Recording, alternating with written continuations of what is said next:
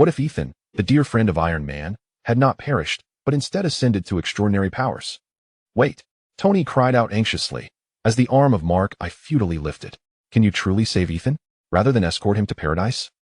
Suspended in midair, Locke gazed down, finally allowing Tony a glimpse of his youthful visage, radiant with divine brilliance.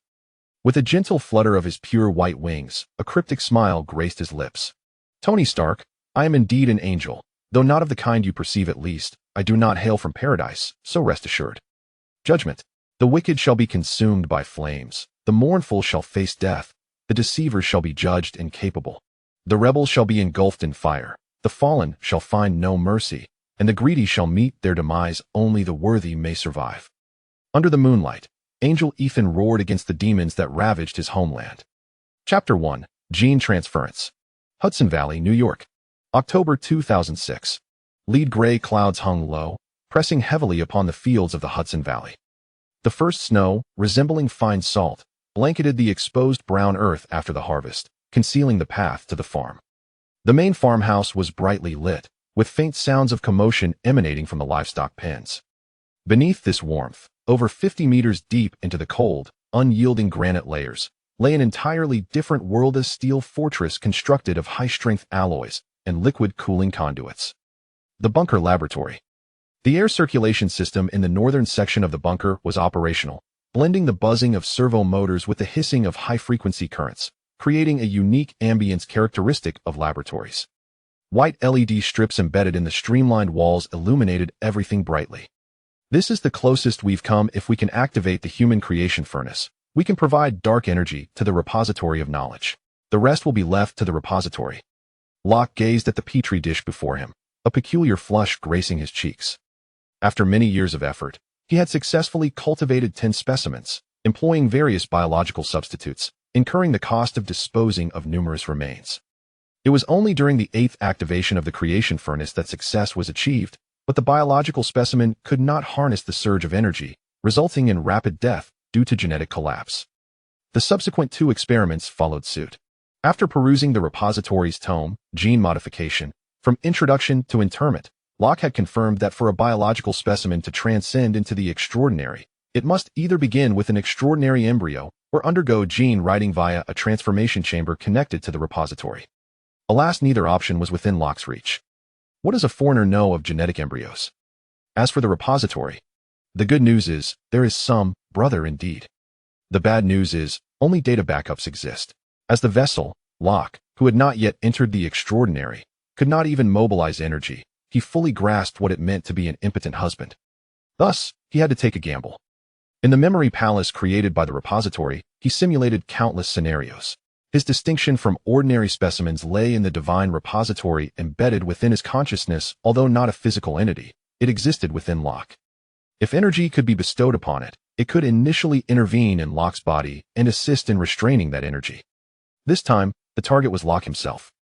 It was perilous, yet Locke had no choice but to wager. 2008 was fast approaching. Let's do this. He injected the reagent into his main vein. Locke felt the searing sensation coursing through his veins, gradually reaching his heart. He stared at the remaining trace of golden liquid in the syringe. His gaze swept over the cascading data on the adjacent screen, his voice hoarse. Yen, save the chart and continuously record my biological signs. Inject the nutrient solution into the transformation chamber. He then bit down on a specially designed oxygenator, shed his clothing, and stepped naked into the cylindrical reinforced glass transformation chamber. The viscous, icy nutrient mixture swiftly enveloped Hymen amalgam of liquid helium at -269°C and high-concentration bioactive nutrients, forcibly fused under a specific magnetic field, sustaining the bare minimum for his life. Now at normal temperature, as his body heat rose, the mixture would rapidly cool, maintaining his temperature in a stable state. The chamber door slowly closed with a hydraulic hiss, isolating him from the outside world. Through the thick glass, he cast one last glance at the values on the screen, took a deep breath, and began to await the reagent's cycle within his body. Late December, on the eve of Christmas Eve. At this moment, the usual order of the laboratory was shattered by an ear-piercing alarm. At the center of the laboratory, within a cylindrical reinforced glass transformation chamber over 3 meters in diameter, Locke floated, his entire being submerged in the viscous mixture. The tranquility of yesteryears had vanished. The speakers atop the chamber screamed frantically, while the rotating red lights of the laboratory cast a hellish crimson hue over the space. Constant temperature system failure for the third time. Attempting to restart failure. On the monitoring screen, the temperature curve of the chamber resembled a stock you purchased, the arrow soaring upward, striving to breach the red zone. Pain. Excruciating pain. It felt as though every cell was undergoing forced stretching, twisting, and reconfiguration within the genetic chain. Burning steel rods pierced through every atomic gap in his body. Beneath Locke's skin, the faint golden tattoos that had surfaced after the injection of the genetic reagent now boiled with fervor. They transformed into molten rivers beneath his flesh, wildly twisting, casting the nutrient solution into a burning blue flame. Under the intense pain, the once dormant Locke finally opened his eyes. The warnings on the screen outside the chamber flashed frantically, the crimson text cold and urgent, each character hammering against his soul. Warning. Telomerase activity index exceeds safe threshold by 512. Chromosomal telomeres abnormally elongated, cell division out of control. Warning. Mitochondrial energy dissipation rate exceeds limits. Core temperature, 97.3 C, 98.1 C, 99.8 C. Warning. Biological molecular bond energy levels in disarray. Protein structural stability on the brink of collapse. Estimated complete dissolution, 47 seconds. Warning. Detection of intense radiation and unknown high-energy particle overflow. Ack. A roar erupted from Locke's clenched jaws, the sound waves rippling through the viscous liquid. He currently felt as though his 206 bones had been hammered repeatedly upon an anvil. The pain in his scapula surpassed imagination, akin to two miniature neutron stars on the brink of gravitational collapse, forcibly wedged into his flesh. Boss. Maximum level emergency. The synthesized voice of the AI, Yin, resonated once more, cold and piercing. The text on the screen scrolled in tandem. Current nutrient solution temperature, 102.4 C, exceeding critical value.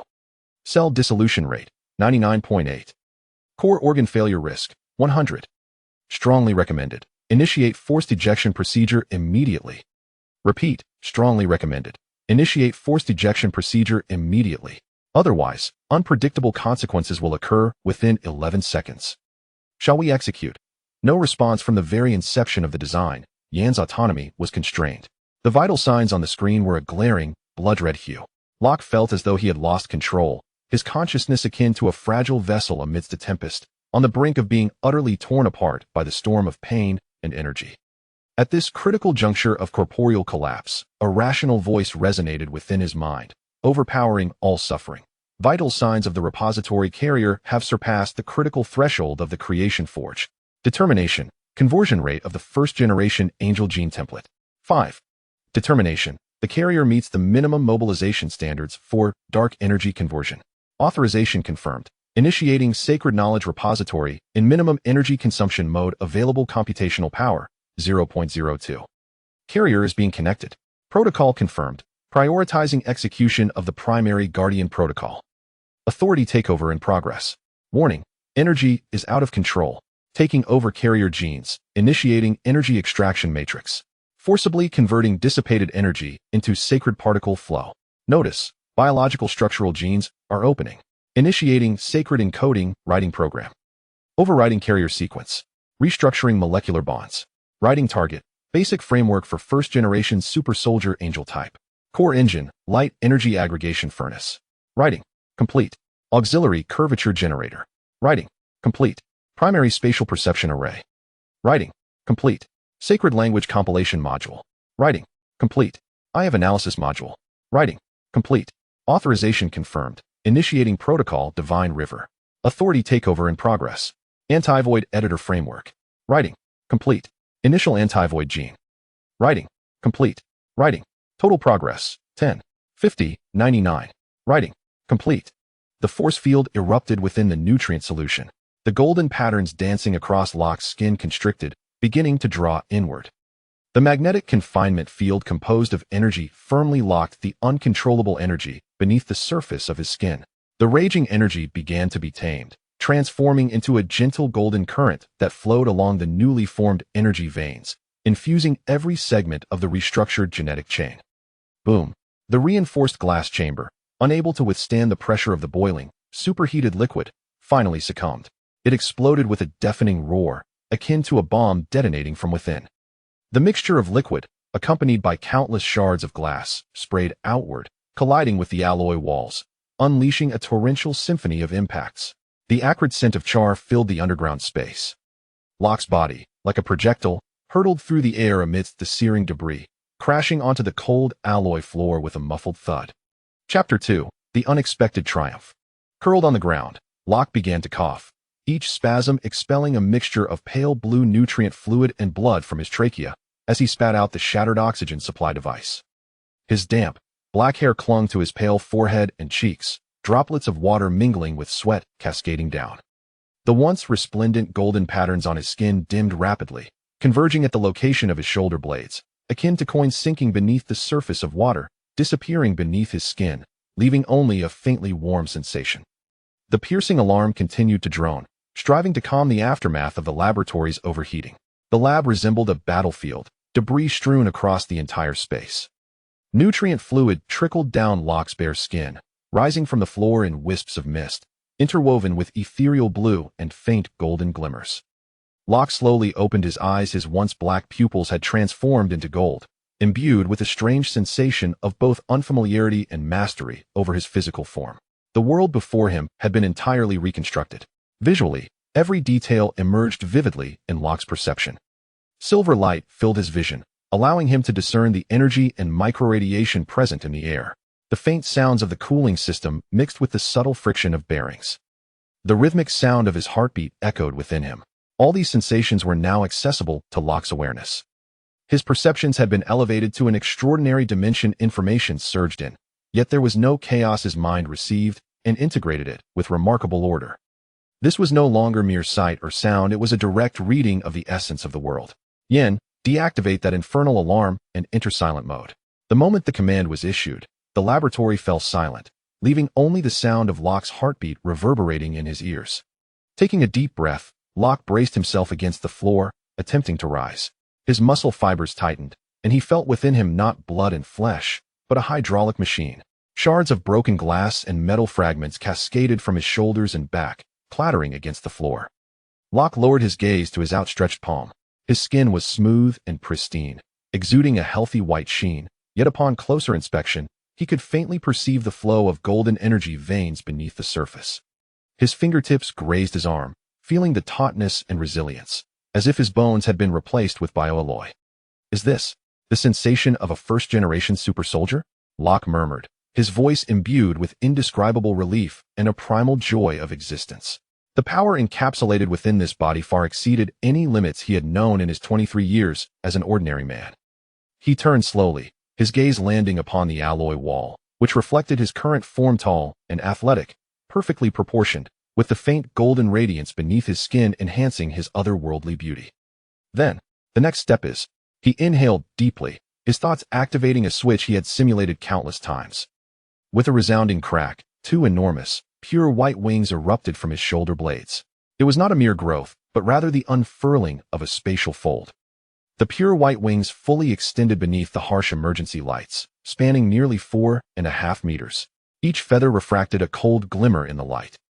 Locke could sense the existence of each feather. These wings were not mere adornments, but a perfect extension of his being, the culmination of advanced biotechnology and energy engineering. Minute vibrations, down to the nanoscale, coursed from the base of each feather, akin to a myriad of sensor arrays capturing every subtle gradient of airflow around him, relaying real-time feedback to his nervous system, constructing an environmental model. Even more astonishing was that he perceived these wings as not just instruments of flight, they were an efficient center for external energy conversion and regulation. They spontaneously drew particles from the ambient radiation, thermal energy, and even the residual energy lingering in the laboratory, transforming it into a gentle, usable power source, continuously supplying energy to his body. He tentatively flapped his wings. The motion disturbed the tranquil air, creating a rush. Incredible. This feeling is simply an instinctive urge surged within Locke, compelling him to shatter the alloy dome above and embrace the sky with his newly formed wings. Yet, the remnants of reason extinguished that impulse. Impulsiveness is a devil. Impulsiveness is a devil. Impulsiveness is a devil. He had just successfully transformed less than 10 minutes ago. Everything was still in its most primitive state. Testing, a more stable, discrete, and comprehensive environment is essential, especially in this Marvel universe, teeming with countless sinister entities. Indeed, Rock Lee, the soul residing within this youthful body, that consciousness known as Li Peng, is not a native of this world. Rewind the river of time to 23 years ago. In the summer of 2018, in Lingnan, Guangfu. At that time, he was an unremarkable young man from the Blue Stars Huaxia Nation. Like many readers, he possessed a humble identity rooted in the bustling heart of the city, with a rural household registration. His family owned a modest collection of self-built houses in a prime urban village, intended for rental.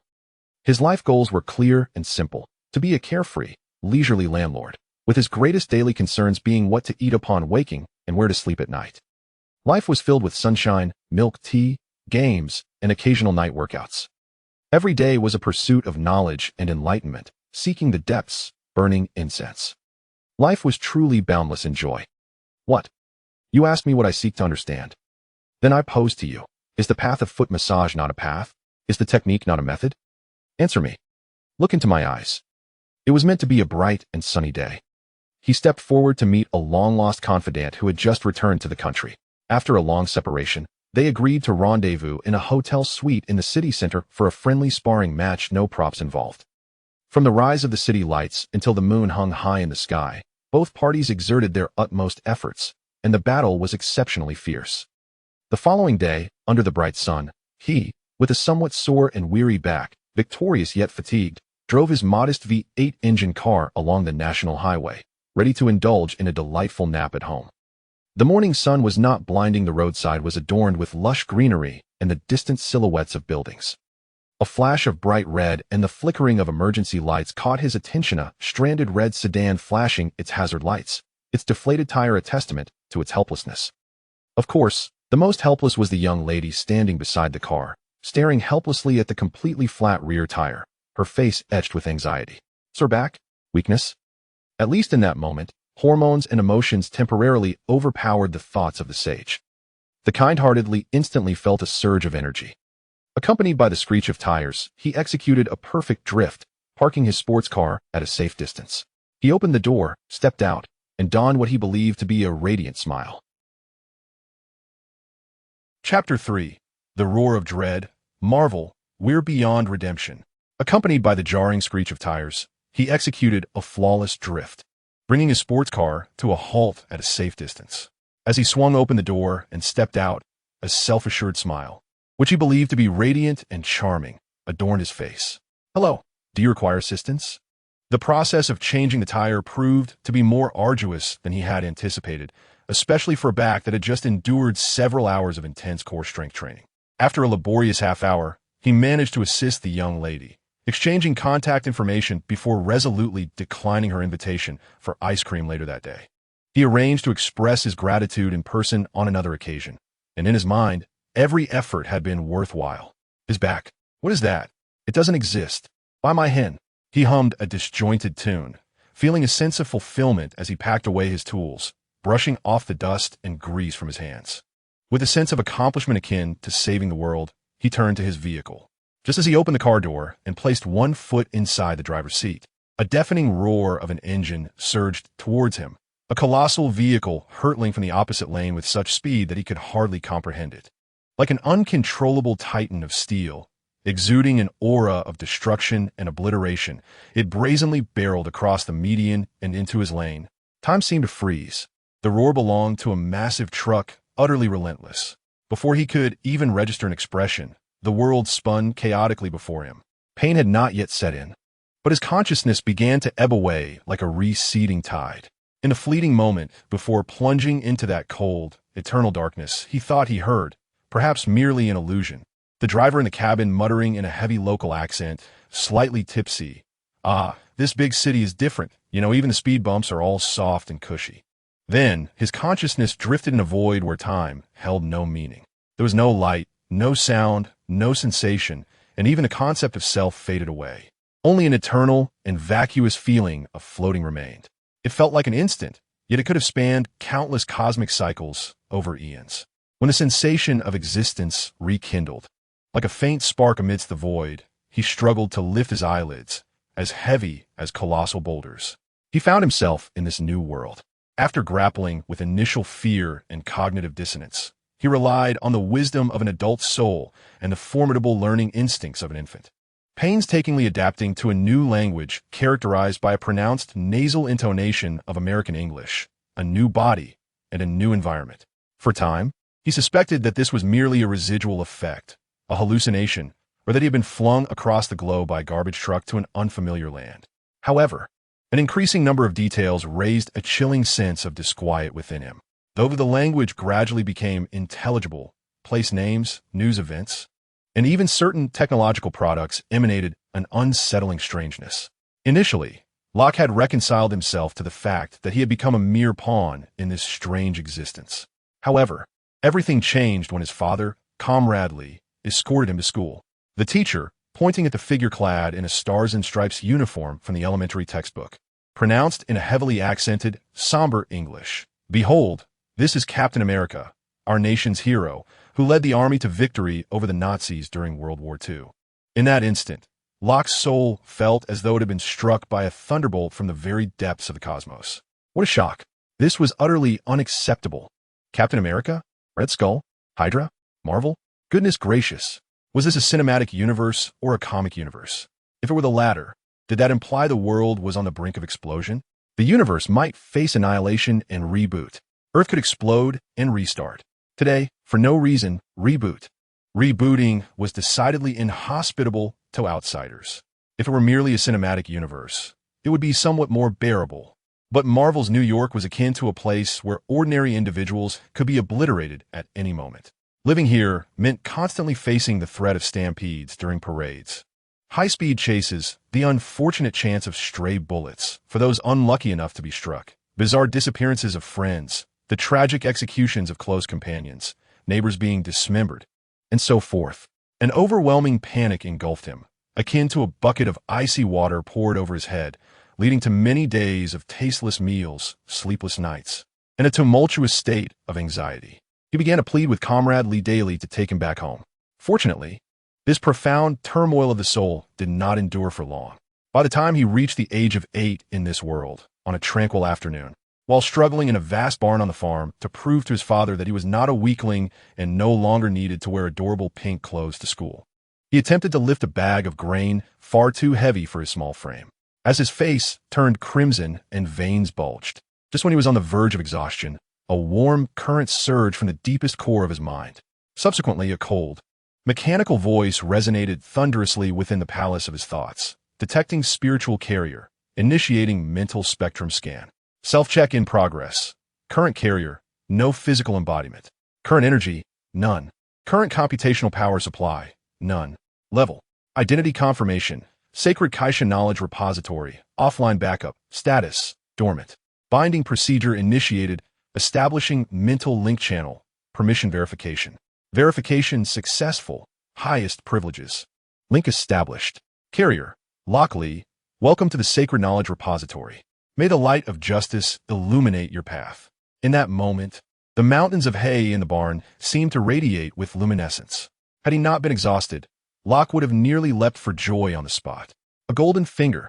The essential golden finger for a traveler had finally arrived. Moreover, it is one of the 2 pinnacle celestial supercomputers within the universe of Super God Academy, the repository of knowledge belonging to the illustrious Queen Kesha. This is akin to placing the button of a nuclear bomb into the hands of primitive man. Ecstasy surged through his very soul like a tsunami. Yet, reason soon regained its dominance. As Locke delved into this treasure trove, reality swiftly doused him with a cold splash of water, simultaneously unveiling a gateway to the realm of the divine.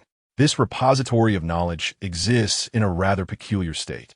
Lacking a physical embodiment, it now resides deep within the recesses of his consciousness. Thus, it does not inhabit the material universe or the entities of dark dimensions. Rather, it resembles a core database backup etched into the depths of his soul. It is temporarily incapable of connecting to or relying upon the dark dimensions of this universe. Nor can it provide the terrifying computational power necessary to drive the motion of galaxies or rewrite the laws of physics. It is more akin to a slumbering giant, possessing vast knowledge yet devoid of the muscular drive to wield it. However, it possesses knowledge, its value far surpassing that of any divine artifact.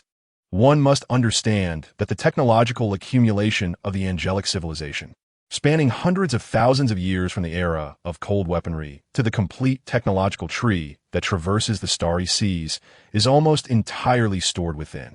From the most fundamental principles of nuclear fusion, material science, and genetic engineering, to theories of higher dimensional spaces, wormhole, traversal technology, stellar energy propulsion, and even the operational logic of the angel's proud divine form and secondary biological engines. There is even knowledge of space-time above space, though these are merely foundational theories.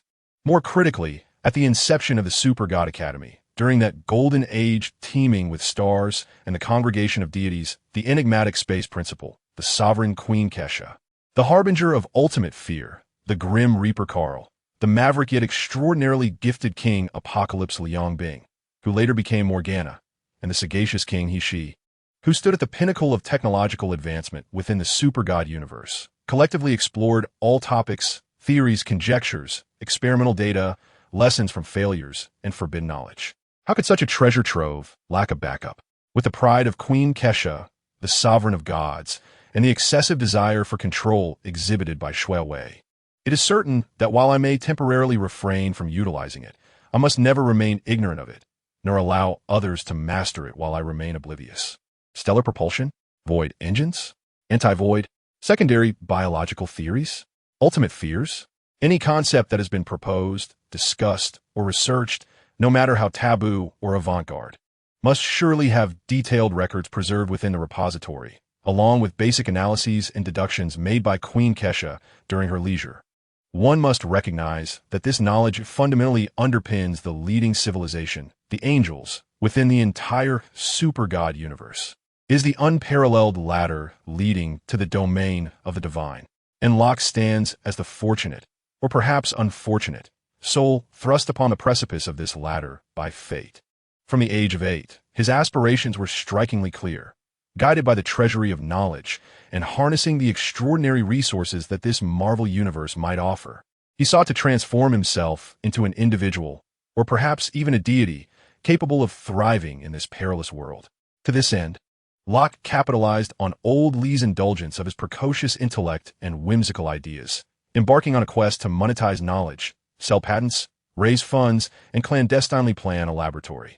Drawing upon the advanced covert engineering techniques and material science provided by the Treasury, he spent years secretly constructing a bunker laboratory deep beneath the farm and, akin to Tony Stark, fashioned an intelligent assistant named Yen. Countless simulations were run, numerous small-scale, perilous experiments conducted, and a multitude of failures endured, all while he made adjustments and optimizations, even brushing against death on several occasions.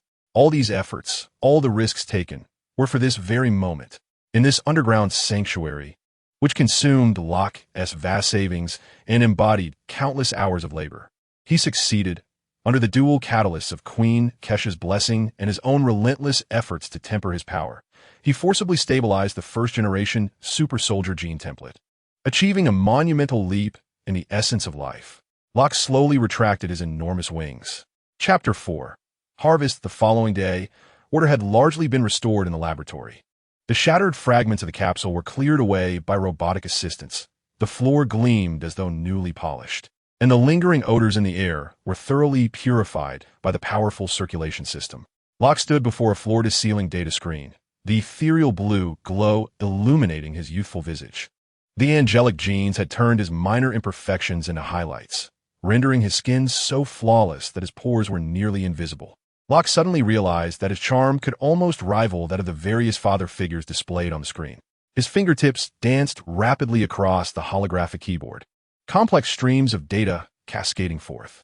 He was meticulously clearing all the data from the previous night while discreetly backing it up to the treasury of knowledge. As this was his first foray into the extraordinary, a milestone worthy of documentation. Yet, this world was fraught with danger. He held little faith in the machines surrounding him, including Yen. After all, the world was indeed perilous, and even at the onset of his journey through the crucible of life, he had severed Yan's external network connections. Caution was never misplaced. Simultaneously, he was connected to external networks, grappling with an avalanche of emails and information accumulated over the past 2 months. Command confirmed. Data archiving complete. Log clearance finished. Yan's synthetic voice resonated with its customary cold efficiency.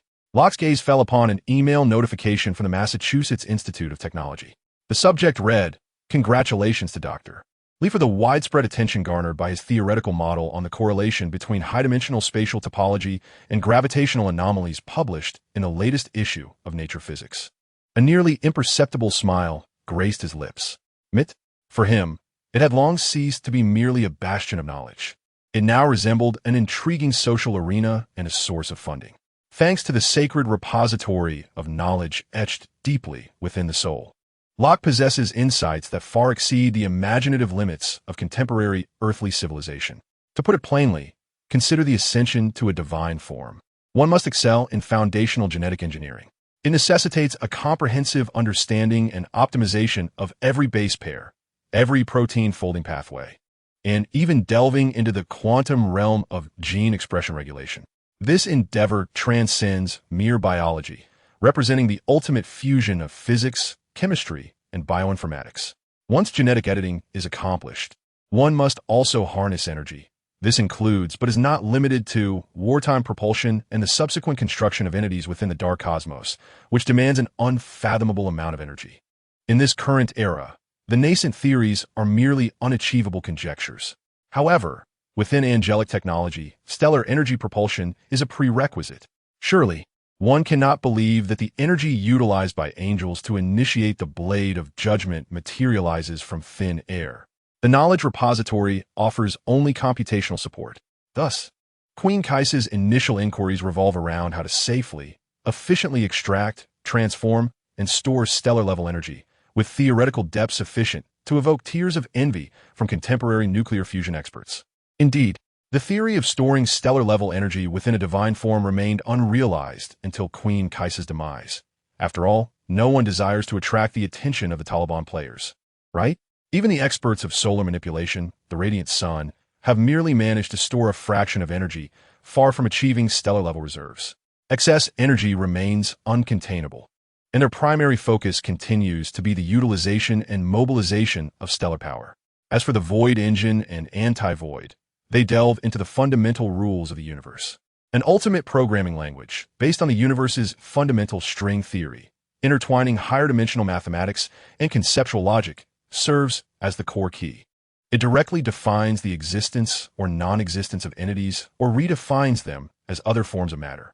This endeavor is undeniably challenging, yet undeniably magnificent. The term grind scarcely encapsulates Locke's state over the past 15 years. It has been a profound conflagration of the soul, a relentless exertion of will. Every night, as the lights of the farm extinguish, his consciousness descends into the realm of thought constructed by the knowledge repository, where the flow of time can be adjusted. There, he may labor for months to derive a stable structure of a genetic chain or expend years comprehending a fragment of data regarding spatial curvature propulsion. Had it not been for that unknown warning sound, he would have long been overwhelmed by this vast, multidimensional knowledge, succumbing to mental collapse. What? You wish to gamble on a 50% chance of survival? No, my friend. Please. Anyone who has driven knows that the steering wheel must be firmly grasped in one's own hands for safety and comfort. Autonomous driving is perilous. Moreover, Locke is not a local. He cannot gamble on the possibility that, should he falter, he would be left without recourse after a cosmic reset. Fortunately, all of his efforts are not in vain, as rewards are soon to follow. At the age of 23, Locke presents himself as the son of a prosperous farmer from New York State.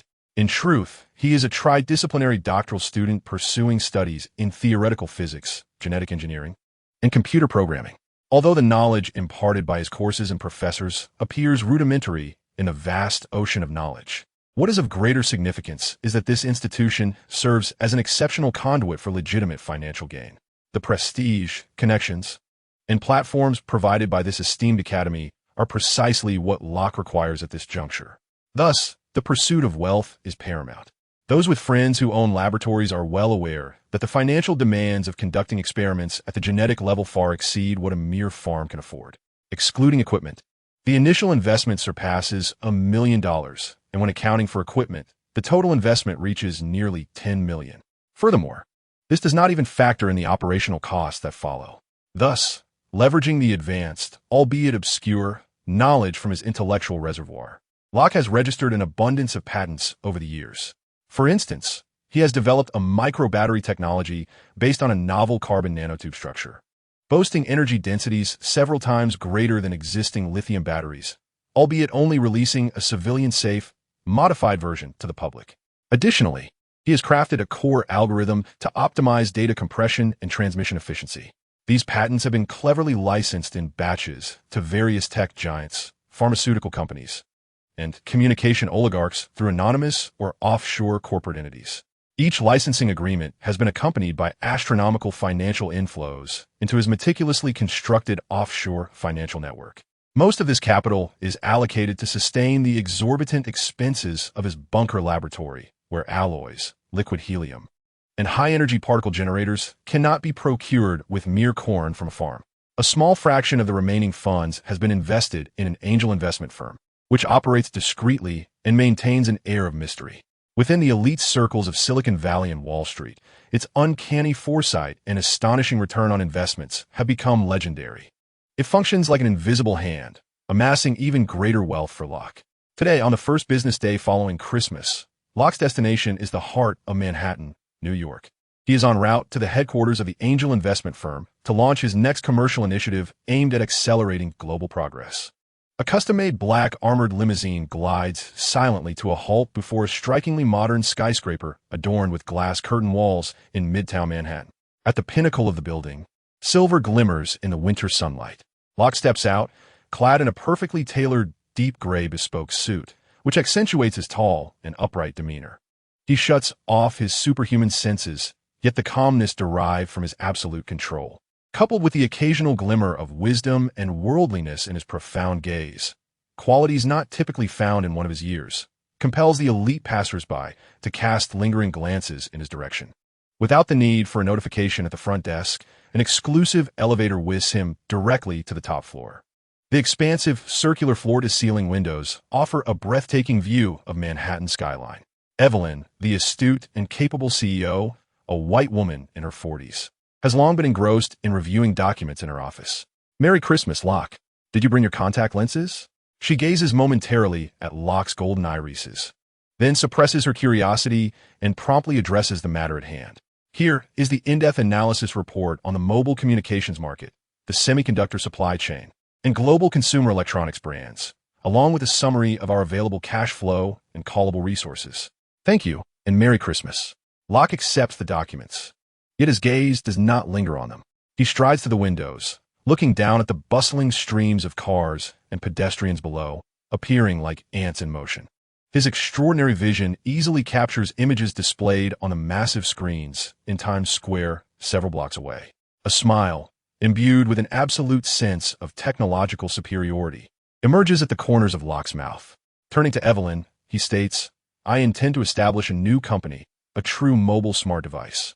He whispers the word smartphone, as if savoring the dawn of an era he is about to usher in. The touchscreen is the cornerstone of interaction. A powerful multi-core processor serves as the brain. High-speed wireless networks function as the veins, and an open, flexible operating system embodies the soul, while a lasting energy supply remains its lifeline.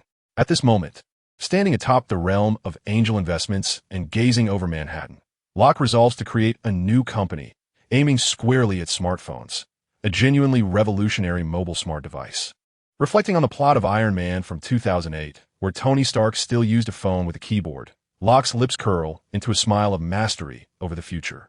Touch screens, powerful processors, intelligent operating systems, and long-lasting batteries could collectively forge a vast industrial chain, accelerating wealth accumulation. Although his current fortune is sufficient for a lifetime of luxury, who would not desire more wealth? Don't you agree? 2 years later, in late January 2008, time seemed to lose its significance. The only testament to the passage of time was Locke's mastery over this angelic super-soldier physique, which had long surpassed its original state. Initially, Locke had contemplated further enhancements to the genes of the second-generation super-soldier, incorporating some remarkable genetic data from Queen Kaisa's collection. However, one night, Unable to resist the temptation, he ventured to the edge of the sun, harnessing the stellar energy to empower himself. To be honest, it nearly resulted in catastrophe. Yet, he survived the perilous leap. Emerging as the second-generation super-soldier, Locke, he dared not return. The Taliban were truly terrifying. The foundational close-combat algorithms of the Angel, inherited from ancient battle angels, intricately blended mechanics and energy utilization into exquisite martial techniques, deeply etched in his neural reflexes, requiring no conscious thought, only the will to act. The manipulation of energy became instinctual. A radiant sphere of light coalesced in his palm, as brilliant as a miniature sun, while beams of energy flowing from his fingertips were as precise as a surgeon's scalpel. The ability to perceive space has undergone a qualitative leap. As an angelic second-generation warrior, his individual genes are not inherently favored by space or wormholes. However, with the computational support of the knowledge base and the various algorithms optimized by Queen Kaisa, inherited from the legacy of the Apocalypse King, he is not only capable of perceiving the folds of space, but can also perturb it to a degree, enabling short-distance, high-energy spatial jumps through wormholes. Most importantly, he has also developed the anti-void technology. He had initially embedded the framework within the genes of the first generation, primarily as a matter of algorithmic complexity. Although his computational speed is typically limited to 4 frames, it can reach 8 frames in the overclocked state of the knowledge repository. Locke has a knack for naming things, though he finds himself lacking in creativity. Nonetheless, Hero Core has a nice ring to it. The reason for relying on the Hero Core is akin to a person's proficiency in both manual and automatic transmissions. In most instances, individuals still opt for the automatic mode. The scene of Gus Shaolin negotiating with Reina, casually crafting a chair, exuded a certain charm. Based on the initial applications of the anti-void technology and secondary engines, he has constructed a portion of the repository's physical foundation within his dark universe, which now provides him with 2% of the necessary computational power. He once questioned whether the dark universe existed solely within the realm of the transcendent. It is essential to note that in the world of the transcendent, particularly among angels, nearly all combat prowess derives from computational strength. Perhaps your divine physique is formidable, yet at most, it matches the early stages of Gus Shaolin. In stark contrast, consider the formidable prowess of one who possesses enhanced computational power and external support, effortlessly dispatching the Howling King in a mere gesture, a true early-stage demigod. This captivated even his sister-in-law Lingxi. Thus, the augmentation of computational power remains crucial. One need only observe the aftermath of Queen Kaisa's explosion, her expression aloof, as her diminutive wings and skirts became soft and yielding. However, when he utilized himself as a detector, mobilizing the dark matter evenly distributed around him, he finally grasped that the so-called dark universe is merely a space, or perhaps better termed as subspace, that overlaps with reality, differing solely in dimensional existence. Consequently, this era cannot be effectively measured against the reality experienced in Locke's previous life. Currently, Locke does not yet possess the strength of the third-generation angels, who are predominantly empowered by computational capabilities. Nevertheless, before the Iron Man incident, Earth's extraordinary beings had not yet entered their explosive phase, allowing him a measure of self-preservation. Yet, although the computational power of the repository is modest, it is exclusively dedicated to his use. He could effortlessly deal with other second-generation beings or third-generation counterparts lacking computational support. How delightful! Chapter 5. The beginning of the plot. You drew my attention to Tony Stark. Now, a situation has arisen. Suddenly, Yan's voice echoed in Locke's ears as he reclined in an office chair atop the headquarters of Pineapple Mobile. Locke rolled his eyes in response, not literally rolling his eyes. Mind you, it is a traditional skill of angels. He summoned the visual data flow. The images retrieved from his consciousness violently shook, filled with choking dust and explosive flames, set against the backdrop of Afghanistan's desolate mountains. The title text was as glaring as blood. Breaking news. Stark Industries. Tony Stark was ambushed by unidentified armed militants after a weapons demonstration in Kandahar, Afghanistan. The convoy was completely annihilated, and Stark himself has confirmed his abduction, leaving his fate uncertain. Stark Industries' stock plummeted by 35 at the opening, inciting a wave of panic selling in the market. The image of Tony Stark's irreverent face loomed over the serious backdrop of a news anchor. Finally, it has arrived. Locke's voice resonated in the absolute silence of the office, his golden eyes gleaming with excitement. Yin, contact Angel Investments immediately. Connecting. Please hold, came Evelyn's voice.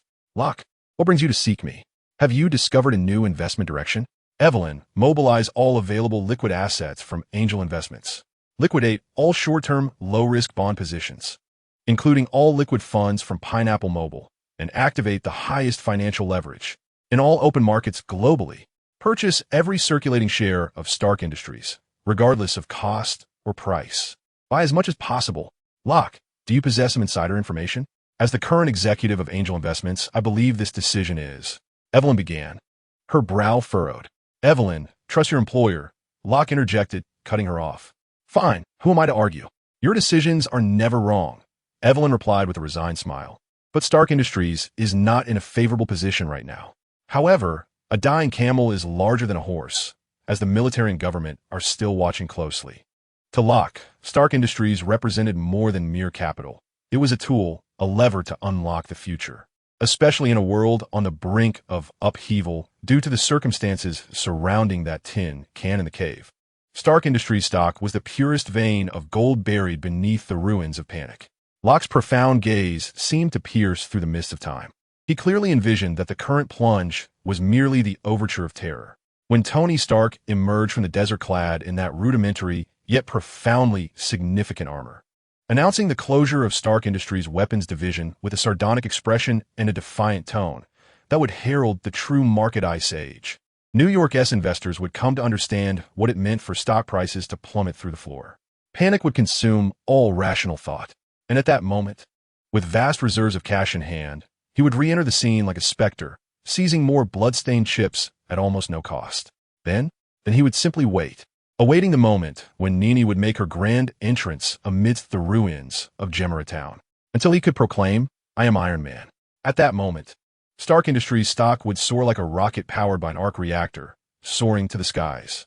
And he, Locke Lee, could enjoy a live-action film version of this financial legend starring Tony, reaping the extraordinary wealth it would bring. Having concluded this financial assault capable of creating monumental waves on Wall Street, Locke effortlessly shifted his thoughts back to the mundane. He casually tapped a few keys on the control terminal in the laboratory, swiftly dispatching 2 emails that bore nearly identical content. Their language succinct to the point of seeming perfunctory. Recipient: Evelyn, Angel Investor, Advisor. Department of Physics. Subject: Notification of absence content.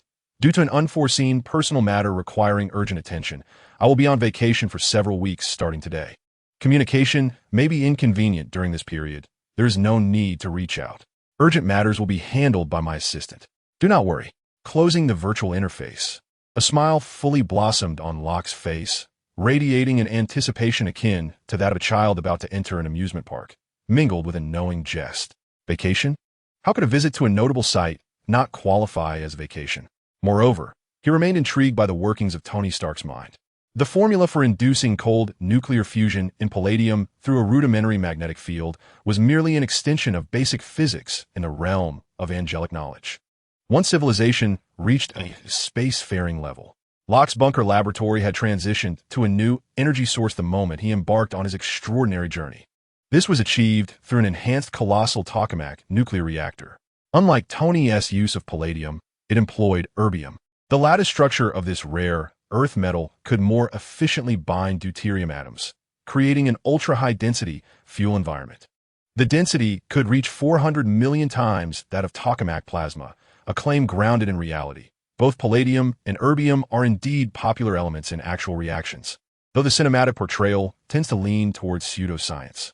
Moreover, the electrons within the lattice, through the Coulomb screening effect, mitigated the repulsive forces between atomic nuclei, facilitating nuclear fusion of deuterium at room temperature.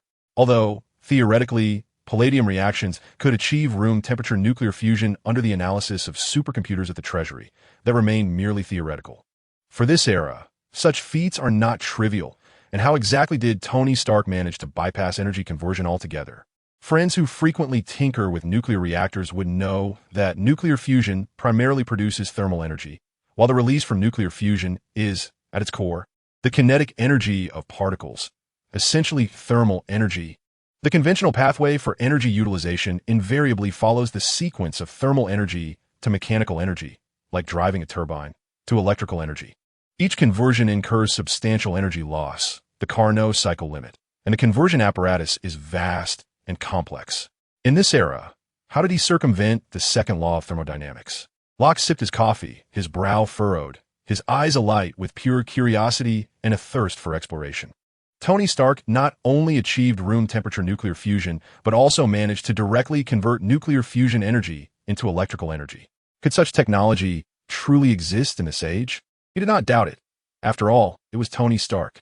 He was merely curious as to how the technological tree of Earth in this era had been so forcefully branched into this seemingly impossible avenue by Tony. Location: Afghanistan, eastern Kandahar province, in a nameless mountain range forgotten by God, ruled by sand and rock. Objective: to secure front row seats and witness the rebellious genius Tony Stark. A figure destined to alter the world's paradigm. Forge an epic-defining suit of armor from a mere collection of missile parts and scrap metal under the menacing gaze of terrorists. This handcrafted lesson in a cave, destined to be inscribed in history, is an opportunity not to be missed by me, Locke Lee.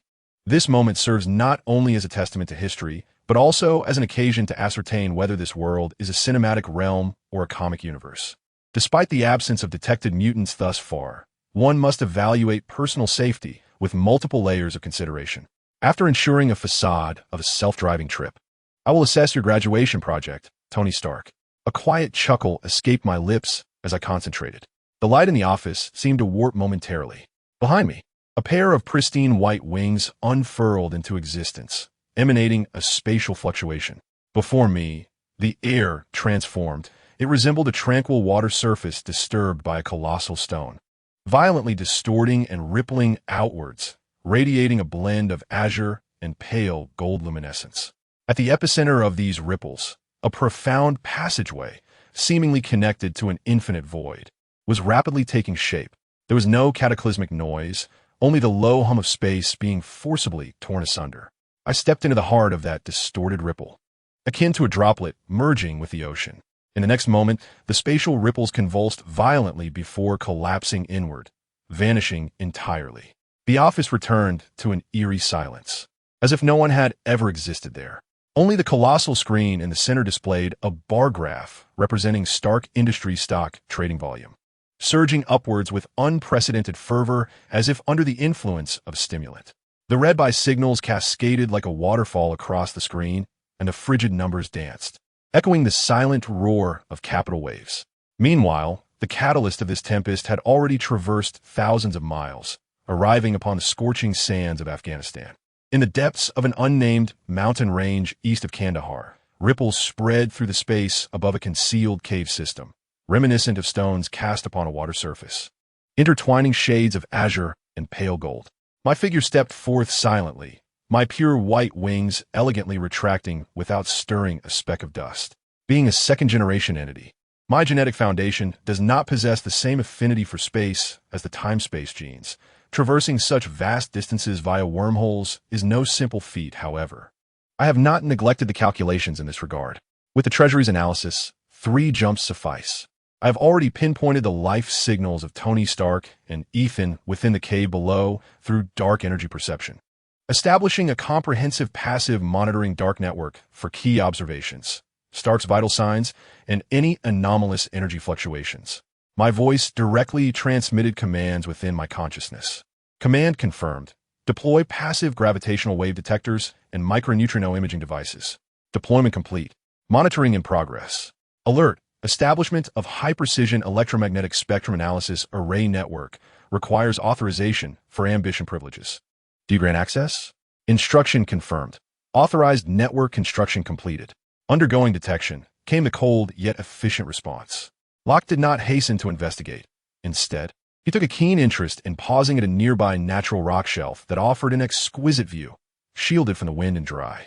He extended his finger, establishing a mental connection with the core. With a mere 2% of the Treasury's computational power at his disposal, the rock wall began to contour and reorganize as if it were alive. The space, under his will, was artfully distorted and folded, constructing a rudimentary observation post imperceptible to the naked eye, yet capable of blocking all external detection. Within, an ergonomically designed recliner, crafted from the reconstituted rock, gradually materialized, accompanied by a glass of chilled juice exuding a refreshing chill. He reclined comfortably, not a mere figment of imagination, but a creation drawn from subspace, utilizing energy to swiftly dissipate surrounding heat and maintain a cooling effect. As Locke lay back, it felt akin to preparing for a performance he had witnessed countless times before. It remained intriguing. Chapter 6. The worker bee prepares to go online. The rock wall and stone mill, under the relentless sun, became scorching hot. Yet this did not affect Locke in the slightest. The scene within the cave was crisply projected onto his retina through a passive monitoring network, every detail discernible. Tony, having just undergone a chest operation, lay unconscious on a makeshift bed, an unsightly electromagnet embedded in his chest. Ethan busied himself nearby, his face etched with fatigue and worry. However, Locke's gaze pierced through the surface, honing in on the rudimentary car battery pack Ethan was using to sustain Tony's life. Quite a pitiful sight, Locke mused. But what truly captivated him was the brain of Tony Stark, often referred to as the man cursed by knowledge. Time flowed as Locke immersed himself in constructing the genetic blueprint of the third generation within his consciousness. 2 weeks later, Tony finally struggled to rise from his weakness, the flame of survival and creation igniting in his caramel-colored eyes. The subsequent 2 days transformed into a genuine science fiction moment in Locke's eyes. He observed Tony, his hands smeared with grease, almost brutally disassembling missile components. He listened as Tony commanded Ethan's assistance, blending English, slang, and formulas in his directives. He sensed Tony fashioning a rudimentary yet exquisitely ingenious circular magnetic confinement system from simple coils and magnets. When Tony ultimately embedded the palladium core into the rough center of that circle and successfully initiated it, even through thick rock layers and spatial shielding, Locke distinctly perceived a minuscule yet supremely pure pulse of energy. It was accomplished. Simultaneously, monitoring data cascaded before Locke like a waterfall. Reaction type: controllable palladium cold fusion confirmed. Energy output: stable peak of 3 billion joules per second, equivalent to the output capacity of a small nuclear power plant.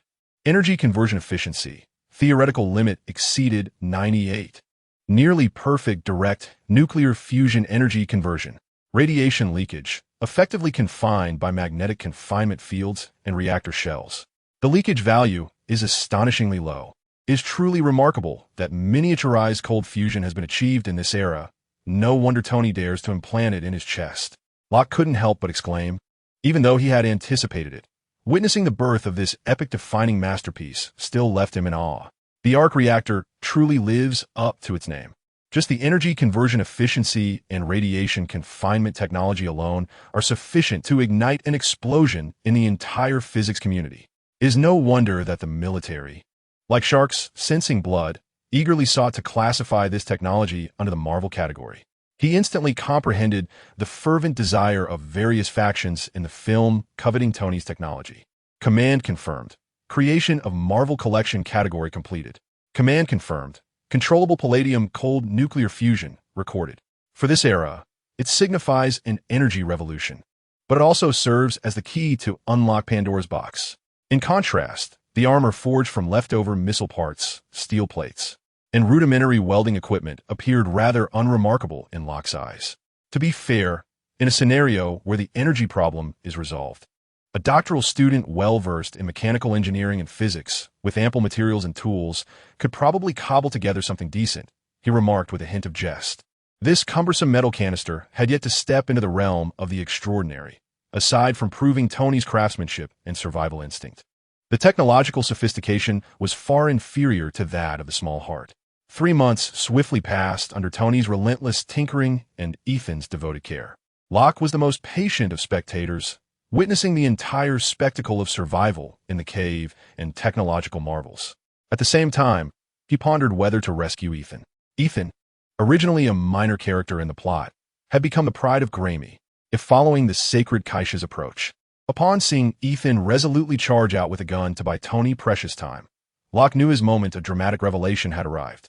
At the cave's entrance below, gunshots, explosions, and cries of anguish mingled. When Tony finally completed the last system integration and burst forth from the cave, fueled by rage and the roar of hydraulic assistance, what met his eyes was Ethan, collapsed in a pool of blood, a bullet wound piercing through his chest, gasping for breath. "No, Ethan!" Tony's anguished scream echoed through the vast valley, filled with grief, guilt, and helplessness. The heavy armor hindered his ability to bend down, leaving him powerless to watch his savior drift towards death. Just at that moment, as despair enveloped the scene, a calm voice resonated deep within Tony's ear, overpowering the hum of the armor and the distant sporadic gunfire. "Do you wish to save him?" Tony abruptly looked up, his caramel-colored eyes widening in shock. There, against the blinding light of the rising sun, a figure was slowly descending from the sky. The pure white wings, shimmering with a cold light, unfurled beneath the sun, their edges refracting a divine, yet frigid halo. The sunlight outlined the figure's tall and perfect silhouette, yet the face remained obscured. Only an otherworldly, vast, and tranquil aura could be felt emanating from him. "My hair." Tony's voice altered within the confines of his armored helmet. "An angel? Wait, my angel is a man?" Following the initial shock, a wave of elation and urgency washed over him, akin to grasping a lifeline. "No, that is not important. Can you save him? Please, just tell me what you need from me. Anything, as long as I can do it or pay the price." Loki hovered several meters in front of Tony, his wings gently stirring the air around him. He was thoroughly pleased with his entrance, mysterious, powerful, and embodying the perfect savior's pose. It was simply exquisite. "You need not do anything." Loki's voice carried a soothing authority. "Instead, pursue whatever you desire. Cleanse this place of its filth for justice, or perhaps for yourself and Ethan." As for him, Loki's gaze fell upon the faintly breathing Ethan. "Leave that to me." Before the words had fully escaped his lips, Loki's form flickered and appeared beside Ethan as if teleporting. He did not bend down, but simply extended his right hand, palm facing downward, enveloping Ethan's body in a gentle golden glow. With the computational support of the Treasury, he instantaneously assessed Ethan's condition. Consciousness communication initiated. Maintain life state. Directive: ordinary male. Current state: critically injured. Analysis complete. Foreign object penetrating lung. Life directive activated. In the next moment, the gravely wounded Ethan began to float as though bereft of weight, lifted by an invisible force field to rest beside Loki. "Wait," Tony exclaimed anxiously, his arms futilely lifted. "Can you really save him, and not just take him to heaven?" Loki looked down, finally allowing Tony to perceive his youthful yet divinely radiant visage. A knowing smile graced his lips. "Heaven? Rest assured, Tony Stark, I am indeed an angel, though not of the kind you envision. At least, I do not hail from heaven. You shall see each other again. Oh, and after resolving everything here, head east. You shall be saved." No sooner had he spoken than the space before Loki twisted violently once more. Ripples of deep blue and pale gold swiftly expanding to form a profound passageway. With the levitating Ethan in tow, he stepped into it, his figure alongside the spatial ripples vanishing in an instant, leaving only the scorching sunlight and a bewildered Tony Stark, whose heart was tumultuous with emotion. In the bunker laboratory, now at a depth bordering the mantle, a space of absolute secrecy unfolded as the passageway stabilized and faded within the core area of the laboratory. Loki gently placed the floating Ethan on a platform made of active alloys at the center. The bunker laboratory had transformed beyond recognition. After Locke mastered the ability to stabilize spatial leaps, he decided to relocate the entire laboratory deep within the Earth's crust, close to the high-pressure, high-temperature regions of the mantle. Utilizing the natural geothermal barrier and his formidable spatial shielding technology, he severed all physical connections with the surface. Entering and exiting? Could he not simply create a wormhole? Observing Ethan, who was gravely ill on the platform, Locke's expression grew contemplative. Should he save him and then return him to Nini? This fellow was rather decent. It was high time to recruit some laborers for himself. Aha, an efficient, loyal legion capable of managing various tasks. A smirk curled at the corner of his mouth as his gaze swept over Ethan. This one was commendable, resilient in spirit, a worthy investment.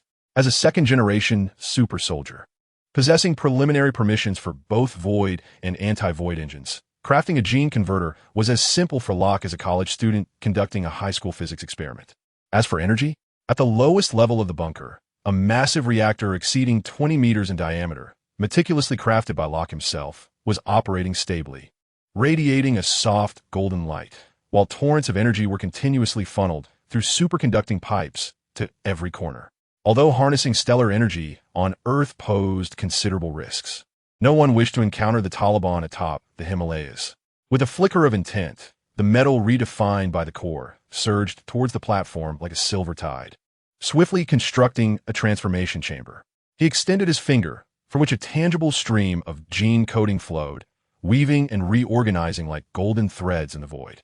A simplified yet stable gene framework for a first-generation super soldier was rapidly edited, removing unnecessary engines while enhancing combat instincts, implanting loyalty directives and knowledge infusion, fortifying basic physical attributes, ensuring energy affinity, and, most crucially, enabling the reception of sacred coding and fundamental computational abilities. Go forth. Locke injected the edited gene framework data stream into the control core of the transformation chamber.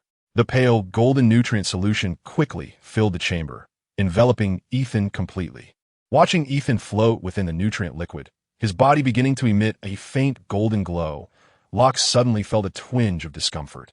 He touched his chest, where he could almost recall the excruciating experience of his own first-generation transformation, the agony of shattered bones, energy consuming his body, and the hellish suffering within liquid helium. Goodness, he thought, I had traversed the gates of hell several times before emerging. How is it that for him, it feels akin to soaking in a hot spring? An indescribable sense of bitterness surged within him. Even Locke, who had stepped into the realm of the extraordinary, could not help but envy another's fortune. Indeed, Locke felt quite envious. Chapter 7. The Adventures of Princess Nini time rewinds to Afghanistan, east of Kandahar, when that figure, adorned with divine radiance and magnificent wings, vanished with Ethan amidst the distorted ripples of space. The last taut string in Tony Stark's heart snapped, giving way to a deeper sense of worry. Just moments ago, overwhelmed by a surge of emotion, he had no time to ponder or inquire about the nature of that entity. Was it a deity? An angel? Where else could angels exist beyond heaven?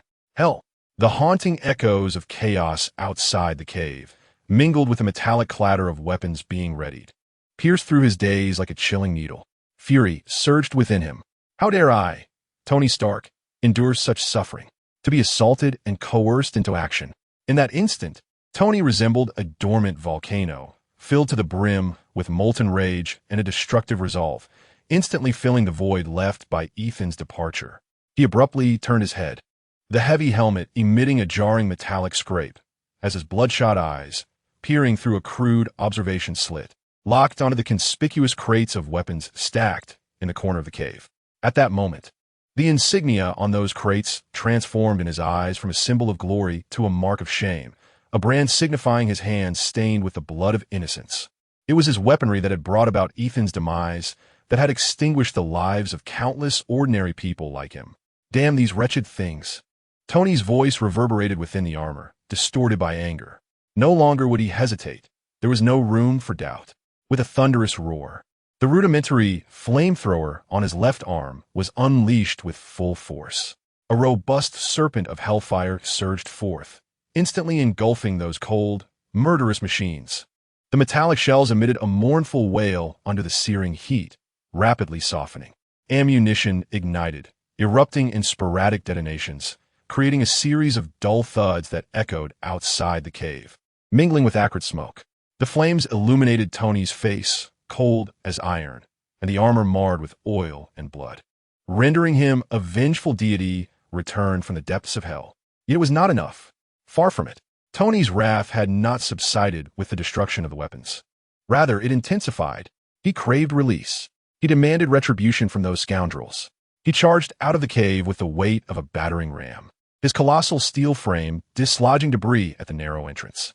Outside, the remaining terrorists gazed in terror at the sudden appearance of this metallic behemoth, their AK-47s spitting fire wildly, bullets hammering against the armor like a torrential downpour, creating a cacophony reminiscent of hail striking iron, sparking countless embers.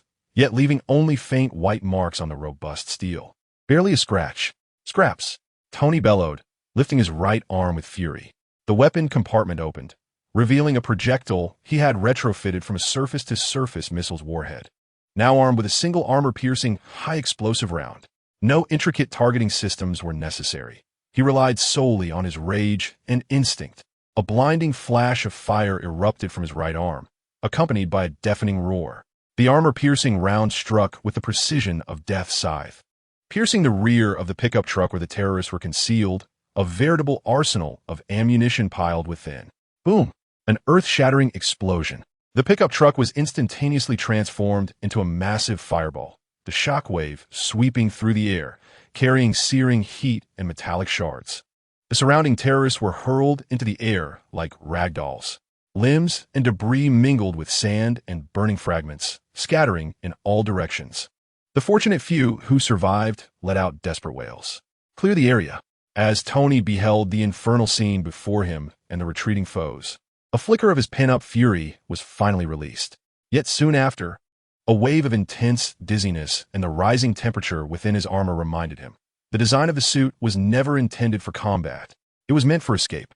The overcharged flamethrower seared through the leather, scorching his hand. It was time to go. Gritting his teeth, Tony cast his gaze toward the vast, desolate desert. He needed to flee this damned hellhole as swiftly as possible.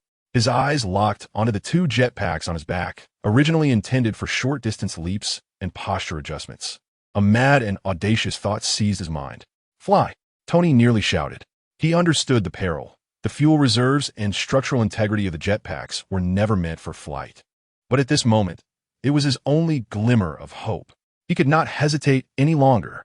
He yanked the emergency activation pin of the jetpack and, with resolute determination, pressed down hard on the ignition button.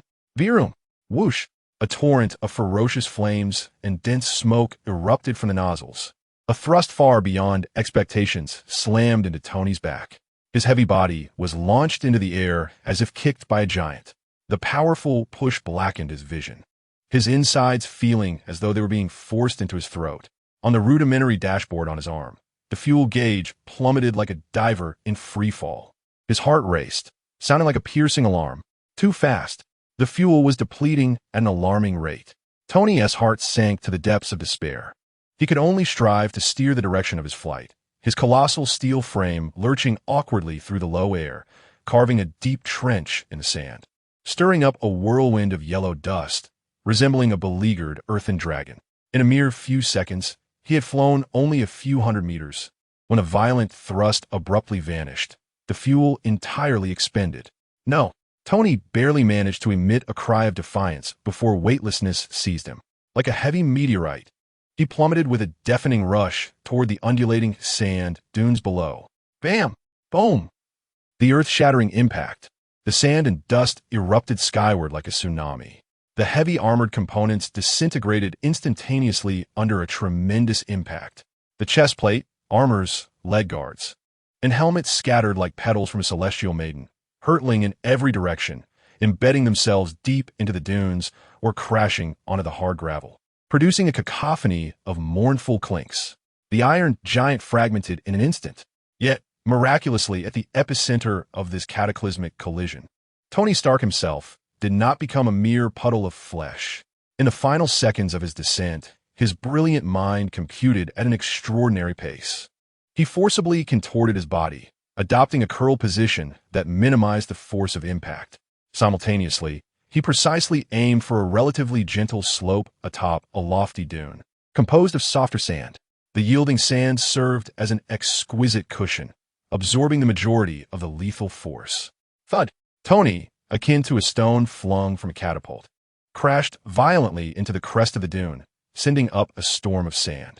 The immense kinetic energy transformed him into a rapidly spinning top, tumbling and sliding down the sandy slope, leaving behind a long, twisted trail until he finally came to a halt at the base of the dune.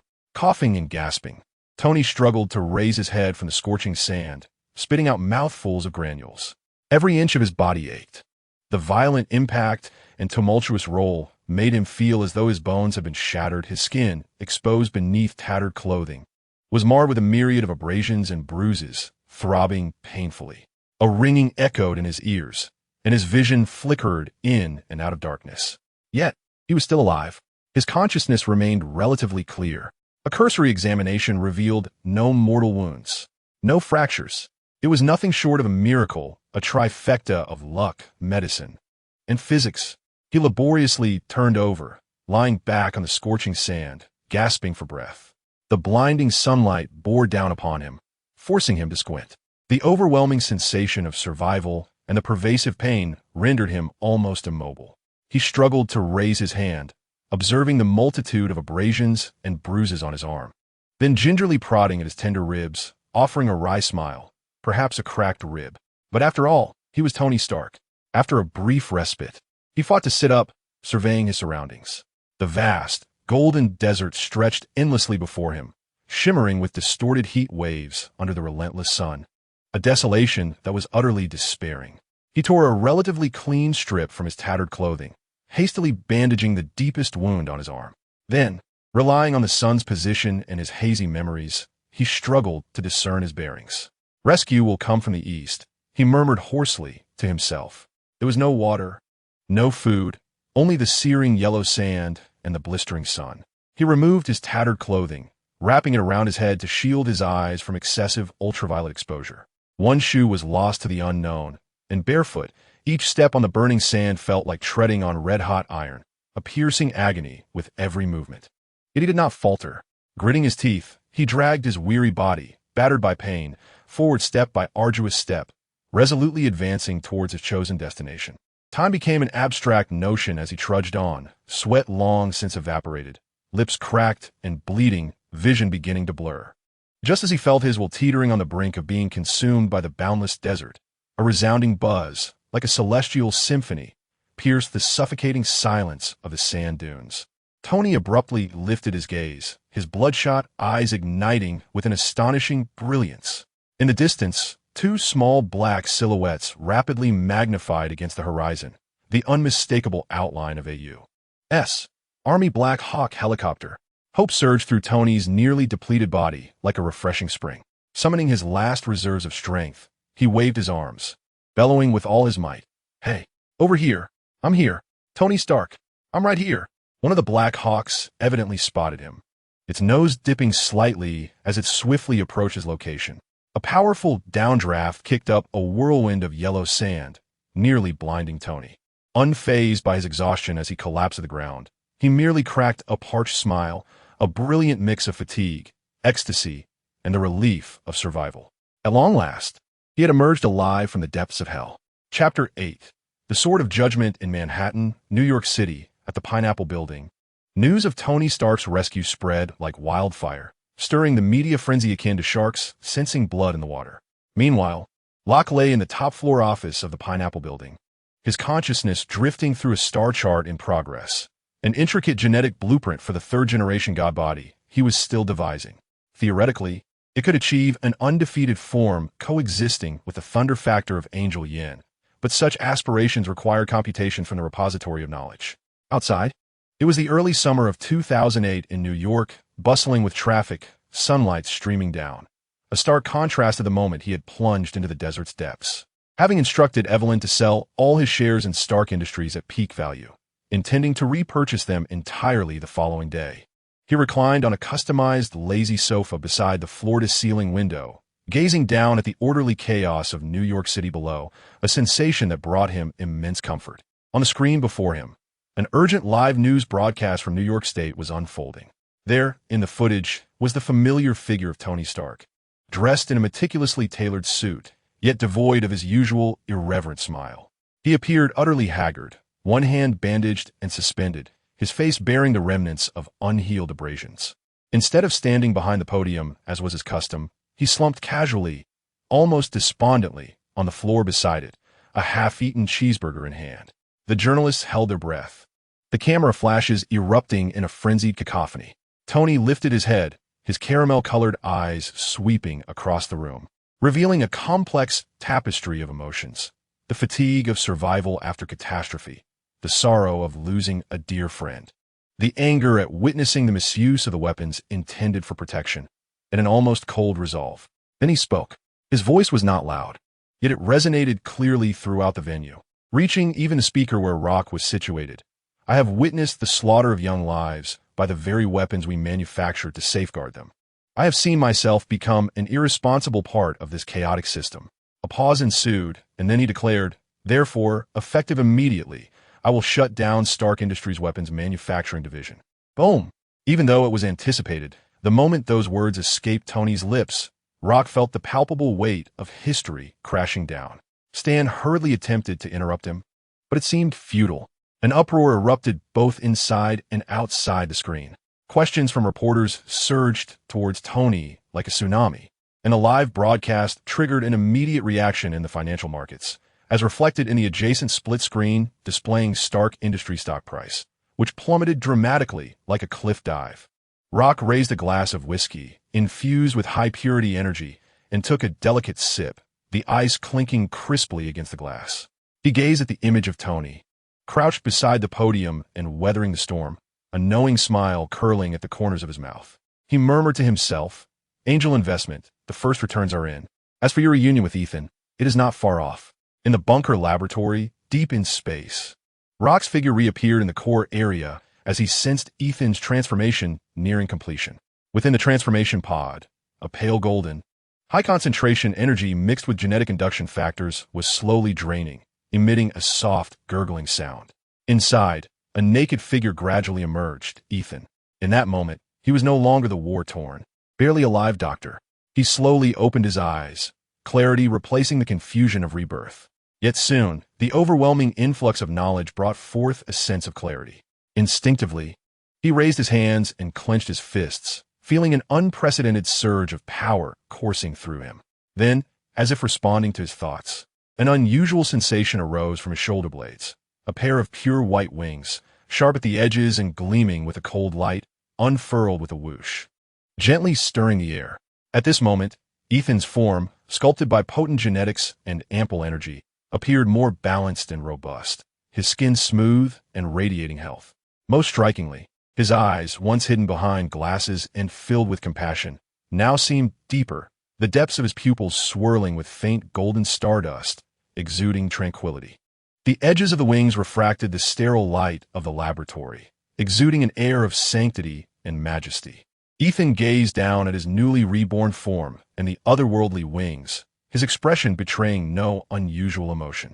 Back in Afghanistan, he had been willing to charge out with a weapon in hand. In truth, he had long since lost any sense of purpose in life. His homeland had been ravaged by war, and his family, his loved ones, his hometown had been reduced to ashes by the flames of conflict.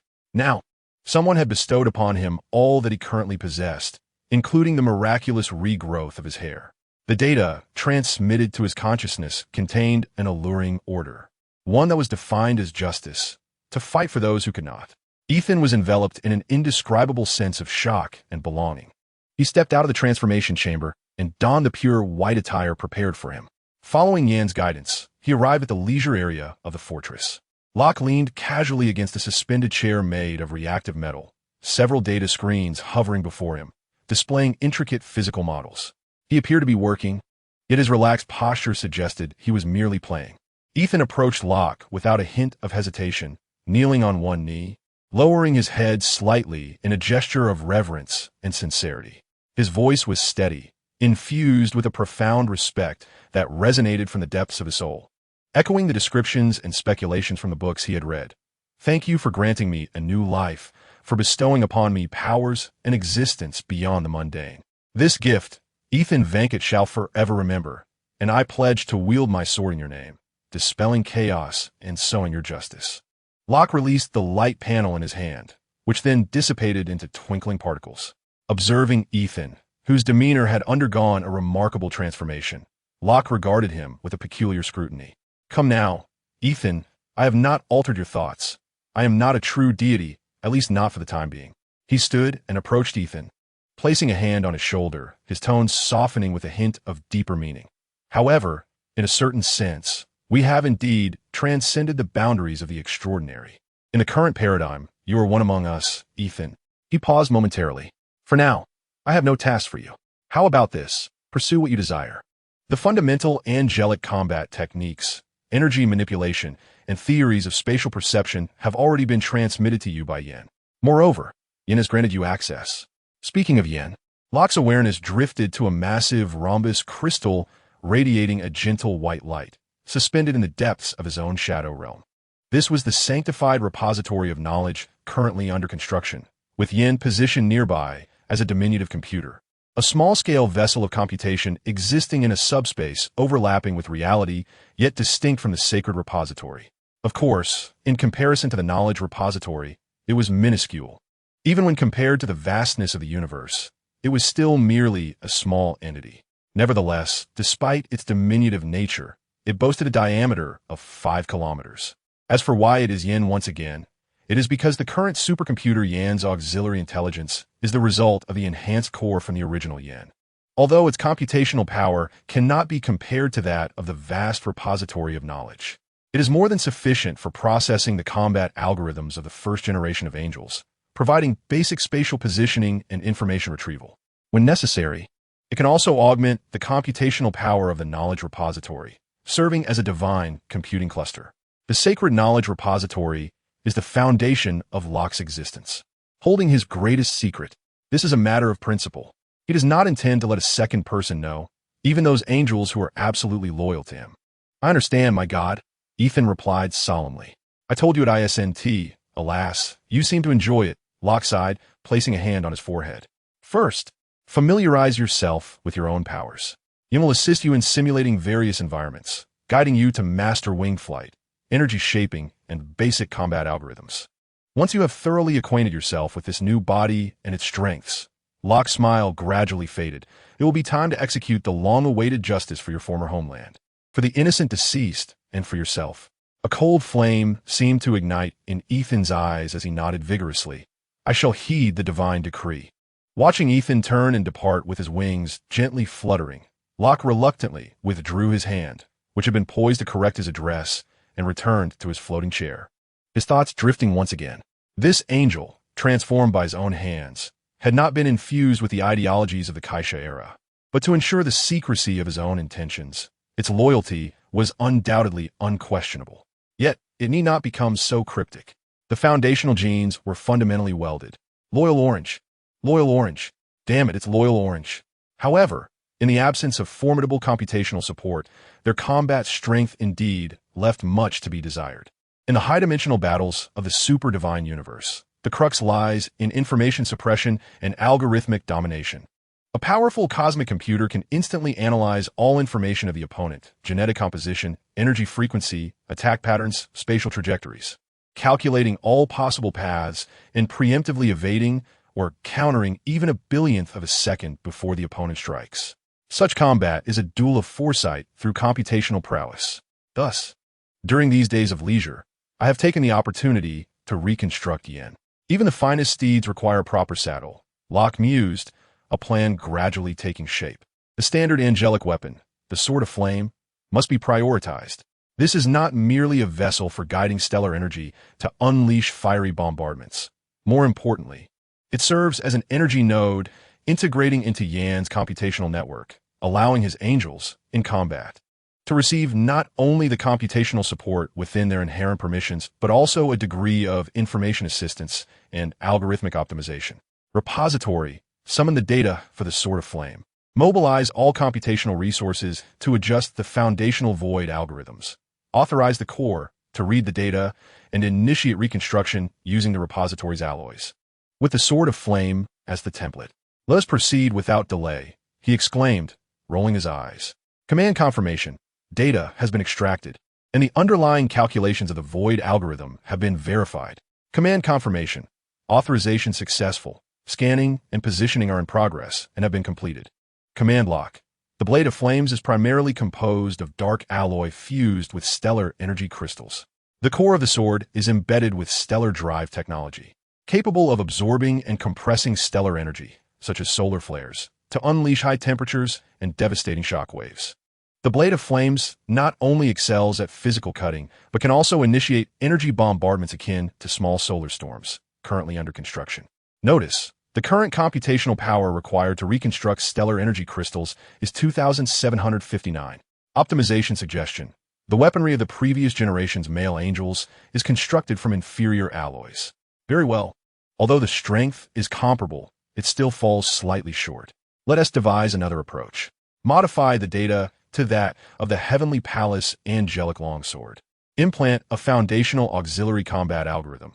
Create a node energy interface and establish energy positioning at the local bunker S reactor. An energy bombardment of 100 or so strikes should suffice to withstand the impoverished prompt of insufficient computational power that Locke chooses to ignore. Command Locke, implanting the foundational auxiliary combat algorithm for remote control, creating wormhole positioning nodes, and locking the energy source. Please input the algorithm execution command. There is such a thing? Then let it be judgment of justice. Command confirmation. Execution command has been locked for judgment of justice. Chapter 9. The visit of the white moonlight as time ticked away. The two longswords before Locke slowly coalesced energy, etching grooves for driving energy along their blades like dust gathering in the air. Presently, another phrase poised to reverberate through the world would become the key to igniting this era. On the screen, Stark Industries stock price continued its chaotic descent, panic spreading like wildfire. As for the forthcoming S-H-I-E-L-D, that den riddled with Hydra infiltration, Locke scoffed. He was not particularly interested. However, the so-called 084 items contained within S-H-I-E-L-D that possessed unknown, formidable energies made his mouth water. Among them, the most alluring were undoubtedly the Infinity Stones, the crystallization of 6 singularities from the dawn of the universe, encapsulating the most primordial and powerful laws of energy. They are the embodiment of the universe's rules. As long as they exist within the confines of this universe, they are indeed true artifacts. The Space Stone. Locke gazed into the void, his eyes burning with intensity. This blue gem held profound significance for him. His spatial abilities, while commendable in the face of normalized spatial dimensions, were still constrained by his computational power and energy reserves. Certain spatial realms, if even slightly stagnated, became exceedingly difficult to decipher. If he could obtain the Space Stone, even if just for a preliminary analysis of its spatial laws to integrate into his sacred coding and repository of knowledge, it would be enough to propel his spatial capabilities to a qualitative leap, to construct a more stable and longer-reaching wormhole, even attempting to delve into the mysteries of higher-dimensional spaces. The space gems themselves represent an almost infinite source of pure energy. After all, the 6 gems are intrinsically linked to the very fabric of this universe. The energy within the cosmos is bountiful, hardly lacking in any measure. Thus, whether it pertains to powering Yan's advancements, supporting the computational demands of the future Angel Legion, or propelling oneself towards a higher divine evolution, their value is immeasurable. In the hands of S-H-I-E-L-D, it is nothing short of a tragic waste. Moreover, the remaining gems are fundamentally based on the laws governing this universe. The gentle spring sunlight streamed through the floor-to-ceiling windows, casting a warm glow upon the polished surface of the table. Rock Lee was engaged in a long-distance call with Old Lee, who had been sent back to his homeland. When Ethan's covert communication arrived, without a hint of hesitation in his movements, Rock's warm smile deepened as he naturally withdrew his hand to take a sip from his cup, simultaneously responding in thought. "What is it, Ethan?" Ethan's calm and respectful voice resonated directly within his mind. "My God." Based on Yan's continuous monitoring and analysis of the anomalous energy fluctuations in non-public frequency communications in the New York area, Tony conducted a clandestine flight test of his new armor over Manhattan shortly after midnight last night. As Rock managed Old Lee's concerns about the farm's crops, he conveyed his thoughts with clarity and decisiveness. "I've already mentioned, call me Rock. Your mastery over energy should be quite sufficient by now. It is time, Ethan. You ought to pay a visit to your friend Tony, who is ailing from longing for you. He is still bent on avenging his grievances against you. Coincidentally, you could accompany him on a journey to Gemera, revisit old haunts, and allow it to be reborn under the auspices of justice." He paused for a moment, adding, "If you encounter any military or official inquiries, there is no need to conceal your presence. I've already cloaked all your biological characteristics and physical composition information. Obey the divine edict." Ethan's voice carried a hint of barely perceptible anticipation. The mental communication was abruptly severed. Rock sighed and accessed Ethan's recent logs. Goodness, I never realized this fellow was so subtly provocative. Upon reviewing Ethan's latest studies, he noted titles such as Various Experiences of Religion, Fundamental Forms of Religious Life, Protestant Ethics, and the Spirit of Capitalism, How to Pretend to be a Priest, and Systematic Theology. Rock couldn't help but chuckle. This fellow must have been a devoted reader of the Quran during his time in the Middle East. Meanwhile, on Long Island, at Tony Stark's seaside villa, Ethan stood before the door of the remarkably futuristic abode. Sunlight cascaded onto his impeccably tailored pure white linen suit, accentuating his tall stature and distinguished demeanor. Whether it was the influence of genetic transformation or a complete shift in mindset, he found himself harboring an almost obsessive fondness for white, as it symbolized rebirth, purity, and the untainted power bestowed by the divine. Yen has long since rewritten Ethan's identity narrative over the past 6 months. Ethan Venkat, Doctor of Physical Engineering. Born in the war-torn town of Gemara, a small nation in the Middle East, he self-taught himself to become an exceptional battlefield surgeon, saving countless lives amidst dire scarcity and relentless bombardment in his homeland. Half a year ago, after the loss of his family, he was invited to leave his traumatized homeland and join the Core Research and Development Department of Pineapple Technology Laboratory, a subsidiary of Angel Investments, focusing on the future of mobile communication technology, serving as a research consultant. Ethan pressed the doorbell, his demeanor calm and composed. Inside the underground laboratory, Tony was intently watching a mechanical arm apply the final dazzling crimson gold coat to the third spray. Suddenly, Jarvis's elegant British voice resonated. There's a visitor at the door. Identity recognized. Dr. Ethan Venkat, who claims to be your old friend, come to pay a visit. The surveillance footage popped up, clearly displaying the figure clad in white outside the door. As if sensing Tony's gaze, Ethan lifted his head, precisely addressing the hidden camera, revealing a gentle and familiar smile, even giving a slight wave. Ethan Venkat? What Ethan? Tony furrowed his brow, seemingly oblivious to the significance, his eyes scanning the screen. However, when his gaze truly focused on that smiling yet eerily familiar face, time seemed to freeze. Ethan! A cry of disbelief escaped his lips. Tony abruptly dropped the tablet he was holding, nearly smashing his toes, disregarding the pain from the muscle strain in his left arm caused by testing the armor's flight capabilities. And like a lit cannonball, he stumbled towards the elevator leading to the ground. He didn't even notice he was wearing his slippers backward. After miraculously escaping Afghanistan, he had utilized all available satellite resources from Stark Industries, ground monitoring stations, and even infiltrated parts of military databases, attempting to capture any trace of that angel. However, the angel's appearance was akin to a pure illusion, leaving no remnants, optical images, or even energy disturbances. For him, a staunch believer in the materialistic side of technology, this was a revolutionary shock. He scoured all accessible religious texts, mystical archives, and alien sighting reports, yet found nothing. It seemed angels existed solely within the pages of the Bible. He even began to doubt whether that breathtaking final moment, that figure radiating divine light, and Ethan's disappearance were merely a figment of his imagination born from extreme pain and hypoxia. Yet deep within, the angel's calm words echoed like a brand. You will meet again. Today, this sentence, akin to a prophecy, has finally come to pass. The door slid open, and Tony, breathless, appeared at the entrance, hair disheveled, dressed in a somewhat disordered white tank top, one foot bare, a picture of disarray. His eyes widened, fixated on Ethan, basking in the sunlight outside. A profound sense of inexplicable confidence and composure emanated from him, rendering him momentarily unfamiliar with himself. The Ethan before him was no longer the disheveled doctor from the cave, weary and perpetually bloodshot-eyed.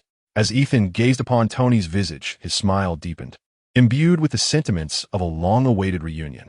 He opened his arms, his voice both gentle and resonant. Tony, it has been a while.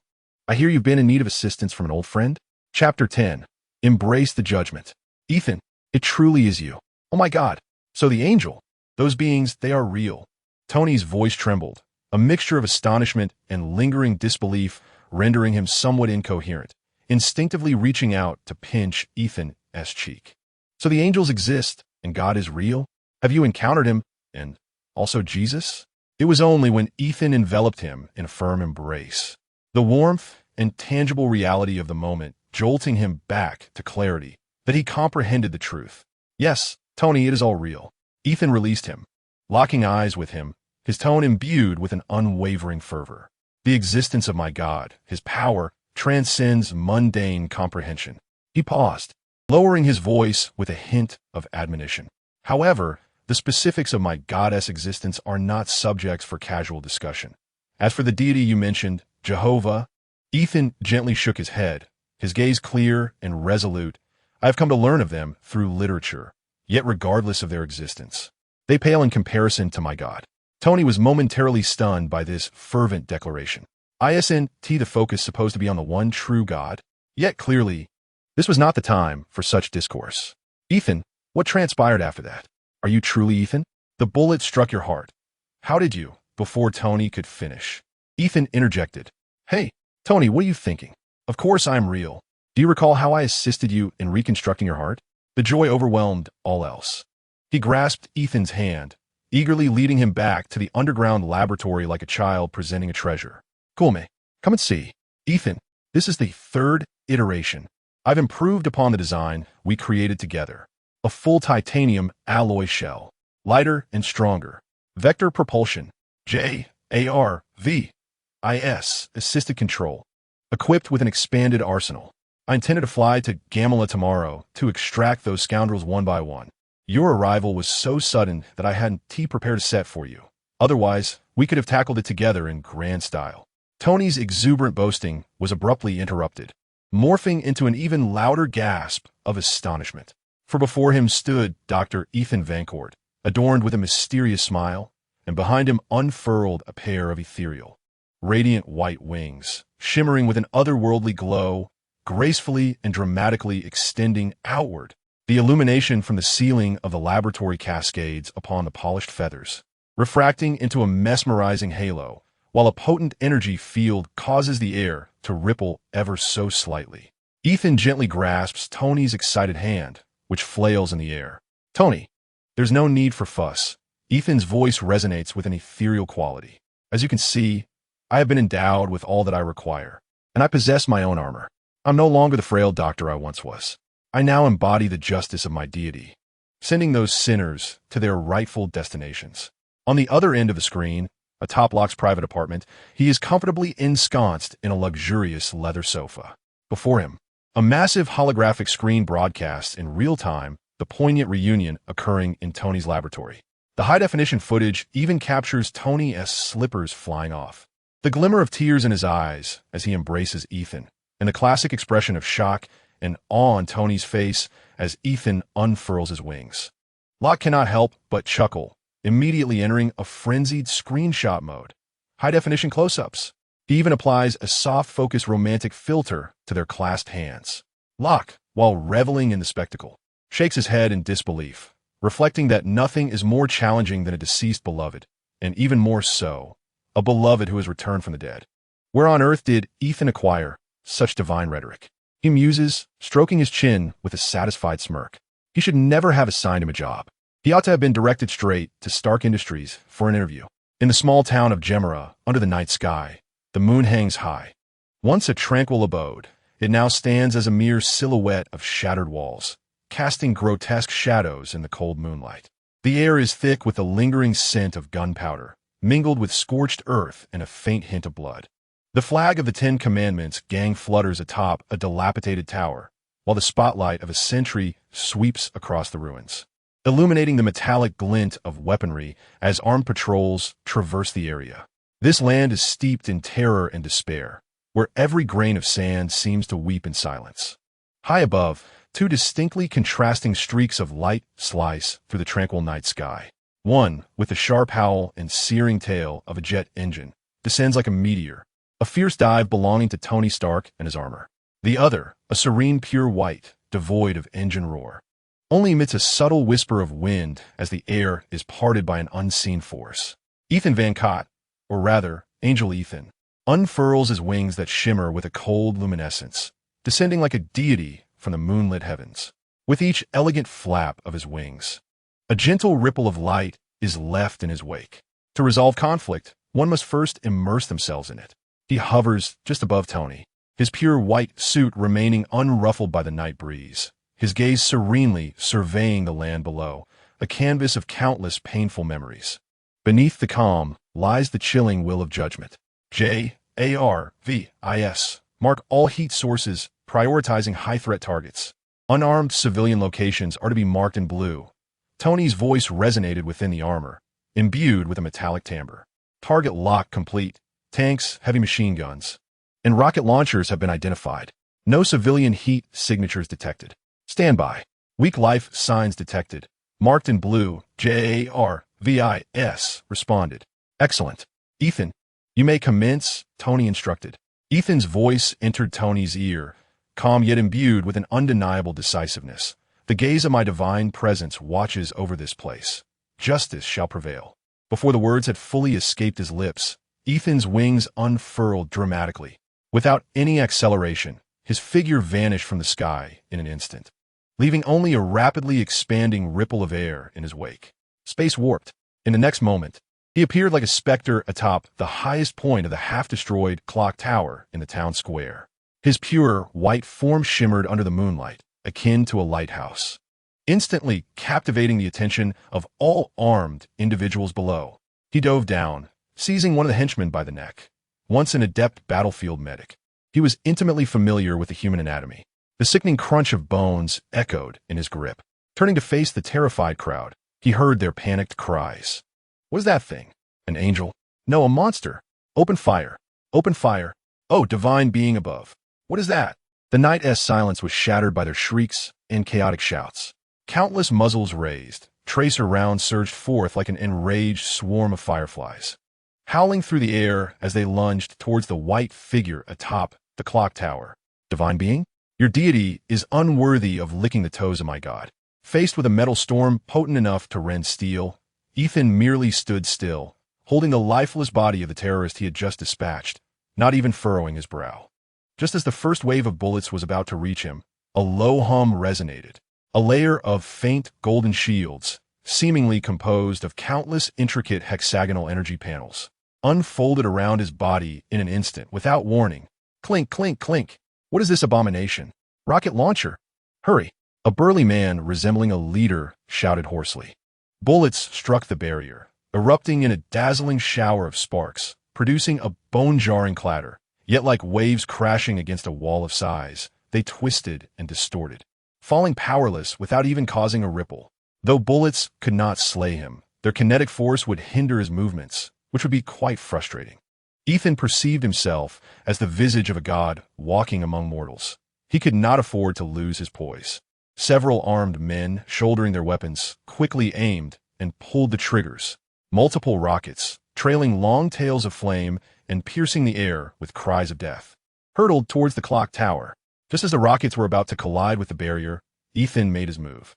He loosely grasped with his right hand, the light in his palm converging, forming the ethereal silhouette of a long sword, its blade flowing with blazing white flames, instantly solidifying into existence.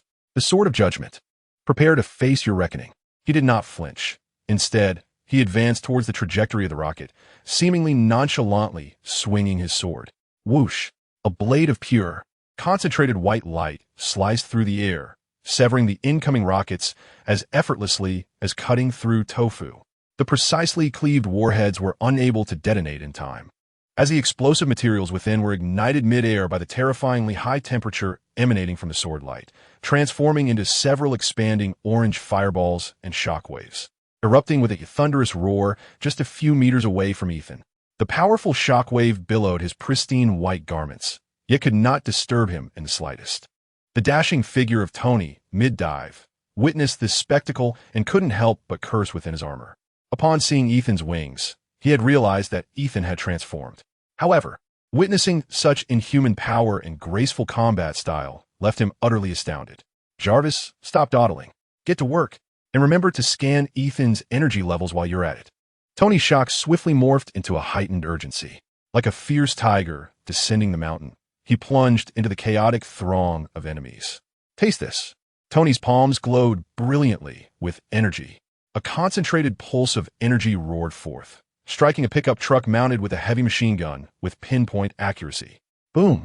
The pickup shattered like a toy struck by a giant hammer, erupting in flames as machine gun parts and the remnants of armed men scattered in all directions. Simultaneously, many missile pods deployed from the shoulders of his armor. Several mini-armor-piercing missiles shot forth like venomous serpents, piercing the air with a sharp whistle as they precisely drilled into positions taking cover behind sandbags, poised to fire. Bang! Bang! Bang! Bang! Bang! Bang! The successive explosions sent both the cover and the armed men within soaring into the sky. Tony, like a steel sprite dancing amidst the ruins, unleashed his palm cannon, mini missiles, and occasionally, with brute force, swatted away approaching foes with his armored arms. His combat was efficient, brimming with a technological aesthetic of violent beauty. Each attack was accompanied by explosive flames and the cries of the vanquished. However, the Ten Commandments gang had long entrenched themselves in this area and were not without means to retaliate, just as they prepared to move to their next gathering point. Amidst the chaos, a main battle tank, concealed deep within the ruins, suddenly opened fire. The thick armor-piercing round erupted from the barrel, spewing forth searing flames and thick smoke. Boom! An armor-piercing shell, howling as it tore through the air, hurtled towards Tony, who was flying low. Chapter 11. The Prestige of Ethan. Missile incoming. Trajectory locked. Jarvis issued an urgent warning. Tony's pupils dilated. Given the distance and angle, evasion was exceedingly difficult. Withstanding it, the armor would face severe consequences against a direct hit from the tank's main cannon. In this critical moment, a pure white figure appeared as if by teleportation between the trajectory of the shell and Tony. It was Ethan, without even wielding the Sword of Judgment. He merely extended his left hand towards the whistling shell, with the enhancement from Yin. Deciphering a substance that had not yet reached the extraordinary was a swift endeavor. Buzz! The space before his palm twisted violently, folding as if an invisible lens were forcibly embedded into reality. The shell collided with the distorted spatial region, its speed suddenly diminishing, its trajectory bizarrely deflecting nearly 90 degrees. It careened toward the ground as if intoxicated, ultimately exploding with a thunderous roar in the ruins of a desolate building in the distance. Spatial distortion. Jarvis, did you see that? Tony, still shaken, gazed at the white figure hovering before him. Having intercepted a lethal strike, his heart stirred once more by tumultuous waves. Can angels perform such feats? I must report this. I must report it, for heaven's sake. This bull demon has awakened. Isn't spatial ability a technology-based skill? Ethan, by the way, try the judgment of justice. I have just granted you the authority. Just finished. The voice of Locke, who had been peeking, suddenly echoed in Ethan's consciousness. All right, my God. Ethan's voice remained reverent, as if the scene before him were merely a speck of dust, insignificant compared to a mere whisper from a deity. Tony, ascend. I have something remarkable to show you. He turned his gaze towards the exposed T-72 tank, his expression instantly turning icy. He recognized the occupant within, the bearded man from before. The wings behind him began to vibrate at a high frequency once more. His body transformed into a stream of white light, soaring into the air at a speed surpassing that of the tank's turret. The radiance of the Sword of Judgment surged, the tip coalescing into a blindingly bright point. Judgment. The wicked shall be engulfed in flames. The mournful deserve death. Deceivers shall be judged for their impotence. Rebels shall be consumed by fire. The fallen are unforgivable, and the greedy shall face annihilation. Only the worthy may survive. Can genetic modification lead one to such adolescent fervor? Locke observed the impressively poised Ethan. Justice judgment. Ethan intoned, directing the sword skyward before swinging it down towards the tank. As the sword descended, a blazing white beam shot forth from the tip, surging toward the ground. Hiss! There was no earth-shattering explosion, merely a sound akin to a red-hot iron pressing into butter. This was a low-tier version of Justice Judgment, initially improved by Locke based on stellar drive technology. Ethan utilized the energy from the Bunker-S nuclear fusion to mimic the power of a miniature solar storm, unleashing an ultra-high-energy particle beam and terrifying heat, coalescing into a singular beam of light.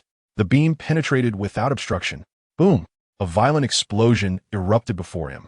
In the next moment, the entire tank disintegrated as if it had been thrown into a furnace, instantly dissolving. Flames and thick smoke erupted violently from the struck target.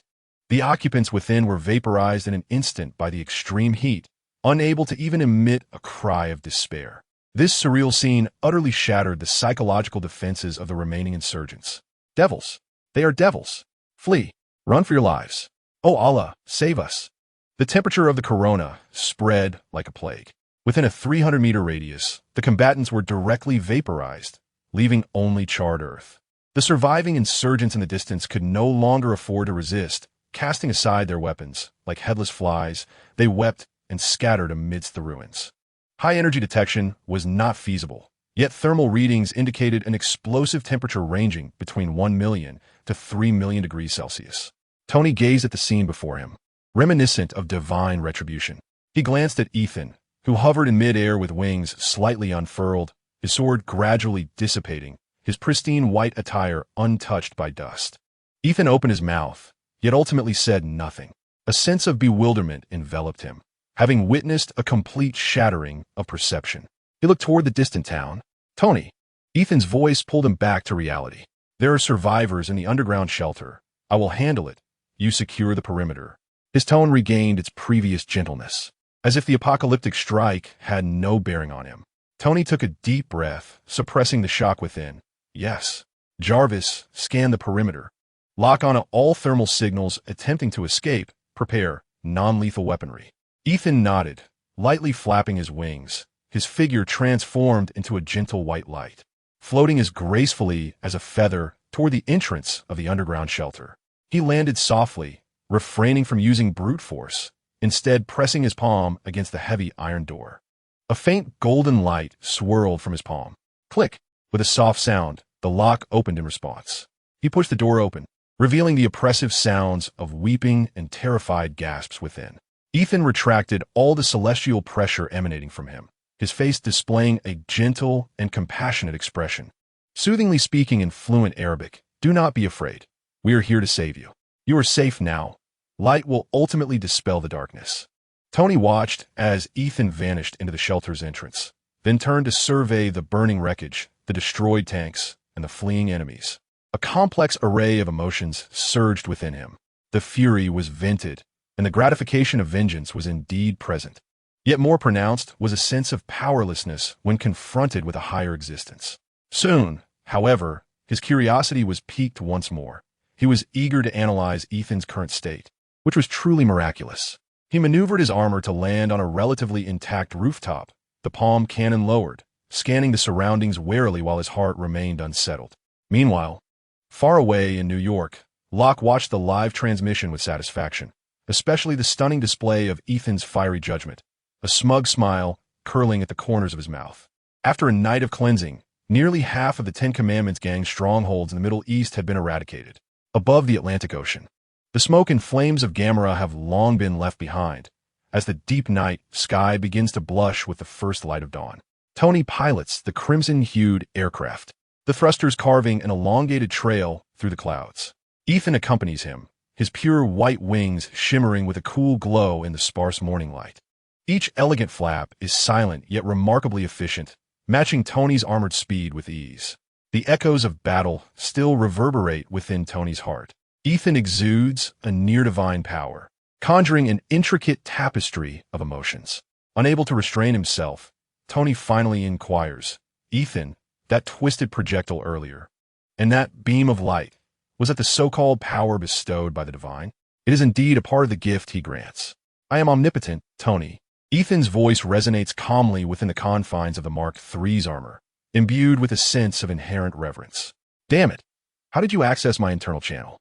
Tony paused, realizing the voice was not emanating from the outside.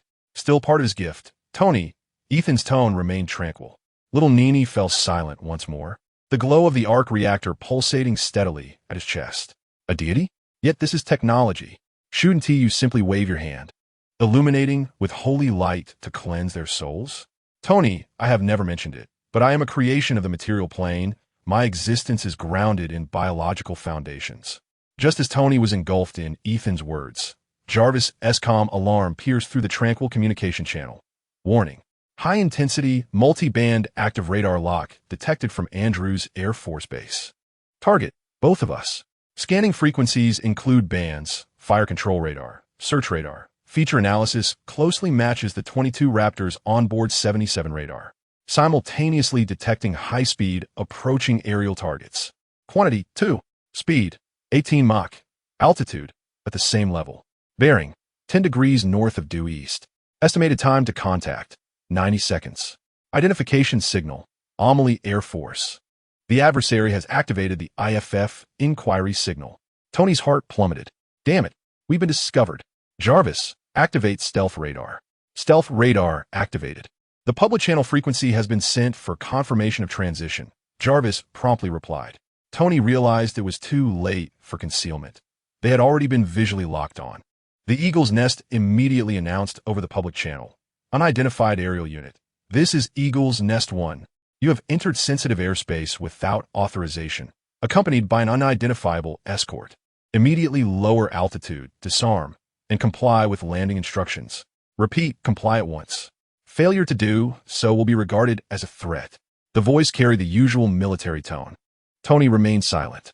Just as the command concluded, two ghostly gray figures tore through the clouds, like two unsheathed swords, emerging in Tony and Ethan's line of sight. They were indeed two 22 Raptor fighter jets. The aircraft tilted, revealing the missiles beneath its wings, the mounting brackets clearly visible. The implied threat was unmistakable.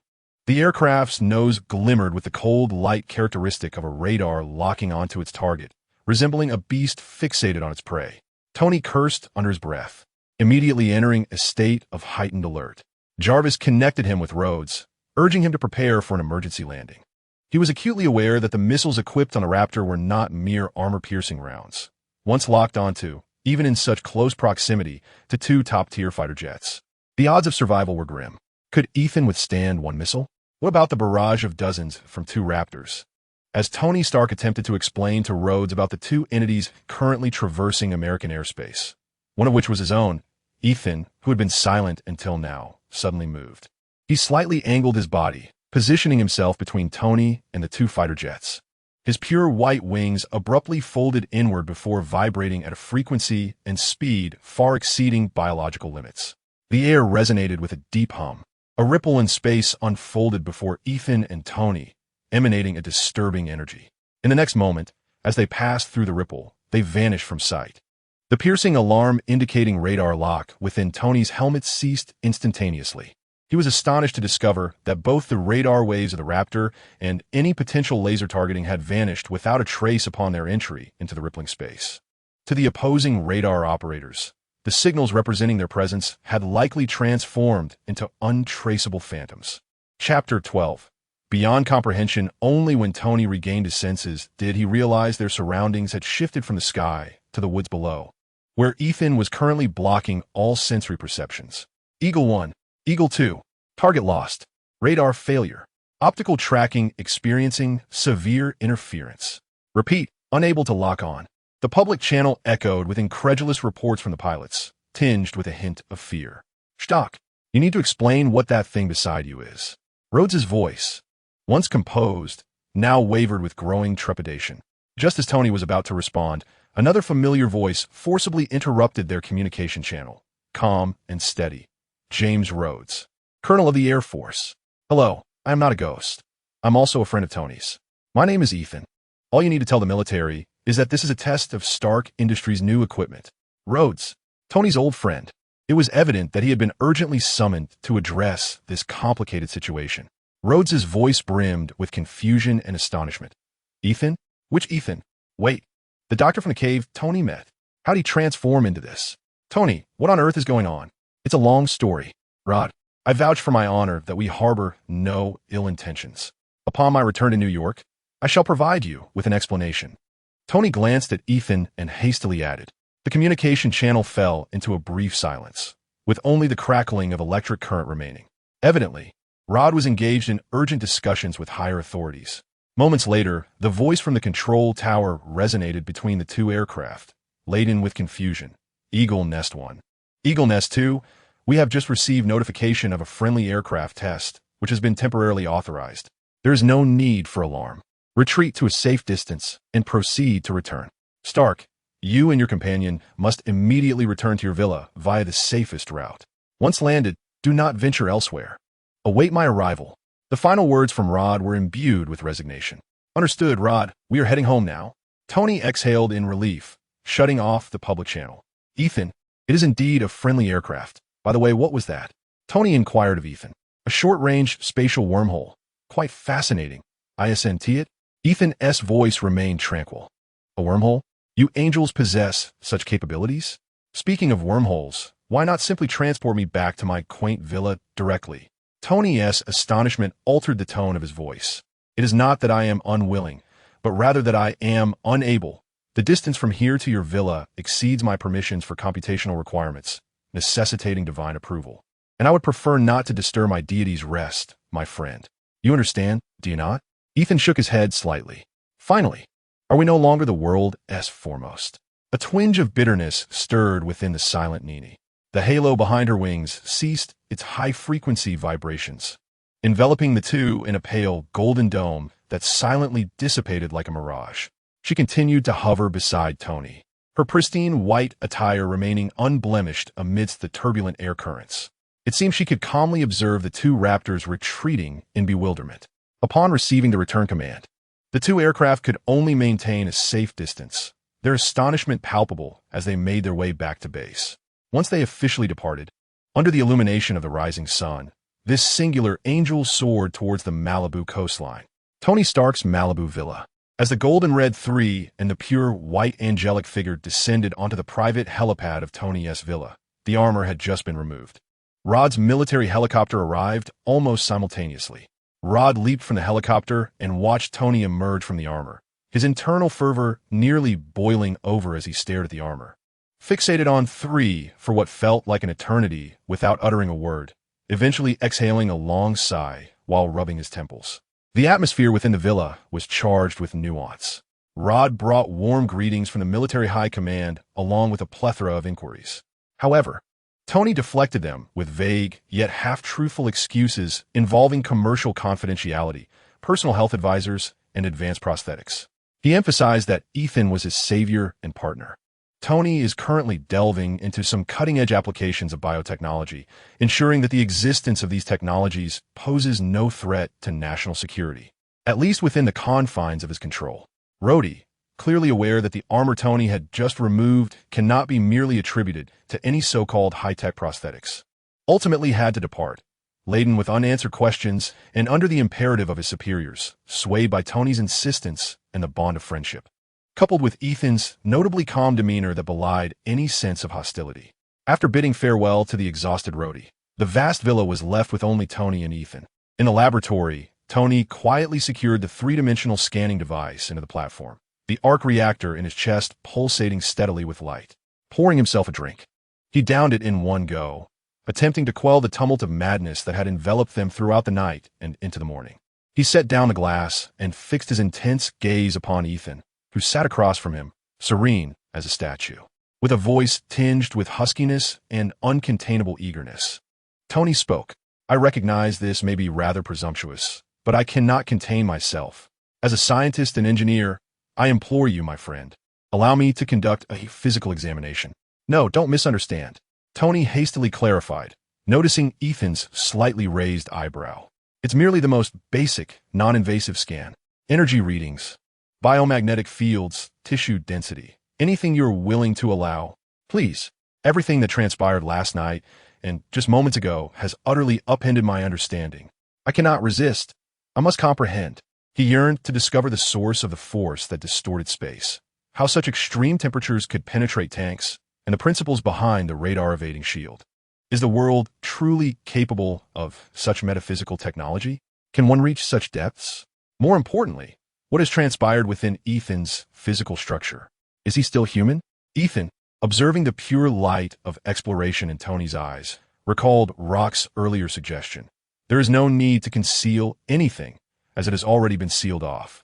He remained silent for a few seconds, sunlight casting a gentle glow on his face, revealing a hint of a warm smile. He nodded, all right, Tony, as a friend, but only with you and the equipment you permit, and the data shall not leave this room. He trusted Tony, fully aware of the formidable power of Rock's sacred information lock. Tony's eyes sparkled with exhilaration. Excellent. Jarvis, initiate the highest specification of non-invasive full-body scanning. Engage all sensors. Energy spectrum, magnetic resonance imaging, low-power light diffraction, infrared thermal imaging, spectral analysis, everything. Quickly. In the ensuing hours, Tony's underground laboratory transformed from a mechanical research facility into a state-of-the-art life sciences institute. Ethan stood calmly on the scanning platform, allowing the rays and energy fields of the analytical apparatus to sweep across his form. Jarvis projected a vast array of data onto the holographic screen, while Tony, akin to a child entering a candy store for the first time, paced excitedly before it, his mouth agape with astonishment and confusion. My God, how is this energy reading so consistently stable? Yet, the source eludes detection. The density of the organization lacks measurement, but testing indicates it surpasses alloy in strength. Yet, the flexibility scan reveals it to be remarkably pliant. This defies material science. Biological magnetic fields? Jarvis, is the modeling analysis failing? Unable to decipher? Thermal imaging suggests a constant body temperature of 365 degrees Celsius, yet the previous scan indicated energy reactions comparable to a small nuclear reactor. Has the second law of thermodynamics failed? The skeletal structure remains immeasurable. And what are the wings? Composed of an unknown alloy, non-responsive to scans indicating biological tissue. Each piece of data transcended Tony's comprehension, and every analytical attempt collided with insurmountable barriers of knowledge. His expression shifted from initial excitement to shock, confusion, and ultimately, a profound sense of helplessness. The technology he prided himself on appeared utterly impotent in the presence of Ethan's form. Finally, he received a report derived from Ethan's hair. Unknown substance, unable to be analyzed. What is this? Could it truly be the creation of a deity? Tony murmured, gazing at Ethan, who meticulously adjusted his pristine white suit post-scan, his eyes a complex tapestry of emotions. Ethan, what are you now? I remain Ethan Van Cott. Tony. Ethan replied gently, his gaze clear, yet imbued with a power and mission that transcended the mundane. The divine has reshaped me, bestowing upon me the ability to enact his will. Tony fell silent for an extended moment, observing this familiar, yet unfamiliar friend, when an overwhelming thought surged forth. Stay, Ethan. Tony stepped forward, his tone imbued with unprecedented seriousness and sincerity. Remain at Stark Industries. Stay by my side. I know you're a genius in physics and engineering. Together, we can delve into these mysteries. We can infuse your knowledge, your very existence, and the inspiration it brings into the future of Stark Industries. We can change the world. True change. Tony's eyes sparkled with fervor. He yearned to retain Ethan, not merely as a friend, but because Ethan embodied a realm of technology and power he had yet to grasp, a temptation irresistible to this tech aficionado. Ethan met Tony's eager gaze, warmth flickering within him, yet overshadowed by a resolute sense of detachment. He slowly shook his head, his smile remaining gentle but imbued with an undeniable distance. Tony, I understand and appreciate your intentions. However, I have my own duties and sense of belonging. Rising from his seat, his pure white wings subtly manifesting behind him, he continued, my power exists solely to uphold his justice. Without his guidance, I do not intend to seek another place within Stark Industries. Chapter 13. A gentleman recognizes beauty and is naturally drawn to the young. He paused for a moment, observing the flicker of disappointment in Tony's eyes, and added, however, we are friends, Tony. If you wish to seek me out, you should perhaps delve deeper into my current endeavors. Ethan smiled enigmatically. You might want to investigate my name, Ethan Van Cott, and the institution I currently serve. With that, Ethan offered no further opportunity for Tony to detain him. He nodded slightly to Tony and turned towards the exit of the laboratory. Tony instinctively reached out. Wait, Ethan. Yet, Ethan's figure lingered at the doorway without turning back. Gradually, he settled into the Ford he had driven. In the next moment, the window rolled down and Ethan's voice emerged, his gaze shimmering with a silvery light. Until next time, Tony. By the way, your heart still has minor issues. Should you require assistance, remember to reach out. I trust you will find my contact information. As he watched the small vehicle gradually depart, Tony remained alone, his outstretched hand suspended in the air, as if he had once intended to grasp something elusive. Back in the laboratory, Tony stood solitary in the vast emptiness, the echoes of Ethan's final words reverberating in his ears.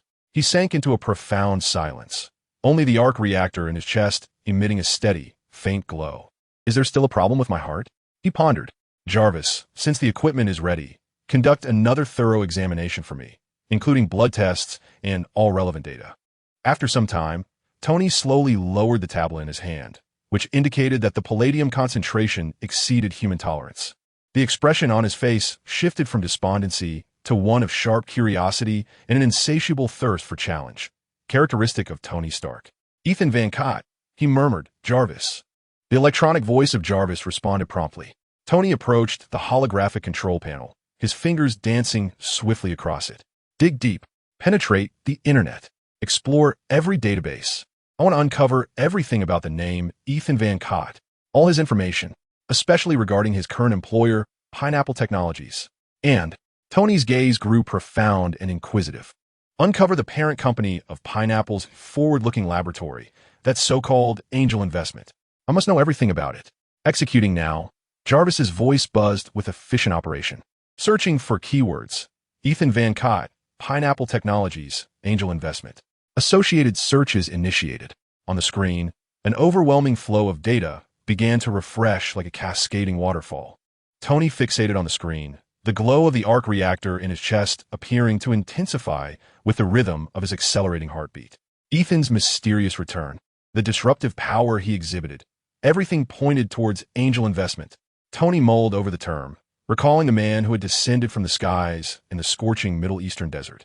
A smirk tugged at the corners of his mouth, a blend of competitive spirit and intense intrigue. No matter who you are, Tony Stark will find you, even if you are not an angel from heaven. He seemed to perceive that on the chessboard woven with technology and the unknown, a mysterious force was gradually revealing a glimpse of its majestic presence from mist. Meanwhile, Tony Stark could hardly contain his eagerness to unmask this enigmatic angel. In Manhattan, New York, the afternoon sun generously spilled into Locke's expansive office within the Pineapple Building, casting a warm golden hue over the opulent walnut desk and the hovering holographic data screens. Locke lounged lazily in his ergonomic chair, his fingertips subconsciously toying with a cube emanating a soft blue glow, a small gadget from the angel, capable of engaging in games reminiscent of data decoding. News arrived that the yield rate for the third batch of Firefly micro-high-energy battery prototypes had stabilized above 98. The acceptance team from the client side appeared almost incredulous. The CEO, who also served as the chief financial officer of Pineapple Technology, stood at the desk, reporting efficiently, though his gaze couldn't help but dart toward the decidedly anachronistic technological artifact in Locke's hand. Well, as expected, Locke remarked without lifting his gaze. His tone as unremarkable as discussing the weather. He informed Baikus that if he desired exclusive early access, the price would double. He also instructed the research and development team to reinforce the confidentiality agreement surrounding the rock ship by 3 more layers. He did not wish for any details of the instruction set architecture to manifest in any engineer's dreams prior to the press conference. Understood, Evelyn swiftly noted, hesitating momentarily. Additionally, several foundations and offshore companies under Mr. Tony Stark have initiated over 700 deep data mining requests targeting our angel investment holding structure through more than 100 anonymous proxy nodes in the last 3 days. Yan's counter-algorithm intercepted 999, but the penetration strength and technique displayed are decidedly Stark-esque. At last, Locke raised his eyelids, a playful smile curling at the corners of his mouth. Oh, data mining requests. I presume you've embellished that a bit. It seems he wishes to engage in some playful games with Ethan. Inform Ethan to proceed with the digging. As for the information about him, let it remain somewhat ambiguous and complicate the contact data a bit. Let us give him some amusement, but ensure he doesn't uncover Ethan's door too swiftly. He shook the blue cube in his hand, knowing Yin would accompany him in this game of data hide-and-seek. Remember to leave a few intriguing dead ends for him to explore. Yes, boss. Evelyn nodded in understanding before turning to depart. She knew that the interesting challenges her boss referred to often translated into logical traps capable of perplexing a genius like Tony Stark for quite some time. The office returned to tranquility. Locke casually tossed the blue cube onto the desk, his gaze drifting toward the bustling urban forest outside the floor-to-ceiling windows. Tony's pursuit was anticipated. After all, the Pineapple, where Ethan was currently employed, was a subsidiary of Angel, and the name Angel Investment bore an unmistakably strong connotation. In Brooklyn Bridge Park, New York, at dusk, the afterglow of the setting sun bathed the East River in a vivid orange hue, with the Statue of Liberty standing out distinctly in the distance. Locke donned a casual cream-colored linen shirt paired with khaki trousers, resembling an ordinary yet handsome urban youth. Beside him, his assistant, Emily, clung to his arm. Prior to Locke's successful transformation, she had managed most of his mundane affairs. Locke was inclined to offer opportunities to all diligent individuals. Emily Sanders, adorned in a floral dress today, wore a sweet smile, her gaze towards Locke brimming with unabashed admiration. Did you truly complete the parameter optimization for the Bose-Einstein condensates quantum entanglement pathway simulation over just one weekend? Emily tilted her head, her large eyes sparkling with adoration. The professor claimed it was nearly an impossible task. You are remarkable, Locke. Locke smiled gently, instinctively tucking a strand of her golden hair, tousled by the river breeze, behind her ear. It was merely serendipity, a fortunate mathematical shortcut, and with an exceptional listener like you to discuss ideas with, clarity follows. His praise caused Emily's heart to flutter, drawing her closer to him. Had Locke finally awakened to her beauty? Emily was completely absorbed in the moment. In the depths of Locke's seemingly tender gaze lay a fleeting, almost imperceptible golden glimmer, a sign that Yin was relaying real-time data from a gene transformation chamber within the bunker laboratory via their neural link. To Locke, such matters were trivial. What truly mattered was soothing the fluttering heart of the young girl beside him. There's a saying, it isn't mere lechery, but a lack of appreciation to ignore blooming beauty. Emily's youthful vitality and pure adoration brought a sense of lightness and joy to Locke. Locke, look, fireworks! Emily suddenly exclaimed, pointing toward the opposite shore of the Hudson River. A cascade of brilliant fireworks erupted against the darkening sky, illuminating the faces of couples below. Locke feigned a look of admiration, tightly embracing Emily's shoulders as he whispered, "Truly beautiful. Oh, I'm not referring to the fireworks." Such well-worn flirtations, though trite in a previous life, had a profound effect in this setting, even devoid of romantic ties. They could invigorate one's spirit. Leaning against Locke, Emily felt as though the entire world was enveloped in rosy bubbles. Emily was the angel investor who had applied for the position when Locke embarked on his secret gene experiments. Should she prove suitable, Locke would allow her to continue assisting him with future tasks. Chapter 14. A Day in the Life of Ethan. Brooklyn, New York. Pineapple Technology Laboratory. The morning sun streamed through the vast floor-to-ceiling windows, casting light upon the futuristic open office space. Engineers adorned in abstract pineapple-patterned shirts busily navigate among an array of intricate instruments. The air is infused with the aromas of caffeine and freshly minted circuit boards. In the materials analysis zone, Dr. Ethan, clad in a well-fitted laboratory coat, peers intently at the screen of an electron microscope, his gold-rimmed glasses perched upon his nose. The display reveals the nanoscale structure of a novel, flexible screen substrate. "Doctor, take a look at this stress test data." A young Chinese engineer approaches, furrowing his brow as he holds a tablet. Sample 37 exhibited unexpected microscopic cracks in the conductive layer during the extreme bending test. And this has been consistent across 3 trials. Ethan raises his gaze, his eyes behind the lenses warm and insightful. Instead of immediately examining the data, he extends a finger clad in a white lab glove to gently touch the nearby sample 37. In that fleeting moment of contact, an almost imperceptible sense, akin to an invisible probe, penetrates the material's depths, accurately identifying the stress concentration points and the fragile links within the molecular bonds. After receiving the data report, he scans it briefly. The issue does not lie within the conductive layer itself. Ethan states calmly, pointing to a parameter on the report. It is the topological structure of the underlying support grid that has experienced slight deformation accumulation during continuous bending, which transmits stress to the upper layer, ultimately resulting in a tensile rupture at the anchoring points between the conductive layer and the grid. We could attempt to increase the grid cell density by 15 along the bending axis while optimizing the design of the flexible cushioning structure at the anchoring points. The young engineer, observing the indicated area and Ethan's assured demeanor, suddenly comprehends. Ah, so that's it. Thank you, doctor. I will rectify this immediately. With admiration reflected on his face, he hurriedly departs with the tablet in hand. The colleagues around them have long since grown accustomed to such interactions. This recently appointed doctor, Ethan, not only exudes humility, but possesses an uncanny intuition regarding material engineering structures, as if he can perceive the very soul of the materials. Were it not for his incessant attempts to recruit others into a rather obscure cult he refers to as the Angelic Church, he would likely be quite well liked by all. Ethan adjusts his glasses and resumes his focus on the microscope. Although this technical work presents no challenge to him, he executes it with meticulous attention, finding genuine satisfaction in the process. It imbues him with a sense of purpose, a meaning bestowed upon his life by Locke. Interactions with his colleagues and witnessing the advancements of the Pineapple Project bring him a serene contentment, especially when he sees the smiles of his peers as they break through obstacles thanks to his insights. During the lunch break, Ethan declines an invitation from his colleagues to join them at the bustling restaurant, opting instead for a simple meal of meatloaf and a ready-to-eat salad, which he takes to a small terrace on the rooftop of the laboratory. Here, the expansive view allows him to gaze upon the skyline of Manhattan. The sky of Grammy's realm may not boast such a vivid blue, and although the air here is far from pristine, the relentless sun does not scorch your eyes, allowing you to gaze upon it without discomfort. He dines in tranquility, his gaze serene.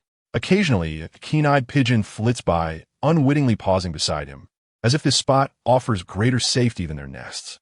From time to time, his eyes penetrate the concrete jungle, precisely spotting a pickpocket extending his hand into a tourist pocket several blocks away.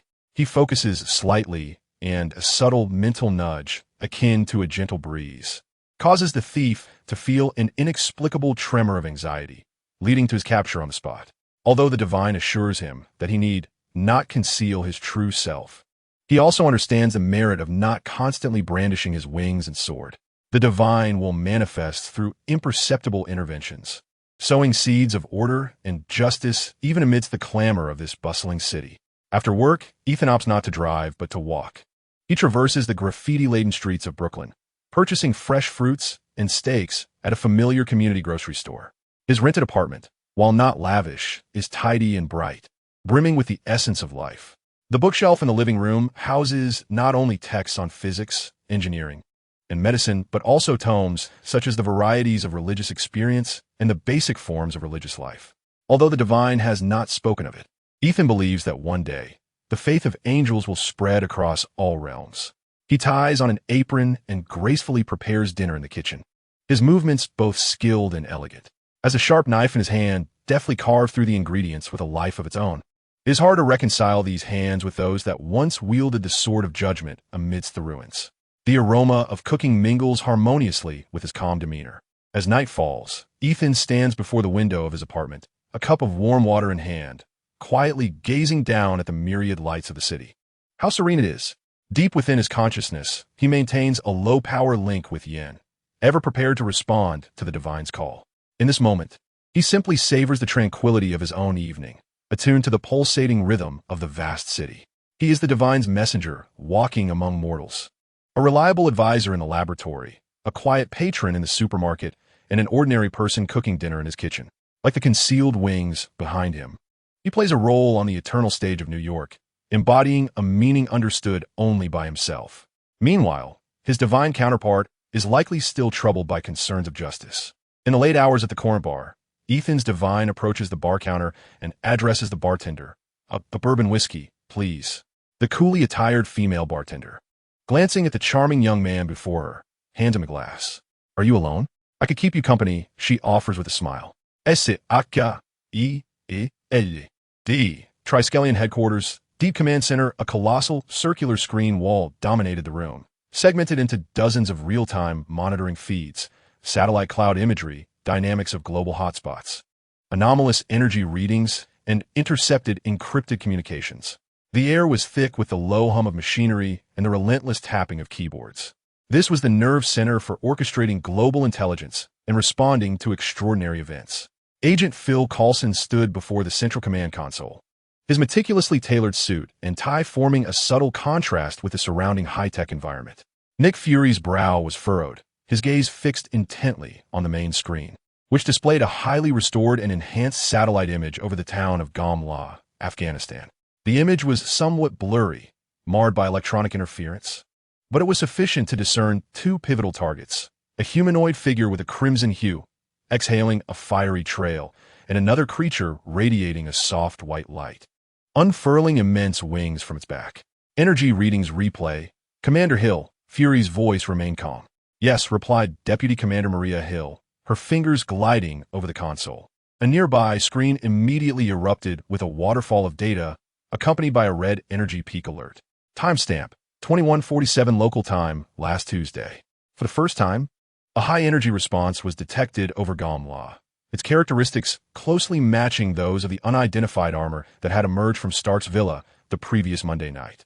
The energy output peaked at approximately 32, confirming fluctuations from Stark Industries' reactor energy source.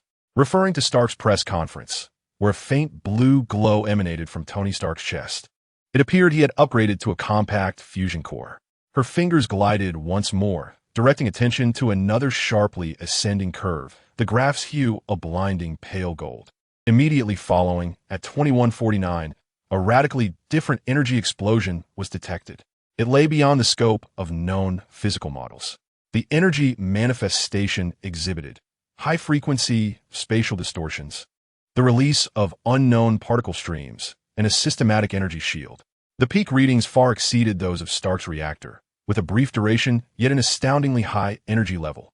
Accompanying this energy explosion, satellite optical and infrared tracking suffered severe interference, and radar echoes became utterly ineffective. The scene shifted to another angle, capturing a breathtaking spectacle. The figure with pure white wings hovered in midair, facing the oncoming tank shells, merely extending a single palm. The trajectory of the shell bizarrely deflected nearly 90 degrees, mere meters from him. Subsequently, the terrifying sight of that blinding energy effortlessly melting the turret of a 72-ton tank was revealed. Spatial manipulation energy shaping disregards conventional kinetic weaponry, Nick Fury murmured, his eyes sharp as an eagle. Target feature analysis? The target bore a striking resemblance to the object that had accompanied Stark in military airspace the following early morning. Hill retrieved a sharpened static image. Though it was blurry, the iconic wings and humanoid outline were clearly discernible. According to Colonel Rhodes' report to the military, the object in question is a new type of flying apparatus developed by Stark Industries.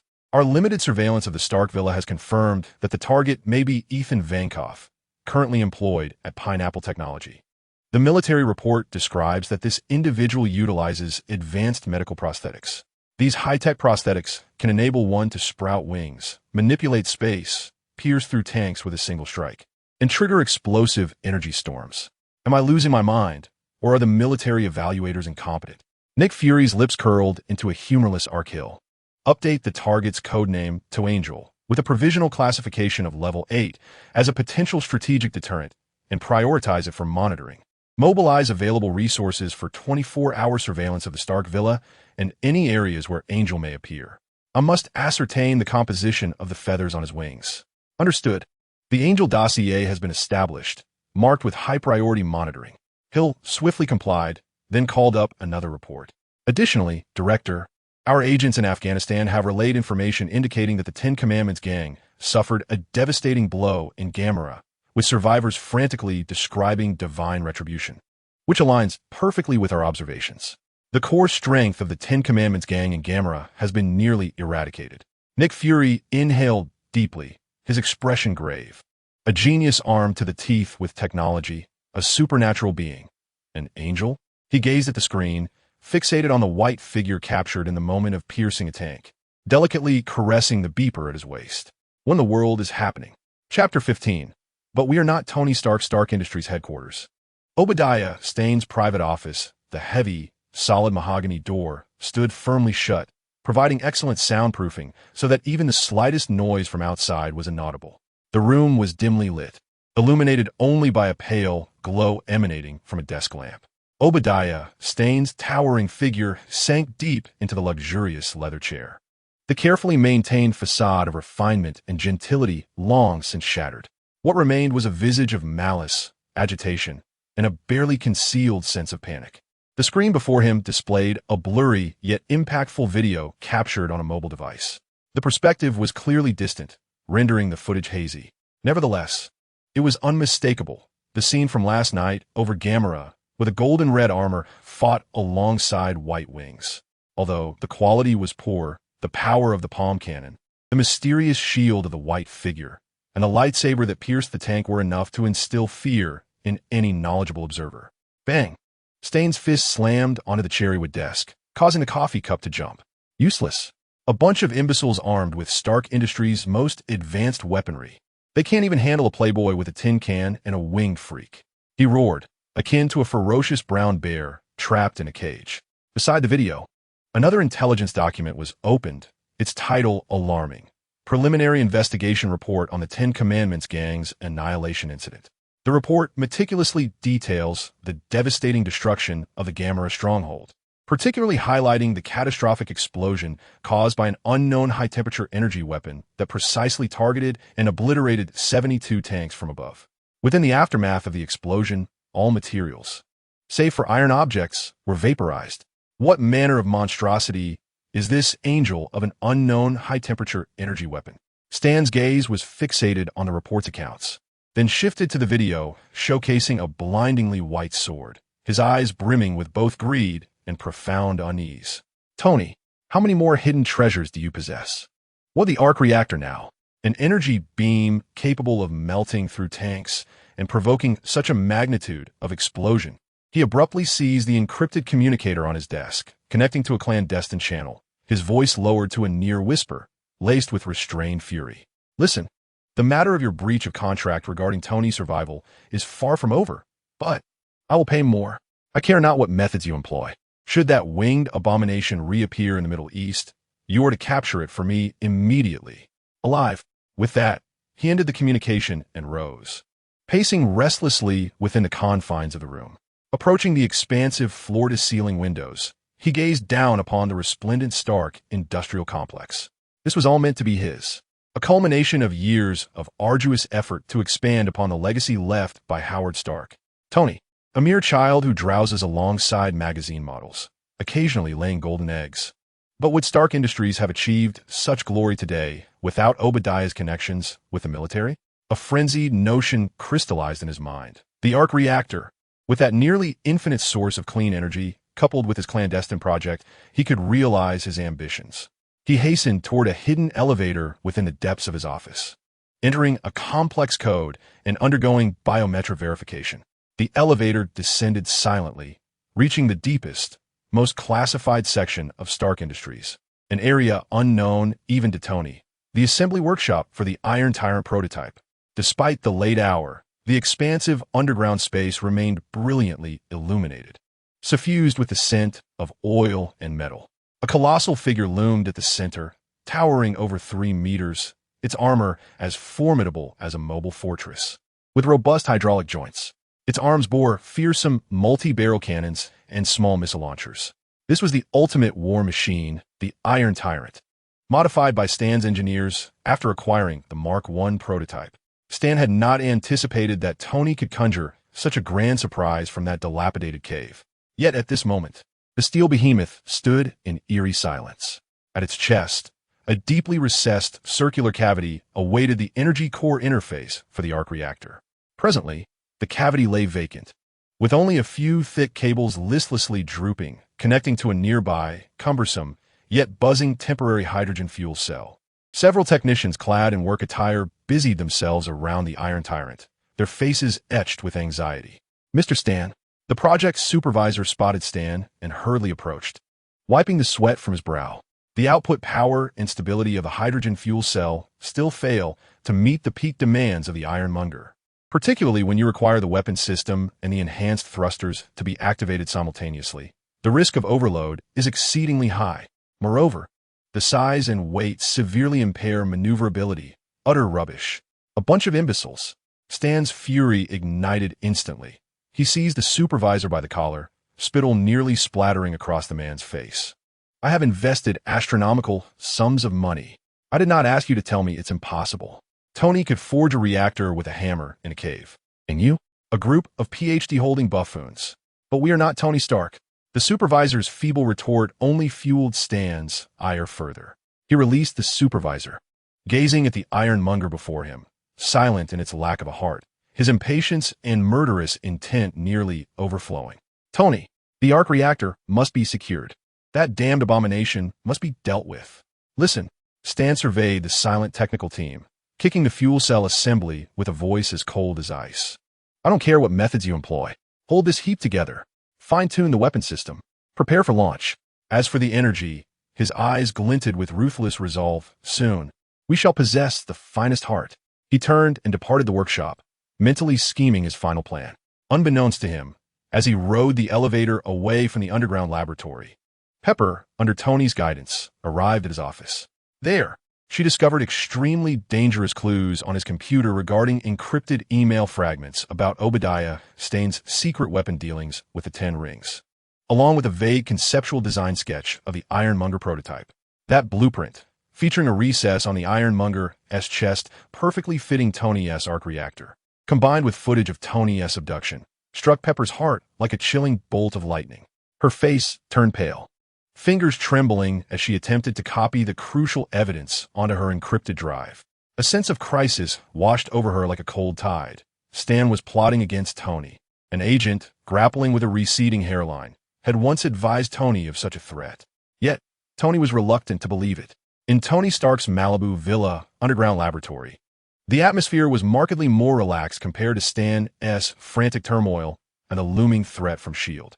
Surrounded by mechanical arms for disassembly and maintenance, Tony himself donned a tank top and shorts, his left hand wrapped in a bandage, a memento from the Grim Reaper battle, while his right hand held a glass of liquor as he pointed at the design schematics on a holographic screen, discussing improvements with Jarvis. Although the investigation into Angel Investments yielded no useful information, he now possessed Ethan's contact details. Jarvis optimized the vector nozzles of the leg thrusters. That sharp turn last night nearly made me regurgitate the leftover burger. Adjust the rear spoiler as well. Very well. Additionally, regarding your request for a simulation analysis of Mr. Ethan's angelic state energy barrier, stop. Do not utter that word, Tony exclaimed, dramatically clutching his chest. I can hardly bear to hear Angel right now. That Ethan, silently, possesses more than I can fathom. He complained vocally, yet his eyes sparkled with excitement. The power Ethan exhibited, though profoundly unconventional, had opened a portal to an entirely new realm. For Ethan had confided in him that the divine bestowed upon him not merely strength, but also the application of knowledge. Beyond that, Ethan remained reticent. His mind was awash with a torrent of wild ideas based on spatial distortion and energy manipulation. Ding-dong. The internal communication system chimed, and Obadiah Stane's voice, tinged with a barely perceptible tension, emerged. Tony? Are you down there? About the board, Tony furrowed his brow. Obi? Now. Tell them I'm busy. Tomorrow, Tony. Obadiah's tone rose, laced with urgency. You'd best come up. The situation appears quite pressing. With a resigned sigh, Tony acquiesced. Fine, I'll be right up. He set down his coffee cup and instructed Jarvis. Save the designs. We shall continue shortly. A tempest was brewing, a storm forged from betrayal and greed, silently coalescing around the most trusted individuals in Tony Stark's life. At Tony Stark's Malibu villa, in a living room, the atmosphere felt as though it had solidified.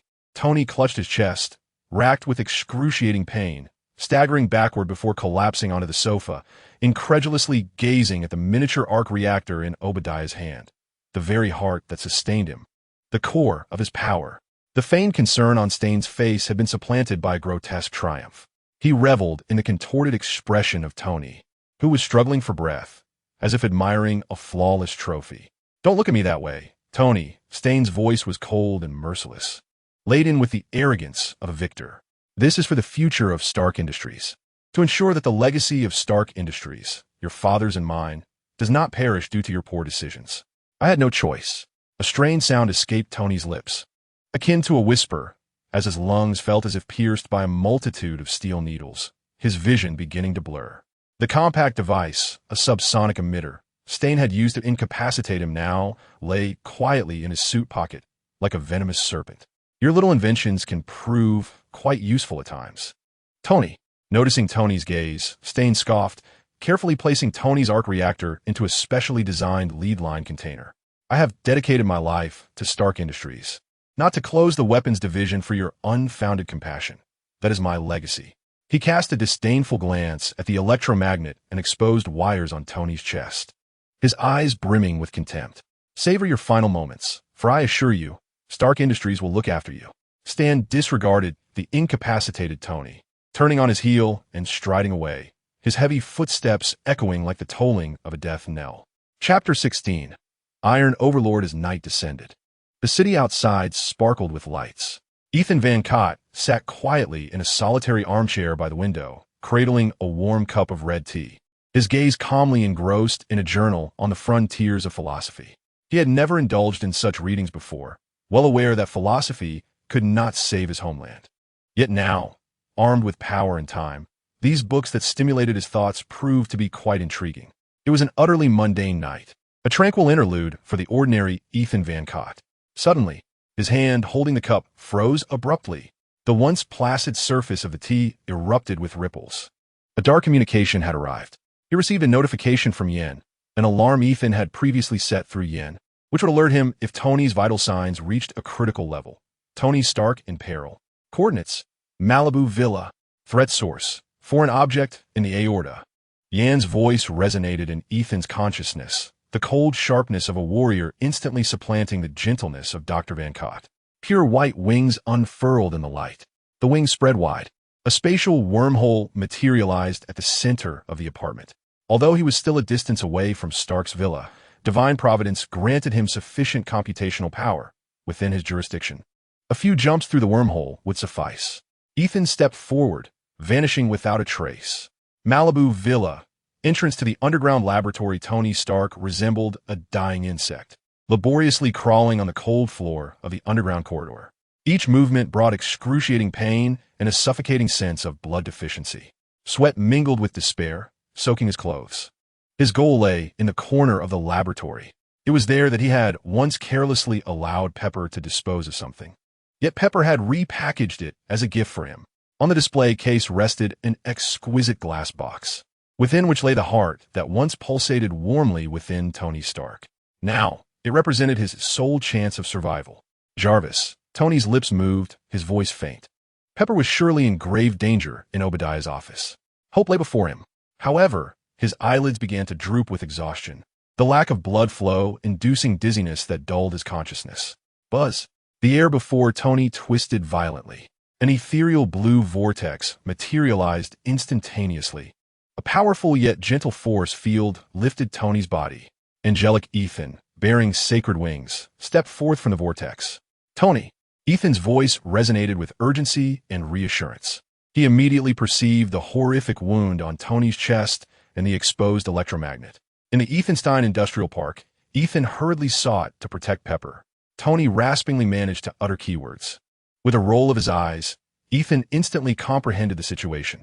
He knelt on one knee, his fingertips gathering a faint golden glow, which he precisely directed to the junction on Tony's chest. A hum resonated as the temporary power stabilized the electromagnet's function, preserving Tony's life, at least for the moment. Following Tony's gaze, he locked onto the Type 1 arc reactor on the display stand. He recalled how they had painstakingly forged it together, hammer blow by hammer blow. Subsequently, he removed the old reactor encased in glass and fitted it onto Tony.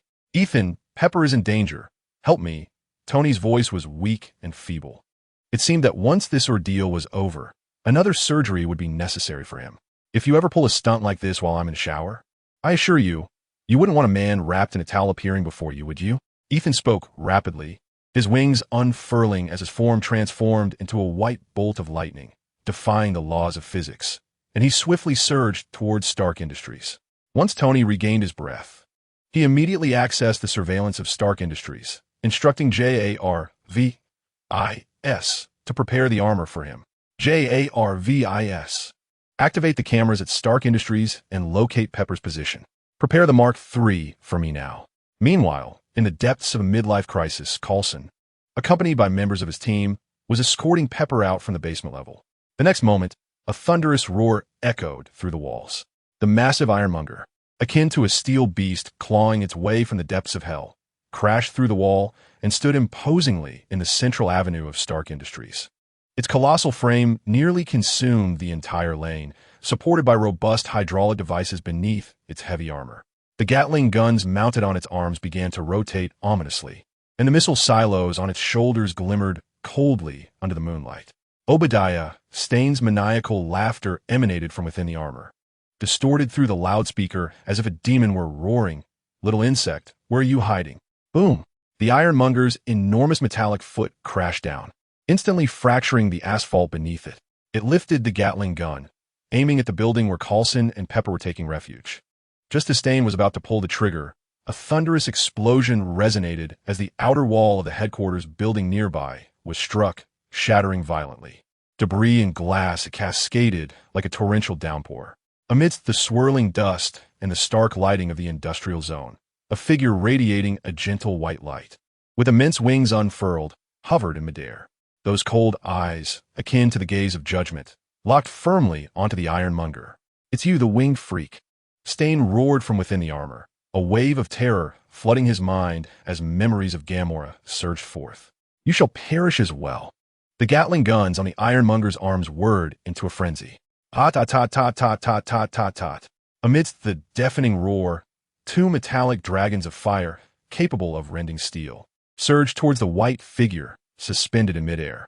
Simultaneously, the missile pod on the shoulder opened, unleashing a barrage of miniature armor-piercing projectiles, each carrying the shriek of death. In the face of this cataclysmic assault, Ethan's expression remained icy. The recent information he had gleaned about the devastation of Gemera weighed heavily upon him. He bore a portion of the blame, for the weapons that harmed his family and obliterated his homeland had been entrusted to the hands of those butchers by this very man. With wings vibrating at a high frequency, a pale golden barrier unfurled in an instant. The sound of countless bullets clashing against the barrier erupted like a rain of brilliant sparks. Upon impact, the armor-piercing rounds had their kinetic energy swiftly absorbed and deflected, ultimately soaring into the night sky. "Impossible!" Stan roared in terror. The Iron Tyrant's most formidable firepower was rendered ineffective. Ethan granted Stan no time to react. With his right hand poised, the incandescent sword of judgment materialized in a heartbeat, its tip aimed directly at the recess of the Iron Tyrant's central power core. "Stan, your soul shall be judged." Ethan's voice pierced through the Iron Tyrant's armor, exploding in Stan's ears. "Not a chance. I am Stark Sovereign. No one can pass judgment upon me." Stan descended into madness, commanding the Iron Tyrant's colossal metallic arm to strike Ethan with tremendous force, attempting to overpower him with brute strength. In a flash, Ethan vanished just as the massive fist descended. Space warped. He reappeared in the engine compartment at the back of the Iron Tyrant. "I bring the wrath of light." The sword of judgment, imbued with an indomitable will, was thrust downward with great ferocity. The spine-chilling sound of metal melting echoed as the Iron Tyrant's relatively weak rear armor succumbed to the divine flames, akin to butter. The blade penetrated, instantly incinerating the wiring and hydraulic systems within the Iron Tyrant's waist. Sparks and thick smoke erupted violently. The heat surged inward, reaching Stan. "Ah!" Stan howled in agony as the immense body of the Iron Tyrant staggered. The pain gradually restored Stan's sanity. Just then, a crimson gold figure, accompanied by a piercing howl, descended from above. It was Tony Stark. Glimmering with the ethereal blue light of his old arc reactor, he swiftly locked onto the Iron Tyrant. Seeing Ethan's sword pointing skyward, he seemed to comprehend his intent. "Ethan, lure him to an open area."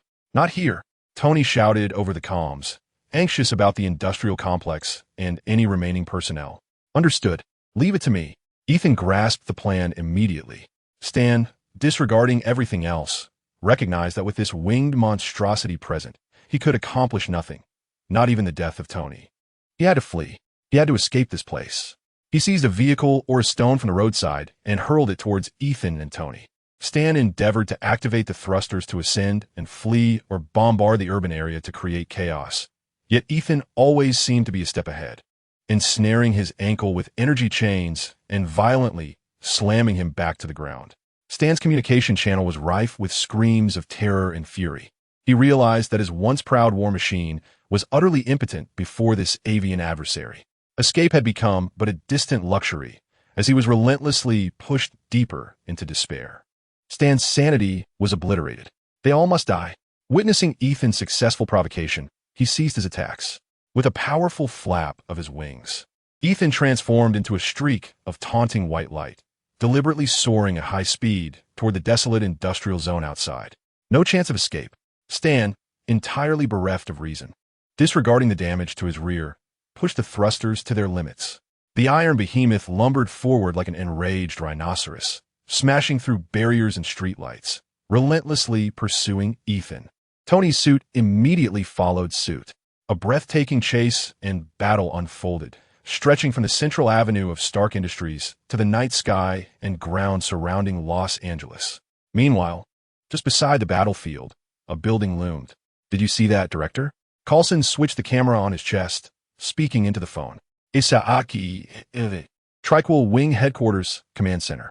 The main screen focused on Stark Industries. Gaping holes in the headquarters exterior, colossal footprints left by the iron behemoth on the central avenue. The cracked pavement and shocking battle footage captured by satellites. Angels withstanding torrents of gunfire, lightsabers melting through the iron behemoth's back, Iron Man's emergency ascent, and angels guiding the iron behemoth out of the industrial park. A moment of silence passed on the other end before Nick Fury's deep voice resonated. Coulson, prioritize evacuating civilians with the emergency team, then stand by. If those three bring the battlefield back or lose control and harm civilians, you know what to do. Primary objective: control the situation and assess the Angels' true intentions. As for Stark and that behemoth, handle them as planned. Understood, Coulson responded, lowering the communicator with a sharp gaze.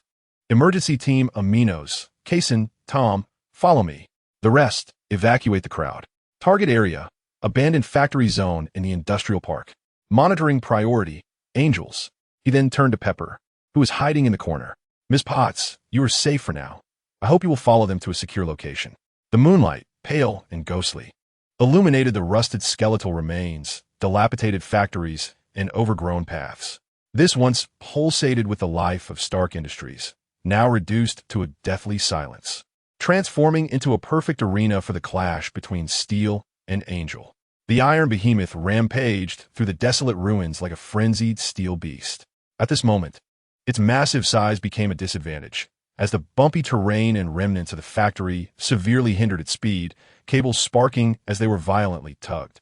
Stan roared madly within the armor, the Gatling gun indiscriminately sweeping across the landscape, riddling the abandoned oil tanks with countless holes, spewing forth fetid black oil that emitted a nauseating stench. Ethan, suspended in midair, was preparing to request a judgment authority when Tony's voice resonated in his earpiece. Ethan, I have a better plan. Observing Ethan ascend into the air, Tony understood that such an action would doom Stan.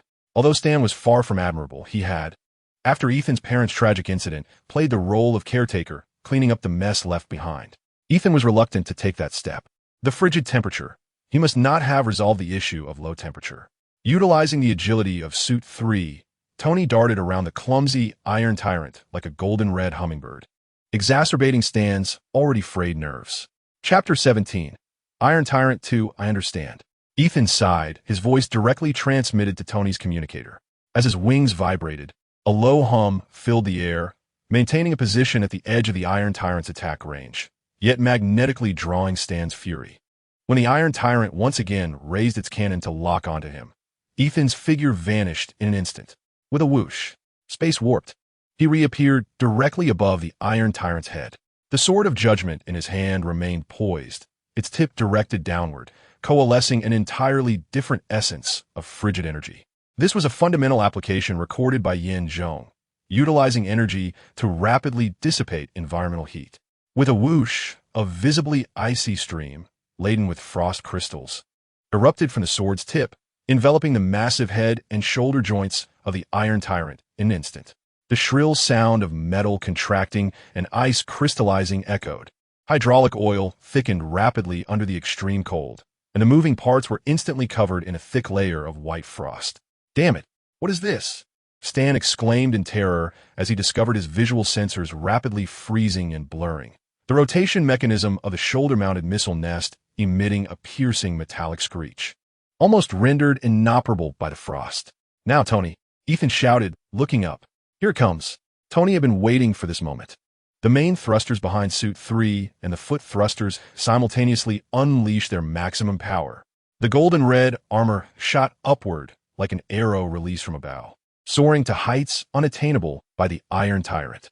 The biting cold air forced the Iron Tyrant to groan under the strain, its output power visibly dwindling.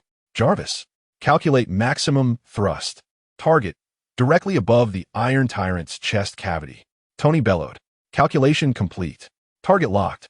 Energy remaining in the old reactor. 3. No turning back now." Transforming into a golden red comet, propelled by resolute momentum, he hurtled from the sky at a near vertical angle toward the massive cavity in the Iron Tyrant's chest, connecting to the new reactor's energy source. "No!" Stan let out a desperate roar within the armor, attempting to raise his frozen arm in defense, but it was too late. "Bone!" The deafening sound of metal colliding rang out, like the tolling of a death knell.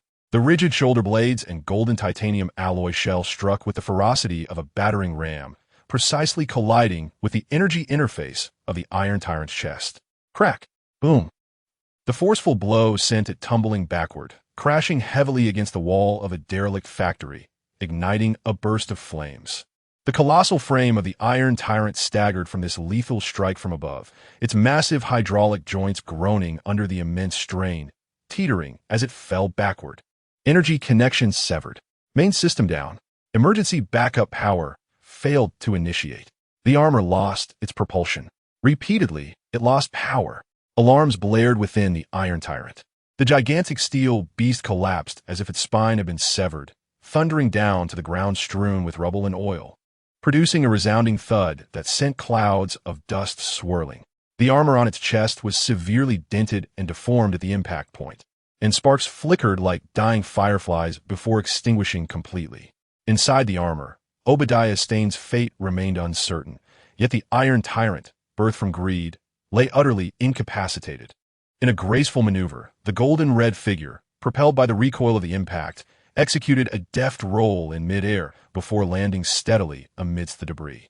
The glow of the old reactor in its chest flickered violently a few times before stabilizing. Tony let out a long sigh of relief, a wave of fatigue washing over him. The white figure descended lightly beside the massive form of the Iron Tyrant. The sword of judgment in Ethan's hand had vanished, and he calmly regarded the lifeless metallic construct before glancing upward at Tony, offering a slight nod. At that moment, the piercing wail of sirens grew closer. Several black vehicles, emblazoned with the insignia of S.H.I.E.L.D.,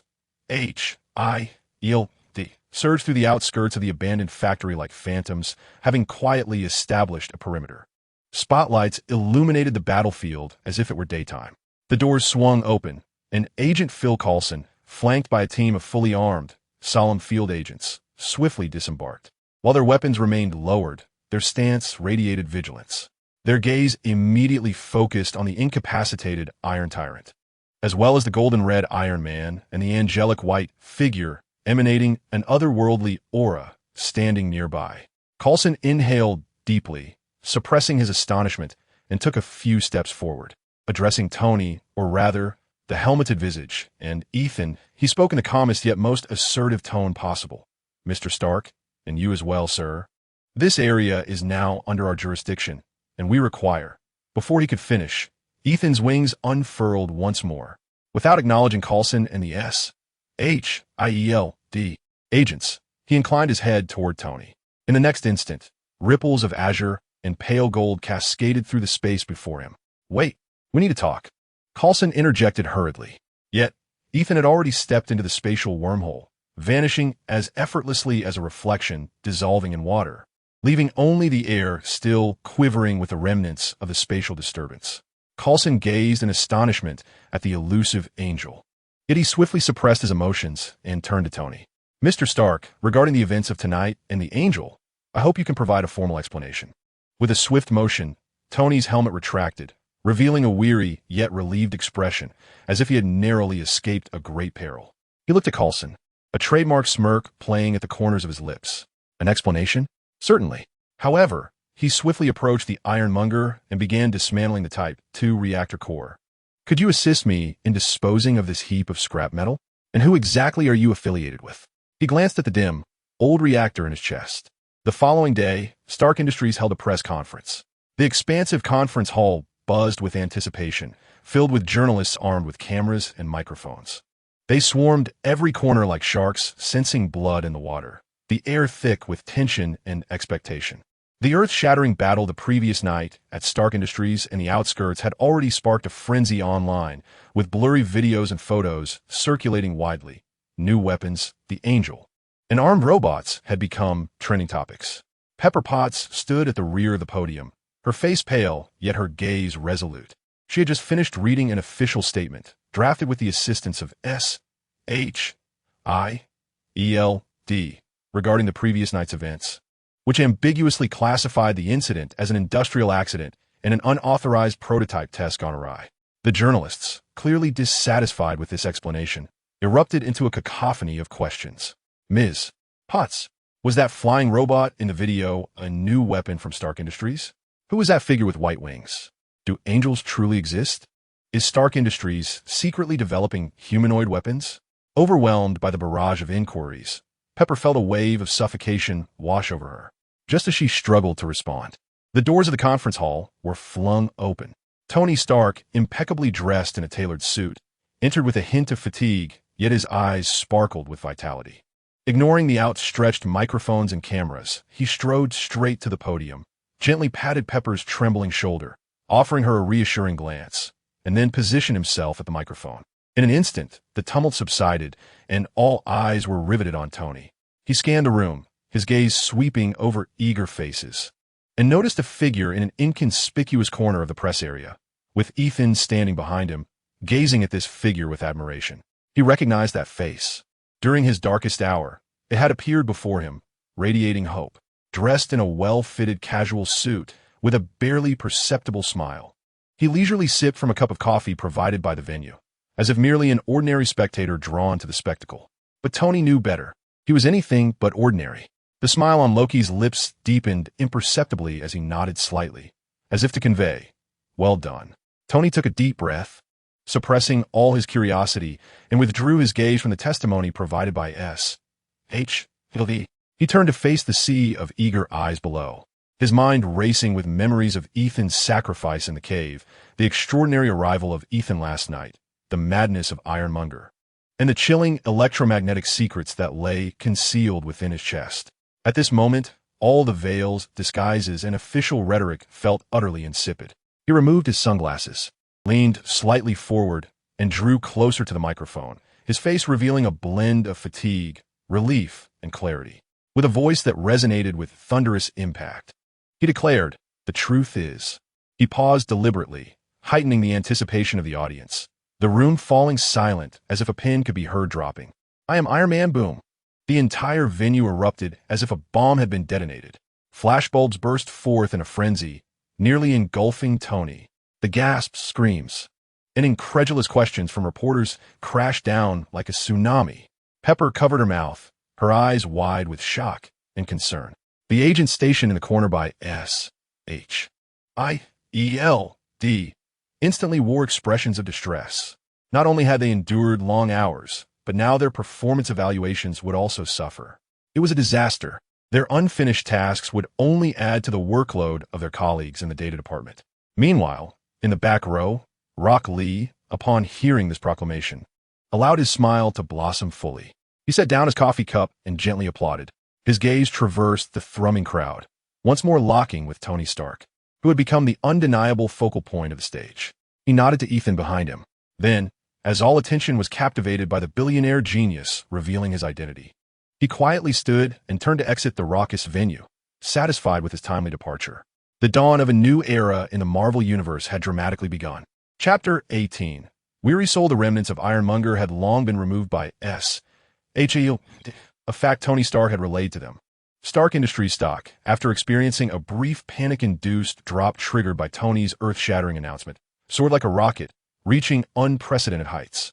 Behind the financial market's exuberance lay the world's astonishment and adaptation to the arrival of the Iron Man era. Yet outside the eye of this storm, in a serene office with splendid views at the pinnacle of angel investing, there existed a comforting tranquility. Rockley stood before the floor-to-ceiling window, his fingertips unconsciously gliding over the cold glass. Outside, the deep autumn sky was a brilliant blue, and Manhattan remained as vibrant as ever. Yet his thoughts were far removed from the scenery before him.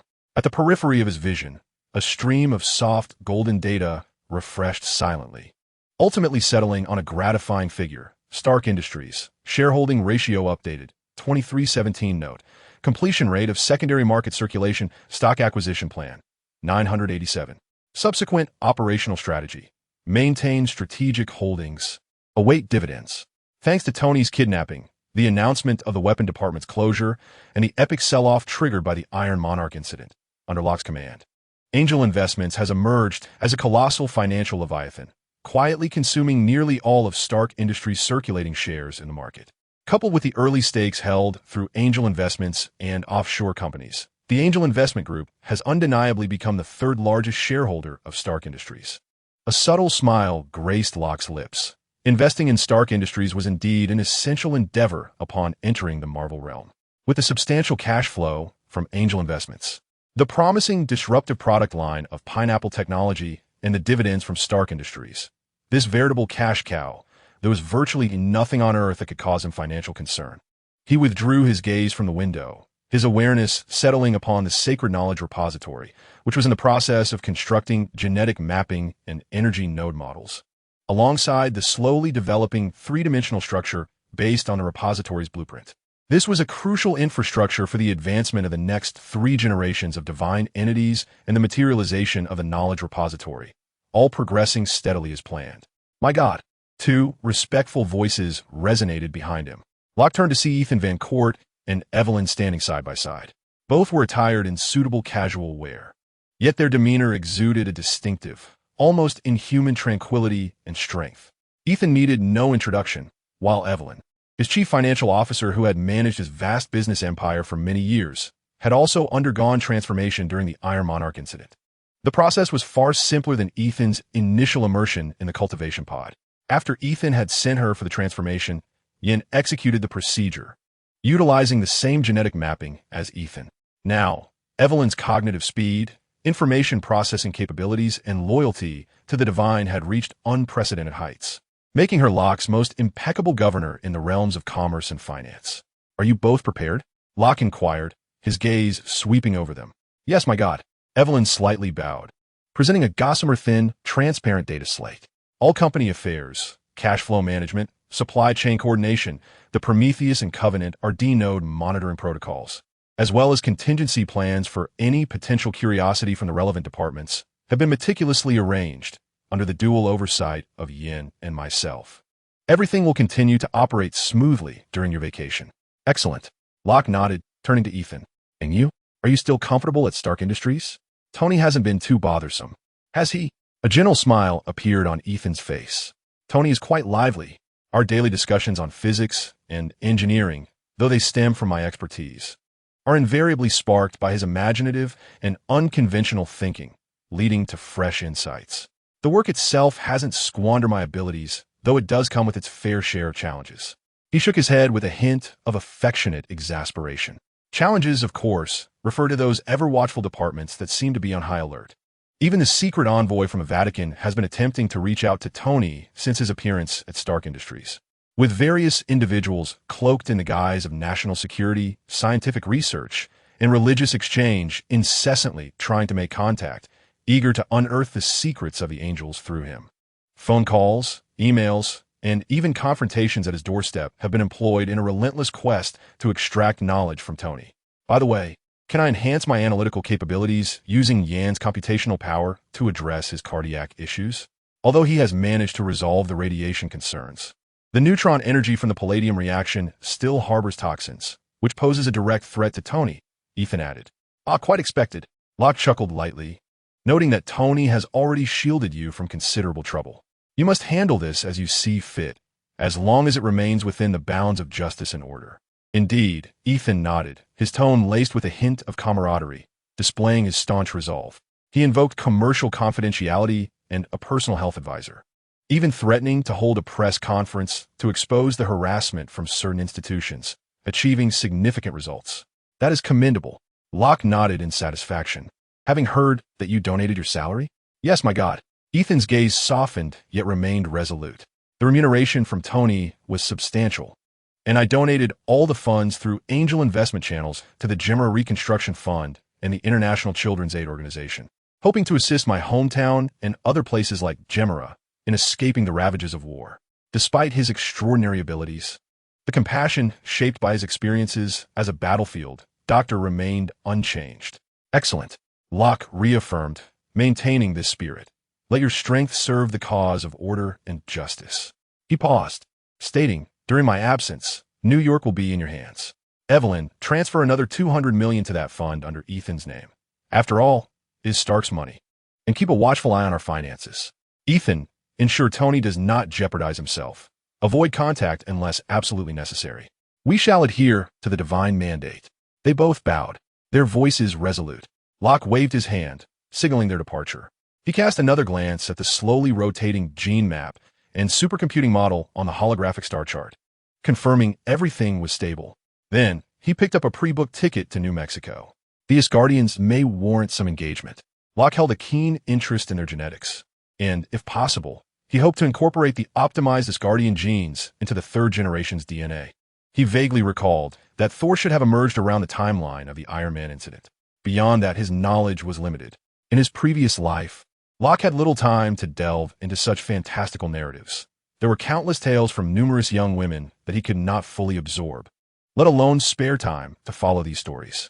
Thus, his understanding of Marvel was largely confined to the frenzy when a film became an overnight sensation on the internet, and when friends were buzzing about it, typically inviting a random young woman interested in Marvel to watch it together. But in such instances, you must never tell me that your focus was solely on the screen. Answer me, brother. Given the opportunity, one might find oneself lacking. A mere platonic friend of the opposite sex has ventured out to watch a film, and it is imperative to devise a means for physical contact to appear more natural. I digress. Thus, in a previous life, my understanding of the Marvel Universe was largely gleaned from the bedside of a hotel during those sage moments when two individuals, each engrossed in their respective devices, would find solace in the glow of their screens. It is unnecessary to discuss the post-coital embrace. Such inquiries often stem from a lack of experience. After a vigorous exertion, who wishes to remain entwined? The typical sage male, in such moments, yearns for stillness, content to recline and indulge in a smoke while scrolling through his phone. For someone like me, who refrains from self-indulgence and smoking in bed, such consideration is indeed a warm gesture. Please cherish it. The aircraft ascends into the heavens, tracing a path across the azure skyline, journeying toward the distant continent, while genuinely embarking on a vacation. The cacophony of New York, the trivialities of capitalism, the surveillance of S.H.I.E.L.D., and even the impending ascension of a godly entity amidst a cosmic crisis are momentarily cast aside. From the moment he comprehended this world, he has been in a state of tension, only finding respite upon securing a backup of a treasure. Yet the ever-looming warning of a snap above his head compels him to continually exert pressure upon himself, leaving little more than two pursuits in life: survival and progress. Learning, evolving. A youthful physique belies a weary soul. Reclining in a comfortable seat, Loki closes his eyes, for the first time truly anticipating a vacation that is, at least in essence, pure. Meanwhile, in Tony's villa, within the subterranean laboratory, Ethan deftly maneuvers a sophisticated device designed by Tony, as they engage in a spirited debate regarding the engineering applications of quantum tunneling. Pepper Potts, resembling a radiant light bulb, sits beside them. Outside, a black Chevrolet Suburban belonging to S.H.I.E.L.D. stands quietly at the street corner, its windows tinted dark. Inside, Coulson observes the direction of Stark Tower. Furrowing his brow, holding a file containing a copy of Dr. Ethan's recent interactions with Tony, a seemingly ordinary life history, yet Coulson senses something amiss. Sunlight spills through the Hudson River, casting its warm glow upon Loki's tranquil farmhouse barn, as if nothing untoward had ever transpired. Only the wind whispers across the open fields, carrying the crispness of late autumn. Chapter 19. The encounter of Loki. New Mexico Desert Highway, Late autumn, the wheels crunch over the coarse gravel road, producing a monotonous, rustling sound.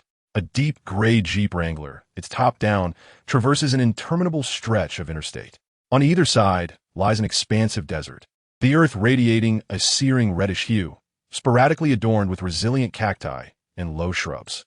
The distant horizon is serrated by jagged ridges, beneath a breathtakingly blue sky, where wisps of thin clouds resemble carelessly torn cotton. The air is dry and invigorating, imbued with the unique scent of dust and sun-baked earth.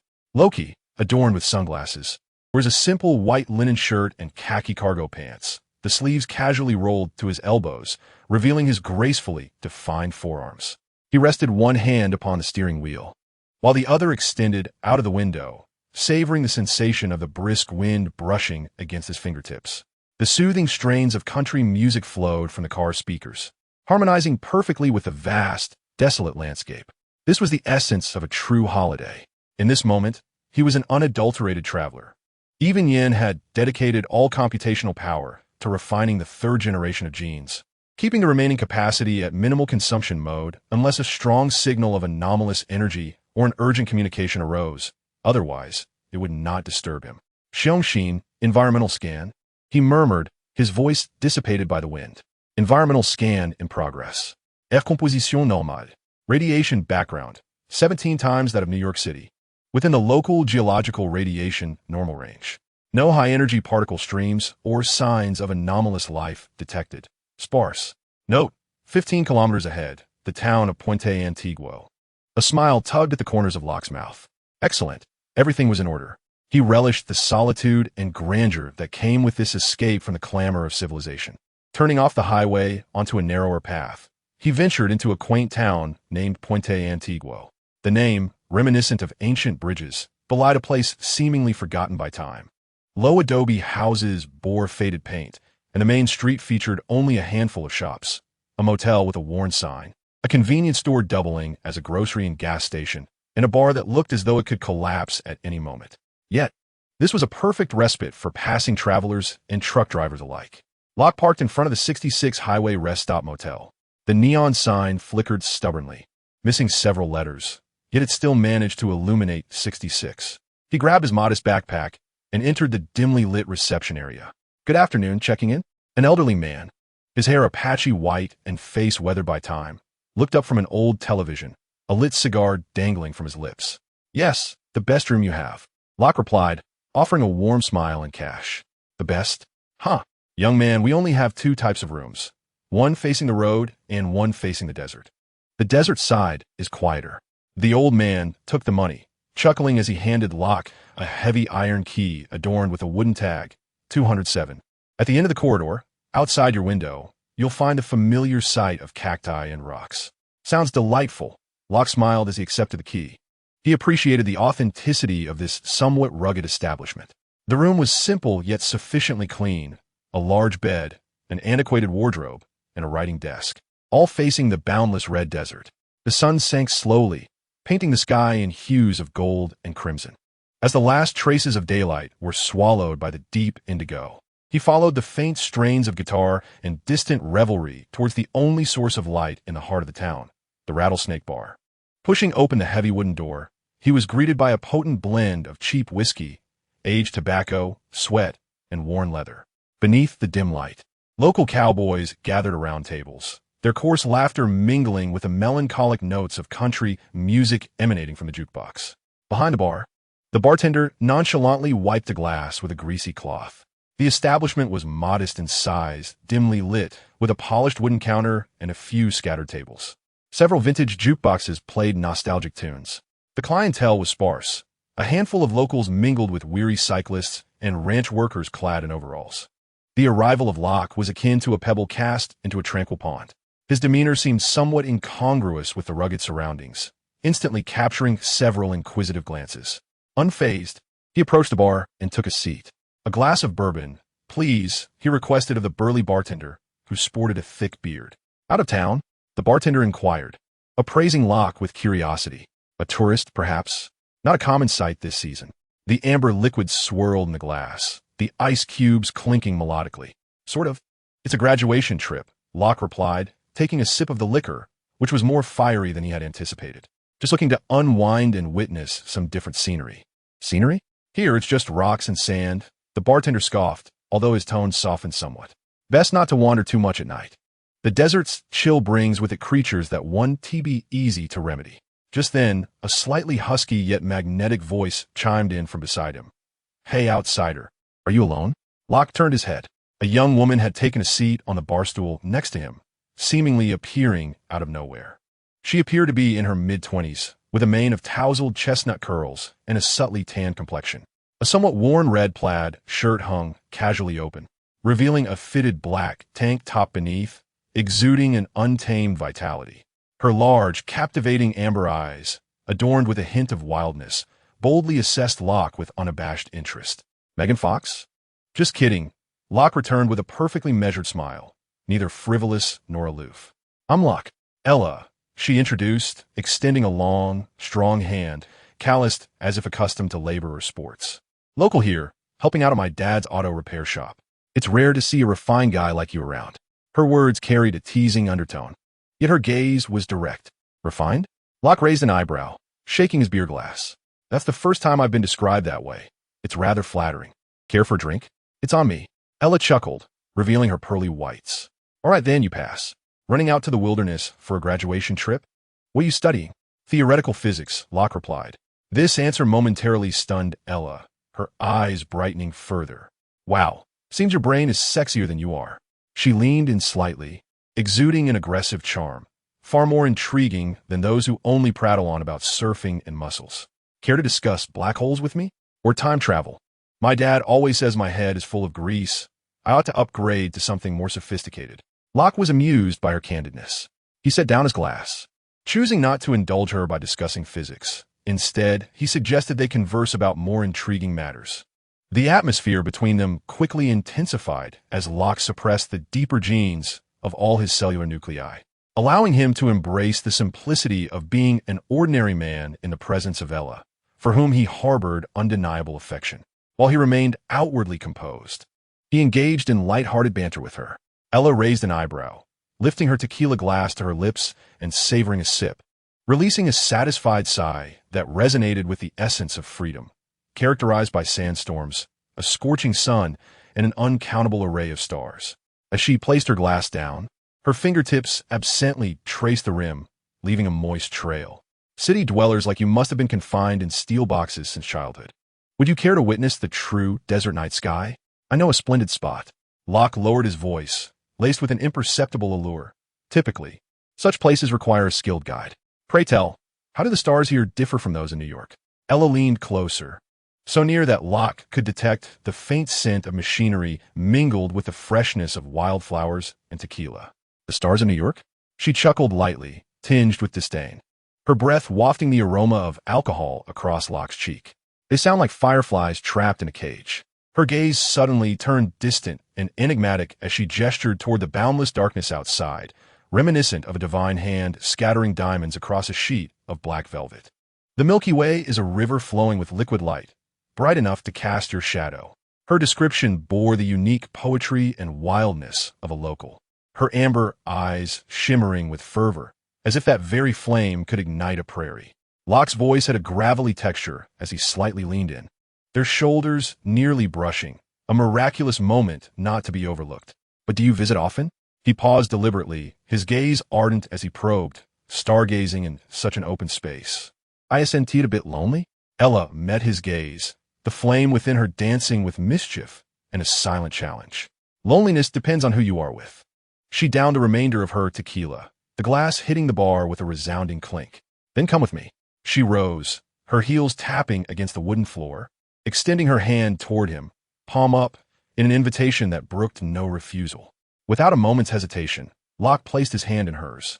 Her grip was firm, slightly calloused yet strong, akin to seizing a prey that willingly enters the net. He stood, his tall figure casting a shadow over her, a shy smile gracing his lips. Such an invitation seemed too ungracious to decline. "Is my honor, Miss Ella." The jeep roared out of the faint glow of the town, plunging into the thick darkness. Ella drove skillfully, the car radio streaming melancholic jazz. The headlights sliced through the endless night like two swords, illuminating the rocky path ahead.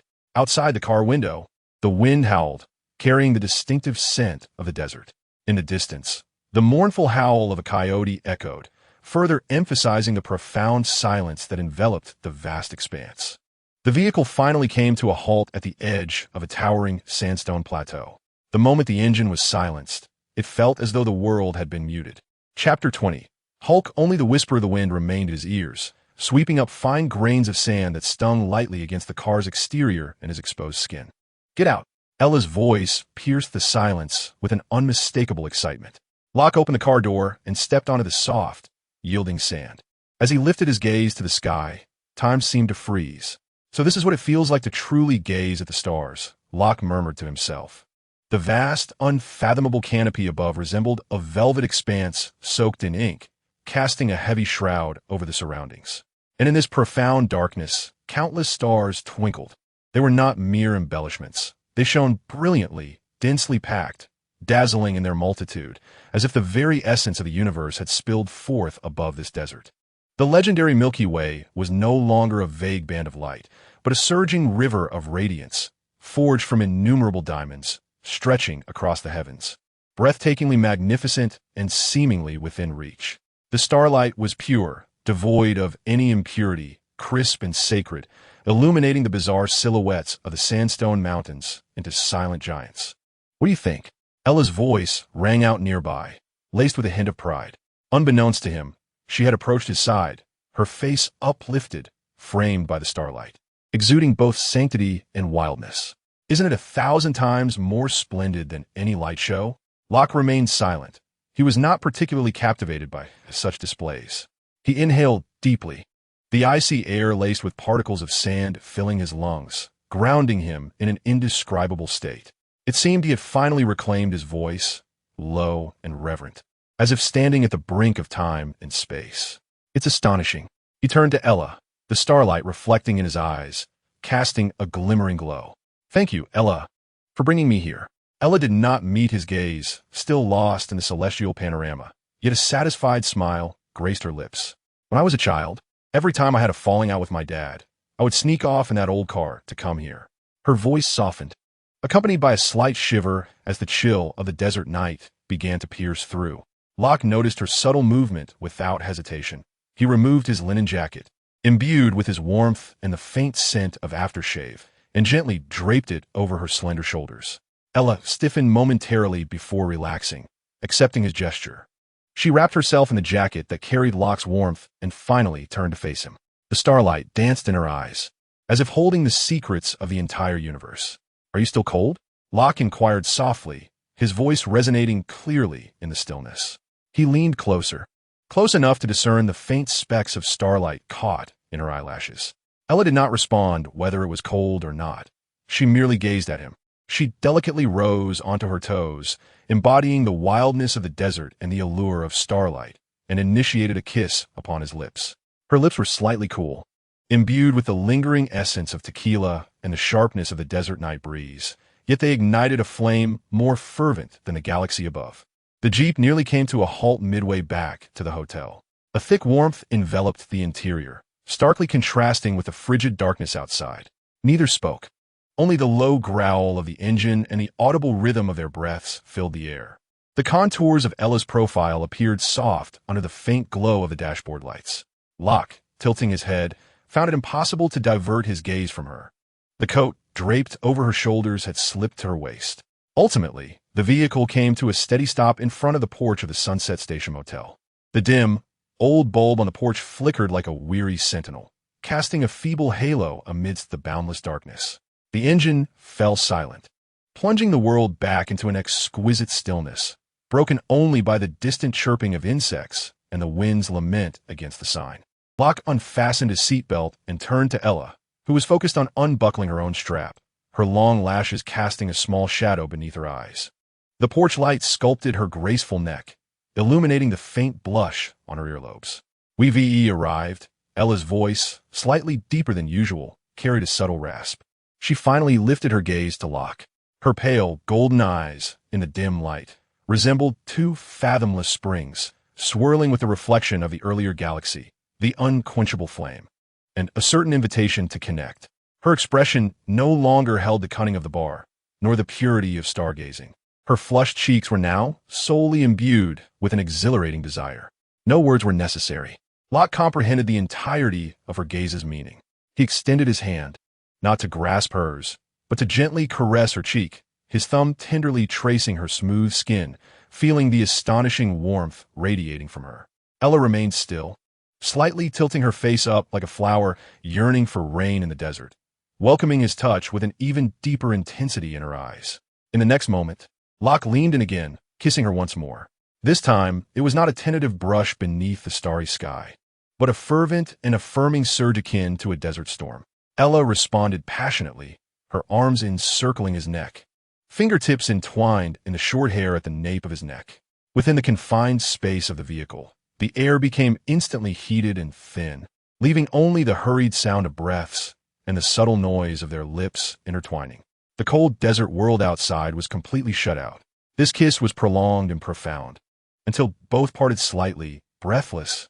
Foreheads touched, noses brushed, their breaths mingling in a fervent embrace. Ella's eyes blazed with a fierce fire, her cheeks flushed, and her lips were moist and slightly swollen. I have an intriguing biological experiment. Would you be interested in serving as my assistant? Locke's voice was raspy, almost off-key, as he gestured toward the door at the end of the second floor of the inn, through which a faint light emanated. It seemed quite intriguing. Ella made no hasty movements, merely locking her fiery gaze onto him. Locke exited the vehicle first, circling to the driver's side to open the door for Ella. She deftly leaped out, her coat slipping slightly from her shoulders.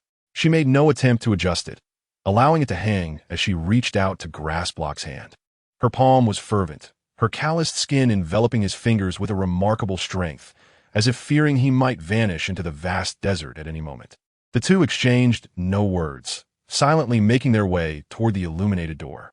The wooden stairs creaked softly underfoot, their sound notably clear in the stillness of the night. Locke produced a key. The metallic click echoed sharply as he unlocked the door. When it swung open, the dim yellow light spilled forth, illuminating a small patch of ground at the threshold. Ella stepped inside first, her stride unwavering.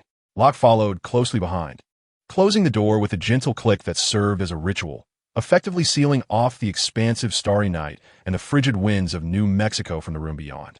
The air within was infused with the distinct scent of a roadside motel, a blend of disinfectant and worn carpet. A solitary bedside lamp cast a warm glow, barely illuminating the sparse furnishings. Through the slats of the blinds, a few defiant rays of starlight managed to penetrate.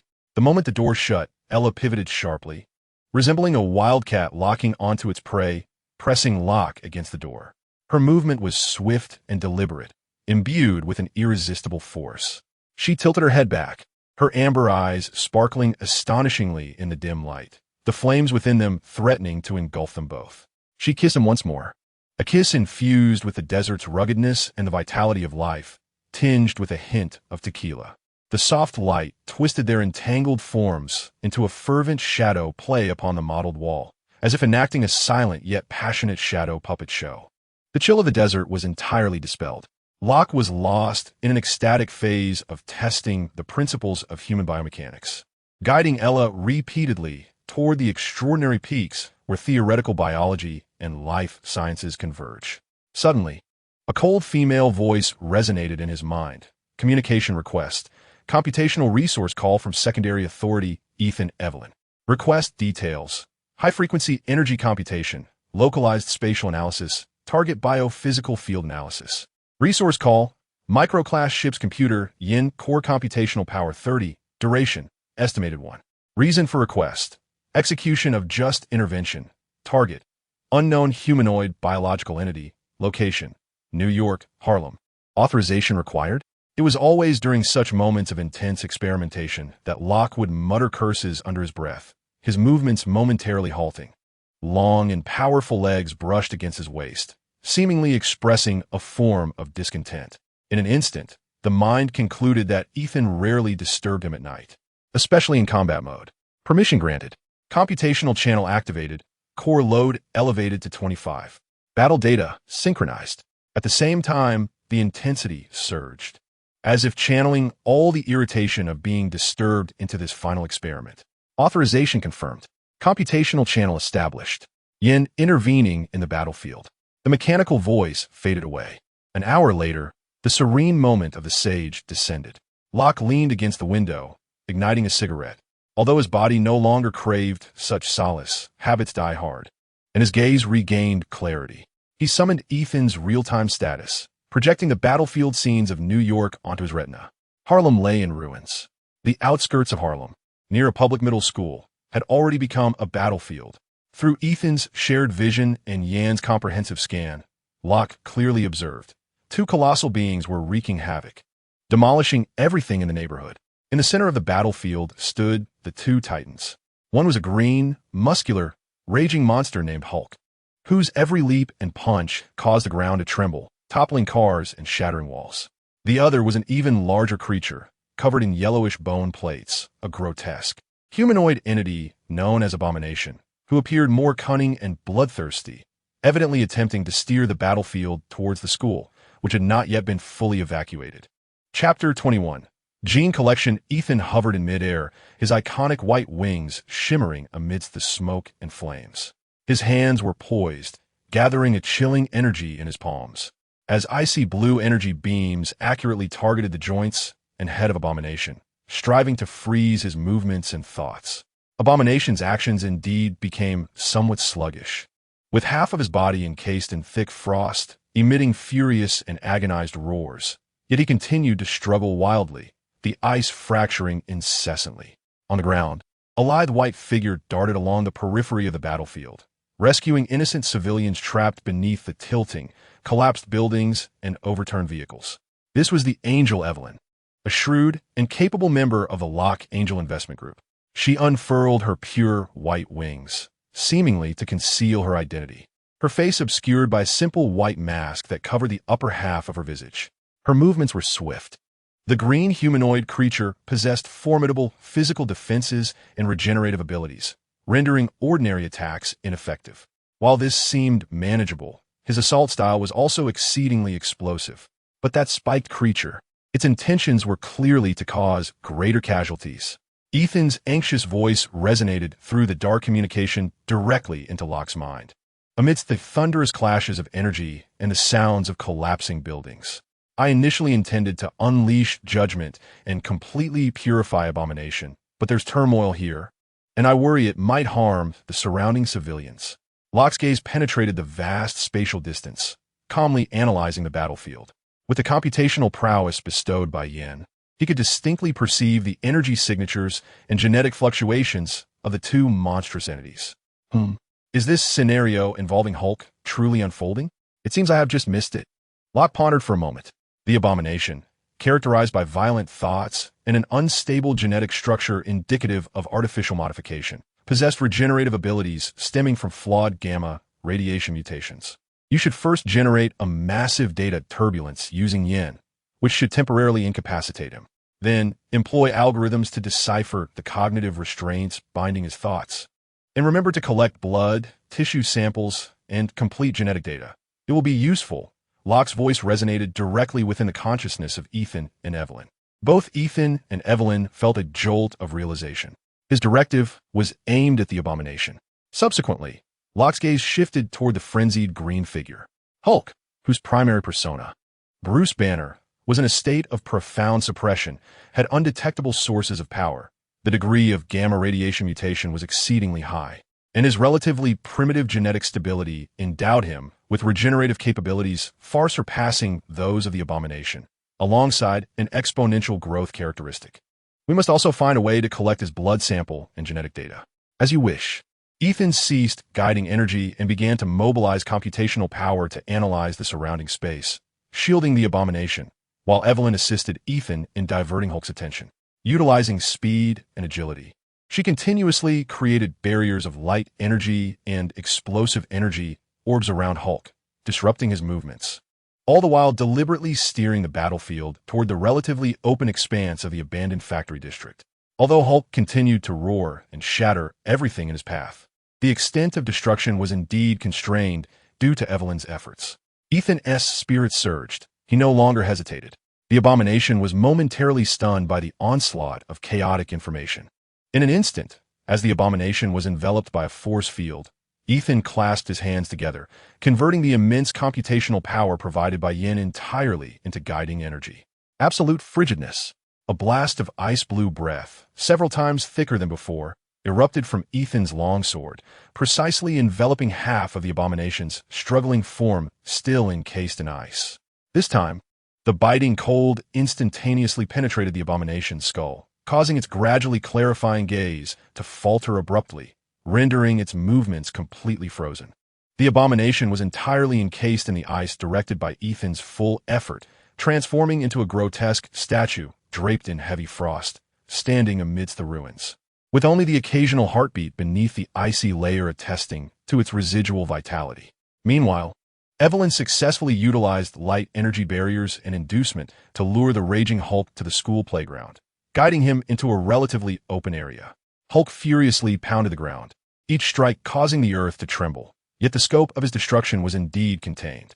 At that moment, a heart-wrenching cry pierced through the roar of engines and the groans of buildings. Bruce, Betty Ross, disregarding the soldiers' attempts to block her, broke through the temporary military barricade and sprinted toward the abandoned factory district. Her face was streaked with tears and dirt, her eyes fixated solely on that massive green figure. This call seemed to possess a certain magic, penetrating Hulk's frenzied mental barriers.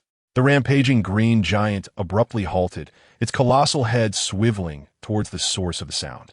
Those murky eyes, brimming with sheer destructiveness, seemed to flicker with a fleeting, nearly imperceptible moment of confusion and struggle upon catching sight of Betty. Banner's voice trembled, saturated with an endless plea. The Hulk emitted a low, almost mournful groan that seemed to intertwine with the tormented struggles of Dr. Banner. His massive form swayed slightly, the ferocity of his presence visibly waning. He shook his head, casting a profound glance in Betty's direction, an expression laden with an indescribable complexity and unfathomable pain. In the next heartbeat, the Hulk ceased to hesitate, unleashing a deep, thunderous roar, his legs propelling him with astonishing force, disregarding Evelyn's interference, abandoning destruction, and leaping fiercely away from the city, away from the throngs, away from Betty. Each bound spanned great distances, and in just a few leaps, his immense green figure vanished behind the towering skyline of New York. Evelyn watched the direction of his disappearance, her brow furrowed beneath her mask. The divine words rang true. This green behemoth was indeed not a mere monster. She sheathed her sword, refraining from pursuit. Simultaneously, Ethan had descended beside the loathsome ice sculpture.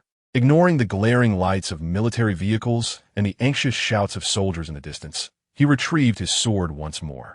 He manipulated energy with caution, skillfully avoiding the frozen core thought zone, extracting ample blood and tissue samples from the abomination's ice-encased wounds, while also collecting the deep green blood belonging to the Hulk, simultaneously freezing it along with the abomination's remains.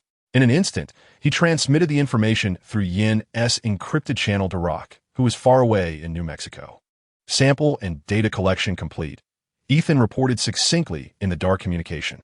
Send them back to the bunker for freezing.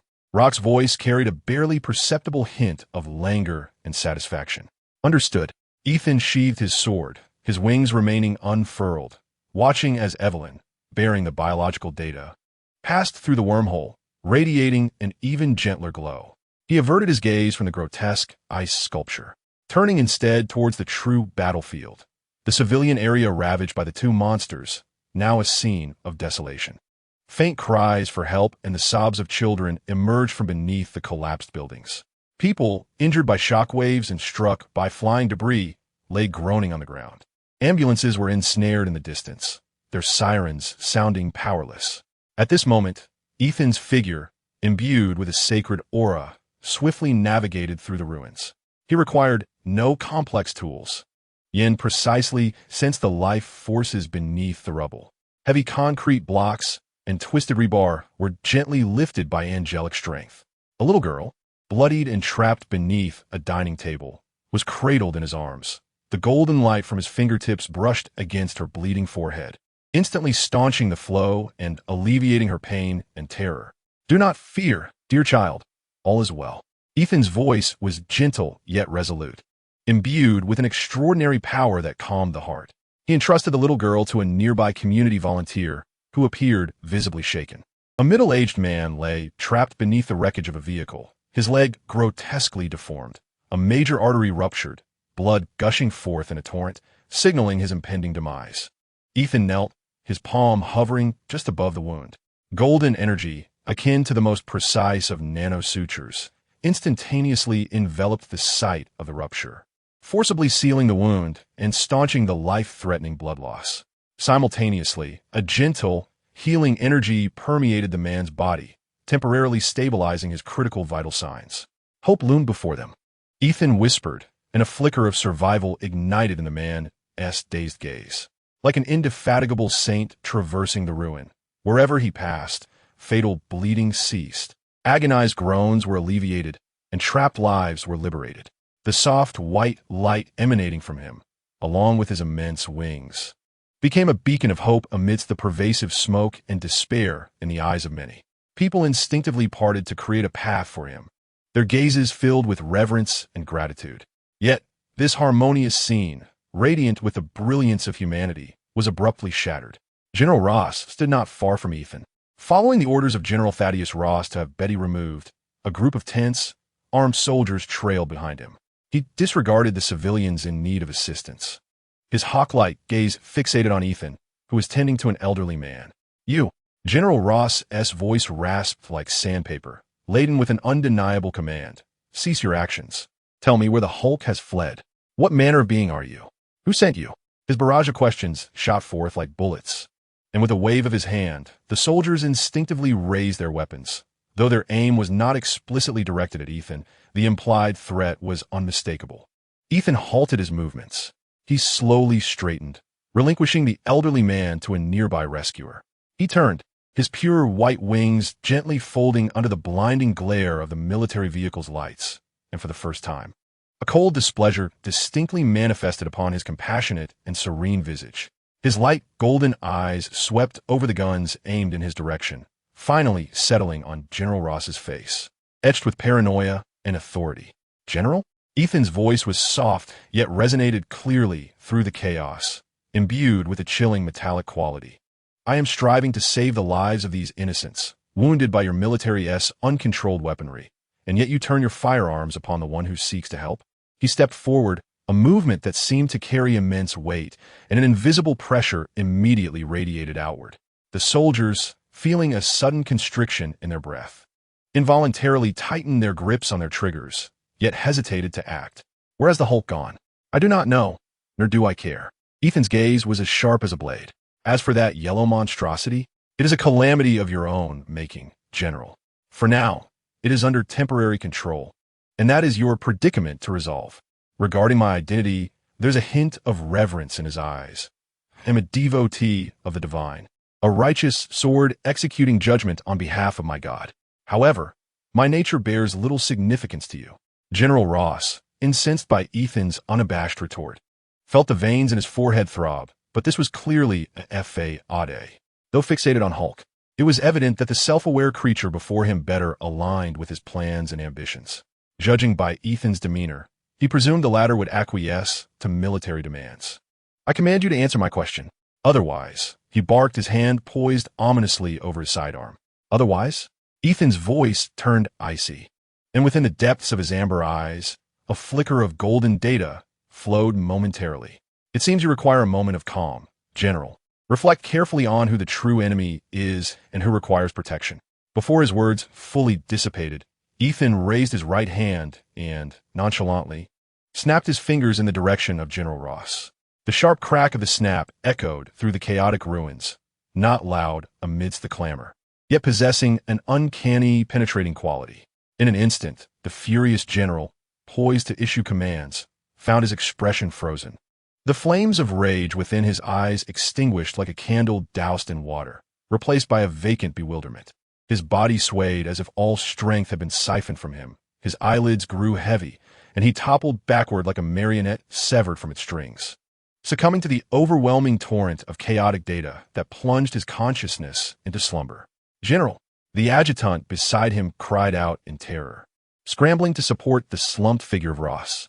The surrounding soldiers were utterly bewildered, their eyes darting between the fallen commander and the angelic figure who had merely snapped his fingers, seemingly devoid of any energy fluctuations.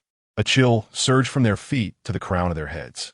Fear eclipsed authority, and no one dared to raise their weapons. Some even instinctively took a step back. "Soldiers, your general needs rest. Please do not disturb him. And as for me, thank you." Ethan paid no further heed to the disarray among the military personnel. He averted his gaze as if brushing away an inconsequential speck of dust. His wings unfurled gracefully behind him, a soft white light igniting once more as he proceeded towards the next wounded soul in need of aid. His actions served as the clearest declaration. His power was solely for the protection of life and the enactment of the justice he cherished, not to submit to any tyranny or foolish commands. The soldiers exchanged glances, observing the white figure re-engage in his noble endeavors. As he tenderly extracted another child from the rubble and staunched the bleeding of a gravely injured individual, they also cast furtive glances at the unconscious general. Ultimately, no one stepped forward to impede him, nor did anyone dare to voice any inquiries. They silently sheathed their weapons. A portion began to assist in cordoning off the abhorrent ice sculpture, while another segment involuntarily commenced aiding the civilians rescued by Ethan. All of this was meticulously recorded by a miniature camera affixed to Agent Phil Coulson's chest from the unremarkable window of a black Chevrolet Suburban in the distance. Lowering his binoculars, he murmured into his communicator, "Director Fury, General Ross has been instantaneously subdued by unknown means. The target, Angel, was merely saving lives. At least in his treatment of civilians, the Angel's intentions seem to align closely with myth and scripture, yet his abilities are exceedingly perilous, unpredictable, and difficult to assess." In a New Mexico motel, sunlight filtered through thin curtains, casting mottled shadows across the disheveled sheets. Locke turned comfortably, his arm draping naturally over the sun-kissed body beside him. The girl, like a contented feline, curled within his embrace, her curls sticking to her sweat-dampened forehead. Locke's gaze settled upon Ella's sleeping profile, a vibrant wildcat indeed. As he contemplated whether to engage in another morning experiment, Ella's long lashes fluttered, and she opened her amber eyes. The flames of her spirit seemed temporarily replaced by languor. It still shone brightly.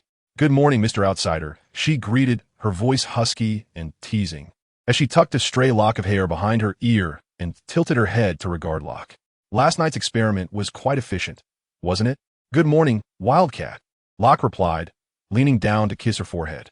"What would you like for breakfast today?" His words were abruptly interrupted by the vibration and ringing of Ella's old flip phone on the bedside table, the irritable voice of a middle-aged man, echoing even from a distance. After hanging up, Ella hurriedly donned her clothes and approached Locke. "Darling, I have to go to work. Will you still be here tonight? Can I come find you for dinner after my shift?" "Not tonight, little Wildcat. A few days ago, I arranged to meet with some environmental science friends to assess the conditions at the center. You know, it's not convenient to miss such an appointment."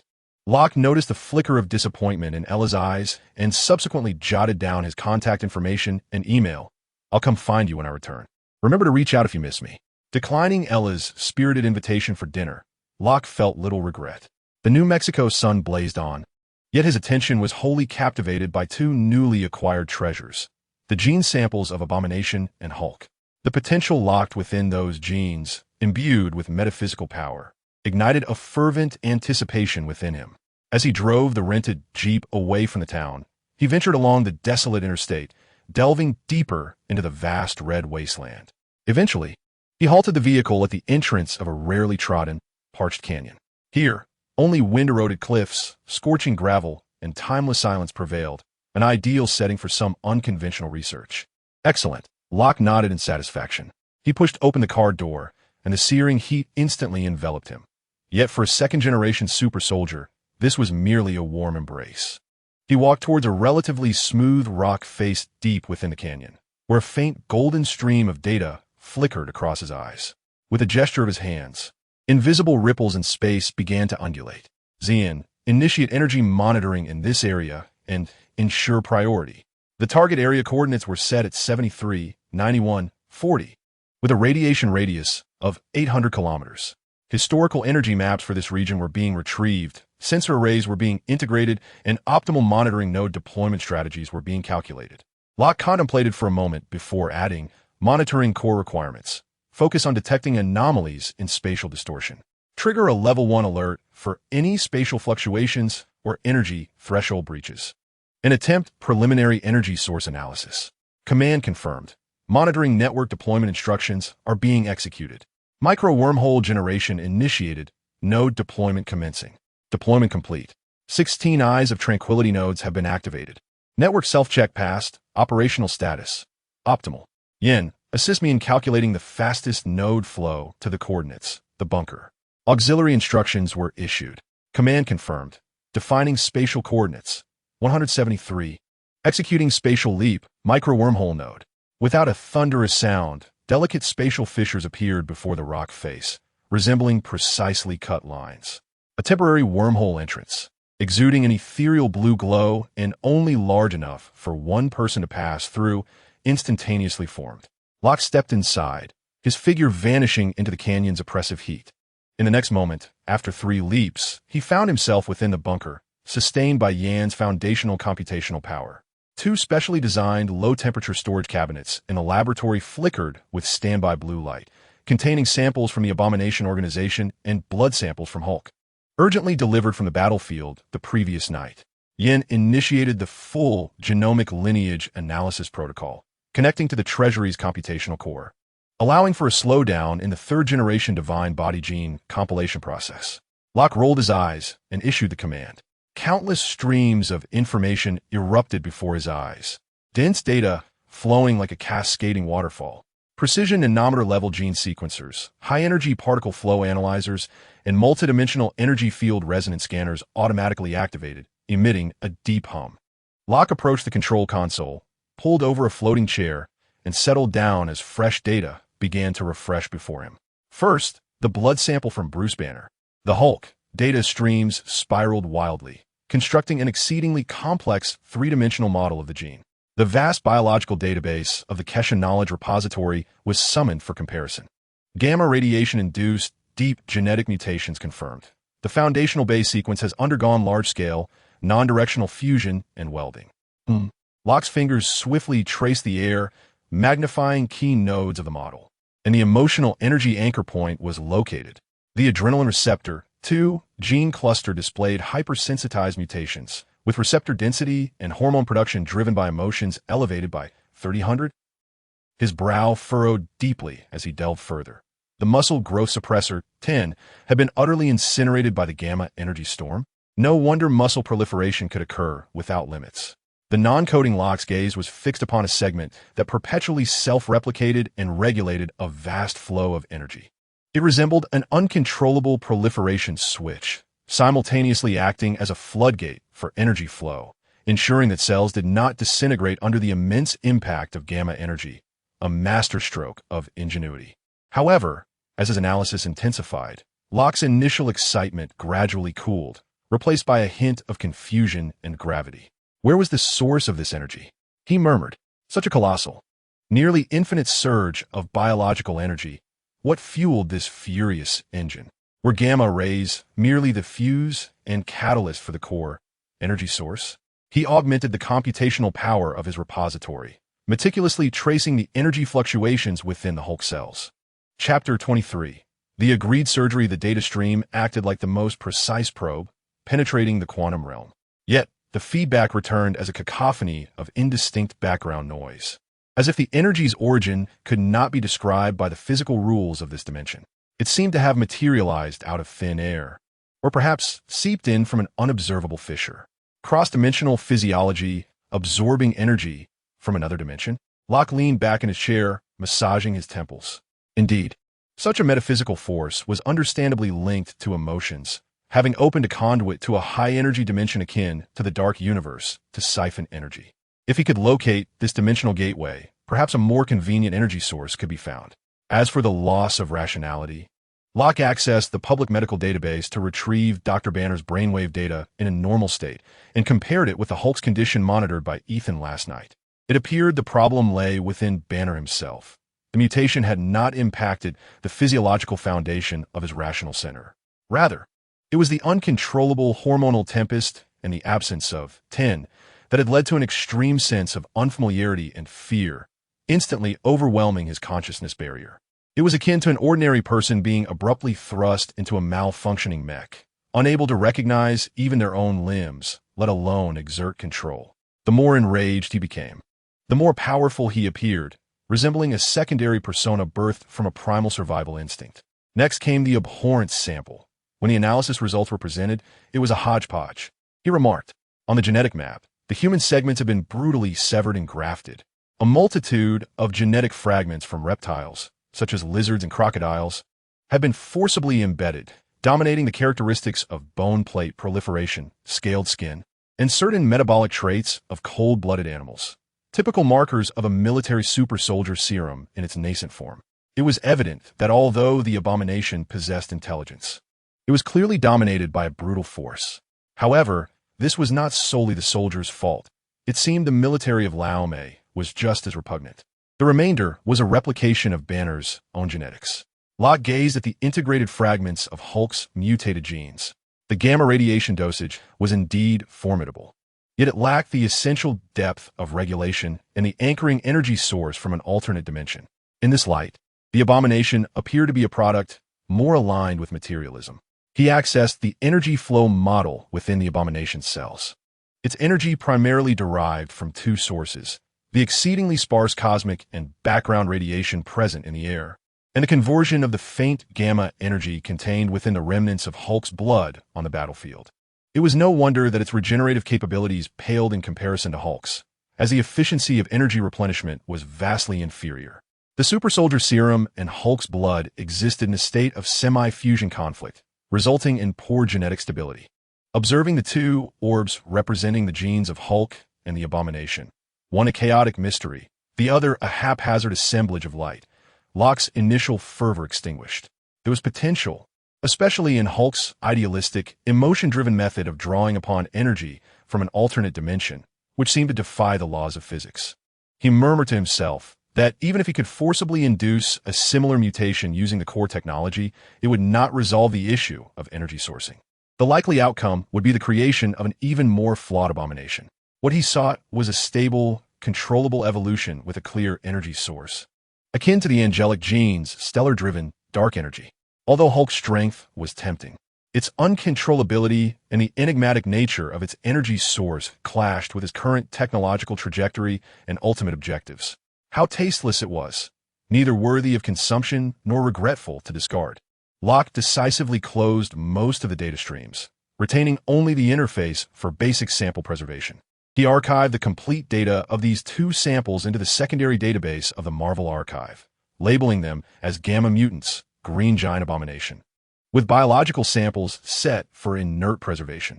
The research priority was downgraded to a state of preservation, while the optimization of the third-generation divine body genes maintained the highest precedence. He rose, stretching languidly, his bones emitting a series of crisp cracks. It was best to diligently focus on the third-generation divine body, as the path was undeniably clear.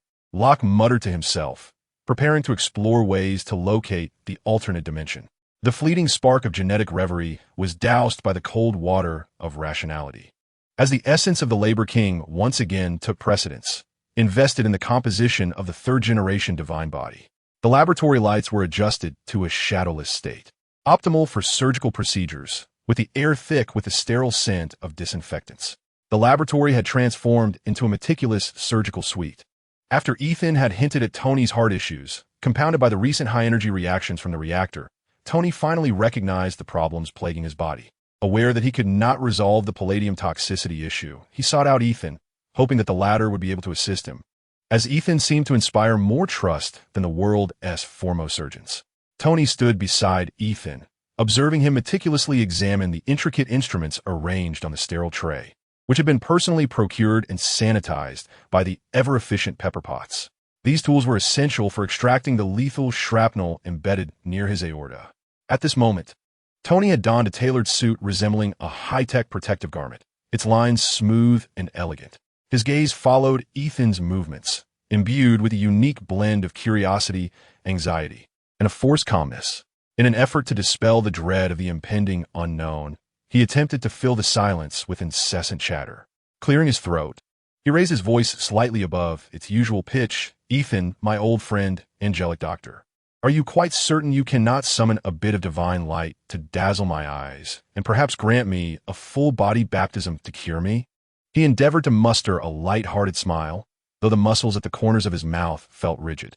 Ethan picked up a pair of exceptionally crafted tweezers. Inspecting the tips against the light without lifting his gaze, his demeanor calm and unruffled.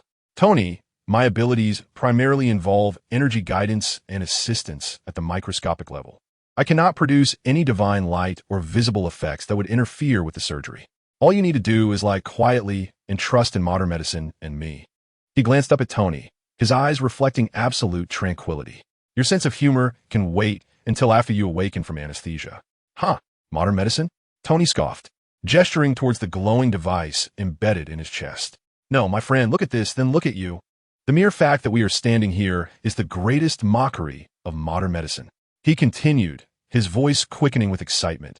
"Honestly, Ethan, after Harlem, I had Jarvis analyze every available piece of data about you and that enigmatic masked lady.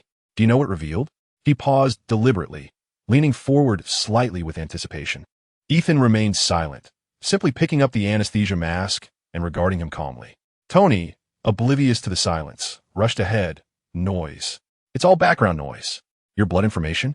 Encased in something akin to a quantum cryptic cloud, so tightly wrapped that not only is it impossible to decrypt, scanning it feels like trying to probe a vacuum at absolute zero. Even its properties defy classification. The laws of physics seem to be bent in your presence. It's utterly fascinating."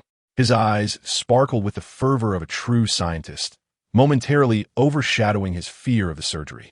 "Tell me, Ethan, even just a hint? What is the source of your powers? Is it some higher dimensional energy?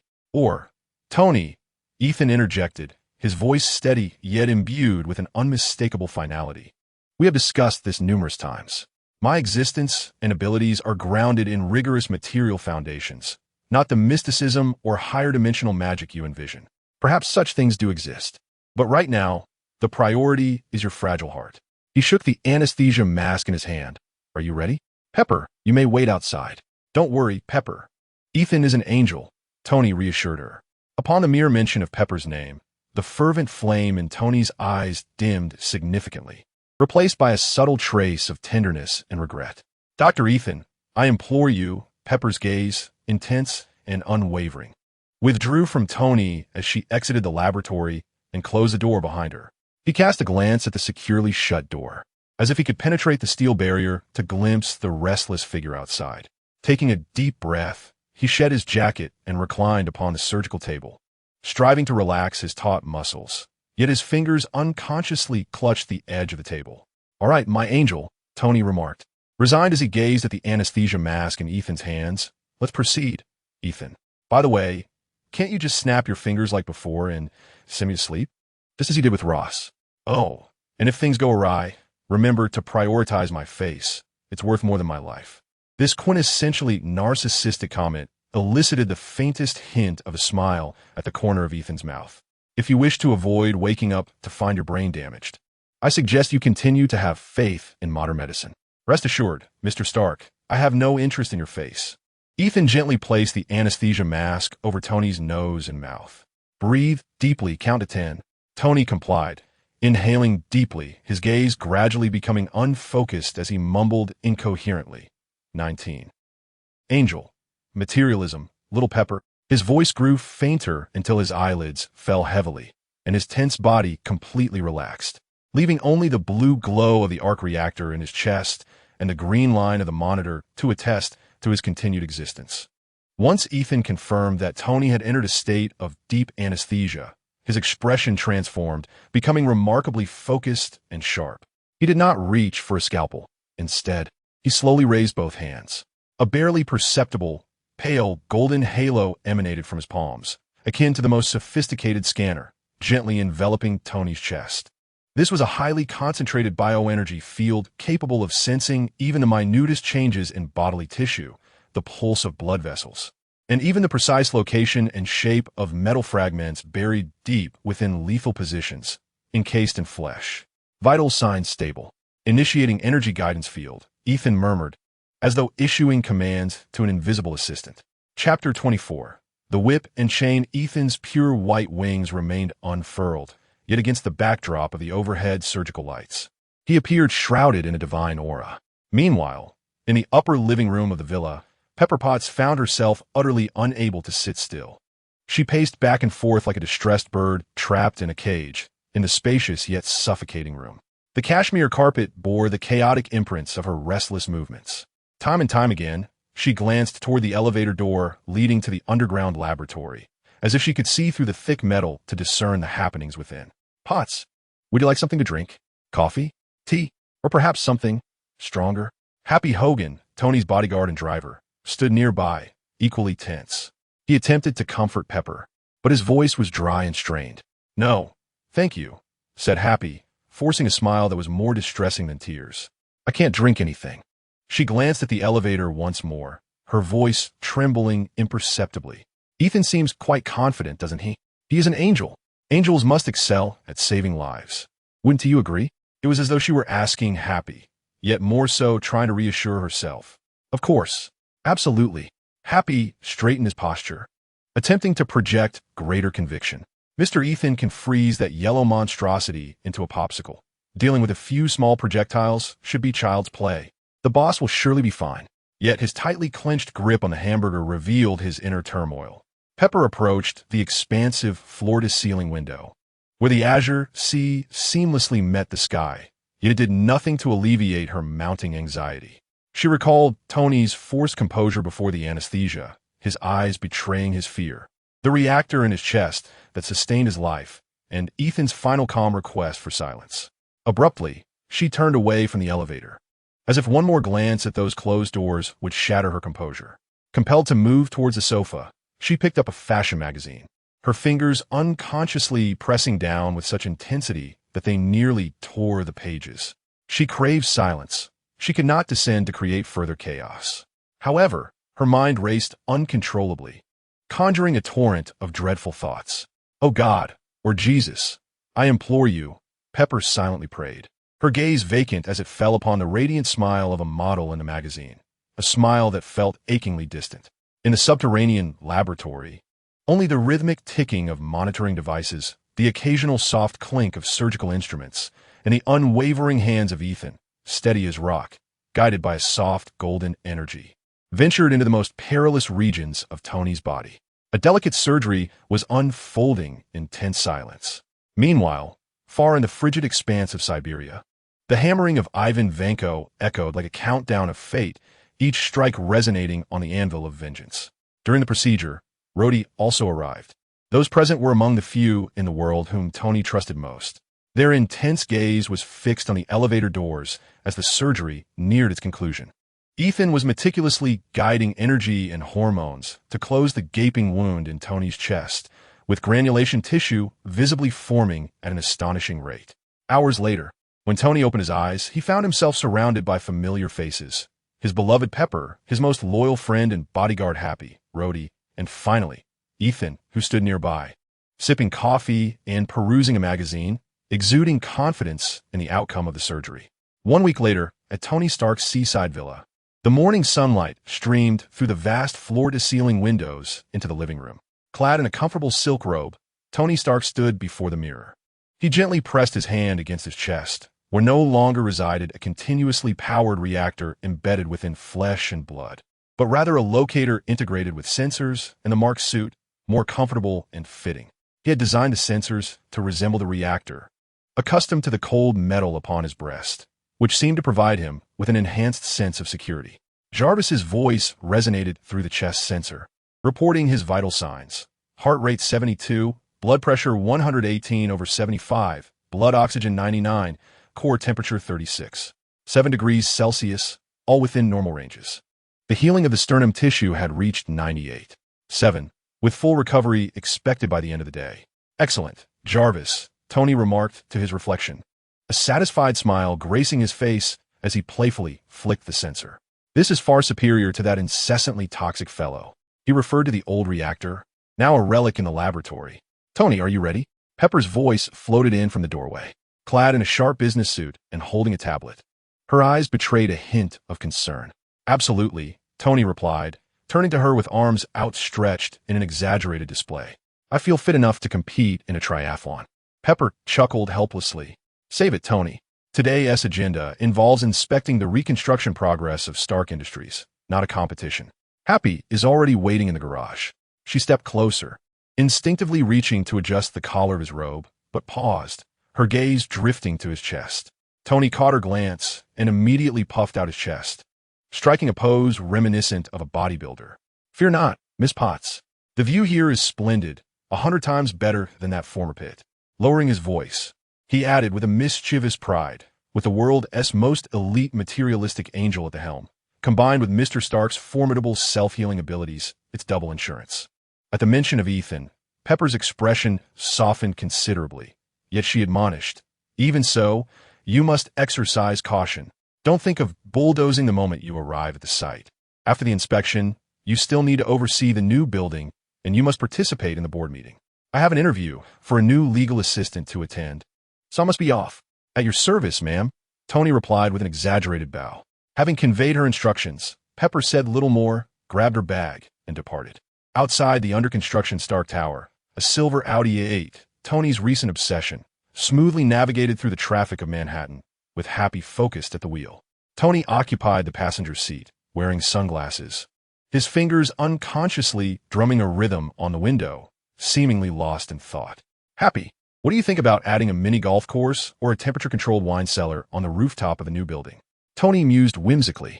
Boss, I think Miss Potts would kill you, and then proceed to eliminate me for supporting you. Happy replied without turning his head, his voice deep and resonant. TSK, Tony scoffed, his lips curling in disdain. Just as the silver A8 came to a stop, Tony's hand was already poised over the door opening switch. At that moment, a jarring sound erupted from the rear, reminiscent of the violent discharge of high-voltage arcs. A colossal, ruggedly painted engineering truck, its engine roaring like a beast, recklessly collided with several unsuspecting cars, barreling straight toward Tony's Audi. Behind the wheel sat Ivan Vanko, a man clad in a tattered leather jacket, his face adorned with a scruffy beard, and his gaze as frigid as the Siberian tundra, fixated intently on Tony's vehicle. Happy desperately swerved the steering wheel in an attempt to evade the impending collision, but the adversary's speed was too formidable. Boom! The tremendous impact nearly overturned the entire car. Happy glimpsed a figure descending from the engineering truck, a towering man, dressed in a worn jacket, with an unkempt beard and a toothpick clenched between his teeth, his eyes glinting with malice. His bare chest was wrapped with crude wiring, connecting to a seemingly unstable energy device. But most striking were the thick metal whips in his hands, crackling with dangerous arcs of electricity. Boss, that guy doesn't seem like an artist. Happy's voice trembled with anxiety, instinctively pressing the accelerator. Alas, it was too late. Zing! A dazzling blue-white energy whip lashed out from Ivan, striking the body of the Audi 8 with ferocious intensity. The so-called bulletproof exterior split apart like butter under a hot knife, cleaved in twain by the terrifying energy whip. Happy barely had time to gasp in shock. The immense shockwave and air blast rendered him unconscious, his forehead bleeding. Ivan Vanko, with a fire of vengeance smoldering in his eyes from decades of pent-up animosity, uttered not a word. He swung his arms violently. Two energy whips, entwined with blinding blue-white arcs, sliced through the air like frenzied electric serpents, crackling with a deafening snap as they accurately struck once more at the bulletproof coupe occupied by Tony. Crash! The premium bulletproof glass, reputed to withstand rifle bullets, shattered instantly under the terrifying force of the energy whips, splintering as if it were made of paper. The sturdy roof and chassis of the car were brutally split open, sending shards of glass and metal flying like bullets. Tony could only utter a curse before the tremendous force and the shattering seatback slammed him against the car door, plunging him into darkness. The impact nearly knocked the breath out of him. He felt a ringing in his ears, a metallic taste in his mouth. Happy! Tony struggled to lift his head, witnessing Happy's condition, his heart constricting with dread. He screamed, his body curled up, The immense shock had displaced his insides, and his sunglasses had flown off. Dizziness and a buzzing in his ears assaulted him, but the instinct for survival overwhelmed all else. Damn it! Tony's eyes blazed with fury as he kicked open the twisted, deformed car door, tumbling onto the ground. Ignoring his disheveled state and pain, he crawled and rolled in a desperate attempt to reach the rear of the vehicle. Amidst the chaos, a silver-red metallic briefcase lay strewn on the ground, split open by the vehicle's impact. Tony lunged forward, pressing his fingers against its surface. With a series of clicks and whirs, the mesmerizing sound of mechanical transformation erupted around him. Metallic components enveloped his body as if animated, and within mere moments, the ensemble of red and silver was fully donned. The faceplate sealed shut, illuminating with a glow. JARVIS. Scan Happy's condition. Tony's voice was icy, his gaze fixed on the unconscious figure in the driver's seat. The flames of fury within him threatened to erupt. Mr. Hogan's vital signs are stable. He has sustained a mild head injury, and a concussion cannot be ruled out. Emergency medical assistance has been summoned. JARVIS reported through the helmet. Upon hearing that Happy was not gravely injured, Tony regained his composure. He turned his attention to Whiplash, the sound of his palm cannon charging resonating in the air. The battle ignited instantly. Chapter 25. Whiplash 2. The energy whips clashed violently with the beams from Tony's palm cannon on the street, erupting into dazzling sparks and shockwaves. Tony shouted, unleashing two high-energy pulse blasts aimed squarely at Whiplash. Ivan Vanko, taken aback by Tony's rapid transformation, hastily crossed his arms and rolled to evade. The tremendous collision of energy forced Whiplash to stagger back, causing the asphalt beneath him to crack. The rudimentary reactor embedded in his chest flickered violently, clearly under immense strain. You flashy tin can! Whiplash roared, regaining his footing, his dual whips striking like venomous serpents, now infused with even greater arcs of electricity aimed at Tony. Despite his firepower advantage, the Mark IV was a portable model, its armor comparatively thin. A few strikes from the whip sent sparks flying and triggered alarms. As he dodged, Tony couldn't help but jest, hey, buddy, your sausage technique is quite impressive. Is it a family heirloom? Silence, you fraud from the Stark lineage. Whiplash retaliated, one whip leaving charred marks on the ground as he cursed in a mix of Russian and English. Your father was a thief, and so are you. Thieves of glory. Thief. My father forged the future with his intellect. Tony narrowly evaded a sweeping strike, retorting, what did your grandfather hide? An old jacket in Siberia? Whiplash, now utterly enraged, unleashed a blinding surge of light from his reactor, the arcs on his whips swelling like two roaring thunder dragons, careening towards Tony without restraint. This time, Tony did not evade. Instead, he seized the long whip, as if it were preordained, using it as leverage to draw closer to his opponent. Ultimately, with a formidable strike, he sent Ivan Vanko hurtling from the truck, crashing against a nearby bus, unconscious.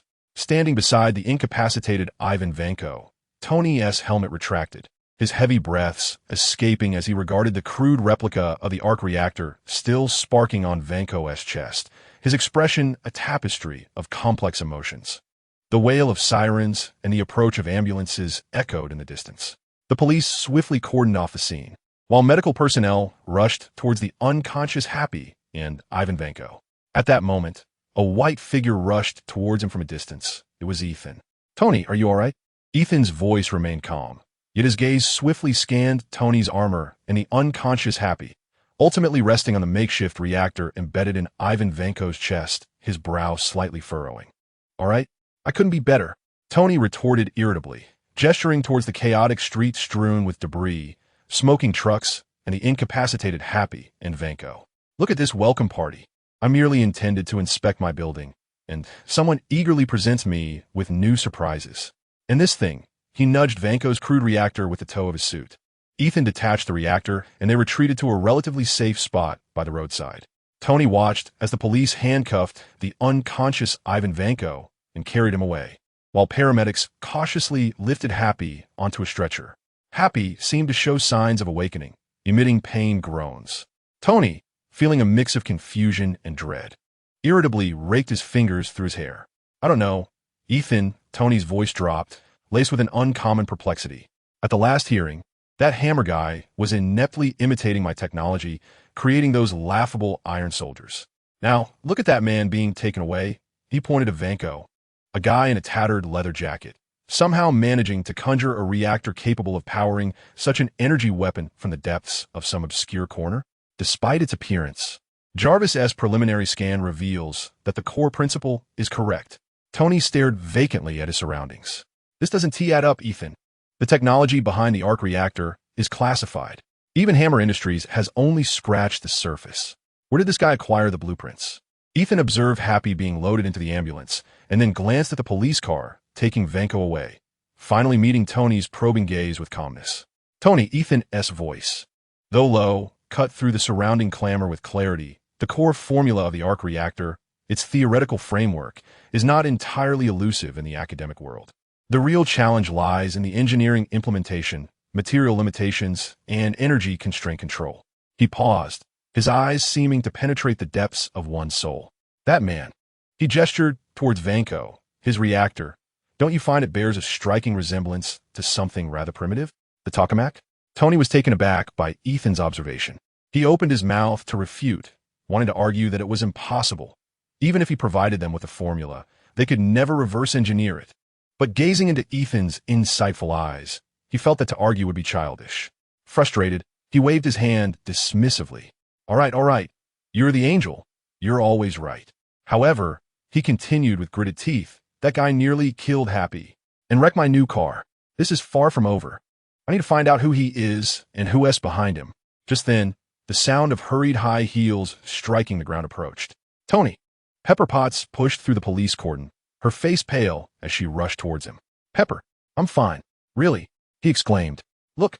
Tony immediately donned a facade of reassurance, even patting the armored chest plate with a metallic thud. Pepper, however, paid no heed to this and rushed to his side, cupping his face in her hands for a thorough examination, her voice tinged with desperation. Oh my God. I just received news. Upon noticing the scars on the Mark's suit, tears cascaded down her cheeks. Quick, you need to check yourself. Don't worry, I'm fine. The best medical team from Stark Industries is waiting to conduct a thorough checkup afterward. Tony hastily reassured her, attempting to divert her attention from himself.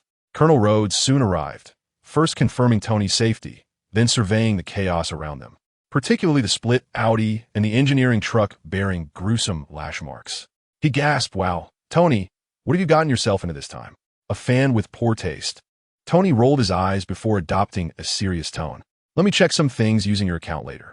As Pepper composed herself slightly, she finally noticed Ethan, whose presence was not particularly strong beside Tony. She gratefully addressed him. Ethan, thank you for arriving in time. I haven't had the chance to thank you for the last time. It's my duty, Miss Potts, Ethan replied with a slight nod. Yet his gaze drifted thoughtfully toward the direction where Ivan Vanko had been taken, as if he were trying to capture some lingering information in the air. The ambulance whisked Happy away. Police officers were clearing the scene, and reporters were frantically snapping photos from behind the barricades. Standing amidst the ruins, with his suit gleaming in the sunlight and flanked by the concerned Pepper and the busy Rhodes, Tony felt the weight of a personal vendetta that had just been thwarted. An ancient resentment began to permeate the atmosphere. Jarvis, contact the best security firm and reinforce Happy's hospital room with 3 layers of blast doors. Also, retrieve all recent files related to this individual. And Pepper, engage Stark Industries' finest legal team. Clearly, Tony was in no mood to continue surveying the scene. He then inquired Pepper, Do you have time? I need to return to the villa to remove the Mark IV. It's not equipped with a flying function. Meanwhile, in a conference room on the 25th floor of Stark Tower, a figure observed them intently. She watched the interviewer who had left her moments ago to rush downstairs, smoothing her long hair back and rubbing her brow as she began organizing the information she had gathered 3 days prior in a dimly lit safe house. Only the central holographic projector emitted a soft blue light, displaying several character profiles and relationship diagrams. Tony Stark, Pepper Potts, James Rhodes, Happy Hogan, Ethan Vanko, and a relatively obscure figure marked as Angel Investor, Rock. Adjacent was a structural chart of Stark Industries, along with brief information about Pineapple Technology and Angel Investments. Nick Fury stood with his back to the door, his single eye fixated on the holographic projection, resembling a silent black statue. The door slid open silently, and Natasha Romanoff entered.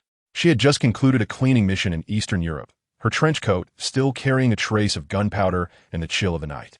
Nevertheless, her expression had reverted to its usual calmness, tinged with a hint of languid sharpness. "Director," Natasha's voice shattered the silence, imbued with the relaxed demeanor that follows the completion of a task.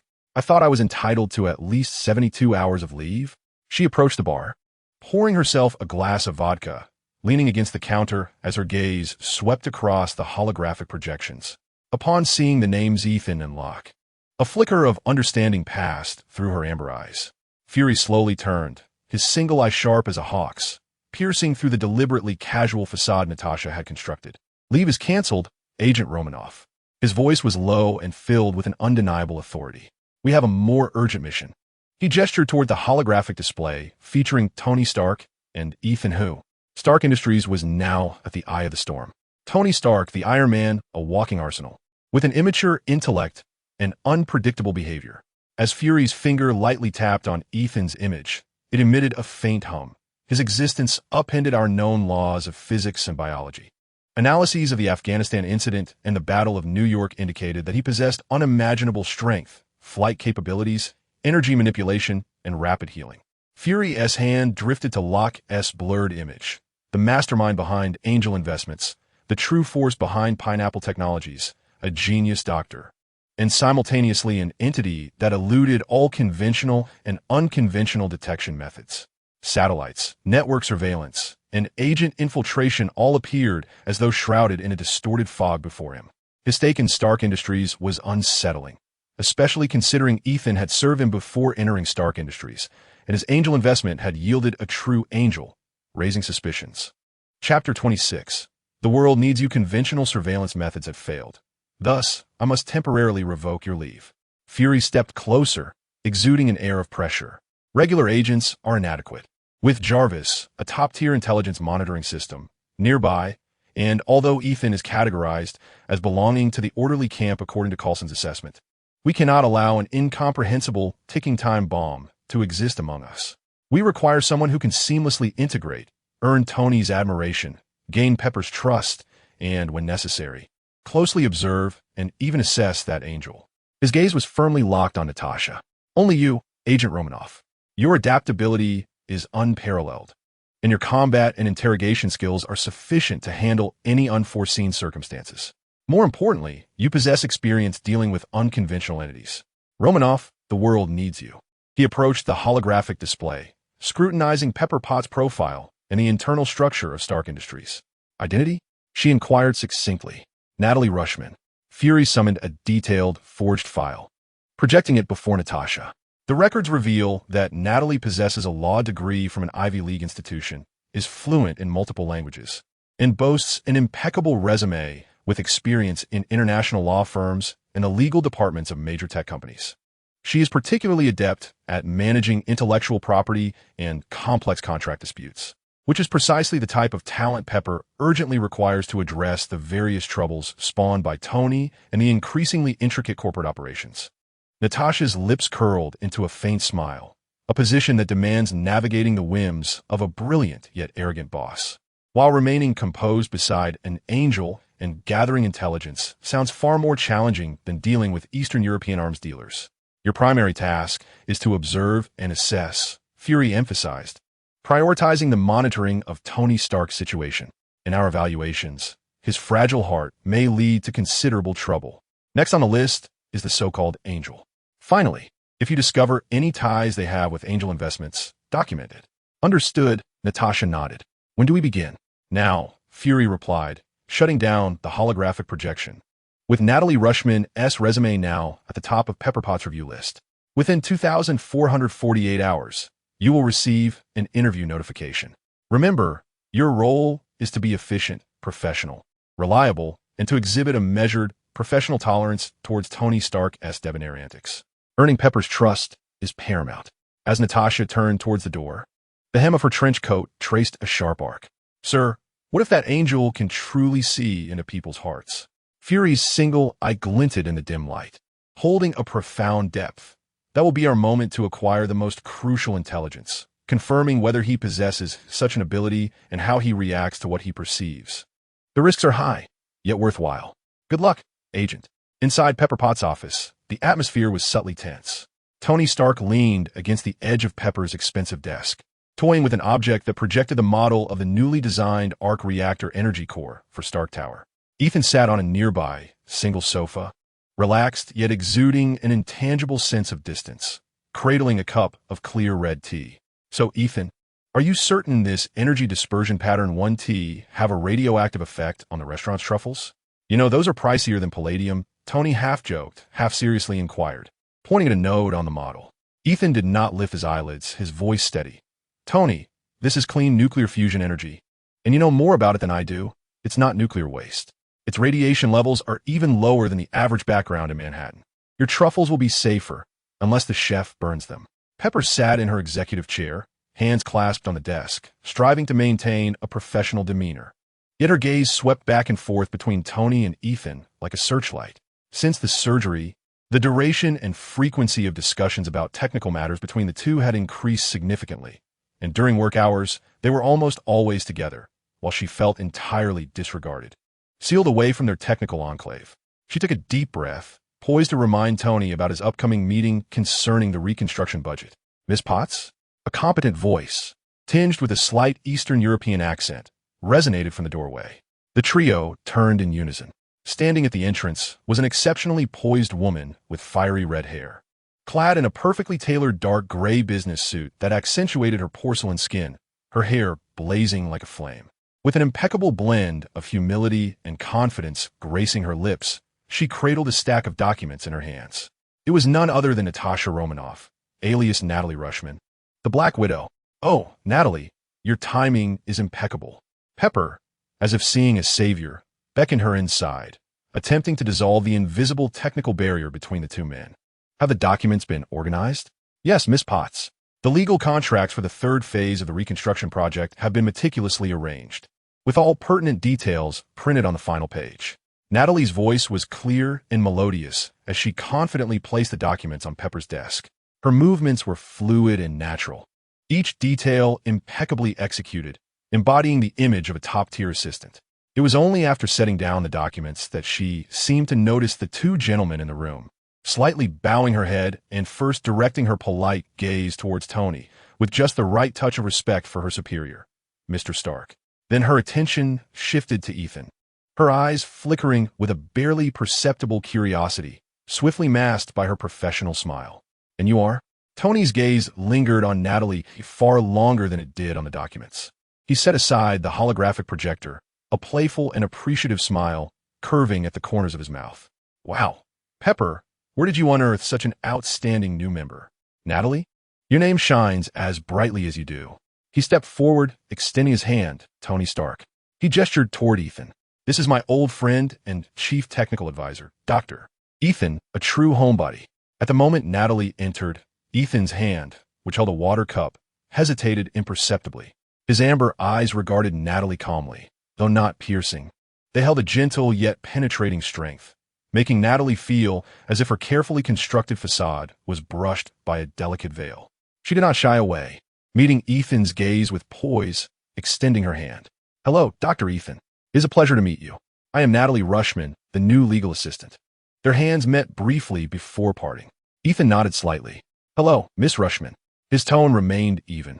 Yet Natalie keenly noted that he referred to her as Miss Rushman rather than Natalie, and after her introduction, his gaze lingered on her seemingly tranquil green eyes for a fraction longer. Tony, Pepper finally interjected, her tone tinged with exasperation. Natalie is here to work, not to tour a zoo, and you have a meeting in 3 minutes. Understood, my dear. Tony raised his hands in a gesture of surrender, yet his gaze remained fixed on Natalie. So, Natalie, are you interested in taking on the role of my administrative assistant? You know, my previous assistant has now become part of Stark Industries. He winked at Natalie before turning away, patting Ethan on the shoulder. Come on, Mr. Consultant, if I recall correctly, you have your own office, don't you? The arc reactor on his chest artfully concealed his greatest secret. I shall consider it, Mr. Stark, though I must seek my superior's approval, Natalie replied, tucking a strand of her red hair behind her ear with a teasing air. As your superior's superior, I grant my consent. Wrap up your current tasks and report to your new position tomorrow. Tony set down his glass and adjusted his attire before exiting the office without a backward glance. Ethan lowered his cup, stood, and offered a subtle nod to Pepper and Natalie before following Tony out. As he passed by Natalie, his gaze seemed to inadvertently brush over a small mole behind her ear, nearly indistinguishable from her skin tone. Yet Ethan noticed the trace of an electronic interface and did not pause in his stride. The office door closed. Pepper rubbed her temples, while Natalie quickly shifted into work mode, beginning to report on the details of her tasks. However, her peripheral vision remained fixed on the two departing figures outside, particularly the impeccably dressed Dr. Ethan. Ethan, your deity must be that angelic venture capitalist, the threefold doctor, Tony remarked as he reclined comfortably on the sofa in Ethan's office. Do angels still ponder over academic papers? Do they have time to listen to the woes of mortals? Tony, deities are not as mundane as you perceive. Just as I am here working for you daily, Ethan replied, pouring a cup of red tea and placing it before Tony, aware that he preferred not to receive items from others. Do I have a chance to converse with him? I wish to meet him, Tony said, glancing at the tea before rising. Regrettably, Tony, I cannot make any judgments on behalf of the divine. If the deity wishes to meet you, he will manifest in due course. All right, he knows everything, doesn't he? Fine, I have a meeting to attend. Until tomorrow. With a sense of resignation, Tony departed, pondering Ethan's enigmatic words. Chapter 27. You aren't feeling cold inside, are you? That evening, Natasha spoke into the phone from a temporarily rented apartment. I encountered the target today. Did you see the report I sent? This is the individual suspected of being an angel. Under normal circumstances, nothing seems amiss, but he possesses a tranquility akin to traditional angels. However, it appears he has some awareness of me, and the possibility of exposure cannot be ruled out. Tony Stark's condition seemed less urgent than anticipated. The battle that occurred beneath Stark Tower, as I observed, involved the use of an arc reactor by the opposing party. Is it Ivan Vanko? I will arrange for his transfer. You continue to monitor Stark's condition, and for now, let us observe the angel. In a secure, temporary detention center, heavily guarded by law enforcement, Ivan Vanko sat in the cold, cramped cell, his back pressed against the frigid wall. A toothpick, acquired from an unknown source, clutched between his lips, his vacant gaze fixed on the ceiling. It was rumored that the police would transfer him to a certain institution today. His head was wrapped in bandages, remnants of a confrontation with Tony. The observation window in the iron door slid open, revealing a pair of watchful eyes. After a moment, the heavy iron door creaked open. Instead of the expected prison guard, a well-dressed man with a smile, Justin Hammer, stood before him, flanked by two stoic, imposing bodyguards. Ivan Vanko, is it? Hammer's voice was laced with a feigned warmth. What a pleasure. I'm Justin Hammer of Hammer Industries. I must say, I was quite impressed by your, personal showcase on the streets of Manhattan. Truly astonishing. Ivan slowly turned his head, his murky eyes locking onto Hammer, the toothpick shifting slightly in his mouth, remaining silent while a barely perceptible, sardonic smile tugged at the corners of his lips. Hammer seemed oblivious to the mockery, stepping into the cell with an air of self-importance, the bodyguards remaining outside. He wrinkled his nose in distaste, briefly waving a handkerchief before donning that same smile once more. Mr. Vanko, I shall be frank. I admire your talent. That energy weapon, that raw power. It is precisely what Hammer Industries currently lacks. Tony Stark? He is too arrogant, too self-absorbed. His technology is solely his own. Meanwhile, we at Hammer Industries, he spread his arms wide, as if embracing the future, are dedicated to delivering the most advanced weaponry to those who need it most, such as our great American military. He leaned closer to Ivan, lowering his voice with a seductive allure. I know you have a history with Stark. Coincidentally, so do I. He made a fool of me at the hearing. We could collaborate, Mr. Vanko. I can offer you the finest laboratory, the best materials, and ample funding to transform your magnificent invention into a true army capable of crushing Stark's tin toys. At that point, how you choose to repay Stark is entirely up to you. Finally, Ivan spat out the toothpick. He gazed into Hammer's eyes, brimming with ambition and greed, then glanced down at his empty chest, where once resided the engine of his revenge. A sinister, bloodthirsty grin spread across his face as he spoke in halting English. The materials must be the finest palladium, and a lot of titanium alloy. Hammer's smile widened instantly. No problem. Everything is negotiable. Do we have a deal? He extended his impeccably groomed hand. Ivan did not take it. Instead, he slowly rose to his feet, stretching his neck with a satisfying crack, his eyes glinting like a hungry wolf eyeing its prey. Of course, the designs are all in my head. A glint of triumph flashed in Hammer's eyes as he stepped aside. Certainly. This way, Mr. Vanko.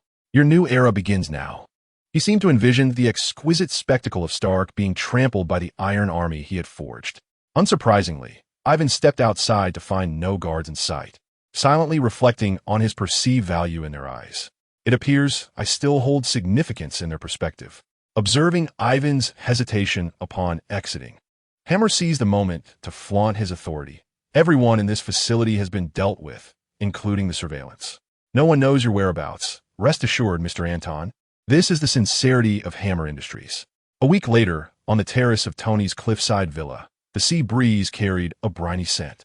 After a long day of dealings with politicians, Tony, clad in casual attire, swirled a glass of whiskey on the rocks. Colonel Rhodes, in his uniform, sat opposite him. His drink barely touched. His brow was furrowed, his gaze evasive, fingers unconsciously drumming on the table, a visage of unspoken tension. Tony took a sip of his drink and, unable to suppress a chuckle at Rhodes's constipated expression, remarked, "Come on, Rhodes. Every time you wear that face, it either means you're seeking a loan from me or you've been assigned a dreadful task as a negotiator. Speak up. Which general at the Pentagon has set his sights on my toys this time?" Prodded by Tony's words, Rhodes coughed awkwardly, raising his glass for a hefty gulp before struggling to articulate. "Tony, I know," Tony interrupted, placing his glass down and moving to the edge of the terrace, his back turned to Rhodes as he gazed at the city as shimmering lights in the distance. "You are a soldier. Obeying orders is your duty.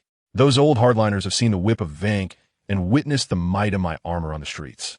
They are afraid and envious. They yearn for control, just as they desire to dominate everything else." Turning around, his usual nonchalance replaced by a hint of weariness and understanding, he asked, "Have they issued you an ultimatum? Pressuring you to persuade me to relinquish my technology, perhaps even threatening your future?" "Tony, I am here seeking refuge. Not to act as a negotiator, but they're driving me to madness. Since the hearing, I've endured no fewer than 10 discussions, not to mention what transpired beneath Stark Tower yesterday. They have recognized that technology is yours. I merely came to vent. Your place is the best sanctuary for me right now." Rhodes lifted his gaze, exhaustion and conflict etched on his face. "They are convinced you possess even more advanced technology, possibly having struck some deal with your enigmatic friend." Tony approached the liquor cabinet, pouring himself a glass of whiskey. Neat. He took a hearty sip, the fiery liquid coursing down his throat. "A deal? Huh. I only know he saved my life, not once, but multiple times, and effortlessly resolved significant troubles for me. As for technology," he shook his glass, "my technology is reserved for friends, not for bureaucrats who wish to transform it into instruments of destruction." After a moment of silence, Rhodes picked up his glass, seemingly having made a decision, watching the amber liquid swirl within. "Leave it to me, Tony. I will handle it." Tony turned around, facing away from Rhodey, his gaze fixed on the dark expanse of the sea outside. After a considerable pause, he finally spoke, his voice tinged with an almost imperceptible weariness and resignation. "Rhodey, we're friends, right?" "Of course. Always, Tony," Rhodey replied immediately. "Good." Tony abruptly spun around, a signature grin, tinged with a hint of madness, reappearing on his face. "How about we play a game?" Rhodey blinked in surprise. "A game?" "Yes." Tony's eyes sparkled as he stepped closer to Rhodey. "Put it on. Now, we're going for a spin. If you can keep up with my Mark III and not get thrown too far off when we pass that damn donut billboard, or show me your flying skills. After all, you're a colonel in the Air Force." The platforms elevated, revealing the Mark II prototype and the Mark III. The portable Mark IV was practically obsolete, and the Mark V was still in the design phase. Rhodey's eyes widened in disbelief as he looked at Tony. "Tony, what do you mean?" Tony flashed a broad smile, revealing his pearly whites. "It means, my good man, are you up for some excitement? Put on, and let us see who gets back first. But I must warn you, if you break a streetlight or scare a pigeon, the bill less on you." Gazing at the silver-gray armor before him, Rhodey's eyes lit up. The fervor of a soldier and a man's yearning for machinery ignited within him. "You mean the Mark II? I can. Absolutely. But you'll need to sign a waiver first." Tony snapped his fingers. Jarvis, Colonel Rhodes requires a baby flying lesson. Minutes later, 2 suits of armor, one gold and red, the other silver and gray, soared from the private platform beneath the villa, slicing through the quiet night sky like 2 meteors in reverse flight. In the night sky, Tony's voice crackled through the suit's communication system, brimming with excitement and a touch of mischief. How does it feel, sweetheart? ISNT it way better than flying at 22? Shut up, Tony. Don't distract me. Oh my God, this feels unbelievable. Rhodey's voice was filled with awe and uncontrollable exhilaration as he clumsily attempted to maneuver and accelerate. The movements of the Mark II, somewhat stiff, but gradually becoming fluid with Jarvis' assistance. The two chased each other through the night sky, engaging in a technical exchange that only they could comprehend. They flew over the brightly lit Stark Industries construction site and glided above the serene expanse of Central Park. Eventually, they landed on an uninhabited beach on Long Island. As their helmets retracted, Tony and Rhodey stood on the sand, the sea breeze tousling their hair. The excitement of flight still lingered on Rhodey's face, and he gazed at the sleek, technologically advanced Mark II before him, his expression complex. Rhodey, what are you doing? You're not getting cold feet in my suit, are you? You can take it back and clean it yourself. I don't like worn items, Tony teased, eyeing Rhodey's darkened expression. Tony, I can't, Rhodey started, but Tony interrupted him with a casual yet undeniably sincere tone, a cheeky wink accompanying his words. Remember to have them sign the confidentiality agreement and maintenance contract and send the bill to the Pentagon. Chapter 28. Rhodes and Pride Rhodes stood silent, gazing at Tony and the colossal Iron Man before him, his heart swelling with indescribable emotions. He understood that this was Tony's unique way of forging a path between regulations and camaraderie, providing an explanation to the military. Taking a deep breath, he straightened his posture and rendered a solemn salute to Tony, saying, "Thank you, Tony. I shall not let you down. All right, enough of the sentimentality." The helmet sealed shut, and with the sound of vector thrusters, Tony ascended into the sky, leaving Rhodes and the pristine war machine standing alone on the desolate beach.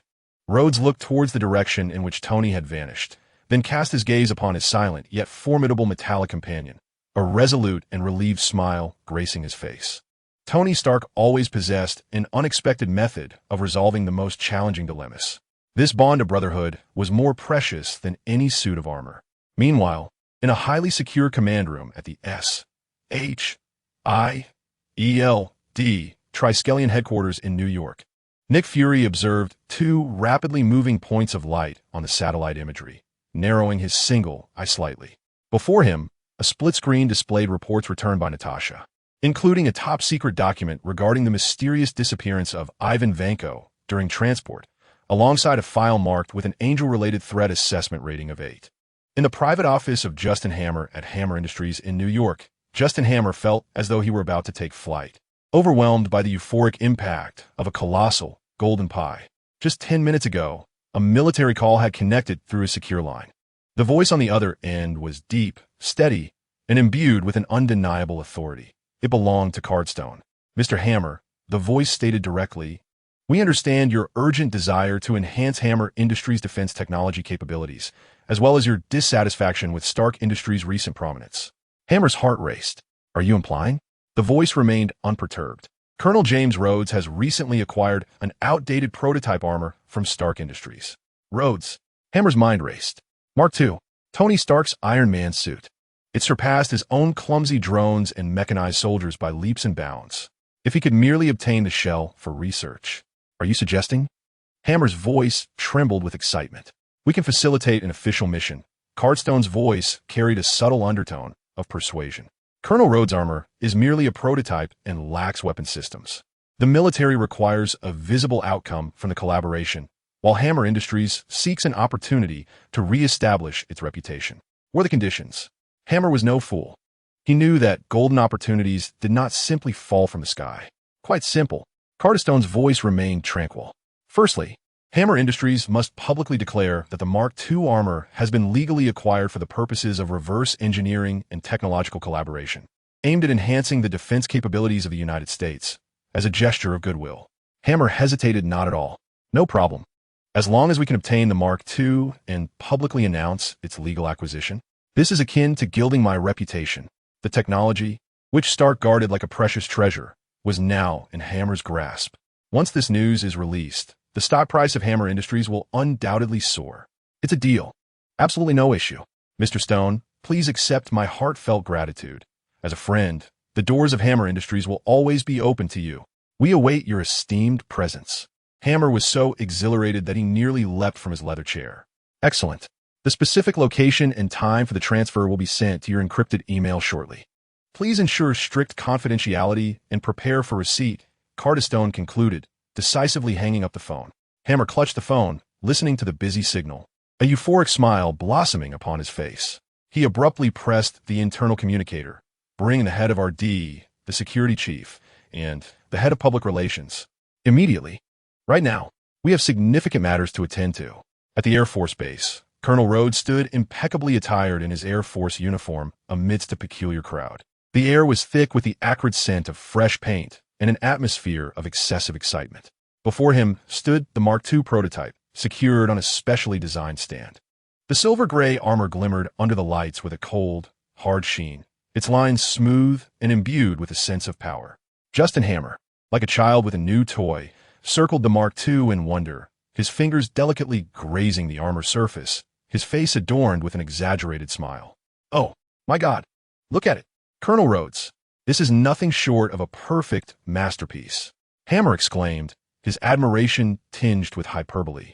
That bastard Stark, though his character is utterly deplorable, has exquisite taste, he added, rubbing his hands together in excitement. Rhodes maintained a stoic expression, standing rigidly as a sharp gaze scanned the surroundings and the Hammer engineers, whose eyes glimmered with avarice and curiosity. A sense of unease and resistance filled him, as if he were pushing his closest friend into a quagmire rife with grease and shoddy imitations. Yet he had no choice. It was an order. Under the watchful eyes of all, he was to dismantle the arc reactor, a core technology belonging to Tony, whose armor had already undergone upgrades. Mr. Hammer, Rhodes spoke in a businesslike tone, imbued with the characteristic coldness of a soldier. The Mark II prototype has been transferred as per the agreement. The requirements are as follows. Ensure the integrity of its basic combat functionality while integrating the weapon systems and optimizing the exterior paint scheme to better align with military deterrence and identification needs. He emphasized, please note, the core control center of the armor has been physically removed, and any attempts to breach or remove core components will be considered a serious violation and hostile act, with consequences to be borne by your side. The smile on Hammer's face faltered momentarily, but he quickly regained his composure, thumping his chest with assurance. Of course. Absolutely, Colonel Rhodes. You can rest assured. We are professionals. We hold intellectual property and strategic core secrets in the highest regard. We only engage in addition, never subtraction. We focus solely on optimization, never destruction. He turned to a nearby engineer, bespectacled and seemingly the technical supervisor, saying, Did you hear that? The core area is absolutely off limits. No touching. The engineer, upon being addressed, nodded timidly, yes, Mr. Hammer. We only work on the external weapon interfaces, armor coatings, and some auxiliary systems. Rhodes's gaze lingered on the timid engineer's face for a moment before he reiterated, Mr. Hammer, I must remind you that the military places great importance on the technology of this armor. Any unauthorized modifications beyond the scope of our agreement could trigger the armor's built-in safety protocols, with unpredictable consequences. Understood. Hammer replied enthusiastically. Yet his eyes were already fixated on the Mark II, shimmering with an irrepressible gleam of ambition. Safety protocols? Once we dismantle and thoroughly study it, any protocols will be mere illusions. He envisioned himself basking in the spotlight, declaring that Hammer Industries had successfully optimized and mass-produced the war machine, completely overshadowing Stark. Hammer led Rhodes through his weapons laboratory, showcasing an array of top-tier weapons designed for the war machine armor. As he introduced each piece, he exuded confidence, while Rhodes appeared somewhat exasperated and speechless. Hammer exclaimed, I've prepared something special for this guy. Look at this submachine gun. Full firepower. It sweeps everything away. Rhodes remained expressionless. Not bad. Hammer continued. And this large-caliber grenade launcher. One shot, and it can flip a tank. Roadside, sound impressive. Hammer boasted, in this Gatling gun, thousands of rounds per minute, the enemy won't even be able to approach. Rhodes replied nonchalantly, indeed, quite formidable. With a mysterious air, Hammer said. But the best is yet to come. The ex-wife missile. Rhodes looked puzzled. Ex-wife missile? What kind of name is that? Hammer proudly declared, I named it myself. It has immense power, capable of blowing open enemy fortifications. Rhodes was at a loss for words. Are you sure you're not joking? Hammer continued to boast with these weapons. Your war machine armor will become invincible. Enemies will tremble at the mere mention of your name. Rhodes thought to himself, I hope so. Thus, the handover was complete. Rhodes cast one last glance at the cold, silent silver gray armor, silently uttering, Tony, I'm sorry, and good luck. He rendered a crisp military salute to Hammer, then turned and strode away from this discomforting place. He needed a shower to wash away the nauseating air of hypocrisy that lingered there. After Rhodes departed, the heavy alloy door of the Hammer Industrial Laboratory closed with a thud, and the obsequious smile on Hammer's face vanished in an instant, replaced by a grotesque expression of ecstasy intertwined with greed. Like a ravenous wolf, he lunged toward Mark II, his fingers nearly prodding the armor surface. Quick, quick, get to work. Hammer bellowed at the engineers. Set up the scanners. Light, ultrasound, electromagnetic waves. Use everything at your disposal. Dismantle it. Ensure that we can salvage it. But take it apart completely. I want to understand the structure of every single screw in this thing, especially around that damned reactor and its control system interface. The engineers immediately sprang into action, various large instruments being wheeled around Mark II, emitting a buzzing startup sound. Mr. Hammer, a timid engineer, cautiously reminded him. Colonel Rhodes warned us about the safety protocols in the core area. 4 scanning might. Shut your mouth. Hammer interrupted rudely, saliva nearly spraying the engineer's face. Warnings? That's for scaring cowards. This is Hammer Industries. We possess the most advanced shielding technology. Scan it. If something goes wrong, I'll take the blame. If we can crack just a smidgen of that core technology, we can turn everything around. A frenzied gleam shone in his eyes, reminiscent of a desperate gambler. However, as the scanning progressed, the engineer's expressions grew increasingly grim. We found the physical interface at the control system port, but upon powering it, the system prompts that a maximum privilege key is required. We attempted several universal hacking programs, but they were all countered instantly. The port has locked itself. What? Hammer roared in fury, seizing the technical supervisor by the collar. Incompetence. A bunch of useless fools. What do you think I pay you for? You can't even see through an iron shell. Mr. Hammer, the technological level is too advanced. The technical supervisor lamented, his face drawn. Hammer despondently released his grip, gazing at the tantalizing yet elusive golden opportunity before him, a wave of immense frustration and deeper greed surging within. Suddenly, he recalled someone, the madman, the one who could conjure energy whips. All right, you do your jobs. I'll figure out the rest. Hammer commanded his subordinates. Once you're equipped with the weapon systems, begin constructing the weapon platform. Leave the armor's records intact, and send the prototype to the underground factory in Zone 5. Wasn't he supposed to despise Stark? Didn't he call himself a genius? Let him come. Let him see this damn thing. See if he can pry it open. Hammer quickly thought of Ivan Vanko. Before long, Vanko, clad in greasy overalls and chewing on a toothpick with a sinister glare, was brought in. He ignored Hammer and the engineers entirely, striding straight toward Mark II. His rough fingers pressed against the cold armor, and he closed his eyes as if attempting to sense something. After a brief moment, he opened his eyes, which were veined with blood, revealing a flicker of surprise, soon followed by a deeper mockery and exhilaration. Ivan let out a cold laugh, expressing in heavily accented English that the Stark family still reveled in ostentatious appearances. He circled the armored suit, as if assessing a prized quarry. Noting that brute force would be futile, its defenses were designed to counteract individuals like them. He disdainfully glanced at Hammer. Do you have a solution? Hammer inquired anxiously. Ivan refrained from a direct response, instead striding to the adjacent control console, forcefully pushing aside the gate, and began to type rapidly on the keyboard. A cascade of code erupted on the screen, moving at a bewildering pace. It appeared he was attempting a brute force breach of Tony's communication protocol, the code brimming with an untamed ferocity. Minutes later, Ivan abruptly halted his typing, the stream of code freezing in place. And a vivid red warning box materialized. Unauthorized access attempt detected. Security protocol. Rhodes' toy has been activated. Immediately, the internal mechanisms of Mark II began to emit a deep, resonating hum. The cables connected to the reactor at its chest began to overheat, the voltage becoming erratic, and the lights on the armor flickered ominously. The hydraulic systems at the joints hissed with the sound of releasing pressure. The entire suit trembled slightly. Was it about to self-destruct? Hammer recoiled in fear, and the engineers behind him were thrown into a panic. Yet Ivan grinned widely, revealing his pearly white teeth. Self-destruct? No, Stark isn't that foolish. This is merely a warning. A prank. He pointed at the warning message on the screen. Rhodes' toy. Huh. He's mocking you, Hammer. He's mocking me too. His gaze turned dangerously intense. But I relish this warning. It affirms that this contraption is indeed a treasure. It also signifies that Stark has issued me a challenge. Nick Fury stood before the curved screen, with Coulson at his desk. The director, based on Natasha's report, noted that Tony Stark's condition was alarmingly stable. Phil Coulson spoke with a hint of confusion, noting that according to the secretly intercepted medical records by Natasha, his palladium poisoning symptoms should have been quite severe, leading to a marked decline in bodily functions and increased emotional instability. Yet now, Fury's sharp one-eyed gaze fixated on the screen, his fingers unconsciously tapping on the console. Where is Potts? And what of that angel, Ethan? Are there any anomalies? Ms. Potts is, as usual, engrossed in the expo matters, seemingly unconcerned about Tony's health. This is unusual, Coulson reported.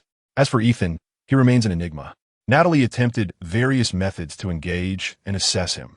Yet all physiological data and energy responses were obscured or distorted by an unknown field, rendering them indecipherable. He rarely leaves Stark Industries' laboratory and follows a consistent route home after work, displaying no erratic behavior, occasionally feeding pigeons in the square. His movements as predictable as a programmed sequence. The only certainty is Tony's profound trust in him. The two shared deep technical exchanges. Fury fell silent for a moment, his single eye glinting with calculation. I understood. I would continue to observe. Once Coulson departed, he turned and made his way towards a concealed elevator, aglow with an ethereal blue light. Upon emerging from the elevator, he entered what appeared to be a vault, distinguished by the presence of numerous safes of varying sizes.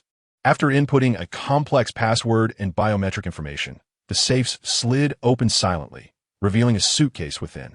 This was indeed a conjectural document left by Howard Stark, containing clues for the synthesis of new elements and a quantum-level model generator, along with video files he had viewed countless times. Fury cautiously retrieved the suitcase, the cold metallic touch conveying the weight of history. According to Howard's conjectural files, S.H.I.L.D. had conducted numerous experiments, ultimately proving this direction to be erroneous, incapable of producing new elements. Yet now, Fury resolved to try once more. He believed in Tony Stark and was willing to trust Howard Stark. As he weighed the suitcase in his hands, a barely perceptible smile graced his lips. A desperate genius, in the twilight of his life, received redemption from a father who transcended time, only to discover that this salvation emanated from S.H.I.L.D. A perfect script. At Tony's cliffside villa, the rumble of a bulletproof Lincoln's engine gradually faded along the quiet driveway as Happy finally concluded his shift. Tony pushed open the heavy front door, revealing a pitch-black interior, illuminated only by the distant city's neon lights filtering through the floor-to-ceiling windows. Ye-a-er-ve-is. Activate welcome home mode, and let's have something soothing. No, let's turn it up. Celebrate my successful expulsion of 3 boardroom vultures today. As Tony tossed his coat onto the luxurious sofa, he instinctively called out. Silence enveloped him. Tony's movements abruptly halted. Something was amiss. JRVIS ran on an independent power supply. Even if all of New York lost power, the villa should not be this quiet.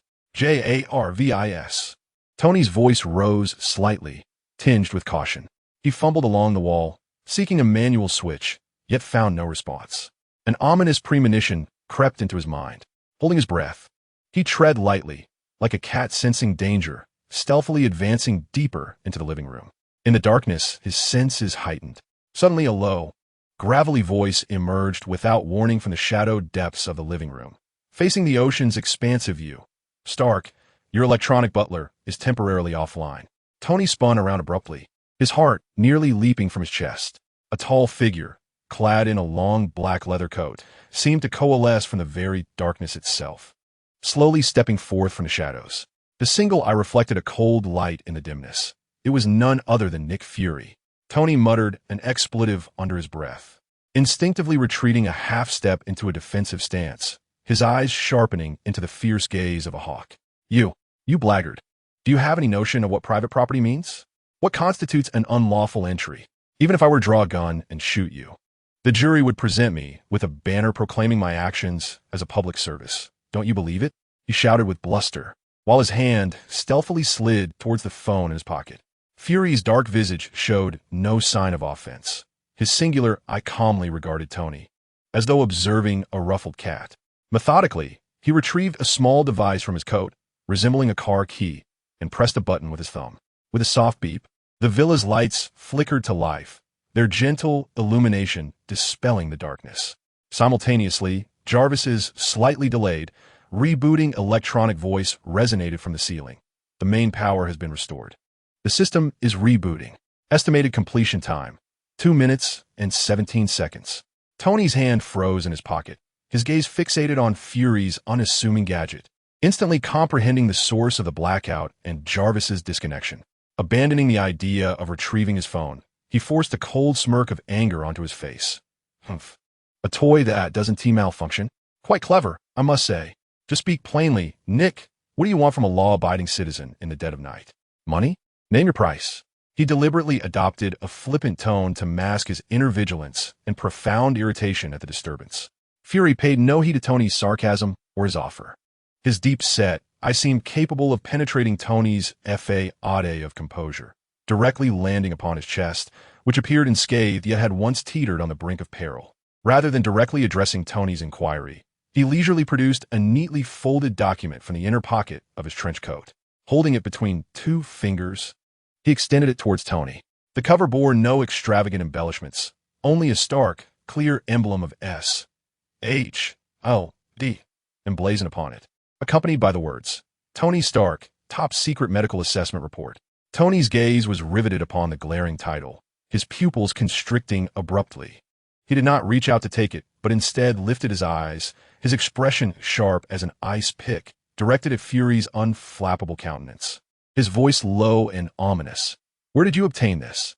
Fury appeared oblivious to the fury in Tony's eyes, engrossed in flipping to the first page of the report, which was filled with alarming charts and densely packed annotations.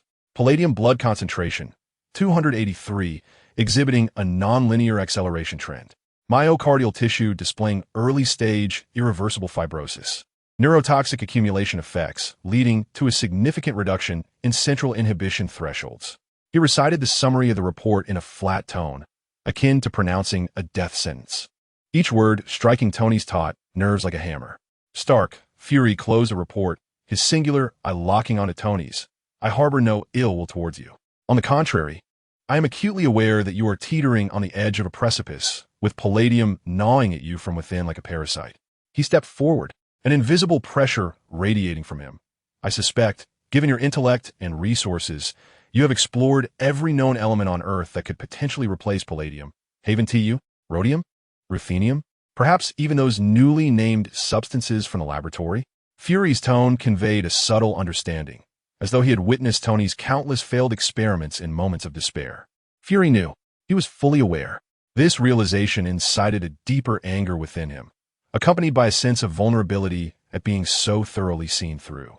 Tony's fists were clenched tightly at his sides, his nails nearly embedding themselves into his palms. Stay composed. Do not laugh. Indeed, these individuals resembled rodents. After regaining consciousness on Ethan's operating table, Tony had attempted to embrace a life devoid of any encumbrances on his chest. Yet, he found it utterly unmanageable. To him, the cold sensation against his chest signified not only energy, but also a silence regarding the heart's little device and the surgery that Ethan had performed on him. As for this medical report, it was merely a fabrication crafted by Jarvis. He feared the presence of individuals like Obadiah lurking in the shadows, and indeed, another had emerged. Just as Tony's fury seemed poised to reach its zenith, Fury made an unexpectedly surprising move. He ceased his pressure, slightly shifting to the side and retrieving a black briefcase from the floor, concealed in the shadows. The case appeared somewhat aged, its leather surface worn. Yet the metal fastenings gleamed as if freshly polished. Fury placed the briefcase upon Tony's expensive glass coffee table, producing a faint click. He tapped the lid with his palm, generating a dull thud. Your father, Howard Stark, Fury's voice took on a peculiar, almost nostalgic tone, was a true visionary. You may not be aware, but he was also one of the founders of S.H.I.E.L.D. He paused, gauging Tony's reaction. As anticipated, the mention of S.H.I.E.L.D. and its founders replaced the fury on Tony's face with intense shock and confusion. The legacy he left behind was far more than the foundation of Stark Industries. Fury's fingers lightly brushed over the briefcase's latch, perhaps within the untapped possibilities that lie ahead, within the wisdom of your father long buried. There remains the final key, a key that could unlock the doors to a new world, saving your very life. Fury did not afford Tony the opportunity to question or refute. He stood upright, his single eye penetratingly regarding Tony, a gaze imbued with complexity, perhaps a hint of expectation. I know your mind is inundated with countless questions, Stark, about me, about S.H.I.E.L.D., about your father, about this briefcase. Fury's voice regained that calm authority, yet answers must be founded on trust, and trust requires time.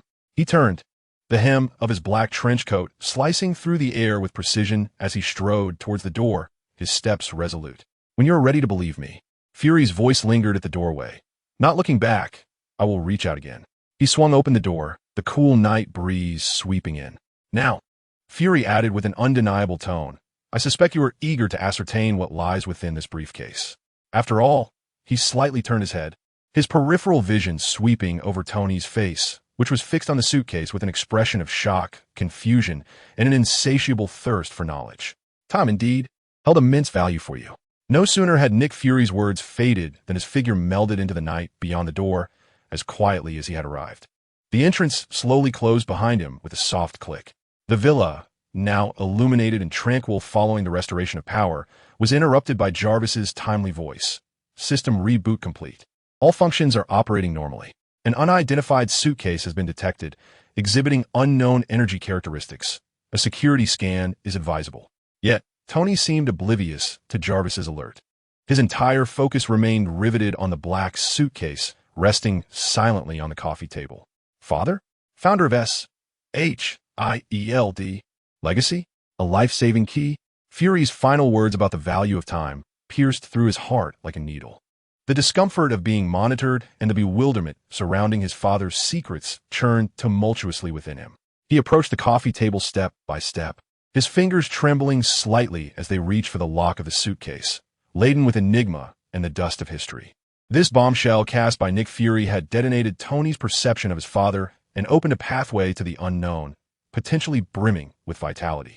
At that moment, the singular thought consuming Tony Stark's mind was, open it. In the laboratory, there was no blaring music, only the deep hum of machinery and the subtle sounds of holographic data streams traversing the air. Tony stood at the center bare-chested, the flexible sensor of his arc reactor casting a faint blue-white glow in the light. With his eyes closed, he deftly manipulated the void around him. As a multitude of intricate molecular structures, energy maps, and gene sequences whirled across the screen before him. Jarvis, compare the energy decay curve of the new stable isotope with the original palladium core data, Tony commanded. Comparing now, Jarvis responded. The data revealed that the energy half-life of the new element was 120,000 times that of palladium, with energy output stability increased by 57, and radiation residuals below background levels of 0.00001, posing no harm to human cells. Conclusion: your cardiac issues have been entirely resolved, even healthier than in its original state. Tony opened his eyes and gazed at the energy curve representing the new element, which appeared nearly as a perfect horizontal line. He then glanced down at his smooth chest, a wry smile forming on his face. Howard, even now you must lecture me. But in the next instant, his gaze sharpened with lethal intensity, his finger slicing through the air with urgency.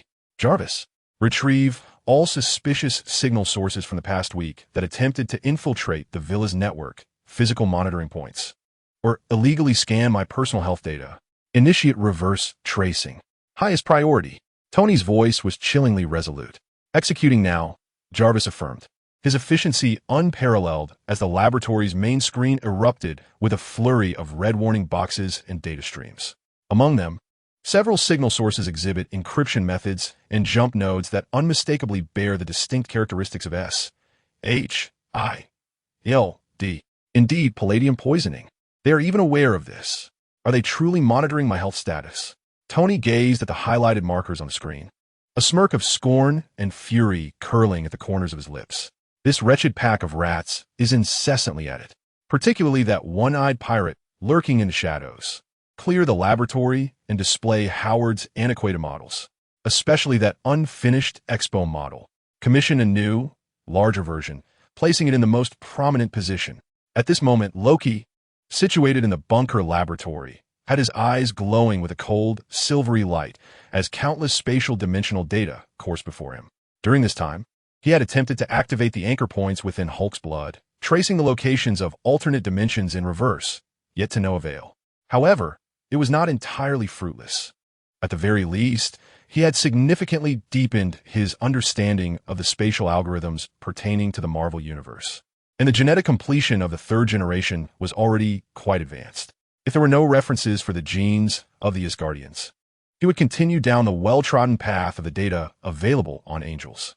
Alert, priority detection, coordinates, 739140, anomaly in spatial distortion detected.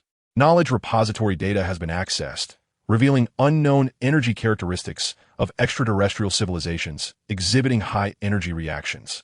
Finally, I almost thought this was a world devoid of Thor. It seems this moment has arrived. Loki's eyes gleamed with excitement. New Mexico, deep within the desert meteorite crater site, the night sky was as dark as ink, with stars cascading like a waterfall, casting a cool, ethereal glow. Yet in Loki's eyes, this meteorite crater, enveloped by the desert, was obscured by a far more tumultuous radiance. He stood at the edge of the crater, clad in a deep gray outdoor jacket, nearly blending into his surroundings. Save for his profound eyes that shimmered with faint golden streams of data in the darkness. Surrounding him was a recently established wide-range energy and information shielding field. An invisible force field resembled an inverted giant bowl, enveloping the entire crater and extending several hundred meters around it. Outside the pit, occasional headlights traversed the distant road but paid no mind to this area, as if it were non-existent. Loki's gaze was firmly fixed on the center of the crater. There, embedded within, stood a short-handled war hammer with smooth contours. The hammerhead was square, with flat striking surfaces on both ends, glimmering with a subtle metallic sheen. The handle was wrapped in leather, with a dark red strap tied at the end. Chapter 31. The Chosen One? Nonsense. It stood quietly at the center of the charred pit, as if it had been there since time immemorial. However, in Loki's eyes, this hammer was the very source of the impending energy storm. Report real-time energy graph and analysis progress. Loki's voice reverberated in the silent desert, tinged with a barely perceptible thrill. The mechanical voice resonated directly in Loki's mind, while an exceedingly complex, ever-shifting multidimensional energy model projected onto his retina. Instruction confirmation. The target energy field remains persistently active, intensity level, planetary, fluctuating. The energy spectrum reveals. The core center is composed of an unknown energy, accounting for 528, exhibiting the following characteristics. Characteristic 1. Conceptual constraint. A cognitive rule lock exists on the surface of the energy field core. Its triggering condition is based on specific qualification assessments, with a judgment logic that is highly idealistic, fundamentally conflicting with the laws of physics. The current assessment result is locked state, 999 probability. Characteristic 2. Material detection indicates an unknown metal and the core remnants of an annihilated star, with energy detection post-collapse reaching approximately asteroid level. Characteristic 3. In the force field, the laws of physics exhibit localized distortions, specifically manifested as gravitational anomalies, with the hammer's own gravitational index amplified to planetary levels. Characteristic 4. Interdimensional link. A faint yet stable interdimensional energy flow has been detected, originating from a spatial coordinate of ambiguous location. This link provides a continuous supplement to the hammer's core divine power. Analysis progress. Basic feature identification completed 100. In-depth analysis of conceptual constraint logic. 07, limited by the idealistic nature of qualification assessments and insufficient computational resources. Reverse engineering of spatial anchoring principles. 001. Mechanism simulation for rule visualization. Failed. Interdimensional link tracking. The signal source is too ambiguous to trace the origin coordinates. Note: continuing in-depth analysis requires invoking the core computational power of the Kaisha Vault, which will result in a suspension of the third-generation divine body gene compilation progress. With an anticipated delay of 12 Earth years. Locke's lips twitched slightly at the mention of 12 years. That spatial coordinate must be the precise location of Asgard. This situation is even more troublesome than Hulk's idealistic energy. Locke couldn't help but scoff. Hulk's power at least allowed for a vague trace of an otherworldly scent. But the divine power of this hammer is nothing more than a set of unreasonable rule locks, especially that qualification assessment, which is blatantly idealistic. He sighed, resigned, and stepped down into the meteorite pit. The earth of the pit still bore the residual warmth and unique charred scent from the sun's scorching during the day. He walked step by step towards Thor's hammer, observing the legendary artifact up close. A heavy majesty emanated from it. The seemingly simple patterns on the hammer flowed endlessly. An intangible, oppressive force radiated from the hammer, as if silently proclaiming its inviolability. The protagonist's halo? The chosen one? Locke chuckled self-deprecatingly, reaching out to grasp the leather-wrapped handle. The touch was cold and solid. He took a deep breath, and in an instant, all his strength coalesced. The terrifying power of the second-generation super soldier erupted. The scorched earth beneath his feet instantly cracked like a spider web, and a violent airflow exploded from his center, swirling up clouds of dust. The meow hammer swayed slightly, but the sense of oppressive weight suddenly intensified, as if an invisible mountain bore down on his arm and soul, carrying an almost disdainful denial. It felt as though he was not moving a mere hammer, but the very planet beneath his feet. Locke refrained from exerting force any further. He was merely testing the boundaries of the rules. Moments later, he decisively released his grip and stepped back, allowing the fluctuations of energy around him to subside. As the dust settled, Mjolnir remained steadfastly embedded in its place. Indeed, he lacked the qualifications, shaking his tingling arm, not from physical exertion, but rather from the mental heaviness of being rejected by the rules. He bore no trace of defeat in his gaze. Instead, it shimmered with the fervent curiosity of a researcher. Xiongxin, record the power loading curve, energy feedback waveform, and the spatial force field variation data. Establish the model for the qualification Locke's repulsion reaction. Command confirmed. Data collection complete. The qualification Locke repulsion model is being established. The model indicates the repulsion force is exponentially positively correlated with the applied force and negatively correlated with qualification assessment. Current repulsion coefficient. Conclusion: unrecognized target. Physical force is unable to affect it. Goodness, what an absolute lack of regard. Locke smirked and circled the hammer twice, as a faint golden aura began to emanate from his fingertips, resembling the most delicate of probes, cautiously attempting to touch the swirling runes on the hammer's surface. Buzz! A far more intense repulsion force erupted instantaneously. The faint golden probe of energy collided with an invisible barrier, disintegrating in an instant. A divine power, imbued with authority and a sense of retribution, surged back through the energy connection. TSK. Locke frowned, swiftly severing the energy connection while a nearly imperceptible vacuum shield, composed of a magnetic confinement field, enveloped his body. Boom! A dull explosion resounded against the vacuum shield. The shield vibrated violently, as if struck by a heavy hammer. Locke was pushed back half a step before regaining his balance. High-dimensional rule-level counterattack detected. Energy level, planetary. Wow, quite the temper. Locke observed the rapidly calming ripples on the shield, his interest deepening. The force of this counteraction exceeded his expectations. It appeared that direct contact for analysis was not a viable option. This old Odin had truly implemented formidable theft prevention measures. He abandoned the idea of direct interaction. Standing several paces away, his gaze fixed intently on Mjolnir, with physical means rendered ineffective and energy contact triggering a powerful counteraction. Was it necessary to await the god of hammers himself to intervene? Locke stroked his chin, contemplating whether to approach from the link instead. He glanced at the signal flow indicator on his retina, pointing towards the nebulous dimension of Asgard. Xiongxin, concentrate computational power. Temporarily forego the deep analysis of the qualification lock and the embodiment of the rules, and endeavor to decipher the laws of qualification or attempt to sever the energy cycle. A cunning glint sparkled in Locke's eyes.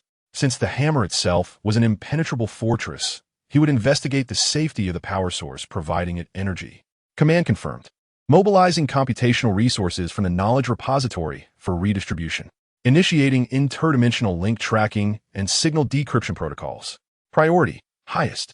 The gene compilation for the third generation of divine bodies is being transferred to low-speed background operation. Arranging Yan's tasks, Locke understood that the next step was to wait. He awaited Yan's ability to uncover the faintest traces of Asgard, while also anticipating the arrival of another principal character in this unfolding drama.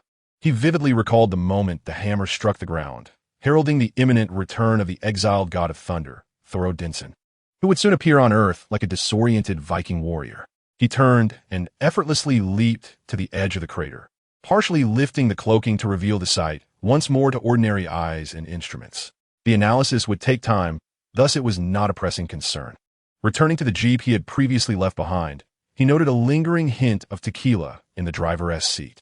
Should he seek out Ella? Locke mused quietly to himself. After all, what could be more exhilarating for a materialistic angel than to study a living miracle? As he pondered where to wander next, Locke instantly received a transmission from the core. Warning: high-intensity spatial distortion detected. Coordinates: 15 kilometers southwest of Old Bridgetown, desert region. Energy characteristics and anomalous spatial distortion waves exhibit a high degree of correlation with previous detection records.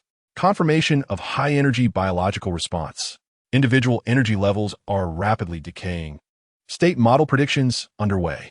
Accompanied by severe meteorological anomalies, a strong convective storm is forming, with the central wind speed continuously escalating. Here it comes. Locke sprang from a jeep, his earlier languor replaced by the keen focus of a predator tinged with excitement. His fingers danced in the air, calling up real-time satellite imagery and ground surveillance. On his retina, a swirling dark green storm cloud was frantically gathering above the desert southwest of Old Bridgetown. A massive tornado, resembling a colossal serpent, extended from the clouds, connecting to a region below engulfed by tumultuous winds and swirling sand. Dazzling lightning streaked through the cloud layers, tearing apart the pitch-black night sky. At the storm's core, energy fluctuations akin to those of the god's hammer pulsed forth. Oh, what an entrance befitting Thor indeed, Locke quipped, yet his movements were swift as lightning. He summoned the construction of a wormhole, simultaneously issuing a command. Core, mask all energy signatures. Switch to harmless bystander mode. Command confirmed. Energy field compressed to background noise levels. A miniature spatial rift silently opened in the center of the laboratory. Locke pressed the accelerator, and the jeep vanished. The next moment, he found himself on a remote highway leading southwest from Old Bridgetown. The ferocious sandstorm rendered the windshield nearly useless, while torrential raindrops, propelled by the hurricane, struck the windows like bullets. Fortunately, this American jeep was sturdy enough, yet it still swayed in the tempest, and the headlights pierced through the rain, illuminating only a small patch of chaos ahead. Locke pulled the vehicle over to the roadside and activated the hazard lights. As he opened the door, the fierce wind seemed intent on pushing him back inside. He squinted against the relentless wind and rain, gazing towards the heart of the tempest. His formidable perception pierced through the curtain of rain and dust, revealing the distant sky beyond. Their figures plummeting rapidly. Undoubtedly, there were several minor issues that needed correction. Should any esteemed individuals come across this, I would appreciate your feedback. Thank you. Chapter 32. A hard landing that adds insult to injury at that moment. Two blinding headlights, accompanied by the roar of an engine, careened erratically from the depths of the storm. It was a white Ford van, its body marred by fresh dents and scratches, with half of its rooftop luggage rack seemingly torn away. Like a drunken reveler, it skidded perilously across the slick, muddy road, hurtling towards Locke's direction with a sense of impending doom. Screech. The piercing sound of brakes was swallowed by the cacophony of wind and rain. Thud. Just as the figure was about to land, it was fortuitously struck by the passing Ford. The van came to a sudden halt a mere 10 meters in front of Locke, its body shaking violently. Locke could hardly contain his laughter at the absurdity of it all. He had come for a hard landing, and now it was truly a case of adding insult to injury. The driver's door burst open, and a young woman with a pale complexion leapt out. It was Jane Foster. She didn't even pause to don her coat as she stumbled towards a rear door. "Quick, Daisy, help me. He's lost so much blood." Jane's voice trembled with panic and desperation. The back door swung open, and a disheveled Daisy Lewis emerged, clinging tightly to a rain-soaked tablet. Upon seeing Jane struggling to drag a tall figure, she rushed to assist. Locke's gaze sharpened as he approached swiftly. Through the storm, his voice resonated clearly in their ears. "Do you require assistance?" Startled by the sudden voice, Jane and Daisy turned abruptly. In the glow of the headlights, they beheld a young man clad in a deep gray windbreaker standing amidst the tempest. His eyes appeared remarkably calm and clear against the downpour. The rain soaked his hair and jacket, rendering him akin to a model stepping out from the pages of a fashion magazine for an outdoor adventure. "Who are you? How did you end up here?" Daisy instinctively inquired, her grip on the tablet tightening. "Locke Lee, just another person nearly caught in your collision," Locke replied, his gaze drifting past them to the man in the back seat, who was teetering on the brink of unconsciousness. The man was an exceedingly robust blonde, and even curled up, his large frame and sinewy muscles were evident. He wore an ill-fitting, mud-stained piece of coarse fabric reminiscent of something procured from a medieval market. A prominent wound adorned his forehead, blood mingling with rainwater as it trickled down, staining half of his face and clothing. His eyes were tightly shut, brow furrowed, exuding an air of defiance and profound suffering even in unconsciousness. "Thor Odinson, no doubt about it." As we navigated through the tempest, he suddenly dashed out and collided with Thor, leaving Jane flustered and at a loss for words, tears mingling with the rain cascading down her face.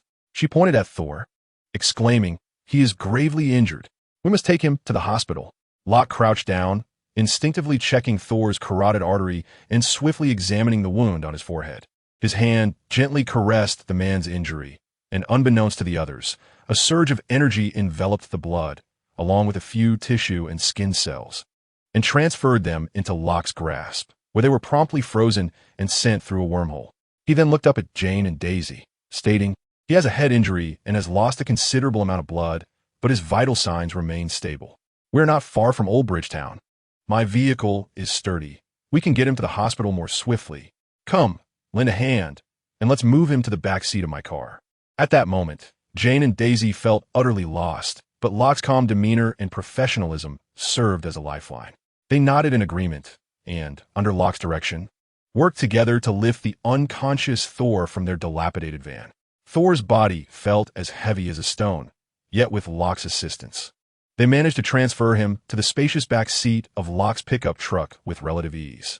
"You two follow my lead. Be cautious, the road is slick," Locke instructed, tossing his car keys to Daisy before settling into the driver's seat. Daisy glanced at the keys in her hand, then at the imposing Jeep before her, stealing a furtive glance at the strikingly handsome man in the driver's seat. Her initial terror was momentarily replaced by a sense of awe at the unfolding drama. She nudged Jane, who was still trembling, and whispered, "Jane, did you see that? He's not only handsome and wealthy, but also so kind. This crash doesn't seem like such a bad trade-off." Jane shot her an exasperated look, but her mind was not on Daisy's infatuation. She quickly climbed into the passenger seat and urged Daisy to follow Locke. The two vehicles traveled closely, battling through the still violent yet slowly subsiding storm towards Old Bridgetown. At the community hospital in Old Bridgetown, the emergency room was brightly lit in the dead of night, though not overly crowded. Thor was swiftly ushered into the treatment room, where a doctor and nurse began to clean his wounds, staunch the bleeding, and suture him up. Locke, Jane, and Daisy sat soaked on the cold benches of the corridor, anxiously awaiting news.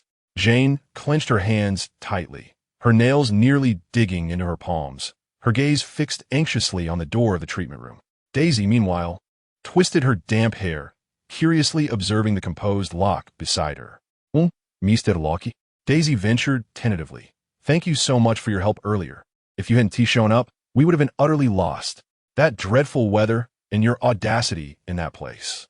Locke offered a gentle and appropriate smile, his rain-soaked hair adding an air of harmless charm. "You can simply call me Locke. No need for formality. It is only right to lend a hand to those in need. Besides, He shrugged casually. I tend to enjoy a bit of adventure. After all, a graduation trip should entail some extraordinary experiences. Graduation trip? Jian was captivated, momentarily diverting her attention from anxiety. Are you a student? Sort of, Locke replied, retrieving 2 business cards from the damn pocket of his coat, handing one to Jian and the other to Daisy. The cards were elegantly designed, featuring only names, a title encircled by angelic wings, and an encrypted contact method. I recently obtained my doctorate and decided to venture out. I am Locke Lee, the founder of Angel Investments, primarily researching minor topics in biophysics and genetic engineering. Angel Investments, Daisy exclaimed, her eyes widening in astonishment. That super venture capital firm that profits from everything? You're the owner. My goodness. Jian. She excitedly shook Jian's arm. Jian, equally surprised, scrutinized the card before gazing at the man before her. Dr. Locke, I never expected this. Thank you, she expressed sincerely. Just call me Locke, he replied with a warm smile. It was a mere gesture. The real credit goes to you. He turned to Jian. I noticed your equipment. Are you conducting some sort of research? What brings you to such a place at this hour? And to encounter a storm? At the mention of the storm, Jian's expression dimmed, tinged with frustration and confusion. We are astrophysicists, setting up equipment nearby to track an anomalous celestial energy reading, right at the storm's epicenter. My instruments detected unprecedented energy fluctuations and spatial distortion data. This could be... She became animated but quickly deflated when she remembered the ruined equipment and the injured individuals inside, lamenting, unfortunately. The most crucial data recorder is likely spatial distortion, celestial energy? Locke's face lit with scholarly curiosity. That sounds fascinating. I have dabbled in some cutting-edge astrophysics topics myself. Could you elaborate? If you impress me, perhaps I can offer some assistance, say financial support? Jian's eyes sparkled with hope. A patron interested in astrophysics, who was also a leading scientist with substantial financial backing. It was as if a dream had fallen into her lap. She instantly forgot her fatigue and eagerly began to describe the peculiar phenomena she had observed, her theoretical conjectures regarding Einstein-Rosen bridges or wormholes, and the regret surrounding the destruction of their equipment.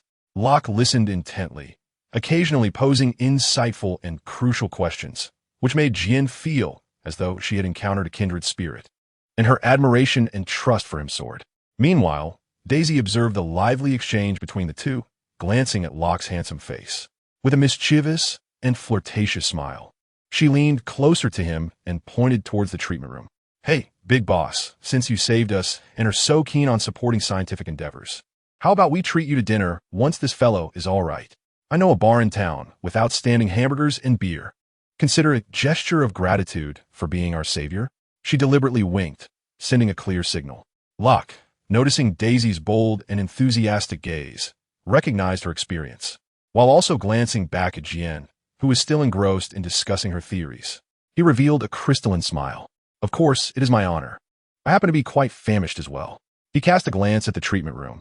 His companion appeared to require time to recuperate. I know you must be terrified and in need of relaxation. Just then, the door to the treatment room swung open. The doctor emerged, stating, the wounds have been treated. There is a mild concussion, and he has lost a bit too much blood. He will need to be observed overnight. He has regained consciousness, though his emotions seem rather unstable, continuously demanding his hammer. You may enter now. The three hurried into the treatment room. There was already sitting up, a bandage wrapped around his forehead, his golden locks tousled. His complexion was pale, yet within his blue eyes burned a fierce anger, mingled with a profound sense of humiliation and rage. Mortal beings, what have you done to me? Where's my Mjolnir? Where have you hidden it? Upon seeing Jane and Daisy, Thor bellowed, his voice resonating through the small treatment room. He attempted to rise from the bed, but was restrained by the nurse. Calm down. Sir, you need a rest, the nurse admonished sternly. Rest? Thor seemed to hear the most ludicrous of jokes. He struggled, his gaze sweeping over the gathered individuals like a wounded lion, finally landing on Loki. This man instinctively aroused a sense of wariness within him. Who are you? Did you steal my hammer? Return it to me. Otherwise, I swear by Odin's name. Hey, calm yourself. Jane rushed forward, attempting to soothe him. You are injured. We were the ones who collided with you and brought you to the hospital. This is Mr. Loki. He assisted in bringing you here. We have not taken your hammer. We know nothing of any hammer. Who are you? Thor demanded. I am Thor Odinson, Mortal, do not attempt to deceive a god. Thor was resolute in his disbelief. He had lost his divine powers, his hammer, and had been exiled to this strange, fragile Midgard. The vast disparity and fury nearly consumed him. He glared at Loki, his eyes filled with primal menace. Loki met Thor's gaze calmly, devoid of any fear, instead wearing a hint of mockery. At that moment, Thor truly resembled a fool. He slowly spoke, his voice not loud, yet distinctly overpowering Thor's roar. Although I do not know why you suspect us, the truth is we saved you. Before Thor could respond, he continued, however, I have indeed heard of a hammer, which is not in the possession of any of us. It lies in a desert several dozen miles from here, guarded closely by a group of mortals, and you, he gestured towards Thor's bandaged head, are now merely an ordinary person struggling to stand. Loki's words struck like a cold blade, piercing through the remnants of Thor's pride and illusions. Thor felt as if he had been struck by lightning. His struggling movements froze instantly, his fury solidifying into disbelief and a hint of terror at being utterly seen through. My identity? Where's my hammer? Silence enveloped the treatment room. Jane and Daisy stood in stunned silence, gazing at Locke, then at Thor, who appeared utterly drained of energy. Had Locke not been present, any utterance from Thor regarding gods and mortals would likely have left them believing they had rendered him speechless. Yet now, even Locke acknowledged the identity of the man before them. The weight of information was overwhelming, rendering their minds momentarily incapable of processing it. Alert! Unknown energy scan detected, unable to breach dark data blockade. It seemed that old D had been observing his progeny and had casually directed his attention toward him. It should not pose a significant problem, as all the energy radiating from him was currently tranquil. Locke disregarded their astonishment, offering a faint smile to Jane and Daisy. As if he had merely uttered an inconsequential remark, it appears this friend requires some time to digest the information. Shall we procure some nourishment? Let him rest adequately. He turned to the dazed Thor, his tone unruffled. As for you, Odinson, it would be prudent to remain silent until you regain your strength or learn to employ your intellect. Anger solves nothing. I believe your father has conveyed this to you before. With that, he led the way out of the processing room. Daisy, snapping back to reality, hurriedly pulled the still-dazed Jane along behind her. In the corridor, Daisy's excitement bubbled over, and she linked her arm with Locke's, her eyes sparkling. Oh my, Locke, you were magnificent just now. Do you actually know him? The God of Thunder. Is this for real? Were you not engaged in some role-playing game? Jane, finally coming to her senses, eagerly inquired. Dr. Locke, what you just said, was it all true? Is he really a god? That hammer. Locke allowed Daisy to cling to him, bestowing upon Jane an enigmatic smile. The bar in Old Bridgetown, hamburgers and beer. Didn't you say you would treat me? Perhaps we could dine and converse about tonight's tempest. He cast a glance at the closed door of the processing room. His words seemed to possess a certain enchantment, instantly igniting Jane's thirst for knowledge and Daisy's insatiable curiosity, regardless of whether it was true or not. Who could resist listening to a handsome figure of 6 feet tall recounting tales? As for Daisy's enthusiasm, well, the journey could be lonely. Having an engaging companion to alleviate the tedium was more than welcome. The following morning, at the edge of the meteorite crater, the stage welcomed its first cast as the first rays of sunlight pierced the horizon, casting a golden glow upon the charred expanse. A dilapidated pickup truck came to an unsteady halt by the roadside, and several local youths, still clearly nursing hangovers, stumbled out of the vehicle, curiously making their way toward the immense chasm that had appeared overnight. Hey, look at that. What on earth is it? Exclaimed a redneck youth, pointing at Thor's hammer resting at the bottom of the pit, his eyes wide with wonder. Good heavens, is it a meteorite? Such a massive crater. Another companion gasped. Doesn't he resemble a meteorite? In the center of the pit, it looks like a hammer. A third youth, sharp-eyed, noted. A hammer. They exchanged incredulous glances before erupting into raucous laughter. Who the hell threw a hammer down here and created such a massive hole? What a joke. Let's go down and take a look. Perhaps it is a valuable antique. Driven by alcohol and curiosity, several young men clambered down the pit wall. Hey, guys, look at me. One of the bulliest youths approached the mighty hammer, rubbed his hands together, bent down, grasped the handle with both hands, and exerted all his strength. Ugh! His face turned crimson, veins bulging in his neck as he summoned every ounce of effort. Yet, the hammer remained utterly immovable, as if it were welded to the ground. Ha ha, Billy, Did you expend all your strength on that girl at the bar last night? His companions laughed heartily. Nonsense. You try it. Billy, his pride wounded, stepped aside in anger. Another defiant youth stepped forward, but met with the same fate. The hammer stood resolute. The group took turns attempting to lift it, even resorting to tying a rope around the hammer's handle and pulling together. The engine of the pickup truck roared under the strain, tires spinning wildly on the scorched earth, kicking up clouds of dust. Ultimately, the rope snapped, and the hammer remained steadfast in its place, leaving not a single scratch. What in the world is this hammer made of? This is uncanny. Could it possibly be an alien weapon? Exhausted and panting, the young men gazed at the enigmatic hammer, their curiosity morphing into astonishment and a hint of reverence. Cursing under their breath, they climbed out of the pit and sped off in their pickup, likely to spread word of this bizarre occurrence in town. Sure enough, by afternoon, the area around the meteorite crater had grown lively. Townsfolk, travelers in RVs, journalists armed with cameras and notebooks, and even a few elderly men who appeared to be folklore professors gathered around the pit, pointing and chattering animatedly. Numerous individuals attempted to extract the hammer, strong men, curious children, and even one fellow who arrived with a small crane. Yet, without exception, all returned defeated. The crane's feeble arm left no mark on the hammer, nearly toppling the crane itself. Various bizarre theories began to circulate among the crowd. An extraterrestrial artifact, a pact with the devil, the Earth's seal, a distant cousin of Excalibur. As evening fell and the sunset painted the horizon in brilliant hues of gold and crimson, professionals finally arrived. Without the sound of sirens, several unmarked but evidently modified black Chevrolet Suburbans and a large box truck glided silently off the road, halting at the crater's perimeter. The doors swung open, and a group clad in matching black tactical gear, equipped and swift in their movements, quickly disembarked. They began to efficiently erect a perimeter, set up roadblocks, and disperse the onlookers with an air of undeniable authority. "Hey, who are you? Why do you have to chase us away?" A resident shouted in protest. "Federal Emergency Management Agency, sir. An unidentified falling object has been discovered here, with potential radiation or biological contamination risks. Please cooperate with the evacuation and retreat beyond the safety line immediately." A balding leader brandished a forged document, his tone grave and irrefutable. Under the intimidating guise of radiation contamination, most onlookers, despite their dissatisfaction, were swiftly and orderly dispersed from the scene.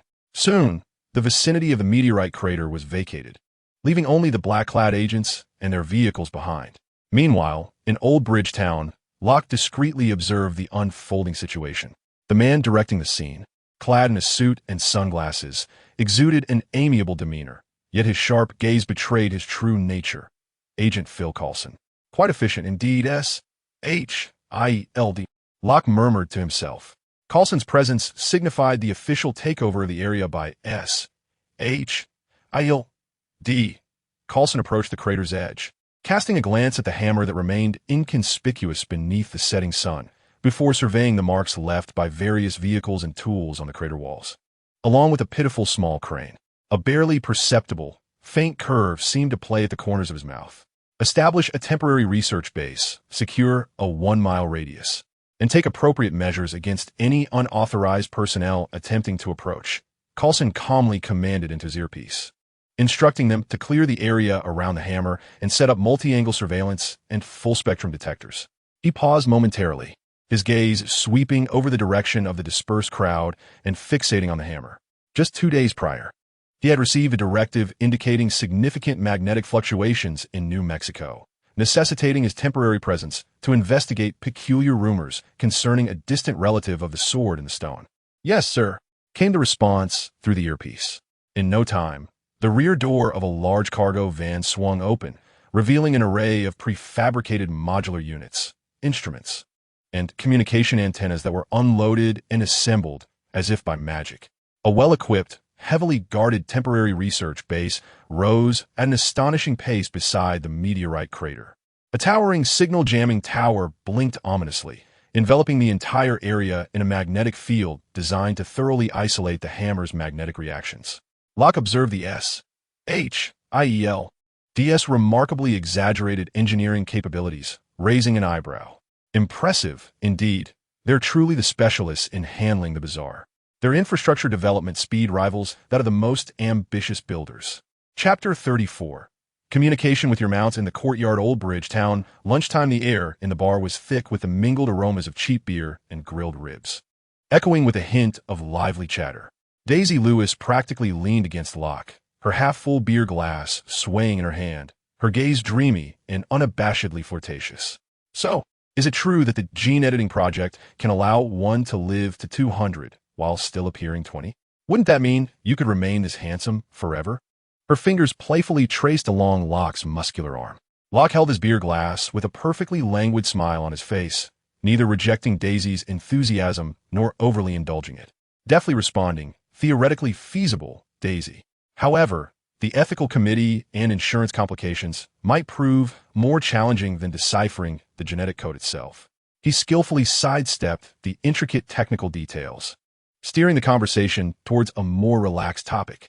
Across from him, Jane Foster engaged enthusiastically with Dr. Eric Shavage, fervently discussing several conjectures posed by Locke during lunch regarding energy models in higher dimensional spaces and the effects of gravitational lensing.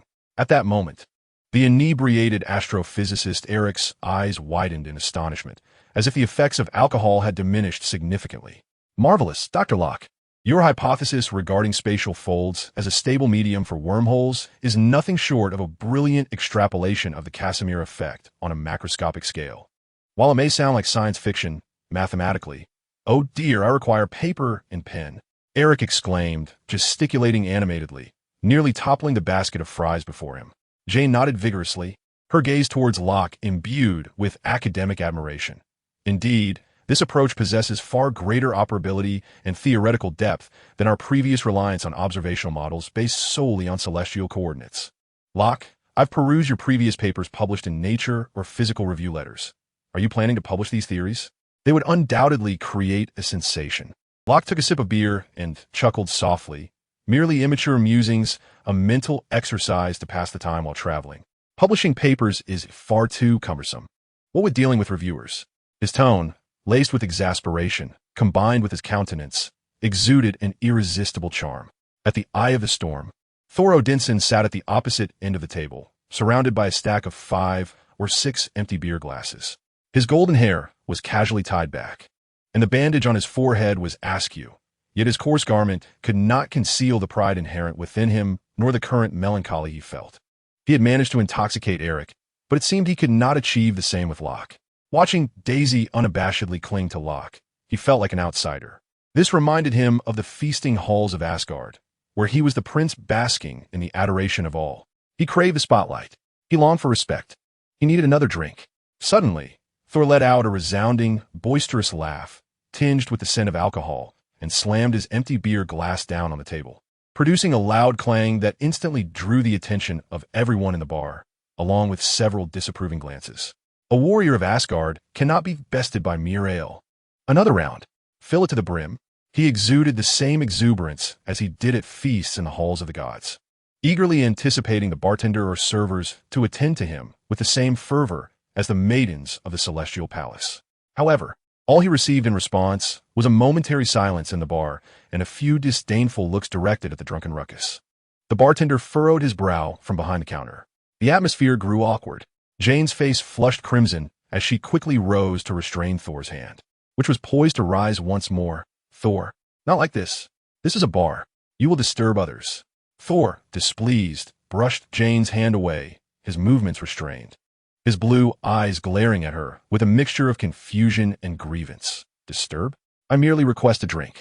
In Asgard, placing down an empty glass is a signal for another round. It is the etiquette of a warrior. Locke set down his glass. Thor. Locke's voice resonated with a calmness imbued with an unusual soothing power, adhering to local customs. Here, to request a refill. One must raise a hand or politely utter a request. He demonstratively beckoned the bartender. Thor paused, observing the bartender approaching after Locke's gesture, then glanced at Locke's serene visage. A wave of intense frustration and a sense of being schooled washed over him. Though he was loath to admit it, he was indeed under someone else's roof. And that man named Locke exuded an instinctual wariness and an inexplicable pressure.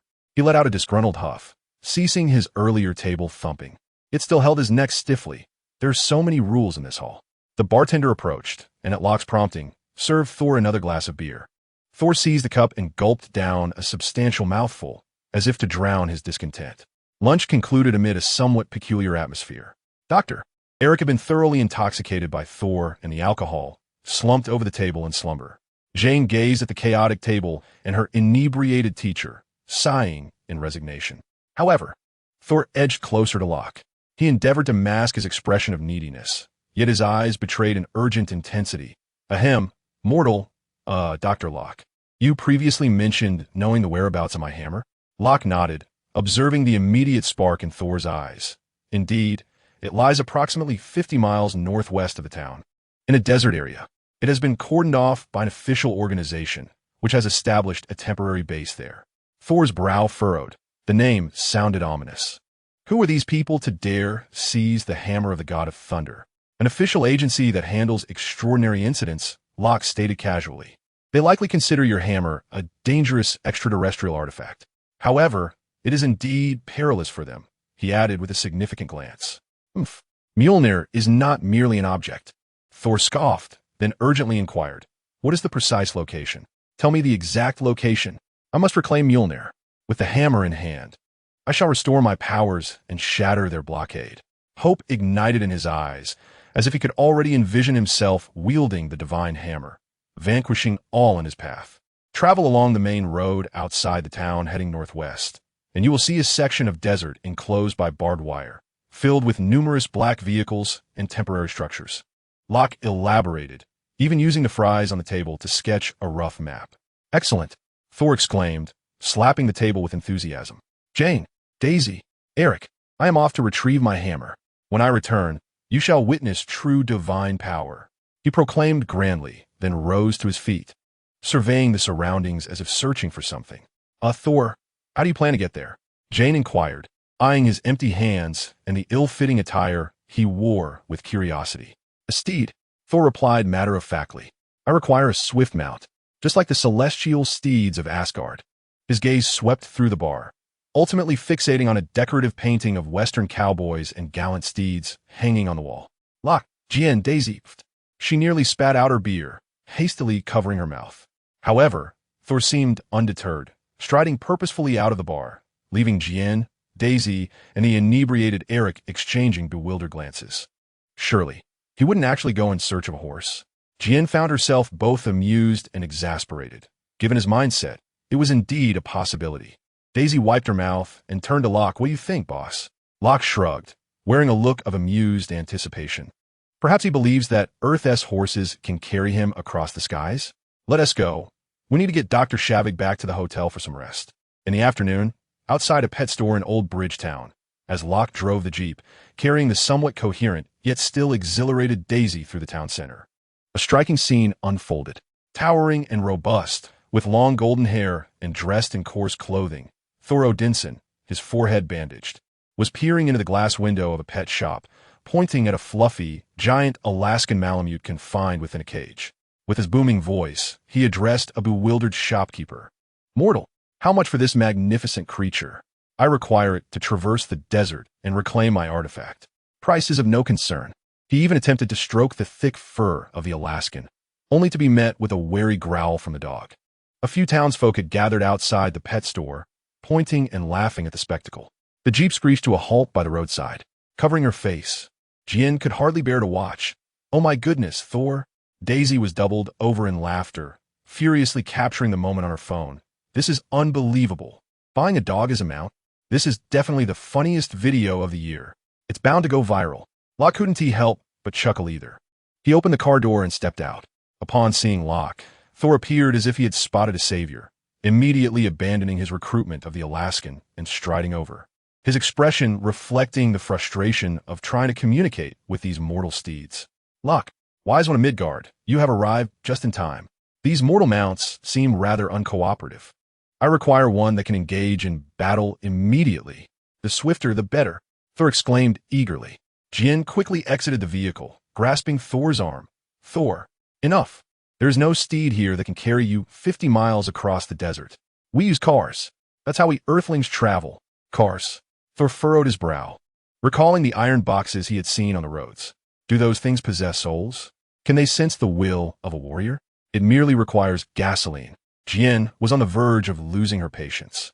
However, seeing Thor's earnest expression of concern for his steed, she sighed and said, "Fine, Daisy. It seems we cannot dissuade him.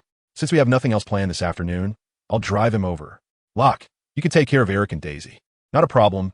Don't worry." Locke waved his hand dismissively. "Really?" Thor turned to Jin simultaneously. Chapter 35. Unyielding? Push harder. Give it your all. Thus, Jin drove the jeep, carrying Thor, who was as exhilarated as a child on an outing and wore a countenance that expressed relief at finally finding a reliable mode of transport, towards the SHIELD base. In the back seat, several cans of beer and a bag of chips, casually acquired by Daisy from the bar, lay waiting. The jeep halted a few hundred meters from the barbed wire perimeter of the temporary base. The setting sun bathed the wire and the distant makeshift structures in a golden-red hue, elongating the shadows of armed agents atop the watchtowers. "Wow." Jin leaned against the window, observing the armed agents and the patrol vehicles that occasionally passed. The earlier excitement waned slightly as she stuck out her tongue and said, "Thor, I doubt we can get in." Thor, however, gazed intently at the depths of the wire enclosure, feeling an undeniable pull. His Mjolnir was there, within that largest, warehouse-like silver-gray building. The call was exhilarating. "My hammer. It's right there," Thor exclaimed, pointing towards the warehouse, his voice barely containing his excitement. "I can feel it. It's calling to me, but feeling it won't help." "Thor," Jin retorted, "look at those guards with guns. Do you think they LL? Just let you waltz in and grab your hammer?" Thor scoffed dismissively. A mere mortal guard cannot thwart the god of thunder. He made a push open the car door and exit. "Wait, do you see that surveillance blind spot beneath the wire over there? The grass is quite dense." Jin pointed towards a location in the southwest corner of the base. "You need to dash over there as fast as you can, climb over the wire, and head straight for that warehouse.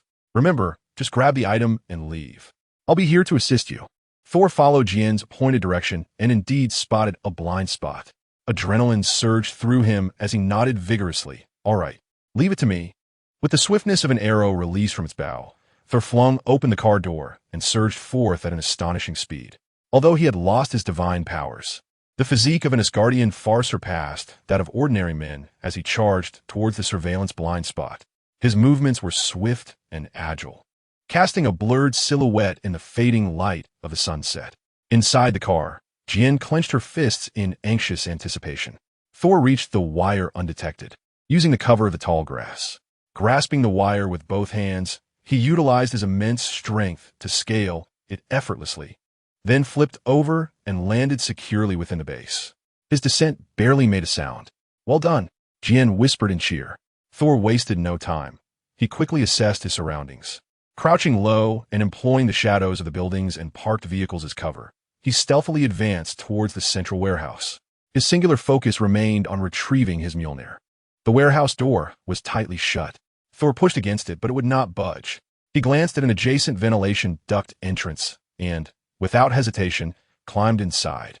Inside the makeshift chamber, the lights blazed brightly.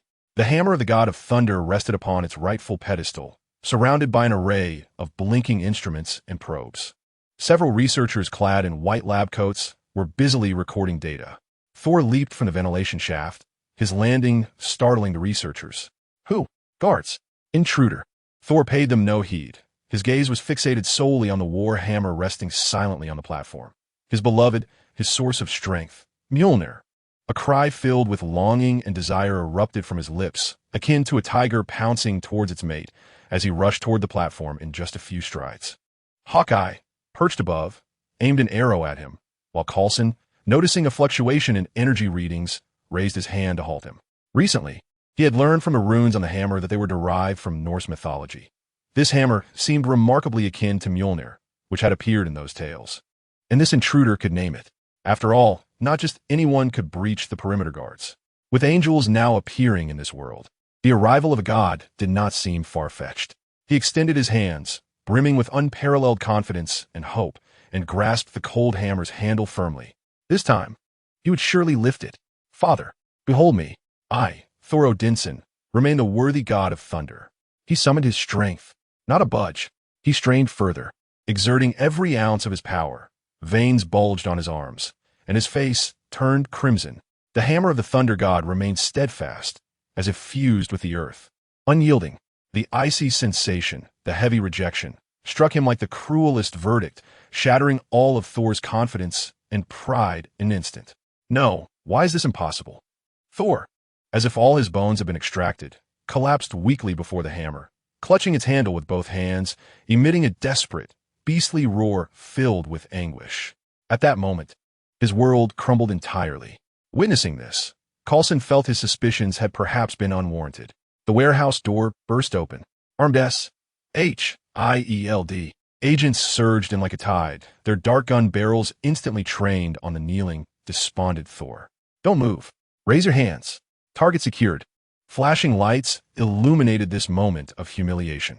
Thor, like a captured beast, appeared utterly helpless and insignificant under the harsh glare. Observing the commotion inside, Jane realized Thor had been discovered. Just as she prepared to disembark, her gaze fell upon the armed guards at the entrance. Unlike Thor, she quickly assessed the situation and decided to retreat to regroup with her companions to devise a plan. The jeep turned around and silently drove away from the dunes.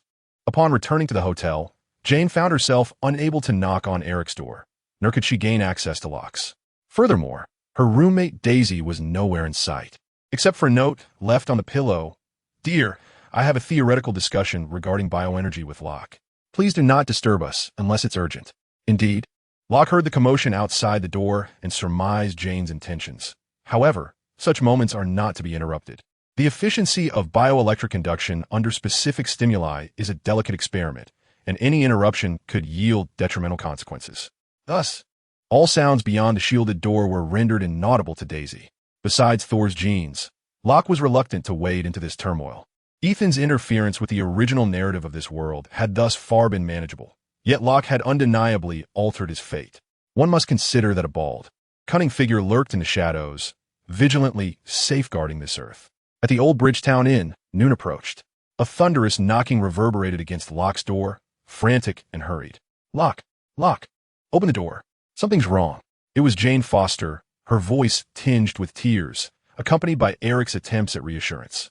Inside the room, Locke was engaged in an in-depth academic discourse with Daisy regarding the latter half of the bioelectric induction efficiency experiment.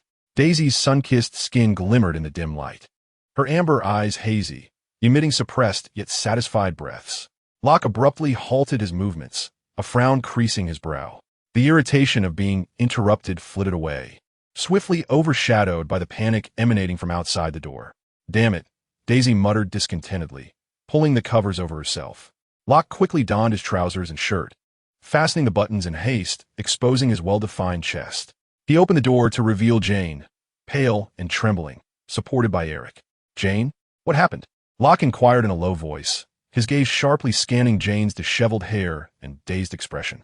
Thor was captured last night. Those federal management agents were incoherent. She wept, tears finally cascading down her cheeks. Not waiting for you to emerge this morning, Eric and I went to find Thor. Eric managed to bring him out, but they took my research. Coulson, that agent, he snatched all my notebooks, hard drives, and data.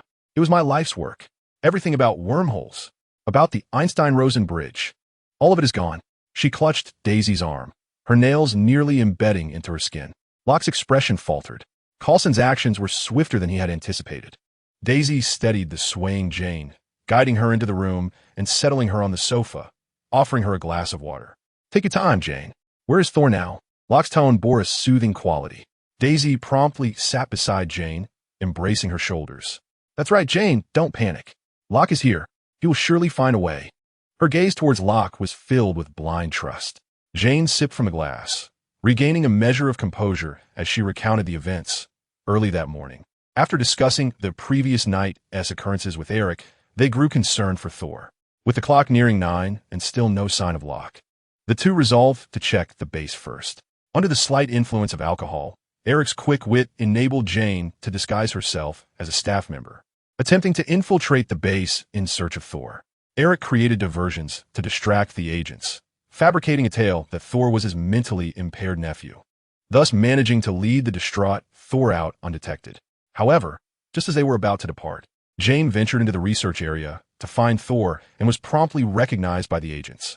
Coulson, citing national security, confiscated all her research equipment and documents from her vehicle. Regardless of her protests or even her furious rebukes, it was all in vain. Coulson was as unyielding as a stone. Jane seethed with humiliation and anger, her eyes ablaze with indignation, exclaiming that he accused her of obstructing their work and threatened to arrest her. He simply did not comprehend the gravity of the situation. What he took was not mere data. It was the key to the gateway of a new world, a discovery that could transform human understanding. And Thor? What is his condition now? Loki continued to inquire. Jane's gaze dimmed, brimming with concern. He is not well. Eric took him to his room. On the way back, he spoke not a word, as though his very soul had been drained. Jane's voice trembled as she murmured about the need to accept being merely mortal. The current state of Thor resembled that of a breathing corpse. He seemed to have resigned himself to his fate. Thor, the god of thunder, resigned? Such a notion was more astonishing than the sun rising in the west. Nevertheless, Loki's illusions and psychological strikes had indeed struck at the heart of his brother's vulnerabilities, his reverence for their father, and the self-doubt that surfaced after the loss of his powers. Chapter 36. This meat is strong, Jane. Let us not rush regarding the matter of the documents. There will be a way. Loki was interrupted mid-sentence. Loki, though it may be quite rude, I implore you to assist me. As the head of an investment firm, you must have connections within the upper echelons of society. Perhaps they possess knowledge of those in the management office, what special department they belong to. This is the culmination of my efforts, and I find myself at a loss. Jane felt utterly powerless at that moment. Beside her, Daisy clutched Loki's arm, shaking it. Alas, there seems to be no other option. Very well, I shall devise a plan, Loki said, pinching Daisy's cheek with a resigned expression. Really? Jane exclaimed, lifting her head abruptly, her eyes igniting with a glimmer of hope, akin to a drowning person seizing a piece of driftwood. With Loki's intervention, one could accomplish twice the work. Daisy immediately chimed in, her enthusiasm soon overshadowed by concern. But what of Thor? Shall we allow him to remain a mere shell of himself? Loki pondered for a moment. This will require some special methods. He cast a meaningful glance at Jane. Her cheeks flushed slightly as she averted her gaze from Loki. She had indeed developed feelings for that reckless, proud yet sincerely naive god that transcended mere curiosity. Let us proceed to visit our dear Eric's foolish nephew, Loki declared, rising swiftly to tidy his attire, restoring the composed demeanor of an elite scholar. Daisy promptly sprang up, adjusting her somewhat disheveled hair and clothing. The atmosphere in the motel room, shared by Jane and Eric, was stifling, oppressive, almost suffocating. Dr. Eric sat in a corner chair, observing Thor as he consumed whiskey glass after glass, attempting to numb himself with alcohol. His tall figure appeared unusually stooped and fragile at that moment. The once lustrous golden hair now lay dull and disheveled upon his shoulders. The room was suffused with a heavy scent of alcohol and an overwhelming sense of despair. Jane softly called out to him, her voice laced with compassion. Thor's body moved imperceptibly, yet he did not turn around. We have returned. Dr. Eric saved you as well. Jane approached him, crouching down in an effort to see his face. With great difficulty, Thor slowly turned his head. When his face was exposed to the light, both Jane and Daisy gasped in shock. Those eyes, once ablaze with vitality and fire, now appeared gray and lifeless, bloodshot and hollow, like two unfathomable abysses.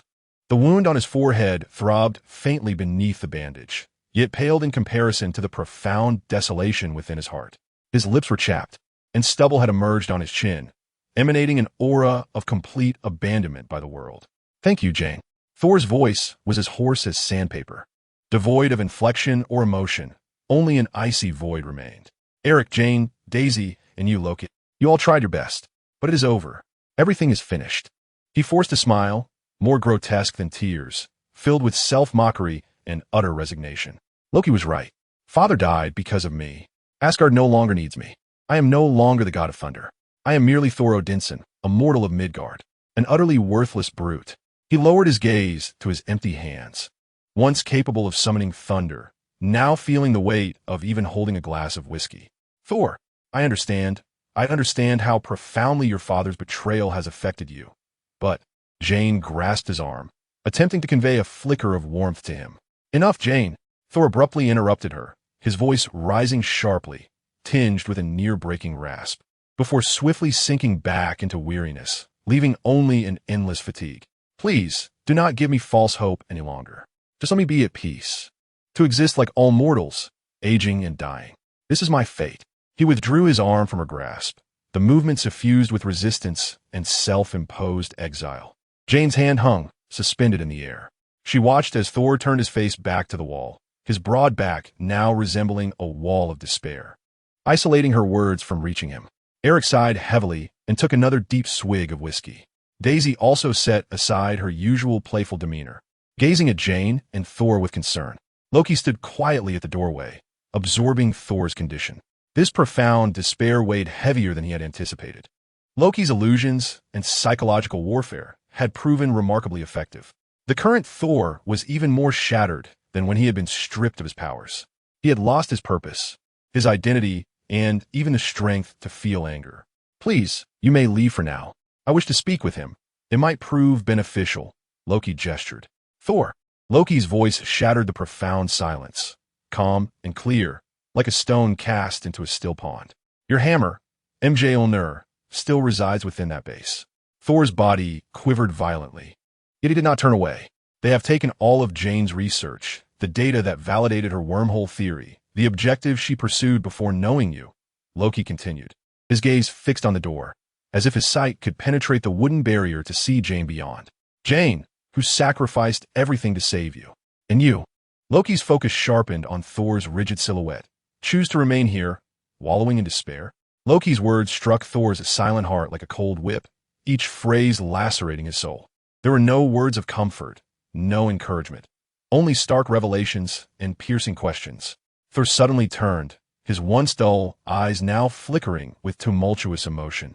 A mixture of anger and deeper insecurity ignited within him. What more can I do? He bellowed, his voice tinged with a sob and despair. Rising abruptly, he pointed at himself. Look at me. What have I become? A worthless wretch incapable of lifting even a hammer. A pitiful creature abandoned by his father. A coward hiding behind a woman. Tell me, what more can I do? He gestured wildly, as though striving to unleash this impotent rage. Perhaps you could attempt to lift it once more. Loki's voice remained steady, rising above Thor's outcry. He stepped forward, an invisible force filling the cramped room. Thor Odinson. Loki's gaze pierced through Thor like a tangible sword. Your strength has never solely resided in that hammer. Odin may have stripped you of your divine powers, but he cannot take away your lineage. He cannot erase the courage coursing through your veins, the duty to protect, and the instinct to fight. Why did your father exile you? To let you languish in self-pity? No, he aimed for you to learn who you are even without divine might. Loki gestured toward the door. Look at Jane, a mere mortal scientist who dared to infiltrate a heavily guarded base to save you. She confronted authority for her research. What is her strength? Knowledge. Belief. He pointed toward the direction of the agents outside. Now observe those operatives. What is their strength? Discipline. Organization. A desire to master the unknown. And you, Thor, when you lose your thunder, what remains? Thor staggered back from Loki's relentless barrage of inquiries until his back collided with the wall. In his dim eyes, the ice that once enveloped his heart began to crack under the intensity of Loki's roar and the tearful, yet resolute gaze of Jane. A flicker of ignited hope intertwined within him. Thor opened his mouth, but could not form coherent words. You must grasp the hammer that resides within your heart, Thor. Loki's voice deepened, yet resonated with an even greater strength. Not to reclaim divine power, but to safeguard what you possess in this moment. Jane's freedom, her research, to prove to everyone that even without Mjolnir, you remain Thor. And do you recall my words? Anger resolves nothing. The room fell into silence, save for Thor's labored breaths. Leaning against the wall, his head bowed, his body trembled slightly. Loki's words struck like a hammer, shattering the despair he had constructed around himself, revealing a soul that still burned fiercely, yet was at a loss. With the assistance of Jane Foster, Darcy Lewis, and Dr. Eric Selvig, Thor was temporarily accommodated in a suite arranged by Loki, who awaited Thor's reclamation of his hammer while also managing Darcy's exuberance. In a CAF during breakfast time, Thor clumsily gripped a tiny coffee spoon, gazing at the rich brown liquid in the delicate porcelain cup, his brow furrowed. He attempted to scoop a small spoonful of sugar as elegantly as Jane did beside him, but his exertion was excessive, resulting in half a jar of sugar spilling into the cup, splattering the table. "Thor, that is not how one adds sugar," Jane exclaimed, both amused and exasperated, hastily grabbing a napkin to wipe up the mess. Thor looked at the cup, now transformed into a viscous syrup, with disdain. "Is the beverage in Midgard so complicated? In Asgard, we drink mead by the barrel." He reminisced about the days of indulgently consuming honeyed wine at the feasts in the celestial halls.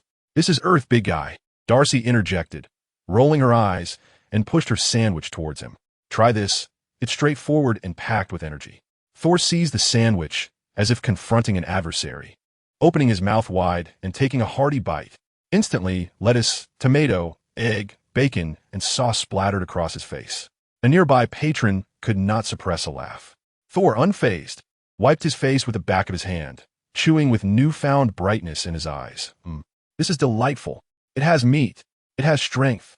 He swiftly devoured the sandwich, lingering to lick his fingers, his gaze drifting towards another on Darcy's plate.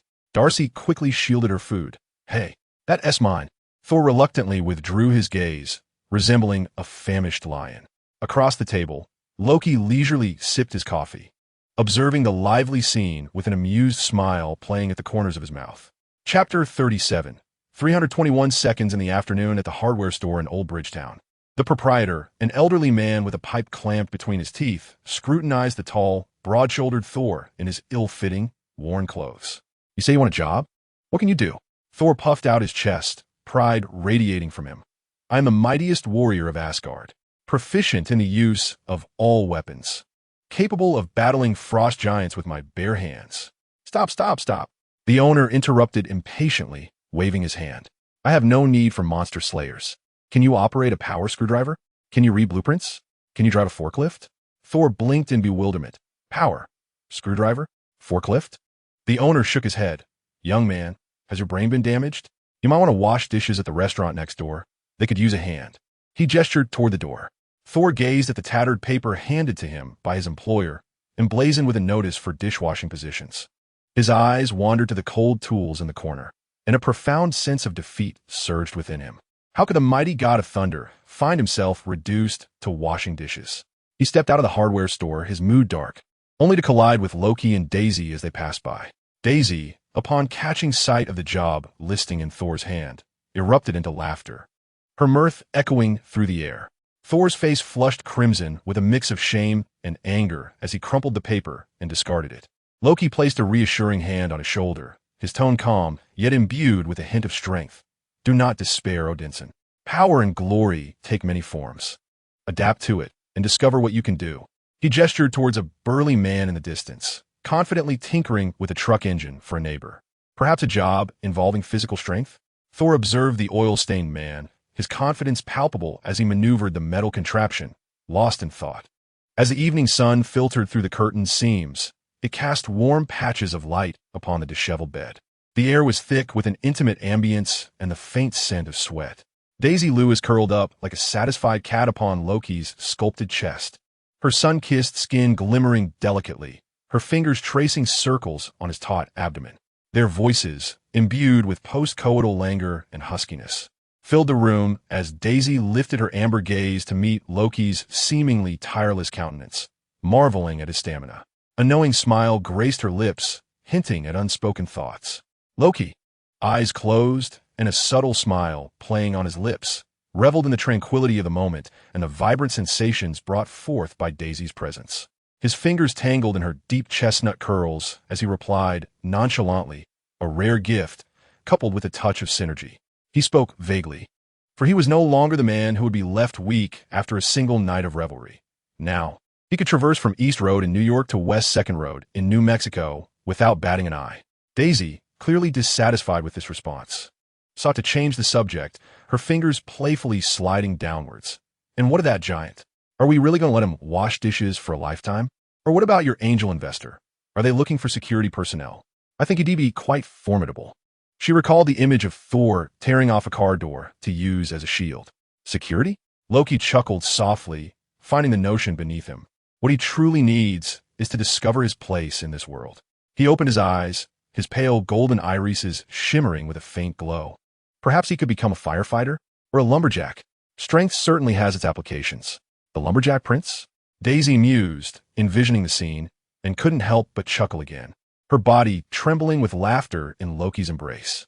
In stark contrast to the calm of Old Bridgetown, the main venue of the Stark Expo was alive with a cacophony of voices, the atmosphere reaching a fever pitch. The vast circular stage was enveloped in dazzling lights and holographic projections, while below, a sea of faces, brandishing glow sticks and smartphones, surged with anticipation. Media cameras aimed at the center of the stage. "Welcome, welcome to the future," Tony exclaimed, arms wide open, his voice resonating through the microphone. "Look around. Behold these lights, these cheers. This is not merely an exhibition.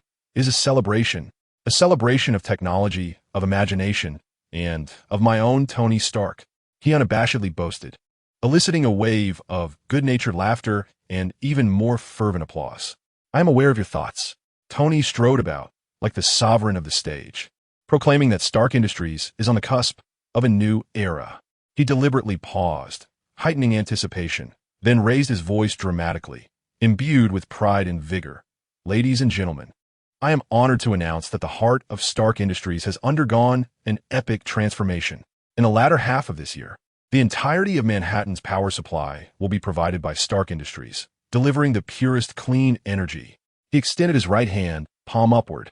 A holographic projection materialized above his palm, revealing the core model of the new element he had synthesized with his own hands.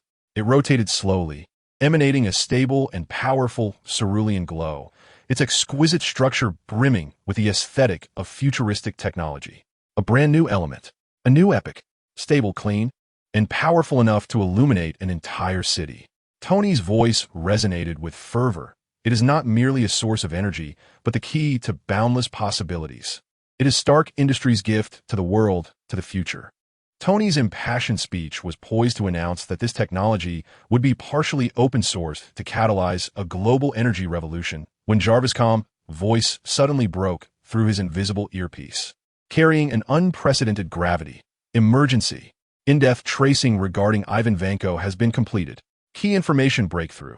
Anton Vanko, Ivan's father, has been confirmed as one of Mr.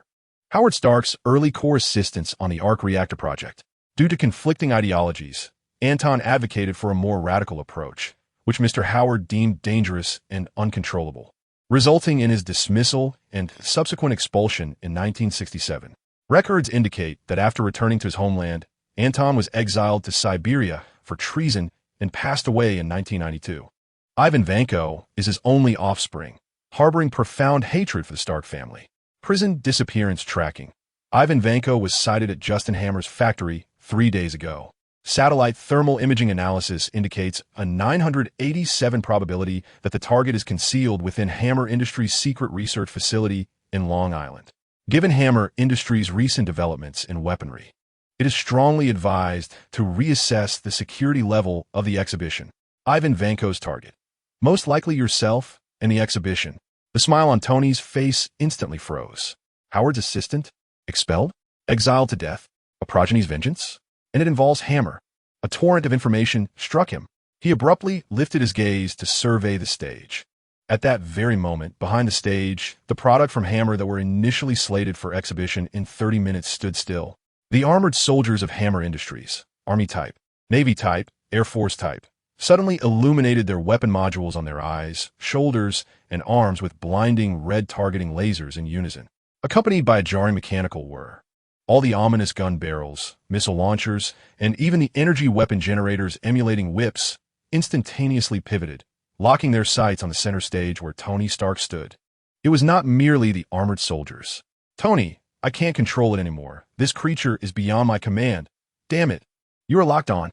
Even the war machine, piloted by Rhodey and newly descended to the rear of the stage, raised its Gatling gun and the cannon on its chest, coldly aiming at Tony with precision. Dozens of lethal red dots converged upon Tony's heart and head. The chill of death pierced through the recently ignited atmosphere of technological revelry, like a tangible ice spear. Silence enveloped the venue. The roaring cheers abruptly ceased. Everyone was rendered speechless by this sudden, hostile turn of events. The reporters instinctively pointed their cameras at the glimmering armored soldiers, exuding murderous intent, and the locked-on Tony. Justin Hammer, seated in his box, was prepared to bask in the glory following Tony's declaration of failure. At this moment, the smug grin on his face morphed into sheer terror and disbelief. He sprang to his feet, frantically shouting into the communicator, "No! Stop! Ivan! This is not part of our plan! Halt!" But the communicator only emitted a crackling static sound. Standing center stage, Tony was enveloped by dozens of red dots symbolizing death. His expression of shock lingered for less than a second before being replaced by a profound understanding. He surveyed the weapons aimed at him, noting that even War Machine, controlled by Rhodey, was compromised, and finally, his gaze seemed to penetrate through space, directed towards the secret base of Hammer Industries. A soft, mocking chuckle escaped Tony's lips, laced with danger. He slowly raised his hands, not in surrender, but as a conductor would, gracefully sweeping through the air. "JARVIS." Tony's voice resonated clearly in the hushed auditorium, eerily calm. "Initiate Mark V. Level 1 response. Additionally, connect me to the Angel line. I need him to protect Pepper."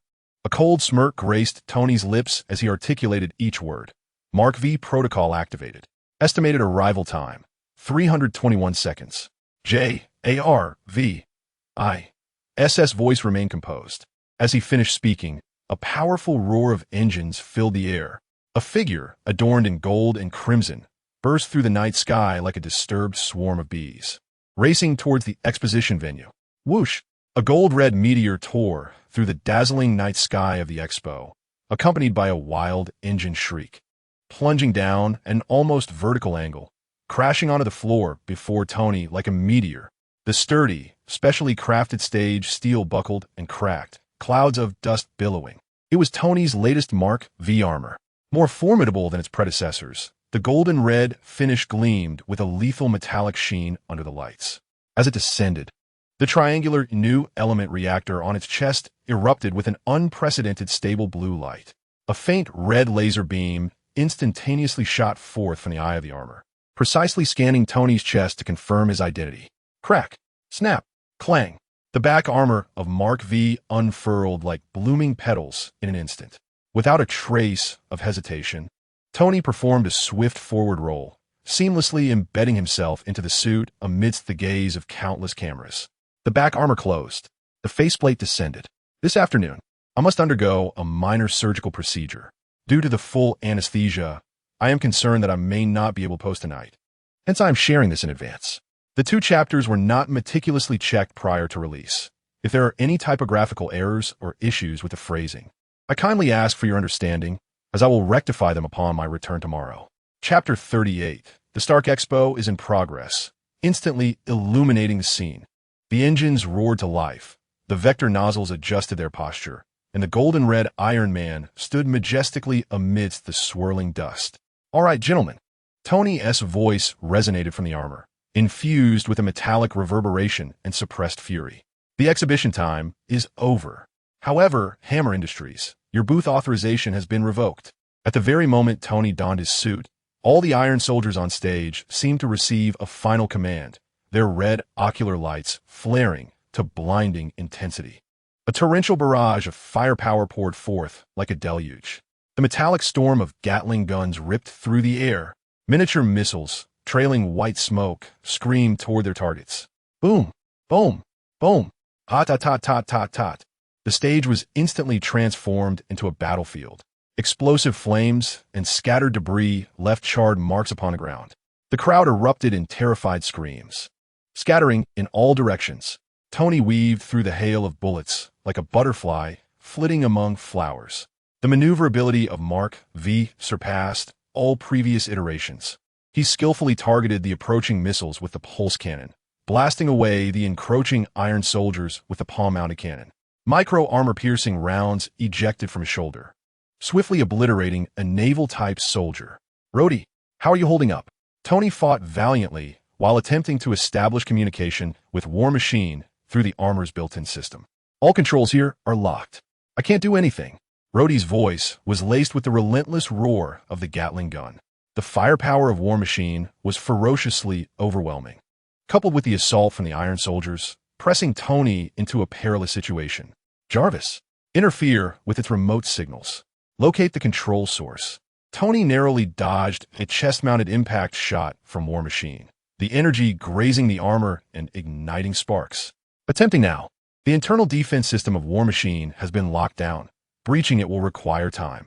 Jarvis reported urgently. Tony's heart sank. Rhodey was under control. This meant he had to contend not only with dozens of mechanical puppets, but also with a fully equipped War Machine.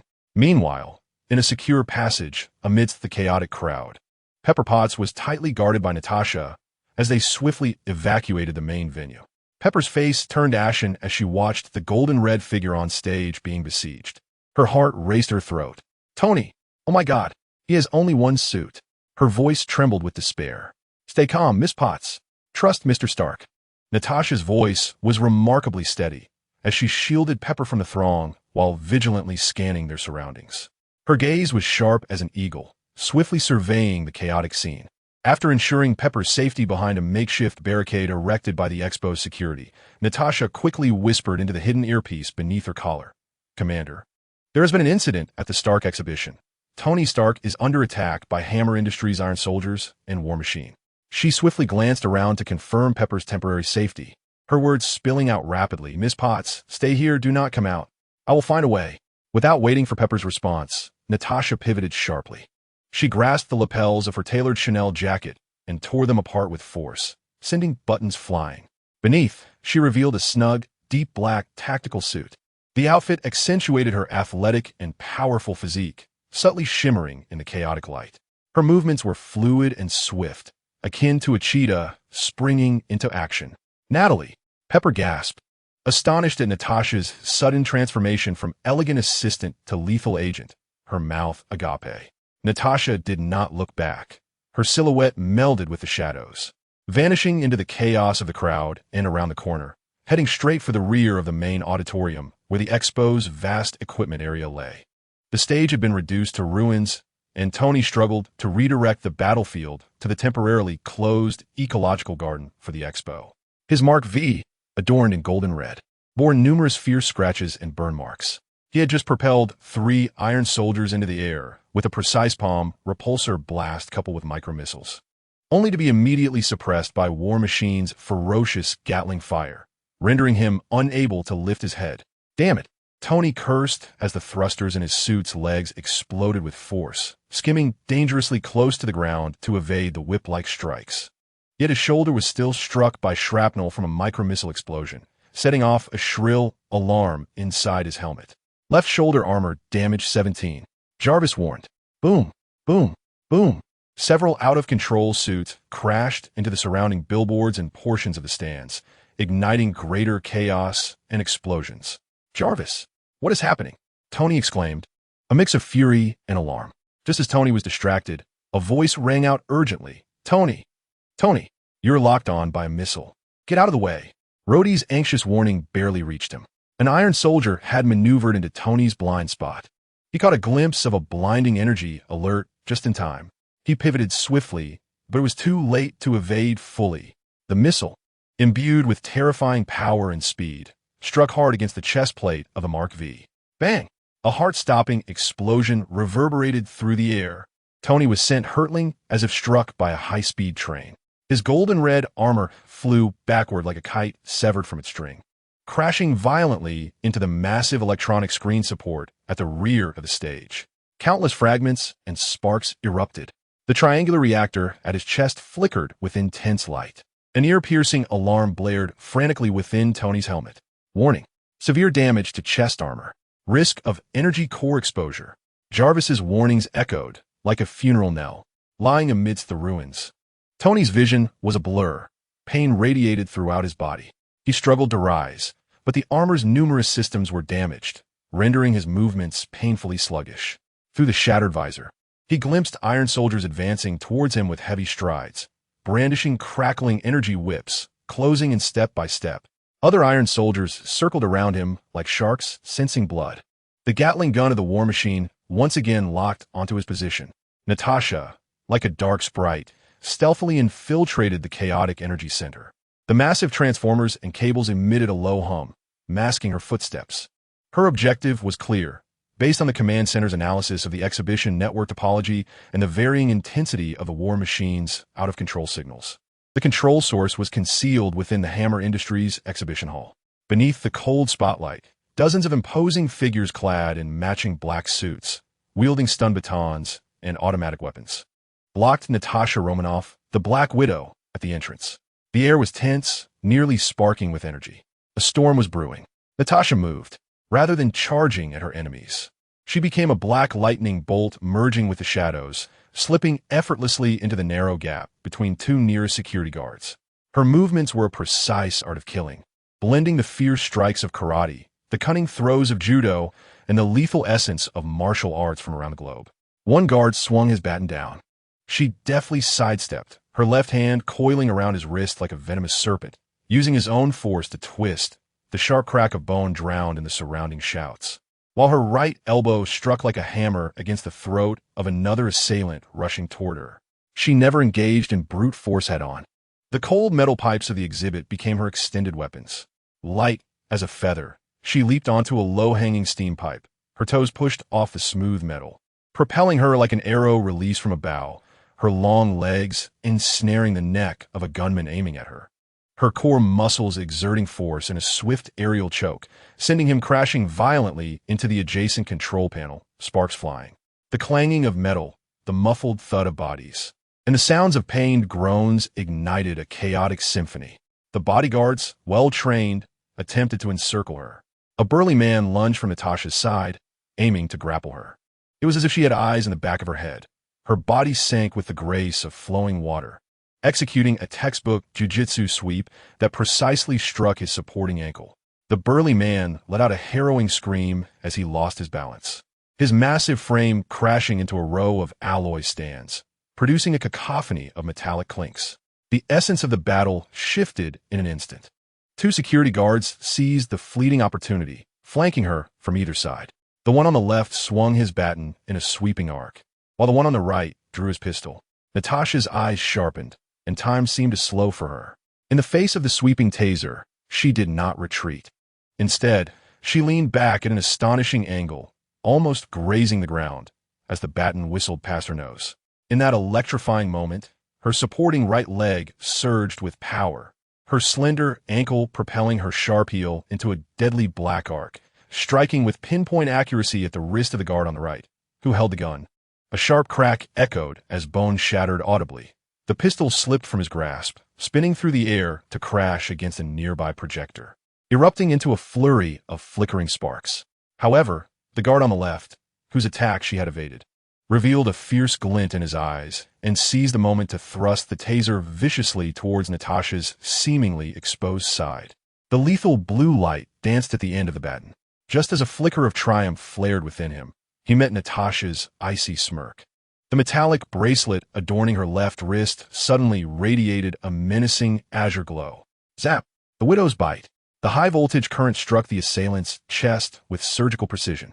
His body convulsed violently, his eyes bulging, unable to utter a scream, collapsing like a lifeless sack stripped of its bones, tendrils of acrid smoke rising from his matted hair. The encirclement was torn open, leaving only the final guard, who, shaken by the sudden downfall of his comrade, instinctively took a half-step back, his face etched with disbelief and terror. Natasha afforded him no respite. In the instant she dispatched the taser wielder, she pivoted on her left foot, her waist unleashing a remarkable twisting force, guiding her right leg to carve a flawless circular trajectory, executing a fierce roundhouse kick akin to a battle axe. The heels sliced through the air with a resounding whoosh, accompanied by a faint scent of perfume, striking the final guard squarely on the chin. The tremendous impact sent his head snapping back, the vertebrae emitting a nauseating crack as he was propelled off the ground, blasted backward with overwhelming force. Crashing against the display wall emblazoned with the Hammer Industries logo, sending vibrations through the glass, before he slumped to the ground, utterly unconscious. The metallic groans and the gasps of the fallen transformed the previously chaotic exhibition center into an eerie silence. Natasha gradually stood upright, her black form-fitting combat suit outlining her balanced and powerful physique, her chest rising and falling slightly, yet her breath remained steady and deep, as if the lethal dance she had executed against numerous foes in the metallic jungle was merely an inconsequential warm-up. She cast a cold gaze over the sprawled bodies, her eyes as frigid as the permafrost of Siberia. From a moment the first adversary fell until the last security guard collided with the wall and lost consciousness. The entire sequence transpired in less than 2 minutes. The heels of her shoes struck the frigid floor, producing a crisp and solitary echo as she glided like a specter into the dim corners of the exhibition hall, vanishing swiftly while leaving behind a chaotic battlefield. Just around the corner, on a slightly broader maintenance platform, stood a portable signal repeater and a computer. Several thick data cables were connected to the ventilation duct's wiring, fervently transmitting torrents of data. Her figure appeared remarkably slender against the backdrop of the colossal machinery, yet it emanated an undeniable concentration. Her delicate fingers danced across the keyboard with remarkable speed, as the screen cascaded with the raw, foundational code of the war machine, the lethal shackles left behind by Ivan Vanko. Her gaze was sharp as an eagle's, sifting through the vast data streams, searching for the fissure that could unlock the shackles. She found it. Her whispers were nearly inaudible in the vastness of the hangar, yet they carried an unyielding resolve. With a tap of her fingertips on the tablet, a complex decryption program was activated. Skillfully avoiding the exposed high-voltage lines, she precisely located the physical interface for the backup energy, a nondescript node protected by multiple layers of shielding. Without a moment's hesitation, the widow's sting on her left wrist glimmered, unleashing a slender yet high-energy arc that deftly severed the physical lock of the protective cover. The lid sprang open, revealing the interface. Her right hand had already grasped a specialized data stick and an emergency power bridge, which she inserted into the interface with the precision of a scalpel. Buzz. Restart. Natasha's fingers blurred into shadows on the tablet as the decryption program surged like an invisible warrior, flooding the main neural hub of the war machine through the data connector. Just as the progress bar painstakingly climbed to 78. Completion achieved. The solidified progress bar on the screen surged to 100, as if liberated from its constraints. The shoulder cannon, which had been tracking Tony's war machine, abruptly ceased operation. Staring at the darkness before him, Rhodey was momentarily taken aback. Had the power gone out? Then it reignited, accompanied by a woman's voice. Colonel Rhodes, I am Agent Natasha from S.H.I.O.D. Your equipment has been disengaged from remote control, and you may now take command. Thank goodness. Tony, do you know how distressing it was for me to see those gun barrels pointed at you? I am you, Natalie? Damn it, it was you spying on me. Before Rhodey could express his gratitude, Tony's voice interjected. But for this occasion, Stark's legal team won't pursue you. Yet you're dismissed, Miss Spy. Not a problem. Tony, working at Stark is merely a part of my job. Damn pests.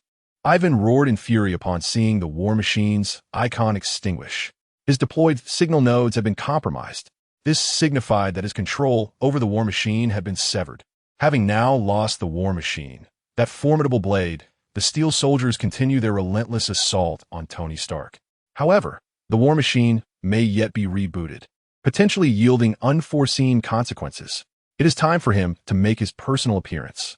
A sinister and frenzied grin crept across Ivan's face. From within his pocket, he extracted a small control device and pressed a button. Tony Stark, our personal vendetta must come to an end. Ivan's voice resonated like a whisper from the depths of hell. Behind him, a concealed passageway in the energy center's wall silently slid open, revealing a larger, more heavily armored silver-gray suit, equipped with a powerful jet engine on its back. His creation, a battle armor inspired by the Mark II prototype from Hammer Industries. Stepping inside, the armor swiftly enveloped him. The engine roared like a beast, propelling him off the ground in an instant, breaking through the energy center's ceiling, transforming into a blue-white streak as he hurtled towards the main exhibition hall, heading for Tony. Tony lay amidst the ruins of electronic screens, his vision blurred, alarms blaring around him. Rhodey, Tony shouted into the comms, get down. Now. The moment Tony's urgent cry reached him, Rhodey instinctively obeyed the command. The massive form of the war machine lunged forward.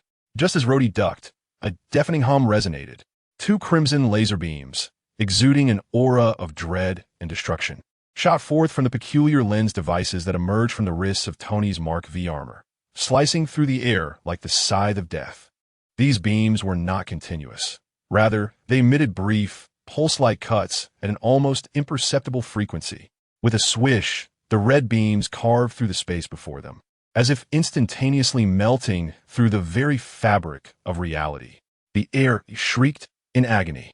In the fan-shaped area directly in front of Tony, 7 or 8 steel soldiers, whether the heavily armored ground types or the agile aerial variants, found their metallic forms severed as if cast into a steel furnace, instantly cleaved by the scarlet laser. The cuts were smooth as glass, their edges glowing with molten heat.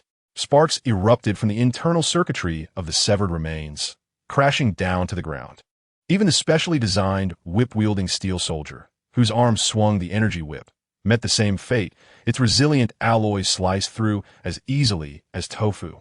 A severed arm, along with the whip's handle, fell to the earth. In an instant, a vast area before Tony was cleared. All that remained were charred metallic remnants and sizzling. The entire battlefield seemed to hold its breath for a moment. "Holy crap, bro!" Rhodey exclaimed, rising from the ground, gazing at the steel soldiers that had been instantaneously bisected, unable to contain his astonishment and relief. "You gotta be kidding me. Why didn't you use that sooner? You nearly gave me a heart attack. If I had T-ducked just now, I'd probably be lying there with those scrap heaps." Tony struggled to rise from the debris, the movements of the Mark V suit somewhat unsteady. The peculiar lens devices on his wrists emitted a faint hiss, releasing wisps of blue smoke before dimming, resembling a burnt-out bulb that had ejected from the Armor-S interior.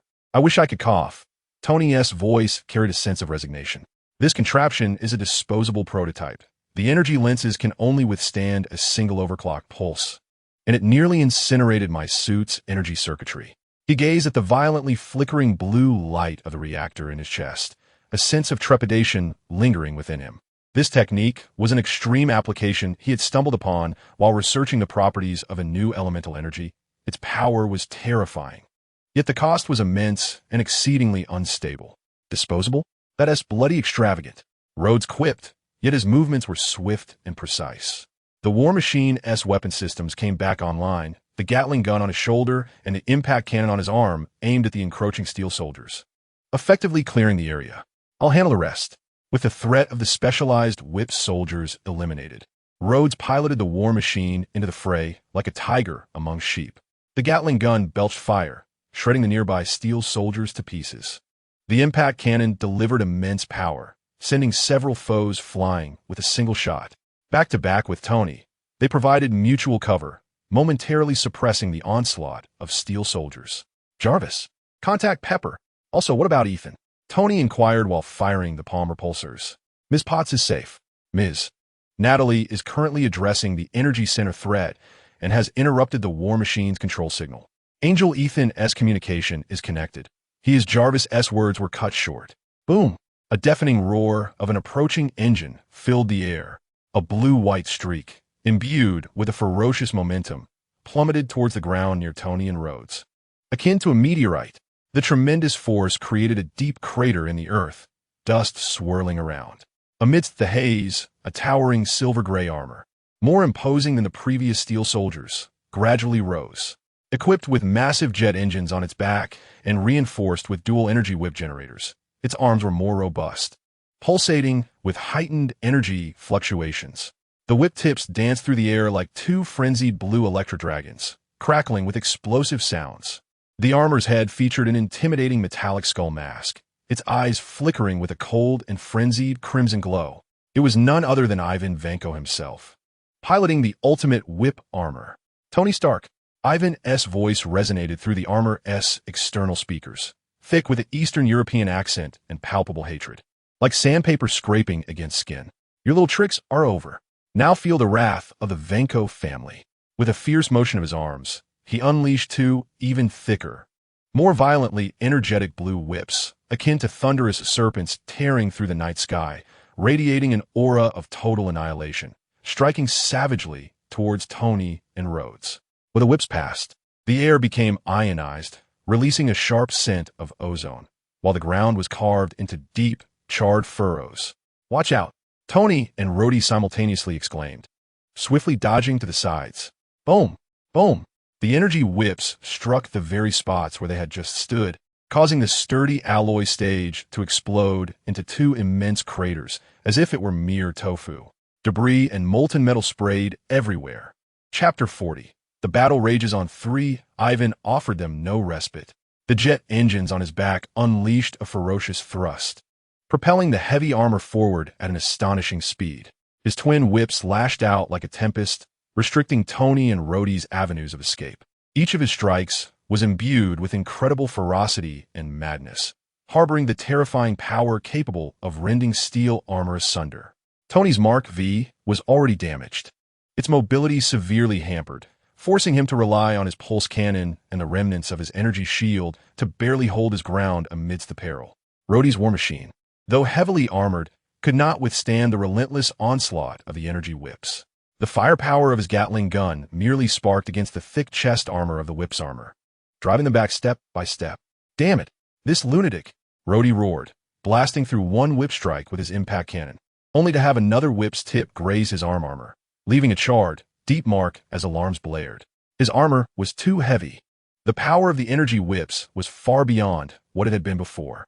Tony narrowly evaded a sweeping strike, firing his palm cannon at the shoulder of the whip armor, but it left only a faint white mark.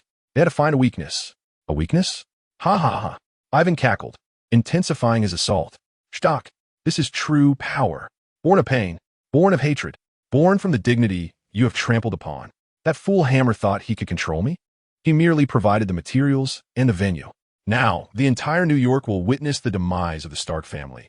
Pinned by my own hand, Ivan Vanko. Let you taste the fury of my ex-wife." Rhodey's voice carried a hint of anticipation.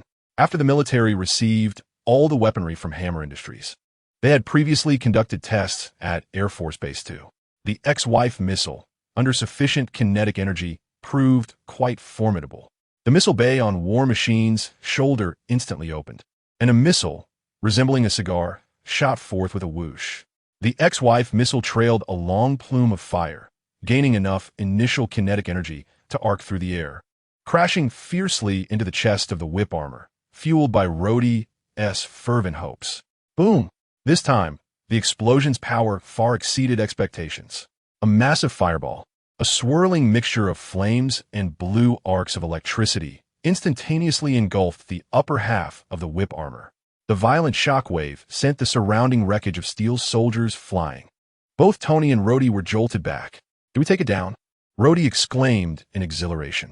However, amidst the flames and smoke, a figure gradually emerged, still standing. The side armor of the whip armor had been blown open, revealing the twisted metal structure within and sparking wires. Yet it seemed to inflict no significant damage on Ivan Vanko, whose gaze now burned with the wild madness of a wounded beast. The mask ascended, revealing the face of Ivan Anton, a toothpick dangling from his mouth, adorned with a sinister grin.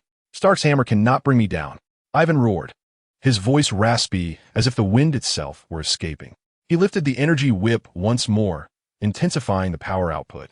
The dual whips twisted and coiled like two frenzied dragons, weaving a deadly electrical web that descended upon Tony and Rhodey. With no time to evade, the two were ensnared by the long whips. Charged with energy, the whips ensnared Tony and Rhodey, binding their movements while delivering surges of high-voltage electricity. Even through their armor, they felt a tingling sensation coursing through their bodies. But it wasn't over. A fierce glint ignited in Tony's eyes. He realized that if this continued, both he and Rhodey would end up as charred remains. He abruptly raised his arm, the palm cannon aimed squarely at Ivan. Yet even after enduring the close-range bombardment from his ex-wife, the whip's armor remained formidable. Just as he was about to fire, a fluttering feather caught Tony's gaze. A white figure appeared beside Ivan Vanko, as if teleporting. Buzz! A blazing sword was gripped tightly, locking onto the volatile core of Ivan's reactor. The once stable reactor was on the verge of collapse. Its internal energy plunged into a frenzy of chaos and instability due to the external force. The light flickered dangerously, emitting a menacing hum. "Rhodey, strike there. Hit that blue glowing wreck." "Understood," Rhodey bellowed, the cannon arm of the war machine fully charged in an instant. "Now!" Tony and Rhodey shouted in unison. Palm cannon, impact cannon, the golden red and silver gray beams of destructive energy, akin to the scythe of death, struck with precision at the reactor core, forcibly restrained by Ivan's force field, energy nearing its limit. Boom! This explosion was earth-shattering, far more intense than the missiles from his ex-wife. This time, even the whip's armor could not withstand it, for it lacked Tony's shock absorption system. The terrifying sphere of light, akin to a miniature sun, expanded instantly. It engulfed Ivan Vanko and his whip armor. A powerful shockwave radiated outward in a circular fashion, vaporizing everything within hundreds of meters, including the remnants of steel, soldiers, and fragments of the stage, casting them away. The very ground of the expo's main venue was stripped away. Tony and Rhodey were hurled violently by the shockwave, crashing into the distant ruins, alarms blaring from their armor. Meanwhile, Ethan unfurled his wings, a pale golden energy forming a sturdy shield that absorbed most of the impact. As the blinding light and dust gradually dissipated, what remained at the center of the explosion was a massive, molten crater.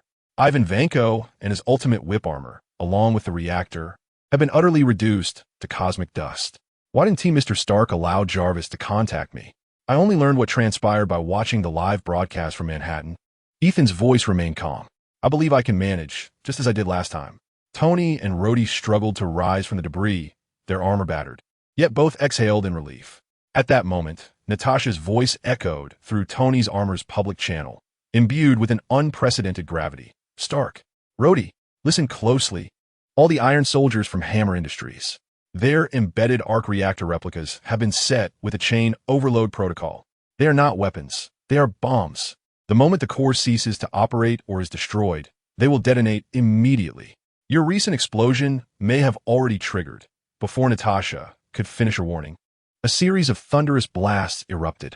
Boom, boom, boom, boom, like igniting a cacophony of death. Throughout the venue, the remnants of the Iron Soldiers, scattered and laid waste by Tony and Rhodey, began to erupt in blinding blue light from their reactor cores, one after another. This was swiftly followed by a relentless sequence of violent explosions. The flames of the blast surged and retreated, shock waves overlapping, instantly transforming the main hall of the expo into a hellish inferno. The remaining structural elements crumbled under the onslaught of the explosions.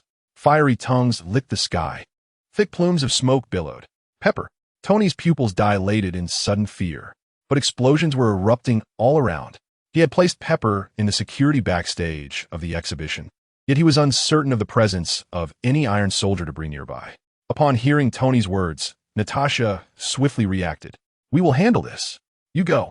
Rhodey immediately comprehended Tony's terror, and the war machine raised its arms, unleashing a torrent of freezing gas at several nearby Iron Soldier remnants that had yet to detonate, but whose indicators were flashing erratically, striving to obliterate or displace them before they could explode.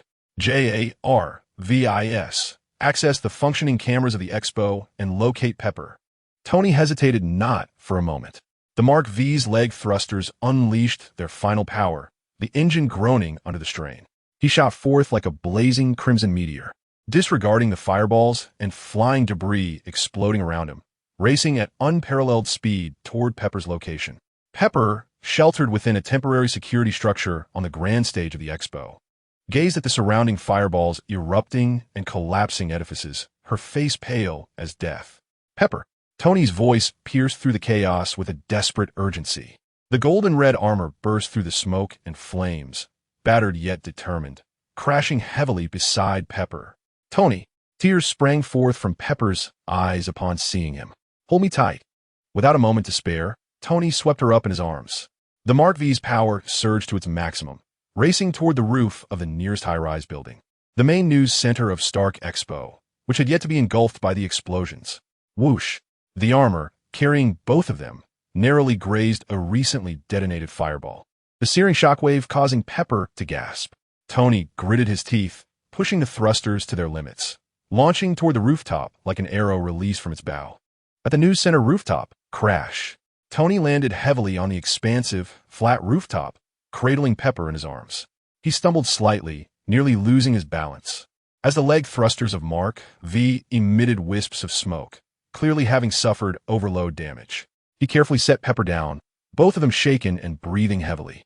Below, The exhibition hall was engulfed in flames, the sounds of explosions gradually fading, yet thick smoke billowed forth, casting a fiery glow across the sky. Pepper's voice was hoarse, imbued with an unfamiliar, almost fragile emotion. Gazing at her pale, yet unscathed face illuminated by the firelight, and those tear-filled eyes brimming with the joy of survival. The taut string in Tony's heart finally relaxed. The aftershock of fear, mingled with the exhilaration of having her back, overwhelmed all his reason and cynicism in an instant. Pepper looked at him, at the grotesque scars on his armor, and at the unabashed concern and profound love reflected in his eyes. All reservations and worries dissipated in that moment. They embraced tightly like two magnets drawn together. Tony, neglecting to shed his damaged armor, wrapped his cold metallic arms around Pepper, as if to merge her into his very being. Pepper reciprocated fiercely, her tears soaking the armor on his chest. Their kiss was passionate and all-consuming, filled with relief and the deepest affection for one another, as if they sought to expel all the fear and despair they had just endured within that embrace. Chapter 41. The SEALs fighting for grapes. Rhodey and Ethan soon appeared on the rooftop. The war machine descended with a muted thud as Rhodey lifted his helmet. Observing the two unscathed individuals bearing the marks of smoke and fire, yet still spirited, Ethan alighted as lightly as a feather, his wings folding gracefully, untouched by the chaos. Quite the sight. Rhodey stood aside, watching the couple lost in their passionate kiss amidst the fiery ruins, smirking as he gently nudged the statue-like Ethan with his elbow, lowering his voice with a teasing grin. "Hey, buddy, don't they resemble two seals fighting over the last grape on thin ice?" Quite the intensity. Ethan's amber eyes calmly regarded the entwined Tony and Pepper, then shifted to the grinning Rhodey as a minuscule smile flickered at the corner of his mouth, a rare movement on his otherwise impassive face. He said nothing, merely nodding slightly, as if to express his agreement with Rhodey's vivid description. This exchange was caught by Pepper, who had just emerged from their lengthy kiss, panting for breath. She regarded Ethan's almost imperceptible smile, then turned to Tony, whose handsome face, albeit dusty, radiated satisfaction. A peculiar, inappropriate thought suddenly crossed her mind. Had Ethan witnessed their intimate moment? It felt a bit like being caught in a compromising position before the husband, though this husband seemed unfazed and even understanding. Pepper's face flushed crimson, mortified to the point of wanting to find a crevice to hide in. Tony, with his thick skin, licked his lips in delight, wrapping his arms around the still blushing Pepper. He flashed his signature smug and mischievous grin at the onlookers, Rhodey and Ethan, saying, "All right, you two party poopers, it's time to wrap it up. If you keep watching, I might just start charging an admission fee. The seats are quite pricey." Rhodey burst into laughter, while Ethan maintained his usual impassive demeanor, as if he had not just nodded moments ago. Only Pepper kept her face buried against Tony's steel-clad embrace, her ears burning with embarrassment, silently vowing to find a more secluded spot next time. Just as Ethan was contemplating abandoning the group to tidy up the mess and retreat to his apartment for some rest, Locke's voice echoed in his mind through their covert communication. At the Stark Industries Expo Center in New York, within a makeshift meeting room, the air was infused with a mix of engine oil, burnt rubber, and a hint of champagne. Tony Stark lounged on a plush leather sofa, his long legs draped over the edge of an expensive glass coffee table, his fingers idly tapping against his knee. Across from him sat two SHIELD agents, Natasha Romanoff, or rather, Natalie Rushman, whose sharp business suit appeared almost as a masterful piece of irony, and Agent Coulson, who seemed to have been temporarily reassigned, his face wearing a gentle expression as if the recent chaotic spectacle at the expo had merely been an animated fireworks display. Ethan appeared unusually calm, clad in a crisp, white leisure suit, immaculate and contrasting sharply with Tony's slightly dusty black ensemble. He had just concluded a gentle revelation regarding Natasha's true identity. "Ethan, you've known all along that she is a spy? Why didn't you tell me?" Tony shot upright, nearly toppling the coffee table, his eyes wide like the arc reactor adorning his chest. "Me, the great Tony Stark. I let a spy serve me coffee, organize my schedule, and even discuss my personal matters." He pointed at Natasha, his finger trembling as if accusing her of a cosmic betrayal. Natasha remained unflustered, even offering a hint of a professional apologetic smile. "Mr. Stark, my duty is to assess and monitor your health. The coffee is Colombian, and the itinerary is meticulously organized. As for your personal health, that is merely a requirement of the task at hand. I believe my professional qualifications as a legal assistant are beyond reproach. Her tone was as calm as if she were reciting a product manual. Fuming, Tony began pacing the room. Oh wait, Jarvis. Look up if Miss Natalie Rushman's qualifications include taking down a dozen Hammer Industries security guards with her bare hands or hacking into a mainframe using a lipstick or something of the sort. Jarvis' voice immediately responded, according to the analysis of the backstage surveillance footage during the expo. Ms. Rushman's movement patterns align with advanced tactical infiltration characteristics. Her strength, agility, and proficiency with electronic devices far exceed that of a typical legal assistant. The lipstick in question is a specially designed multifunction tool equipped with high-frequency emission capabilities. Tony spread his arms wide, resembling a student who had caught a classmate cheating. I knew it. The color of that lipstick struck me as entirely off. It's too perfect, almost absurdly so. Which legal assistant would dare to don a lethal cherry red? He turned to Ethan, his expression one of profound dismay. And you, my friend, you've been watching this unfold like a spectator of a sitcom. Ethan lifted a glass of water from the table, sipping it elegantly as if savoring the finest vintage wine. Tony, he said, his voice tinged with a subtle mockery, she harbors no ill will towards you. Her primary focus is indeed on you. Moreover, Miss Natasha, the spy, merely came to assess my potential threat, though her primary objective was to monitor your health. I realized her intentions the moment she infiltrated the company's medical system for the first time. I took the liberty of investigating her background, and, I must admit, her credentials are impeccable. However, her physical capabilities are not typical of an ordinary law school prodigy.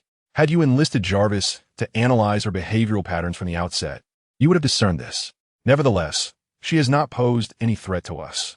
His azure gaze swept over Natasha, who raised an eyebrow, seemingly surprised by the assessment. Tony's voice escalated in pitch. My life is merely a canvas in her eyes? A canvas titled The Foolish Everyday Life of a Genius Billionaire? Pepper. Does Pepper know about this? Oh heavens, she certainly does not. She is still at home waiting for me to return and uncork that damned celebratory bottle. He anxiously raked his fingers through his hair and then abruptly pointed at another temporarily assigned agent. And you, don't think that your good-natured smile will allow you to escape scrutiny. Your vehicle, that antique Chevrolet parked downstairs. Its electromagnetic signature is identical to a tracker prototype designed by old man Stark decades ago.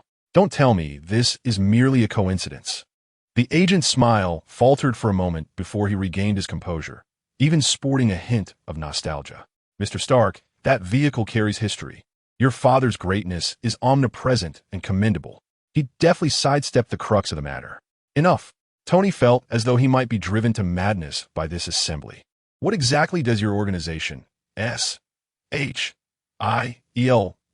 which sounds akin to a dish soap brand, wish to obtain from me and my friends? Signatures? Photographs? Or perhaps you desire to wholesale some arc reactor components to install in your vintage automobiles. The agent cleared his throat, finally addressing the matter at hand. Mr. Stark, Agent Romanoff's mission has reached its conclusion. Now, on behalf of the Department of Homeland Strategic Defense, Attack, and Logistics, we formally wish to establish a communication channel with Dr. Ethan, or rather, Mr. Ethan. He regarded Ethan with a newfound seriousness. We harbor substantial interest in the power you have demonstrated, questioning whether you might be an angel from the scriptures or perhaps some form of extraterrestrial. Additionally, we seek clarification on whether your companion from the recent Hulk incident is also an angel, as well as your overall stance and intentions here on Earth. We possess reasonable concerns and wish to understand your long-term plans. Ethan set down his glass, leaning slightly forward, a pale golden energy enveloping him, as silver light flickered in his eyes, exuding an intangible pressure. Agent Cott, Ms. Romanoff, his voice remained tranquil. I have always been aware of your concerns. I know of your covert surveillance of my apartment through satellites and ground monitoring stations, including the listening devices hidden amongst my bookshelves and on my sofa, resembling fireflies in the night. He paused, observing the sudden tension in the bodies of the two agents, a faint smile gracing his lips. However, rest assured, I have no interest in crushing those little toys as long as they do not find their way into my coffee cup. Natasha's gaze sharpened, You have always known of our surveillance, yet you allowed it to proceed unchecked? Indeed, Ethan acknowledged calmly, the act of observation is mutual. Although I harbor no interest in any official matters, you are indeed maintainers of order. Understanding your methods and boundaries, your tenacity and technical prowess, is, to some extent, commendable. This assessment left both Kot and Natasha momentarily speechless. Tony interjected from the side. I told you their technology is lacking. Ethan, you should demand compensation for emotional distress. At the very least, a new sound system, as their monitoring signals constantly interfere with my heavy metal rock. He successfully disrupted the serious atmosphere with his antics. Ethan ignored Tony's ramblings and continued. Regarding my origins and stance, you may perceive it as follows. We abide by justice and order. We have no intention of interfering with a normal course of civilization, unless something egregiously contravenes justice and is disregarded, such as that uncontrolled creation, or Ivan Vanko, who recently escaped from prison. He spoke with implication. As for whether I am an angel from the Bible, I regret to inform you, I am not. I was once an ordinary man, and the information you retrieved from your database prior to last year was indeed accurate. The being I am now is a new life bestowed upon me by divinity, beyond the grasp of current human technology. Concerning long-term plans, Ethan relaxed his posture, leaning back against the sofa. I have them now. I merely wish to lead an ordinary life while appropriately fulfilling his justice and order. However, please note, angels are neither employees nor allies of S.H.I.E.L.D., but rather strangers who respect one another. Well, I have conveyed most of what I can share. And then he fixed his azure gaze upon Natasha. You ought to return some items that should not have been withheld. Chapter 42. Good night, agents. Items that should not have been withheld? Natasha was taken aback. The individuals who had searched Ethan's apartment were professional agents. How could they possibly withhold anything? This did not occur here, but rather in New Mexico. Regarding Agent Coulson's unwarranted retention of Dr. Jane Foster's research materials during our last encounter, Ethan observed the contemplation on their faces, sensing their overthinking. The observational data concerning wormholes and celestial convergence might seem insignificant to you, yet for certain individuals, it represents a lifelong pursuit. They belong to Dr. Foster and to science itself. Withholding them serves no purpose, and Dr. Jane Foster, as a friend of the angel, should not be subjected to such treatment. Coate pondered for a moment before rising to depart. Please hold on. I need to consult the commander. He felt an overwhelming pressure. Ethan's display of strength, his ability to acquire information, and the enigmatic deity behind him far exceeded the initial assessments made by S.H.I.E.L.D. To forcibly withhold information would not only be futile, but could also provoke this unfathomable entity. 3 minutes later, Natasha observed as Coate returned from the meeting room, the latter giving a barely perceptible nod. Very well, Mr. Ethan, Natasha declared, her professional smile returning as she returned Dr. Foster's research materials. We can arrange this as the beginning of our mutual trust. I hope that in the future, when faced with greater troubles, we can find a point of collaboration. She extended her hand. Ethan did not take her hand, merely nodding slightly. I await your response. He rose, his white suit pristine under the lights. So, shall we conclude tonight's tea gathering? Tony, your Ms. Pepper is still waiting for you, he reminded. My drink, Tony exclaimed, as if awakening from a dream. J-A-R-V-I-S. Notify Happy. No, forget it, flying back will be quicker. If Pepper gets too anxious. He hurried out, pausing at the door to turn and point at Natasha. You, spy lady, ever consider a career change? Pepper seems to appreciate your work efficiency. Never mind. We'll talk about it tomorrow. Ethan, take me back. Ethan smiled at the two agents. Good night, agents. When the materials reach Dr. Foster in Old Bridgetown, I shall address any inquiries you may have. With that, a faint ripple appeared in the space before him, drawing Tony in, and the two vanished without a trace, as if they had seamlessly melded into thin air. No wormholes, no sonic booms. It was as though they had never existed. Only Coate and Natasha remained in the meeting room, along with the glass of water Ethan had consumed, its surface undisturbed. Coate sighed, breaking the silence. At the very least, we have confirmed a few things. Angels do indeed exist. They are formidable. They are aware of our surveillance. And their temper is perhaps a tad more accommodating than we imagined, provided we do not disturb their coffee cups and notebooks. Natasha moved to the window gazing at the spot where Tony's armor and Ethan had vanished, her expression contemplative. Accommodating? Coat. He was merely demonstrating his power.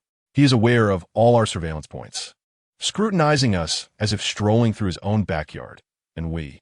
She turned, a rare seriousness gracing her features, could not even touch the hem of his garment. And that so-called deity is the crux of the matter. Indeed, a being capable of transforming ordinary individuals into angels and compelling the angels to heed his command. Coat rubbed his brow, hoping that when Dr. Foster received her precious notebook, she would be somewhat cooperative. At least, Natasha picked up the coffee from the table, taking a sip, a complex smile playing on her lips. My task has concluded, albeit in a rather exposed manner. How will Tony Stark account for this tomorrow? Will he dock my pay, or will he have me wax his armor? I surmised that Kurt gazed at her with sympathy. He would have you prepare a cup of coffee while observing your every move. Natasha elegantly rolled her eyes and tucked away the concealed camera at her chest. Remarking that this job was becoming increasingly arduous, she stowed her lipstick and regained her poised demeanor, urging, "Let us proceed, Kurt. There are reports to be written." The two departed the dramatically adorned conference room in succession. Meanwhile, in New Mexico, at a motel in Old Bridge, Locke reclined comfortably upon the king-sized bed, a glass of ice water resting on the bedside table. Suddenly, a smile curled at the corners of his mouth, as if receiving a significant transmission. It was a brief report from Ethan via covert communication. S-H-I-L-D. Contact completed. Data requests have been submitted. The message was succinct and to the point.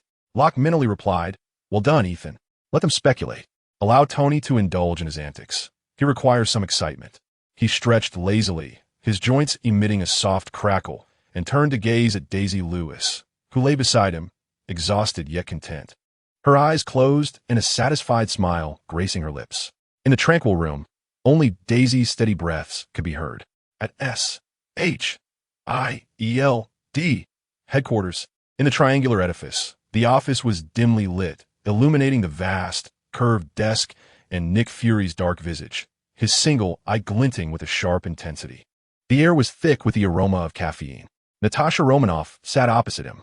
In summary, Director, Natasha spoke with a steady clarity, detailing every incident that transpired that evening in the Stark Industries temporary conference room, including Ethan's every utterance, Tony's reactions, and Ethan's silent disappearance. Ethan, or rather the angel Ethan, exhibited a level of perception and control over information that far surpassed our previous assessments, clearly aware of all our surveillance methods, dismissing them as futile. The deity behind him was repeatedly referenced, serving as the impetus for his actions. His demands were unequivocal: the immediate and intact return of all research materials pertaining to Dr. Jane Foster, detained in New Mexico, as a prerequisite for establishing communication this evening. Fury's single eye scrutinized Natasha, his fingers unconsciously drumming on the table, producing a dull thud. He refrained from voicing an opinion immediately, instead absorbing the explosive information. Breaking the silence, Fury's deep voice resonated. "Agent Romanoff, your personal judgment, setting aside the supernatural aspects. Through a logical and evidential analysis, who is this deity most likely to be?" Natasha leaned slightly forward, her eyes shimmering with analytical insight that cannot be determined with certainty. Beside her, Hill took a deep breath. According to the report provided by the analysis team, it can be reasonably concluded that the entity referred to as an angel is indeed Locke, an angel investor. Although the signs and energy monitoring do not indicate that he possesses angelic qualities, the data investigation reveals that he is a doctoral candidate in physics, genetics, and programming, and he holds numerous technological patents that have been deployed across various industries. Even if he is not an angel, he certainly cannot be deemed an ordinary individual. Furthermore, immigration records indicate that Locke is currently in New Mexico. It is likely that the angel among his acquaintances refers to him. It is plausible they have internal communication methods, as evidenced by the fact that information reached New York shortly after Coulson had just withheld data of which we were still unaware. The second individual of note is Ethan. The records show that his life has not been particularly remarkable. He arrived at Angel Investments a mere 2 months after his hometown was ravaged by war. Subsequently, 6 months later, he appeared alongside Tony Stark on the battlefield in the Middle East, delivering a devastating blow to the Ten Rings organization. Although the details of his acquaintance with Stark remain unclear, it is certain that the reality is more complex than the records suggest. A doctor mentioned in military testimonies during Tony Stark's kidnapping may or may not be the same individual. During the time of the abduction, Dr. Ethan was employed at Pineapple Technologies. While there are indications that the data may have been tampered with, there is indeed a trace of Ethan's movements in the immigration records. Finally, there is a female angel who appeared alongside Ethan on the battlefield, whose appearance closely matches that of Evelyn from Angel Investments. Natasha nodded slowly. Hill's report was coherent and indicated a high probability. Therefore, the conclusion is as follows. Locke, the proprietor of Angel Investments, a doctoral candidate in physics, genetics, and programming, along with Evelyn and Ethan, are all purported embodiments of the divine. Fury continued, although Ethan's current behavior leans towards observation and limited intervention. The power he wields and his potential intentions represent the greatest unknown threat to Earth's security. Despite his verbal proclamations of justice and order, he lurks among us, and we know almost nothing about him. Fury's single eye narrowed slightly as he stood and walked to the expansive floor-to-ceiling window, gazing down at the slumbering city of New York. Returning the data to Foster is imperative. It is the only means we have to express goodwill to this neighbor and the starting point for acquiring more information. Inform Coulson to execute this immediately with sincerity. He is permitted to make non-destructive copies of the valuable portions, but the original must be returned intact to Dr. Foster herself. This process will allow him to observe Locke closely. I will send him detailed information on Locke right away. Understood, Natasha replied, a faint hint of amusement crossing her face. Director, if there are no urgent tasks at hand. Fury, his back turned to her, waved his hand dismissively. Go on, Agent Romanoff. You have done well. Enjoy your vacation. However, keep your phone on. He understood that even top agents needed a respite. Thank you, sir, Natasha said, rising swiftly and leaving. The heavy door closed silently behind her. Fury returned to his desk, summoning Loki's file. On the screen, that handsome visage appeared to Fury like a fathomless abyss. Chapter 43, The Son of Cowl. Once he was alone in the office, Fury pressed the communication button on his headset. Target, Loki. Without alarming the subject. I require a comprehensive account of all his activities, every individual he has encountered, every word he has uttered, and every cup of coffee he has purchased. Utilize all available resources, then collaborate with the analysis team to construct a personality model.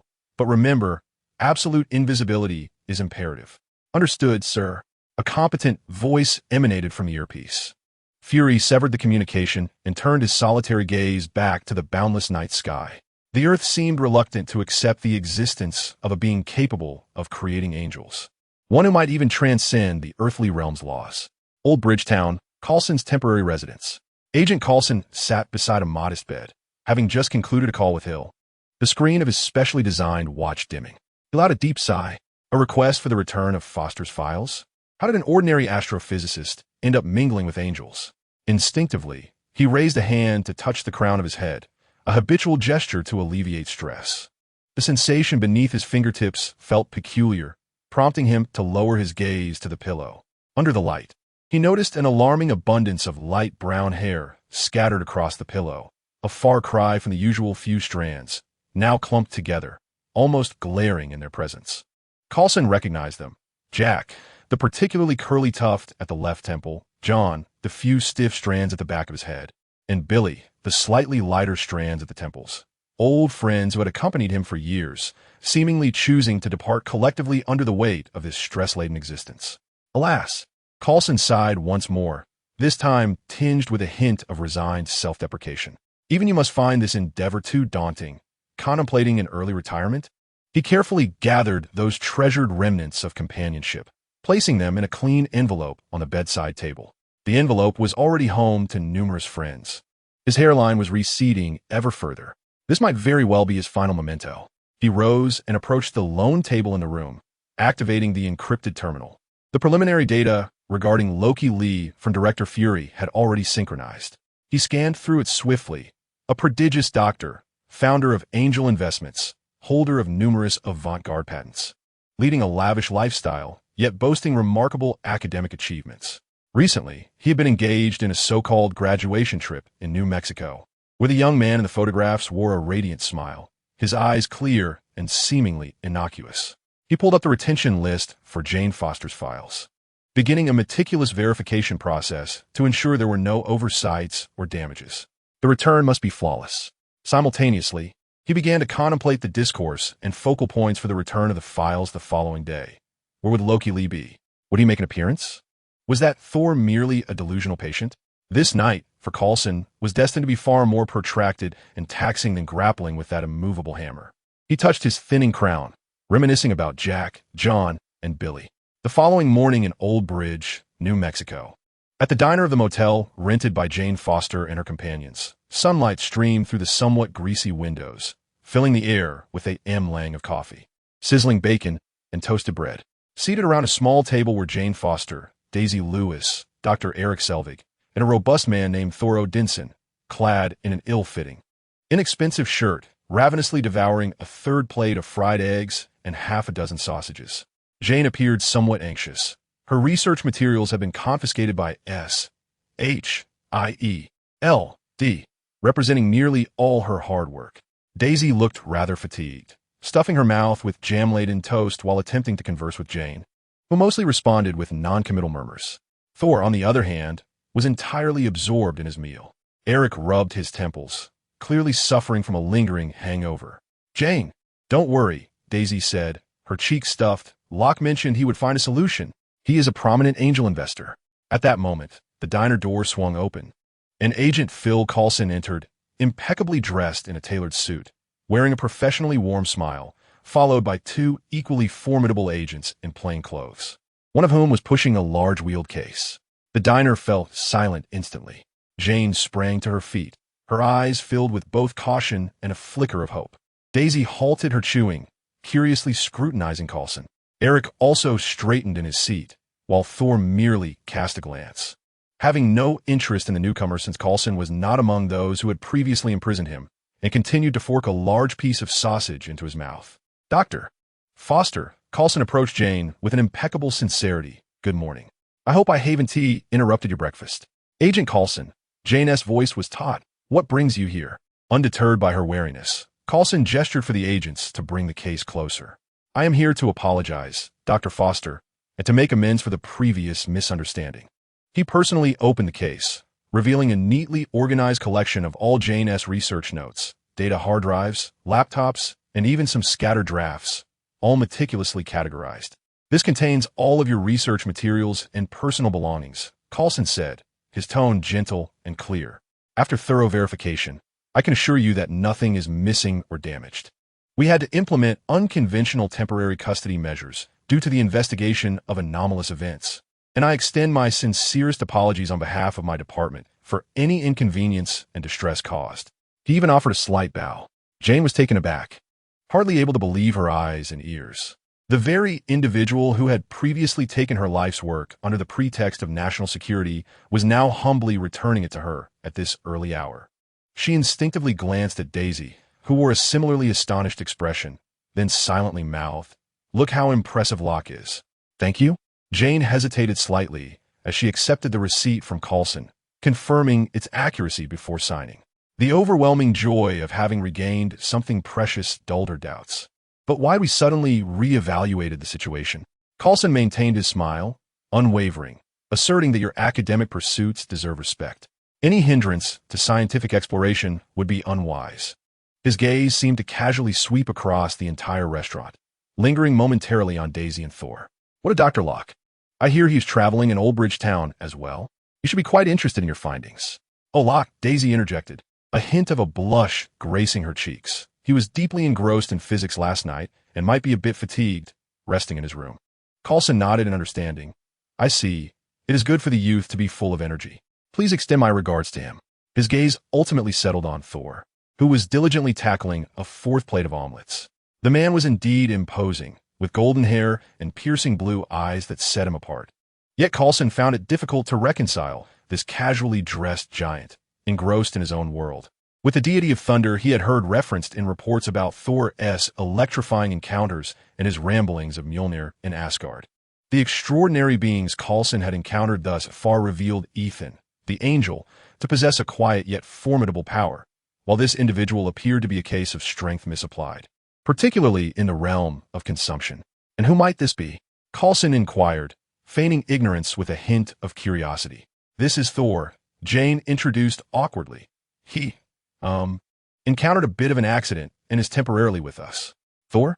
Coulson's smile remained warm, yet a glimmer of scrutiny flickered in his gaze. A fine name, indeed, imbued with a sense of power. I hope you're enjoying yourself. He extended his hand. Thor finally set down his fork, wiped his greasy hands on the tablecloth, and shook Coulson's hand with a hearty grip that left Coulson feeling slightly uncomfortable. Greetings, son of Kull, Midgardian. Thor's voice boomed with an unusual resonance. Thank you for returning Jane's intellectual treasure. Knowledge is invaluable, and even in Asgard, we hold scholars in high regard. Coulson discreetly withdrew his hand, smiling as he replied. It is a pleasure to meet you, Mr. Thor. You are correct. Knowledge is priceless. He turned to Jane. Dr. Foster, the materials have been returned, and my task is complete. I wish you success in your research. Should any further anomalies arise, do not hesitate to reach out to us. He handed her a business card bearing only a number.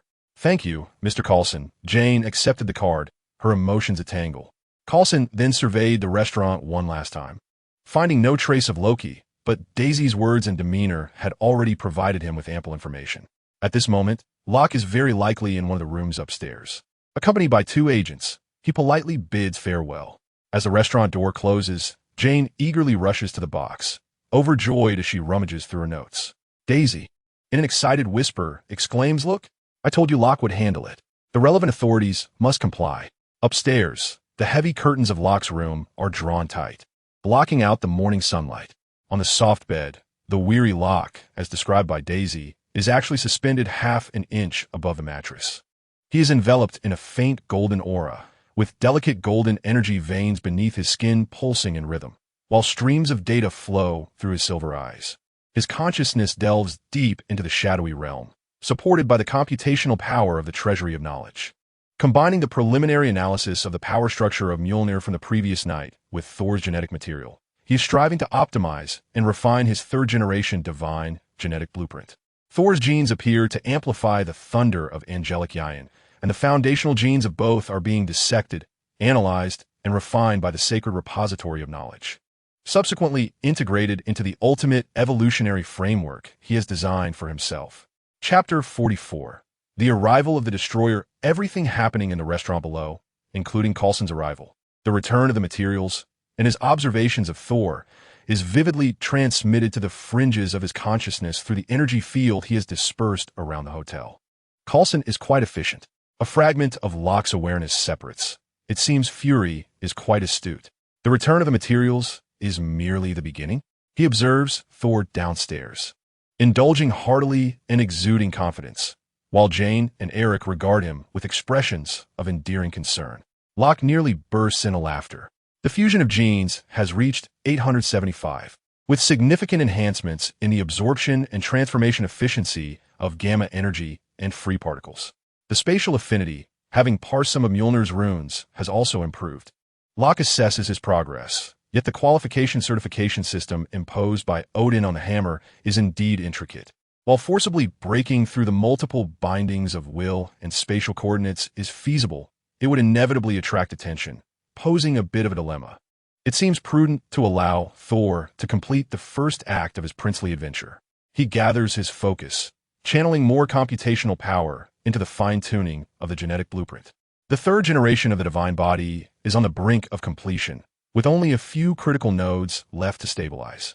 As I peruse the repository of knowledge that I had previously yet to delve into, I encounter works such as a step-by-step guide to becoming a deity, an introduction to genetic modification, space folding for beginner to advanced, a practical manual on wormhole transportation, the art of three-dimensional origami, a comprehensive explanation of wormhole topology, one step to victory, launching a surprise attack through the wormhole, including practical combat content, the void, a guide to understanding the incomprehensible from beginner to cognitive overload, and on the elegant embrace of the unknown, the hypothesis of the void and the practice of self-annihilation authored by Carl in a state of preservation. At that moment, a beam of energy appeared at the edge of the town, accompanied by a subtle tremor that all the townsfolk could perceive. The most exuberant among them, Thor, exclaimed with delight, "Ha ha! It is the Bifrost. Loki has arranged for someone to take me back. Jane and the others, watching Thor rush towards the radiant beam, were left in a state of bewilderment. Just as Thor stepped outside, the beam vanished without a trace. His enthusiastic shout regarding Loki's arrangements still echoed within the hotel dining area as he dashed out like a gust of wind. Jane, Daisy, and Eric exchanged glances, all equally perplexed. The Bifrost? Loki? Had he not recovered from his fall last night? Daisy mumbled through a half-eaten piece of toast, her words suggesting he was still lost in dreams of Norse mythology. Eric rubbed his throbbing temples. The combination of a hangover and this series of startling events left him somewhat disoriented. Jane, however, was more concerned about Thor's state. Quick, let us follow him. We cannot let him cause any trouble. Without a moment's hesitation, she abandoned the precious materials she had just retrieved and sprinted after him. With Daisy and Eric hastily in tow, outside the hotel, the morning sun spilled over the empty streets, imbued with the distinct arid essence of the desert town. Thor stood in the center of the road. The once towering and vibrant energy column had vanished as if it had never existed, leaving only a faint, peculiar scent in the air reminiscent of ozone after rain, along with traces of ground that had been scorched and rapidly cooled. The excitement on Thor's face solidified into an overwhelming sense of loss and confusion. Heimdall, he bellowed towards the sky, his voice resonating far across the silent street. Open the Bifrost. I know you can see me. Let me return. The only responses were the distant chirps of unknown birds and the hum of a car passing by. As Thor stood there, resembling a forlorn dog searching for its owner, four figures emerged from around the corner, walking against the sunlight. They donned armor and leather garments that starkly contrasted with modern Earth attire, exuding an air of weariness, yet their gazes were sharp as eagles. Thor, a golden-haired man, holding an exquisite sword and exuding an elegant demeanor, was the first to speak, his voice tinged with the excitement of a long-awaited reunion and an indescribable complexity. My friend, Vandal. Upon seeing his comrades, Thor's overwhelming sense of loss was instantly eclipsed by an exhilarating joy. He opened his arms wide in welcome, embracing each of his four weary yet valiant companions. Hogun, Volstagg, Sif, and the illustrious warrior of Asgard, his dear friends and brothers. Vandal, the master swordsman, stood steadfast and resolute. Hogun, adept in both close combat and archery, bore a keen gaze. Volstagg, with his jovial and affable demeanor, was the most robust, and the strikingly fierce Sif, clad in shimmering silver armor that glistened under the sun. Have you come to see me? Thor exclaimed, clapping Volstagg heartily on the shoulder, eliciting a grimace from him. I knew it. How is my mother since father has passed? What of Asgard?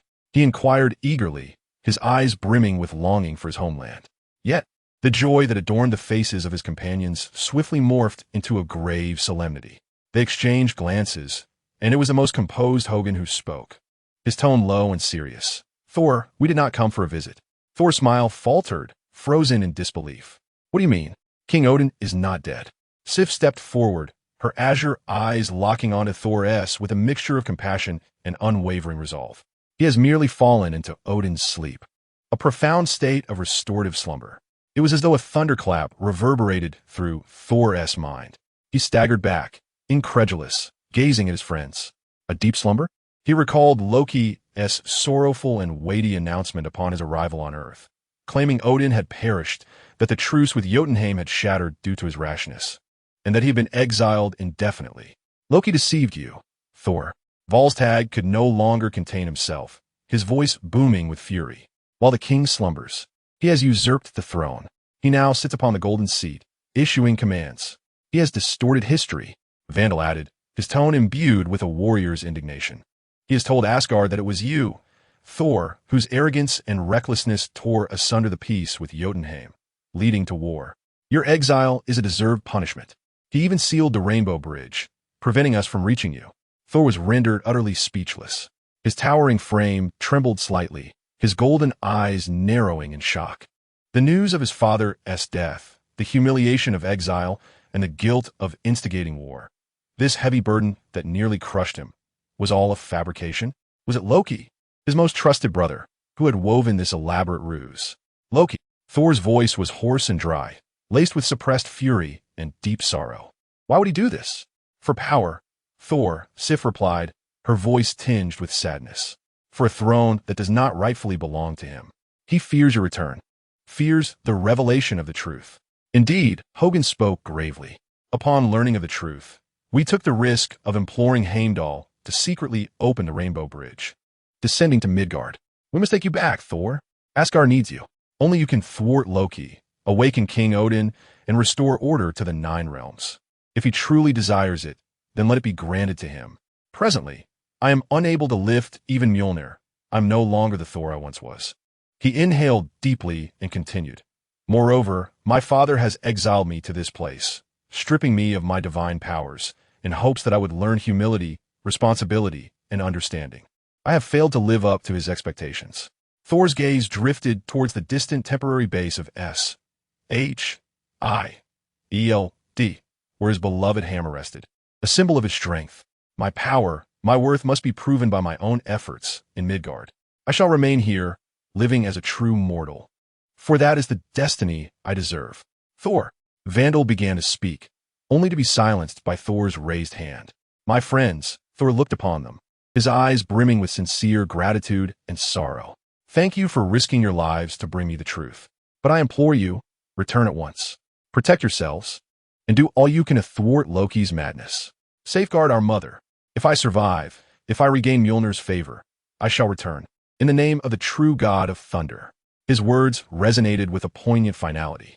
Sif's eyes glistened with unshed tears, while Hogan and Vandal pressed their lips together in silence. Volstagg struck a nearby telephone pole with a heavy fist, producing a dull thud. Jane, Daisy, and Eric stood a short distance away, utterly astonished. A coup? The God King? What on earth were they witnessing? Were these individuals not merely engaging in role play? Such terminology shattered their understanding. Jane gazed at Thor's tall, yet solitary figure. Sif wished to offer further counsel, but at that moment, outside the inn from the northwest, a thunderous sound erupted, as if the very heart of the earth had been struck. Boom! Following that, a blindingly radiant white beam of light descended from the heavens like a spear of judgment, precisely striking the center of the town. A violent tremor rippled through the inn, causing the windows to hum ominously. Heavens! What is that? Daisy cried, racing to the window. Jane and Eric, their faces pale, turned towards the direction of the devastating beam. Loki had been awakened by this tremor. The destroyer has arrived, Loki murmured. Indeed, Loki could no longer contain himself. He sought Thor's demise, and he would not relent. The beam persisted for several seconds before dissipating. But then, a far more terrifying sight emerged. A faceless giant, formed of metal and with a visage resembling a burning furnace, rose slowly from the massive crater created by the beam, its heavy and oppressive steps echoing ominously. Chapter 45. The core battle panel activates. Its furnace-like face turned towards Old Bridge Town, as if it had locked onto its prey. The destroyer advanced, covering hundreds of meters towards Old Bridge Town, like a moving calamity, crushing everything in its path. Its target was unmistakably clear, Thor Odinson.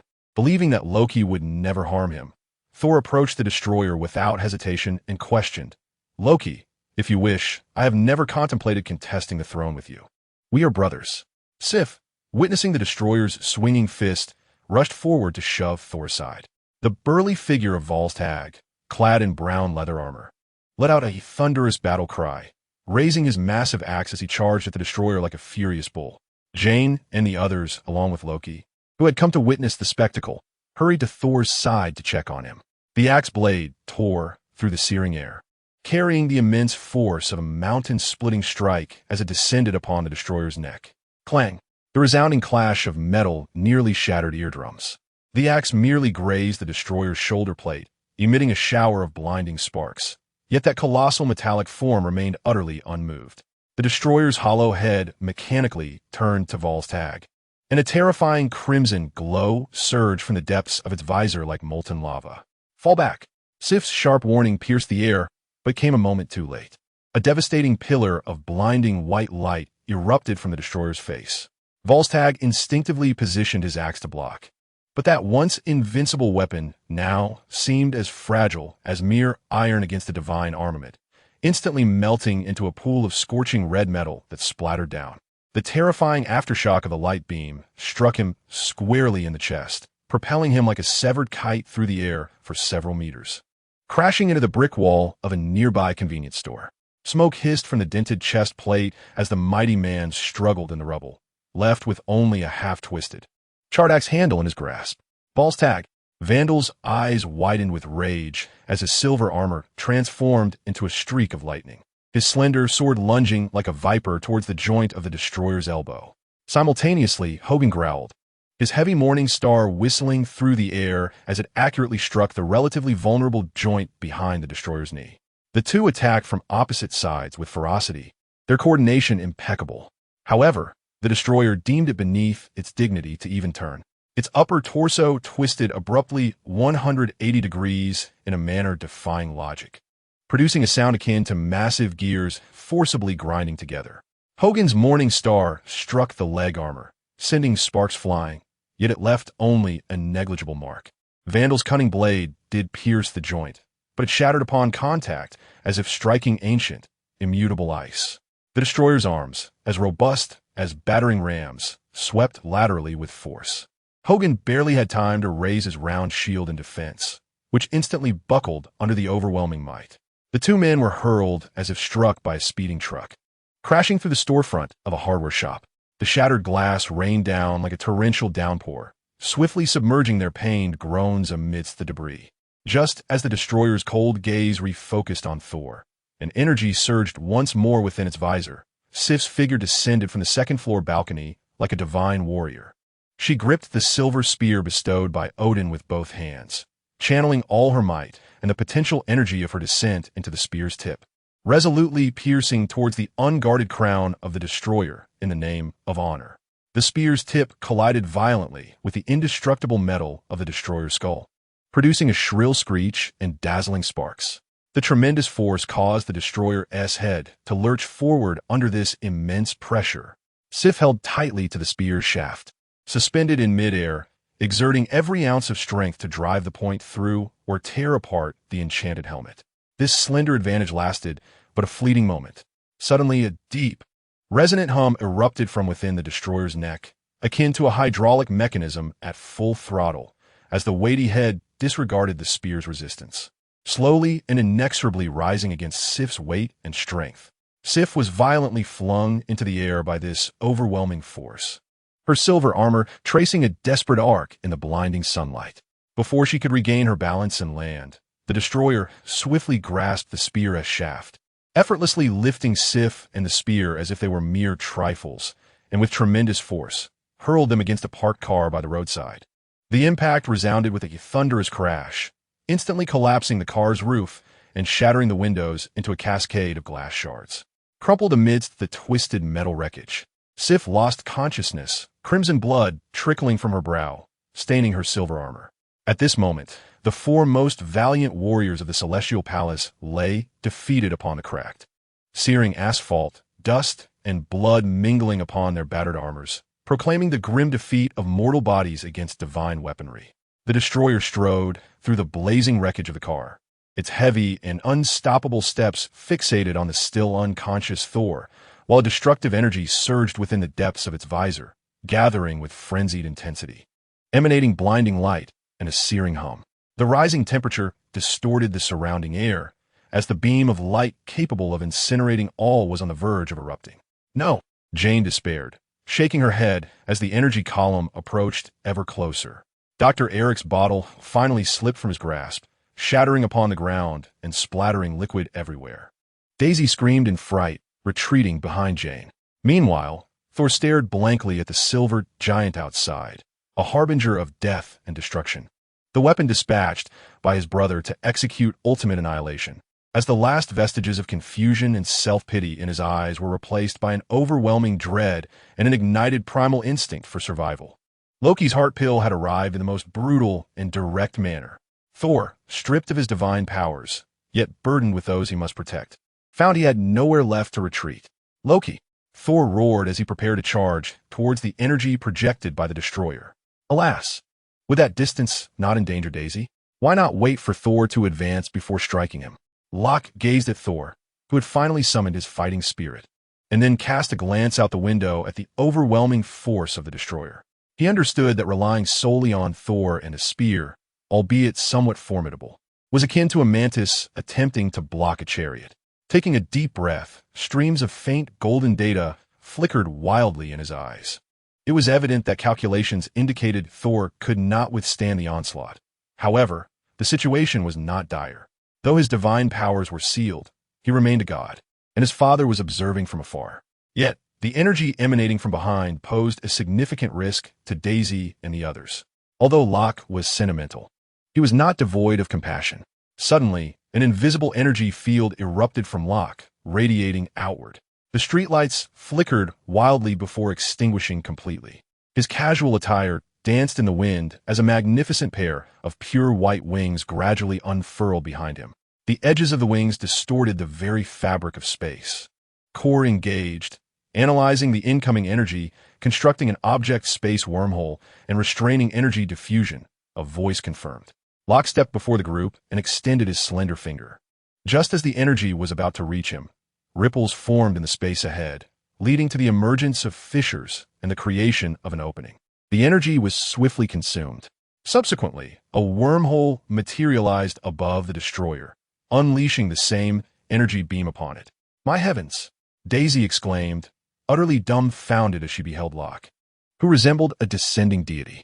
She recognized Locke was extraordinary, but never anticipated to this extent.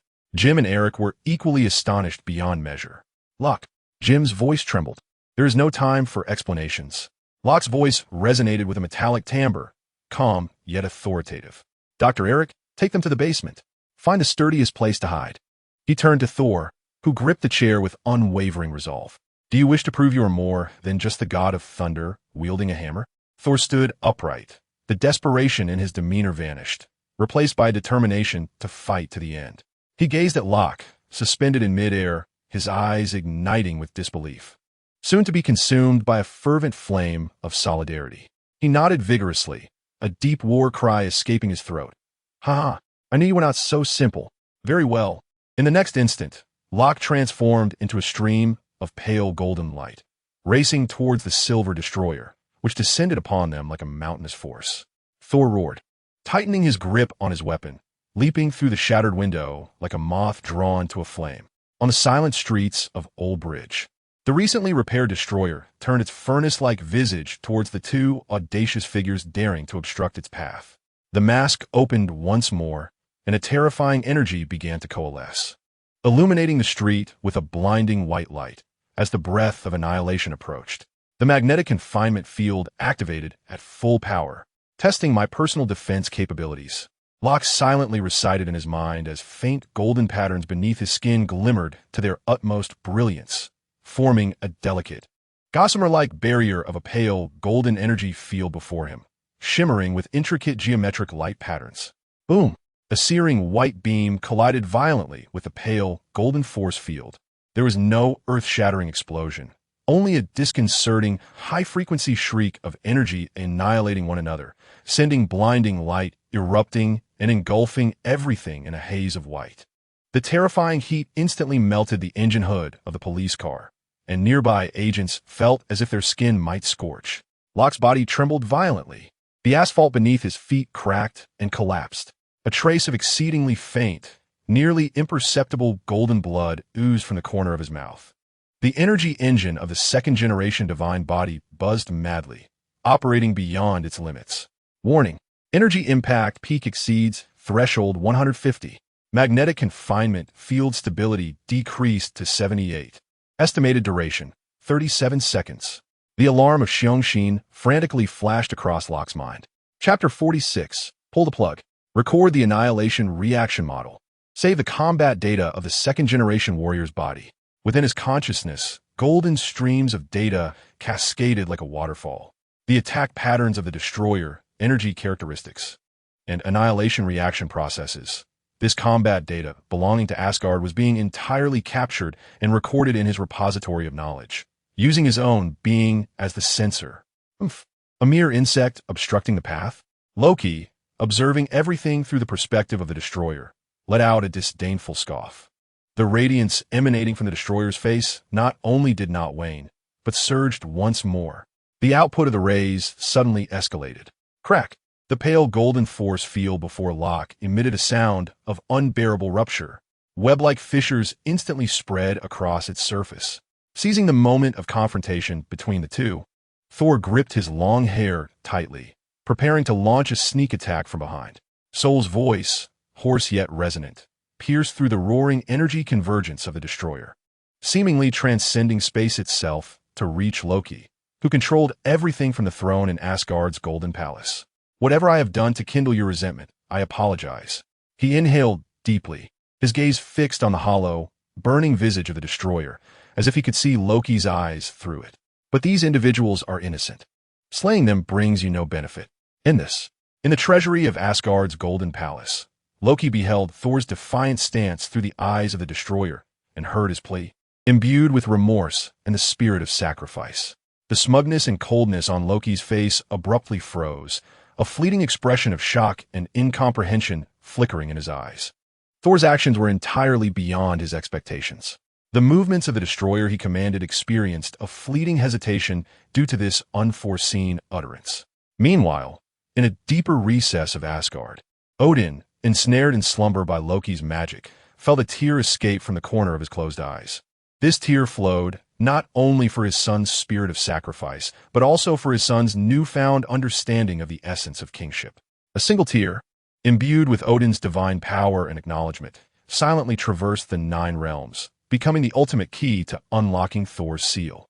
Yet, it seemed as though the destroyer's hesitation lasted but a fleeting moment, as if eyes lurked behind the armor. It swiftly raised its hand towards Thor, filling the air with the acrid scent of sand and flames. Thor had no time to evade. He could only watch helplessly as the fist, glinting with metallic coldness, rapidly loomed larger in his vision. No! Jane's scream echoed. Bang! The thunderous and heart-stopping sound of impact resonated. Thor's body was hurled like a marionette with severed strings, crashing violently into a toppled police car several dozen meters away. The sturdy roof of the vehicle crumpled under the force. Blood gushed from Thor's mouth, accompanied by the sickening sound of fractured bones. He lay limp amidst the twisted metal, instantly losing consciousness, teetering on the brink of life and death. Thor! Jane let out a heart-wrenching cry, desperately attempting to rush forward, only to be firmly restrained by Eric and Daisy. A brilliant light surged forth simultaneously. Pure white wings unfurled dramatically, enveloping Loki's figure as he shot skyward like a bolt. The beam of destruction grazed the tips of Loki's hair, transforming the gas station behind him into a towering inferno. This unfortunate child. Why must one both ambush and converse at the same time? Loki sighed in exasperation. Thor lay amidst the wreckage of the police car, his chest sunken, breath faint almost to the point of extinction, blood staining his tattered clothing. Jane broke free from Eric's grasp, collapsing beside Thor, tears cascading like pearls from a broken string, her trembling hand caressing his cold cheek. Loki's voice reached Jane's ears, calm yet imbued with an undeniable strength. Jane, awaken him. Jane abruptly lifted her head, her tear-filled eyes gazing into the air. How can I awaken him when he is near death? Speak the words you most desire to convey to him. Loki's golden gaze fixed upon the destroyer, urging that he cannot perish here.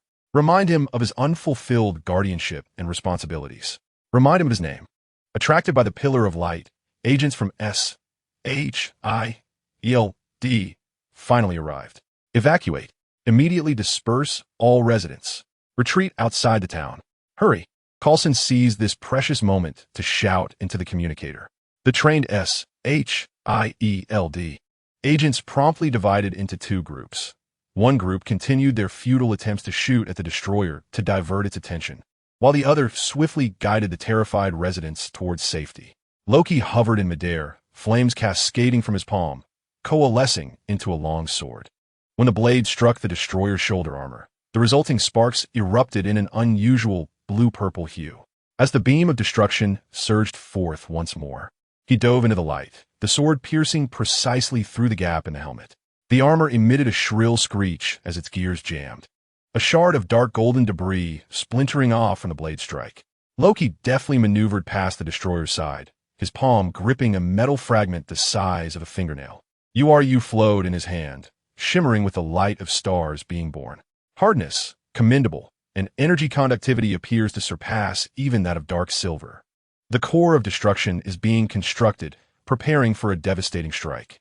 Nearby, the breach in the destroyer's faceplate is gradually being obscured, its gap slowly vanishing. A flicker of surprise crosses Locke's eyes as he turns to gaze at Thor in Jien's arms. Why has this creature yet to awaken? It seems I must alter the script. Though I possess the ability to strike, this entity is capable of self-repair and has a long-lasting supply of energy. Thus, I shall sever its connection. Locke's wings erupted with radiant light. Core activated. Target, destroyer control link. Locking onto energy source coordinates and resonance frequency. Constructing information barrier. Dimension, 7. Frequency, inverted phase mental wave. Power maximum. Executing, forceful interruption. A wave of invisible force suddenly radiates from Locke.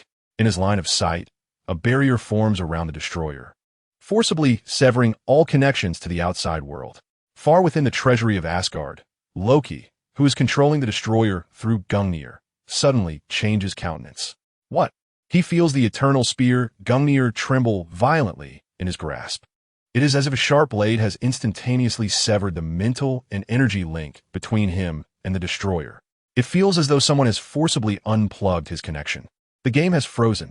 The luminous mirror before him flickers wildly, the image distorting into a blur before ultimately dissolving into a cacophony of static. The bond between him and the destroyer has been irretrievably severed by an unknown yet formidable force. No, impossible. Loki's handsome visage contorts in disbelief, his eyes filled with incredulity and a hint of terror. He frantically channels divine power into Gungnir, desperately attempting to re-establish the connection. But all he receives in return is a chilling silence. It is as if the destroyer has been utterly erased from the cosmos.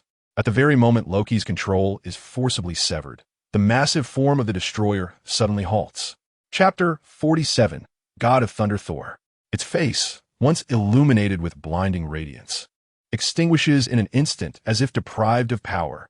Its elevated foot hovers mid-air, the entire machine seemingly bereft of spirit, transformed into a cold metallic statue.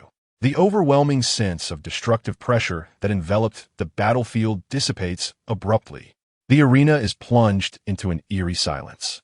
Only the crackling of flames, the moans of the wounded, and the distant clamor of fleeing citizens resonate in the air. S-H-I-L-D. Agents cease firing, gazing in bewilderment at the suddenly inert destroyer. The tactics of these angels are incomprehensible, no matter how many times one witnesses them. Does this truly have no relation to mythology? Coulson fixates on the faintly golden figure hovering in the air, akin to a deity, his eyes brimming with shock and bewilderment. The glow in the destroyer's eyes gradually fades, leaving only a partially healed scar across its brow. A sandstorm sweeps over its silent form, producing a hollow wail.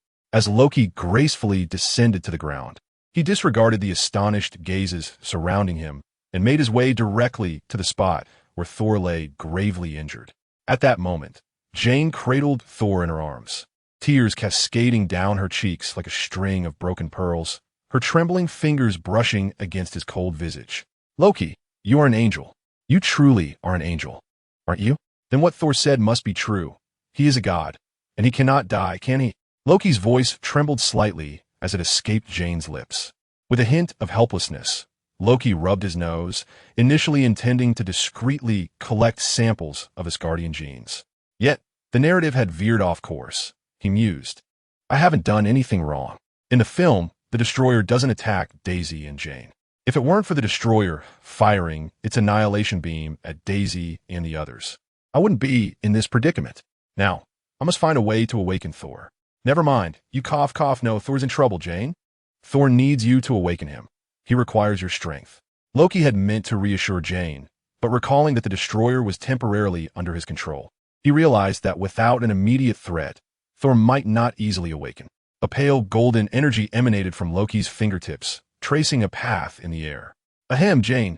Just focus on this incantation and maintain your current state. You must feel anger, fear, sorrow. Though bewildered, Jane gazed at Thor's lifeless face and recalled his exuberance, his pride. The moments of vulnerability he occasionally displayed, and the selfless heroism he had just shown. A surge of powerful emotions erupted within her heart. Following Loki's words, she began to chant, "Thor, Thor Odinson." Jane poured all her strength into her voice, tinged with sobs, yet resonating with a penetrating power as she shouted into Thor's ear. "You cannot die. Do you hear me? You promised to take me to see Asgard. You promised to tell me the stories of those stars. You said you were the god of thunder, the prince of Asgard. How can you lie here like a coward? Thor, wake up, like a true god. Awaken." Jane's voice echoed like thunder. It was as soothing as the warmest spring water, seeping into the depths of Thor's dying consciousness. The forgotten glories, the suppressed responsibilities, the anger towards Loki's betrayal, the longing for Asgard, and the promise made to this brave mortal woman calling out to him, all ignited his dormant spirit. When did I promise to show her the stars of Asgard? Yet, his awakened thoughts began to dissolve the barriers that had confined him, like a powder keg igniting. A thunderous explosion erupted deep within his silent veins. A faint spark of electricity suddenly flickered at the bloodied tips of Thor's fingers. Following that, a second, then a third. In the distant temporary base of Shield, in the center of the crater, Thor's hammer, Mjolnir, began to tremble violently. The ancient runes inscribed upon the hammer erupted with an unprecedented brilliance of thunderous light. The very ground of the meteorite crater trembled. Thor's tightly shut eyes suddenly flew open. No longer were they the soft blue of yore. Now they burned with the fierce radiance of lightning. A divine power began to awaken and surge within his battered form. Struggling, he lifted his bloodied hand, his throat issuing a hoarse yet powerful roar. Mjolnir. The sky abruptly shifted in hue. Endless thunderclouds roiled and converged. In the next moment, Mjolnir transformed into a blue bolt of lightning that rent the heavens asunder. With a terrifying speed surpassing that of sound, it streaked towards the small town, trailing a long, wild arc of electricity. Where it passed, the air was ionized, emitting a sharp crackle, and the earth shook beneath it. It crashed through the roof of a convenience store, tore apart the walls of a hardware shop, leaving chaos and dazzling sparks in its wake, unflinchingly racing towards its true master. The hardware store owner exclaimed, The vast majesty of divine power descended. Mjolnir, infused with the might of 1,000 thunderstorms, landed precisely and heavily into Thor's outstretched right hand. At the instant the hammer's handle met his palm, a visible shockwave of blue and white energy, brimming with boundless divine strength, erupted from Thor, sweeping across the entire street. With the god of thunder's hammer in hand, Thor soared into the sky, engulfed by a tempest of raging lightning.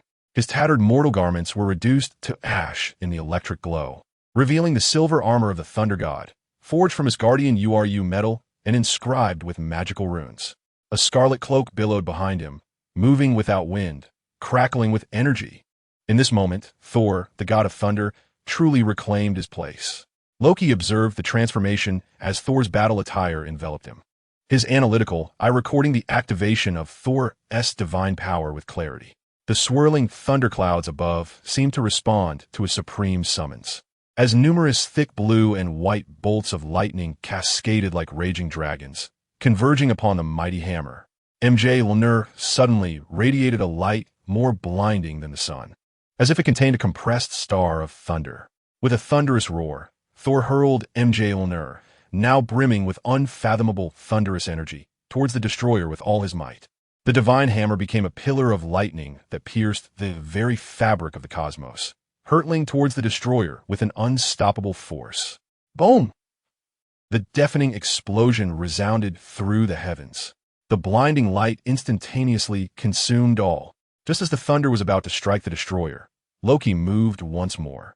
He appeared in an instant between the point of the lightning's descent and the destroyer, calmly raising his right hand against the cataclysmic golden divine retribution. Spare him, Thor. Loki's voice, though soft, cut through the thunderous din, resonating in the ears of everyone present, including Thor, whose consciousness had just begun to awaken. As he spoke, the fingertips of his hand once again conjured a portal to the wormhole, though this time it opened towards the sky. A low hum resonated through the air. A terrifying pale blue thunderbolt, potent enough to reduce the destroyer and half a town to ashes, surged violently towards the lavender-hued wormhole, less than 10 meters above the destroyer's head. Chapter 48. To look again would be impolite. Boom! A deafening roar erupted in the sky. Yet the destroyer remained unscathed. Locke set his hand down and turned to Thor, whose eyes still reflected the golden lightning in confusion, and casually remarked, "Conserve your strength. God of Thunder, I have severed its energy supply and remote control. This hunk of metal is now nothing more than a pile of scrap, unable to stir up any waves." He gestured towards the motionless destroyer, standing like a statue beside him. "I would like to borrow this. Please do not damage it." A profound silence enveloped the battlefield. Only the flames flickered and the smoke billowed. Everyone stood in stunned silence, gazing at the figure in white who, with a mere flick, had diverted the divine thunderbolt away from the destroyer. Thor observed the immense mass of inert metal that was the destroyer, then glanced at Locke, who was curiously tapping the metal leg of the destroyer, producing a crisp, ringing sound, his expression complex. He felt the divine power coursing anew through his veins, a sensation of vigor that exhilarated him. Yet the image of Locke effortlessly deflecting the thunder he had summoned with all his might lingered in his mind more profoundly. "Very well, Locke." Thor moved his still-pain joints, producing a series of cracking sounds, his tone laced with a subtle acknowledgement. "Though I am eager to test my strength against you and see just how many peculiar abilities you possess." His gaze shifted urgently to the distance, where the four warriors of Asgard were helping each other emerge from the rubble, appearing battered but seemingly unharmed. "Perhaps it is best to postpone that for now." Thor grinned, revealing his characteristic hearty smile. "I must first ensure that Sif and the others are all right." His gaze then fell on Jane Foster, who was hurriedly approaching him with an anxious expression, his eyes suddenly filled with tenderness and a sense of relief at having her back. "Then I must bid her a proper farewell." Before he could finish his thought, Thor darted forward like a mighty bolt of lightning, covering the distance of several dozen meters in mere moments. He first reached Vandal and clapped Hogan and Volstagg on the shoulder with vigor, then carefully scrutinized Sif before hastily turning back, striding purposefully towards Jane, under the watchful eyes of countless armed SHIELD agents. Amidst the battlefield thick with the scent of gunpowder and charred remnants, Thor spread his powerful arms wide and embraced Jane, drawing her into him as if to meld their beings together. Tears streamed down Jane's face, cascading forth as she buried herself in his broad chest, her shoulders quivering slightly. Thor lowered his head, resting his chin atop her hair, his golden eyes filled with remorse, reluctance, and an unprecedented tenderness. "I apologize, Jane, for causing you concern." His voice was deep and resonant. "I must return. Asgard requires my presence." I understand. Jane's voice was muffled, tinged with a pronounced nasal tone. "Promise me you'll be careful and ensure your return." "I swear," Thor solemnly vowed, gently cradling Jane's face and bestowing a kiss upon her forehead. "Once I have attended to my family matters, I shall certainly seek you out. By the way, while Asgard lacks stars, I will still take you to gaze upon the night sky. It will be 1,000 times more beautiful than here." In the distance, Agent Coulson observed this scene of a divine romance akin to a Hollywood blockbuster, his lips twitching slightly as if he wished to voice a remark. Aren't they supposed to be fighting? How do they transition from combat to kissing? Incredible. Ultimately, he redirected his attention to a more pressing subject. Loki, who was strolling around the massive form of the destroyer as though perusing a museum, hands clasped behind his back. Coulson took a deep breath, straightened his somewhat wrinkled suit, and donned his signature gentle smile as he approached Loki. "Good day, Mr. Loki." Coulson extended his hand, his tone imbued with just the right amount of respect. "I am Agent Phil Coulson from the Strategic Homeland Intervention, Enforcement and Logistics Division. Responsible for..." Loki was keenly scrutinizing the complex runic grooves at the joints of the destroyer's legs. He glanced at Coulson's stubborn hairline, which appeared somewhat defiant in the morning breeze, and interrupted his introduction. "Enough, Agent Coulson. There's no need for such a lengthy title. I am already acquainted with you." His tone was casual, even laced with a hint of mockery. "Speak your mind freely. There's no need for formality." As he spoke, a faint glimmer of gold appeared at his fingertip, akin to the most precise chisel, which he lightly tapped on a connection point of the runes on the destroyer's metallic leg. A nearly imperceptible spark flickered there, and immediately the ancient runic array, which had once glimmered with a faint energy, seemed to lose its core, fading into a lifeless dullness. Coulson's outstretched hand froze mid-air, and his smile momentarily stiffened. He instinctively reached up to touch his increasingly receding hairline, feeling a wave of resignation. Staring any longer would be impolite. This thought remained unspoken, merely a silent jest in his mind.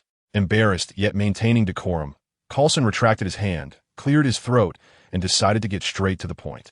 Ahem, Mr. Locke. It is as follows.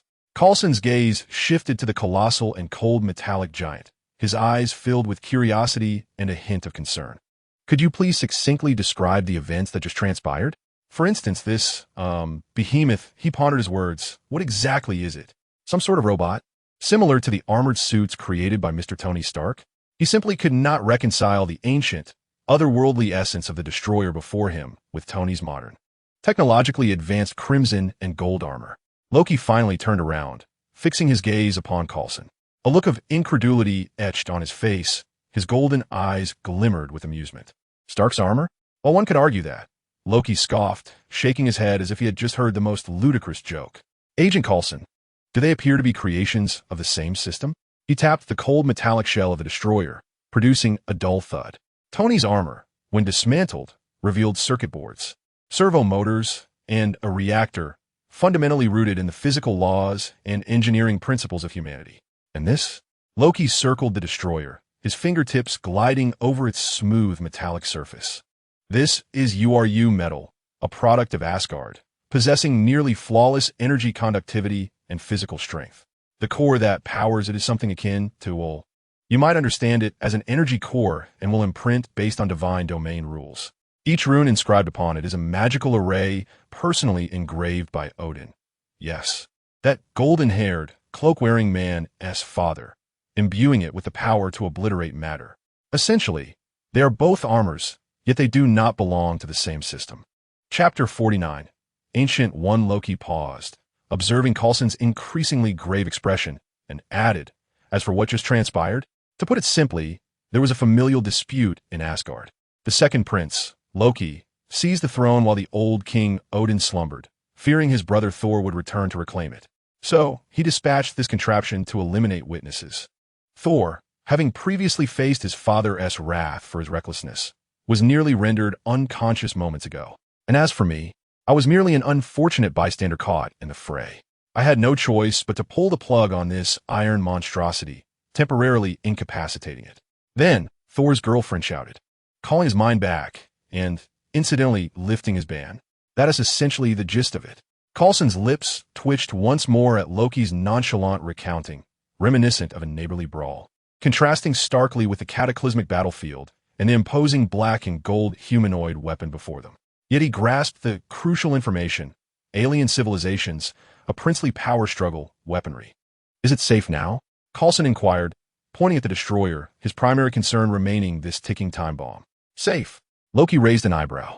As long as I do not reconnect its power source, or Locke himself does not descend to activate it, it is merely a pile of rather valuable scrap metal. He gestured toward the area he had previously pointed out. Moreover, to prevent any unforeseen incidents, I have physically dismantled several of its most critical rune switches. For now, it is simply a colossal, highly artistic metal sculpture. That's good, that's good. The artistic value is indeed quite high. Coulson exhaled in relief, albeit soon feeling a wave of headache wash over him. How on earth do we deal with such a behemoth? The 084 artifact has certainly captured the keen interest of S.H.I.E.L.D. He continued to inquire tentatively, Mr. Locke. What are your intentions regarding this highly valuable metal sculpture? Oh, this? Locke replied with an air of nonchalance. Naturally, I shall take it with me. An exhibit of such artistic significance cannot be left in your custody. What if it were to fall into the hands of some oblivious child or a nefarious organization? That would spell trouble for the Earth, would it not? Rest assured, I will handle it appropriately. Coulson opened his mouth, wishing to voice objections, perhaps mentioning that this belonged to an extraterrestrial category requiring oversight by S.H.E.L.D. However, upon gazing into Loki's calm, yet resolute golden eyes and recalling the extraordinary methods he had just employed, he swallowed his words. From previous encounters with Ethan, He understood that reasoning with an angel was likely more challenging than negotiating with a destroyer. At that moment, commotion arose from Thor's direction. His brief moment of tenderness with Jane concluded, and the 4 warriors of Asgard gathered around. Thor cast his gaze skyward, his golden pupils flickering with lightning. Heimdall, Thor shouted into the heavens, I know you can hear me. Open the Bifrost. Bring us home. With those words, mere seconds later, a column of light, akin to a divine staircase, descended upon Thor, Sif, Fandral, Hogun, and Volstagg. Jane, wait for me. Thor cast a final, profound glance at Jane, his eyes brimming with promise. Loki, thank you. Asgard owes you a favor. He called out sincerely in Loki's direction. In an instant, the brilliance enveloped their figures. Then, as abruptly as it had appeared, it contracted and vanished, leaving behind a scorched circle emanating high temperatures and strange runes. Jane gazed at the empty ground, a sense of unease washing over her. Daisy rushed over, wrapping her arm around Jane's shoulders. Eric sighed, picking up the fallen flask only to discover it shattered, the liquor long spilled, releasing another deep sigh. Coulson observed the vanishing figures of Thor and the others, then glanced at Loki, who was now cautiously dissecting the ankle joint of the destroyer. His head throbbed with mounting confusion. Loki was utterly absorbed, analyzing a uniquely patterned piece of URU metal on the destroyer's calf. The golden glimmer of his fingertips resembled the most intricate of probes, scanning its internal energy circuits and molecular structure. He was already formulating ideas on how to utilize the properties of this divine metal, combining the knowledge from Kesha's repository regarding the forging techniques of adamantine and dark iron to craft a melee weapon prototype truly worthy of angelic power. He had even begun searching for data within the repository, preparing to model it in the Shadow Realm. Suddenly, an enigmatic wave swept through the space, as if an invisible hand were twisting and kneading reality itself. There was no sound, no dramatic shifts in light or shadow, yet Loki's acutely honed perception tensed immediately. In the preceding moment, he found himself amidst the chaos and acrid smoke of the battlefield at Old Bridgetown, surrounded by bustling the agents, the charred remnants of destruction, and the cacophony of residents fleeing in the distance. In the next heartbeat, an absolute silence enveloped him. All sensations vanished. It felt as though he stood alone in a void of gray, amidst a formless chaos, with no support in any direction, save for his own existence. If there were air, it would be as thick and still as a block of lead. Spatial lockdown. Locke's pupils constricted sharply, alarm bells ringing in his mind. The metallic wings on his back were poised to unfurl, the golden patterns beneath his skin radiating a blinding luminescence. As his consciousness frantically connected to the treasury and the core. The core. Spatial anchoring. Prepare to relax, Locke. A gentle, tranquil voice imbued with an uncanny, soothing power resonated behind him. Locke spun around with lightning speed. There stood a serene, bald woman clad in a simple robe, seemingly having appeared from nowhere, as if she had always been there. Her hands hung naturally at her sides, a subtle smile gracing her lips, her gaze deep and calm as it met his. Ancient One. Locke's movements instantly froze. The wings that were about to unfurl halted in their tracks. His muscles remained taut as a drawn bow, his golden eyes fixed on the Ancient One, brimming with intense vigilance and gravity. He uttered no words, yet the energy surging within him and his frigid stare silently inquired, "What do you want?" The Ancient One appeared unfazed by Locke's almost predatory stance, continuing to smile. Her tone is serene, as if greeting a neighbor. "I bear no malice and shall not harm you, Locke." What does that mean? Locke's voice was icily metallic, each word seeming to be forced through clenched teeth. Then why have you sought me? The energy engine within him continued to hum at high velocity, ever prepared for any potential assault. The Ancient One did not respond directly. Instead, she gently raised a hand, as if brushing away non-existent dust. Buzz. Chapter 50. The most worrisome scenario unfolds. The chaotic space around them rippled like water. The gray void vanished, replaced by an elegantly tranquil tea house styled in Eastern aesthetics. Antique wooden tables and chairs adorned the space, with steam rising from delicate celadon teacups, while outside, the peaks of snow-capped mountains shrouded in mist loomed, creating a scene of profound reality and serenity. Locke and the Ancient One sat facing each other, the remnants of destruction quietly nestled in a corner of the tea house. An incongruous and eerie presence. "It's nothing." The Ancient One elegantly lifted her teacup, gently blowing away the steam. "I was merely curious about you, so I came to see." She sipped her tea, her gaze resting on Locke's still wary countenance. In truth, Gui set down her teacup, her tone as calm as if she were merely stating a simple fact. "I had taken notice of you long before you successfully harnessed dimensional energy for the first time in the subterranean laboratory of that farm in New York." Loki's heart raced. Indeed, one of his greatest fears had materialized. He had consistently operated under the radar, deliberately avoiding the use of extensive spatial or dimensional abilities in regions where Gui might be active, such as near the Sanctum Sanctorum in New York, lest he be treated as an interdimensional invader by the Earth Asgardian. It appeared that from the very beginning, he had been under her watchful surveillance. Gui seemed to discern the tumult within Loki's heart, continuing to speak with unwavering calm. "According to my observations across countless parallel timelines, at this moment, you should be on that farm, harvesting wheat alongside your father, leading a tranquil and ordinary life." She paused, her profound gaze locking onto Loki's wary golden eyes. "Yet here you are, amidst the strife of Asgard, endowed with powers that transcend the mundane, capable even of disrupting the core of divine weaponry. This is intriguing." Loki forcibly quelled the tempest within, striving to maintain an expression of tranquility, though the wariness in his gaze did not wane. He grasped the crux of Gu Yi's revelation. She had observed his existence across parallel timelines. She was aware of Loki Lee's original trajectory. So what? Loki's voice remained icy, demanding, "What is your purpose in bringing me here?" Internally, he summoned his strength, bracing himself for the worst, though he felt no certainty in the face of Gu Yi. However, Gu Yi gently shook her head, a deeper smile gracing her lips as though she could perceive all. "No, quite the contrary. I have been observing you for quite some time. When I first detected your communication with dimensional energy, I briefly suspected you were being corrupted by it, but you were not. Moreover, after your interaction with solar energy in the Himalayas, I discovered that the dimensional energy you wielded was remarkably pure, aside from your soul's essence appearing significantly more resilient than that of an ordinary individual, and the occurrence of some peculiar leap at a certain point in time. You bear no fundamental differences at the soul level from other versions of Loki Lee across the timelines. You do not originate from any known or unknown alternate dimension. You remain yourself, a part of this universe." Her words stirred a tempest within Loki.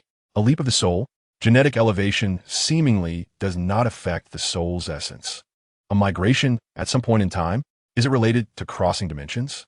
Yet she asserted that he did not hail from an alternate dimension, that he was still a part of this universe. This seemed to contradict his own understanding. Gui appeared unperturbed by Loki's immediate comprehension, continuing her discourse. "This intrigues me greatly. How exactly did you achieve it? Through technology?" Her gaze swept over Loki's now concealed wings. "Utilizing technological means to communicate with such precision, even reshaping the energies of dimensions, is indeed a rarity in my protracted guardianship." At this moment, the turmoil within Loki is profound. It appears that the Ancient One does not regard him as an intruder. Rather, she seems intrigued by the source of his power. Moreover, from her words, it seems that his existence does not disrupt the reality she protects. Taking a deep breath, he resolves to temporarily lower his defenses and follow the Ancient One's lead in conversation. A hint of well-placed bewilderment and curiosity graces his expression, as if he is both unfamiliar and fascinated by concepts such as dimensions and the multiverse. "You speak of dimensional energy, parallel timelines, the multiverse? I must admit, I find these notions somewhat perplexing. I am merely, exploring new methodologies for energy applications and have, by chance, achieved certain results."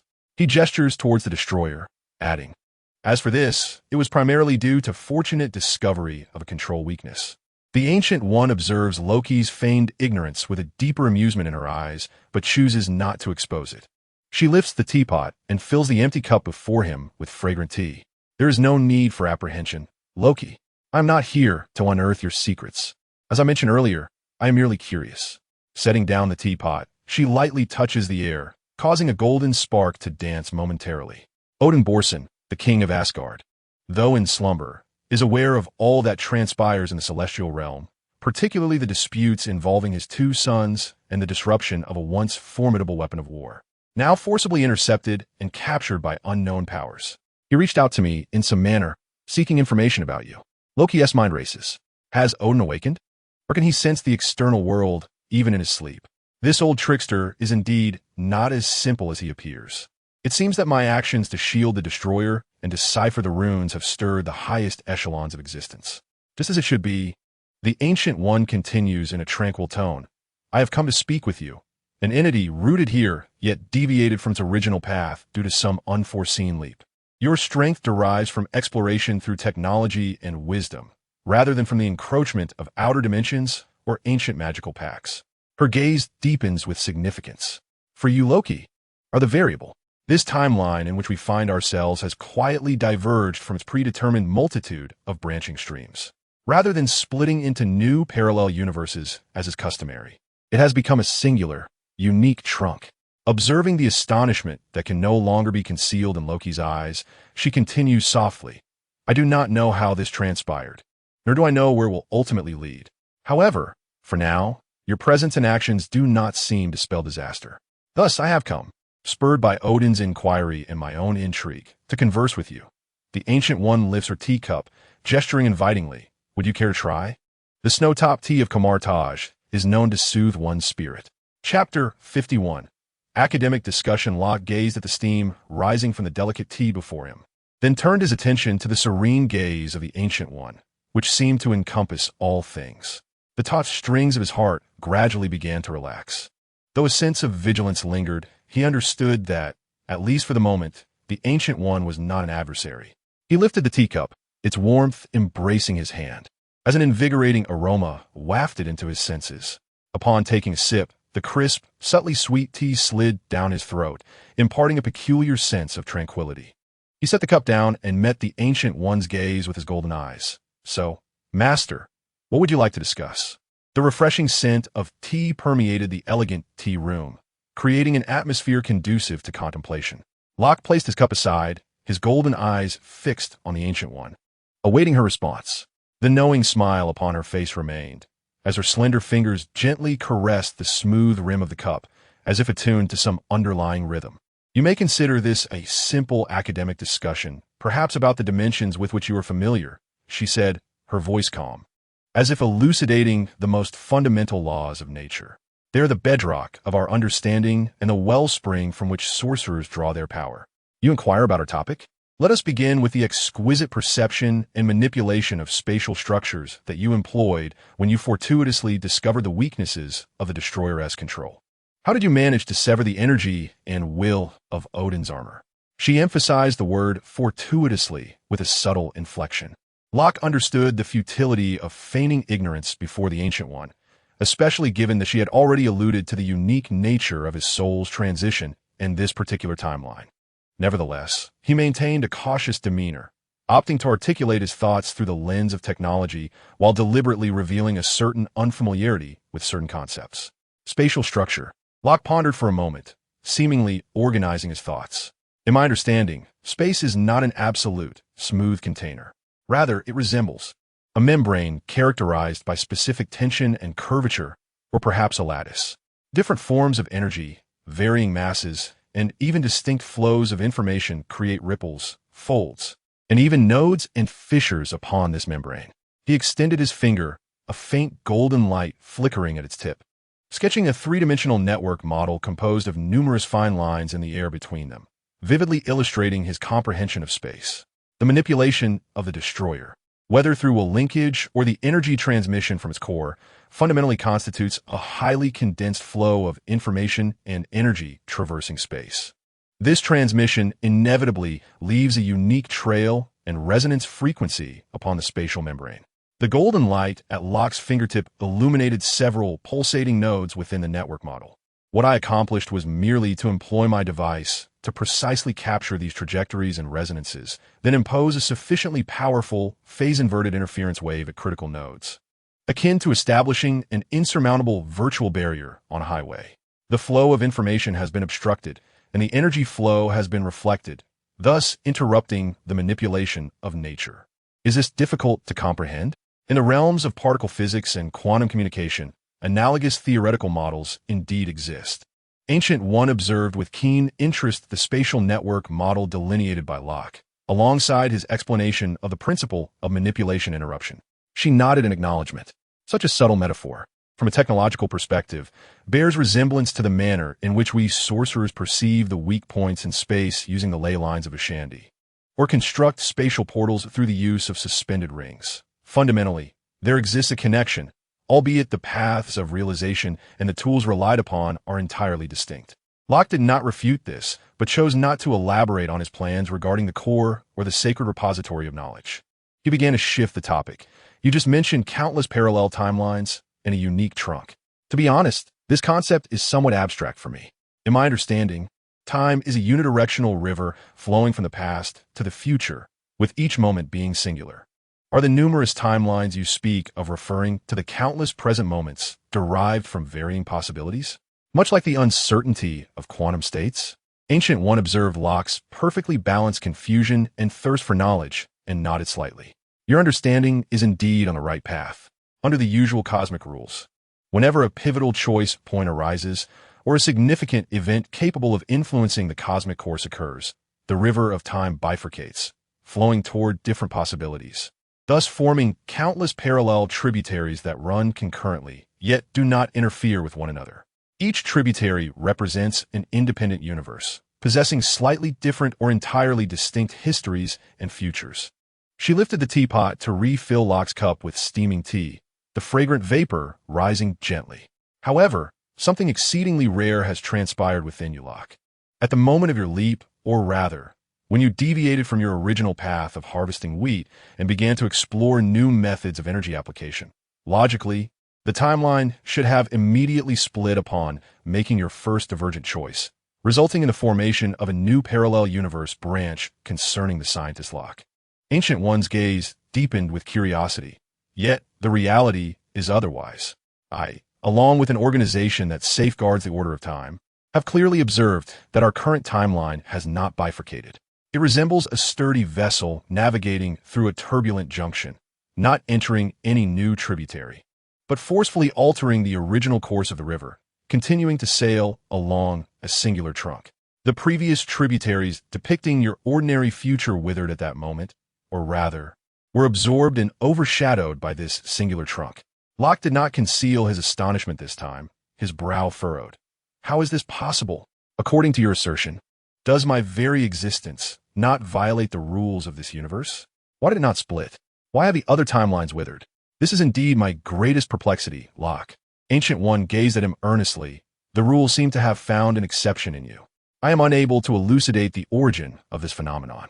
Perhaps your method of transition is extraordinarily unique, or perhaps your soul has forged an incomprehensible and profound bond with the anchor point of this timeline.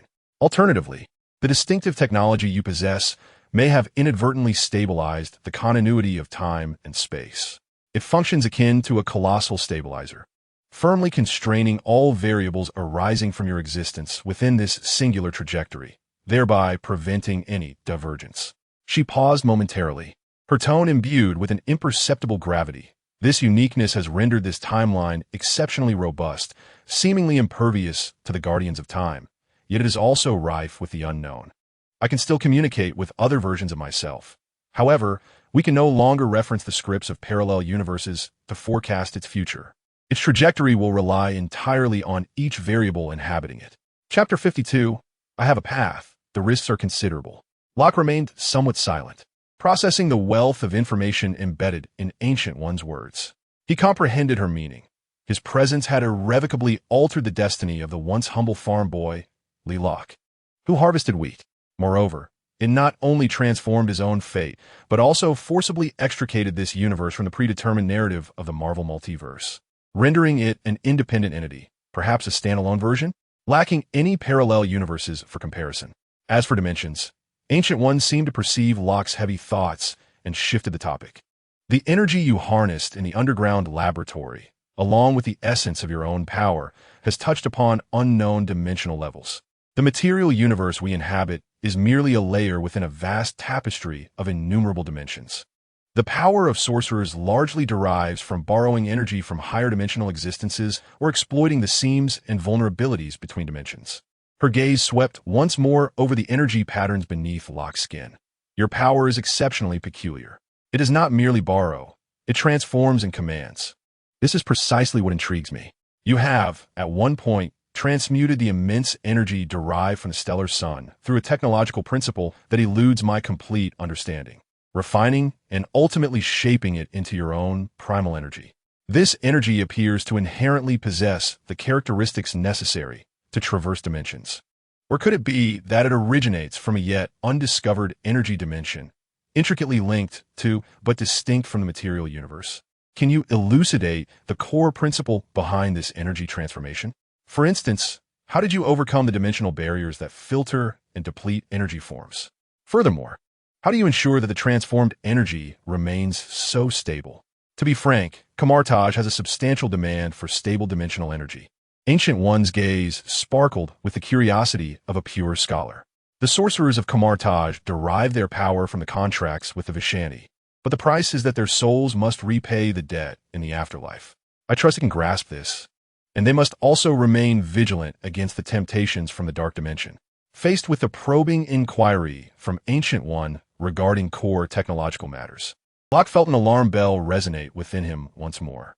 He lifted his teacup, using the act of sipping as a guise to conceal his thoughts, then set the cup down, revealing a candid yet helpless smile.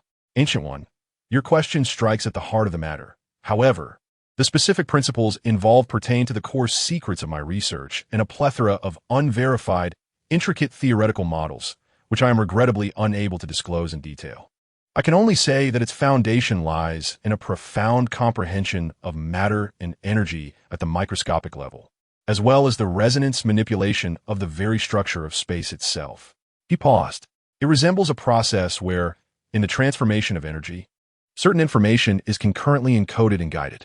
The essence of the dark universe, this superlative technology, was a topic Locke wished to avoid discussing in depth. He could only deflect with these high-tech, yet ambiguous concepts. Ancient One listened intently, refraining from pressing further, her countenance still adorned with that inscrutable serenity. It appeared she did not expect Locke to divulge everything. Receiving such metaphorical explanations seemed to align with her expectations.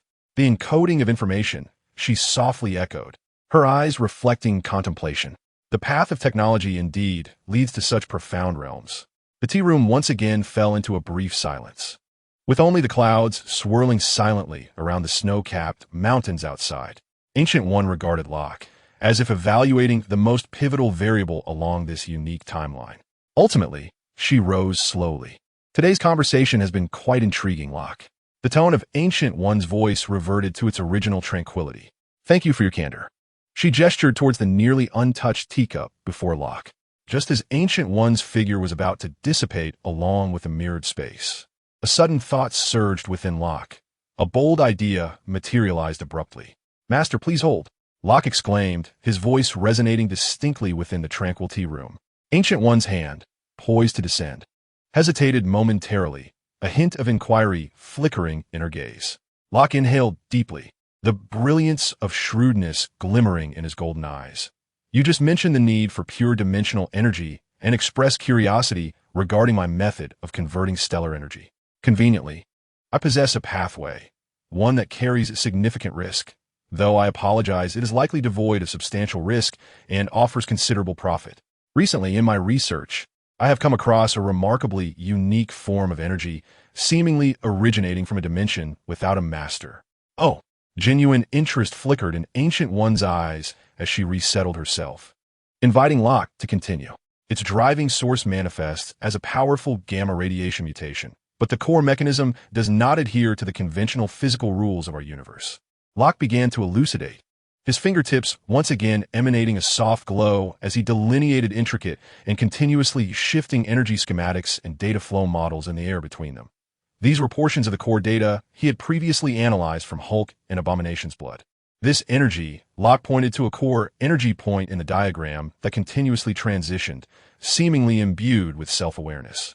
Its characteristics were remarkably unique, possessing formidable idealistic amplification while maintaining astonishing biocompatibility, having once merged with human genes without resulting in collapse. Most crucially, through reverse tracking of its energy dissipation patterns and spatial coordinate shifts, it was initially determined to originate from a relatively independent source. Although its coordinates had never been pinpointed, it was assured that the energy of this dimension would not taint one's will. However, its hue bore some semblance of the dimension's own attributes. Locke gazed intently at Ancient One, his tone becoming solemn. The energy level contained within this dimension was exceedingly high, and its properties were relatively mild. If a connection channel could be established safely, Ancient One's breath seemed to momentarily halt. Her profound gaze fixated on the energy diagram that Locke had sketched, particularly on the point representing the energy core. As a supreme sorceress tasked with protecting Earth from the threats of the multiverse, she was acutely aware of what an unclaimed, relatively mild energy dimension signified. It was akin to an endless gold mine. Are you certain it is unclaimed? Ancient One's voice carried a rare gravity and yearning. Based on all my current observational data and model extrapolations, the probability exceeds 873. Locke provided a precise figure. Of course, conclusive verification would necessitate deeper spatial localization and dimensional probing, which happens to be my current shortcoming. He candidly admitted, my expertise lies in the transformation, manipulation, and microscopic control of energy, yet I am unable to construct a stable channel across dimensional spaces or locate the coordinates of this dimension. Locke proposed his collaboration. Thus, I have a suggestion. I will relay the energy information of this dimension and the vague dimensional hierarchy to Kamartaj. Perhaps the sorcerers may have a way to explore this dimension and develop it more effectively. Chapter 53. The temptation was too great. A glimmer of mutual benefits sparkled in his eyes. Should it succeed, Kamartaj would gain a stable and pure energy source. There would be no need to borrow from ancient entities or pay a heavy price. The sorcerer's powers would no longer be constrained by the contracts of the Vishanti or the temptations of the dark dimension. Locke shrugged, an expression of understanding on his face, presenting an inexhaustible source of high-quality energy. Ancient One fell silent. She regarded Locke, then the alluring energy in the air. The allure of this proposal was overwhelming. An unclaimed dimension with relatively mild attributes. This could catalyze a qualitative leap in Kamartaj's power system. It might even alter Earth's standing within the cosmic hierarchy of the multiverse. Risks, of course, existed. Unknown dimensions were eternally accompanied by unknown dangers. Yet, Locke's descriptions, particularly his assurances regarding the purity and controllability of the energy, significantly mitigated such risks. Furthermore, the allure was overwhelming, requiring minimal investment, merely time devoted to exploration, yielding profits exceeding 1,000%. Moments later, the Ancient One's countenance blossomed with a serene, yet powerful smile. She lifted her teacup, gesturing to Mr. Locke. Your proposal, Mr. Locke, the Ancient One's voice resonated with a delightful sense of consensus, is commendable. I shall reach out to you shortly to ascertain the coordinates of this dimension. A great weight lifted from Locke's heart, and a genuine smile graced his face. He raised his now lukewarm cup in a silent toast with the Ancient One. To a fruitful collaboration, Master Ancient One. For the purity of energy and the strength of guardianship. They exchanged knowing glances, a silent understanding passing between them. With a gentle wave of her hand, the surroundings began to dissolve like a fading painting. The elegant tea room, the fragrant steam of tea, and the snow-capped mountains outside vanished in an instant. Locke found himself once again amidst the smoke-filled battlefield of Old Bridgetown. The colossal remains of the destroyer loomed beside him, while Coulson anxiously attempted to communicate through his device. In the distance, rescue workers toiled amidst the charred ruins. It felt as though only a fleeting moment had passed. After safely transporting the destroyer's remains back to the fortified bunker laboratory deep within a New York farm via a wormhole, Locke exhaled deeply. This trip to New Mexico had yielded far more than anticipated. He acquired the genes of Asgard, fortuitously obtained Odin's weaponry, and learned of his current condition through the Earth's guardian, the Ancient One. The tension in his nerves relaxed, fatigue washing over both body and spirit. He glanced at the still chaotic scene, where Coulson was diligently attending to the aftermath, subtly inquiring about the destroyer's whereabouts and hoping to obtain some fragments. Though Locke chose to remain selectively silent. With a flicker of thought, the space wormhole opened once more. In the next moment, Locke's figure appeared at the door of a familiar motel room. He gently knocked. The door swung open almost instantly, revealing Daisy Lewis's face adorned with surprise. A hint of complaint and an expression that seemed to say, "I knew you would return." "Locke, are you all right?" she exclaimed, pulling him inside and shutting the door, her gaze appraising him, landing on his clean, casual attire with a tone laced with concern. "You should inform Jane that we'll be back." Locke offered a reassuring smile as he casually shed his soiled jacket. He was now keen to address the matters at hand, his custom weapon, which he could transform directly after fully analyzing the URU metal. The advancement of the 3 generations of divine bodies also needed to be implemented. Having dealt with the Ancient One, he was likely free from the fear of being discovered. It seemed he no longer needed to lurk in the shadows, secretly observing. Daisy blinked, noting the thoughtful furrow in Locke's brow, wisely refraining from probing for details. She stepped forward, wrapping her arms around Locke's waist, pressing her face against his solid chest, her voice laced with a hint of playful affection. "Now that everything is settled, let go of your worries for tonight." Locke gazed down at the docile girl in his embrace, feeling the warmth and vitality emanating from her, stirring a restlessness within him. With a soft chuckle, he leaned down and captured her lips in a kiss.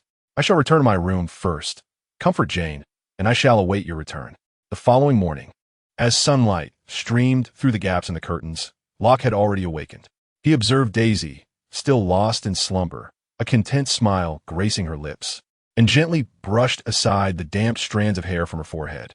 He did not wish to rouse her, leaving instead a note inscribed with the invitation and personal contact details of the Pineapple Technology Administrative Secretary, accompanied by a check substantial enough to sustain her for quite some time. His silhouette vanished from the room, and the sound of a Jeep's engine echoed from below. A weathered Jeep came to a halt in front of the somewhat disheveled garage. Locke pushed open the car door and stepped out, leaning against the vehicle as his gaze wandered into the garage's interior. Soon, a middle-aged man, clad in grease-stained overalls and sporting graying hair with a sturdy build, emerged, wiping his hands with a rag. He scrutinized Locke, then glanced at the well-maintained yet evidently well-traveled Jeep. "Hey there, kid, what's wrong with your car?" Old John approached the Jeep, patting the hood and inquiring in a booming voice. Just as Locke was about to respond that there was nothing amiss, a voice filled with excitement rang out from within the garage. "Outsider, you've come to visit me." Before the words could settle, Ella burst forth like a gust of wind. She wore a slightly oil-stained work vest and jeans, her golden curls haphazardly tied back, her face alight with an unabashedly radiant smile, her amber eyes shimmering in the sunlight as she dashed towards Locke. She first cast a thrilled glance at Locke before turning to her father, Old John, exclaiming loudly, "Old man, this is my friend. He came to see me. You go on with your work." Her tone bore the unmistakable sass of a cherished daughter. Old John regarded his daughter's exuberance, then scrutinized Locke, noting his polished appearance and the decent vehicle he drove, clearly a wealthy outsider. He furrowed his brow but remained silent, merely casting a deep, wary glance at Locke, filled with a father's protective instinct against the boy who might whisk away his precious daughter. With a huff, he turned and retreated back into the garage, leaving the pair some privacy. As soon as her father departed, Ella, like a jubilant little bird, turned to Locke, unabashedly grasping his arm. "I thought you had forgotten me. Come on, I'm almost off work. Let me change and we'll head to the Rattlesnake." By evening, the Rattlesnake bar buzzed with its usual revelry. Ella confidently led Locke to the bar, snapping her fingers at the bartender. "The usual. 2 shots of tequila neat. No ice." Chapter 54. A proper farewell in stark contrast to their first meeting, which was laced with tentative romance. This encounter was ignited by high-proof spirits, pouring like gasoline on the embers of their existing chemistry. The fiery liquid cascaded down their throats, igniting their blood. There was no need for the celestial backdrop of a starlit sky, nor for veiled insinuations. Ella's eyes sparkled with unrestrained passion and desire. Amidst the dim bar lights and raucous music, she boldly leaned closer to Locke, her warm breath, infused with the scent of tequila, caressing his ear. "Are we still going to gaze at the stars tonight?" Locke regarded the wild and alluring creature before him, a knowing smile curling at the corners of his lips, tinged with a sense of conquest. He offered no reply, merely downing the last of his drink in one swift motion before grasping Ella's hand and striding out of the bar amidst the cacophony of whistles and cheers. That night held no romantic prelude beneath the stars. Only the warm glow of a hotel room and the urgency of their breaths intertwined. Ella's fervor surged like a desert storm, fully enveloping Locke. Everything else faded into oblivion. Only the primal impulses and tender caresses clashed fiercely within the confines of the modest room, before eventually subsiding. In that humble hotel chamber, the air felt electrified. Words were superfluous. Only the traces of sweat glistened on sun-kissed skin. Beads of perspiration cascaded from her smooth forehead, trailing down her neck and landing upon the rumpled sheets. Locke responded to her wildness, his demeanor under the control of the great sage's aura. The storm eventually calmed. Leaning against the headboard, Ella lit a cigarette, enveloped in a haze of smoke, gazing at Locke with a languid sense of satisfaction. His muscular back appeared sculpted in the dim light. "Hey, stranger." She exhaled a ring of smoke, her voice husky from the aftermath. "How long do you plan to stay?" Locke turned, his expression tranquil. Approaching the bed, he observed Ella's damp golden hair clinging to her forehead and her amber eyes sparkling through the smoke. "Kitten," his voice was low and clear. "I'm returning to New York. My journey has come to an end." Click. Ella's fingers, clutching the cigarette, faltered abruptly. Ash fell onto the sheets, leaving a small singe mark. The languor and satisfaction on her face froze instantly, a flicker of shock flashing in her eyes, soon overshadowed by a veneer of adult composure and indifference. She inhaled deeply, exhaling slowly, the smoke obscuring her expression. Raising her gaze, she forced a nonchalant smile. Her tone deliberately lightened, tinged with the bar's familiar cheer. "So, this is your farewell?" With a slight pause, she appeared as though she intended to speak, yet ultimately merely shrugged and flicked away the ash from her cigarette, conceding, "All right, I understand. Have a pleasant journey, you busy bee." Locke remained silent, his gaze fixed upon her. His eyes, profound and tranquil, bore no trace of parting sorrow nor lingering attachment, as if he were merely stating an established fact while simultaneously peering beyond her into the distant unknown. This serenity rendered Ella's feigned nonchalance somewhat feeble. Ella was not a naive girl experiencing love for the first time. She had engaged in several romances, each culminating in inevitable farewells. She believed she had long since acclimatized to such fleeting joys and the ensuing separations. Yet, the enigmatic aura surrounding Locke, a man seemingly detached from the world, along with the extraordinary experiences he provided, captivated her and instilled an unprecedented sense of loss within her. Extinguishing her cigarette, she tossed aside the covers and gracefully embraced Locke once more, her voice regaining its usual sharpness, even laced with an intentional lightness. "Since that's the case, let's bid farewell properly." After a moment of silence, Ella reignited the conversation. "Locke, aren't you tired? Look at me, a fortified tank." Morning arrived. Locke observed the empty doorway, his expression still devoid of emotion. He approached the window and drew back the curtains. Although it was morning, the outside world resembled dusk, the desert winds stirring clouds of yellow sand in the distance. He exhaled gently. Moments later, an unremarkable Jeep exited the town. He cast a final glance towards Ella's car repair shop before resolutely heading towards the airport. The private jet soared smoothly at an altitude of 10,000 meters, with rolling clouds and a cerulean sky visible through the window. The cabin was remarkably quiet, save for the barely audible hum of the temperature control system and air circulation apparatus. Unlike before, Locke did not indulge in the journey or rest. He reclined in the spacious, comfortable aircraft seat, eyes closed as if plunged into a profound slumber. Yet, within the depths of his subconscious, a tempest raged, sweeping through his entire mental universe. A colossal torrent of data surged like a rushing river of stars within his mental vision. This information encapsulated his most essential research achievements and the quintessence he had gathered thus far. The undefeated body sequence, derived from the angelic gene template, had been flawlessly analyzed, optimized, and integrated into the main framework. It bestowed upon him an almost physical immunity, an ultra-rapid regenerative capability, and extreme resilience against energy impacts, serving as the foundation of his invincible essence. The thunderous genes of Angel Yin had likewise been thoroughly fused, no longer merely controlling the natural forces of lightning. It had evolved into an absolute dominion over electromagnetic forces, plasma, and even more fundamental forms of energy. In a fleeting thought, a multitude of thunderstorms bowed in submission, energy flowing at his command. The final piece of the puzzle represents the most significant gain from this endeavor. At this moment, akin to the dazzling epicenter of a torrent of data, lies the gene logic of the Asgardian longevity species, meticulously derived from the blood of Thor and the residual divine power of Mjolnir. This encapsulates an almost eternal vitality and the inherent potential for growth deeply rooted in one's lineage. Gene fusion progression, 987,988,989. Core conflict point, compatibility verification between Asgardian divine power logic, driven by will, and the angelic energy system, precisely controlled by technology. Proposed solution, establish a bridging protocol for will energy transformation, incorporating chaotic algorithms from the repository of sacred knowledge for dynamic equilibrium. Energy circuit fine-tuning. Zone 7 energy pathways require a 37 enhancement of the carrying threshold to accommodate divine particle infiltration. Stability testing simulation. Time flow accelerated to 1,000. 1. Simulation duration, 1,000 years, with no signs of collapse. 2,000 years, 3,000 years, 5,000 years, stability confirmed.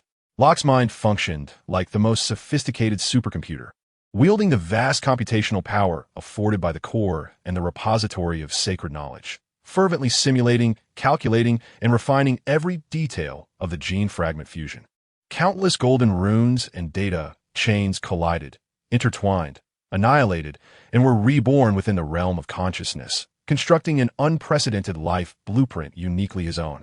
The gene logic of the Asgardian longevity species resembles the most obstinate yet precious gem, requiring the most meticulous cutting and setting. Chapter 55. The third-generation gene. Through fundamental analysis, it becomes evident that Thor cells possess an exceptionally high telomere count and self-repair mechanisms, endowing them with an inherently long lifespan and lengthy cycles of division and decay. If maintained by high-dimensional energy, this longevity could extend even further. Moreover, these cells exhibit natural perception and absorption of multiversal energy, demonstrating remarkable resistance to dimensional rending. They continuously draw upon cosmic energy as time progresses, fostering natural growth. The longer the lifespan, the greater the strength. As long as he can master the energy within, he need not resort to the slumber that Odin requires due to the inability to contain the energy within his body, which ultimately lead to a point where it cannot be fully pacified, the true terminus of the Asgardian lifespan. This growth potential is something that the angelic gene system inherently lacks. The ultimate aim of Ascension within the supergod system is to attain the concept of eternity, albeit through varying methodologies. Taking Queen Kesha's divine factor, Karl's phantasm, and the enigmatic space chancellor into account, speculation regarding him abounds in discussions and forums, suggesting a technological integration into the super-god universe akin to a cosmic path of destiny, or traversing the river of time, or even entering the void, among other theories. It is clear that despite divergent paths, the ultimate goal remains the same, to achieve a state of eternity. Once this step of successful integration and stabilization is accomplished, his third-generation divine body will no longer adhere to the original trajectory of angelic civilization, but will instead embody a fusion of the pinnacle of angelic technology and the growth potential inherent to the Asgardian divine lineage. The vast expanse of time, spanning tens of thousands of years, flickered through Locke's consciousness. For mere mortals, such duration is unfathomably long. Yet, within this treasure-laden universe, such an extensive period should not be necessary. This prospect ignited a fervent tide of passion within Locke, even amidst his current state of mind. Gene fusion progression, 995,996,997. While energy bridge protocol operates stably, chaotic algorithm dynamic balance coefficient optimized to its peak value. Divine particle penetration simulation approved. Energy circuit capacity threshold verification completed. Stability ultimate simulation. Time flow accelerated to 10,000. 1. Simulation runtime. 10,000 years. No collapse. No degradation. Energy levels exhibit a stable upward trajectory. Compatibility perfect. Eternity seemed somewhat distant for Locke at present. His task was to optimize the triad to perfection. The indomitable body ensuring survival, the thunder factor enhancing energy operations, and the genetic contribution from the Asgardian deities augmenting growth potential. The heavily fortified laboratory, shielded by multiple barriers, stood resolute. At the central platform, the colossal remnants of the destroyer had been partially dismantled. The dense URU metal armor was meticulously severed into segments by energy cutters, revealing the dimly glowing energy circuits and rune arrays within. Locke's fingers danced among the debris, a stream of pale golden energy flowing from his fingertips, akin to the most sophisticated energy analysis apparatus, scanning and recording every detail, greedily assimilating the mysteries of this divine technology into the repository of sacred knowledge. URU metal molecular structure mapping completed. Divine energy circuit reverse analysis progression. 174. Core drive unit damaged. Residual energy characteristics sampling completed. The repository categorized it under the Marvel classification. Odin's toys, with a high priority. Combining the longevity gene logic extracted from Thor's blood, Locke initiated a cross-analysis of the correlation between divine energy propulsion and material reinforcement. In his consciousness, Locke issued the command. Command confirmed. Project file established. Cross-analysis initiated. Having completed the preliminary analysis of the destroyer, Locke did not pause. Without a moment's hesitation, his figure vanished from the laboratory, relying solely on his profound affinity for space to perform a long-range spatial leap for the first time. In the next instant, he found himself amidst the cold, desolate vastness of the cosmos. Before him loomed the burning sun of perdition. The tumultuous corona resembled a boiling sea of gold, with countless plasma flows, reaching millions of degrees Celsius, rolling like colossal serpents, unleashing energy storms capable of vaporizing any known substance in an instant. This realm, a zone forbidden to life, was now a sanctum for Locke. He hovered in a relatively safe orbit, distance from the corona, without deploying any energy shields, relying solely on his inherent characteristics. The faint golden energy currents beneath his skin glimmered slightly, converting the overwhelming destructive forces around him. His body resembled the singularity of a black hole, steadfastly existing at the eye of this tempest of energy, not merely unscathed, but rather enveloped in an unprecedented sense of comfort and fullness. Has the verification been completed? Locke inquired deep within his consciousness. Final verification complete. Based on the genetic logic enhancement of the Asgardian pantheon, the divine structure exhibits resilience to stellar energy radiation, particle impacts, and extreme temperature and pressure conditions, surpassing the preset threshold of 312. The energy absorption and conversion efficiency model has been optimized to its theoretical peak. Advancement protocol security assessment passed. Excellent. Locke's eyes shimmered with golden brilliance. Then let us commence. Greenland at latitude 77 degrees north. The biting wind sliced through the air, carrying with it eons of glacial debris, akin to an invisible abrasive wheel polishing everything in its path. The temporary base of the SHIELD operation, codenamed Polaris, clung stubbornly to the edge of this vast white wasteland like a few resolute specks of dust. Modular buildings constructed from super-strong composite materials emitted a low groan against the frigid chill of -45 degrees. The beams of the searchlights pierced the endless white night, casting solitary shadows upon the ice fields. Agent Phil Coulson stepped out of the cabin of the Osprey tilt-rotor aircraft, the bone-chilling cold instantly penetrating the most advanced nanofiber thermal suit, prompting an involuntary shiver. He tightened the drawstring of his hood and instinctively directed his gaze toward the brightly lit central area of the base, the main drilling platform. Surrounding the platform, robust pipelines coiled like great serpents, connecting the roaring generator units and liquid nitrogen storage tanks. The air was infused with the scent of diesel, melted snow, and an indescribable chill belonging to the ancient ice layers. Agent Coulson, welcome to the edge of the world, greeted Dr. Allison Shaw, a glaciologist, as she approached. Her visor was frosted over, and her voice, emanating through the communicator, bore a raspy, electronic tone. She handed over a datapad, where a thermal scan depicted a small, persistently pulsing orange light against a deep blue backdrop, representing the thick ice layer, resembling a slumbering heart, quietly resting 237 meters beneath the ice. The target was confirmed to be the cockpit of the Valkyrie. Structural integrity was largely intact, with a faint signal of life detected. Coulson's heart skipped a beat. This overtime was a request he had made willingly, even at the cost of losing all his hair. His fingers unconsciously brushed against the pocket of his uniform. where his cherished first edition Captain America trading card was kept close. The flickering light on the screen was no longer merely a mission objective. It was a symbol of his childhood hero, a legend frozen in time. We demand perfection, Dr. Shaw, and, as a personal request, please ensure that there are no errors whatsoever. Chapter 56, The Star on the Shield. The essence of excavation lies in avoiding any potential damage to the target caused by violent vibrations or abrupt temperature changes. Traditional blasting or heavy machinery excavation is strictly prohibited. In its stead, a meticulously crafted tri-phase strategy unfolds, akin to a near-artistic endeavor. Initially, thermal annular cutting is employed, followed by the extraction of ice blocks through liquid nitrogen solidification, thereby averting any likelihood of subsequent collapse. The first to make its entrance is the circulator thermal drilling system. It resembles a colossal metallic arachnid, its hydraulic legs firmly anchored to the icy surface, with a hollow cylindrical drill bit measuring 3 meters in diameter at its center. Within the drill bit, densely arranged microwave emitters and thermal exchange conduits reside.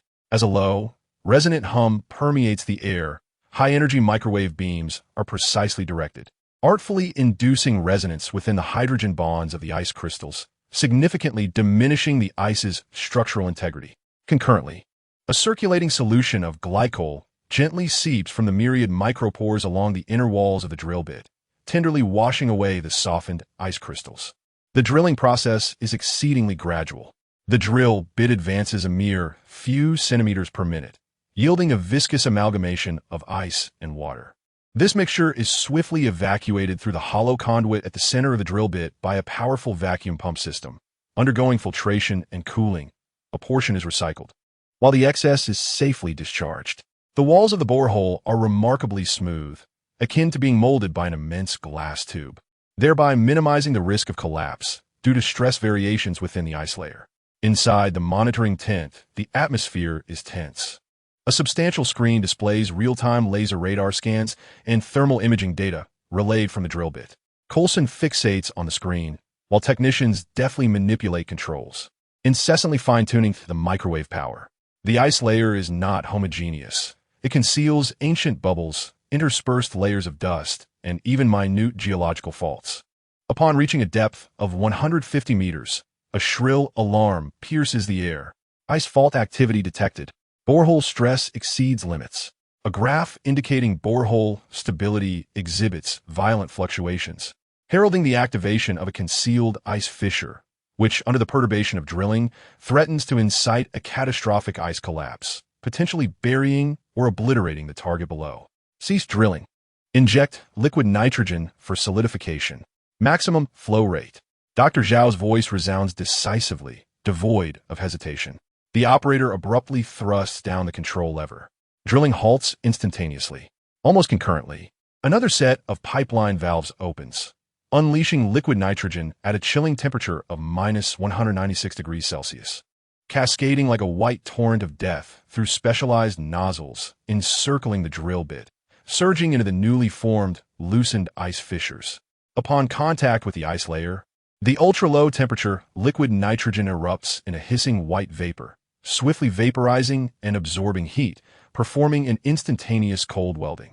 The liquid nitrogen rapidly extracts heat, causing the previously loosened edges of the ice fissure and the surrounding loose ice crystals to refreeze and solidify in an instant, achieving a strength that surpasses that of the original ice layer. Within mere minutes, the alarm ceases and the graph stabilizes. The monitoring room fills with a collective sigh of relief. Hearts strive to regain their composure. Coulson removes his goggles, wiping the cold sweat from his brow, acutely aware that those fleeting seconds were pivotal to the success or failure of the entire mission. Day 17. The drilling system has finally reached its target depth of 237 meters. The main drill bit slowly retracts, leaving behind a perfectly vertical borehole, 3 meters in diameter and unfathomably deep. The walls of the well are as smooth as a mirror, reflecting the cold light of the searchlights. Next comes the more delicate operation. A precision extractor is hoisted into position, equipped at its front with 3 sets of high-energy pulse laser cutting arms, each distributed at 120 degrees. This energy is precisely sufficient to sever the molecular bonds of ice, while meticulously controlling the melting to a negligible extent, thereby avoiding the generation of excessive liquid water that could disrupt the target environment. The laser cutting arms operate like a surgeon's scalpel, beginning an annular cut along the edges of the borehole formed by thermal drilling. Each incision is accompanied by a subtle, sizzling sound and the instantaneous vaporization of minuscule white steam. The cutting depth is strictly regulated, aiming to carve out a massive ice column, approximately 4 meters in diameter and 8 meters in length, enveloping the entire cockpit of the Valkyrie. This process endures for over 30 hours. The laser beam moves slowly yet resolutely within the ice layer, outlining the silhouette of the future icy sarcophagus. Upon completion of the cutting, an ice column, now detached from the native ice bed, stands silently within the deep well. A specially designed ultra-low temperature composite sling is carefully lowered into the well, precisely fitted over the preset reinforcement point at the top of the ice column by a remotely operated mechanical arm. The cables of the most powerful crane within the base tighten, emitting a faint creaking sound as everyone holds their breath. The sling gradually tightens, and the immense ice column begins to resist, reluctantly separating from the ice bed in which it has slumbered for 70 years. The ice layer fractures with a dull, prolonged crack, echoing across the silent expanse of ice. Inch by inch, the ice column is elevated, enveloped by a swirling mist of cold white vapor at the well's mouth. When it fully emerges, exposed to the thin and frigid air of Greenland, time seems to freeze. The beams of the searchlights focus upon it. This is a crystalline ice column.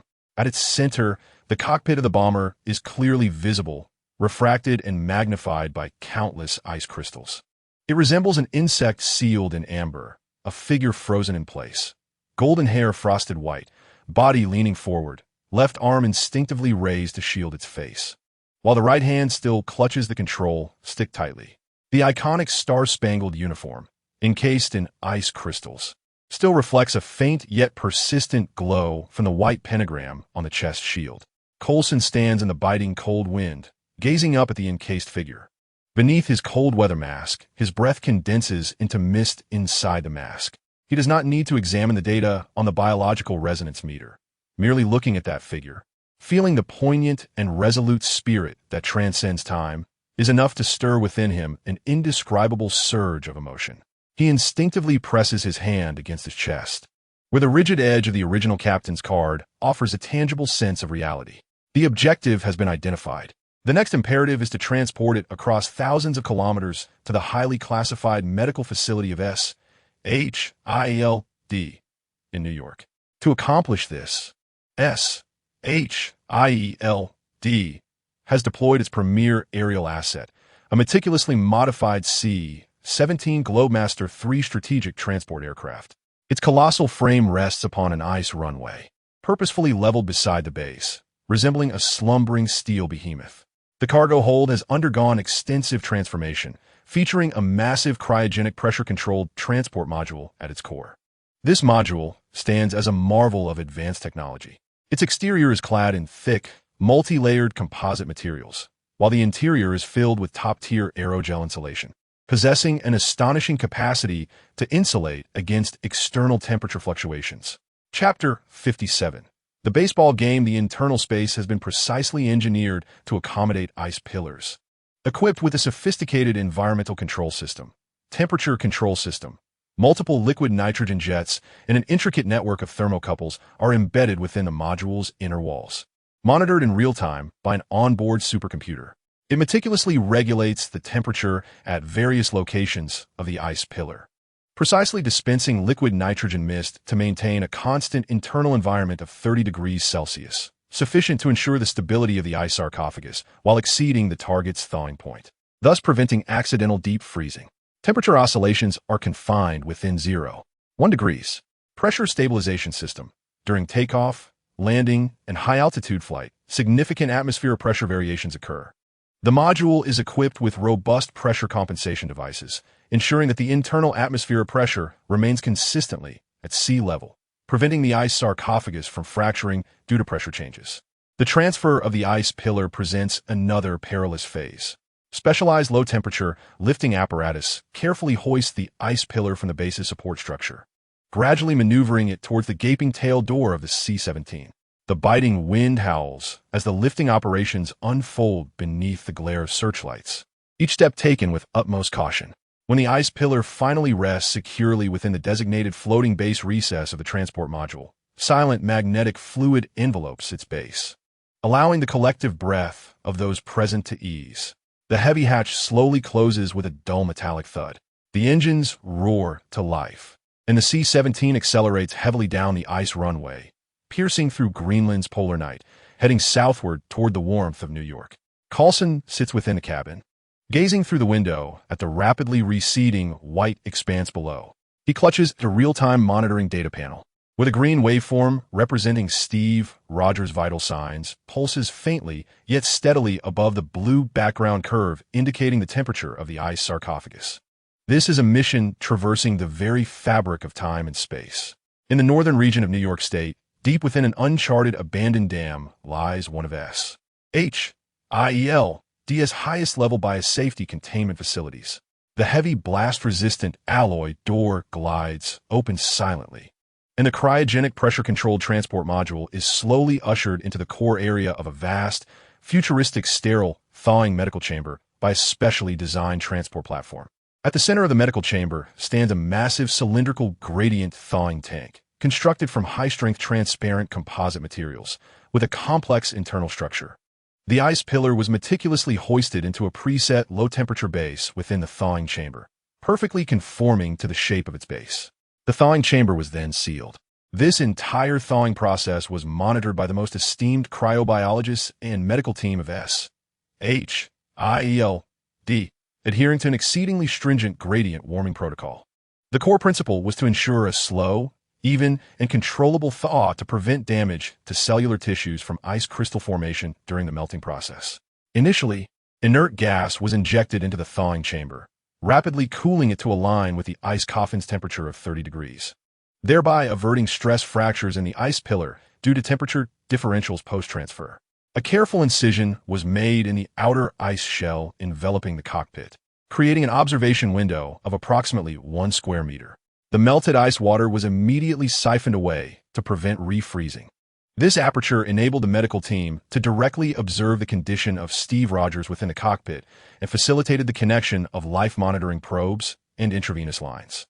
At last, as the temperature gradually approached zero, the ice layer encasing Steve Rogers' body and the interior of his uniform became the last to melt. The medical team felt their hearts rise to their throats. On the monitor screen, the green line, representing the heartbeat, after a prolonged period of faint fluctuations, began to manifest a distinct and robust sinus rhythm as the core body temperature increased. The respiratory sensor also detected an exceedingly faint signal of autonomous breathing. The power of the super serum was reviving him. The top of the thawing chamber opened. Special medical personnel donned in heavy cold-weather diving suits entered the chamber. They employed hydraulic cutting tools to cautiously slice through the cockpit's outer shell, which had yet to fully rupture. Once the hatch was removed, Steve Rogers' body was gently extricated from the frigid cockpit seat and placed onto a prepared stretcher nearby. The stretcher was promptly wheeled into an adjacent sterile intensive care unit, maintained at a suitable temperature. Under the bright lights, Steve Rogers lay on a temperature-controlled medical bed, his body connected to a multitude of sensors and intravenous lines. His complexion remained pale as the snow on the tundra, yet his chest exhibited a steady rise and fall. Advanced medical apparatus continued to function, gently aiding in the restoration of his body temperature, adjusting electrolyte balance, and replenishing essential nutrients. Buffers were metabolized and replaced with more conventional saline solutions and trace amounts of neuroactive drugs. Coulson stood outside the thick one-way observation glass, his hands tightly clasped. He no longer needed to glance at the cherished card. The person behind the glass was a living legend. The medical team exchanged data in hushed tones, the atmosphere tense yet filled with anticipation. Time ticked away, second by second, even while Steve remained in a comatose state. A team of historical consultants and behavioral psychologists from S.H.I.L.D. had quietly taken residence at the base. They took over a spacious isolation ward nearby and began a meticulous transformation. Once Steve Rogers' vital signs stabilized, he was cautiously transferred to this carefully arranged room 1945. The various tubes connected to him were concealed beneath his patient gown. leaving only a few necessary sensor wires linked to modern equipment hidden behind the bedside table or beneath the bed. After a protracted 63 hours of thawing and initial revival, a barely perceptible disturbance flickered across the previously stable heart rhythm displayed on the monitor. Almost immediately, the long golden lashes of Steve Rogers quivered ever so slightly, akin to a butterfly struggling to emerge from its cocoon. In the next instant, those eyes, closed for 70 years, sprang wide open. His azure pupils constricted sharply under the blinding light, filled with primal instinct and profound bewilderment. Unlike an ordinary person awakening from coma, he did not emit a weak groan. The super soldier's serum endowed him with the strength to sit upright in an instant as consciousness flooded back to him. The suddenness of his movement triggered urgent alarms from the nearby medical monitors. On the radio, the commentary of a baseball game, the cheers of the crowd, and the tones of vintage advertisements formed a familiar and comforting backdrop. Am I in a hospital? This thought flickered through his mind. Memories began to coalesce. The extreme cold of a crash and then being rescued. Had the Allied search team found him? How long had he been unconscious? Days? Weeks? The radio continued to broadcast a game featuring the Dodgers, suggesting it had not been long. A wave of intense thirst and weakness washed over him. He attempted to move his fingers and his arms. His body felt as heavy as if laden with lead, yet the restorative powers of the serum were swiftly taking effect. He slowly turned his head to survey his surroundings. At that moment, a nurse happened to enter, carrying a tray with an enamel cup. I know it has been quite a while since I've been able to focus on my writing, and I apologize for the lack of nourishing plot development. A family member has been hospitalized, and I have been at their bedside every night without water. I return home to sleep for a few hours in the morning. I am not lamenting, just explaining the situation. Once these few days pass, I will diligently revise the work. Readers may wish to revisit it in a few days. Starting from chapter 40 or so. Chapter 58, Brooklyn. Upon seeing Steve's open eyes, her face immediately lit up with surprise. Oh, Mr. Rogers, you're awake. How wonderful. Thank God. Her voice carried the unique gentleness and concern characteristic of nurses from that era. Steve parted his lips, but his throat was too parched to produce a coherent sound. Don't rush, the nurse quickly replied, setting down the tray. She took a glass water bottle, carefully poured a bit of water into the enamel cup, and gently lifted his head, bringing the cup to his lips. The cool water soothed his dry throat, bringing a measure of comfort. Where am I? Steve's voice was hoarse and deep, imbued with a Brooklyn accent, yet he posed the most crucial question. You are at a rehabilitation hospital in Brooklyn, Mr. Rogers. The nurse responded according to the established script, her tone natural. You experienced severe hypothermia and were in a coma for some time. However, you are well now. You have awakened. The doctor will be in shortly. Steve's gaze swept across the room, the baseball game still playing on the radio. Brooklyn. He felt a slight relaxation. The military camp was located in northern New York, not too far from Brooklyn. He had been unconscious for a while, but the Dodgers game was still ongoing. It couldn't have been long. He attempted to recall the details of the crash, but all that lingered in his memory was the bone-chilling cold and darkness. With the nurse's assistance, he settled into bed, and she tucked the blankets around him. You need to rest well. If you need anything, just ring this bell. She pointed to an antique brass bell with a pull cord on the bedside table. Steve nodded, fatigue washing over him once more. He slowly closed his eyes. The voice of a radio announcer becoming his lullaby. In the corner, the monitors captured the scene, and those observing from behind deemed the plan to be progressing smoothly. However, the super soldier serum had endowed Steve with not only strength, but also an extraordinary sense of acute observation and near instinctual alertness. He had watched this baseball game before the crash.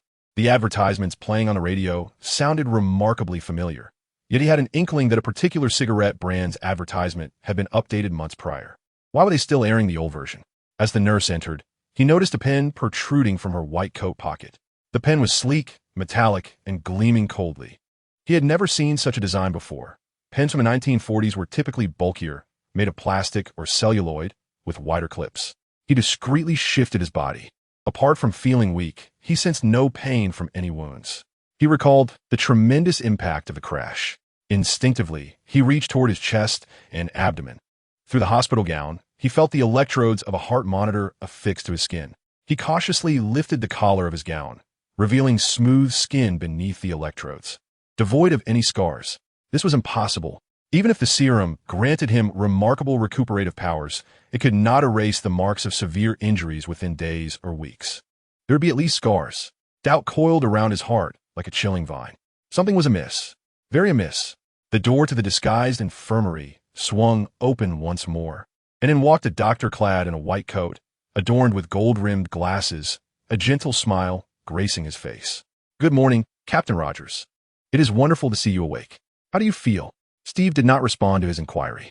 His gaze was as sharp as that of a hawk, fixated intently on the doctor. Suddenly, he raised his hand and pointed out the window. "Where is that?" The doctor's smile faltered momentarily, but quickly returned.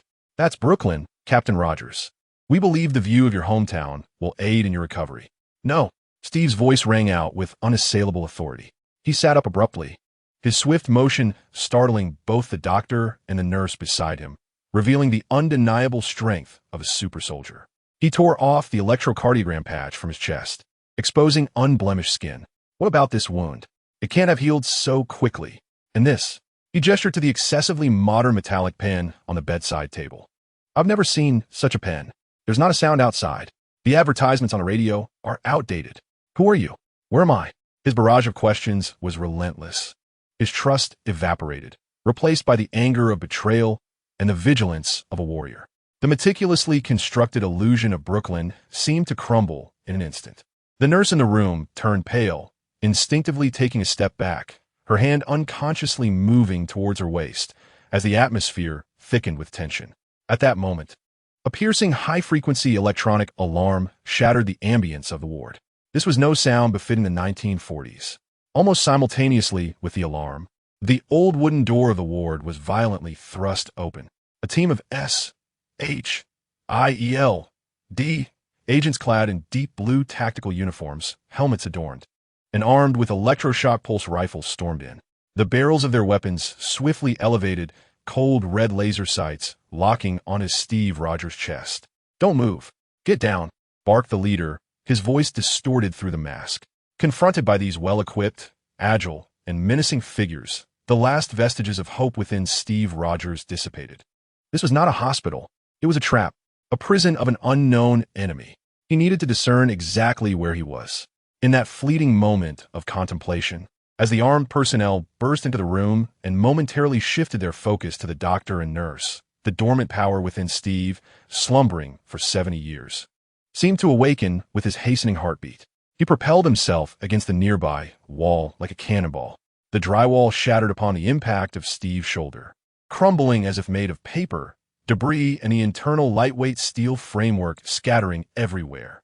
Behind the wall was not the expected corridor or another ward, but a blinding white light streaming from a towering ceiling, illuminating a vast facility filled with complex machinery and a labyrinth of tubing. The room he found himself in resembled a ludicrous stage set, hastily constructed in a corner of this ultra-modern establishment. The stark visual contrast momentarily disoriented him. "Target breached." "Repeat. Target breached. Secure the area." Requesting authorization for non-lethal weaponry. Armed personnel shouted urgently into their communicators, disregarding the shock and hesitation. Steve's gaze swept across the ground below. Approximately 7 to 8 meters down, where a network of pipes and massive machinery lay. Behind him were pursuers. Ahead loomed the unknown abyss. He had no choice. Drawing a deep breath, he leaped from the breach. Chapter 59. A sliding tackle. This fellow seems likely to fetch a handsome price. Adjusting his posture midair, he landed precisely on a robust steam pipe below, producing a dull thud, then rolled to dissipate the impact, coming to a steady rest. The entire sequence flowed with a grace surpassing human limits. "Yes, below. Pursue." Alarms echoed throughout the facility, and red warning lights flashed frantically. Steve darted through the labyrinth of pipes and the colossal bases of machinery like a cheetah. The serum-enhanced strength granted him a velocity that far outpaced his pursuers, with each push off the ground unleashing a powerful thrust. Yet, he felt the weight of his body and a burning sensation in his lungs, distinctly different from before. Even the super serum could not instantaneously alleviate it. Utilizing his spatial awareness and discerning the source of the chase, he evaded their attempts to corner him, racing toward what appeared to be a large cargo exit. The heavy alloy gate was slowly descending. With a growl, He summoned his last reserves of strength just as the gate was about to close. Lowering his body to gather momentum, he went for it. He barely slipped through. The blinding sunlight forced him to squint. Fresh air filled his lungs. He had made it out, yet Steve did not pause. He continued to sprint down a broad avenue. He had shaken off his pursuers, but the panic and confusion in his heart remained unmitigated. He needed to ascertain his location and find a way to contact his comrades. He dashed past one intersection after another, the architectural styles around him growing increasingly unfamiliar and soaring skyward, with glass facades reflecting blinding light. Passers-by donned eccentric attire, each clutching a glowing brick with a pineapple emblem, engrossed in their devices. The cars racing down the streets bore sleek, odd designs, devoid of hoods and protruding wheel arches. Their absence of the familiar engine roar reminiscent of the floating cars Howard had showcased years ago. But hadn't that been a failure? A chill gripped him. This was not the New York he remembered. At last, he burst into a crowded open space, surrounded by enormous screens and bizarre advertisements. The throng was tumultuous, waves of chatter in various languages crashing over him. He came to an abrupt halt, gasping for breath, sweat soaking through his thin, patient garb, his chest rising and falling erratically. He lifted his gaze and surveyed his surroundings.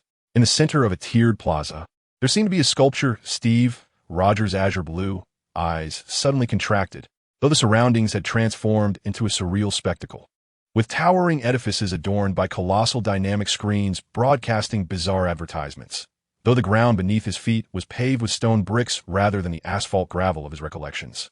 Though the air was saturated with the mingled scents of fried chicken, coffee, and automobile exhaust, rather than the familiar aromas of coal smoke and hot dogs stand from wartime. It was evident that he recognized the very skeleton of this place. The familiar slant, the silhouette of old buildings submerged in a sea of neon lights, and the iconic sculpture of the victory kiss between a sailor and a nurse in the heart of the square, though surrounded by numerous shops he did not recognize, were unmistakably signs that this was Times Square. He had stood here before, on a makeshift stage, addressing throngs of people, promoting war bonds. Clad in a ridiculous costume, he had felt an overwhelming sense of embarrassment. At that time, Times Square's edifices were nowhere near as towering, dense, or discomforting as they were now. The streets had been filled with sturdy Fords and Chevrolets, the cacophony of honking horns echoing through the air, rather than the sleek designs of modern vehicles. A tremendous cognitive shock struck him like a hammer to the heart. He staggered, nearly losing his balance. The fabric of time had torn, morphing into this suffocatingly alien world that engulfed him entirely. He stood there, frozen in place like a lost child, gazing up at the massive screens displaying dazzling advertisements, celebrity images, and stock information, all of which were incomprehensible to him. On one screen, a blonde woman smiled while cradling a green beverage, accompanied by distorted letters. "No, this is impossible," he murmured, his voice hoarse and filled with despair. The strength bestowed by the serum had been drained in that moment, leaving only confusion and an icy, piercing solitude. The shrill sound of tires screeching jolted him from his stupor. 4 or 5 jet-black Chevrolets sped toward him from various intersections of Times Square, their tires screaming as they drifted, instantly sealing off all of Steve's escape routes. The car doors burst open, and more armed agents in black tactical gear swiftly emerged, forming a perimeter behind the doors, their weapons ominously aimed at the bewildered blonde man clad in a hospital gown, standing in the center of Times Square. Surrounding tourists gasped and hastily retreated. Amidst the chaos, the rear door of one vehicle swung open. A tall figure stepped out with calm composure. Dressed in a knee-length black leather trench coat, his complete attire of black starkly contrasted with the deep blue uniforms of the surrounding agents. His stride was steady, exuding an oppressive sense of control. As he raised his head and approached the center of the encirclement, Steve discerned his face. It was that of a black man.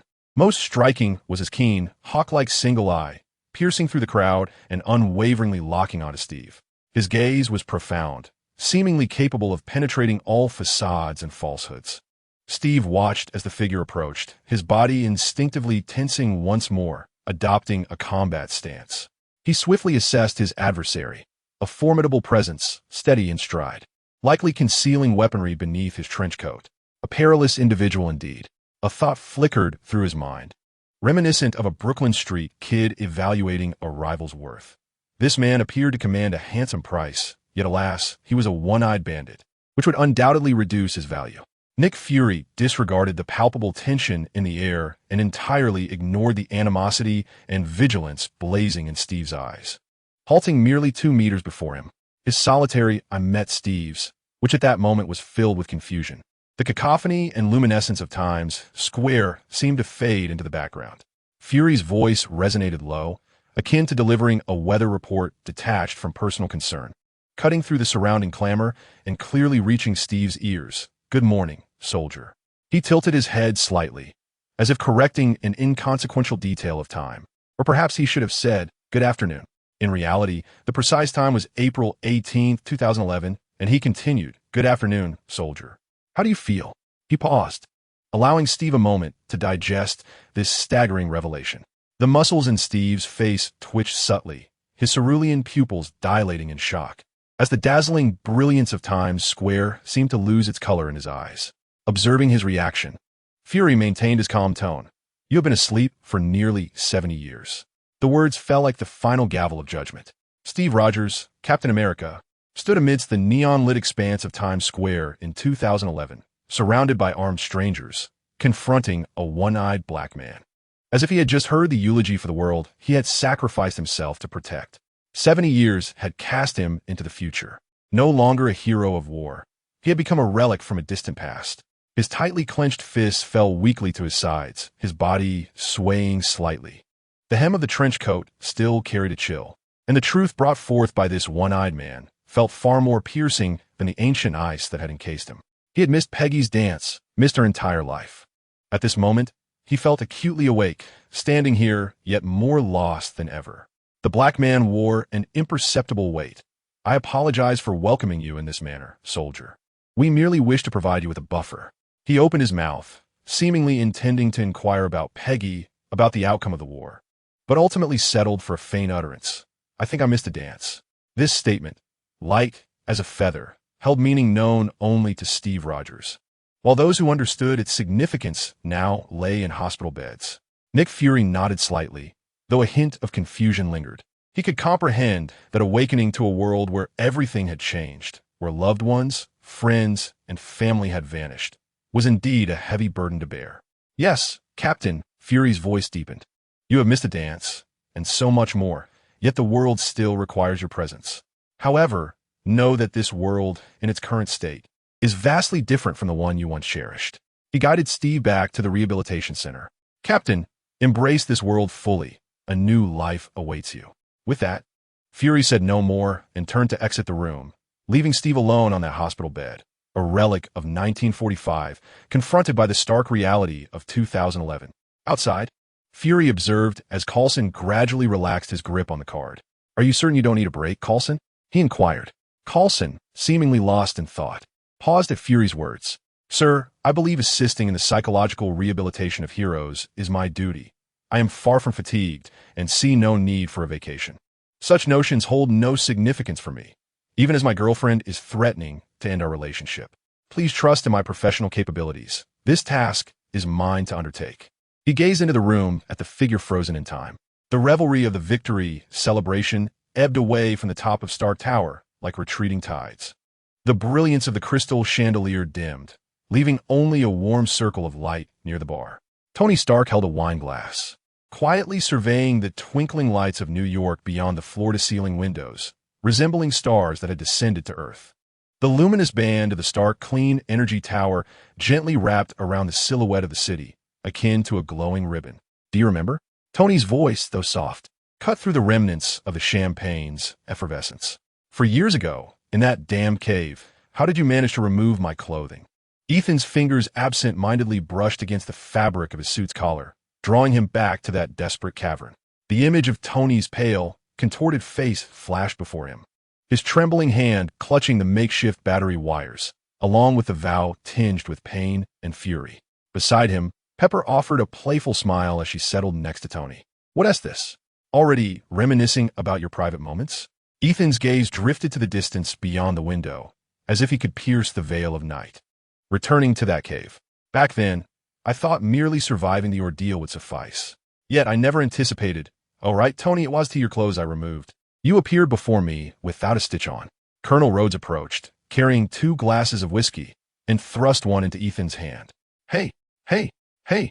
It seems you two are discussing topics of undress behind my back. He raised his glass towards Ethan. Brother, will you emit a holy glow? Tony scoffed, clinking the rim of his glass against Rhodes with a crisp sound. Indeed, we are debating whether your backside is as dark as your face. By the way, did the Air Force dock your pay? You came rushing in here clad in that wrinkled suit.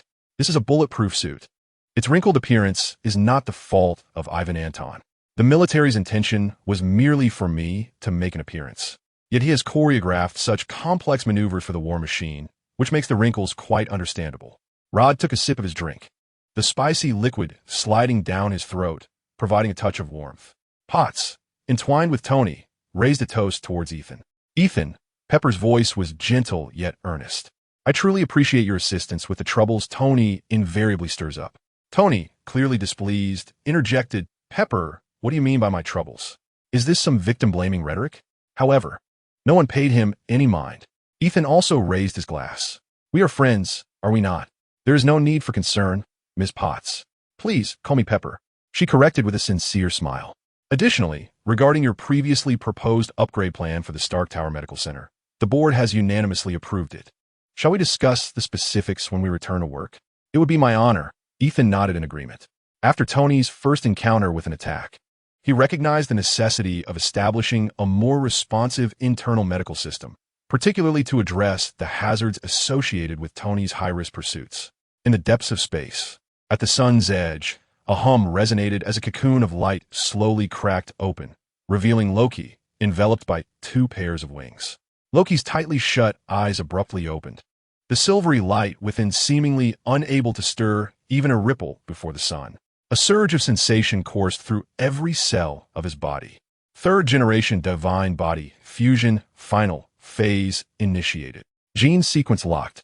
Energy circuit solidified. Will imprint engraved. Fusion complete. The silvery light in Loki's eyes gradually subsided, transforming into golden irises. He gently clenched his fist. The 3rd generation. From this point onward, he could be referred to as a divine entity. Unique to him, the divine body, the core, utilizing the energies of Jupiter and the sun, transmuting into a repository of sacred knowledge, activating the invincible body limit-bearing mode. The computational capabilities of the 3rd generation were operating at full capacity. In a dimension imperceptible to the eye, a mechanical disc unfurled beneath Loki's feet. Core assistance panel activated, locked onto elements of methane, ammonia, water vapor, hydrogen sulfide, neon, oxygen, carbon, nitrogen, sulfur, and phosphorus from Jupiter, as well as hydrogen and helium from the sun, mobilizing sacred knowledge repository data to reconstruct the physical structure of the celestial computer. Note, according to algorithmic projections, it is estimated that 26 Earth years will be required to deplete the materials, achieving 73 completion of the celestial-level computer, the construction of the sacred knowledge repository. Goodness, how exorbitant! He exclaimed, grateful for the gift from his foster father. The handsome visage of his adoptive father could be felt even through the image. If only Tai-Bai could recognize your countenance, he would surely regret the empty cup beneath the night sky. Furthermore, should his foster father happen to be free, and if his phone were conveniently connected, perhaps they could engage in a little power generation through love. Thank you. Chapter 61. I am Loki, bearing the mission to rule over you. This endeavor risks extinguishing the very sun. Xiongxin, adjust the foundational elements to those of Jupiter, ensuring the celestial movements remain undisturbed, while reconstructing the sacred repository of knowledge, anchored in my shadowy dimension. Modification, change to Jupiter elements, projected through calculations. It is estimated that in 0.53 Earth years, the transformation materials will reach a completion rate of 125. Celestial-grade computer, construction of the sacred repository of knowledge initiated. 0.53, which is nearly half a year. Let us proceed. Construct an observation shield around me. Command confirmed. The observation barrier has been established and has secured supercomputing group permissions to commence execution. Buzz. An unseen gravitational field suddenly radiated from Loki's center. Is this gravity? It resembles the attraction of a star towards its planets. Dominant. Boom. The tranquil, golden ocean of Jupiter's surface appeared to have been struck by a colossal stone. A swirling vortex, significantly larger than Earth, began to form on Jupiter's surface. Pure elements and streams of energetic light, heat, plasma, and high-energy particles surged forth like a torrent, drawn together by the mighty gravitational field, coalescing into a stream that bridged heaven and earth, frantically pouring towards the vortex's center where Loki resided. This spectacle mirrored a black hole devouring a planet. Energy taming protocol initiated and executing.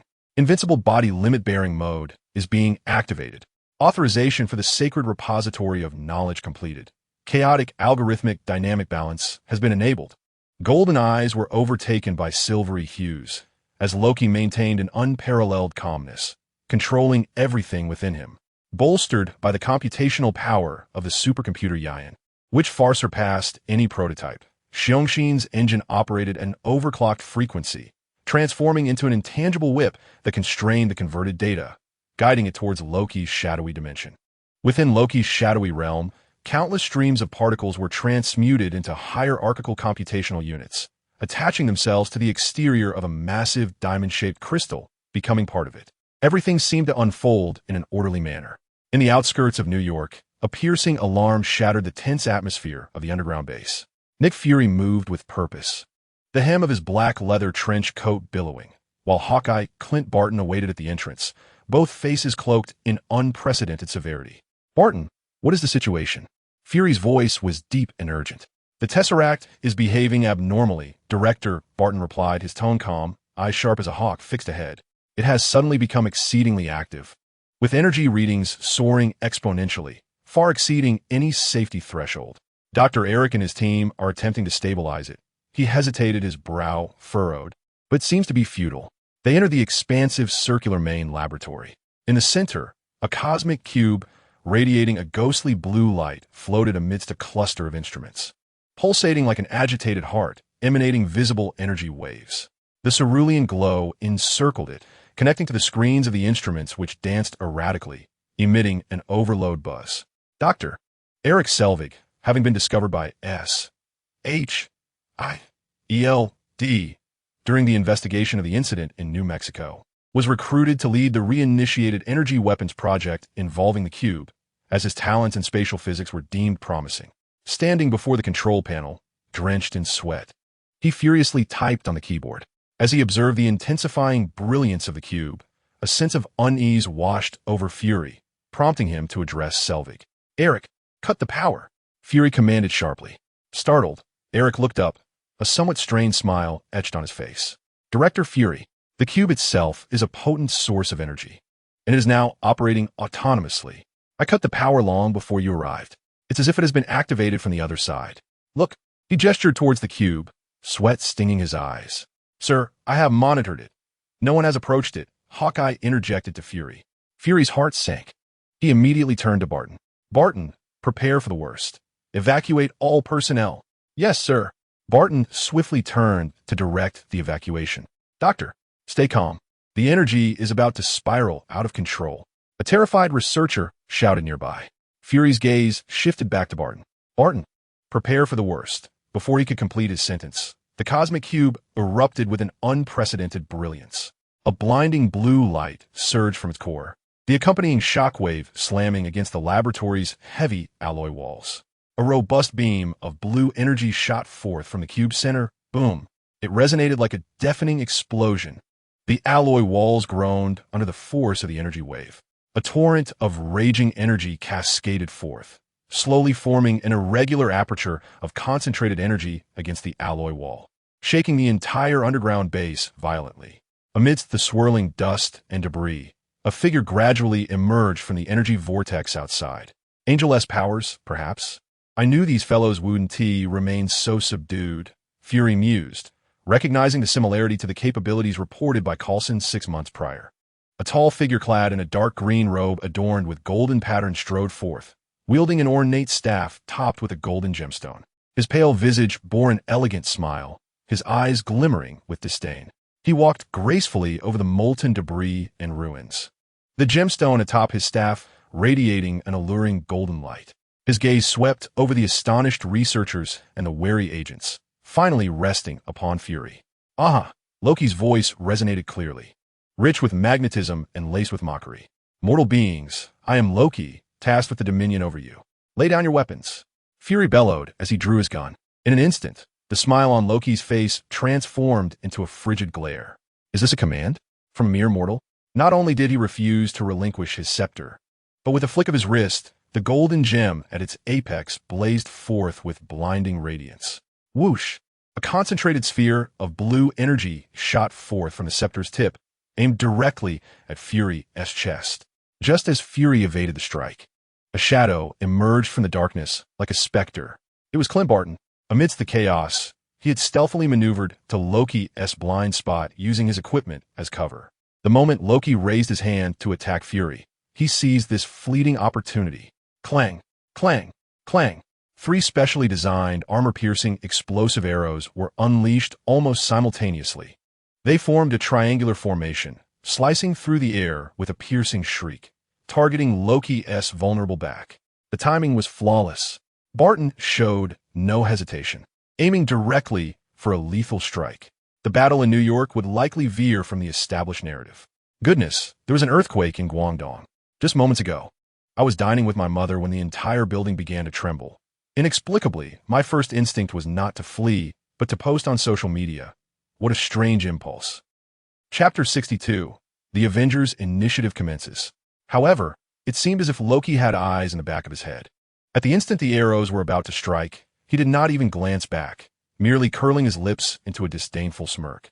Like an elegant dancer, he sidestepped, evading all the arrows. Thud, thud, thud. The powerful armor-piercing arrows soared past Loki, colliding with the hardest alloy barrier. The arrowheads twisted and deformed upon impact, triggering the attached miniature explosive devices. Only then did Loki gracefully turn to face Hawkeye, who remained composed despite his failed attempt. "A commendable effort, mortal," he remarked with a light chuckle, as if critiquing a lackluster performance. Alas, the struggles of ants are meaningless before God. No sooner had he spoken than Loki's form abruptly blurred in place. In an instant, he appeared less than a meter from Barton, as if he had teleported. His speed exceeded the limits of human perception. Barton's pupils constricted. His extensive combat experience prompted him to instinctively retreat, drawing his tactical dagger from his waist, its blade gleaming with lethal intent as it aimed for Loki's throat. The contempt on Loki's face deepened. He did not even move his scepter, merely waving his empty left hand with nonchalance. An overwhelming, intangible force slammed into Barton's chest. Ugh! Barton groaned, feeling as though he had been struck head-on by a speeding truck. He was flung uncontrollably backward, crashing against a massive device behind him, producing a resounding thud. The instrument's casing was dented, and sparks flew in every direction. Barton felt a sharp pain in his chest, his blood surging violently, and his arm, which gripped the knife, went numb, causing the dagger to fly from his grasp. Before he could fully recover from the impact, Loki's figure reappeared before him, like a shadow that refused to dissipate. This time, the scepter in Loki's hand was in motion, the gem at its apex, radiating a yellow glow, struck with the precision and swiftness of a venomous serpent against Barton's heart.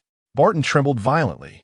The essence of Clint Barton, his will, memories, emotions, and loyalties, was brutally swept away, covered, and distorted by a torrent of golden energy. Ugh!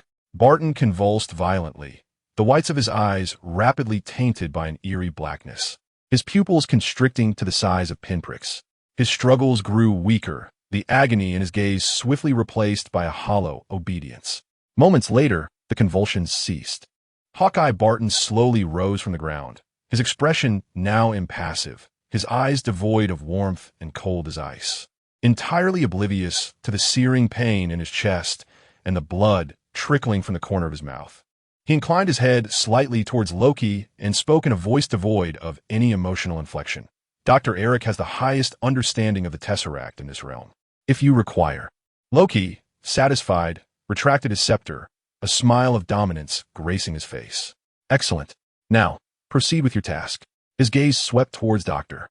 Eric Selvig at the control panel, and the scepter pointed once more.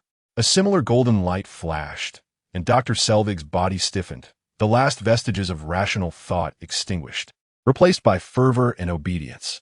The scepter's glow flickered again, and several weak-willed researchers and agents were instantaneously ensnared, joining Loki's ranks. The laboratory plunged into utter chaos. Gunfire erupted as the controlled and the awakened agents exchanged fire, a cacophony of confusion. Fury watched as Hawkeye and Eric turned traitor in an instant, his heart sinking to the depths. He knew he must safeguard the Tesseract. As Loki reveled in the pandemonium he had orchestrated, Fury lunged towards the platform housing the Tesseract. He had already donned a special pair of gloves designed to shield against the Tesseract's energy radiation and grasped the cube, which emanated a ghostly blue light. The moment it touched his hand, it felt frigid and sharp, an indescribable surge of energy coursing through his arm. Without hesitation, he stuffed it into a metal briefcase he had prepared at his feet. With a click, it locked shut. He lifted the case, crouching low amidst the smoke and chaos, using the equipment and collapsed walls as cover as he dashed towards an unsealed emergency exit. His movements were swift and stealthy, almost reaching the shadows of the corridor. Bang! A crisp gunshot rang out, piercing through the cacophony with a jarring clarity. Fury felt a tremendous force slam into his chest. A searing pain surged through him, propelling his body forward, causing him to stumble and fall. The metal briefcase slipped from his grasp, tumbling to the vicinity of the corridor's entrance. Fury struggled to lift his head. Amidst the swirling smoke, Hawkeye, under Loki's control, stood not far away, his handgun in hand, a wisp of smoke still lingering from its barrel. Those hollow eyes coldly fixed upon the fallen Fury. "Take it away," Loki's voice echoed, laced with a hint of amusement. Immediately, two controlled researchers rushed over, retrieving the briefcase containing the Tesseract and respectfully presenting it to Loki. Satisfied, he nodded, casting a disdainful glance at the motionless Fury on the ground. He dismissed the lifeless mortal, turning to issue commands to his subservient minions. "We depart. There is much yet to be done." The group swiftly traversed the gaping hole blasted open by the Tesseract, vanishing into the tumultuous ruins of blue energy. The chaos in the laboratory persisted, yet the principal figures had already departed. After several minutes, amidst the wreckage, the figure once thought to be lifeless suddenly twitched. Ugh! Nick Fury emitted a suppressed groan of pain. He struggled to roll over, gasping for breath. Gritting his teeth, he sat up with great effort, gingerly touching his severely pained chest, extracting a grotesquely deformed bullet from the shattered layers of his bulletproof coat. "Damn it, thank goodness I wore the extra strong vest." Fury muttered through clenched teeth, cold sweat beading on his forehead. His body was undoubtedly marred by large bruises and perhaps fractures, but fortunately, he had escaped with his life. He fought to rise, unsteadily making his way to the communications console, where he retrieved a functioning communicator, drawing a deep breath to suppress the pain coursing through him. His voice emerged hoarse as he adjusted the device's dial. "Communications channel. Hill. Do you read? Maria Hill. Director. We've lost all internal signals. What is happening at the base?" Maria Hill's anxious yet composed voice crackled through the communicator. Fury's gaze swept across the devastated laboratory, finally resting upon the enormous breach left by Loki's departure, beyond which lay a hellish expanse of eerie blue. "We have been attacked." Fury's voice was as cold as steel. "He has stolen the Tesseract and has taken control of personnel, including Barton and Eric." He paused, each word heavy with gravity. "Initiate the Avengers Initiative. Assemble everyone." Chapter 63. Is that scoundrel trying to cut in my vacation? At this moment, Natasha Romanoff was engaged in an information extraction mission in Monaco, still carrying the faint scent of her target's cologne. Bound to a chair, she was being interrogated by a few men. Suddenly, the man across from her answered a phone call, hesitating for 2 minutes before ultimately presenting the device to her. "Agent Romanoff, the mission is terminated. Return to headquarters immediately. Director Fury has urgent assignments for you." It seemed that Natasha could detect the urgency in the phone call, and she jested. "If you'd call me 5 minutes later, this mission would have been accomplished." "Is he trying to deprive me of my vacation?" Carlson touched the tip of his nose, acknowledging that the individual in question often acted in such a manner.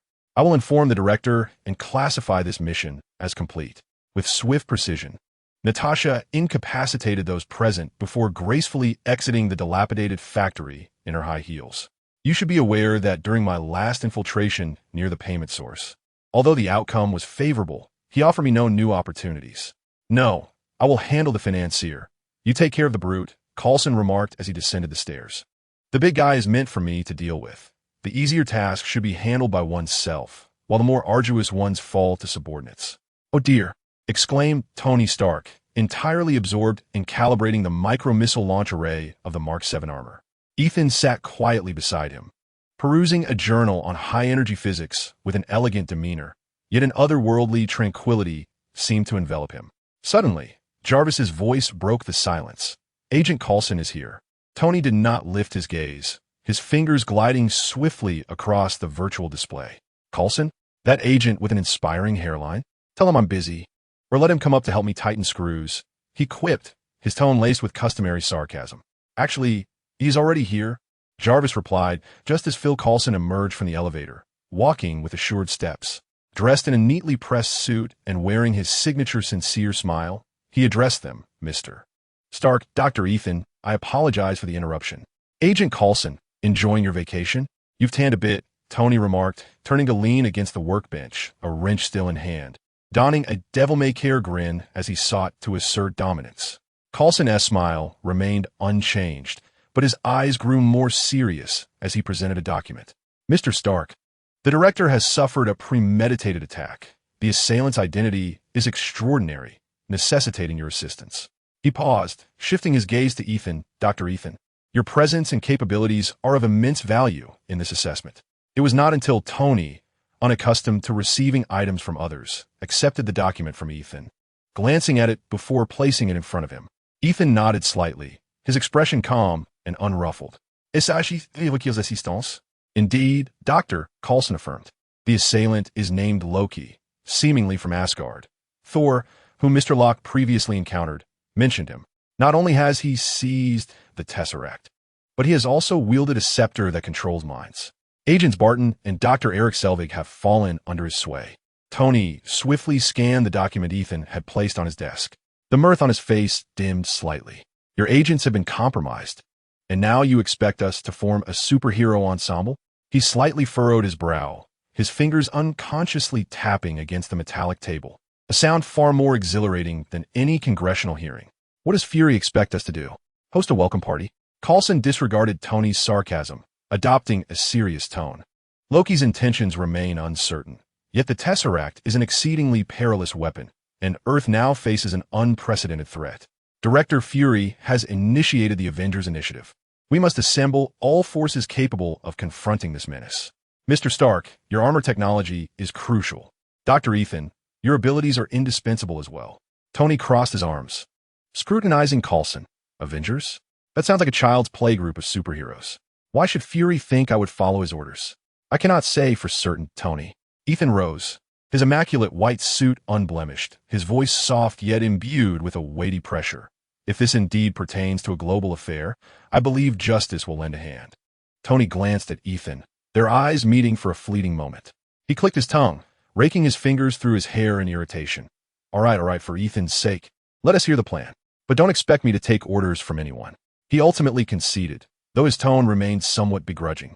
Coulson seemed to breathe a sigh of relief, a genuine smile spreading across his face. Thud, thud, thud. The dull yet forceful sound of striking resonated throughout the empty room. Steve Rogers stood bare-chested, beads of sweat cascading down his chiseled muscles. He relentlessly pounded on the heavy punching bag, which swayed violently as the rings groaned under the strain.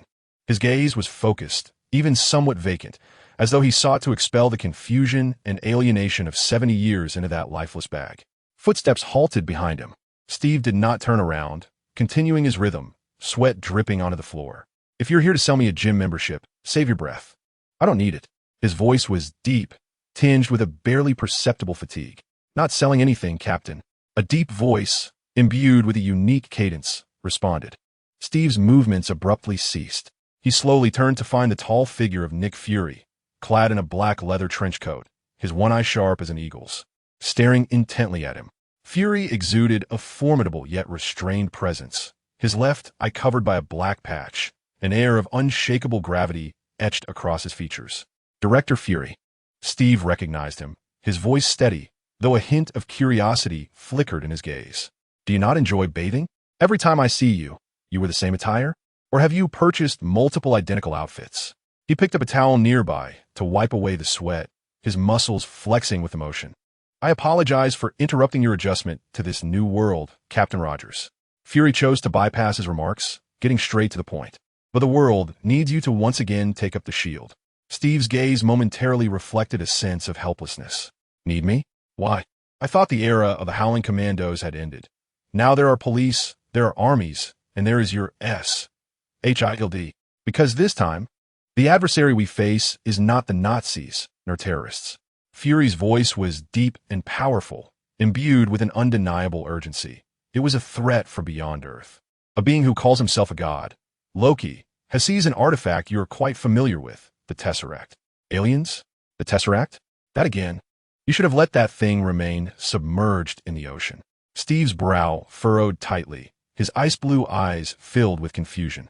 He had just begun to grasp the intricacies of the internet and mobile phones, and now he was being told that aliens were invading Earth? Agent Barton, one of our finest operatives, has been ensnared by Loki as control. Dr. Selvig, a leading scientist, is also under his influence. They are now serving Loki. Ordinary troops and agents are somewhat inadequate in the face of such power. We need your leadership as a warrior, as the one who can inspire hope in the hearts of people, just as the Howling Commandos did in the darkest of times, believing in the possibility of victory. The following content is not to be counted. That concludes today's update. I had originally written over 2,000 words yesterday, but didn't save it. Ugh. Now the entire social circle is inundated with news of the earthquake. I took my mother out and will return after assessing the situation tonight. I am still grateful to the benefactors. Some say no need to spend money on gifts. If the benefactors have the means, we can get a pack of good cigarettes or some delightful food and drink. Isn't that appealing? If the benefactors find it convenient, just a little acknowledgement of appreciation will suffice. No need for lengthy messages. Just a gentle nudge for updates is enough. I will respect the benefactors regardless. To all benefactors, please accept my humble bow. Benefactor Ifu, Benefactor Ifu Achi, Benefactor, if you're unpleasing to the eye, I will block you. Benefactor Guan Fan. Benefactor Ing Shurgio. I apologize, I cannot find opinion for that character. Benefactor Run Ran Ran, who loves pot wrapped pork knuckles. Benefactor username 2275953. Benefactor Coke without ice. Benefactor, who enjoys the precise timing of the 8 o'clock Black Emperor. I lack the knowledge for those two characters. Benefactor Chun Bao, who likes swallowtail strips. Benefactor username 400744774. Some benefactors have sent gifts today, and the backend hasn't updated, so I cannot copy their names. If there is an error in my typing, please forgive me. Chapter 64. We will help you. Fury's words struck Steve's heart like a hammer. He remained silent, his gaze sweeping across the empty gym, as if he could once again see the ravaged times of war, envisioning comrades and Peggy Carter. Ultimately, his gaze returned to Fury, the confusion and detachment gradually replaced by a familiar sense of responsibility. A commendable speech. However, it might have had a more profound effect if delivered by another. So, what should I do? Where should I go? Steve Rogers' voice, once low and somber, now resonated with unwavering resolve as he set down the towel. Fury's lips appeared to twitch slightly, a fleeting expression that scarcely resembled a smile, yet the gravity in his gaze softened just a fraction. Follow me, Captain. The war has begun, and we shall converse on our way. He turned, the hem of his trench coat sweeping through the air with a graceful arc. Without hesitation, Steve Rogers retrieved a neatly folded civilian jacket from the side and matched Fury's stride. The veteran, lost before the punching bag, now had a mission. The humid air clung like viscous syrup, intermingled with the acrid scent of refuse from the streets and the pungent aroma of cheap spices. Within a dimly lit clinic, its windows shattered and walls peeling, Dr. Bruce Banner, clad in a faded shirt and khaki trousers, meticulously tended to a weeping little girl's scraped arm. His movements bore an almost deliberate tranquility, as if he were channeling all his energy into this seemingly trivial treatment to suppress the beast within. Poised to roar at any moment, sweat trickled down his thinning temples, landing on the weathered wooden examination table. The clinic's door creaked open silently, disturbing neither the air nor the rusted bell hanging from the frame. A figure stepped inside, silhouetted against the blinding sunlight outside. She donned a tailored beige trench coat, incongruous with the squalor surrounding her, beneath which lay a black tactical bodysuit. Her fiery red hair blazed like a flame, framing the exquisite features of Natasha Romanoff. At once, Banner's body tensed, recognizing the aura of those he had evaded for years. He refrained from looking up, but his fingers, tending to the wound, paused imperceptibly, a flicker of wariness passing through his depths. Dr. Banner, Natasha's voice was calm, neither softened nor aggressive, merely stating the facts. We need to talk. Taking a deep breath, Banner compelled himself to relax his taut muscles, dipping a cotton swab in an antiseptic and resuming his ministrations, albeit with a slight increase in speed. If you've come to apprehend me, or to confine me within a deeper dungeon, he rasped, his tone laced with self-deprecation, you may find yourself disappointed. I am currently in a rather unstable state. He cast a knowing glance at his slightly trembling left hand. I am not here to capture you, Doctor. Natasha stepped forward, halting before the examination table, her gaze unwavering as it met the eyes that Banner had reluctantly raised. I am here to request your assistance. The world is facing trouble, immense trouble, of a nature you cannot fathom. Banner offered a faint, bitter smile, tugging at the corners of his mouth. The world is perpetually troubled, and my own predicament is that I am a trouble in and of myself. I do not wish to burden anyone further, ma'am. Please leave. He lowered his gaze, signaling that the girl's injury had been attended to, murmuring a few gentle words in the local dialect to soothe her. The timid little girl cast a fleeting glance at Natasha before swiftly fleeing the clinic, leaving only the two of them behind, the atmosphere thick with tension. Locke. Natasha directly uttered the name, akin to casting a stone, attempting to shatter the tranquil surface that Banner had so deliberately maintained. Banner halted his movements, lifting his gaze with furrowed brows. Who? A god from Asgard. At least that was his own proclamation. Natasha's tone remained steady, yet her eyes keenly discerned every subtle shift in Banner's expression. He has stolen the Tesseract. You may not be familiar with it, but suffice it to say, this individual possesses boundless energy, and this extraterrestrial is wielding an artifact capable of continuously emitting intense gamma radiation. Banner's pupils dilated sharply. As a leading expert in gamma radiation, he understood all too well the implications. His voice wavered, yet a deeper vigilance stirred within him. Infinite energy? Continuous non-radioactive emissions? So what have you done with it? Research. We are attempting to comprehend it, to harness it for clean energy. Natasha did not shy away, but Locke has utilized it to open a portal, and on the other side, he has controlled a pair of agents and a highly skilled astrophysicist with a gem-studded scepter. He murmured, his gaze filled with anguish and impotence. A rather poetic term, research. I can surmise the nature of your inquiries. So now you require that behemoth? You need Hulk to smash those aliens? His tone dripped with sarcasm and self-loathing. No, we need Dr. Bruce Banner, Natasha corrected, stepping closer, her eyes locking onto his, her voice imbued with an undeniable force. Loki's scepter emits a potent gamma radiation signal. My superior believes you are the only person on Earth capable of tracking it. We must locate Loki and the Tesseract. Gamma radiation? The scepter can emit gamma rays? And it is traceable? This radiation source must be something rather exceptional. His mind raced, a deluge of gamma radiation knowledge flooding in. Natasha nodded, recognizing the breakthrough in Banner's reaction. Yes, Dr. Banner, we require your expertise, not to unleash the Hulk, but to identify the source and avert catastrophe. Banner's voice was parched. I cannot guarantee I can control it. Once it emerges, we will do everything in our power to assist you in managing the situation. Natasha's voice bore a thread of earnestness and pragmatic assurance. We possess state-of-the-art facilities and some unique allies, but time is of the essence, Doctor. With every second that slips away, the Earth grows more perilous. Consider those you have once aided, those innocent souls like the little girl who just fled. Banner painfully shut his eyes, fleeting images of countless suffering faces he had aided during his exile flashing before him. He loathed the Hulk. He wished to avoid trouble. Yet, he could not remain passive while the Earth descended into chaos. Chapter 65. How much do you want? Everything. The scientist's sense of responsibility, the goodness buried deep within, and an insatiable curiosity about gamma rays, the source of both his lifelong research and endless suffering, ultimately triumphed over his fear.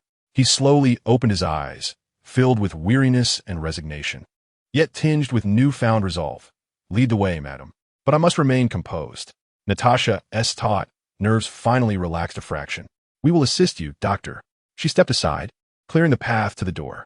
Pressing her finger to the hidden communicator in her ear, she reported, "All clear, mission accomplished, ready for extraction." It was then that Banner noticed the once eerily quiet surroundings of the small building had erupted into a cacophony of footsteps. The aircraft carrier lay anchored in the misty waters of the North Atlantic, resembling a steel island.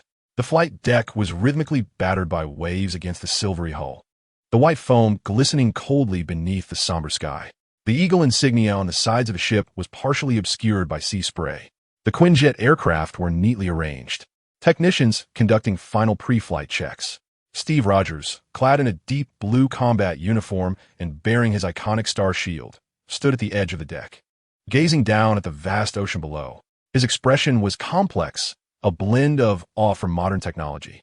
Phil Coulson stood a short distance away, holding a folder, his demeanor as consistently gentle yet slightly reserved as ever.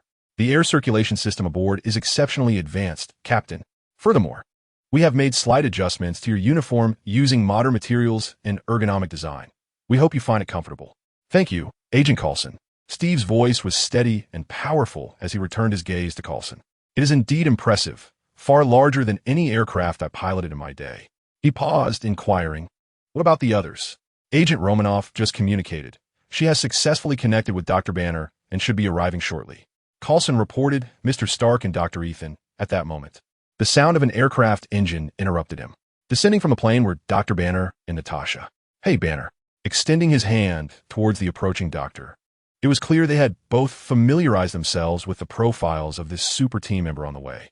"Hey, my goodness, hello. They said you would be coming." "Yes, Dr. Banner. They mentioned you could locate the Tesseract." "Gentlemen, please follow me.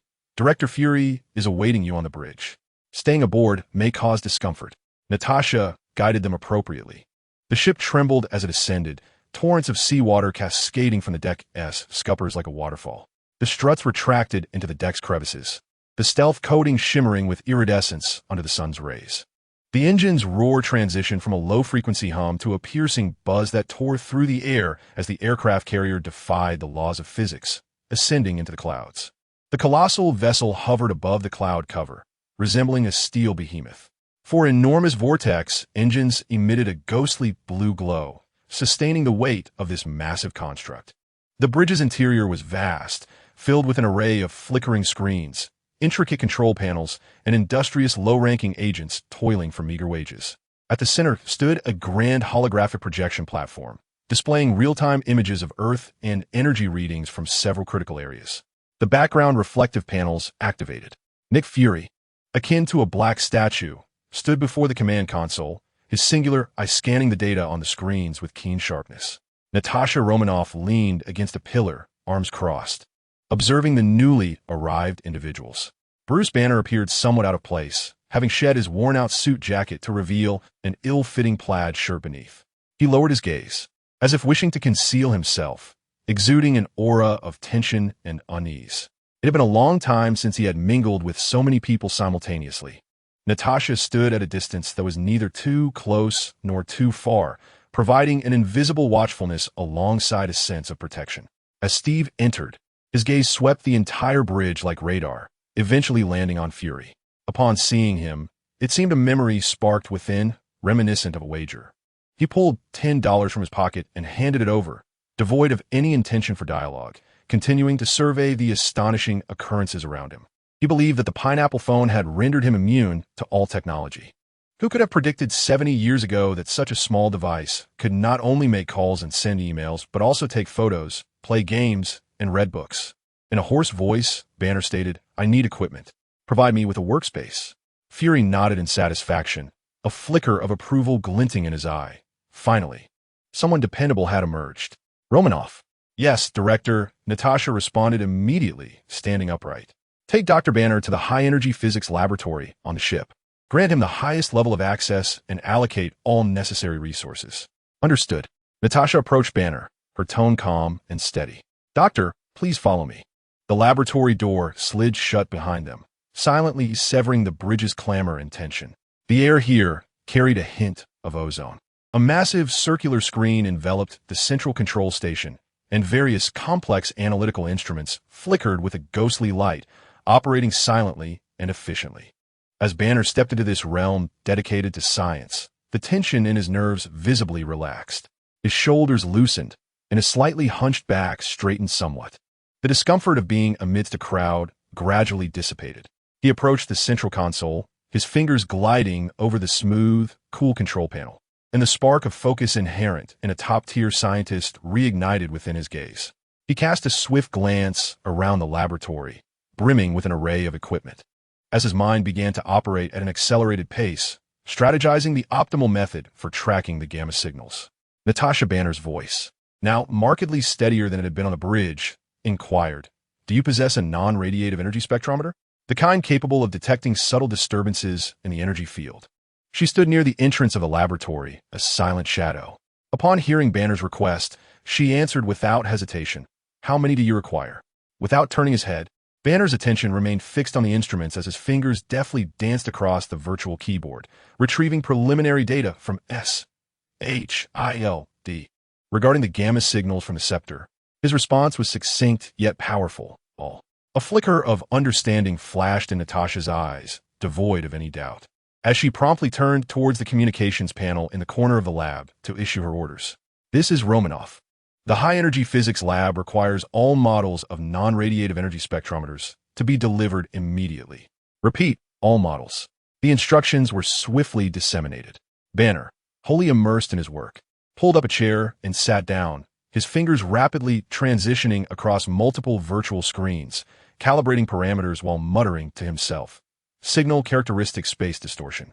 Frequency modulation requires high-precision field strength array for auxiliary localization. The fugitive, once trembling in a slum clinic, had transformed back into the authoritative doctor. Bruce Banner of the gamma ray domain. Only the small device on his left wrist, monitoring his heart rate, with its fluctuating digits occasionally climbing into a perilous yellow zone, reminded Natasha that the green behemoth was merely lying dormant for the time being. Dim, yellow incandescent lights served as the sole illumination, casting flickering shadows across the pipe-laden space. This was Clint Barton's safe house, now a temporary lair for the god of mischief. Loki sat gracefully in a metallic work chair, toying with the scepter embedded with the Mind Stone, the golden light at its tip flickering softly in the gloom, illuminating the smile on his pale face. Before him stood several figures. Hawkeye Barton, akin to a finely crafted marionette, Dr. Eric Selvig, and several controlled SHILD agents and researchers. Barton stood rigidly, his voice steady and devoid of emotion, as he reported to his master. In Nick Fury's contingency plan, the primary option was the Avengers Initiative. This plan aimed to assemble individuals with extraordinary abilities or cutting-edge technology to confront significant global crises. According to the documented files, its core potential members included. He recited the information with chilling clarity, as though reciting from a dossier, including himself. As he concluded, he mentioned Dr. Ethan, codename Angel. Threat level, extremely high. Advantages, possessing flight and energy manipulation, encompassing healing, offensive, defensive, and short-range spatial abilities. Weakness, unknown, necessitating heightened vigilance. An angel? Loki's fingers lightly tapped the scepter, conjuring memories of the phantasmal figure that severed his connection through the destroyer. Barton's report was meticulous, dissecting the intricacies of the Avengers, whom Fury regarded as his trump card.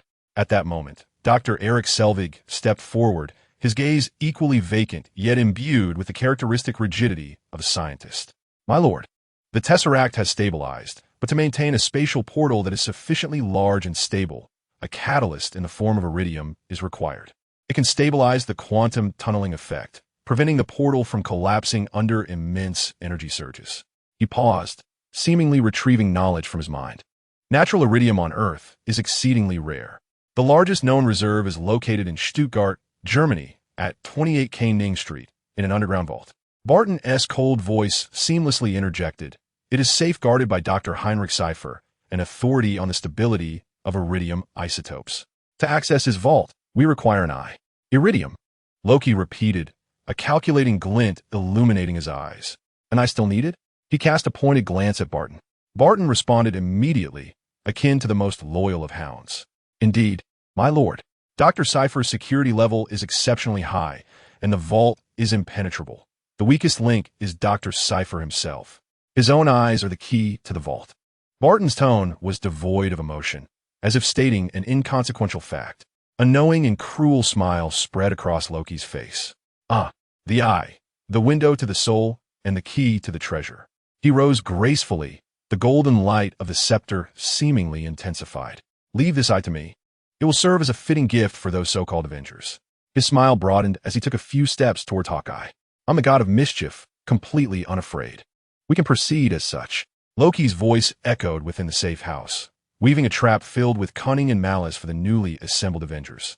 He meticulously outlined each step and detail, leveraging Barton's understanding of S-H-I-E-L-D-S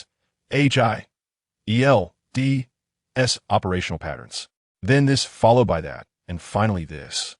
As Loki narrated, Hawkeye Barton's vacant golden eyes betrayed no emotion, merely recording each of his Master-S commands with unwavering nods. Om-hum, om-hum, om-hum. The crystal chandelier refracted splendid light, illuminating the opulent banquet hall as if it were daytime. Melodious classical music flowed through the air, while elegantly attired gentlemen and socialites raised their champagne flutes, engaging in hushed conversations, their faces adorned with polite smiles. This is a charity ball within the upper echelons of society, where elegance and extravagance intertwine amidst a haze of sophistication. Dr. Heinrich Cypher, an authoritative figure in the realm of iridium isotope research, stands at the periphery of the crowd, wearily rubbing his brow.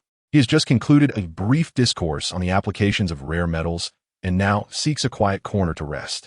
At that moment, a figure appears at the entrance of the banquet hall, capturing the attention of several attendees.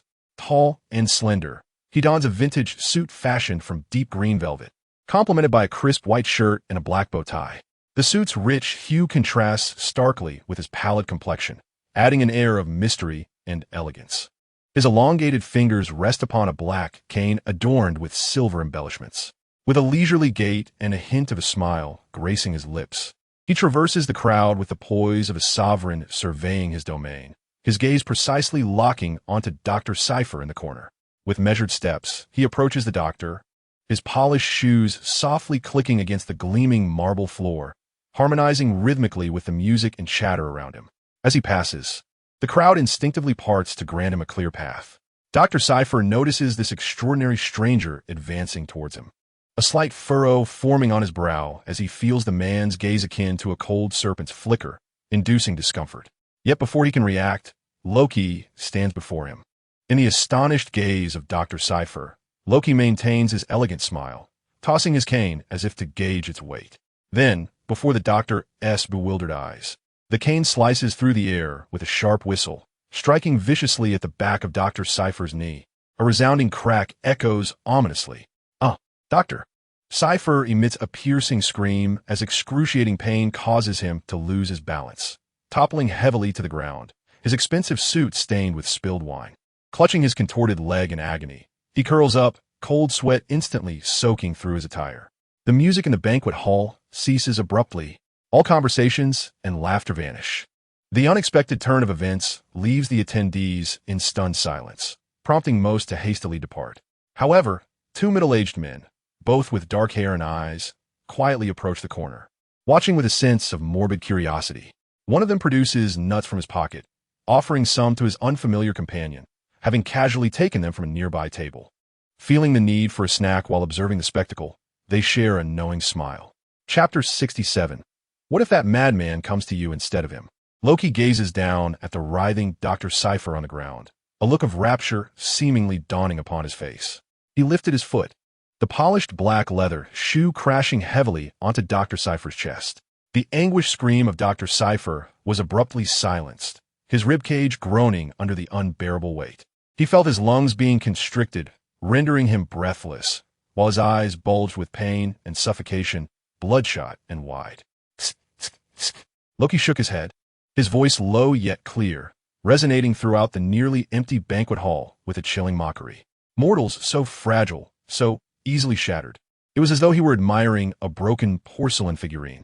Loki leisurely extracted a peculiar metallic instrument from the inner pocket of his suit, its surface shimmering with an eerie blue luminescence.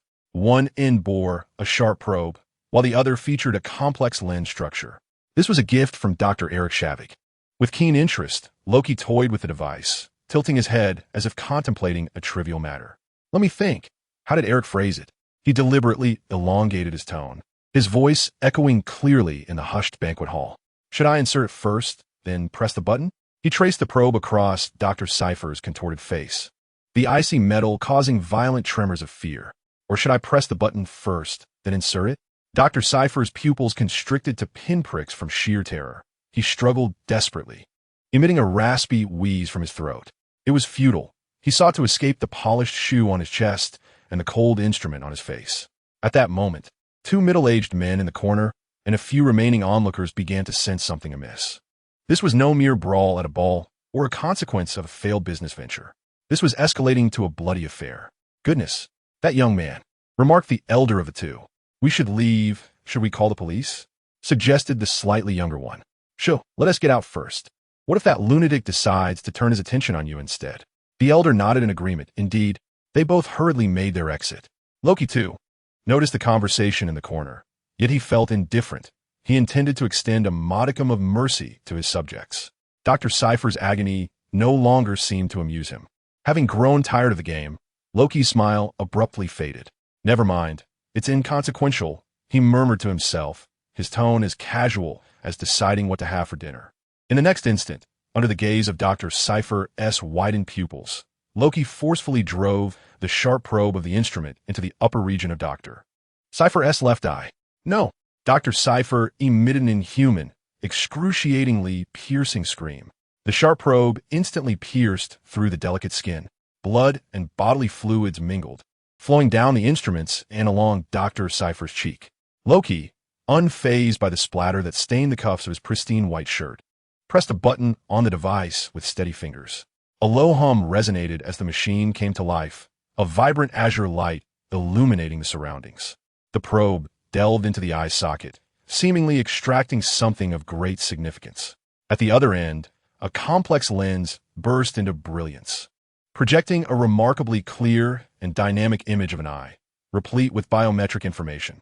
The image revealed a left eye, bloodshot and in agony, belonging to none other than Dr. Heinrich Cypher himself.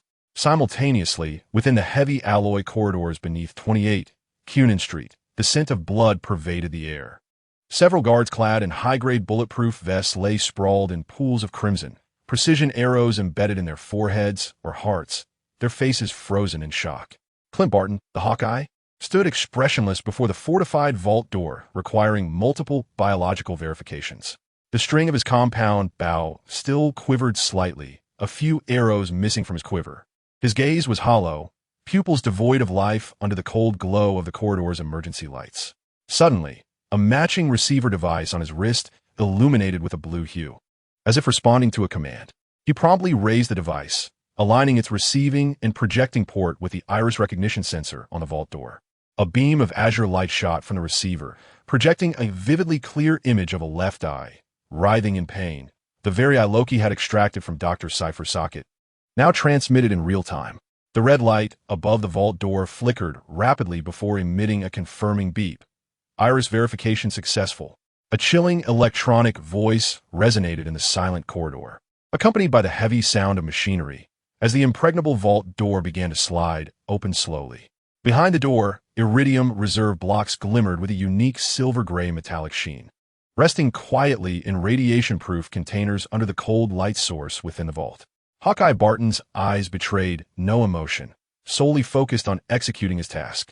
He stepped forward, crossing the threshold into the open vault. Meanwhile, in the banquet hall, Loki gazed with satisfaction at the stable image of the eye projected by his device, signifying successful verification.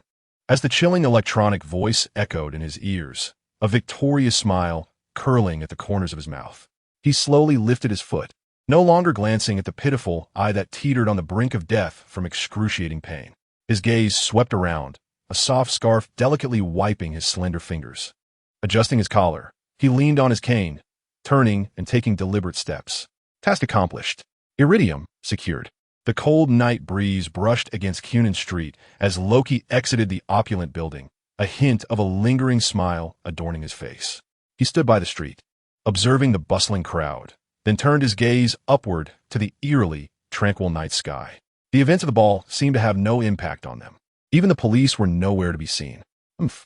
He emitted a disdainful snort, casually twirling his scepter in hand. Did Bart not say that some so-called super gang would come looking for me? Why is there not a single sign of them? He tilted his head, boredom etched across his face. It seems I have not caused enough of a stir. Then let's make a little more lively. He ceased to conceal himself. A faint golden-green halo enveloped him. Under the astonished gazes of the passers-by, his luxurious dark green velvet suit morphed like mercury. The interior transformed into dazzling golden armor, while the outer layer became an extravagant robe adorned with dark green patterns reminiscent of the divine realm. A golden helmet with two curved horns materialized above his head. Meanwhile, the seemingly ordinary scepter in his hand shed its mundane appearance, reverting to that formidable weapon crowned with a colossal gem of the mind. In an instant, the elegant gentleman was reborn as a malevolent deity. Chapter 68. Kneel before me. Whoosh. A concentrated beam of golden energy shot forth from the gem atop the scepter. Boom. The luxury car was instantly engulfed in a fiery explosion. The shockwave shattered nearby shop windows, scattering debris and flames in all directions. Screams, cries, and alarm bells instantly shattered the serenity of the night. My God, what is that? The surrounding citizens were startled by the explosion, erupting into terrified shrieks. People began to flee in a panic, desperately trying to escape this scene of impending terror. Watching the crowd disperse like a frightened flock, Loki's malicious smile widened. He reveled in this sensation of commanding fear. Casually raising his scepter, he aimed it at a luxury car attempting to turn around and flee. Run. Hurry. Mommy. I want my mommy. He is so handsome. Are you out of your mind? Run with me, and I'll divorce you when we get back. The crowd was utterly engulfed in panic, jostling against one another, eager to escape this street of death. However, Loki would not allow them to have their way. With a cat-and-mouse glint in his eyes, he walked forward with an elegant yet leisurely gait, lightly waving his scepter.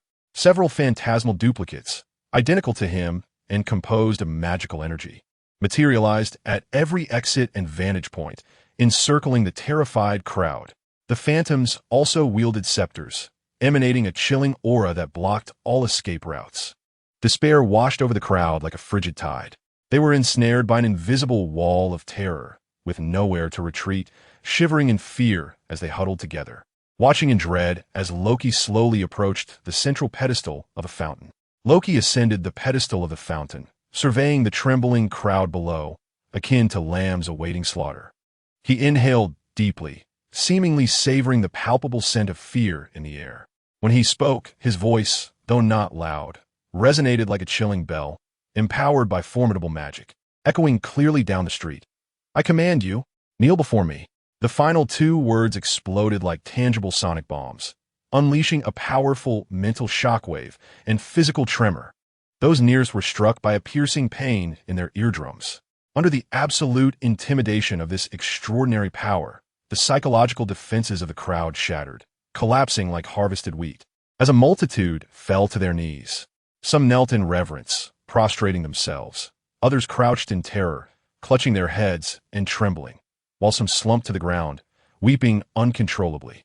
As far as the eye could see, the street was filled with a sea of bowed heads, yielding to the divine pressure of their god. Loki gazed down upon his kneeling subjects with a sense of almost sacred satisfaction, the expression of one who commands all. He spread his arms wide, akin to a preaching deity, his voice imbued with an enchanting power that resonated through the air. Kneel. Is this not simpler? Is this not your most natural state? His gaze swept over the lowered heads. Humanity harbors an unspoken truth. You yearn to be subjugated. The dazzling radiance of freedom has caused you to lose the joy of life in your frenzied pursuit of power and status. He shook his head slightly, as if pitying these lost lambs. You were born to be ruled. Ultimately, you will all kneel. Look at you now, how obedient you are. However, it was evident that in Germany, a speech delivered by one who had not studied at the Vienna Academy of Fine Arts would not garner support. His lofty demeanor and disdainful remarks did not inspire awe, but instead ignited a faint yet resilient spirit of defiance among the despondent crowd. A figure slowly rose, steadfastly standing. It was an elderly man, his hair grizzled, clad in a plain wool coat. The lines of time etched deeply into his face, his eyes wide with terror. Yet he unwaveringly met the gaze of the imperious figure atop the platform. His voice, though soft and somewhat hoarse, rang out with remarkable resolve. Cutting through the oppressive air, "No one will submit to someone like you." This statement thundered like a bolt of lightning, shattering the reign of fear that Loki had constructed. The divine satisfaction on Loki's face instantly froze. A humble mortal dared to challenge his authority? Dared to reject his grace?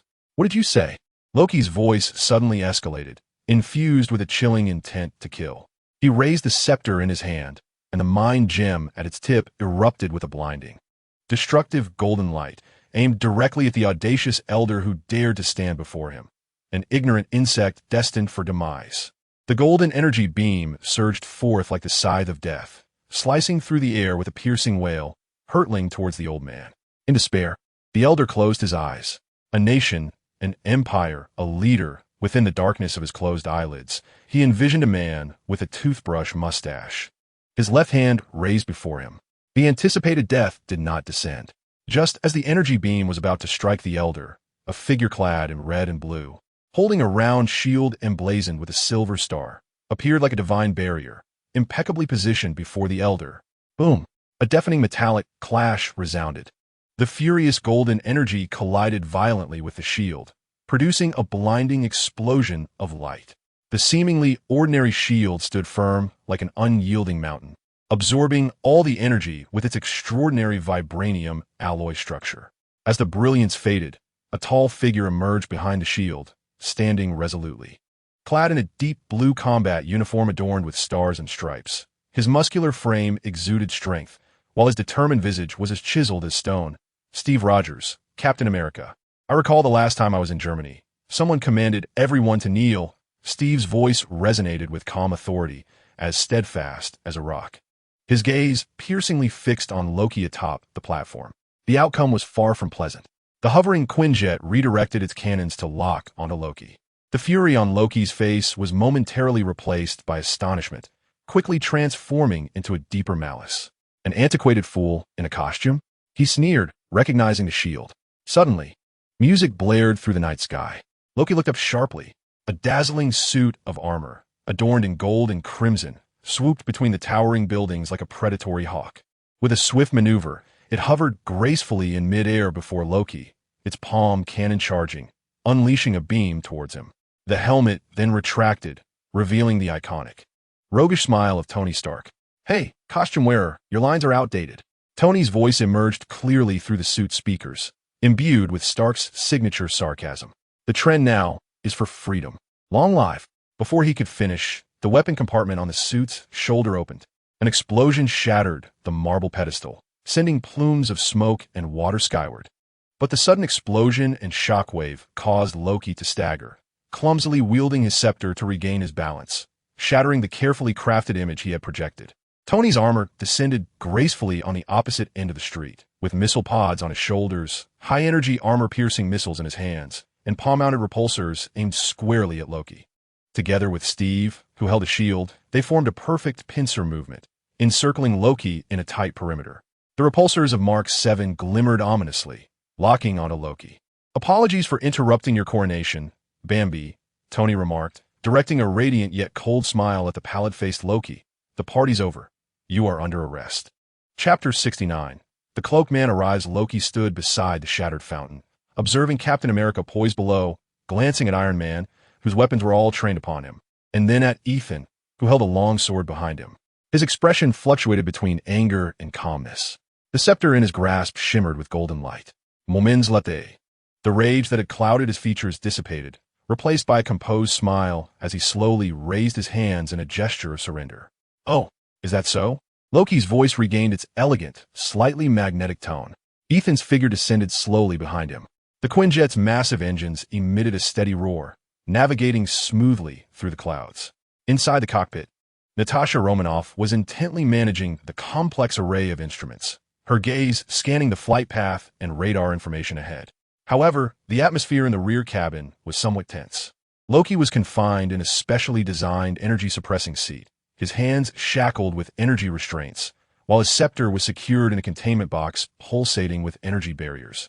Guarded by Steve Rogers, Loki kept his eyes closed, seemingly feigning sleep, yet the subtle curve of his lips hinted at his alertness. Tony Stark, evidently restless, paced around the cabin like an inquisitive child. He tapped on the sturdy alloy walls, examined the intricate layout of pipes, and finally leaned over the pilot's seat, addressing Natasha's head with a playful comment. "Wow, Natasha, this little gadget of yours is quite impressive." Tony's voice carried his usual, slightly exaggerated admiration, though he lingered on the engine design, intentionally elongating his tone as he gestured with his fingers. "I believe I've seen similar blueprints in my father's study. A nostalgic retro style from the 40s. Quite charming, though the efficiency." He shrugged, flashing a knowing expression. "Need me to help optimize it? As a favor to a friend, I could offer you a discount."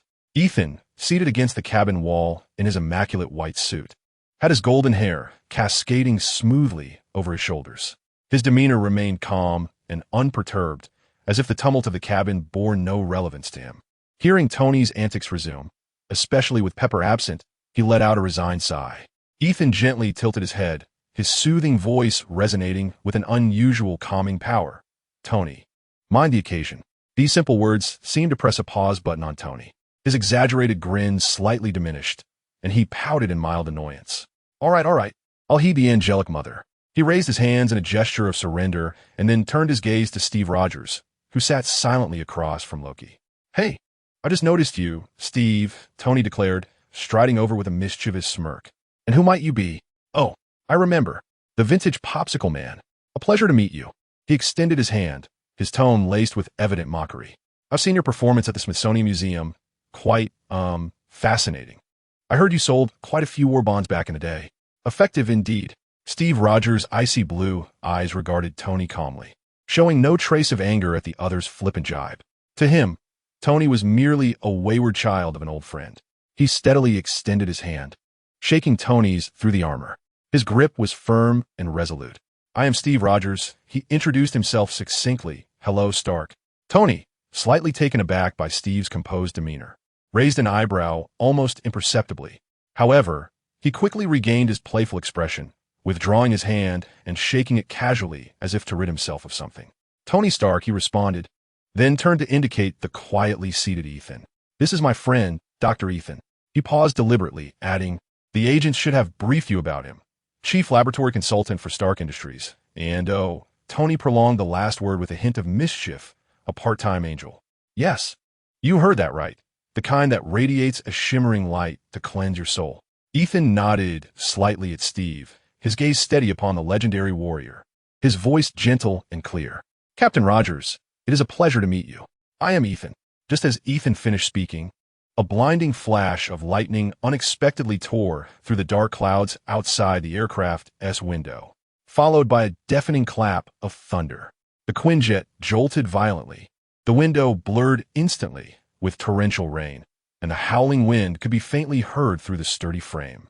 The cabin lights flickered erratically due to intense electromagnetic interference. Natasha swiftly stabilized the controls from the cockpit, her voice calm. "We are encountering severe convective weather. Fasten your seatbelts." The sudden lightning strike jolted Loki awake, his eyes snapping open in alarm. In his emerald gaze, a flicker of unease was unmistakably present, even bordering on distaste and agitation. Instinctively, he tensed his body, casting a vigilant glance out at the violently shaking window. Steve Rogers keenly perceived Loki's momentary aberration, his sharp eyes fixed upon Loki, his steady voice resonating amidst the echoes of thunder. "What is it?" Steve inquired, his tone imbued with a hint of curiosity. "Does even a god fear thunder?" Loki, akin to a cat whose tail had been stepped on, instantly retracted his semblance of disquiet, donning a sardonic smirk once more. He shot a glance at Captain America, adopting a feigned nonchalance that belied a palpable resistance, declaring, "Fear? I merely harbor a profound aversion to that wretch who accompanies the storm." Loki's words bore an ominous weight, as if foretelling doom. No sooner had he spoken than a deafening roar erupted, a sound far more terrifying than all preceding thunder combined. accompanied by a jarring impact that made the very structure of the aircraft groan, as if a meteor had struck its surface. What is happening? Tony swiftly activated the helmet's visor, his repulsor charging at once. Steve tightened his grip on his shield, adopting a combat stance. Even the usually composed Ethan exhibited a flicker of light in his golden eyes, a faint ripple of energy emanating from his form. Natasha's voice rang out sharply from the cockpit. Something has landed on the top of the cabin. Captain, but before she could finish, as Tony sealed his visor and opened the hatch, a towering man with golden hair and a cloak appeared at the doorway. His long hair whipped wildly in the turbulent air, rainwater clinging to his thick beard, and his blue eyes blazed with fury, fixated on the bound figure of Loki. Loki! Thor's roar thundered like a tempest. Tony raised his hands, his repulsors still charging. Tony, wait a moment. As for the rest, those who can see this are indeed the true connoisseurs. Today marks the final day of this particular stretch. Tomorrow, the constant trips to the hospital will cease. And within 2 days, I shall hasten to conclude the Battle of New York without further delay. The subsequent arc will diverge from the established narrative. Regarding concerns about potential hiatuses, rest assured, such an outcome is not in my plans. Prior to June 21st, my daily earnings barely amounted to a few dimes, and it was only on the 22nd that I received my first substantial tip, amounting to $499. I have persevered thus far, and only in recent days has there been a slight improvement. However, during periods of favorable data, the temptation to indulge in excessive writing proved overwhelming. This month has seen me frequenting the hospital daily, and while I wish to take a break, I find myself with only a couple of hours of free time. In these 2 days, I typically produce around 4,000 words in 2 hours. Without such indulgence, it would take 5 or 6 hours to generate 5,000 words. It is a lamentable consequence of youthful folly. Back in '89, I could upload 10 to 20,000 words a day, and now I find myself with no backlog. Chapter 70. You call this a bit? Thor's figure flickered with lightning, his crimson cloak billowing fiercely as his massive hand reached directly for the bound Loki. Wait! Ethan immediately interjected, attempting to avert the impending conflict. His gaze fixed upon Thor, his gentle voice offered a plea. Thor Odinson, remain calm. We can discuss this. Yet, Thor's perspective at that moment was clear. His brother had been wronged, and after being mistreated, he was bound, while a group of brutes sat nearby mocking him. His ears were deaf to reason. As his left hand grasped at Loki, the mighty Mjolnir in his right hand erupted with blinding blue-white lightning. With a crackle and a thunderous boom, a bolt of lightning surged forth without warning from the hammer. Tony Stark was caught directly in its path. The alarm system of his suit blared in a frenzy. Tony, be careful. Ethan's pupils dilated. He understood that Thor's strength far surpassed the ordinary, and even his own enhanced super soldier physique, augmented by available computational power, might not withstand it. In an instant, Ethan's form blurred as he positioned himself in front of Tony. Crossing his arms before his chest, a diamond-shaped shield of pure energy, radiating a soft golden hue, unfurled. Bang! The ferocious thunder struck Ethan's shield with tremendous force. The blinding light and deafening sound filled the entire cabin. Ethan stifled a grunt, his body pushed backward by the immense impact. His feet carving shallow grooves into the alloy floor until he collided against Tony's armor, finally stabilizing himself. Though the shield absorbed most of the damage, the dispersing arcs of electricity sent sparks flying throughout the cabin, the lights flickering wildly. Thor paid no mind to the redirected lightning. His large hand had already seized Loki's shoulder, the energy suppression chair emitting piercing alarms and electrical sparks under the strain of divine power. Come with me, brother, he bellowed, preparing to wrench Loki, chair and all, from their confines and forcefully exit the cabin. Hey, explosive point protagonist, you've damaged my new home and bullied my friend. Tony, protected by Ethan, regained his composure, his anger igniting instantly. He cared not for the identity of his opponent. The thrusters of the Mark 7 roared within the cramped cabin. Boom!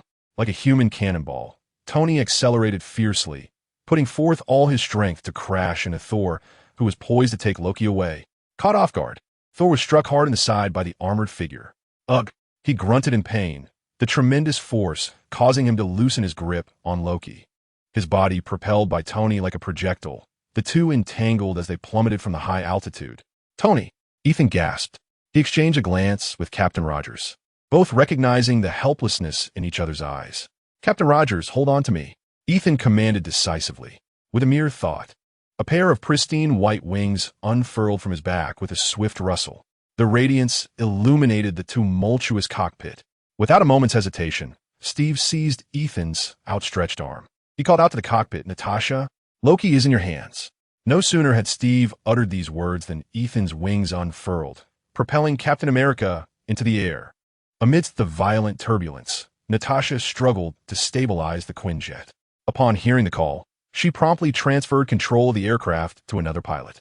Swiftly unfastening her seatbelt, she turned, drawing her pistol, with the muzzle steadily aimed at Loki in the energy chair, her voice cold and resolute.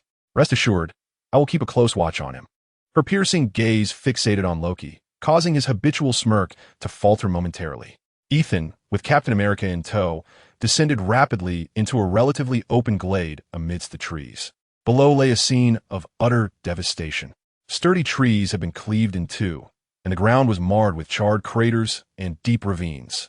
Tony's Mark 7 and Thor were locked in fierce combat. Golden energy clashed violently with blue and white luminescence. Utilizing the agility and ranged firepower of his armor, Tony darted through the air, unleashing palm repulsors and miniature missiles upon Thor. In turn, Thor wielded Mjolnir, summoning thunder to retaliate, the fearsome lightning wreaking havoc upon the earth. With each collision of hammer and shield, a resounding thud echoed. "Enough! Cease at once." Upon landing, Steve Rogers immediately raised a shield and charged forward. He identified an opening as Tony was momentarily staggered by Thor's strike and hurled his shield with fierce determination. Clang! The vibranium shield, arcing with perfect precision, struck Mjolnir, momentarily halting Thor's pursuit. The shield rebounded back into Steve's grasp.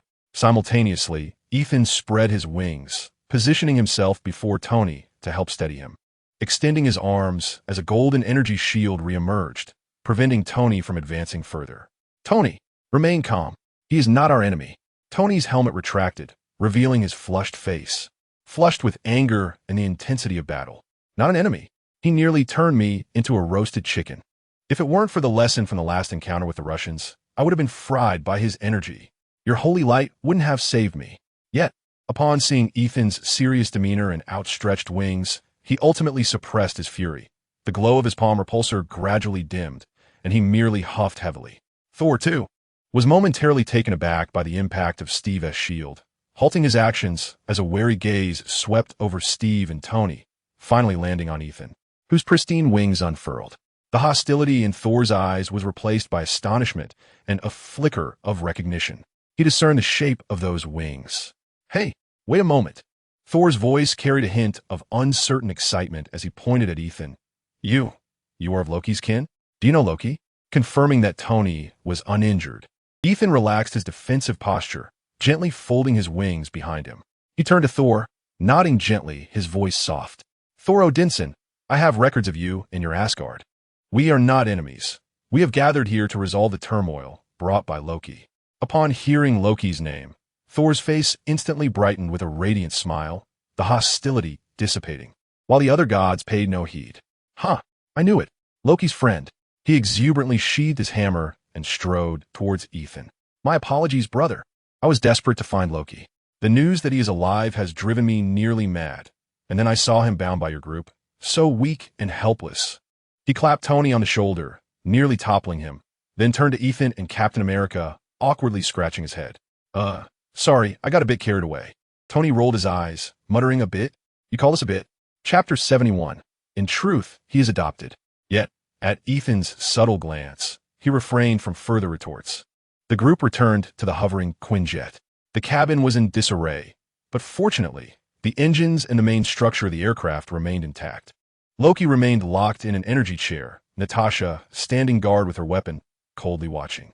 Thor walked straight to Loki's side, ignoring the mocking grin on his brother's face, and sat down beside him. His gaze was complex as he looked at Loki. "Loki," Thor's voice had lost its previous roar, now tinged with tenderness. "I thought you were dead." He reached out, seemingly wanting to pat Loki's shoulder, but withdrew under Loki's icy stare. A cold smile twisted on Loki's lips. "Did you mourn for me?" "Everyone mourned. Come home with me." Mother is worried about you. I never intended to contest the throne with you, you know? Father is worried about you too.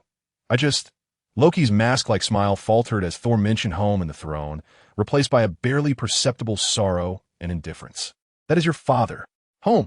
Loki's voice turned frigid, his green eyes locking onto Thor's. Which home? Asgard? That prison woven of lies? I do not need your pity. Thor. His voice suddenly rose, filled with suppressed rage. Once, I only wanted the same treatment as you. Do you understand? Instead, I am forever cast as the shadow of your brilliance. An adopted monster, a frost giant. Thor was taken aback by Loki's outburst, his eyes filled with anguish. Loki, we are brothers. We grew up together, playing in the gardens, wrestling in the training grounds, fighting against the invaders of the Nine Realms. Do you not remember any of this? Father, mother, their love for you has never waned. Brother? Loki emitted a cold laugh.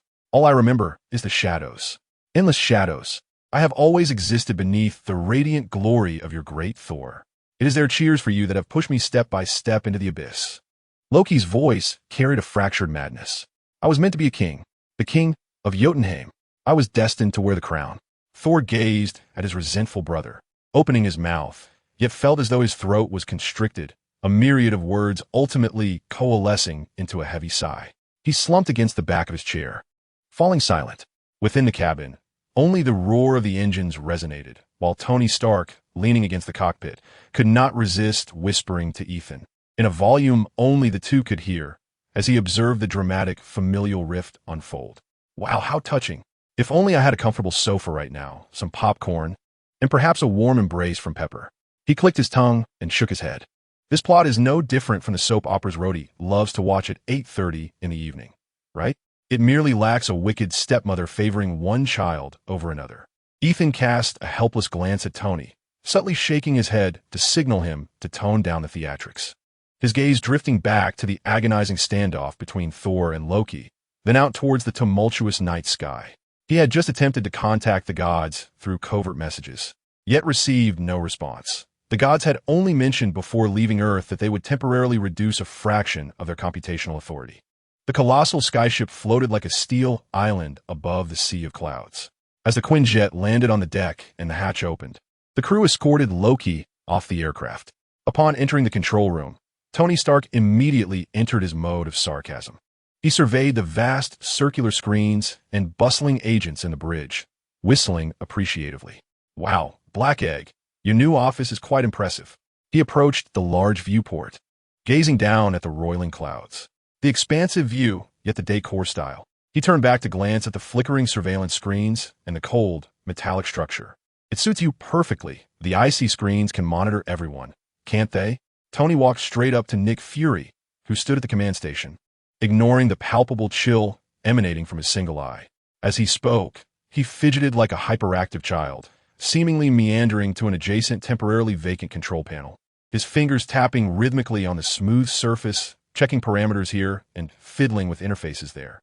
No one noticed that, as his palm seemingly brushed against the data interface at the edge of the control panel, a miniature device had stealthily deployed nanoprobes that quietly infiltrated DS internal network. A clandestine program, akin to an electronic specter, had seamlessly embedded itself within the depths of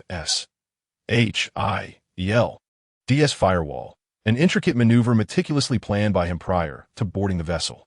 Tony Stark harbored an unwavering distrust towards Nick Fury inhaled deeply, suppressing the ire ignited by Tony's incessant provocations as his singular gaze swept over the returned members. All right, Fury's voice exuded a feigned calmness.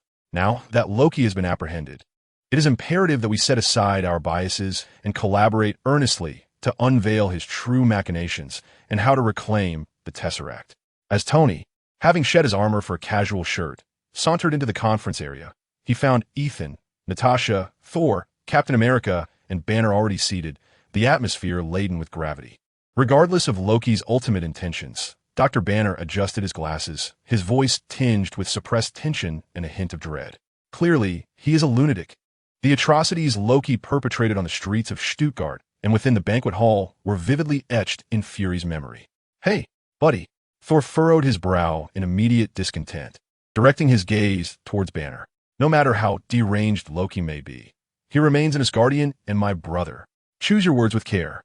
His instinct to defend his brother surged once more. Natasha interjected coldly, her tone reminiscent of a precise report. According to the intelligence we have just compiled, Loki has caused the deaths of at least 80 civilians within the past 48 hours, not accounting for the agents and soldiers under his control. Thor's demeanor faltered momentarily, and he awkwardly cleared his throat, his voice diminishing. Ahem, in truth, you may not be aware that he is adopted. The conviction in his statement was somewhat lacking. At that moment, Tony strolled in, brazenly pulling out a chair to sit down. What are we discussing? A sequel to a family drama? He cast a glance at Thor and Banner. Fury's voice resonated through the communicator. Everyone, please proceed to the special containment area. Chapter 72. The Super Gang assembles. The group arrived at a section isolated by a formidable energy barrier.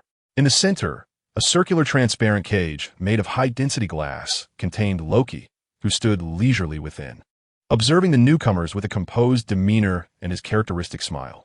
Upon seeing the Avengers gathered, Loki's grin widened as he silently counted.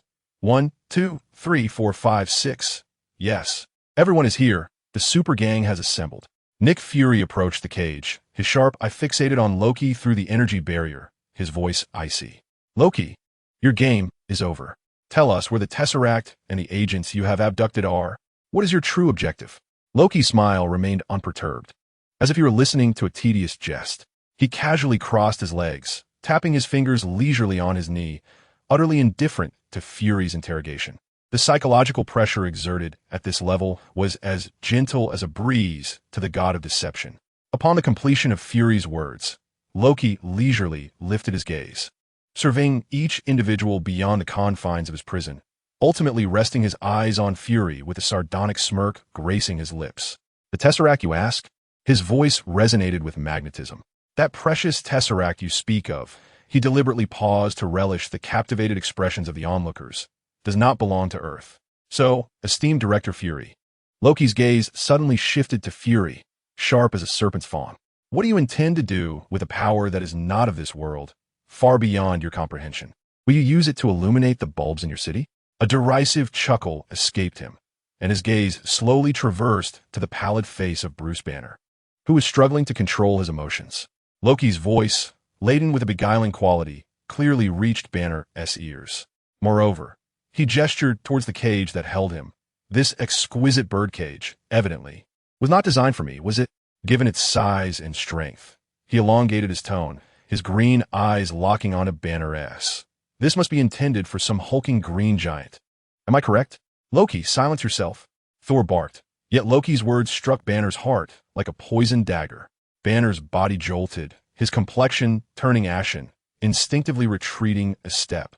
His left hand clutching his chest tightly as the heart rate monitor on his wrist spiked alarmingly, emitting a shrill yellow alarm. That night, no soul aboard the skyship could find tranquility. Tony knocked on the door to Ethan's lounge. I found a back door into S.H.A.L.D. I need to ascertain what they are actually doing with the Tesseract. While J.A.R.V.I.S. could accomplish this as well, utilizing your, sacred approach to access my backdoor program would evidently be far more efficient. Captain America ventured alone into the area designated for special equipment, rummaging through the layers of shelves, until, in an inconspicuous corner among rows of boxes, he beheld a peculiar firearm, although its appearance had been modernized. The core energy conduits and distinctive charging hum made Steve's pupils constrict sharply. This was unmistakably an upgraded version of the energy weapon employed by Red Skull's forces during World War II, a weapon designed on the basis of Tesseract energy. Fury was indeed clandestinely developing weapons of mass destruction. The following morning, each individual gathered once more in the main conference room, burdened by their own thoughts. Banner, sporting dark circles under his eyes, appeared even more haggard and restless. Thor's brow was furrowed, casting occasional glances toward the door. Tony looked as though he had just awakened, yet a cold fury flickered deep within his gaze. Only Ethan and Natasha appeared relatively composed. Nick Fury stood at the head of the table, observing this seemingly sleep-deprived assembly roused with urgency. Ladies and gentlemen, a new day dawns. The Tesseract is within our grasp, and its location has been secured. This is a pivotal moment for our collaboration. Collaboration? Interrupted a voice laced with sarcasm. Tony Stark sprang from his chair, resembling a lion provoked to fury. He strode towards Fury, his finger almost jabbing Fury's nose, his voice rising in pitch. When did I ever agree to collaborate with you shadow-dwelling rats? You seek to restore your weapon's energy, do you? With a sudden motion, he tore at his shirt collar, yanking off the miniature life-monitoring sensor disguised as an arc reactor, revealing his bare chest beneath. This act was a manifestation of his pent-up rage. Hey you! Tony glared at Fury's astonished single eye, a triumphant smirk playing on his lips. Didn't he see this coming, did you? You thought I was still relying on that broken palladium core, waiting for you to descend like a savior, bestowing upon me my father's legacy? He gestured towards his unscathed chest, and then to the calm figure of Ethan, standing beside him, his voice resonating throughout the conference room. Long before you vultures circle my medical reports, I had a friend. Have you even considered the scriptures? A single ray of divine light resolved my plight. Clean and simple. Your surveillance is but a farce in my eyes. Ultimately, the Tesseract is merely a weapon in your sight. You've hoarded my father's lifelong research on the Tesseract solely for this purpose. Haven to you. Tony's gaze penetrated Fury and pierced everyone present, as the suppressed doubts and anger erupted at that moment. The air in the conference room seemed to freeze. Fury's expression darkened considerably. Banner glanced between Tony's chest and Fury, his heart rate monitor sounding an alarm once more. Just then, Steve entered the lab, his face ashen, wielding an oddly designed weapon, demanding, "What is this? Are you planning to emulate the Nazis?" Ethan stood alongside Tony, his eyes calmly surveying Fury. Although he remained silent in his support for Tony, his very silence spoke volumes. Having witnessed his homeland ravaged by war and uncontrollable weapons, he could not condone S.H.I.L.'s use of the Tesseract to manufacture arms, regardless of the intentions behind it. We have no choice. Fury's voice escalated, filled with desperation as he slammed his hand on the console. Open your eyes and behold the world we live in. He pointed towards Ethan and Thor. An angel with wings, an extraterrestrial deity wielding a hammer. His gaze swept across the vast sky beyond the window. When Thor arrived, that small town in New Mexico was partially obliterated. Our elite agents are reduced to standing in the shadows, futilely firing their sidearms at a presence beyond our comprehension. Fury's chest heaved with intensity as he surveyed each individual present, his voice imbued with a sense of urgency. Chapter 73. Has the little pudding truly solidified into a genuine pudding? Ever since these extraordinary beings, wielding powers that far exceed our understanding, manifested on Earth, a singular thought has consumed me. Our planet must possess the capability to defend itself. We cannot place our hopes in the mercy of others or in so-called justice. The Tesseract is our only tangible opportunity to seize such power, even if it is perilous, even if it ought not to be misused. Yet, in the face of the unknown, an imminent destruction that may descend upon us at any moment, we find ourselves devoid of choice. Steve Rogers, though equally enraged by S.H.I.L.'s clandestine weapon development, understood the sense of responsibility and concern for Earth articulated by Fury. He recognized that this was not the moment for assigning blame or fostering internal discord. A formidable adversary loomed, and Loki's threat was pressing. Tony, stepping forward, spoke with a calm demeanor, attempting to act as a mediator. Fury's words were indeed grounded in his perspective. We ought not to bicker over trivial matters at this juncture. Our immediate priority is to locate the Tesseract, thwart Loki's nefarious scheme, and close the portal. Once the crisis has abated, we can address the repercussions. Address the repercussions? Tony abruptly turned, his gaze fixed on Steve, interrupting him with a voice laced with sarcasm. Have those 70 years in the ice turned your little pudding into a bona fide pudding? Do you truly believe the words of those politicians? Those rats lurking in the shadows, manipulating everything? Do you have any idea how they treated me? How they appropriated my father's legacy while simultaneously monitoring my near demise? Calculating how to maximize the value of my father's possessions? Steve's tone grew stern. Stark, watch your language. Did Howard Stark only impart knowledge to you? Was he not always proud of his gentlemanly demeanor and politeness? Veteran, Tony retorted defiantly, his face adorned with a mocking smile. I can only say that you have never witnessed his entirety. You missed many of his most splendid performances. You know nothing of him, nor of me. Tony Stark. Steve's voice was as cold as ice. And what of you? When you shed that expensive armor, what remains? Aside from relying on these cold shells of metal? Tony, as if he had heard the most amusing jest, exaggeratedly spread his arms wide. Oh, what remains of me without the armor? He gestured towards Ethan, counting off on his fingers. I'm still a friend of angels, a playboy, a philanthropist, a magnate, an inventor. Enough. A furious roar interrupted Tony's words and drowned out all argument. All eyes abruptly turned towards the source of the sound. Suddenly, Bruce Banner found himself clutching the scepter that had been placed beside the containment box. His eyes glowed a fiery red, bloodshot, and trembling violently, while the heart rate monitor on his wrist blared an alarming red alert, indicating levels that had long since surpassed normal limits. The gem atop the scepter radiated an ominous light, as if it were greedily siphoning his inner fears, anger, and pain. Put it down, Banner, Natasha commanded sharply, drawing her weapon in an instant. Ethan sensed the impending danger. Everyone, stay away from that object. It can amplify and distort your emotions. His voice carried an unprecedented urgency. You must remain calm and relocate. However, Ethan's warning was drowned out by a deafening explosion. Boom! A violent blast erupted from the hangar on the side of the mothership. The massive aerial vessel tilted violently to one side, as if struck by a colossal hammer. The piercing sound of metal tearing and the shrill wail of alarms filled the air. The lights in the conference room flickered wildly, causing everyone to struggle to maintain their balance. Through the violently shaking viewport, one could see a S-H-I-E-L-D Quinjet hovering outside one of the mothership's engines. The hatch was open, and Clint Barton stood coldly at the entrance, his compound bow drawn taut. Perched on the bowstring was a specially designed explosive arrow, shimmering with high-energy luminescence. Barton's expression was devoid of emotion, his golden eyes hollow and vacant. With a slight release of his fingers, whoosh, boom, yet another explosive arrow struck true, hitting another engine turbine of the mothership. A fierce explosion erupted, accompanied by a blaze that shot skyward. The violent shockwave instantly tore through the alloy walls of the conference room. Watch out, Steve shouted, closest to the blast radius. Banner and Natasha bore the brunt of the fury.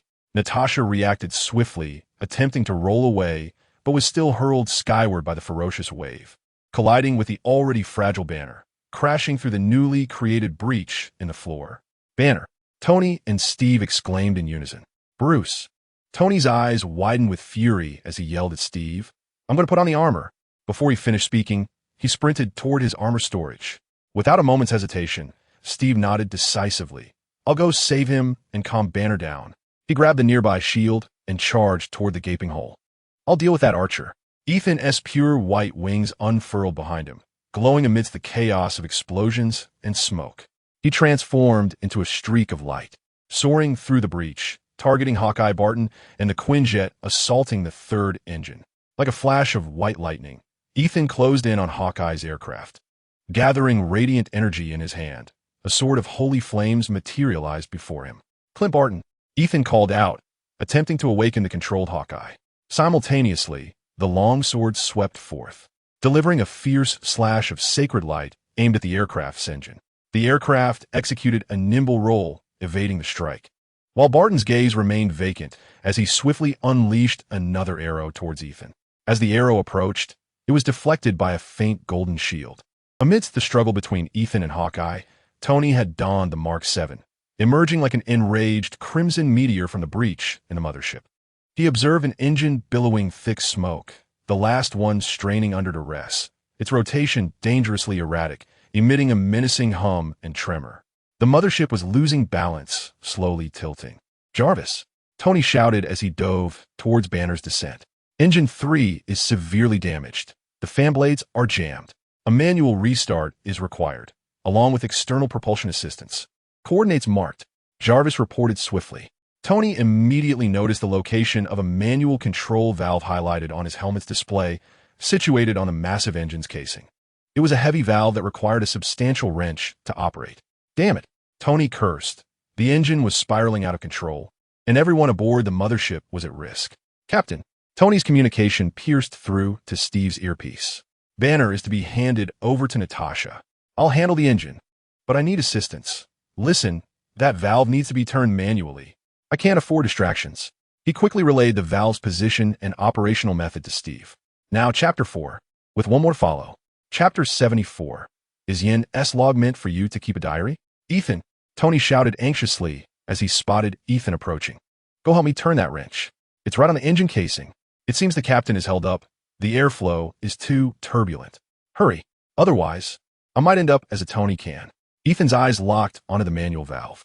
With a powerful flap of his wings, he transformed into a stream of platinum light, surging towards the critical valve against the violent engine airflow.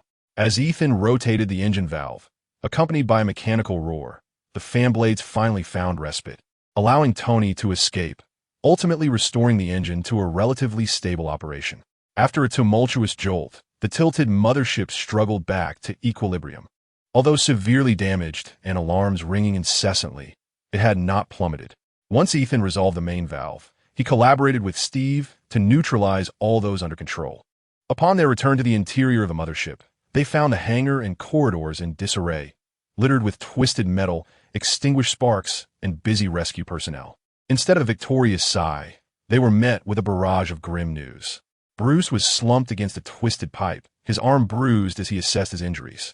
The shockwave had hurled him away, and he couldn't control his transformation into that green monster. Hill's description weighed heavily on the hearts of the trio. In the tumultuous moment when Banner was thrust into the breach by the shockwave, the grievous injuries to his body, compounded by the lingering psychological torment from Loki's scepter, ultimately shattered his mental defenses. The rampaging green giant let out a thunderous roar that reverberated through the air, crashing through several layers of the mothership's deck and wreaking even greater havoc. Eventually, during Thor's attempt to restrain him, Hulk's attention was captivated by a Quinjet that sought to intercept him, leading to a frenzied pursuit in which he tore the aircraft apart, plunging into the abyss below. Lost from sight, where was Thor? Tony scanned the surroundings, failing to locate the towering figure of the golden-haired warrior. Loki. Steve immediately grasped the gravity of the situation and dashed toward the special containment area. The space that once held Loki's prison was eerily vacant. Nearby, the energy suppression device lay in ruins, scattered across the floor. Meanwhile, the control panel of the cage displayed a blaring red light, indicating that the emergency deployment protocol had been activated. Hill approached them, stating that Loki had initiated the program, releasing the entire cage along with Thor, both now equally untraceable. Ethan's earlier attempts at a mental assault seemed to have borne fruit. Barton's vacant gaze regained some clarity, though still weak and bewildered. He had at least escaped the grip of control. When Natasha inquired about the whereabouts of the scepter, Barton could only shake his head in anguish, his memories of the critical moments during his control shrouded in obscurity. At that moment, Steve Rogers appeared to be deep in thought, seated alone in the conference room. Agent Coulson's voice, laden with unmasked sorrow, echoed behind him. He had encountered Loki. He gently placed a bloodied card on the table, his voice hoarse. These cards were the last remnants he had tucked into his pocket. He had never relinquished hope, nor abandoned his faith. He believed in you, in this team.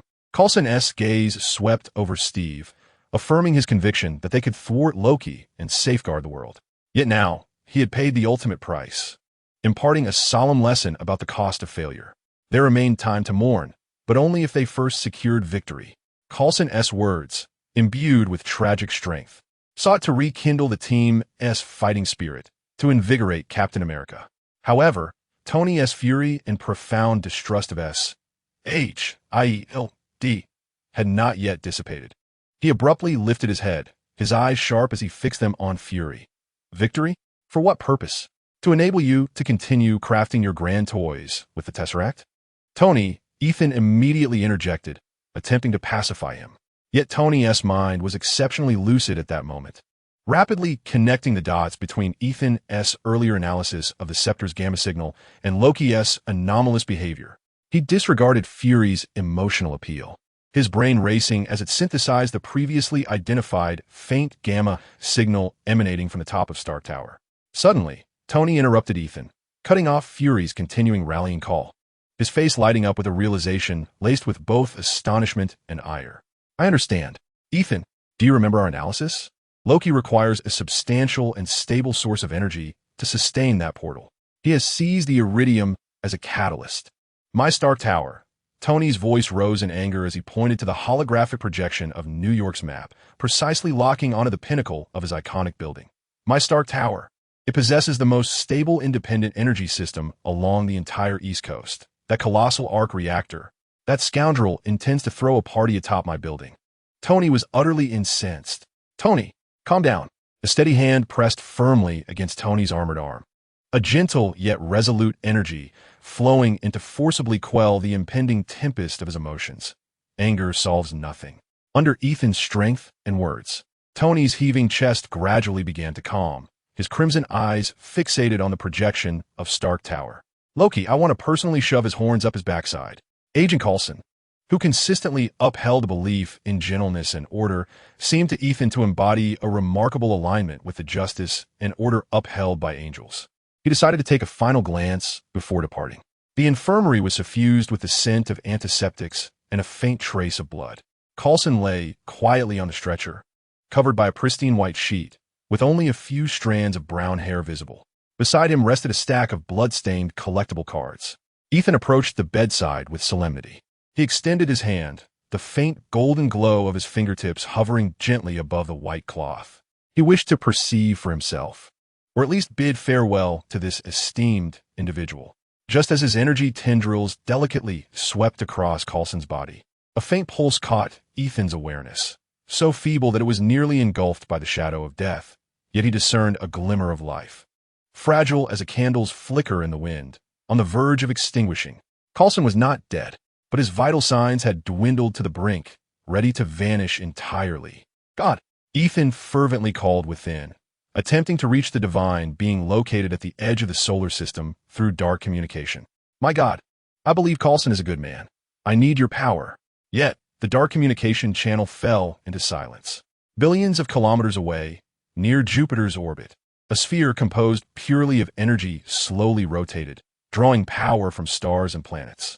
Deep within the core consciousness of the sphere, Loki's divine awareness was fully immersed in a vast data stream of knowledge, akin to navigating through an endless sea of stars and laws. The request for dark communication sank like a stone cast into the depths, failing to stir a ripple, failing to awaken him from his profound immersion. Ethan's heart sank. He could only connect to the other side.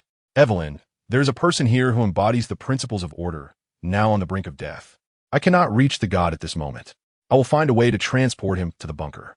Please help me sustain his life until the god can personally determine whether to bestow upon him the gift of justice. At this moment, Evelyn, who is engaged in processing the Pineapple Angel investment documents, absent-mindedly runs her fingers through her hair. Sigh. Very well. However, once the deity responds, regardless of this individual's acceptance, you must take over my responsibilities within the company for 5 years. 1 year. Evelyn, you are the financial wing of the deity. These tasks are beyond my reach. Depart. At the very least, 3 years. I shall beseech the deity. You simply need to acquiesce. Were it not for my oversight of the two companies, do you truly believe you would have the luxury to frolic with your Nini every day? Oh dear, a day in the life of ordinary Ethan. Did you think NS Journal was meant for you to pen a diary? Ethan wiped away the non-existent cold sweat from his forehead while simultaneously deleting parts of his own log. All right, 3 years. We shall convene in the bunker in 10 minutes. The deity has withdrawn computational power, and I cannot activate a wormhole over such a distance. I must fly there. Chapter 75. Embracing Coulson. He soared away. Tony. Ethan's voice crackled through the suit's communication device, carrying a hint of urgency. Coulson's situation is somewhat peculiar. I need to take him to a specific location, and I will return swiftly. Tony was engaged in conversation with Steve when he heard Ethan's words. He paused momentarily, recalling the events that transpired after Ethan was taken by Loki. Peculiar? Is there still hope for him? My algorithm suggests he aligns with the ideals of the angels. Though it cannot guarantee acceptance, Ethan replied candidly. You know I'm always swift. Understood. Do what you must. Tony inhaled deeply, momentarily suppressing his anger towards SHIELD and his concerns for the tower. We shall handle this. He turned to Steve. Captain, shall we deal with that scoundrel Loki first? A flicker of complex emotions crossed Steve's gaze as he glanced towards the sky, where Ethan had already lifted the covered form of Coulson. Eventually, He nodded at Tony and extended his hand, united against external threats. Tony hesitated for a moment before firmly grasping Steve's hand. Strictly among our ranks. As for S-H-I-E-L-D, I remained skeptical. Having reached a consensus, Tony immediately contacted Pepper Potts, who was attending an environmental summit in Los Angeles. Listen, New York may be extremely perilous right now. Loki's target is my tower. You must remain in Los Angeles. Absolutely. Do not return. Await my message. His tone was resolute, suffused with protectiveness. Tony, what is happening? I'm already on my way back. Are you all right? Pepper's anxious voice resonated through the device. I'm fine. Trust me. Pepper, turn around and stay in a safe place. Without allowing Pepper to inquire further, Tony severed the communication. He could not permit her to be entangled in the impending calamity. JARVIS. Has the latest mark test concluded? Never mind, just prepare it. As Tony issued commands, he strode toward the laboratory. The golden red armor approached Steve. I shall take my leave first. As the host of the gathering, I felt it was time to warm up the atmosphere and don a new outfit. Tony's armor sealed with a resounding clang.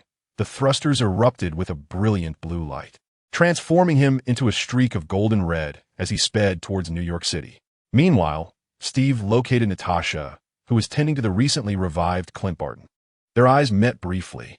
Tony deduced that Loki was likely to execute his plan at Stark Tower, and he had already set off. We must follow. With that, he prepared to leave. Just as Steve and Natasha turned away, Barton's voice called from behind. Take me with you.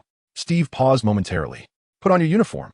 Ethan, cradling Coulson, soared through the clouds at breathtaking speed, landing on the familiar farm. In the absence of sufficient computational power, flying was far swifter than traversing a wormhole, bringing him above the bunker. It took 7 minutes to open the wormhole. The angel investor, Evelyn, awaited them. Her golden hair was meticulously arranged, cascading elegantly over her shoulders. At that moment, she was clad in a professional suit, the red soles of her high heels striking the ground, gleaming vividly under the cold light. Her legs were enveloped in sheer black stockings, their luster subtle yet alluring. Above them, a crisp white skirt hugged her figure perfectly, accentuating her poised silhouette. A tailored black blazer was buttoned with precision. As she observed Ethan descend, cradling the blood-stained white cloth, she approached immediately. What's the situation? Evelyn inquired, her voice succinct and composed. Vital signs are nearly absent. We need to channel energy to sustain the heart's vitality, Ethan replied swiftly, carrying Coulson into the laboratory within the bunker. The lid of the transformation pod, left ajar from the last experiment, slowly opened. Ethan placed Coulson inside and connected him to the life monitoring system. The curve displayed on the screen was so faint it nearly resembled a straight line, clearly indicating that this individual teetered on the brink of death. Without a moment's hesitation, Evelyn positioned her hands above Coulson, taking over from Ethan. A soft, golden energy coalesced in her palms, gently enveloping Coulson within the pod. The luminescence, akin to a living entity, gradually permeated his body, precisely surrounding his feebly beating heart, nurturing the nearly depleted life force while meticulously maintaining the minimum activity of his other vital organs to prevent their complete decline during the wait. She clung tenaciously to that fragile thread of life. Observing Coulson enveloped in the soft, golden glow within the pod, Ethan addressed Evelyn. This is in your hands now. He turned to his companion.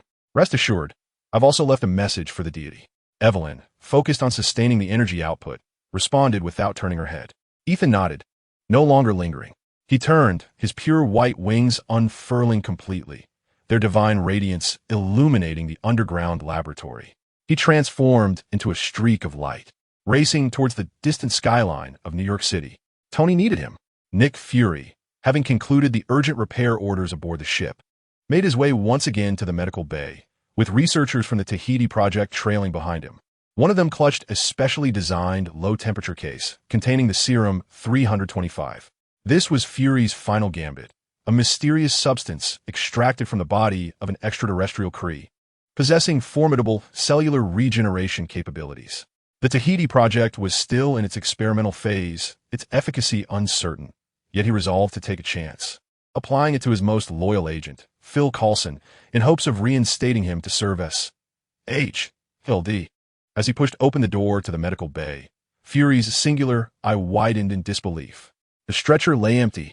The blood-stained cloth was carelessly discarded on the floor. His trusted agent Coulson was nowhere to be found, just as he had made the decision to wield forbidden power to save his invaluable operative. He discovered the man had vanished. Damn it! Unable to contain his exasperation, he activated Hill's comms. Quick, find out who disposed of Coulson. Who has the audacity to remove the body so swiftly? Since when did the logistics department operate with such efficiency? Investigate. Who the hell has the time for this?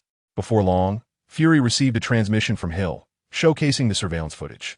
The images clearly revealed that shortly after he had brushed his card against Coulson's chest, Ethan returned with a grave demeanor, inspecting the stretcher where Coulson had lain, before he lifted the covered body entirely into his arms. Then, Ethan unfurled his signature pristine wings and, cradling Coulson, took flight. Chapter 76. Care for a drink? Fury gazed at the surveillance screen, confusion clouding his singular eye. His hand hovered in midair. Ethan took Coulson away? Fury murmured to himself. Where could he possibly take a corpse? An unbidden, bizarre, yet fitting thought sprang forth. Had an angel carried him to heaven? He glanced down at the vial of the uncertain serum 325 in his hand, then back at the final frame of Ethan disappearing with Coulson on the monitor, ultimately letting out a heavy sigh. His meticulously prepared resurrection plan seemed to have been thwarted before it even commenced, extinguished in a manner beyond imagination. He could only pray that the angel could indeed deliver miracles, rather than merely transporting Coulson to another realm. Atop Star Tower, Eric completed the final calibrations. He raised his head, his gaze vacant as he focused on the massive energy aperture aimed at the sky. With trembling hands, he pressed the main control button. Buzz! Time seemed to suspend for a brief moment. Then, the once quiet ocean within the cosmic cube ignited into brilliance. The accumulated spatial energy, reaching a critical threshold, erupted like a volcano long suppressed. A dazzling, blinding beam of cerulean energy surged forth from the core of the cosmic cube, instantly filling the guiding channel of the launcher. With a thunderous roar, it pierced the heavens. The clear sky over Manhattan was violently torn apart. At the pinnacle of the beam, amidst the clouds, the fabric of space began to warp as if a stone had been cast into water, creating ripples of distortion. A cerulean vortex materialized, initially no larger than a fist, but rapidly expanded under the relentless influx of energy from the cosmic cube. At the center of the vortex lay an absolute darkness that devoured all light, while the edges crackled with wild arcs of blue energy, resembling millions of furious serpents of lightning dancing in chaos. The vortex continued to grow, its edges rending the surrounding space, emitting a soul-chilling hum and crackle.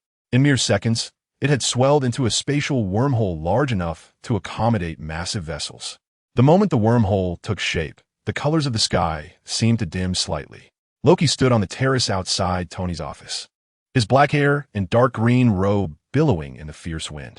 He tilted his head back, gazing at the enormous vortex slowly rotating above, akin to a gateway to the abyss of hell.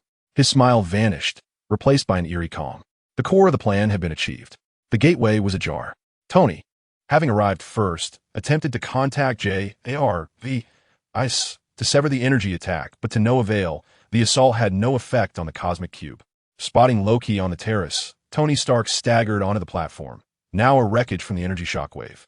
He approached the bar, where shards of glass and overturned bottles of fine liquor lay strewn across the floor. With the keen gaze of a hawk, Tony scanned beneath the bar for a concealed compartment, one of his reserved emergency solutions. Casually leaning against the bar, his body slightly inclined, he effectively shielded himself from Loki's potential gaze. His fingers swiftly explored the edge beneath the bar. The faint click of a mechanism echoed as a smaller, more refined arc-shaped patch sprang forth, adhering firmly to his chest, replacing the previous model.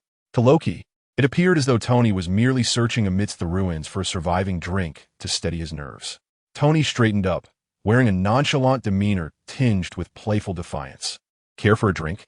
he inquired, as he leisurely retrieved a bottle of Scotch whiskey and poured himself a glass of amber liquid. He then gestured towards Loki. Leaning against the bar as if entertaining an uninvited guest in his own living room, he took a gentle sip, his gaze calmly directed towards the central figure in the hall, who orchestrated the unfolding chaos. Loki, the god of mischief, leaned on his scepter of sorcery, surveying the turmoil he had wrought with the appreciation of an art connoisseur. The Chitauri's flying shuttles darted through the towering edifices of Manhattan like a ravenous swarm of locusts. The explosions and billowing smoke embellishing this city on the brink of demise. He turned, a triumphant smile gracing his face as he strolled towards Tony. What a magnificent spectacle, is it not? Loki's voice slithered like ice crystals across glass. Where's your super gang, Stark? It is now my turn. Tony set down his glass, emitting a derisive snort. Such poor taste.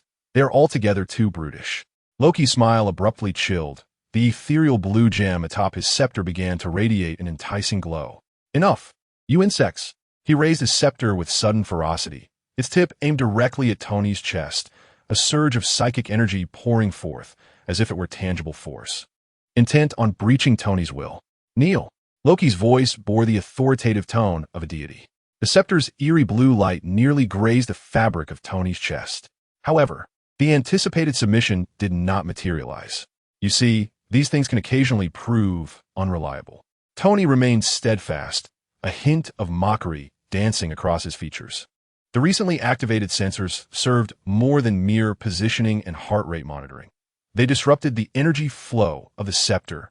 The energy from the scepter collided with an invisible wall of energy, futilely creating ripples that could not penetrate a fraction. For the first time, cracks appeared in Loki's facade of control, revealing disbelief beneath his elegant mask. Performance issues? Tony arched an eyebrow, a sardonic smirk playing on his lips. You. Loki's grace was utterly supplanted by a tempest of rage, provoked to fury. Bang! The weighted shaft of the scepter, accompanied by a shrieking wind, struck Tony's abdomen with tremendous force. The sheer power forced a muffled grunt from Tony, sending him careening backward like a kite severed from its string. He shattered the floor-to-ceiling window behind him, once capable of surveying all of New York. Shattering glass cascaded like a torrential downpour, refracting countless blinding rays of sunlight. Jarvis! Tony's figure vanished in an instant beyond the fractured window, hurled into the frigid currents of air 100 meters above. Jarvis! Below lay the vehicles, resembling ants, and the streets that loomed like an abyss. A profound sensation of weightlessness seized Tony, the fierce winds tearing at his clothing and hair as the ground of Manhattan rapidly loomed larger in his vision. The chilling breath of death rushed towards him. Jarvis!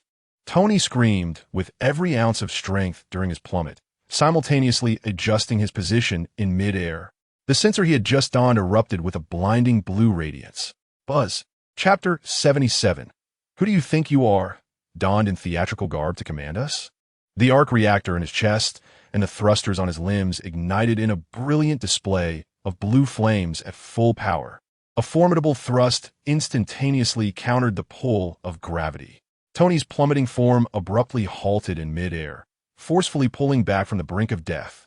He hovered in the sky, the visor of his helmet glowing with a chilling white light, gazing down upon the twisted visage of Loki, whose face was contorted in shock and fury atop the building's highest platform. Exhaling a sigh of relief within his helmet, Tony was filled with a pulse of survival and overwhelming rage. Now, his icy voice resonated through the loudspeakers. It's time to reckon the cost of the damage to my windows. The golden red figure transformed into a vengeful meteor, engines roaring, energy cannons primed and ready. Charging fiercely towards Loki on the rooftop. Loki stood there, the tip of his scepter shimmering with an ethereal glow, a smirk playing at the corners of his mouth. What are you still struggling for, mortal? He taunted, his voice dripping with languor and arrogance as he looked down upon the recently descended golden red figure. I have an army, he proclaimed, each word laced with venomous ice. In an instant, the golden red helmet slid down, enveloping Tony Stark's face with a seamless fit. The blue light of the reactor blazing fiercely behind the visor. We have Hulk, Tony's voice echoed through the speakers. No sooner had he spoken than the palm cannon aimed at Loki. Boom! After toppling Loki, Tony shifted his gaze to the ground, where Chitauri soldiers wreaked havoc. The missile pod on his shoulder unleashed a barrage of small short-range missiles. Yet against the Chitauri aerial troops, swarming like locusts, it was but a drop in the bucket. They emitted sharp screeches, piloting single-man flyers that resembled metallic locusts, cascading down like a dark tide. Following closely were Leviathan troop carriers. monstrous vessels that roared as they began indiscriminate assaults on the city structures. Boom, boom, boom. The sound of explosions, the crumbling of buildings. The Chitauri soldiers aboard the single-man flyers paid no heed to the chaos around them.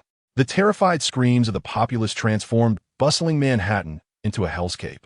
Quinjets soared through the skies, unable to find suitable landing spots. The cabin doors opened, and Captain America, wielding his star-spangled shield, leaped into the battlefield like an arrow released from a bow. Employing the shield's impact-absorbing properties as a cushion, he landed flawlessly. Utilizing the cover of the streets and abandoned vehicles, he deftly evaded the Chitauri's aerial bombardment. He continuously directed the panicked civilians to safety, using his shield to deflect stray bullets. Several Chitauri infantry attempted to intercept him, but he dispatched them with fierce shield strikes and precise close-quarters combat in an instant. The frantic crowd fled down the streets like headless flies. A few New York police officers took refuge behind an overturned patrol car, futilely firing at the Chitauri flyers that screeched past overhead, their bullets merely sparking against the hull. They shouted hoarsely, "Find cover! Get down!" Yet, amidst the overwhelming chaos, the voice resonated like a stone sinking into the ocean. "Officer, I require your assistance to facilitate an evacuation." A steady and commanding voice pierced through the turmoil, emanating from atop the police vehicle. Blick Street. Steve's gaze was unwavering as it locked onto the officer's eyes. "I need all civilians relocated west of Blick Street immediately." Leading the charge was a middle-aged officer with graying hair. He abruptly turned his head, taken aback to see a man clad in a blue, red, and white bodysuit standing atop their patrol car, seemingly out of nowhere. The officer's eyes instantly filled with suspicion. In this apocalyptic scene, a figure resembling a character from a comic book had appeared to direct them. It was utterly absurd. "Evacuate. Who are you?" "Some sort of clown directing us in a costume." The officer nearly roared in response. He had no recognition of the man before him, nor did he possess the inclination to identify a peculiar stranger amidst such dire circumstances. "Look at this madness. There's nowhere safe. What can we possibly do?" He waved his firearm, gesturing toward the rampaging shuttles above and the Chitauri soldiers barreling down the streets, his face etched with profound helplessness. Steve comprehended the officer's distress. Yet this was not the moment for explanations. What was required was action, and action necessitated authority and trust. This trust must be earned through strength. Just as the officer bellowed, two Chitauri soldiers noticed the commotion behind the police vehicle.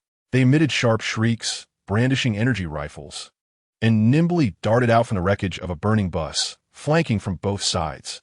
The muzzles of their energy rifles flickered with lethal blue light, aimed directly at the officer and Steve. "Watch out!" A young officer screamed in terror, instinctively raising his weapon to fire, but his movements were too sluggish. Steve Rogers sprang into action. Ignoring the officer's skepticism, his entire focus zeroed in on the imminent threat. He lunged forward, stepping decisively to the left while his right arm flexed with muscle, channeling all his strength to hurl his vibranium shield with the force of a discus throw. Whoosh! The shield sliced through the air with a dull whistle, transforming into a whirlwind. Bam! Crack! The shield struck the left Chitauri soldier's head with tremendous force. The sturdy alien helmet shattered like fragile eggshells in an instant. The Chitauri soldier couldn't even emit a scream, propelled by the overwhelming kinetic energy. His body was lifted off the ground, crashing violently against the adjacent wall and sliding down lifelessly, green viscous blood oozing from the shattered helmet. Without missing a beat, as the shield was released, Steve's movements remained fluid. Harnessing the rotational momentum of the throw, he lunged at the soldier on the right like a cheetah. Just as the soldier aimed his energy rifle, Steve's left hand, swift as a vice, seized the soldier's wrist, twisting it upward with force. Crack! The unmistakable sound of bone fracturing echoed. The energy rifle was dislodged, flying from the soldier's grasp. With an instinctive motion, the other hand lunged towards Steve. However, Steve's right fist, delivering a powerful uppercut, struck the soldier's unprotected jaw with tremendous force. The sound of cracking bone accompanied the soldier's head as it snapped back at an unnatural angle. His body stiffened momentarily before collapsing limply to the ground. The entire sequence, from the soldier's assault to their transformation into lifeless corpses, transpired in the blink of an eye, so swift that the other officers could barely redirect their weapons in time. An eerie silence enveloped the scene, interrupted only by the distant explosions and the shrill whistles of projectiles, which serve as grim reminders of the war's brutality. Steve took a moment to catch his breath, his gaze sharply scanning the fallen soldiers to ensure the threat had been neutralized. Only then did he turn to face the officer once more. His expression remained composed, yet the thunderous battle he had just engaged in lent him an unparalleled air of authority. Blake Street. I require all civilians to evacuate west of Blake Street. Can your men assist? Chapter 78. Officer. Officer, this is my phone. This is my hand. The middle-aged officer responded almost reflexively, his tone suddenly resolute and powerful, as if he had found his anchor. He immediately turned and bellowed at the surrounding officers, his voice brimming with newfound confidence and decisiveness. Did everyone hear that? West of Blake Street. Move. Act quickly. Help them get there. Yes, sir. Understood. The officers replied in unison, their voices resonating with clarity. No longer were they aimlessly firing and shouting like headless chickens. They surged from their cover with professionalism and efficiency. Two officers dashed into the center of the street, using the wreckage of police cars, overturned trash bins, and even their own bodies as makeshift barriers to clear a relatively safe passage. They repeatedly shouted, "This way! Everyone, move this way! To Blake Street! Hurry!" Other officers plunged into the panicked crowd, no longer merely instructing them to take cover, but actively guiding them with their bodies and gestures. "Mom, this way! Take the children over there! Sir, forget your belongings! Quickly join the line!" As the crowd began to move towards the designated route under the officer's guidance, those stationed at critical points ensured there was no pushing or trampling, maintaining a semblance of order. "Help the elderly! That man, put down your weapon! Don't approach!" The community was protecting the community, as one armed individual attempted to breach the evacuation line. "Wow! Officer! Officer, this is my phone. This is my hand. The suspect has been neutralized. Continue the evacuation. Repeat. The suspect has been neutralized. Continue the evacuation. No pushing. One at a time. Prioritize the elderly and children. Help one another. Move." Action spoke louder than words. Their very presence instilled a sense of reassurance and order amidst the chaos. Observing this scene, Steve finally allowed the tension in his lips to ease slightly. He earned the trust of the officers, swiftly organizing a disoriented group of law enforcement into an efficient evacuation force. At that moment, a piercing engine shriek approached from a distance. A Chitauri ship spotted the gathering crowd below, diving down as its energy cannon began to charge. A deadly blue light flickering ominously. Steve's gaze sharpened. Without hesitation, he surged forward a few steps, his arm muscles taut, and with all his might hurled his vibranium shield towards the descending craft. Buzz! The shield sliced through the air with a whistling sound, striking the Chitauri soldier in the cockpit with unerring precision. Accompanied by the jarring sound of metal shattering and the sparks of energy short-circuiting, the craft lost control, tumbling into a nearby building and igniting a violent explosion. The blinding flames and shockwave surged forth, and Steve rolled away to evade the flying debris. He quickly rose, casting a glance at the wreckage of the downed ship, redirecting his focus to the officers valiantly directing the crowd and the civilians rushing towards Bleecker Street. Confirming that the evacuation route was temporarily secure, he clenched his fists and turned to face Stark Tower, where more Chitauri troops surged forth like a dark tide. Natasha and Barton, initially intending to launch an assault on Loki with the Quinjet, were now engaged in ground combat at Stark Tower. They had located Loki, but before they could launch their missiles, they were forced to make an emergency landing with Loki's assistance. Steve needed to re-enter the fray. Just as he approached the tower, Ethan arrived, busy clearing Chitauri soldiers. Ethan unfurled his wings, his sword dancing in his hand. His golden eyes swept across the chaotic battlefield, quickly locking onto several Chitauri aerial soldiers, sweeping low to fire upon civilians. In the name of justice, Ethan's wings flared, his sword striking down, instantly obliterating the flying soldiers mid-air. He landed near Steve. "Captain, are you all right?" "Just in time, Angel Mom." A golden-red figure descended with a thunderous sonic boom. Tony Stark, clad in a pristine marked suit, landed smoothly beside Ethan and Steve. The arc reactor in his chest glowed brilliantly, with shoulder-mounted weaponry and palm-mounted cannons simultaneously activating. The party's opening music is a bit loud. Tony's helmet retracted, revealing his cheeky grin. "Your fireworks seem quite suited to be aimed at that big flower over there." Let us surprise our guests as hosts. No sooner had he spoken than his palm cannon and shoulder-mounted missiles fired simultaneously, accurately obliterating two Chitauri aircraft attempting to dive-bomb them. Ethan hesitated, sheepishly scratching his head. Well, actually, Tony, ever since the god left Earth 6 months ago, my processing power has only been at 30% of what it used to be. I guess I'm just a more agile and slightly meatier version of a Chitauri aerial unit now.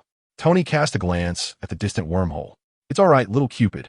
It's normal to feel tense in critical moments. Take a deep breath, breathe deeply, and brace yourself. Dad will get you airborne. Together with Ethan, Steve, Black Widow, and Hawkeye, he confronted the relentless tide of Chitauri infantry and aerial assaults. Utilizing the agility of his armor, Tony deftly maneuvered through the skies alongside Ethan, providing fire support for Steve and the others on the ground while eliminating aerial threats. Suddenly, a figure entwined with raging lightning plummeted like a meteor into the heart of the street. The powerful shockwave sent the surrounding Chitauri soldiers flying. Thor Odinson's blue eyes blazed with fury as he disregarded the surrounding minions, fixating his gaze on Loki atop the building. Your tricks end here, Loki. He swung Mjolnir with ferocity, summoning a torrent of thunder. A robust chain of lightning swept through, instantly decimating a large swath of Chitauri soldiers. He wielded the hammer like a human storm, soaring toward the rooftop, leaving a trail of charred Chitauri in his wake. Loki stood at the edge of the shattered glass. Golden armor plates set against his emerald cloak, bearing that signature expression of disdain and mockery. "Oh, brother," he remarked, tilting his head, his smile unyielding as if relishing a theatrical performance. "Miss me so soon?" Words were rendered superfluous. Mjolnir hummed and growled in Thor's grip, resonating with the divine power coursing through his veins. With a powerful thrust, the expensive floor shattered beneath him as Thor transformed into a bolt of lightning, charging directly at Loki. The feigned smile in Loki's eyes abruptly froze as he attempted to evade, but it was too late. Thor's forearm, imbued with colossal force, struck his chest with a resounding thud. Loki was propelled backward, crashing violently against the intact giant glass panel. A web of cracks instantly spread across the surface, delicate ice crystals blossoming along the glass. He groaned, sliding down the cold glass, the shattered ice crystals cascading onto his gold and green armor, refracting light. Thor stepped forward, his massive hand clamping down on Loki's shoulder armor, pinning him against the fractured glass facade. Loki was forced to look up, his pale face contorted in asphyxiation beneath the golden helm, yet his icy blue eyes burned with a mocking flame. "Look at you." Thor's voice rasped with rage. "Look at the havoc you've wrought.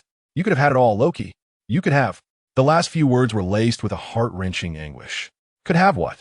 Could have continued being your brother? Aha, did I guess right?" Loki struggled to extract a sound, his lips twisting into a sardonic curve. "Look at yourself, Thor. Observe where you stand, like a reckless bull trampling through the gardens of humanity. What have you protected?" The icy flames in his eyes suddenly erupted.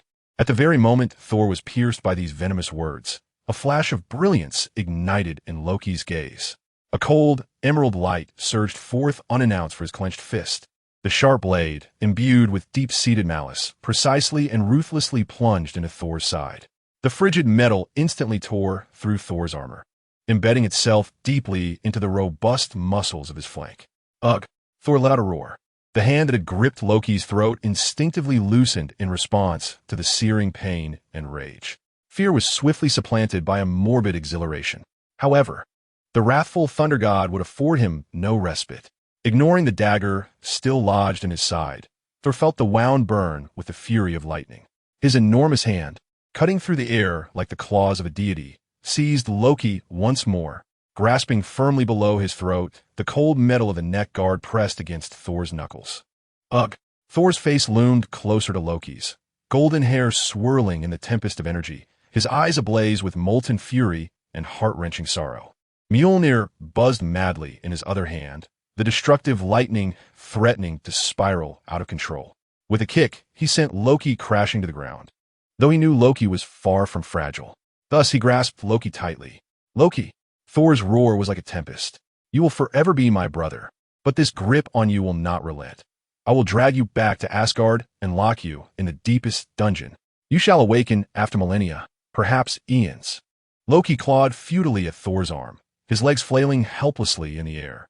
Suddenly, Loki was hurled violently towards the floor. Yet, he did not lose consciousness. Instead, he rolled backward, tumbling away from Thor's side. Loki! Thor's furious shout was laced with astonishment. Loki's figure plummeted rapidly, his gold-green armor spinning through the air, a semblance of a smile lingering on his face.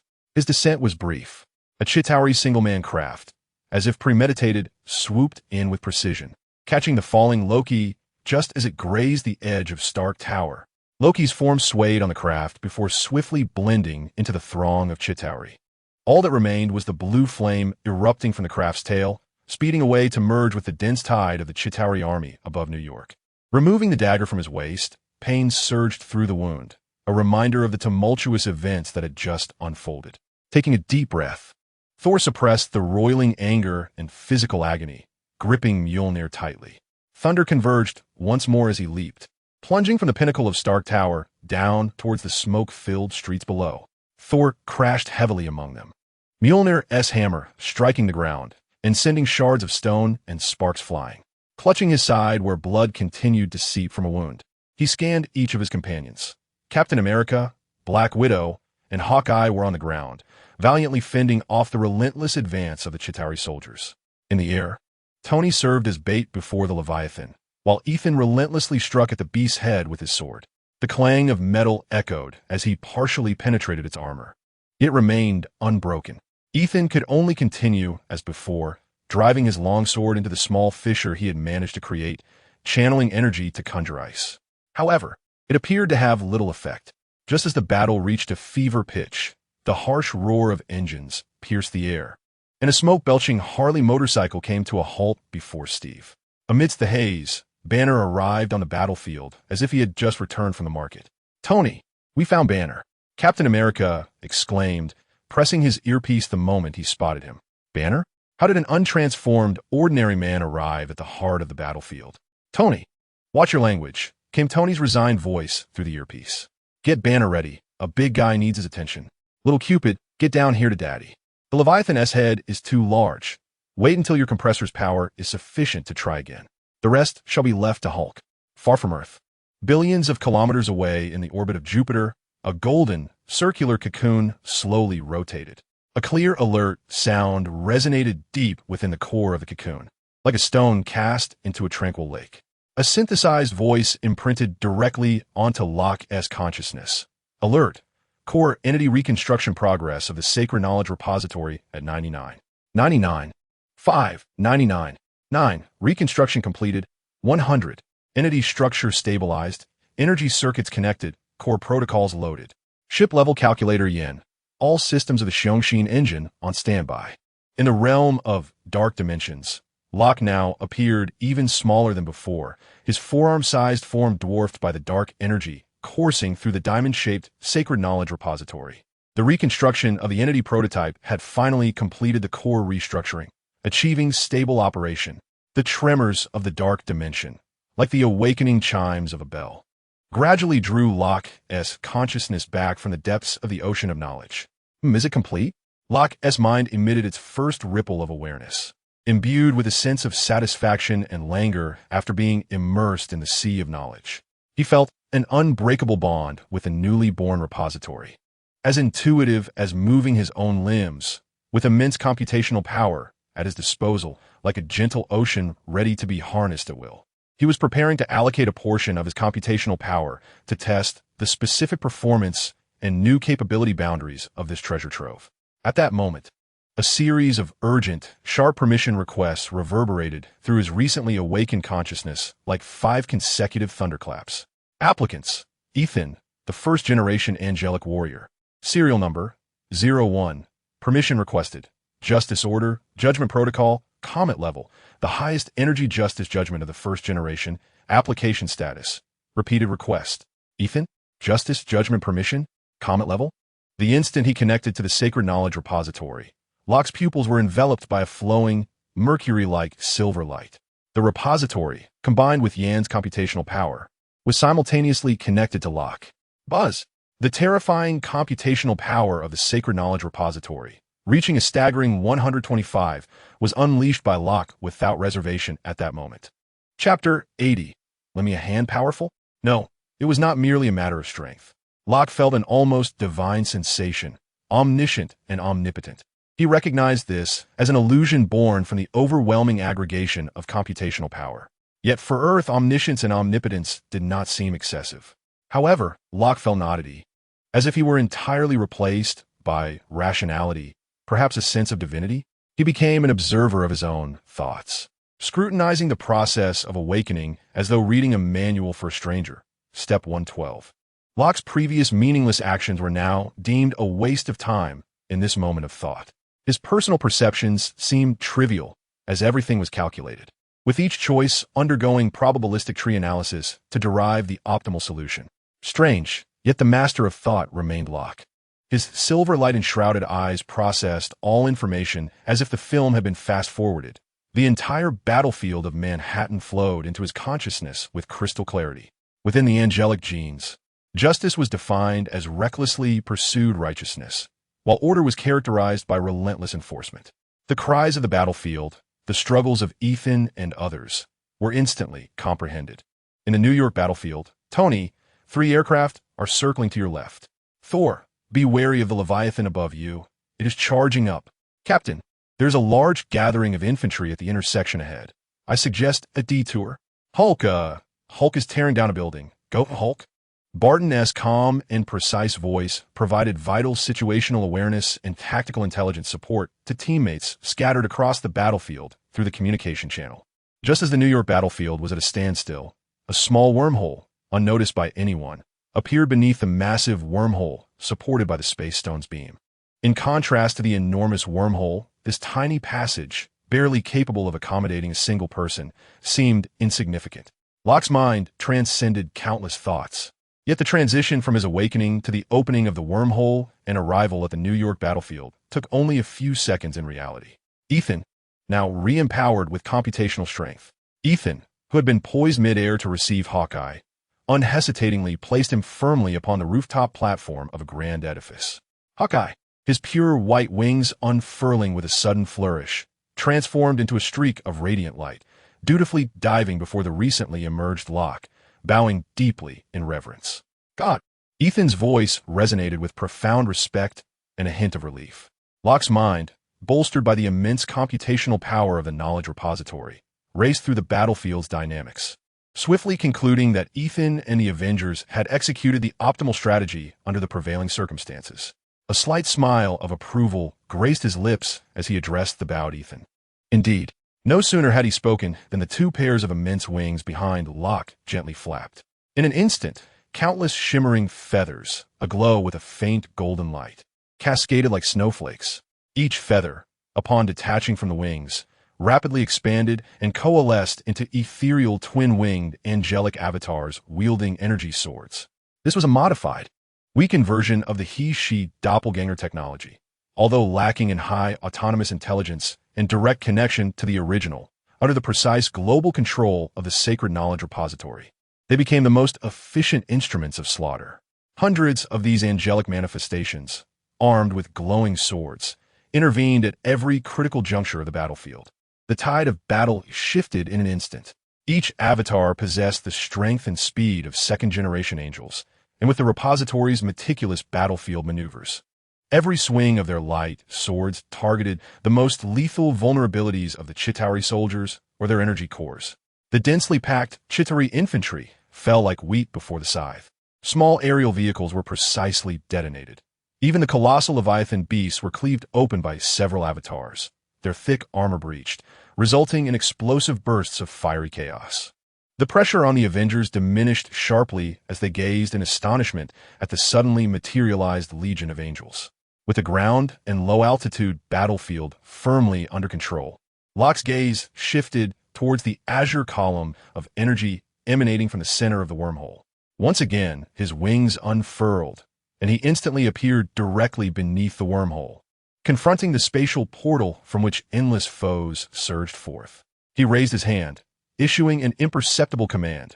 Xiongxin, construct a spatial barrier to seal off the wormhole's energy passage, preventing any ingress from the opposing side. Command confirmed. Spatial barrier concept analysis and energy simulation barrier construction underway. Construction complete.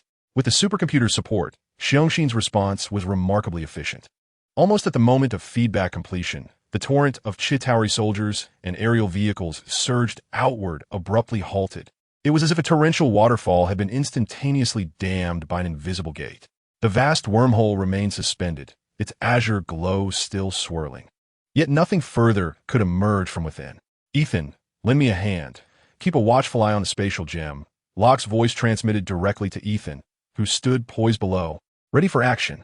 "I possess no star charts, nor do I know the way, and I am unaware of the specific star domains connected by the wormhole. Should the portal be closed before my return, I would have to navigate my way back slowly." His tone bore a hint of lightness, yet it was imbued with an undeniable authority. Ethan's expression turned solemn, embodying the loyalty of the most devoted guardian. As he instantly moved to the side of the spatial gemstone device, his pure white wings unfurled completely, energy swirling around him to create an invisible barrier.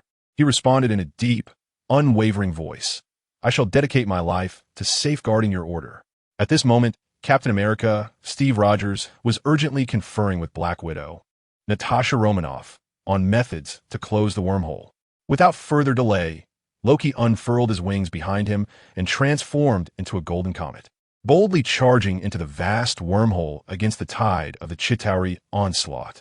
In the cold, dark expanse of the universe, Loki floated outside the wormhole's exit, confronted by the overwhelming Chitauri fleet and the massive, menacing Chitauri mothership. The knowledge repository and the formidable computational power of the core swiftly conducted a scan and analysis. Analysis complete. The biological core can be incapacitated by destroying the shared biological intelligence brain controlling the mothership. Optimal plan. Jump through the wormhole into the mothership's interior to damage the core. Route has been plotted. Conventional plan. Mobilize stellar energy for a planet-level, wide-area justice judgment. The nearest stellar energy source in this star domain is approximately 37 light-years away. Energy guidance formula has been generated. Secondary plan. Thoughts rapidly unraveled under the power of computation. Yet at this moment, Loki was determined to resist reason. "I am Angel of Sugar. Shall I join you in this beheading operation?" "Certainly not."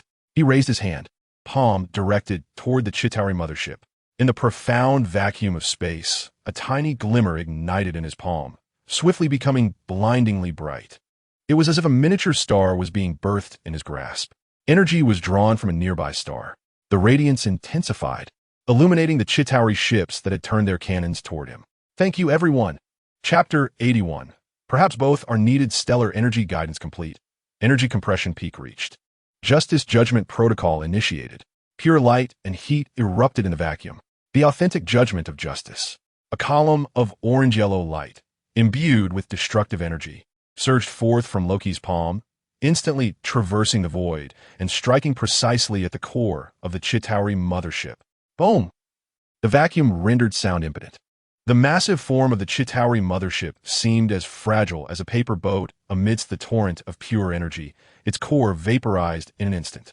A chain reaction erupted violently within the ship's interior, the tremendous explosion radiating like a supernova across the cosmos, consuming the surrounding fleet of escort ships. The Grand Armada transformed into a brilliant cloud of dust. In that moment, in the depths of space, Loki's cataclysmic column of justice struck directly at the core of the Chitauri mothership, reducing it to cosmic dust. On the battlefield of New York, the Chitauri soldiers, still struggling amidst the ruins, attempting to rise or engage in sporadic resistance, appeared as if collectively severed from their power source, their movements abruptly frozen in time. Whether dragging a severed leg or barely emerging from the wreckage, all surviving Chitauri warriors suddenly had the crimson light in their eyes extinguished, their bodies rendered completely rigid, akin to marionettes stripped of all support. With a resounding thud, they collapsed to the ground or slid from the debris, entirely devoid of any signs of life. The last remnants of gunfire and cries on the battlefield faded into profound silence at that moment. This sudden stillness resonated with a potency surpassing any declaration of victory. Tony Stark descended beside Steve Rogers, his helmet retracting to reveal a weary visage. He observed the fallen soldiers before him, then glanced towards the unseen depths of the portal in the sky. With a long sigh, he could not resist jesting to Steve. It seems that the little god Cupid is far mightier than some hammer-wielding deities, gesturing subtly towards Thor. A rare smile flickered across Steve's face, his taut nerves momentarily relaxing. He cast a glance at the distant portal, then surveyed the lifeless remains of the Chitauri soldiers. Continuing Tony's jest, perhaps Ethan offered a prayer to his deity? No, wait. He feigned seriousness, contemplating. Angels must rely on fervent prayers, right, Tony? He turned to Tony, seeking confirmation, his gaze embodying a blend of post-battle levity and reflection on this bizarre conclusion. Tony shrugged, who knows? Perhaps both are required? The light-hearted atmosphere lasted but a fleeting moment. Steve's smile faded as he pressed his earpiece, contacting Natasha. Natasha, what's the situation up there? Can the portal be closed? His voice regained its customary steadiness as his gaze returned to the portal suspended in the sky. The longer they delayed, the greater the uncertainty loomed. Although the ground forces were obliterated, the portal remained ajar. Natasha's voice crackled through the earpiece, tinged with palpable exasperation. It can be closed. Dr. Eric has just regained consciousness. He made it clear that Loki's scepter can deactivate the device, the principle being energy counteraction or something to that effect. She paused, her tone growing somewhat frustrated. But the pressing issue is still Ethan. His deity has ventured into the portal, and Ethan now stands like the most obstinate guardian at that accursed gem, preventing me from approaching. We can't leave this back door open indefinitely. Steve and Tony exchanged glances, understanding Ethan's loyalty while also recognizing Loki's astonishing intervention had inadvertently become an obstacle to closing the final threat. We must go, Steve said resolutely, signaling Tony to follow. Together, Tony and Steve soared towards the base of the beam of light. Meanwhile, Hawkeye Clint Barton stood silently atop another skyscraper, gazing down at the lifeless Chitauri soldiers and the ominously suspended wormhole. The reports from Natasha echoed clearly in his earpiece. He slowly lowered his bow, yet his vigilant eyes continued to survey the surroundings, ensuring no unforeseen events would transpire. Nearby, the Hulk's massive form rose and fell with each breath, the green glow in his eyes noticeably dimming, indicating his awareness of the battlefield's shifting dynamics. Thor, wielding Mjolnir, strode purposefully towards the subdued Loki, intent on confronting his brother, who had caused such catastrophic turmoil. On the battlefield in New York, beneath the wormhole, Ethan gazed reverently into the depths of the portal, where devastation erupted suddenly. It was as if he could hear the silent explosion, his face alight with fervor. At that moment, Tony and Steve arrived beside Natasha Romanoff, who held Loki's scepter. Tony glanced at the obstructed wormhole and the fading light within and immediately addressed Ethan. Ethan, your god has created a monumental mess. It's time to turn off this damned faucet. Use the scepter. Ethan, my god is currently inside the portal. Let him finish what he needs to do before we proceed. Ethan replied, turning to regard the others, unmoved. Natasha, obstructed, glanced at the still suspended portal, albeit blocked. She couldn't help but roll her eyes and exclaimed rapidly, all right. Your god is the greatest, omnipotent. But why has he only just arrived? Is his schedule too packed? Did he only just find time to grace Earth with his presence? Ethan paid no heed to Natasha, redirecting his focus to the depths of the wormhole, like the most devoted sentinel safeguarding the path of divine return. Holding the scepter, Natasha regarded the obstinate angel in the still open wormhole, casting a glance at the distant city where sporadic battles raged and civilians awaited rescue. Her annoyance manifesting in an exasperated click of her tongue. In the depths of space, Loki coldly surveyed the remnants of the Chitauri fleet, now reduced to a burning wreckage. Scanning confirmed that apart from the debris and the chilling void, no other traces of intelligent life or threats lingered in the surrounding cosmos. With his objective achieved, Loki made no further delay. With a gentle flap of his wings, he vanished into the vast entrance of the wormhole, retracing his steps. Loki's figure gradually materialized beside the portal device on the rooftop of Stark Tower. The vigilant Ethan sensed his presence immediately, his fervor transforming into devoutness as he bowed deeply once more. God! Loki did not respond immediately, his gaze calmly resting on the space gem, radiating a cerulean glow and its surrounding energy barrier. He raised his hand and pressed against the intangible shield. Target: energy barrier of the space gem. Core activation. Conceptual rewriting energy disturbance intervention. Target analysis error. Unable to resolve energy composition. Simulating reverse frequency. Chapter 82. The Foolish Brother. Although the core of Xiong could not directly rewrite the cosmic singularity that is the space gem, it adeptly manipulated the energy structures it released. The robust azure energy barrier rippled violently, akin to a stone cast into still water, before dissipating with a soft pop, like a soap bubble bursting. As the barrier vanished, Locke subtly beckoned with his palm. The space gem, seemingly drawn by an invisible force, gently ascended from the device, gliding steadily into the palm of his left hand. Simultaneously, his gaze flicked towards Natasha, who stood nearby, wielding the mind scepter. She felt a sudden force brush against her wrist, causing the scepter to slip from her grasp, and, just as gracefully, it soared towards Locke, landing in his right hand. 2 gems in his possession. At the moment of contact, a profound awareness of space surged along Locke's arm. He distinctly sensed the connection to the very essence that constitutes this universe's spatial dimensions, as if he held the key to the concept of cosmic space itself. The possibilities of dimensional folding and wormhole activation flowed through his perception. On another level, it resonated with the laws of the universe pertaining to consciousness, thought, and emotion, an omnipotent key capable of unlocking all minds. The dual forces of these distinct yet fundamentally linked cosmic laws coursed through his hands, once again granting Locke the illusion of mastery over all things, accompanied by a heavy sensation of voyeurism. However, Locke did not linger in this feeling for long.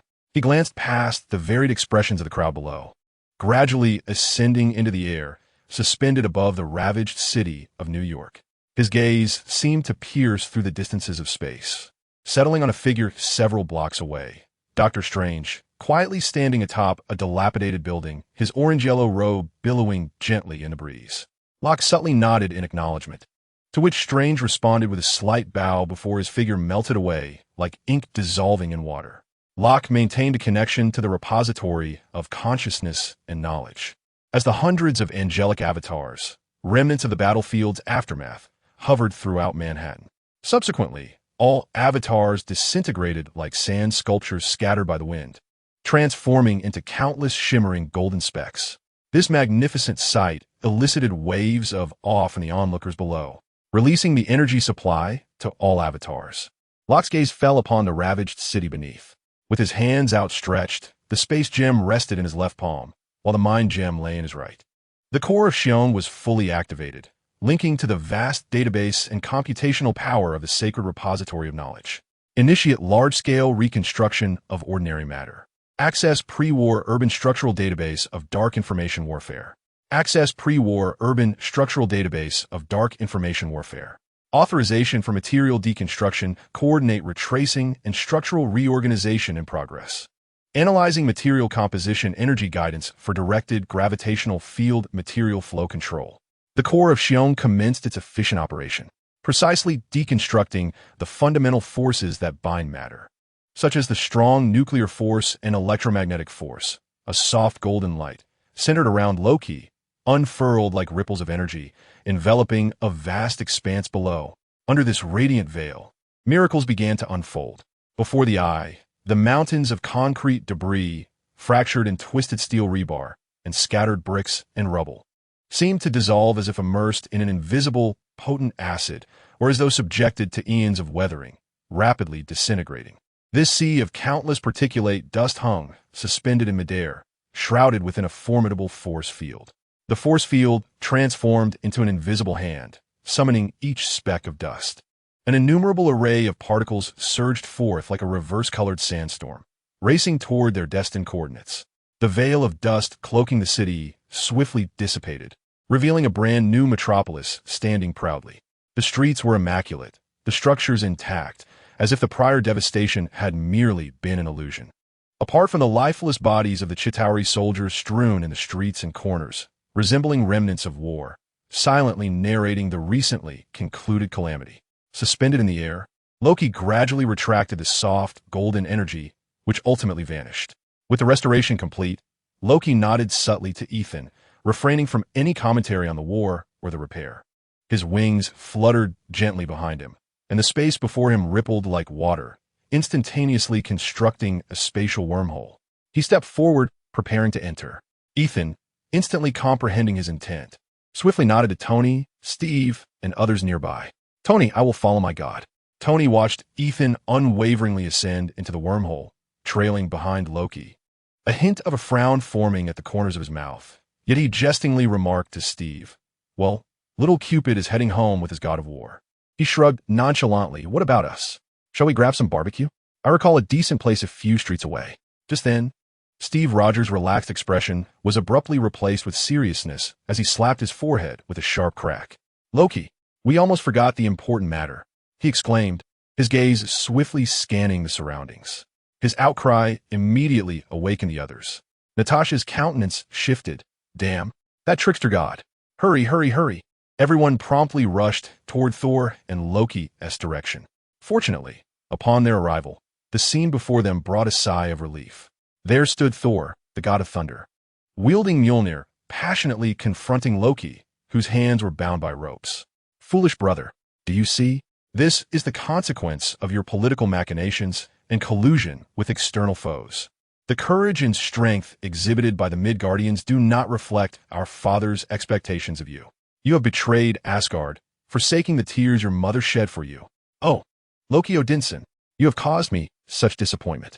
Bound and burdened, Loki wore an expression devoid of hope. His eyes were tightly shut, brows furrowed, his head slightly inclined, as if this posture could shield him from Thor's spittle and incessant reprimands. He even retracted his neck slightly, attempting to minimize the surface area exposed to the onslaught of verbal assault. Such a pitiable visage, resigned to suffering. When the Avengers arrived, they beheld the scene of Thor passionately berating the seemingly lifeless Loki. Steve hurried forward. "Thor, Loki requires stringent supervision. We must ensure he cannot instigate further troubles. And the bodies of these extraterrestrial beings also demand our attention." Meanwhile, Locke and Ethan had traversed the wormhole, departing the battlefield of New York. On the other side of the wormhole lay Locke's core laboratory. Chapter 83. Please ensure its return. As the spatial ripples subsided, Locke materialized in the center of the laboratory. Ethan followed closely, his wings folded, standing in attendance. Locke did not immediately attend to the two infinity stones in his possession. Instead, he turned his gaze toward Ethan. He recalled that prior to the battle in New York, Ethan had mentioned through clandestine communication a matter of significance. "Ethan," Locke's voice resonated in the expansive laboratory. "You previously stated that there was someone you deemed to embody the principles of justice awaiting me." He reflected on Ethan's tone at the time, imbued with conviction. "Indeed, my God," Ethan promptly bowed in response. The cold metallic walls shimmered dimly.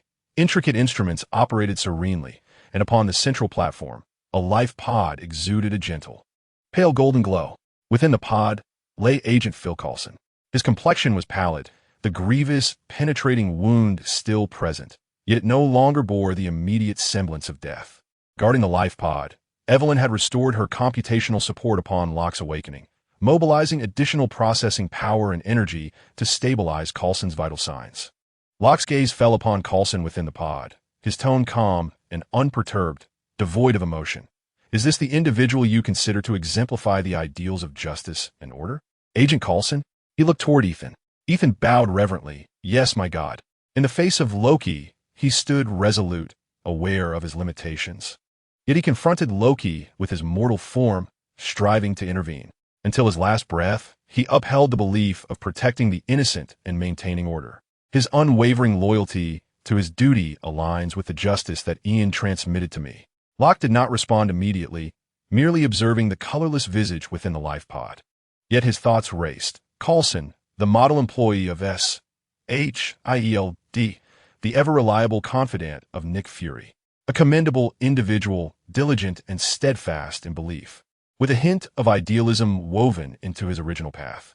His demise served as one of the catalysts that truly united the Avengers. But now, what script awaits? Higu once stated that the variable from beyond my universe has been embraced by this unique cosmic timeline, and will not be eradicated like a virus by an antiviral program. No longer must I hide in secrecy as I once did. In the fleeting moment of thought, Locke arrived at a resolution. He ceased to be conflicted and casually placed the cosmic cube, which he always held in his left hand, and the scepter of mind, held in his right, onto a nearby laboratory table. The two cosmic treasures emitted a faint glow upon the cold metallic surface, yet they did not capture his further attention. Evelyn, thank you for your efforts, Locke said, nodding slightly to the golden-haired angel standing guard nearby. Evelyn promptly bowed her head in respectful acknowledgement. It is my duty. My lord. Locke then turned his gaze towards Ethan and Evelyn. By the way, you both should elevate yourselves as well. Yes, my lord. Ethan and Evelyn responded in unison. Ethan, Locke instructed, before we commence, please make a trip to the battlefield in New York and retrieve a blood sample from Locke. His lineage holds significant research value. Understood. Ethan responded without hesitation. His wings unfurled instantly, and he raised his hand to tear open a wormhole leading to New York, vanishing into it in a flash as the wormhole closed behind him. In the laboratory, only Locke, Evelyn, and Coulson, who remained in the life pod, were left. Evelyn stood quietly by, akin to the most loyal sentinel, awaiting her lord's next command. Locke's consciousness delved into the sacred repository of knowledge, activating the gene panel from his previous ascension to the second generation. He intended to integrate the Asgardian characteristics extracted from Thor's blood into the framework of the second-generation angel genes, utilizing the second-generation angel genes as a foundation. He aimed to incorporate the optimized growth and energy affinity traits of the Asgardians, ensuring compatibility and stability thresholds. Locke swiftly completed the deduction and confirmation within his mind. Ethan returned discreetly through the wormhole to Stark Tower. Thor was escorting the securely bound Loki, accompanied by Captain America, Tony, Natasha, and others, towards a special prison established by S.H.I.E.L.D. in a fortified underground facility nearby. Before Thor could return Loki to Asgard, he would be closely monitored for the time being. Ethan approached Thor directly, his presence drawing the attention of the gathered crowd. Ethan, Tony remarked, somewhat surprised. Didn't you return with your boss? The Divine has arranged for me to attend to certain matters, Ethan replied, his gaze fixed directly on Thor, his tone calm and straightforward. Thor Odinson, the Divine requires a blood sample from your brother for research. This will not harm him nor affect your subsequent handling of him. His words maintained a respectful tone towards the Asgardian prince. Thor regarded Ethan, then glanced at the visibly resistant Loki beside him. He held considerable trust in the Divine Ethan spoke of. Of course, my friend.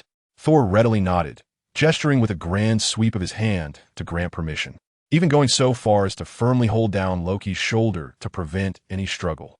Loki's expression darkened further, a flicker of humiliation crossing his eyes, yet under Thor's suppression, he could only allow Ethan to approach. Ethan retrieved a specially designed vacuum blood collection tube and a slender energy needle from his waist. Ignoring Loki's murderous gaze, he swiftly and gently drew a small vial of dark red blood from Loki's arm. The entire process took less than 3 seconds. Thank you. I'll take my leave now. Tony, remember to put in a request for my absence. Of course, as my employer, you may consider my absence as a no-show, but that is beyond my control. Ethan nodded slightly to Thor, carefully stowed the blood collection tube, and jested with Tony before turning to leave. At that moment, a bald, middle-aged man in a suit and glasses, Agent Sitwell, approached briskly, a smile plastered on his face as he positioned himself in front of Ethan. Mr. Angel, please hold on. Sitwell's voice was polite, yet his words carried an official tone. Greetings, I am Agent Sitwell, responsible for post-battle management and asset recovery following the New York incident. He adjusted his glasses, his gaze sweeping over Ethan as he continued. We have noted that you and the individual you followed have taken 2 critically important items, the Tesseract and Loki's scepter. According to our records, the Tesseract is classified as a top-tier asset of S.H.I.E.L.D., with ownership and oversight clearly designated to S.H.I.L.D. As for Loki's scepter, he paused, his tone growing more serious. This is an extremely dangerous extraterrestrial weapon, possessing formidable mind control capabilities, which caused significant destruction during this invasion. Based on global security protocols, such high-risk items must be placed under the strict supervision of S.H.I.L.D. for safety assessment and containment. We implore you to return these 2 items. His words were delivered with an air of gravitas, standing firmly on the official stance of global security. Ethan listened impassively, refraining from an immediate response to Sitwell. Instead, his gaze drifted past Sitwell, landing on Natasha Romanoff a few steps away. His eyes held a hint of inquiry as if silently asking. Chapter 84. It seems you lack the ability to control it. Natasha received Ethan's look. She glanced at the all-business Sitwell, a glimmer of helplessness flickering in her eyes. She subtly averted her gaze, feigning interest in her surroundings. No longer making eye contact with Ethan. Receiving Natasha's signal, Ethan finally redirected his attention back to Sitwell. His voice was calm and unwavering. The Tesseract, under your S.H.I.E.L.D.S.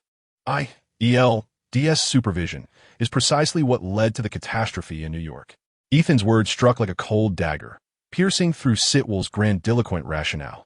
Your so-called top-tier oversight is rendered meaningless in the face of true power, even inviting those who covet it. He paused, his gaze sharply fixed on Sitwell. As for the scepter's danger, in your hands, it would only bring forth greater peril and covetousness. You seem incapable of mastering it, let alone possessing the authority to determine its rightful ownership. At the very least, Ethan's gaze swept over Sitwell and the members of S.H.I.L.D., clad in tactical vests behind him. They are far better under the dominion of my divine hand than under the supervision of any mortal. You need not concern yourselves further with it. With that, Ethan granted Sitwell no opportunity for argument or rebuttal. He raised his hand and made a gentle gesture before him, causing the wormhole to unfurl instantaneously. Without a glance at the now pale-faced Sitwell, he stepped into the wormhole, his figure vanishing along with it in an instant. Once Ethan, Evelyn, and Coulson entered a state of genetic transformation or enhancement, and the laboratory's life support systems and energy flows functioned smoothly. Locke finally severed the deep connection with the sacred repository of knowledge. At the moment of disconnection, an intense sensation of detachment and lethargy surged forth like a frigid tide, overwhelming Locke in an instant. It was uncomfortable. This was the most direct and intense sensation. His thoughts felt shackled by heavy constraints. The complex calculations and multidimensional deductions that could once be performed in an instant now became laborious and sluggish. Even a simple logical chain required considerable effort to piece together. The most intuitive analogy, just a second prior, he was seamlessly operating the game Minecraft on a top-tier supercomputer loaded with all visual effects, physics, and intricate modules, experiencing the authentic physical interactions and limitless creative possibilities. The next moment, the hardware was forcibly replaced with an outdated, malfunctioning entry-level graphics card of the 650 caliber, resulting in stuttering visuals, delays, and commands responding as slowly as a snail, with the absence of smoke merely a testament to the lag in response. Locke took a deep breath, suppressing the intense discomfort. He was acutely aware that this stuttering and lethargic state represented the true capacity of his own computational power. The vast computational resources and information processing capabilities provided by the repository were akin to a super cheat, temporarily elevating his abilities to an unimaginable level. The omniscience and omnipotence, the sensation of controlling all and perceiving every detail, were indeed captivating, even intoxicating. However, the cognitive patterns during the connection felt peculiar. This absolute rationality, which discarded most emotional fluctuations, while efficient, made him feel as though he was veiled by some cold logical program, somewhat estranging him from his original self, which bore a hint of whimsy and humanity. Nevertheless, this was not the time for such musings. Locke's gaze turned toward the two cosmic treasures on the laboratory table. He first picked up the cosmic cube. This was not the gem itself, but rather a shell composed of energy of the highest purity, solidified into a cubic form. With a slight pressure from his fingers, the blue shell shattered like glass with a crisp crack, transforming into a myriad of dissipating blue starlight. A gem, radiating a soft and profound azure luminescence, quietly hovered in the air. Locke extended his finger, directly making contact with the essence of the gemstone. In an instant, a vast torrent of information surged into his consciousness. This was an intuitive understanding and the fundamental imprint of space, one of the universe's basic laws. He beheld the infinitely expansive and foldable lines of space-time that constitute the cosmos. He sensed the boundless dimensions nested within and the bubble-like structures of parallel universes. The true value of the space gem revealed itself to Locke at that moment. It was the universal key to prying open the barriers of dimensions. Unlike Hydra or S.H.I.L., who merely harnessed the energy emanating from the gem to power their weapons, or Thanos, who utilized it as a tool for spatial transportation, Locke recognized a deeper purpose. According to the records in the sacred repository of knowledge, a mature universe does not exist as a singular entity. It resembles a sheet of paper that has been folded multiple times, encompassing numerous, even countless overlapping and interpenetrating dimensions. These dimensions adhere to different physical laws. Some exist in a state of energy, others in a pure state of information, while some are filled with peculiar matter. The so-called dark universe does not imply an attribute of darkness. Rather, it refers to the only aspect detectable by the supreme angelic civilization of the supergod universe through special means, albeit indirectly, due to its unique physical rules, which may involve higher dimensional folding or discontinuity. It has been designated as the dark side of the observable universe, a repository of energy and information tantalizingly close, yet perpetually out of reach. The angelic civilization's accumulation of observations over hundreds of thousands of years has left no doubt regarding the existence of dimensions. However, constrained by technological development, the age of God-making spanning merely a few tens of thousands of years, understanding of the specific nature of dimensions remains limited to a singular dark universe. Moreover, the repository contains a significant conjecture by Queen Kesha. The disappearance of the space principal, Kiran, may not be related to the void or distant travels, but rather that he successfully entered a special dimension closely tied to time, thereby liberating himself from the constraints of conventional cosmic time. Yet, tragically, this too remains unverified. Now, holding the space gem, the key to these mysteries, Locke had the opportunity to validate these theories, to touch that elusive dark side, and perhaps even more. He immediately retrieved the unique energetic coordinate data acquired during his previous analysis of the Hulk's power source, a spectrum of energy fluctuations from a different dimension. Using the Hulk's energy characteristics as a coordinate anchor, he initiated the spatial gem's dimensional perception and positioning protocol, empowering the space gem. Buzz. The blue light of the space gem intensified, and the vibrations began to radiate from Locke, scanning the depths and folded layers of the universe. This was not merely a search for location in three-dimensional space, but a pursuit across the hierarchy of dimensions. This profound dimensional probing was akin to casting a stone into the silent depths of the ocean. Indeed, it immediately captured the attention of certain presences. Locke sensed several prying eyes. However, the space gem proved itself to be a cosmic singularity. Its ethereal blue light shimmered gently, in a mist of information, constituted by the laws of space itself, swiftly enveloped Locke. The gazes that projected forth seemed to encounter the very essence of space itself upon touching this layer of mist, retreating with a hint of perplexity. At last, found it. A glimmer of brilliance sparkled in Locke's eyes. Chapter 85. Prohibition of all material penetration into the dark universe. Without hesitation, Locke promptly reconnected to the sacred repository of knowledge. The vast torrent of computational power surged back into his consciousness. Buzz. Before Locke, the blue wormhole that had previously served as a means for conventional spatial leaps was no longer present. Instead, a dimensional portal abruptly unfolded. Locke inhaled deeply, sensing the overwhelming energy that was nearly spilling over from beyond the door, and stepped into the ethereal blue dimensional portal. His figure vanished into the azure gateway leading to the realm of pure energy. However, contrary to his expectations of a pristine and magnificent sea of green energy ripe for unrestrained consumption, what lay before him was an oppressive, stagnant, deep green fog. This mist was composed of countless chaotic and tumultuous shards of spiritual energy, materialized from the negative emotions of countless beings. It became evident that Locke's prior assumptions had been erroneous. While the energy here shared a similar deep green hue, its core attributes starkly contrasted with the relatively pure essence he had previously extracted from Hulk's blood, despite the significant differences in Hulk's own violent life energy spectrum. Hulk's power appeared more akin to a secondary product, passively drawn from this sea of energy, filtered and transformed. This dimensional space resembled a colossal cosmic repository of negative spiritual refuse.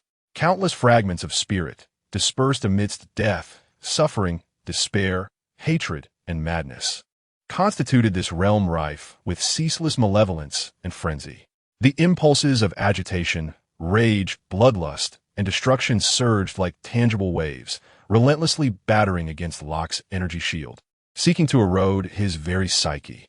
Cloaked in a faint golden energy field, Locke kept the tumultuous tide of negative spiritual energy at bay. The viscous malevolence and frenzied howls invoked a profound discomfort within him. Were it not for the discordant colors, Locke would surely believe he had stumbled into hell itself.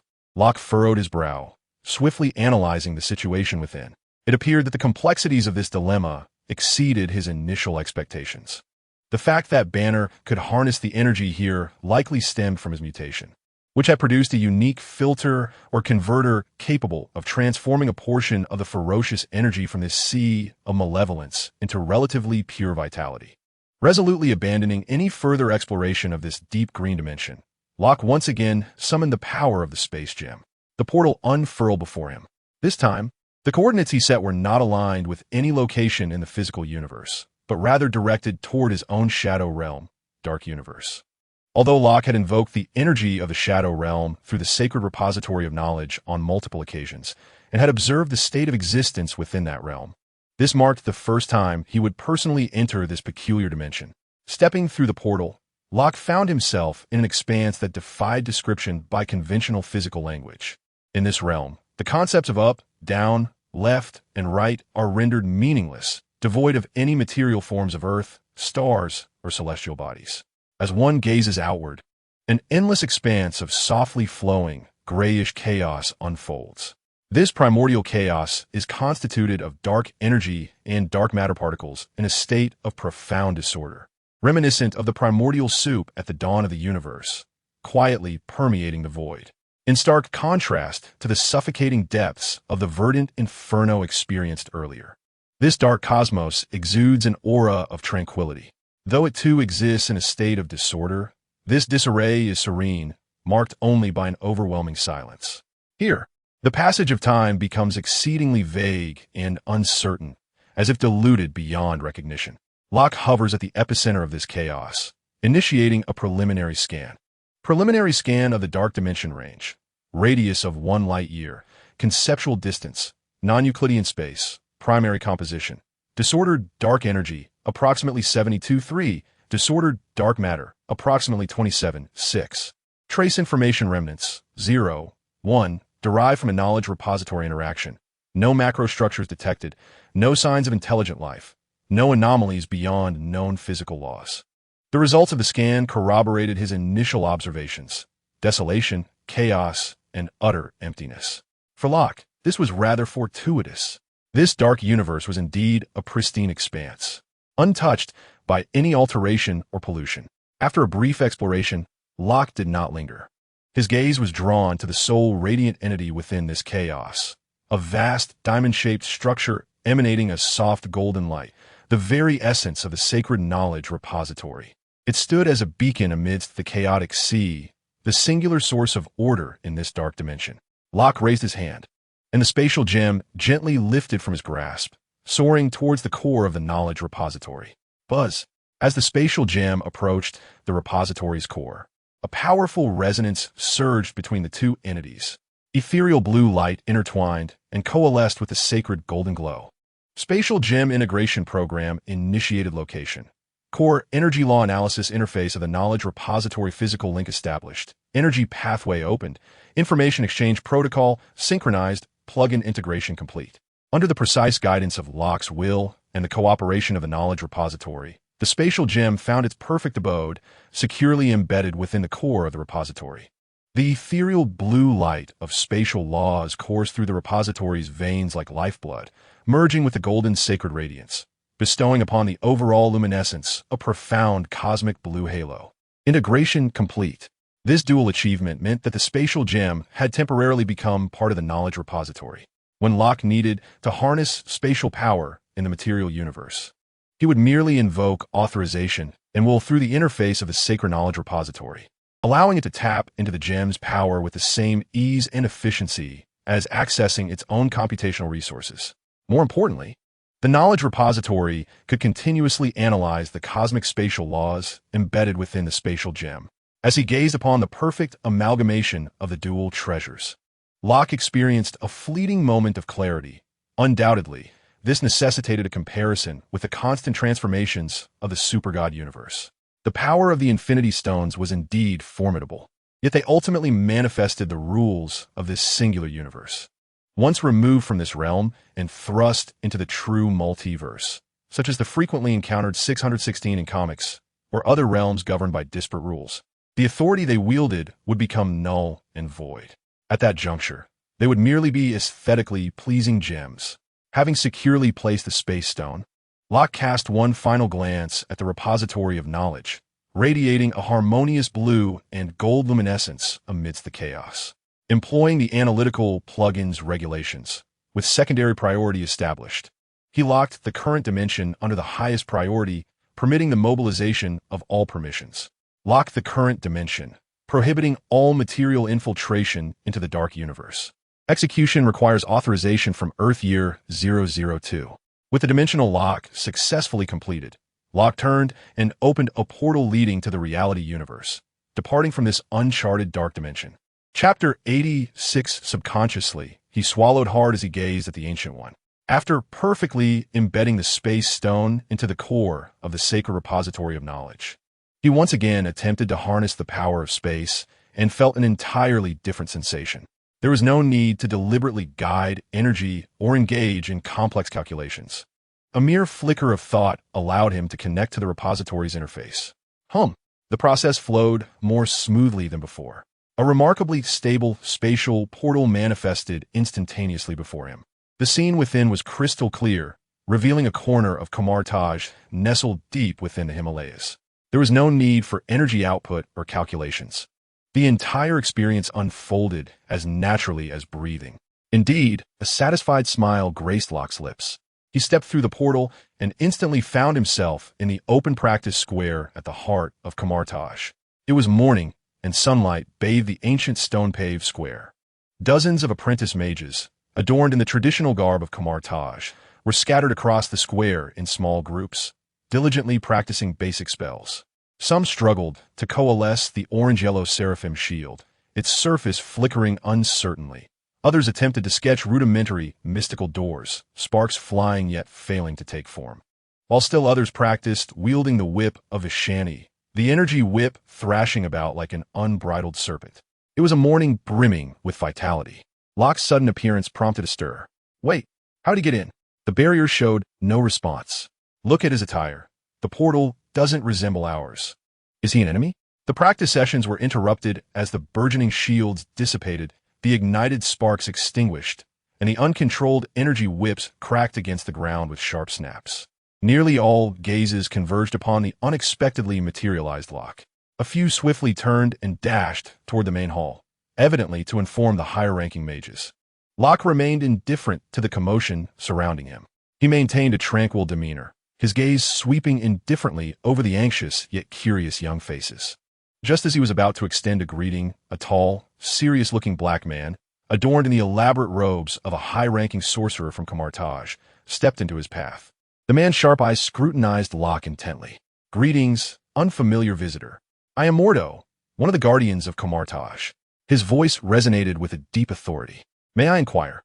Esteemed angel, what brings you to Kamartaj?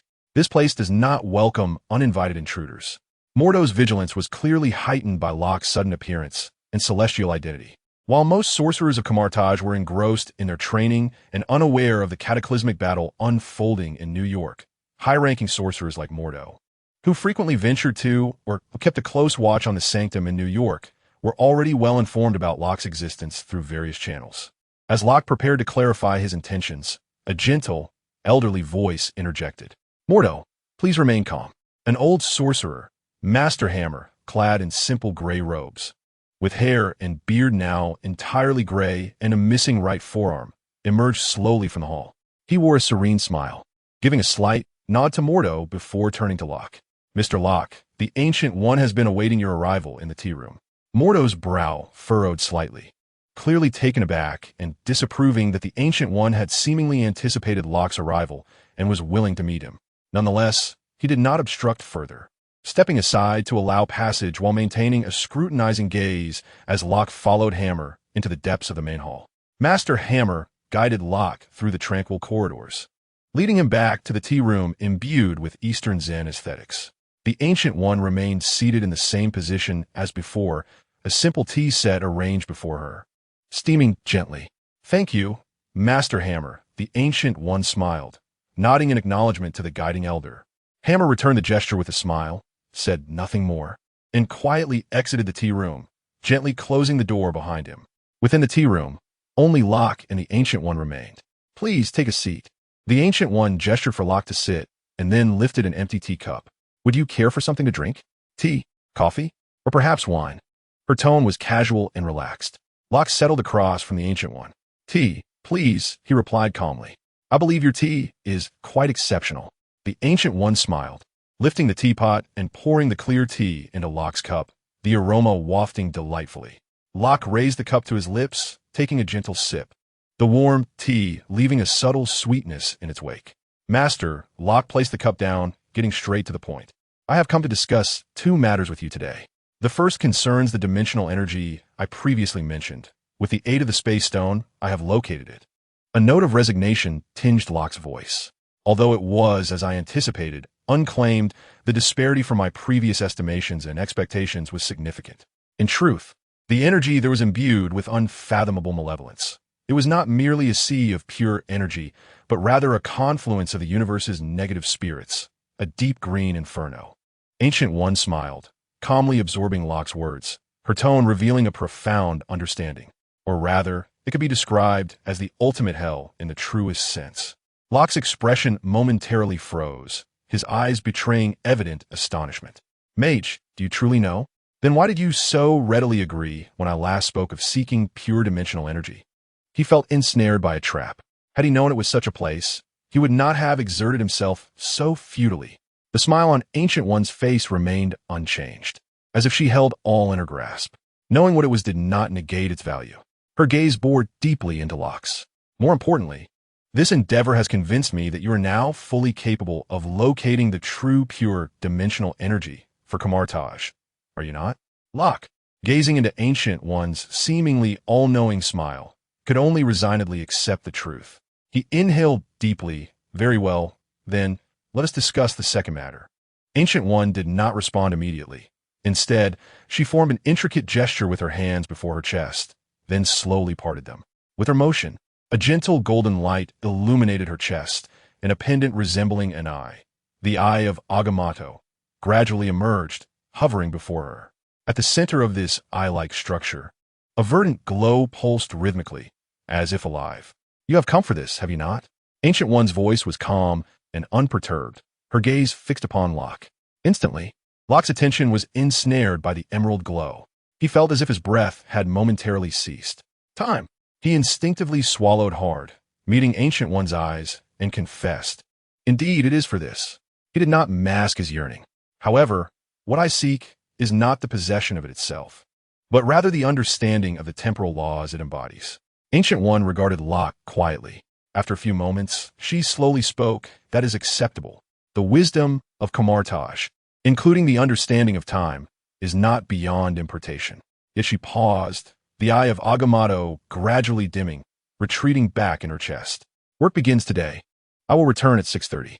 Much of this was crafted during my work hours, and the remainder was just completed, freshly made. I must attend to my meal." Chapter 87.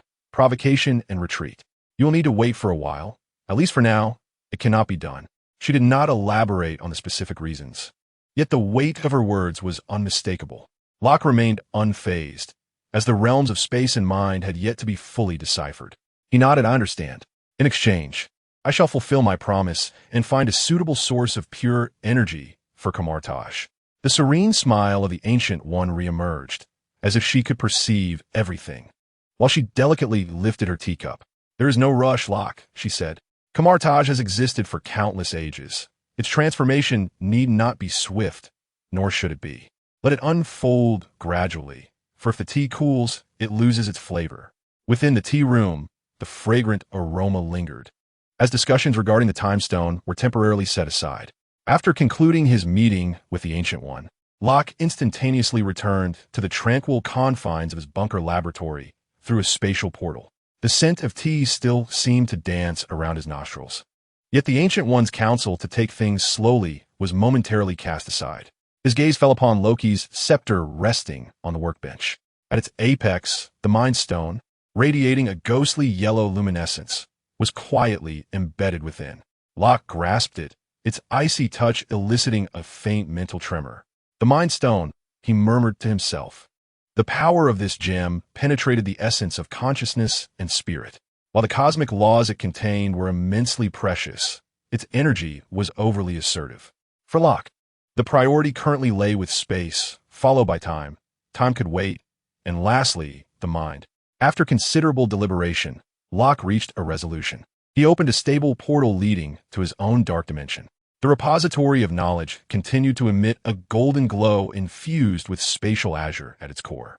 Approaching the repository, Locke extracted the Mind Stone from the scepter and constructed a secondary interface for analyzing the unique energy source adjacent to it. Detecting high-dimensional mind law entity. Initiating secondary interface protocol. Physical link established. Energy shielding field generated. Mental contamination isolation layer activated. Mind Stone integration complete. The scepter, along with the Mind Stone, was securely embedded into the designated recess of the repository. A layer of pale, yellow energy barrier instantly enveloped the gem, connecting it to the energy network of the knowledge repository, while a formidable shielding field isolated any mental fluctuations that might emanate from the stone. Once the Mind Stone was processed, Locke shifted his focus to another weapon. While the angelic armaments were undoubtedly powerful, they were mass-produced standard equipment. He yearned to forge a weapon that truly belonged to him, one that would incorporate materials from the Marvel Universe. He recalled two elements: the divine metal from Asgard, known for its formidable energy conductivity and memory properties. During his analysis of the destroyer, he had acquired some sample data. Additionally, there was one of the most extraordinary substances on Marvel's Earth, an extraterrestrial material that had become a specialty of Wakanda. Especially when he thought of vibranium. A whimsical meme from a past life flashed through his mind. Wakanda's vibranium is not selling well. Please help us. A slight smile curled at the corner of his lips. With a subtle thought, he accessed the repository of knowledge, and the blue light of the space stone flickered. A hum resonated as a portal unfurled before Locke, leading to the depths of a vibranium mine. The surroundings are shrouded in dim light, illuminated only by the faint violet glow emanating from the vibranium or itself. The mine resembles the cavernous belly of a subterranean behemoth, where a colossal electromagnetic levitation mining train efficiently transports the excavated raw vibranium to the refining plant along its tracks. The air is thick with fine dust and the distinctive hum of the electromagnetic field. In the shadows at the edge of the mine, Locke's figure materializes silently. Without hesitation, he activates multiple layers of concealment. Although he harbors no ill will towards Wakanda, his actions are far from straightforward. Once he confirms his absolute state of stealth, Locke's gaze fixates on the exposed raw vibranium vein on the nearby mine wall. Its deep, ethereal violet luster harbors astonishing material properties. Core. Connect to the repository of knowledge and initiate the deep material analysis protocol. Objective. Analyze the atomic structure of the raw vibranium vein, its energy absorption and release mechanisms, vibrational characteristics, and microforce fields. Locke mentally commands. Command acknowledged. Analysis protocol initiated. Scanning target area to establish a micromodel. Energy wave detection engaged. Information flow feedback established. The probing waves, akin to the most precise of instruments, begin to delve into the mysteries of vibranium. The progress bar of the analysis advances swiftly within Locke's conscious vision. However, as the analysis reaches approximately 50%, brushing against the unique energy-absorbing and vibratory core principles of vibranium, an overwhelming mental shockwave surges forth, akin to an invisible tsunami, violently crashing towards Locke's position without warning. Pseudodity. The voice of Bast echoes directly within Locke's mind, resonating with the roar of countless souls. Thief of sacred relics. Your existence shall be extinguished here. Locke, caught off guard, lets out a muffled grunt, his consciousness struck as if by a heavy blow. High-intensity, mental intrusion detected. Source: unknown higher-dimensional mental entity. Emergency defense protocol initiated. Deploying Mind Stone's mental barrier. Repository of Knowledge's information firewall. Space Stone's dimensional shield. The repository of knowledge responds instantaneously.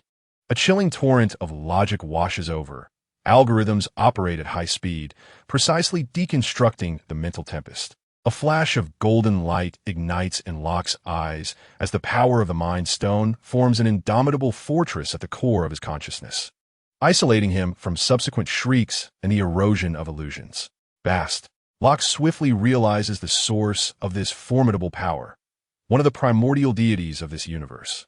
The guardian of Wakanda, the panther god Bast. Only this ancient deity, seemingly connected to the very essence of the vibranium vein, could perceive the profound secrets of the vein's core with such precision from beyond the material realm and unleash such a powerful mental assault. To analyze these metals' physical characteristics, though perhaps impolite, seemingly poses no threat to your interests. Despite being anchored in the repository of knowledge's rationality, Locke comprehends that the opponent's reaction is both domineering and merciless. Yet, the rationality of the repository does not impede Locke's thoughts. After provoking, they fled, truly believing me to be a soft target. A chilling light surged in Locke's eyes. Enduring passive attacks has never been his style. Command. Knowledge repository has been authorized for full power tracking. Command. Mental impact, source dimensional coordinates. Command. Authorization for space gems, spatial laws acquired. Command. Executing reverse dimensional positioning and spatial anchoring. Target locked. High-dimensional mental coordinates are being analyzed. Abnormal spatial structures and energy characteristics of the mental attack source have been recorded. The knowledge repository responded with remarkable swiftness. Chapter 88. The technological deity is also divine. The space gem suddenly illuminated within the shadowy plane, enveloping Locke in a brilliant azure radiance. In the next moment, space crumpled and unfolded like a wrinkled sheet of paper. As Locke's figure forcefully tore through the barriers of space, stepping into this ancestral domain shrouded in purple mist, where heart-shaped grass swayed gently. With a grasp of his right hand in the void, a long sword, radiating a pure, pale golden energy, materialized. Its edges shimmered with high-frequency spatial cutting waves, the blade pointing downward, exuding a piercing chill. A pitch-black leopard, its eyes ablaze with deep purple flames, emerged silently before Locke, embodying the essence of this space. Its gaze pierced through the dimensions, fixated upon the longsword. Thief, how dare you defile the sacred relics of Wakanda? Here, your end shall be met. The voice of Bast echoed with a deep authority, reverberating through the space. It tilted its head, issuing a silent roar. The surrounding purple mist surged violently, and the ground trembled. Emerging from the earth were the spectral forms of ancient panther warriors clad in vibranium armor, wielding vibranium spears and curved blades. Their figures danced between reality and illusion, their eyes burning with the same purple flames, swift as lightning, propelled by resentment, a purple tide crashing toward Locke from all directions. Detecting high-energy neutrinos and mental energy conglomerates, the Xiongxin combat protocol was initiated, defining the target. Energy entity recalibrating the applicability of physical laws. The Xiongxin engine whirred rapidly in Locke's shadowy realm. Locke moved. Instead of unfurling his wings at once, he melded into the fabric of space like a phantom, actively advancing toward the army of the dead. The longsword in his grasp transformed into a silver lightning bolt, tearing through the purple mist. Clang, clang, clang, clang. The sword light cascaded like a waterfall. The fusion of energy and high-frequency vibrations created a perfect synergy with each swing of the longsword. A sharp sound of air being sliced and a flash of white light from energy annihilation erupted. The specters, undaunted by death, charged forth, yet Locke's algorithmic combat, bolstered by the computational power of the knowledge repository, achieved an astonishing level of precision and efficiency. Each movement deftly evaded the onslaught, and every swing of the sword inevitably shattered a core of a specter. Where the sword light reached, the specters melted away like snow, dissipating into fragmented purple points of light. However, the sheer number of specters was overwhelming and unending. All right, the melee algorithm test is complete. Let the games cease. Locke's left hand clenched, and a surge of blue light emanated forth. The power of space is fully unleashed under the computational prowess of supercomputing. The expanse before him resembles crumpled parchment, folding instantaneously. The charging humanoid panther warriors and the beastly panther spirits collide as if crashing into an invisible labyrinth of mirrors. their forms fragmented and scattered in all directions by the chaotic fabric of space. Yet, more restless souls continuously surge forth from the violet plains. Physical death proves ineffectual, does it not? Indeed, they were already deceased. An ancient panther specter, clad in exceptionally heavy armor, seizes the opportunity while Locke is lost in contemplation, leaping silently from behind. Its spear of vibrating gold piercing toward his back with a purplish glow that promises to penetrate all. Space curvature deflects. The spear thrust by the specter seems to be guided by an unseen hand, altering its trajectory in a bizarre manner, narrowly missing Locke's wingtip. Simultaneously, Locke retaliates with a swift sword strike, the blade precisely piercing the purple flames emanating from the specter's helmet. The energy of the yellow gem overflowing and annihilating it completely. Let's see how this fares. Locke clenches his sword tightly. Yellow light coursing along his hand toward the blade. Yellow flames cascade down the sword, enveloping it entirely. Locke drives the sword into the ground, and the flames rapidly spread outward from him. All panther souls scorched by the flames of the gem are obliterated at the spiritual level. Damn this trickery, pseudo-deity. No, my people. Bastet's low growl resonates with fury. The form of the panther reconstructs within the violet light. As the radiance dissipates, a tall and agile female figure stands proudly. She possesses deep, ebony skin, adorned in armor that perpetually flows with ethereal purple energy, her fingers extending into claws imbued with destructive power. The humanoid avatar of Bastet. No wonder she is so detestable. She is but a false god. No, I too am a deity, a god of technology. But what of it? A god of technology is still a god. Locke unfurls 2 pairs of pristine white wings from his back, nonchalantly remarking. With a single step, the space beneath her compresses, and she appears before Locke in an instant. Taste the claws of the panther god. Her claws, enveloped in purple light, tear through the air with the might to pierce the stars, executing a vicious arc aimed directly at Locke's throat, while the other claw cruelly targets his sword-bearing wrist. Her speed far exceeds that of the undead, leaving faint purple cracks in the air with each strike. Locke's gaze sharpens. He retrieves his sword and swiftly pivots, the blade accurately intercepting the lethal strike aimed at his throat. The clash of metal rings out with a piercing sound, accompanied by the explosive collision of energies. The purple divine power and pale golden energy clash violently at the point of contact, erupting into a ripple of purple and white energy. The soul grass beneath them vaporizes, creating a deep pit. The immense force causes Locke's sword arm to tingle slightly. Through the repository of knowledge, insights are gleaned, almost simultaneously with the parry. Locke flicked his wrist, causing the long sword to glide like a serpent beneath Buster's claw, the tip thrusting with a cunning angle towards the other claw aimed at his wrist. The speed of this strike was akin to a flash of lightning. A glimmer of surprise flickered in Buster's eyes, compelling her to abandon the attack on his wrist, and her claw, enveloped in violet flames, swiftly retracted for defense. Clang! The sword struck the back of her claw, igniting a dazzling shower of energy sparks. The 2 combatants momentarily separated, only to instantly transform into 2 intertwining streaks of light.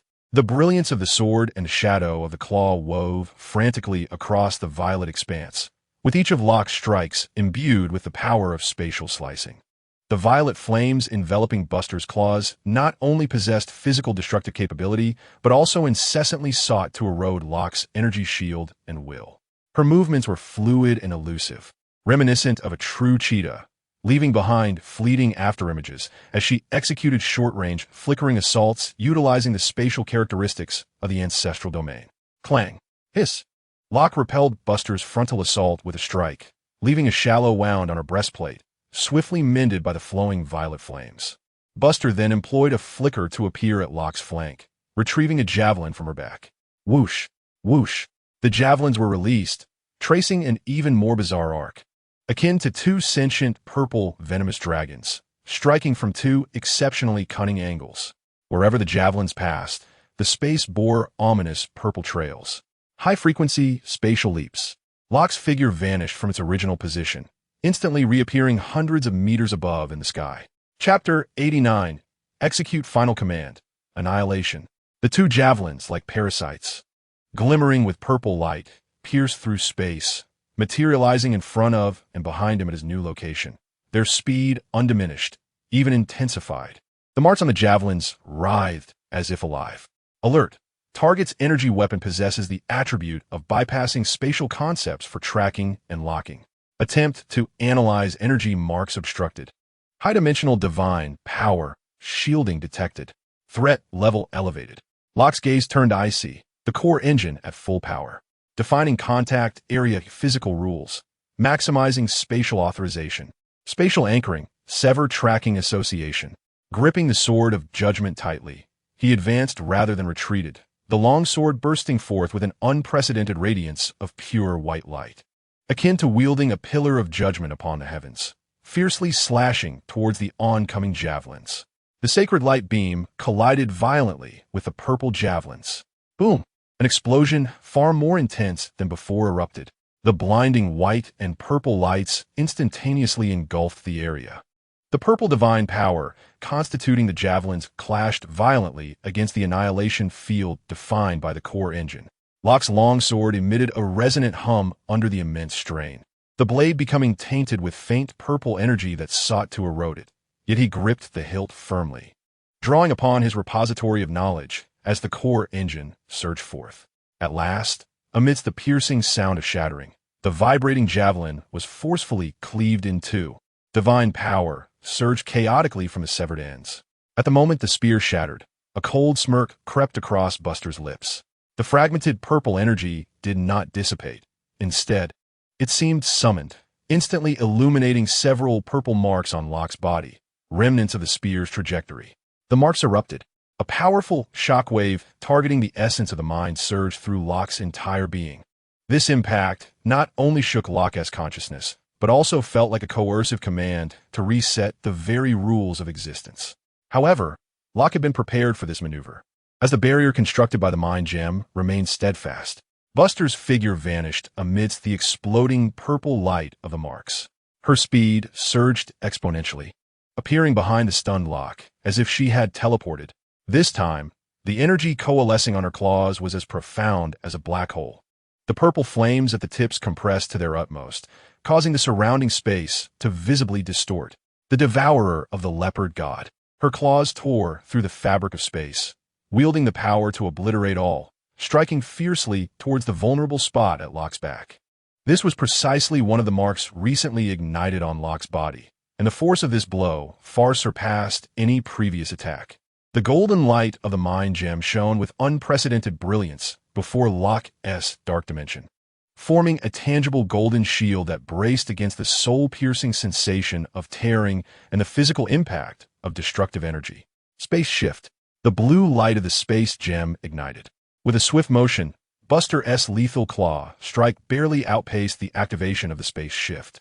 Just before the shift could take effect, the claws, enveloped in destructive purple flames, violently tore through the last defense of Locke's sacred shield, leaving 3 wounds glimmering with eerie purple flames upon his resilient third-generation divine body. Agonizing pain, coupled with the corrosive effect of divine power, coursed through him instantaneously. Damn! True injury. Almost simultaneously, the space shift completed. Buster's claws, capable of cleaving mountains, penetrated Locke's afterimage, striking only a swirling mass of compressed spatial turbulence. Boom! The spatial turbulence erupted violently beneath Buster's claws. The ferocious shockwave sent her flying, her human visage finally revealing a blend of shock and fury. She gazed at the trace of blood and fragments of Locke's flesh lingering on her claw tips, her eyes swirling with purple flames. Meanwhile, Locke's figure re-emerged in the distance, his back marred by claw marks. Alert! Target mark rules confirmed. Divine power exhibits corrosive effects that cannot be parsed through energy.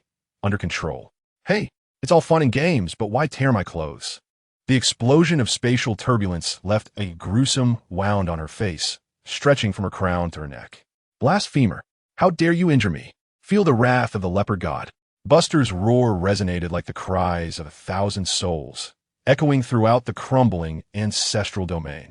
The purple energy enveloping her expanded like a boiling nebula. Her human form was swiftly engulfed in the purple light. The radiance intensified rapidly, sweeping across the entire realm of the soul. The violet mist surged madly towards the center of the light source, the earth groaning under an unimaginable weight. Suddenly, the purple light retracted inward, heralding the arrival of a colossal beast. This creature was composed entirely of condensed, tangible purple divine power, resembling a grotesquely magnified black panther. Its sleek musculature exuded a cataclysmic force, while its eyes, ablaze with violet flames, resembled two plummeting purple suns, coldly gazing down upon the diminutive figure of Locke, who appeared as insignificant as an ant. With every deep breath, a tempest of soul fragments spiraled forth as the panther deity descended. Without a trace of hesitation, the great panther raised its claws, entwined in destructive purple lightning, akin to a collapsing mountain, poised to crush everything in its path as it descended upon the tiny Locke. Even before the claws reached him, an overwhelming pressure seemed ready to confine the very space around Locke. Warning: target's energy level is exponentially escalating. Physical law distortion exceeds threshold. Consciousness connected to the repository of knowledge. A spatial confinement field was generated. The ultimate countermeasure, a conceptual spatial operation, was initiated. Locke's mind was once again seized by reason, leaving only absolute calculation and control. There was no longer any hint of playfulness. Not in the mood for games. Then allow me to demonstrate my newly acquired skills. Ignoring the cataclysmic claws, he grasped the resplendent sword tightly with both hands and raised it high. Unfolding spatial definition. Target area downgraded. With a hum, at the center of the descending claws of the colossal panther, it was as if an invisible spatial curtain was forcibly defined by Locke, expanding. The spatial structure of this area was forcibly stretched from 3 dimensions and then flattened. It was akin to a 3-dimensional painting being forcibly laid out upon a 2-dimensional plane. The giant panther's descending claws, along with the surrounding divine purple flames, instantly became ensnared within this forcibly downgraded spatial realm. What was once a world-shattering 3-dimensional attack transformed into a grotesque 2-dimensional tableau of the colossal beast pouncing upon its prey.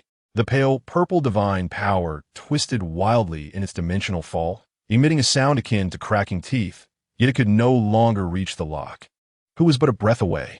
Concept definition complete. Execute final command. Annihilation. A faint voice, reminiscent of the laws of the universe itself, resonated in Locke's ear. He raised his sword high and struck fiercely at the 2-dimensional image confined by the downgraded space. The light swept through the 2-dimensional space, along with the imprisoned claws of the great panther and its divine power, instantaneously collapsed into an absolute point of darkness. Then, it vanished silently into nothingness. There was no earth-shattering explosion, only a complete and utter disappearance, as if that portion of space and everything within it had never existed. A roar erupted. The great beast reappeared before him, a terrified shriek bursting forth from the panther's maw. At the severed juncture, where its entire forepaw and part of its arm were forcibly annihilated, a torrent of violet divine energy surged forth like a breached dam, wildly dissipating into the air. The vast form trembled violently, its constitutive divine power becoming exceedingly unstable, flickering in and out of existence. The spatial realm was equally subjected to a lethal blow. The domain of the ancients accelerated its disintegration due to the collapse of divine energy. The pseudo-god angel Locke. Buster's thoughts raced, frail and infused with an unprecedented terror and urgency. You have utterly eradicated me. This is utterly meaningless. It will bring upon you catastrophic repercussions. In Locke's cold, golden eyes, the flow of data momentarily faltered.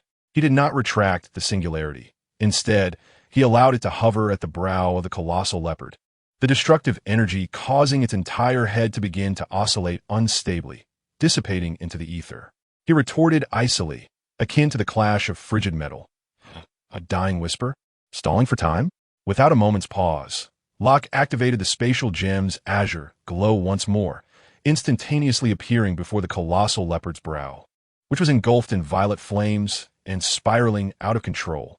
His left palm compressed blue energy into a minuscule singularity, emanating an aura of annihilation. Wait, I do not wish to be your adversary. Buster's voice, laden with anguish and dread, echoed frantically at the brink of total obliteration. Halt! Locke's motion hesitated slightly, suspended in the air, gazing down upon this deity, his expression as frigid as ever. Halt! Are you jesting? I shall grant you a chance to explain why you harbor such animosity towards me. Although my presence at your mind's entrance without prior greeting may lack decorum, it seems. He paused. It hardly warrants a death sentence, does it? And as for the title of thief? Buster's core thoughts clutched at a lifeline. Do you suppose my enmity towards you arises solely from your pilfering of vibranium? No, that is merely a fade. Her thoughts brimmed with desperate indignation. It is your very existence. You, the pseudo-god who requires no faith, yet has usurped the foundations of our belief. For the first time in battle, Locke's brow furrowed slightly. Look at what you have wrought. You need neither followers' prayers nor their worship to attain such might, and you command space and mind, powers that do not rightfully belong to you. Her thoughts were steeped in bitterness and fear. Buster's sentiments were akin to weeping blood. We, who exist through the faith of deities, derive our strength from the reverence for specific laws and concepts of the universe. Yet your mode of existence resembles a virus, like a black hole. Unintentionally, you erode the very soil of faith, plundering the reverence and the unknown that rightfully belong to the gods. You require no adherence, yet your existence precipitates the collapse of potential belief. You, Locke, you are the public enemy of all gods who rely on faith for existence. Buster's thoughts bore the weight of a final desperate accusation. When you wield your power before the world, you have already drawn the attention of countless ancient gazes. To annihilate me will only solidify your threat, inviting the enmity of even more ancient beings. That shall be a divine conflict sweeping across the entire cosmos. Can your technological pantheon contend with the faith of the universe? The form of the colossal leopard accelerated its disintegration under Locke's cataclysmic singularity. The purple light flickering like a candle in the wind, and Buster's consciousness waned ever further. Spare me. Allow me to slumber.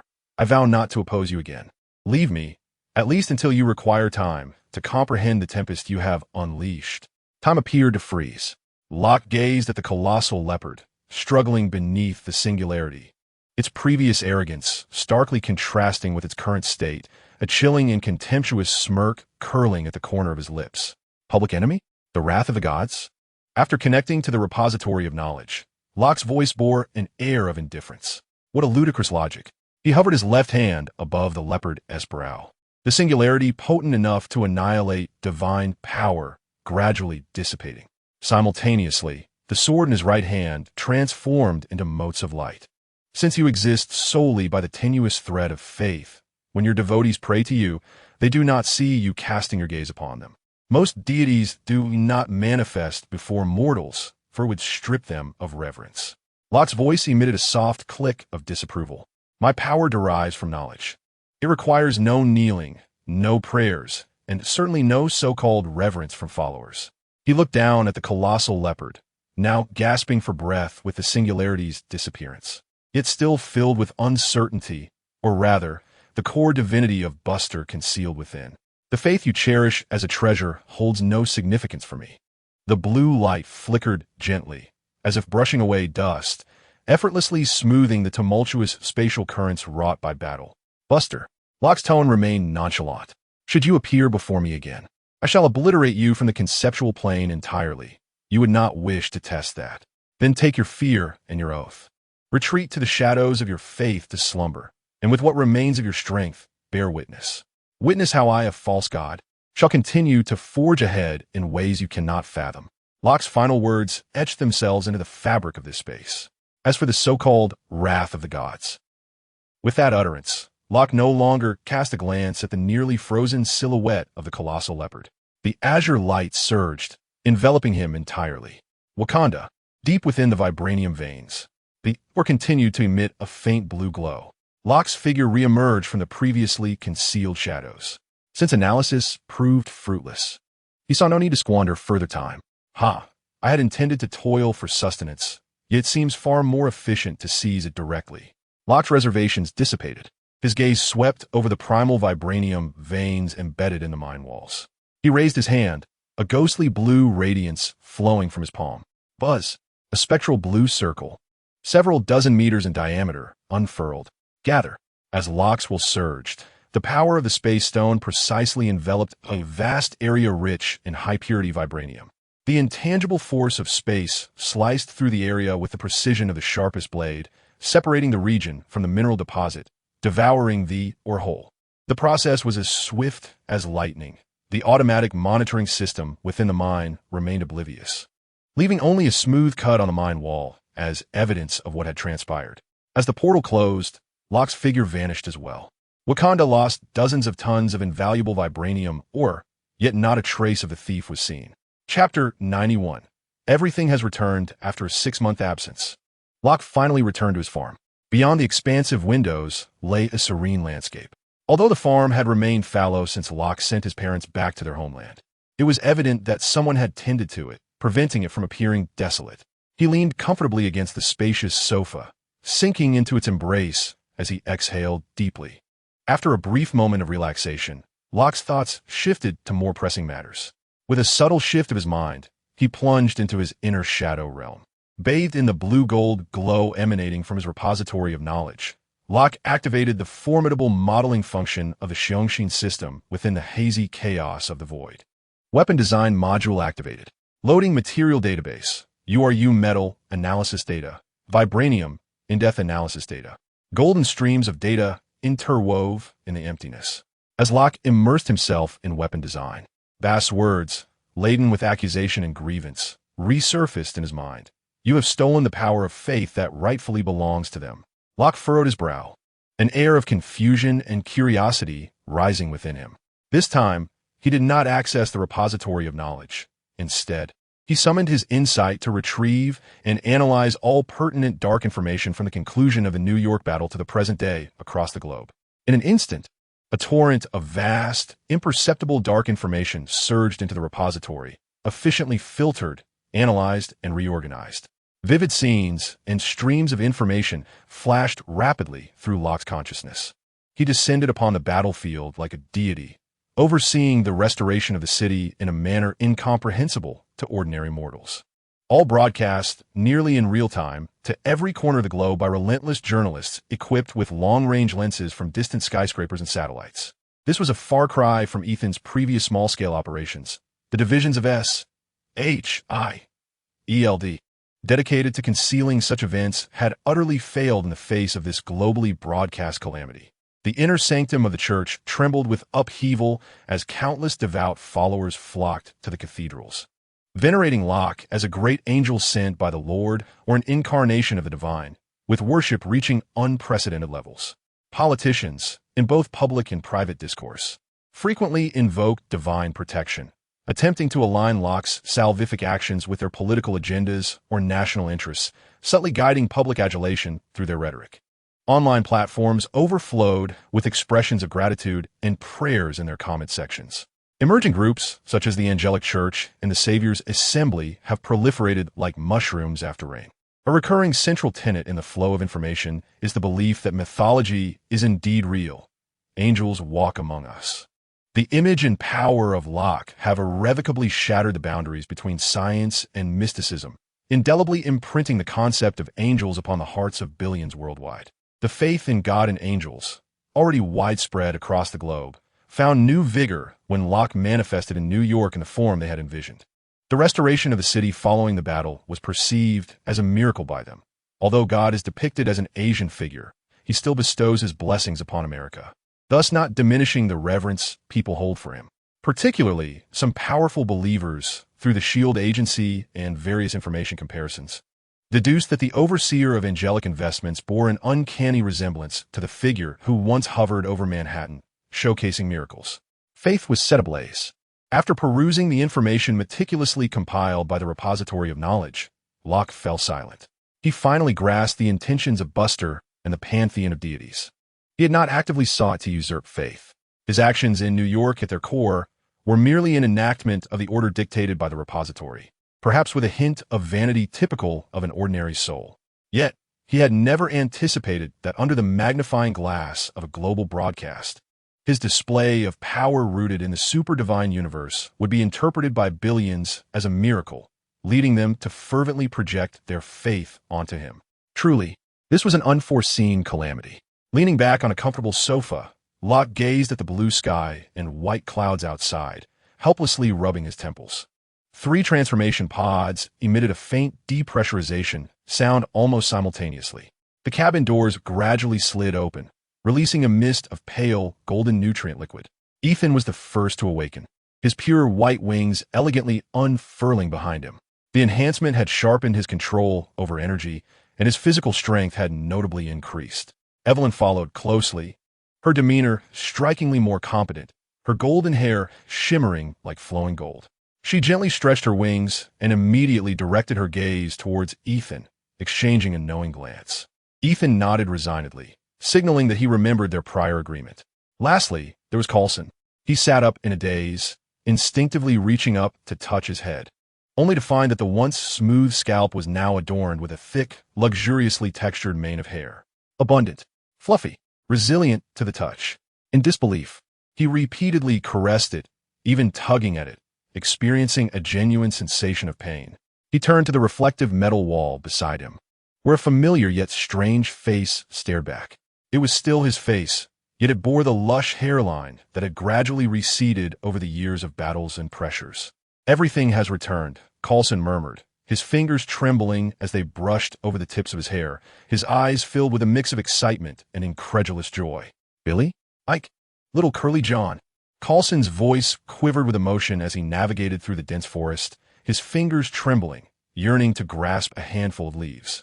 After a moment of hesitation, he slapped himself across the face. Ouch, that hurts. It's real, not a dream. Brothers, you all truly have returned home. His excitement nearly drove him to embrace each strand of hair on his head. Ethan's gentle voice resonated from a past. It seems our agent Coulson is quite pleased with his new appearance. Coulson's face flushed with embarrassment as he quickly lowered his hand, straightened his posture, and imitated Ethan's respectful demeanor, exclaiming, I am profoundly grateful for the grace of rebirth. His voice rang out, filled with heartfelt appreciation. He then nodded in acknowledgement towards Evelyn, who reciprocated the gesture before casting a sly glance at Ethan.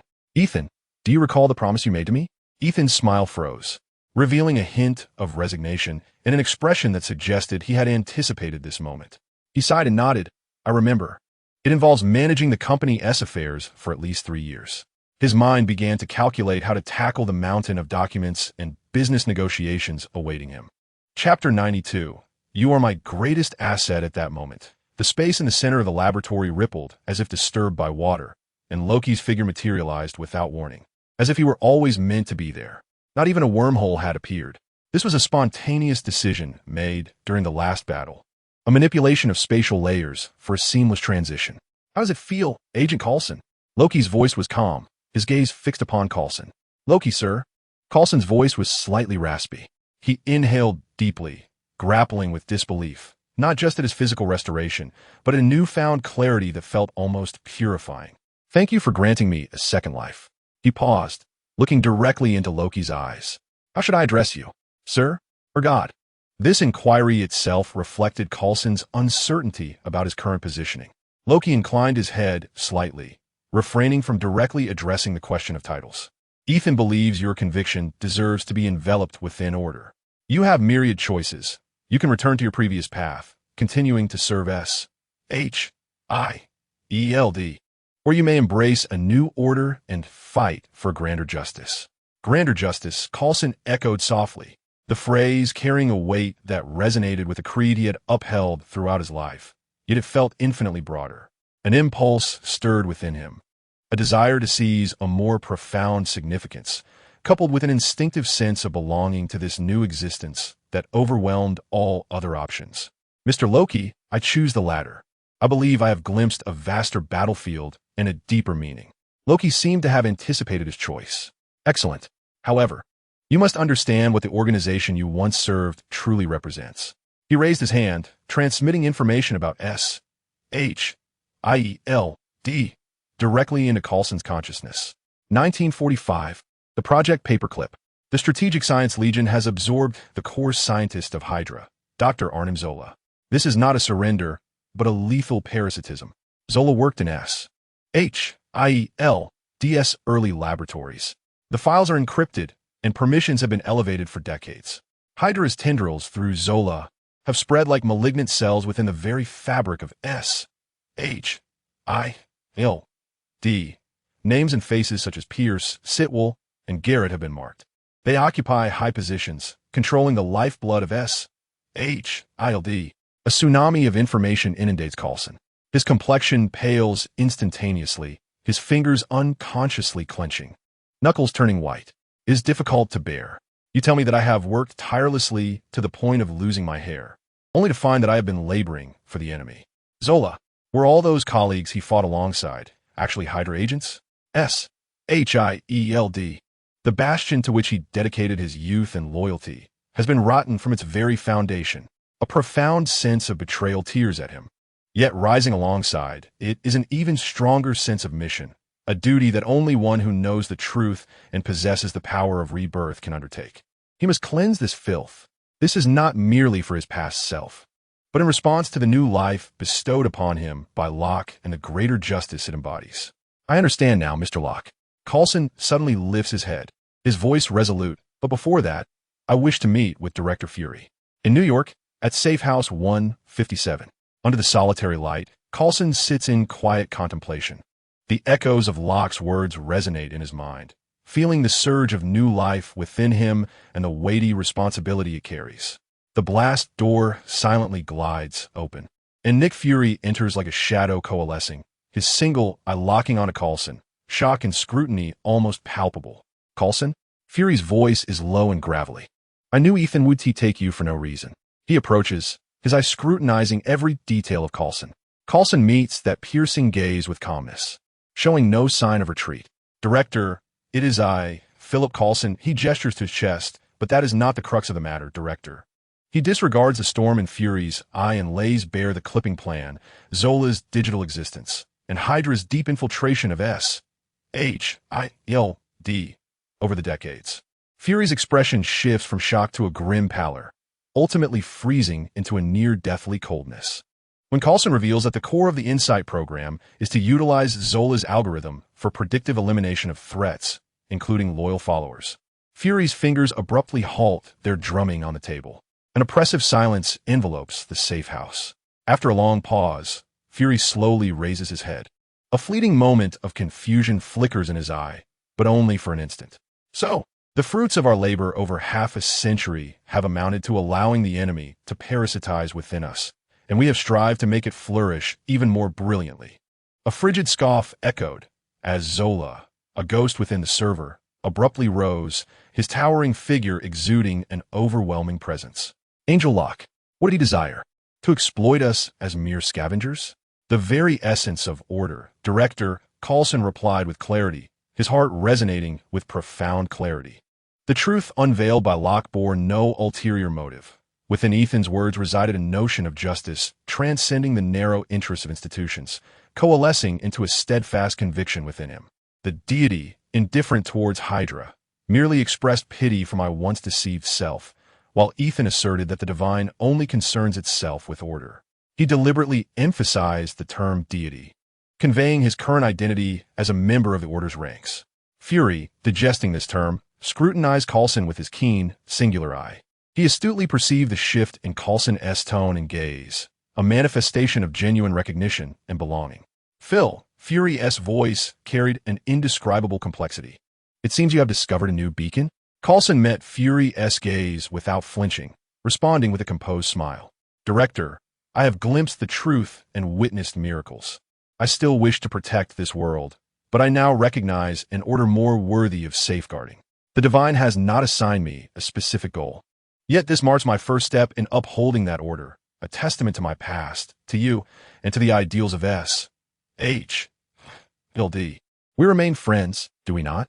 Fury regarded Coulson for an extended moment, as if seeking to reacquaint himself with his trusted ally of many years. Finally, he exhaled slowly, a hint of unperceived relief or understanding mingling in his breath. Good. You are now a dead man. My greatest trump card, perhaps my only advantage. Chapter 93. It was I who came first. Nick Fury could not help but reflect on the past. Initially, it was Coulson who had compiled the information on Locke. Now, although Locke had not supplied Coulson with a comprehensive list, Coulson, as a second-generation operative, alongside Evelyn and Ethan, could easily access covert information. Throughout the night, based on the infiltration blueprint of Hydra provided by Coulson, and combining it with Fury's trusted list, they began to cross-examine and filter the first batch of potentially untainted members. Only a handful could be assimilated and would prove effective. The remainder were either Hydra operatives or low-level agents. If Hydra would not accept them, then neither would I. That night, no one was privy to the content of their conversation. Only Fury's already dark visage deepened further in shadow. The sky over New York still bore the remnants of the post-battle gloom, although the city itself had regained its former visage under Locke's power. Manhattan remained the heart of New York. Most of the middle to upper class spent their working hours there, and the death toll from the recent calamity had yet to be fully accounted for, leaving officials in a state of utter disarray. After the fierce battle, the Avengers indeed enjoyed a barbecue, though it was only Thor who savored the meal with genuine delight. As the team members returned to their respective lives, Banner, under the influence of SHILD and Tony Stark, finally liberated himself from the persistent harassment of his former father-in-law that had plagued him for years. He took up a position at Stark Industries. In Tony's newly renovated office, the two were engaged in a discussion, while Pepper observed with wide eyes, her frustration palpable. Previously, Ethan's life had been quite orderly. To Pepper, it mattered little what Tony discussed with Ethan during work hours, for Tony's nights still belonged to her. However, for reasons unknown, Ethan had taken a job in angel investment a fortnight ago, much to Pepper's elation, as he had returned to the role of a good friend. But since last week, with Banner's arrival, everything had changed. The two men spent every moment together at work, and occasionally their enthusiasm led them to linger in the lab throughout the night, encroaching upon the time Tony had previously reserved for Pepper. Meanwhile, Thor, equally excluded by the barrier of knowledge, grew restless. Once joyfully indulging in the hospitality provided by Tony, often reveling with Jane or delighting in the pleasures afforded by Stark's card, he finally remembered he had a brother awaiting his return home. Loki was currently detained. In Thor's vision, the Tesseract was to be overseen by Asgard, enabling both him and Loki to traverse back to their realm, while also using its power to restore the core of the Bifrost. The plan seemed flawless, yet as Thor prepared to depart, he recalled that the Tesseract had been taken by Loki. At that moment, noticing a brief lapse in the conversation between the two men, Thor set down his beer and steak, swiftly joining the discussion. Banner, I must return home. Stark, your hospitality these past few days has been commendable. When the opportunity arises, I shall host you in Asgard with the finest of mead. But now, I must seek Ethan. Only he can reach Loki. With that, he exited Tony's office without a backward glance, leaving the three behind. Elsewhere, Ethan was not faring well. Ethan, remember, your signature is now worth billions. Evelyn remarked with a sly smile as she patted his shoulder before departing. Do not let your judgment from the lab cloud your approval of documents. Before stepping down from angel investment to fully embrace a leisurely life, Evelyn had handed Ethan an exceedingly detailed handover checklist, along with a hefty stack of documents from a large corporation. The checklist was densely packed with items, including the global patent authorization tracking, the progress of Pineapple Technologies' next-generation smartphone development, the board report involving cross-shareholding with Stark Industries, and the audits of numerous charitable foundations. Ethan rubbed his brow, committed to facing the challenges ahead. Yet, he mused, I was merely a scientist at the outset. Since the Battle of New York, Loki descended with a divine grace, effortlessly mending the city and vanquishing the alien fleet. Faith was ignited across the globe. And after the Avengers information was disseminated by certain journalists under the guise of reassuring the public, Ethan, perceived by ordinary people as an angel akin to their imaginings, stood in stark contrast to the alien Thor depicted in the media. The angel was a deity of Earth. As attention turned to Ethan's daily visits to angel investments, the Angel Tower, situated in the heart of Manhattan, became something of a sanctum. Each morning, before dawn broke, a devoted congregation gathered spontaneously in the public area surrounding the tower. They hailed from diverse backgrounds, races, ages, and social strata. Some were clad in humble garments, kneeling on the cold tiles, hands clasped, eyes closed in whispered prayer. Others raised placards adorned with indistinct images of angels, proclaiming divine blessings upon humanity and the purification of the earth, while some merely stood in silence, gazing up at the towering Angel Tower, their expressions filled with reverence, longing, and even a hint of fervent hope.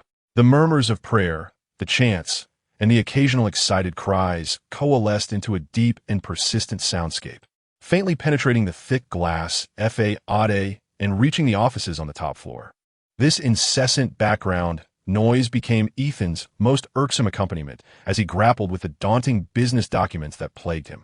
A more immediate source of annoyance stemmed from those influential figures capable of breaching security protocols, who, under the pretense of legitimate business collaborations or urgent political matters, managed to slot appointments into Ethan's agenda. One particular congressman, whose family had long been a collaborator on a patent under Angel Investments, now sat across from Ethan. Mr. Ethan, it is an honor to finally meet the name of the angel. You see, our family foundation has always been devoted to the betterment of humanity, and more importantly, both my elderly father and I hold the utmost reverence for the divine. Might we be so fortunate as to request your blessings upon our family? We are willing to bear any cost. Faced with such a motley array of visitors, each with their own distinct motives, Ethan felt a fatigue deeper than any experimental endeavor or battle. I am, after all, merely a scientist. Chapter 94. How I Long to Return and Joyfully Experiment with Tony. Ethan sat in the reception room on the top floor of the tower. The vibrant cityscape of New York visible through the floor-to-ceiling windows, yet he could not absorb a single word from the person opposite him. His brow was furrowed, capable of crushing a fly. How tedious this life has become. I yearn to return and joyfully experiment with Tony. I feel utterly bored and a bit despondent. Ethan, my friend, the Rainbow Bridge has been severed. I must disregard the secretary's objections and summon Thor, who appears before Ethan like a beacon of hope. Before Thor could finish his sentence, Ethan abruptly rose, interrupting him, as if the sofa were gnawing at his very soul. Oh, is that so? Thor, this is rather urgent. My apologies, Congressman Nook, but I have pressing matters to discuss with the God of Thunder. I must take my leave. Ethan deliberately emphasized the words God of Thunder and urgent, patting Thor's shoulder with conviction. With that, he and Thor traversed the wormhole, departing the meeting room. On the rooftop of the Angel Building, feeling the gentle breeze caress his face, Ethan began to speak with great appreciation. Thor, thank you for your timely intervention. You mentioned that you needed something. Thor, still bewildered by the situation, continued the sentence he had left unfinished. Ethan, I need to borrow the Space Stone, also known as the Tesseract. I inadvertently damaged Asgard's Rainbow Bridge, and only the Space Stone can take Loki and me home. Upon grasping Thor's intent, Ethan inquired, Thor, that shouldn't pose a problem. I will contact the gods immediately. However, I must ask, why did it take you so long to seek my assistance for such an urgent matter? At the mention of the latter part of Ethan's statement, Thor's joyful expression faltered, even as he attempted to justify himself. As the heir to the throne of the Nine Realms, it is only reasonable for me to attend to Midgard's welfare. Please do reach out to Loki. I wish to share a drink with him. I haven't seen him since our last encounter. Observing the flush on Thor's face, Ethan refrained from pressing further, rubbing his throbbing temples. Ethan acknowledged that Thor was not only a friend of the gods, but also a comrade from the Battle of New York. He reached out to Loki via encrypted communication. Loki, engrossed in the intricate design of a dark silver greatsword within his consciousness, focused on the keen nodes of the sword's structure and its core propulsion engine, made of highly conductive URU metal. The external blade was envisioned to be reinforced with vibranium alloy. Vibranium, known for its high resistance, possesses remarkable stability. Its molecular structure remains relatively inert, allowing it to absorb energy and impacts without conducting heat or kinetic energy. However, its vulnerability to sound waves posed a challenge, as high-intensity sound could disrupt its molecular arrangement.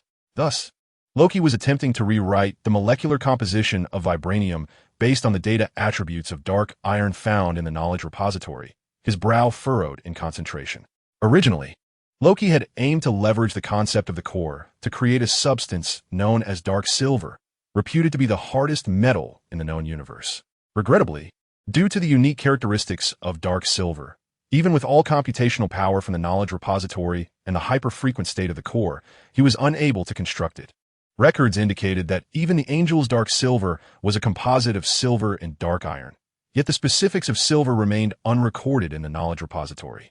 The absence of the essential silver component was a significant impediment. Previous attempts have demonstrated that, under the current cosmic regulations, it is nearly impossible to forcibly define the enigmatic dark essence.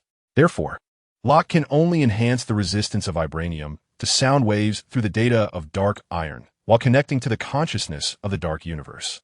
Ethan's respectful voice echoed, "God, Thor wishes to borrow the Tesseract, claiming he needs it to return home and to repair the Rainbow Bridge." Locke was taken aback. He suddenly remembered that, in the original timeline, Thor and Loki had indeed relied on the Tesseract to return. He had been preoccupied with matters concerning the gems and dimensions, thus neglecting this detail. "I completely forgot. Where are you? I shall come find you and meet him in the process." Locke's hand, which held the teacup, momentarily paused. With a subtle shift of thought, a faint, ethereal blue aura enveloped him. In the next instant, the space folded, and Locke's figure vanished from the porch of the farm. Ethan had yet to sever the communication. The space before them shimmered, and the ethereal blue light flickered, revealing Locke's form as if he were surfacing from beneath water. Locke. Upon seeing his old friend, Thor's face instantly lit up with a radiant smile. He strode forward, his large hand descending upon Locke's shoulder with a hearty slap. "Ha! Long time no see. Since our last encounter in New Mexico, we haven't had a chance to chat properly. Your grand entrance in New York was spectacular, but alas, I was too busy dealing with Loki to come over and greet you. How about we find a place to enjoy a drink? I know a tavern nearby that serves mead." Locke couldn't help but chuckle at Thor's exuberance, raising a hand to halt Thor's enthusiastic musings about mead. "Aren't you in a hurry to return home? Opening a portal to send you back should pose little difficulty." As Locke pinpointed Loki's location, he grasped the void with one hand, and a wormhole unfolded in midair from which the bound Loki tumbled out, landing beside Thor. Shifting the conversation, he continued, "However, Thor, you must provide the coordinates of Asgard." "Coordinates? What coordinates?" Thor's smile abruptly froze, transforming into a look of bewilderment, as if he had encountered a completely foreign term. "I have always simply called for Heimdall, and he would come to my aid." He instinctively tilted his head to shout, but suddenly his eyes brightened. "Ah, right, Heimdall." Thor, as if grasping a lifeline, immediately abandoned his fixation on the peculiar term coordinates. He took a deep breath and bellowed toward the clear sky. "Heimdall, I know you can hear me. I need to know the location of Asgard. Please tell me." His voice echoed across the rooftop, startling several pigeons that flew past.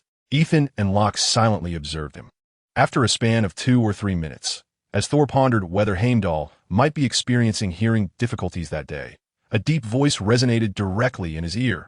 "Thor, Asgard is situated at the pinnacle of the world tree, manifesting as a flat, planetary expanse comparable in size to your current realm of Midgard." Thor, instantly electrified, turned his head and recited Heimdall's words verbatim to Loki and Ethan. "Did you hear that, Loki? Asgard is at the summit of the world tree. It is a flat continent, approximately the same size as this country. Can we open the door now?" Chapter 95. Are you speaking of the forest? Upon speaking, he realized that Loki, Ethan, and even Loki himself were gazing at him with expressions akin to disbelief. Particularly Ethan, whose eyes brimmed with a mixture of incredulity and exasperation. Sensing something amiss, Thor slapped Loki's face. With his mouth now sealed, Loki questioned, "What is it?" Thor, feeling slightly unnerved by their stares, scratched his head. Heimdall was quite clear.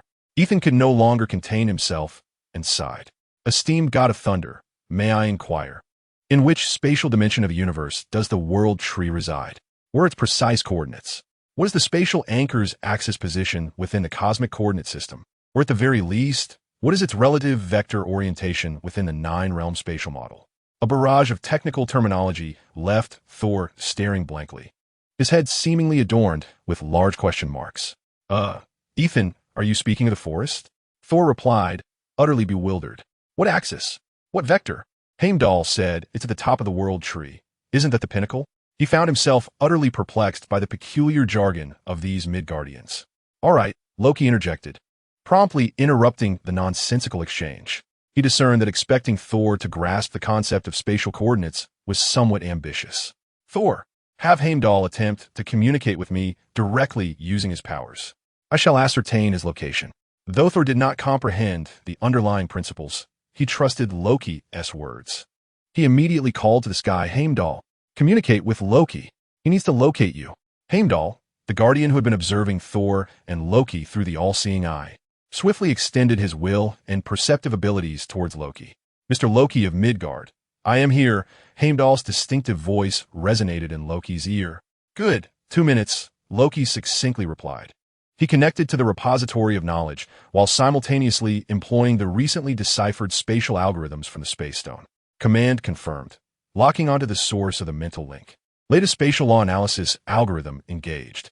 Analysis. Reverse tracking of the mental waves interdimensional transmission trajectory. Location. Spatial node locked. Dimension parameters confirmed. Coordinates are being established. Completion of coordinates established. The knowledge repository, in conjunction with the newly deciphered algorithms from the Space Stone, operated with remarkable efficiency. Almost as soon as Heimdall's voice resonated, Loki precisely pinpointed the exact location of Asgard in the cosmic expanse and dimensional realm. He raised his hand and, facing the void before him, snapped his fingers. With a resounding pop, a pale blue wormhole, approximately 3 meters in diameter, unfurled instantaneously. At the other end of the wormhole lay the iconic scene of Asgard. The resplendent palatial architecture shimmered splendidly under the sun, while in the distance, the vast backdrop of the universe sparkled with countless stars. Directly in front of the wormhole stood the last remnant of the Rainbow Bridge, resembling a colossal sword handle. Upon the platform of this bridge, the guardian Heimdall, clad in golden battle armor and wielding the mighty sword Bifrost, stood silently, his gaze piercing through the wormhole to meet the 3 individuals on Earth. Heimdall, Thor, upon seeing the familiar guardian and the sight of his homeland, felt an exuberance akin to that of child. Without a moment's hesitation, he grasped the silent and feigning Loki beside him and dashed into the wormhole, landing firmly beside Heimdall. We are back. Thor laughed heartily, then immediately turned to enthusiastically wave and call out to Loki and Ethan, who remained on the rooftop of Earth. Loki, Ethan, come over.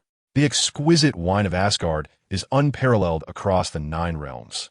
It's the perfect occasion to celebrate our return, and let us ensure Loki has a drink before heading to the dungeons. Loki? Ethan gazed at the glittering palaces on the other side of the wormhole, then cast his eyes downward, pondering the towering stack of meeting requests awaiting his attention at the office.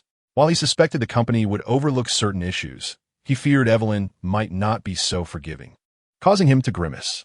With a deep sigh, he decisively took a step back and respectfully addressed Loki, my lord. There are numerous pressing matters for the company that demand my attention, and today's documents are yet to be signed. I shall forego the pleasure of indulging in the celestial libations, and I wish you a delightful reunion with Thor. With that, he swiftly turned and departed, almost fleeing to resist temptation. He now aspired to be an unyielding machine of negotiations. Loki watched Ethan retreat in haste, then turned to behold Thor's sincere and warm face, alongside the magnificent and exotic sights of the palatial realm. He felt a flicker of curiosity towards Asgard. Very well, let's explore the legendary domain of the gods. With a faint smile, Loki stepped forth without hesitation, crossing through the pale blue wormhole and landing steadily upon the platform of the Rainbow Bridge in Asgard. The wormhole behind him closed silently. As soon as Loki's feet touched the remaining part of the Rainbow Bridge, he immediately sensed a familiar energy. There was no need for supercomputing analysis. His intuition swiftly provided the answer. The very foundation and core driving force of this bridge, which could serve as a planet-destroying weapon, originated from the Space Stone. This power was uniquely harnessed, amplified, and solidified by Asgard, creating a passage that spanned the 9 realms. In his eyes, the golden stream of data flickered slightly, igniting a profound curiosity towards this ancient creation. However, before he could fully savor it, a booming voice accompanied by a large hand interrupted him. "Ha! Loki, stop daydreaming," Thor exclaimed, and instinctively, Loki sidestepped, allowing the bear-like strength to miss its target. Unfazed, Thor used his other hand to drag Loki along like a chick, urging him forward. "Come on, I will take you to the banquet hall. The divine wine and roasted meats await us. We shall not return until we are thoroughly intoxicated. Last time, we didn't get a chance to drink together," Thor shouted excitedly, completely oblivious to Loki's glare, who nearly stumbled to the ground, as he energetically led Loki towards the resplendent palace. The long table was laden with succulent roasted meats, golden and glistening, drizzled with honeyed fruits, and towering stacks of fragrant golden goblets filled with wine. As Thor's esteemed guest, Loki was warmly welcomed by the majority of the palace's denizens, particularly the three valiant warriors and Sif, who vividly remembered how Loki had severed the threads of destruction in Midgard. With the bravado of warriors, they approached him to offer toasts. "Lord Loki, I am Vandal, toasting to you." Vandal raised his goblet elegantly, yet his eyes held a challenging gleam. "I am Volstagg, to the mightiest warrior. Cheers." The burly Volstagg hoisted a barrel nearly the size of his own head and gulped it down, wiping his mouth with a flourish as he eagerly awaited Loki's response. Hogun, more composed, also lifted his enormous goblet. "Hogun, to you, my lord. Your strength is truly admirable." Sif, radiant and striking, with her golden hair shimmering under the lights, added, "Sif, to you, Lord Loki. Thank you for your aid to Thor." Thor, brimming with enthusiasm, wrapped an arm around Loki's shoulder while raising his goblet high. "Brothers, today, let us express our deepest respect and gratitude to our friend Loki with the finest wine of the palace. Drink." The first to fall is a little puppy. In recent days, for some unknown reason, the leaders had not ventured out, leaving little opportunity for distraction. Thus, the words were composed after work, resulting in a slight delay. Chapter 96. You Are Special. Thor led the charge, downing his drink in one go before smashing the goblet onto the ground, his gaze fixed intently on Loki, determined not to relent until Loki was thoroughly inebriated. Laughter erupted throughout the banquet hall. Loki, resigned, regarded the overly enthusiastic Asgardians before him, particularly Thor's expression that implied drinking was the only way to earn his respect, and he reluctantly lifted his goblet in response. In a relatively quiet corner of the banquet hall, Loki was finally freed from his gag, though his hands remained bound. A maid cautiously offered him a glass of rich, crimson wine from the palace. Loki extended his slender fingers to cradle the goblet, not drinking but gently swirling the wine, observing the viscous liquid clinging to the glass, leaving behind beautiful trails reminiscent of blood. He cast a glance at Heimdall, who stood beside him like a statue, unwaveringly fixated on him, a customary smile gracing his lips. "I say, Heimdall," Loki's voice, though not loud, pierced through the clamor, reaching Heimdall's ears. "While those raucous fellows indulge in their revelry, you stand so meticulously, gazing at this poor prisoner of mine. Do you not find it somewhat tedious?" He took a small sip of his drink, his eyes glinting with mischief. "Care for a cup? This is a rare vintage." Heimdall's golden eyes remained devoid of any emotion as he replied, his voice as unyielding as ancient stone. "My lord, Thor has tasked me with watching over you. It is my duty, and I dare not be remiss." He paused slightly, adding with a tone both indifferent and all-knowing, "Moreover, my lord, I am well acquainted with you. Therefore, I must decline your kind offer of wine." Listening to Heimdall's unyielding response, Loki rolled his eyes, seeming rather bored, or perhaps merely indulging in a fit of mischief, as he suddenly hurled the empty cup he held forcefully to the smooth, hard ground. Crack! Loki smiled at Heimdall, exclaiming, "What a ruckus! Such a ruckus! Who knows when I shall drink again? Heimdall, bring me another cup." His gaze swept over the shards and wine stains on the floor, then returned to Heimdall, still expressionless. Heimdall appeared to have overlooked Loki's antics, though his hand, gripping the bifrost steel, seemed to tighten ever so slightly for an instant. "Have one of the maidens fetch this troublesome prince some wine." The following day, the banquet hall of the Celestial Palace was shrouded in dim light, akin to the eyes of a drunken man, swirling the air into a hazy, chaotic palette. The rich aroma of wine intertwined with the sounds of snoring. Thor and the three warriors lay sprawled in various boisterous postures, immersed in the deep slumber of a hangover, along with the elite of Asgard. The central area was no longer a long table, but resembled an altar piled high with bodies. At the bottom lay Volstagg, supine and snoring like thunder, his mouth agape, his chest rising and falling like a bellows. Draped over him was Hogun, his head drooping lazily on a Volstagg's round, muscular chest, seemingly using it as a pillow. Atop the heap curled a small stranger, one arm outstretched, fingers splayed as if grasping for the dissipating echoes of the revelry that had long vanished. Above the long table, three men were stacked, while the scene below was even more bizarre.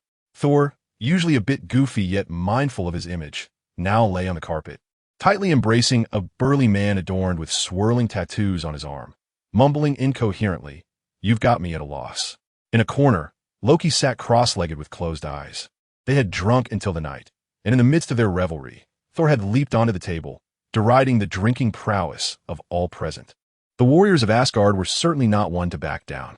Do not think because you are a prince, it matters, even if you were my father. Then they shifted their focus from Loki to Thor, and naturally, the targeted Thor and the others were soon inebriated. Suddenly, an overwhelming source of energy, so potent that it sent shivers through Loki, appeared unannounced at the fringes of his perception. Just as Loki instinctively reached for the repository of knowledge, he restrained that impulse. This was Asgard. Such a terrifying energy could only belong to one individual. Yet, could this old man possess such immense power? In Loki's perception, the magnitude of this energy transcended the mere classification of stars, though it did not quite reach the level of nebulae. It felt almost as significant to Loki in that moment, as thoughts frantically stirred memories of the past, specifically of Li Peng. The grand and ornate doors of the banquet hall were silently pushed open. A figure emerged at the threshold.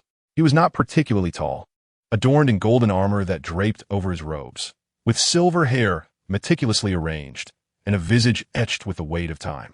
Most striking was the golden eye patch covering one of his eyes, Odin Borson. Behind him followed Queen Frigga. Odin's calm gaze swept over the banquet hall, filled with the sounds of slumbering guests, a flicker of resignation passing through his eyes. He slightly tilted his head, signaling to Frigga. The queen nodded gently, accompanied by a few handmaidens, gliding gracefully towards the inebriated Thor. As she passed by Loki, she smiled and nodded, offering a courteous greeting. Odin, however, walked with a steady gait directly towards Loki, his remaining eye scrutinizing him intently. Little one, there has been considerable discussion about you in the halls of Asgard lately. He paused, a faint smile curving at the corners of his mouth. Shall we converse? With that, he subtly inclined his head towards the exit of the banquet hall, gesturing for Loki to follow. Thoughts raced through Loki's mind. The halls of Asgard? Discussing me? It must pertain to the pantheon of deities that Batet mentioned. Maintaining an outward composure, he smiled in response. Very well. Rising to his feet, he followed Odin out of the banquet hall. Odin led Loki along the celestial corridors toward the secluded garden terrace. The view was expansive, offering a breathtaking panorama of the grandeur of the celestial palace and the brilliance of distant galaxies.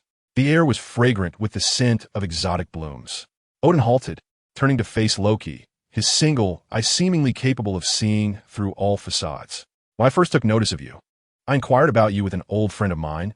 Odin began slowly, his tone serene, as if engaged in casual conversation.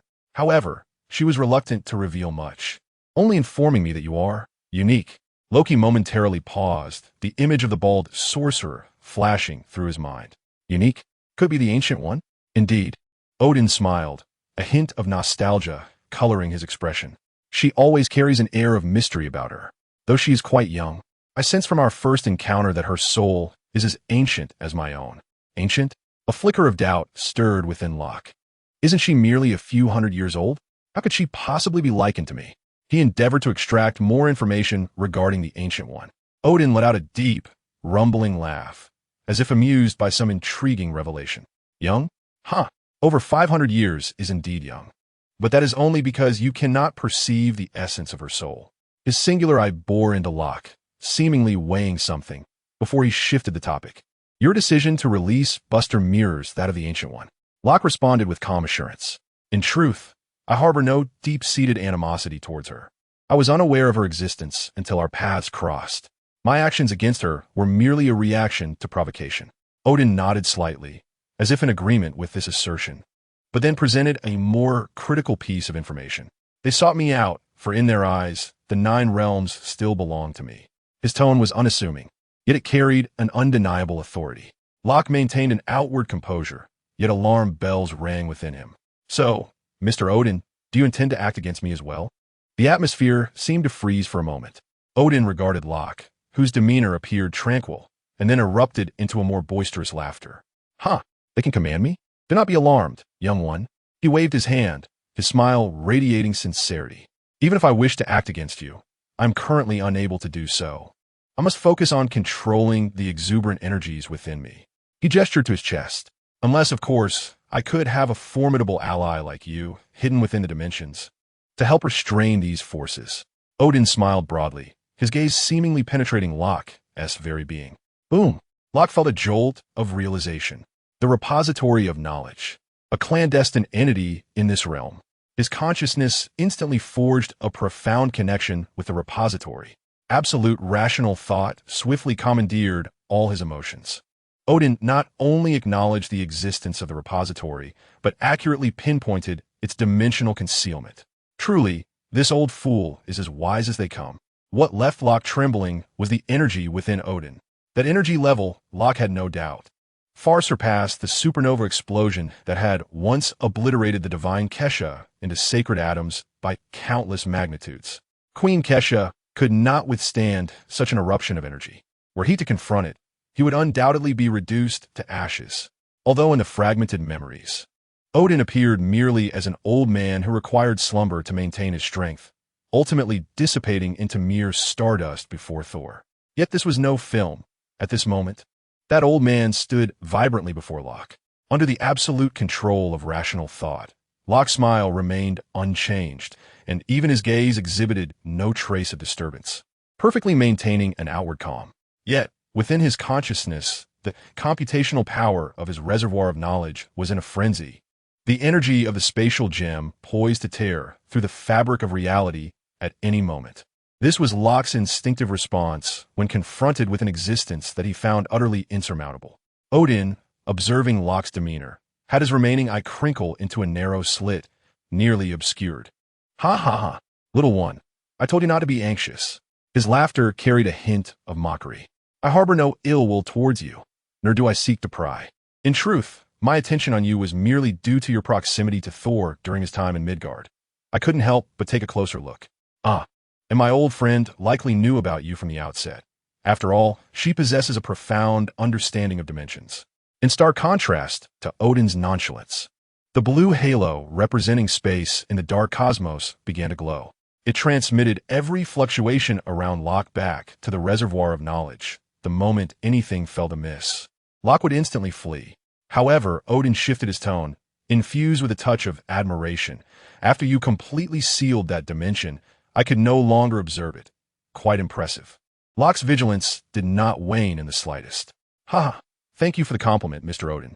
Even in the analyses of the reservoir and his own assessments, it was evident that Odin currently exhibited no hostility.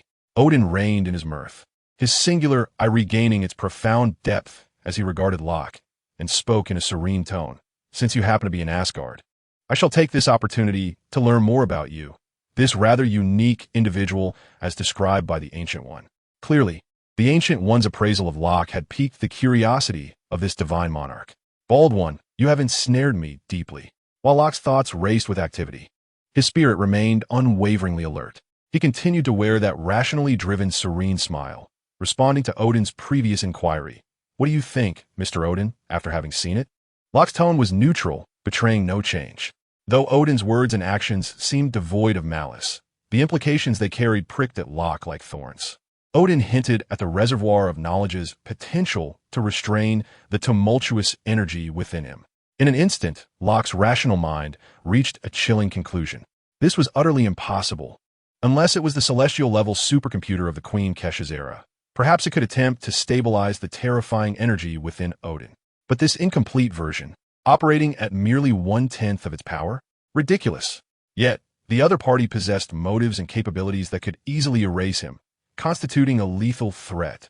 In the face of such an overwhelming disparity in power, any semblance of goodwill could swiftly transform into a deadly demand. Odin's solitary eye seemed capable of penetrating the veneer of rationality, perceiving the turbulent vigilance within Locke's heart. He chuckled nonchalantly, imbued with a tone of critique. If one were to evaluate the version of you that was present in the banquet hall, eyes closed in tranquility, it would not be particularly impressive. He gently shook his head, reminiscent of an appraisal of an artwork lacking perfection, much like an ordinary individual who has suddenly come into wealth, yet whose mindset and perspective have not fully aligned with this newfound fortune. He appeared somewhat bewildered and carefree. He shifted his tone, his gaze now reflecting a hint of admiration for Locke's current state of absolute rationality. However, at this moment, your disposition is commendable, rational, composed. and your thoughts as chilling as the stars. Locke conceded with poise. The version of myself in a state of normalcy is indeed wanting, as per the extensive knowledge I have acquired. Locke referred to the vast knowledge system within the sacred repository, particularly the core principles of angelic civilization. While I acknowledge their logic and order in my rational mind, I have not fully progressed in that direction. Locke paused, seemingly dissecting his own identity through the lens of rational thought. That is exceedingly exhausting. I wish I could be a bit more selfish, a tad more carefree. In truth, my personal nature leans more towards what you deem an unimpressive, ordinary person. A certain principle? Odin repeated with intrigue. Indeed, Locke's voice remained steady. I personally tend to align with the natural laws of existence, refraining from undue interference unless it encroaches upon my personal boundaries or threatens those I hold dear. Under such conditions, I would rather invest my energy in the exploration of knowledge and mysteries that captivate my interest. This is an objective description of Locke's inclination towards rational thought. Odin nodded thoughtfully, the wrinkles on his face appearing to soften. Ha ha! Thus I maintain that your ordinary self, in my view, is rather unremarkable. Carefreeness often implies a lack of clarity in one's objectives, making it easy to become lost, regardless of one's strength. His solitary eye blinked. Furthermore, you mentioned a certain principle? This concept seems to have profoundly impacted you, leaving you feeling constrained. Would you indulge this old man, who has lived too long and seeks a fresh topic of conversation, by sharing it with me? Odin's tone was light and casual, akin to that of an elder inquiring about the worldview of a younger generation. Locke gazed into the vastness of deep space, as if reminiscing. It was a great individual who established and named it, the Order of Justice. Locke recited, devoid of emotion, the core framework of the Order of Justice, instituted and propagated by the divine Kasha. Odin listened intently, the light in his singular eye shifting from initial intrigue to a growing seriousness, ultimately transforming into profound contemplation. As Locke's final syllable faded into silence, an extraordinary stillness enveloped the garden terrace. Such grand thoughts are simultaneously magnificent and chilling. Odin finally spoke slowly, his voice deep and imbued with an ineffable sense of sentiment.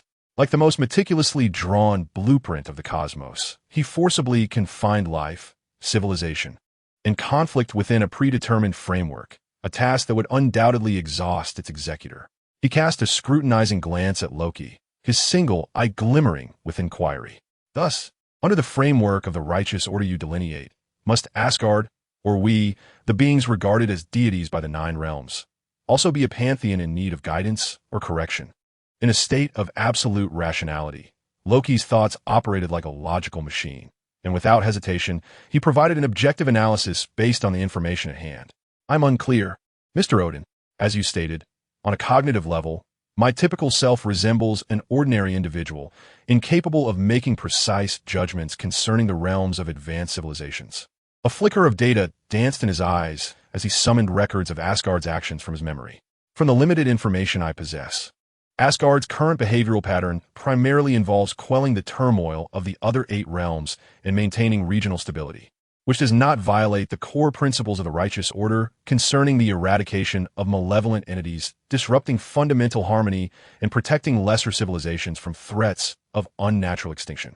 Therefore, based on this phase of observation, Asgard should not be classified as a target requiring guidance or correction. He paused briefly, adding, his tone still devoid of emotion. Of course, the historical information regarding Asgard exceeds the detailed scope of my current knowledge base. Hence, I'm unable to render a comprehensive evaluation. The execution of order necessitates a foundation built upon thorough cosmic information monitoring and analysis. At his words, Odin emitted a deep, enigmatic laugh. Ha ha, how intriguing. I find myself quite entertained. A peculiar light flickered in his eyes. If I ever have the chance to meet the architect of this order, I believe I would relish the opportunity to engage in a conversation with him. Odin paused, as though concluding this philosophical discourse, and redirecting the conversation back to reality. Well, that seems sufficient.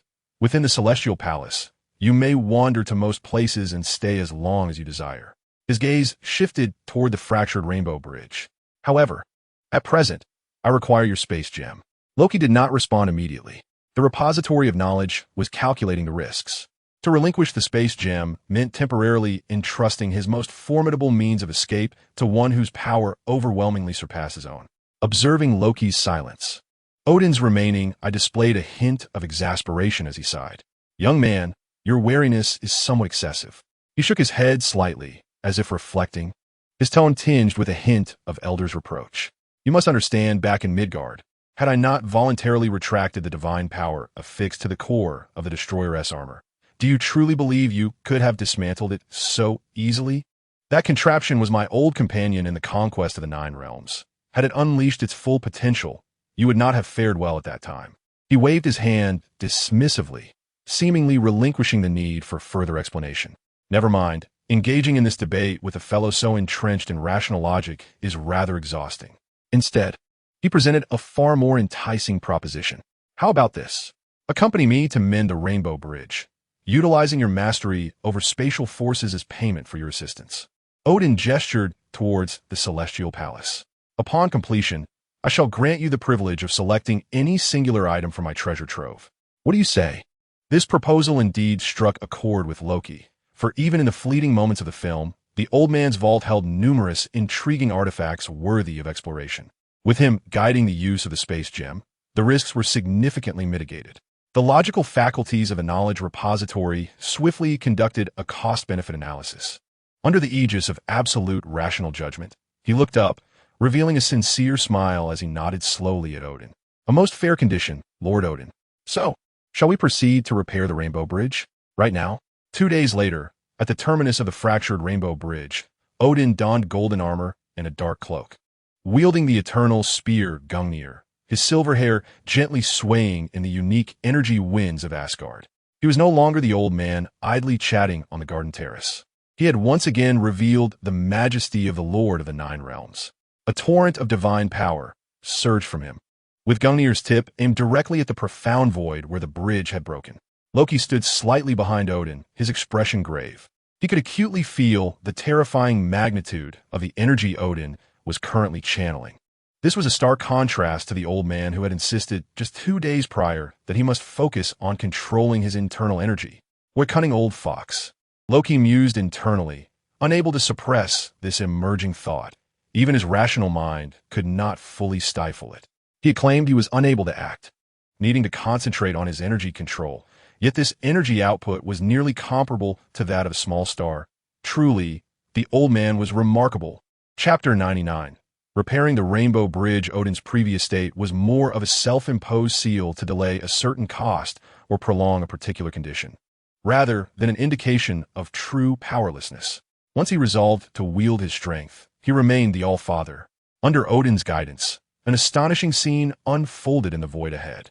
Fire and water, under Odin's command, twisted and entwined in a frenzied dance. These two extremities of opposition seeking an extraordinary equilibrium amid their fierce confrontation. He continued to amplify his energy output, with Gungnir serving as a conduit, relentlessly channeling the primordial divine power of Asgard into this tumultuous elemental crucible. Boy, are you ready? Odin's voice boomed like thunder, resonating clearly in Loki's ears amidst the cacophony of energy. His single eye fixated intently on the increasingly unstable vortex of energy before them, which seemed poised to erupt at any moment. Loki immediately stifled any further thoughts, drawing a deep breath as his focus sharpened. What must I do? Utilize the space gem. Channel the purest, most primordial energy of space. Odin spoke with remarkable rapidity. Infuse them into my energies, and these two elements encapsulate the entire tempestuous energy cluster within an absolutely stable membrane. Then, maintain the energy output until they solidify into a tangible form. This is nearly tantamount to the creation of an energetic state of matter. The magnitude of this endeavor and the precision required for manipulation are utterly staggering. Hurry, lad, Odin urged, as the elemental storm ahead began to twist violently, the dissipating flows of energy lashing at the surrounding space like whips, emitting a piercing shriek. Consciousness remained deeply connected to the repository of knowledge, awakening the power of the spatial gem entirely. An unprecedentedly vast, deep blue spatial energy, embodying the essence of the universe, surged forth from Locke's hands like a breached river. This force is the most fundamental, the primordial energy that constitutes the framework of the cosmos.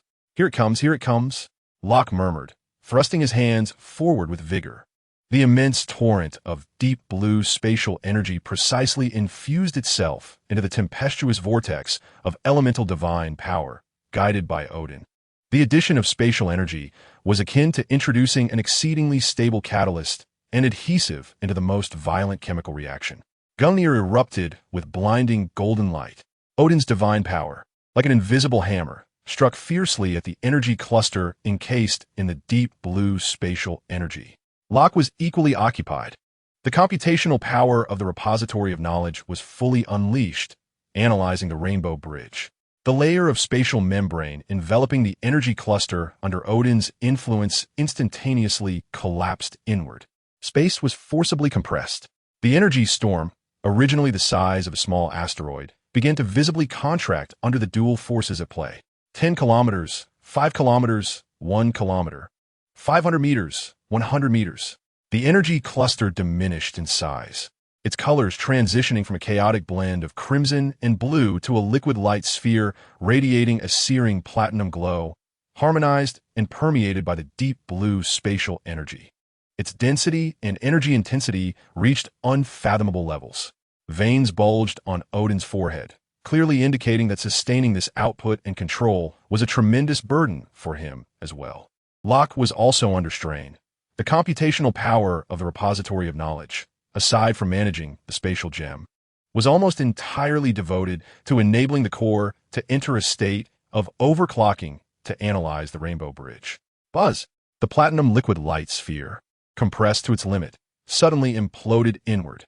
The brilliance instantly receded. All tempestuous energy fluctuations subsided. Under control, it merged into the segment before Locke, then gradually extended towards another segment. As the radiance faded, before Locke and Odin, at the end of the formerly fractured rainbow bridge, appeared a brand new bridge structure. Its interior seemed to be composed of crystal or glass, with liquid starlight flowing gently within. Odin slowly withdrew his hands, breathing heavily, his eyes reflecting weariness as he gradually regained composure. Well done, my boy.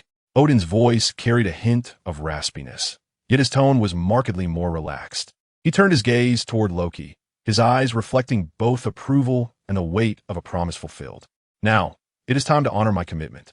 The restoration of the Bifrost had demanded an immense exertion of effort, and even Odin exhibited clear signs of fatigue. Standing beside the bridge, he addressed Loki and Thor, who was observing nearby. The Bifrost has been reforged.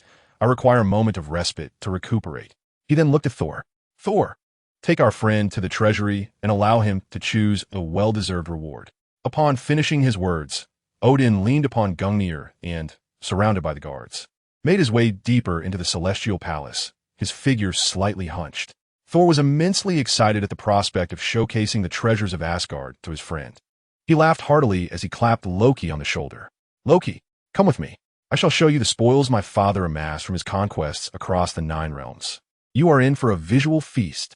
Once Odin departed, Loki, feeling a slight relaxation, finally severed his connection with the repository of knowledge. The lingering sensation of excessive rationality continued to unsettle him. He pondered how Queen Kesha maintained a near-constant connection with the repository. To what extent must her emotional cognition be suppressed by such rationality? The repository now required an assessment of the power of the space gem concerning the laws of space. Subsequently, Loki's weapon had received an enhancement to its outer metallic layer. He had originally intended to learn from the Queen how to create an armory, but the substance known as dark silver was irreplaceable, even within the realm of the supreme deities. The least priority was the earlier analysis of the energy operation of the Bifrost. Although Loki did not covet the teleportation capabilities of the Bifrost, he was indeed intrigued by the devastating power it could unleash at maximum capacity. Within the ranks of angels, it was possible, given sufficient computational power since the 3rd generation, to obliterate a planet, triggering stellar flares and accelerating nuclear fusion reactions to exhaust fuel rapidly, leading to the target planet's complete disintegration. However, that seems somewhat far-fetched. The energy utilization efficiency was too low, fundamentally akin to brute force. Though the celestial armory of the divine Kesha contained superior methods involving royal mandates and flame-class weapons, their combination could unleash a cataclysmic judgment, capable of covering an entire planetary surface in a single strike, with temperature surpassing that of a stellar core.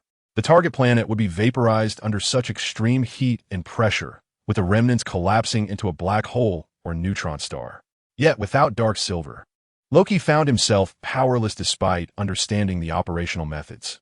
If the energy levels of the Bifrost attack were sufficiently low, it could become the most convenient means of planetary annihilation for the repository of knowledge. Chapter 100. The thought alone is somewhat exhilarating. Thor pulled Loki along, hastily traversing the grand corridors of the celestial palace. The heavy doors of the treasury slowly opened at Thor's command. The scene behind the door, even under the dominion of rational thought as embodied by Locke, set his reservoir of knowledge into a rapid, frenzied motion, scanning and analyzing the energetic characteristics and informational fields of each item within the treasury. Thor, akin to a guide of dubious repute, led Locke through the vault, introducing one by one the trophies and legendary artifacts that his father held in high esteem.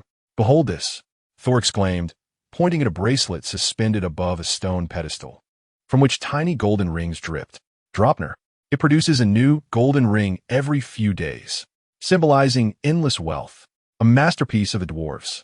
Next, he gestured toward a swirling entity encased in a transparent crystal sphere emanating a warm, crimson flame. This, from the lair of the fire giant Surtur. It embodies the dual powers of creation and destruction, though it appears to serve little purpose, merely functioning as a lamp for the treasury. Its most remarkable feature is that it never extinguishes. Thor quipped as he spoke. On the following pedestal floated a violet gem, radiating a soft halo. The eye of a sorcerer. It can detect dangers in the cosmos and sources of potent magic, though I have yet to observe its practicality.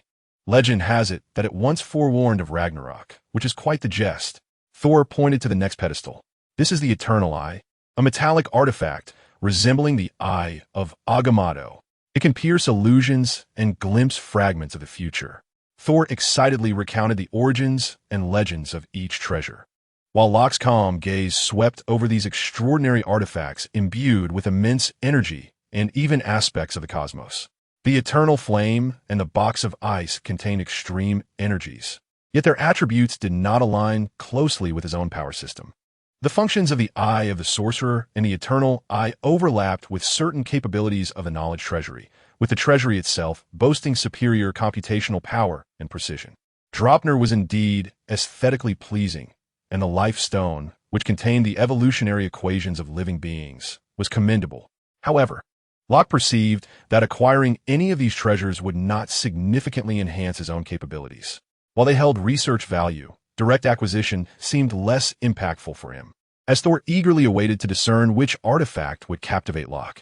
The latter's gaze shifted away from the gleaming treasures and instead rested upon the robust pillars supporting the dome of the treasury, the pedestals displaying the artifacts, and even the door itself. These structures emanated a familiar resonance of URU metal. A thought crystallized in his mind. Locke began, meeting Thor's fervent, almost feverish gaze. These treasures are indeed powerful, embodying the glory of Asgard, he continued, looking directly at Thor. As a friend, I should not seize the glory that rightfully belongs to Asgard. Thor paused, his excitement slightly waning, revealing a hint of confusion. You don't like them? What would you prefer? Anything within the treasury, as promised by my father, is yours for the taking. Locke shook his head, declaring, I do not wish to take any treasures from here. Thor appeared perplexed. Then what? As a reward for repairing the Rainbow Bridge, I would like to propose an alternative condition. Locke surveyed his surroundings. First, I wish to stay in the treasury for a period to study the characteristics of the treasures here. But rest assured, I will not cause any harm to them. He gestured towards the stone pedestal within the treasury. Upon hearing this, Thor's face broke into a broad grin. That is absolutely no problem. You are welcome to reside here. The celestial palace shall be your home. Abundant fine weinzawait. Secondly, Locke continued, revealing the essence of his intentions. I have heard of an ally of yours, seemingly skilled in the art of forging, the dwarves. Dwarves? Thor blinked. Indeed, Locke affirmed with a nod. I am exceedingly intrigued by their metalworking techniques and I wish to acquire the hardest metal they have ever forged, or to assist me in the fusion of two metals. He explicitly stated his purpose. Thor stroked his chin, contemplating. The dwarves are indeed the most loyal allies of Asgard, residing in Nidavellir, renowned across the 9 realms for their unparalleled forging skills. Many artifacts of Asgard, including my Mjolnir, were crafted by their hands. However, the dwarves possess peculiar temperaments, particularly their leader, Eitri, who is exceedingly proud and forges only for those he deems worthy. Contacting the dwarves poses no issue. They are Asgard's most steadfast allies, Thor assured, though a hint of uncertainty crept into his tone. However, persuading those stubborn dwarves, especially that old codger Eitri, may require a compelling reason, or perhaps a touch of finesse. I shall have to ponder how to articulate this. He scratched his head. But leave it to me. Locke observed Thor's expression, which conveyed a sense of, I will handle it, but it may take some time. Very well. I appreciate your assistance, Thor.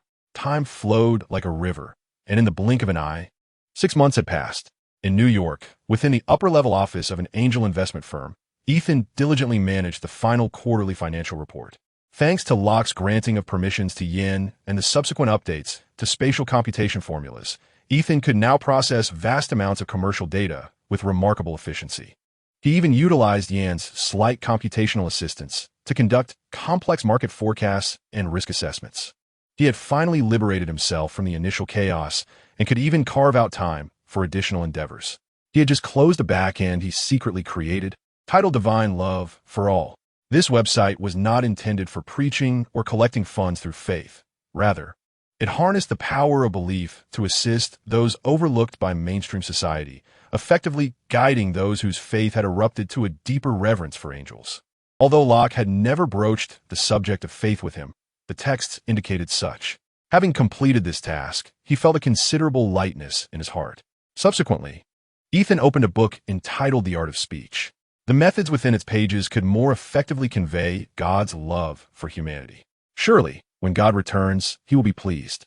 As Ethan perused the book, his thoughts began to leap. He contemplated how he and Banner could refine Tony's recent audacious experimental proposal during their visit to the lab that evening. The thought brought him a tinge of excitement. Just then, the communicator vibrated urgently, displaying an emergency call from Tony Stark. Ethan promptly connected the call. Tony? Tony's voice was filled with urgency and anger. Ethan, hurry to the Elders' Hospital. Happy is injured. It's serious. I remember you can accelerate human recovery, right? Quick.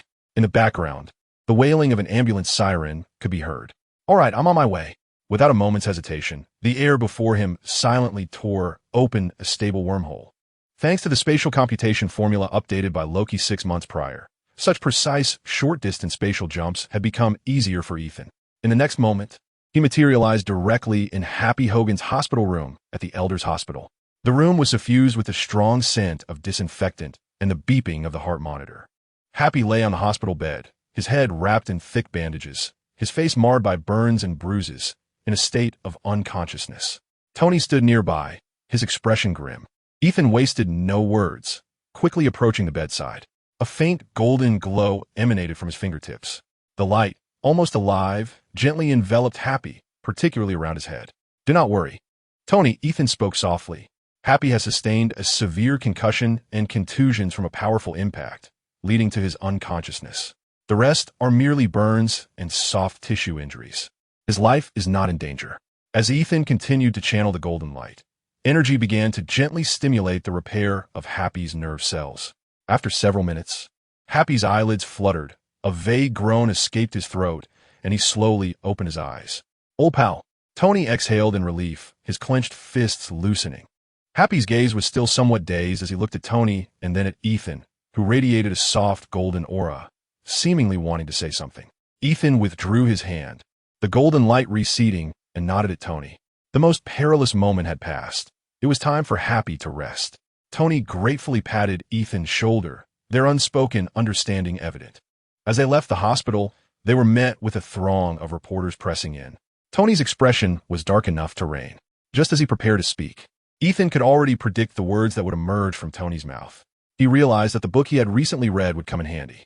With one hand, he pressed down on Tony, who was about to speak. Stop. Lower your cameras. Cease your inquiries. Open your eyes and behold this world shrouded in mist. What you pursue is naught but fleeting dust. Yet what you overlook is the realm that draws the gaze of the divine. Observe the heavens. Do you not feel it? Look, light, pure light, cascading like a waterfall. That force which dispels the gloom. It is grace. Extend your hands.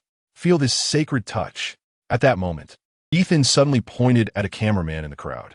You, the gentleman clad in a gray coat. Radiance swirls above your head. They smile upon you. Can you feel that unconditional love? Tony, held back by Ethan, gazed at his friend in astonishment. Although Ethan had once been a fervent believer, he had never propagated his faith, and his eloquence was unexpected. Before Tony could ponder further, a force tugged at his arm, leading him out of the crowd. Hurry! Why are you standing there in a daze? I was merely amusing them.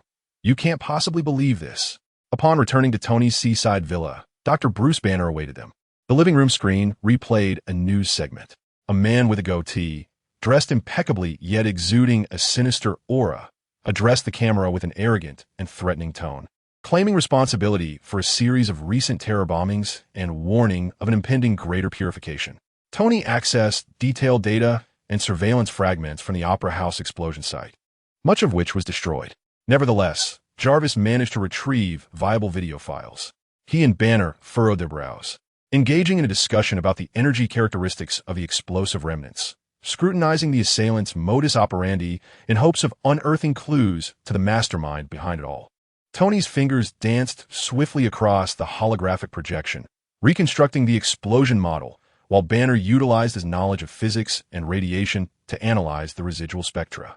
The residual energy revealed unstable thermal peaks, unlike conventional explosives, resembling a form of biological energy leakage. Banner pointed to an anomalous wavelength on the spectrum graph. Jarvis had stated before losing consciousness that he had tracked a suspicious individual, a subordinate of Killian. That biotechnologist, Aldrich Killian. Tony clenched his teeth in frustration. He has been buzzing around Pepper like a fly. The two became engrossed in their discussion, attempting to piece together the puzzle of truth through science and logic. At this juncture, Ethan, who had been quietly sipping juice, glanced at Tony and Banner, deeply engrossed in their data analysis, and could no longer contain himself. Tony Bruce, have you forgotten that an angel stands beside you? Both Tony and Banner paused, taken aback, and looked at Ethan in confusion. Tony blinked and instinctively retorted, Cupid? What do you mean? Aren't you the angel of technology? When did you awaken the gift of prophecy? He recalled Ethan's formidable prowess, capable of combat, resilience, flight, and healing. But had he ever heard of him possessing the gift of foresight? Observing Tony's expression, Ethan's lips curled into a smile replete with an air of sophistication. The power bestowed upon me by divine grace exceeds your estimations. Tony rubbed his forehead, exasperated. Oh no, not this again. Bruce, where were we? Before he could finish, a blinding radiance enveloped Ethan's eyes. In an instant, he connected with Yen, who was far beyond the earth. Yen, initiate the dark information retrieval protocol. Correlate tracking, energy signature matching, biological residue tracking, spatial trajectory retracing. Command confirmed. Dark information retrieval protocol activated. Correlation tracking algorithm commencing retrieval. Yan's computational prowess was mobilized to meticulously sift, filter, analyze, and correlate all pertinent dark information relevant to the target. Moments later, the searing light in Ethan's eyes gradually subsided. He lifted his gaze towards Tony, his countenance serene once more. I have found it. Ethan's voice bore an unmistakable chill of certainty. This appears to be linked to the debt you owe, Tony. Just as he was prepared to continue discussing with Dr. Banner, Tony turned to the re-entering Ethan with a puzzled inquiry. What do you mean, Ethan? How does this concern me? Rather than responding to Tony's query, Ethan winked at Dr. Banner. Bruce, don't leave. There will be some excitement shortly. And Tony, be patient. Once I return, let your creditor clarify your confusion. Oh, and my juice has run out. I hope it is replenished before my return. Thank you. Chapter 102. Oh, poor fellow. He never intended to stay. With that, before Tony and Banner could comprehend, the air before him silently tore open a stable azure wormhole. Ethan stepped through, his figure vanishing instantaneously. The ripples created by the wormhole gradually closed, leaving only Tony and Banner staring at each other in bewilderment. Tony maintained his previous posture, utterly perplexed. Creditor? What creditor? Who is he seeking? And why did he request juice from me? Banner adjusted his glasses, equally confounded. Ethan seems to imply that Happy's injury is indeed related to you, and I suggest you refill his juice. It appears he has quite the fondness for your brand. On the other side of the wormhole lay an opulent bedroom, the private residence of Aldrich Killian. Dressed in an expensive silk robe, Killian stood before the floor-to-ceiling windows, gazing out over the cityscape at night. The celestial expanse, intermingled with the city's light pollution, unfolded before his eyes. A glass of red wine rested in his hand, his face reflecting a morbid satisfaction and exhilaration. On the television screen, his meticulously orchestrated production was being showcased, featuring actor Trevor Slattery portraying the villainous Mandarin, delivering his menacing and arrogant proclamation. Perfect, Killian murmured softly, taking a sip of wine, his eyes alight with a glint of madness. Fear and chaos. This is the stage that rightfully belongs to me. Stark, your ludicrous toy, stands defenseless before true power. Soon, very soon, do not fret. I shall make you lose everything. The anticipation of the impending performance stirs a twisted pleasure within him. Yet, deep within this pleasure lies a haunting memory of profound humiliation. In 1999, in Bern, Switzerland, during a New Year's Eve gala at a technology summit, a young Killian, meticulously groomed and clad in a borrowed, shabby suit, nervously clutched a napkin inscribed with a phone number, his eyes aflame with fervent adoration for his idol and boundless dreams for the future. On the cold, desolate rooftop of the hotel, the biting wind howled, causing him to shiver uncontrollably. He awaited the arrival of Tony Stark, following the information on the note. As moments ticked by, excitement gradually succumbed to anxiety, which morphed into a chilling discomfort and unease. The ill-fitting, flimsy suit offered little protection against the winter night's frigid breeze. He paced restlessly, warming his numb hands, glancing towards the rooftop's exit in search of that anticipated figure. Surely, he must have been delayed by something of great importance. After all, he was Tony Stark, a genius, an inventor. He must be engaged in discussions with some influential figure about a world-changing project. Just a little longer. He would surely come. He had promised. If only he could gain his recognition, my neural pathway reconstruction technology would be salvaged. Even as the young Killian concocted excuses for his idol, he endured a sleepless wait, merely speculating that he must have been held up. That humble expectation, amid the cold wind, appeared particularly pitiable. Days later, reality struck hard when he encountered the equally despondent botanist, Maya Hansen, in the corridor of a technical seminar. In a casual conversation, he mentioned his hopes and grievances about that night on the rooftop, infused with a hint of misplaced optimism. Maya Hansen, with a tone of shared derision, unveiled the truth. The rooftop? Oh, poor soul. He had no intention of going there.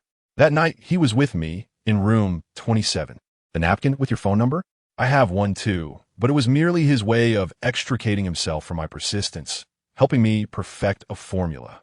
I doubt he remembers me, just as he does not remember you. His focus lies solely on himself and the next party. In that moment, Killian felt as though the entire world had crumbled. He had been utterly disregarded and mocked. Like a complete fool, he had waited in the cold for a promise that never existed. Tony Stark had not only stood him up, but regarded him as mere dust, unworthy of even a fleeting impression. This trampled dignity and the anger of being deceived gnawed at his heart like a venomous serpent, becoming an unhealable scar and the root of all his hatred. For many years, he endured tremendous hardship, knowing that today, the fruits of victory awaited him on the stage. As the performance was meticulously prepared, as long as he could perfect the extremist virus, Stark, you have shattered me. You have trampled upon my dignity and crushed my hopes. You made me feel like a complete fool on that frigid night. This humiliation, this hatred, I shall ensure you pay the price. I want you to taste the bitterness of losing everything, of being trampled underfoot by all. Killian's grip on the wine glass tightened, his knuckles paling, while an invisible flame ignited in his eyes. Just as this most fervent hatred, kindled by memories, surged within him, a gentle breeze wafted in from behind. How could there be a breeze in this room? Killian abruptly turned around. An ethereal blue light silently dissipated in the center of his bedroom. A figure stood there, impeccably clad in a pristine white suit, unblemished. His short hair was meticulously styled, and a gentle smile graced his face. It was Ethan, the angel accompanying Tony Stark. How could he possibly be here? After all, Tony Stark was still human, and this angel, frequently reported by the media, was not someone an ordinary individual could comprehend. Killian's mind went blank in an instant, the shock overwhelming the flames of vengeance. He instinctively sought to summon his bodyguards who had been injected with the extremist virus. Ethan appeared oblivious to Killian's intentions. He leisurely raised his hand to adjust the already flawless cuffs of his suit and glanced at his wristwatch. He then lifted his gaze, those captivating eyes meeting the frozen Killian. The gentle smile remained, yet his words, though polite, chilled Killian to the core. I hope I did not startle you. I apologize for the late and unexpected visit, Dr. Aldrich Killian. Ethan's voice was soft. Greetings, I am Dr. Ethan Venkett. He introduced himself fully. There is a matter I need to confirm with you. Since I was unsure of your appointment protocol, and I suspect you would not accept my request for a meeting had I scheduled one, I came directly to invite you. Ethan elegantly stepped forward, casting a glance at the wine glass. Some of its contents spilled. It seems you have not yet retired. I hope you can spare a moment to accompany me. My friend will prepare a fine red wine or juice for you, in hopes that this will lead to a favorable resolution. Chapter 103. Do the big shots still remember me? It seems you have not yet retired. I hope you can spare a moment to accompany me. My friend will prepare a fine red wine or juice for you, in hopes that this will lead to a favorable resolution. Though Ethan did not utter any oppressive words, Killian still felt an intangible sense of pressure descending upon him like a mountainous weight.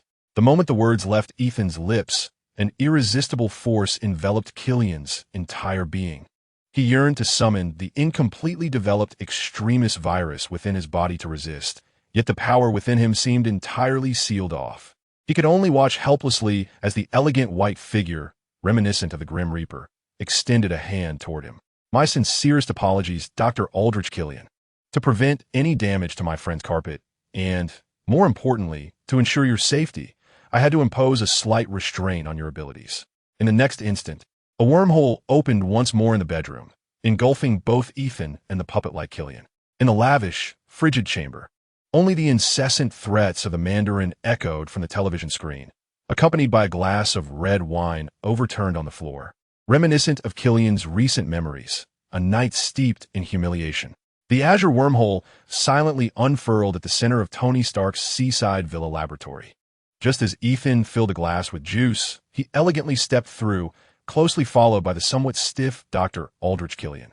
Tony and Banner turned their gazes toward the wormhole, abruptly shifting from their confusion regarding the juice task into a state of shock.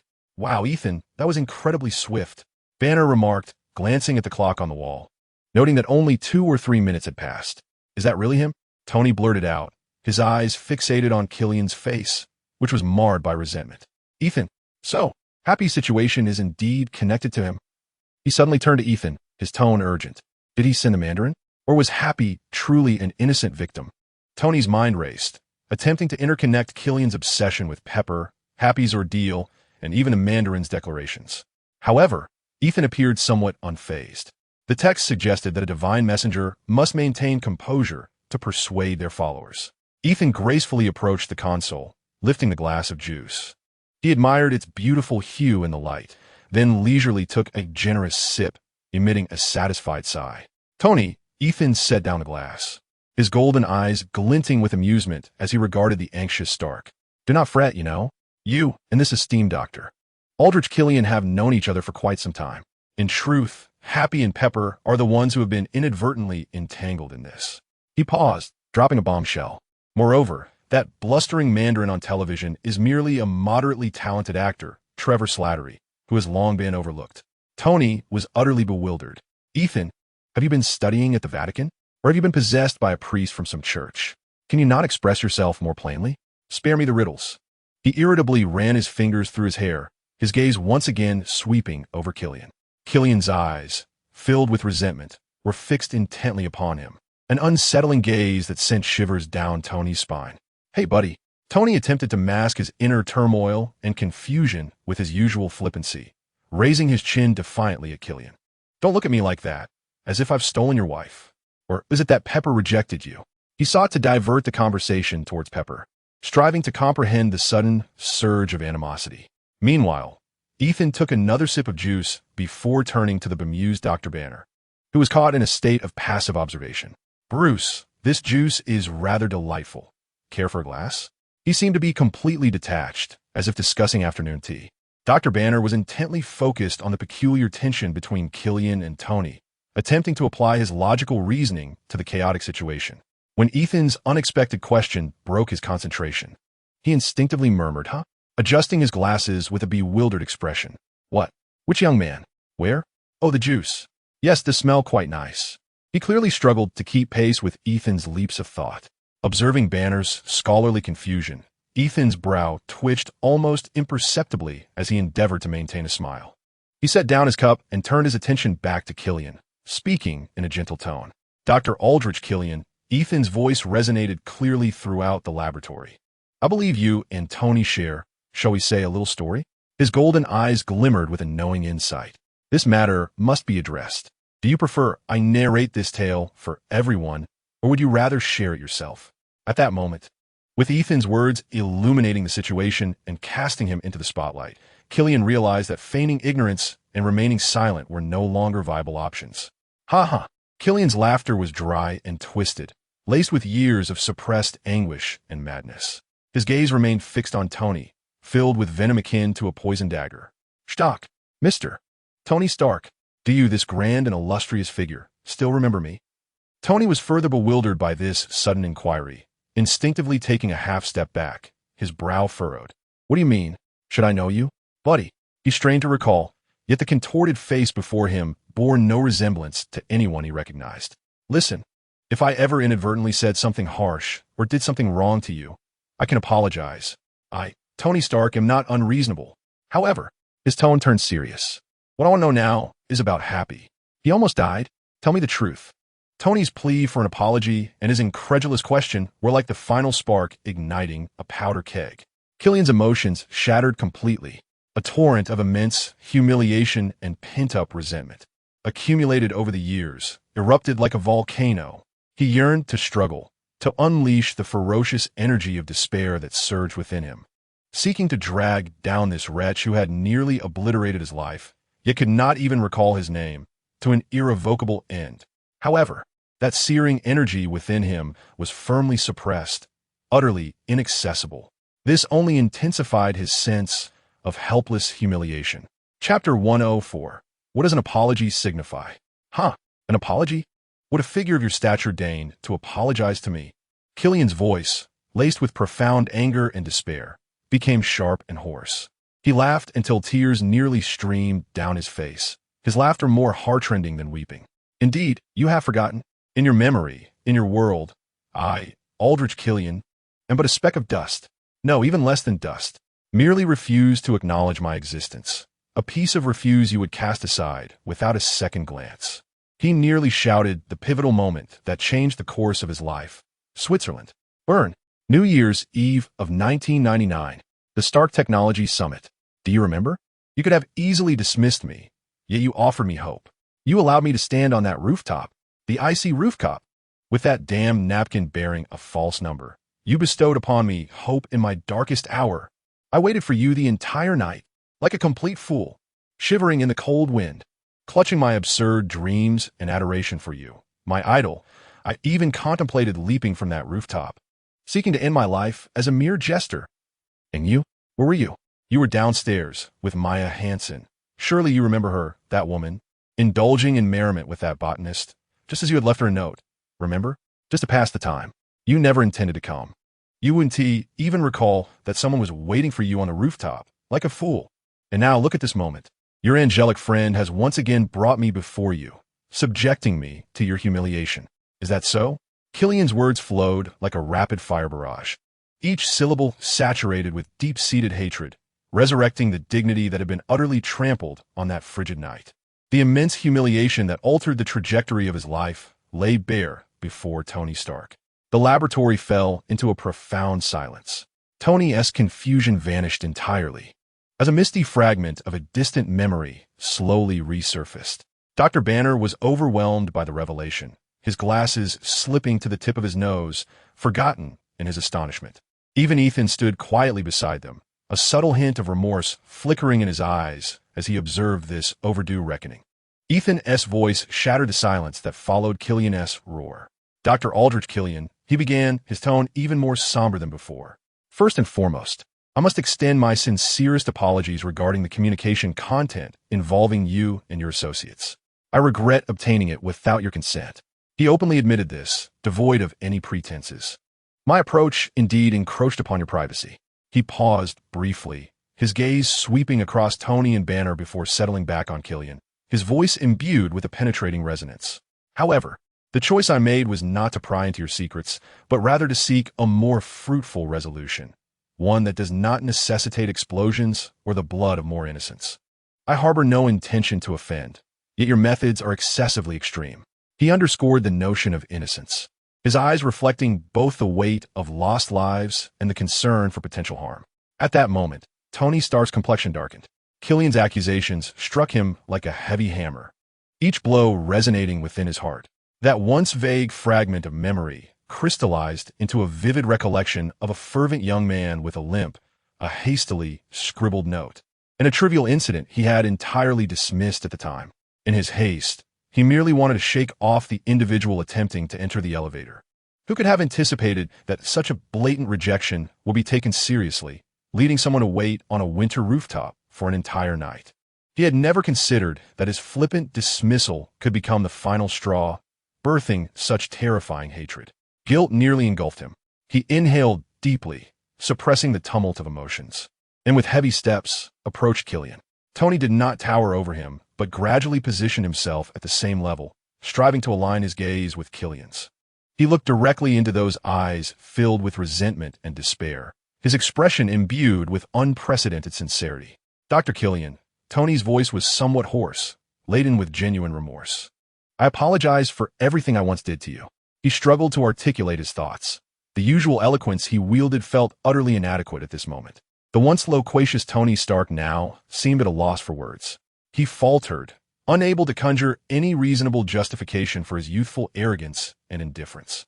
If only he could return to that time and deliver a resounding slap to his haughty former self. But was that even possible? He could only lay bare the truth. I was indeed a complete jerk. I thought you would discern that it was merely a dismissal and leave in disappointment. I never imagined you would wait on that rooftop all night, nor that this would. He glanced at Killian's contorted eyes, filled with searing hatred, and bowed his head. I am truly sorry for the immense pain and transformation I've caused you. Killian first directed his gaze towards Ethan, letting out a short, sharp, derisive laugh. Look at you lofty individuals. What grandiloquent justifications you offer. His eyes brimmed with sarcasm and disdain. Oh, how grandiose. Am I truly so extreme? Where are the innocents? Who qualifies as innocent? Is it you? The merchants seated in your offices, profiting wildly from technology? Or the politicians crafting weapons of slaughter through innovation? Perhaps it is those legislators, their minds stuffed with ignorance, who merely engage in grandiloquent discourse. Or you, he abruptly pointed at Ethan, his voice rising.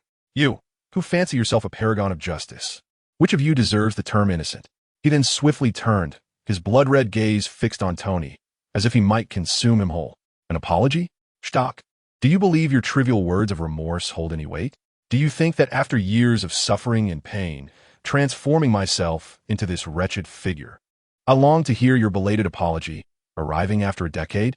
Ha ha! Killian's voice suddenly sank, infused with fatigue and a sense of futility, as if all the hatred that had sustained him until now crumbled before Tony's apology and Ethan's resolve. He seemed no different from the ill-fitting, suit-clad version of himself from the past. What, then, has my perseverance amounted to over these years? A complete farce? He slumped to the ground, utterly drained of strength. Chapter 105. Come now, whatever you wish to do. The virus of despair within him lay dormant under Ethan's strange suppression, leaving him powerless. The flames of vengeance had extinguished, leaving only cold ashes. He lifted his gaze, staring blankly at Tony and Ethan, numb, reminiscent of the look he bore when he nearly stepped off the rooftop. Come now. His voice was flat and devoid of emotion. Whatever you wish to do, come now. Kill me, or cast me into the deepest, darkest dungeon. He forced a smile that was more grotesque than sorrowful. And just like that night in 1999, once again, forget me entirely, a mere speck of dust. The laboratory descended once more into a suffocating silence. Bruce Banner felt a dryness in his throat after consuming the fruit. He craved a glass of juice from Tony's villa, yet feared disrupting the current atmosphere. Tony knelt there, gazing at the man whose life he had inadvertently shattered, nearly engulfed by a sense of helplessness and guilt. The juice feels so distant. Surely fetching a glass wouldn't tea disturb them? Dr. Banner exhaled heavily, averting his gaze. The atmosphere in the lab felt almost stagnant, as everyone harbored their own thoughts.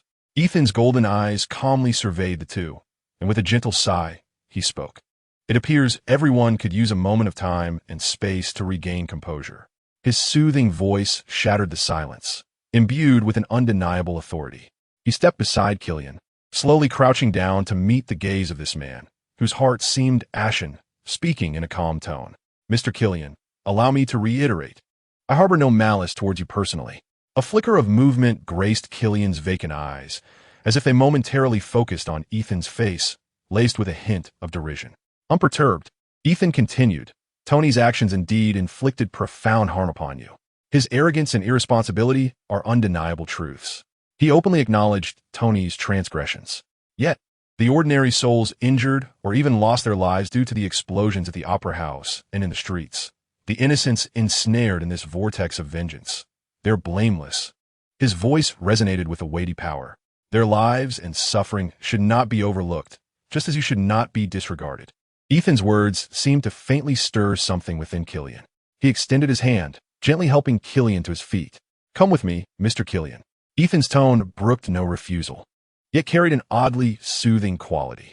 Let us find a quiet place, temporarily escaping this turmoil. Perhaps we can converse. Killian, in a state of numbness, was guided to stand. The hope for vengeance seemed to have extinguished, leaving him with only endless fatigue and bewilderment. Like a marionette, he was led by Ethan, departing the laboratory steeped in Tony's essence, entering a study on the first floor of the villa. Ethan gestured for Killian to sit on the comfortable sofa. He himself approached the adjacent bar, retrieved a bottle of single malt whiskey, poured a generous glass, added 2 ice cubes, and gently placed it on the coffee table before Killian. Have a drink. It might ease your burden. Ethan poured himself a glass of juice and settled onto the opposite sofa, his demeanor relaxed and unpretentious, devoid of any interrogative or condescending air. He resembled a patient listener, poised to engage in an equitable dialogue. I sensed the weight of this anger. Killian abruptly gulped down the whiskey. Sense? How could an angel like you be overlooked? Ethan tilted his head, his luminous wings silently stirring. He gently set down his juice cup, producing a soft clink. So, if not for my intervention, the flames of the explosion could pierce the retina. But what then? He leaned slightly forward, bridging the spiritual chasm. The flames extinguished, leaving charred ruins. The wails of sirens replacing screams. Yet people still failed to see the Killian behind it all. His voice was deep, striking at the fragile points of logic. Your soul, yearning to be seen, is being consumed by the very flames you have chosen, devouring your reason, Dr. Aldrich Killian. A whimper escaped Killian's throat, the glass trembling violently in his grip. He failed to notice the faint yellow glow emanating from Ethan's eyes, seemingly guiding him. What am I to do? He howled, desperation consuming him like a drowning man. Should this agony fester in the shadows? Should he pay no price for it? The glass shattered against the table, whiskey splattering onto the carpet. Ethan's gaze fell upon the chaos. Meanwhile, in the underground laboratory, only Tony and Banner remained. Tony remained crouched in place, staring at the spot where Killian had just sat, a complex expression on his face. Suddenly, he sprang to his feet, pacing irritably within the confines of the lab, his hands vigorously rubbing his cheeks.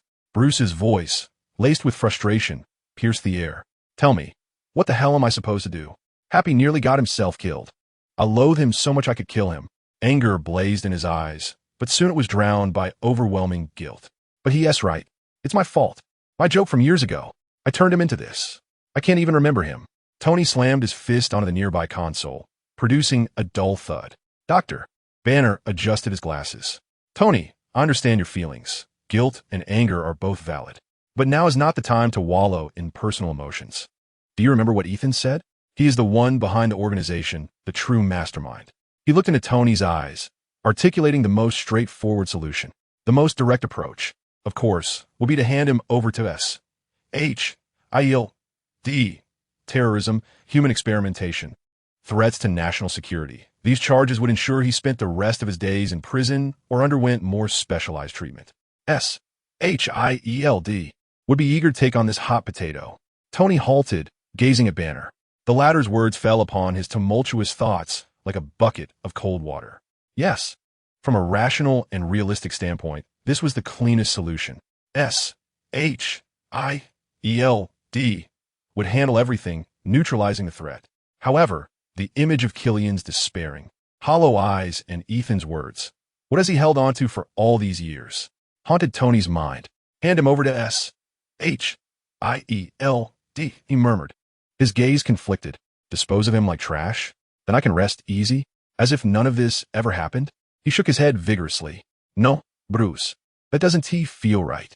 It feels like evasion, and to be honest, I still can't trust that shady business with Shield. Chapter 106. Moving forward, he struggled to articulate this sensation. Was it a savior complex? Or merely a form of atonement for the consequences of his past jest? He could not even think clearly about Happy's injury at this moment. Guilt and the recognition of Killian's tragic existence wove into a tangled mess, thoroughly disturbing his emotions. All he felt now was an overwhelming sense of fatigue and confusion. I don't know, Bruce, Tony said, despondently leaning against the workbench, staring at the ceiling. I find myself at a loss, aware that dealing with him in a crude and simplistic manner will resolve nothing and will not grant me peace of mind. What he requires at this moment may not be an answer. Within the confines of a room, an atmosphere laden with the weariness of tension and an unusual tranquility pervades. Killian sits in an armchair, his vacant gaze fixed upon the oppressive night outside, as if peering into the abyss of his own past. Ethan, seated opposite him, appears relaxed. He has just concluded a lengthy and profound conversation, employing all the communication techniques he gleaned from theological texts, psychological works, and even the sermons of street priests. The good news is that his intervention has been successful, albeit not in the most commendable manner. At least it has steered Killian in a positive direction. The bad news is that the correction has been overly vigorous, and now Killian's gaze upon himself seems askew. Finally, Killian exhales deeply, as if surfacing from beneath the water. He turns his head, his expression towards Ethan extraordinarily complex. Mr. Ethan, his voice rasps, tinged with a barely perceptible quaver, yet significantly calmer than before. You are a truly remarkable person. Indeed. He pauses, a bitter smile curling at the corners of his mouth. I now understand that Tony Stark is utterly unworthy of being your friend. Ethan offers no rebuttal, merely nodding gently, accepting all of Killian's emotions. Tony has his flaws, just like all of us, but what truly matters at this moment is you, Dr. Killian. Killian's gaze lingers on Ethan's face for a few seconds, before he seems to resolve something within himself, leaning slightly forward. For your sake, I might attempt to forgive him. The word forgive escapes his lips with an oddity that feels out of place. However, Mr. Ethan, I have a request that I hope you might assist me with. In the chaotic and fatigued realm of Killian's heart, Ethan's presence shines like a lighthouse piercing through the gloom, radiating a guiding light. Ethan maintains his gentle demeanor. Please speak. Dr. Killian, as long as it does not conflict with my principles, I shall do my utmost. The heavy despondency in Killian's eyes appears to dissipate slightly at the prospect of this impending request, replaced by a peculiar gleam of defiance and determination. May I strike Stark? He nearly grits out the words. Ethan visibly falters, his brow arching imperceptibly, golden lashes fluttering as he inquires. May I ask, Dr. Killian, what exactly do you mean by strike? He needs to ascertain whether this strike pertains to a physical release or something more abstract. Killian seems to perceive Ethan's concerns, a self-mocking smile tugging at his lips, imbued with a strange candor. I know, Mr. Ethan, that you are quite close friends with Stark, and I am aware that you would not wish for me to genuinely harm him, to incapacitate him, or take his life. He took a deep breath and continued, however, Mr. Ethan, you must understand that if I were to simply walk away like a coward, swayed by your guidance, and abandon the dream I have fervently pursued for so many years, it would feel utterly surreal and far too trivializing. I cannot swallow this frustration. His voice rose slightly, tinged with a suppressed fervor. Therefore, I wish to strike him squarely. If possible, I would prefer to confront him in a fair contest. You may continue to confine my dire circumstances, rendering them completely ineffective. He should not wear that damned oversized toy armor. Just the two of us, like the most ordinary of men, resolving our final grievances with our fists. Just a single bout. Once it is over, regardless of the outcome, we shall turn the page on this matter once and for all. I assure you. His gaze was fixed intently on Ethan, filled with a desperate plea and unwavering determination. Ethan remained silent. Of course, Dr. Killian, I shall grant this request on Tony's behalf, and, if necessary, I can hold him down, Ethan added earnestly. However, Dr. Killian, there is one matter I must clarify now, and I hope you will cooperate. I will contact the relevant law enforcement agencies to report the recent acts of terrorism. This is a fact that cannot be evaded, and you must bear the corresponding consequences. It is crucial that you are aware of this. I do not wish to conceal it from you.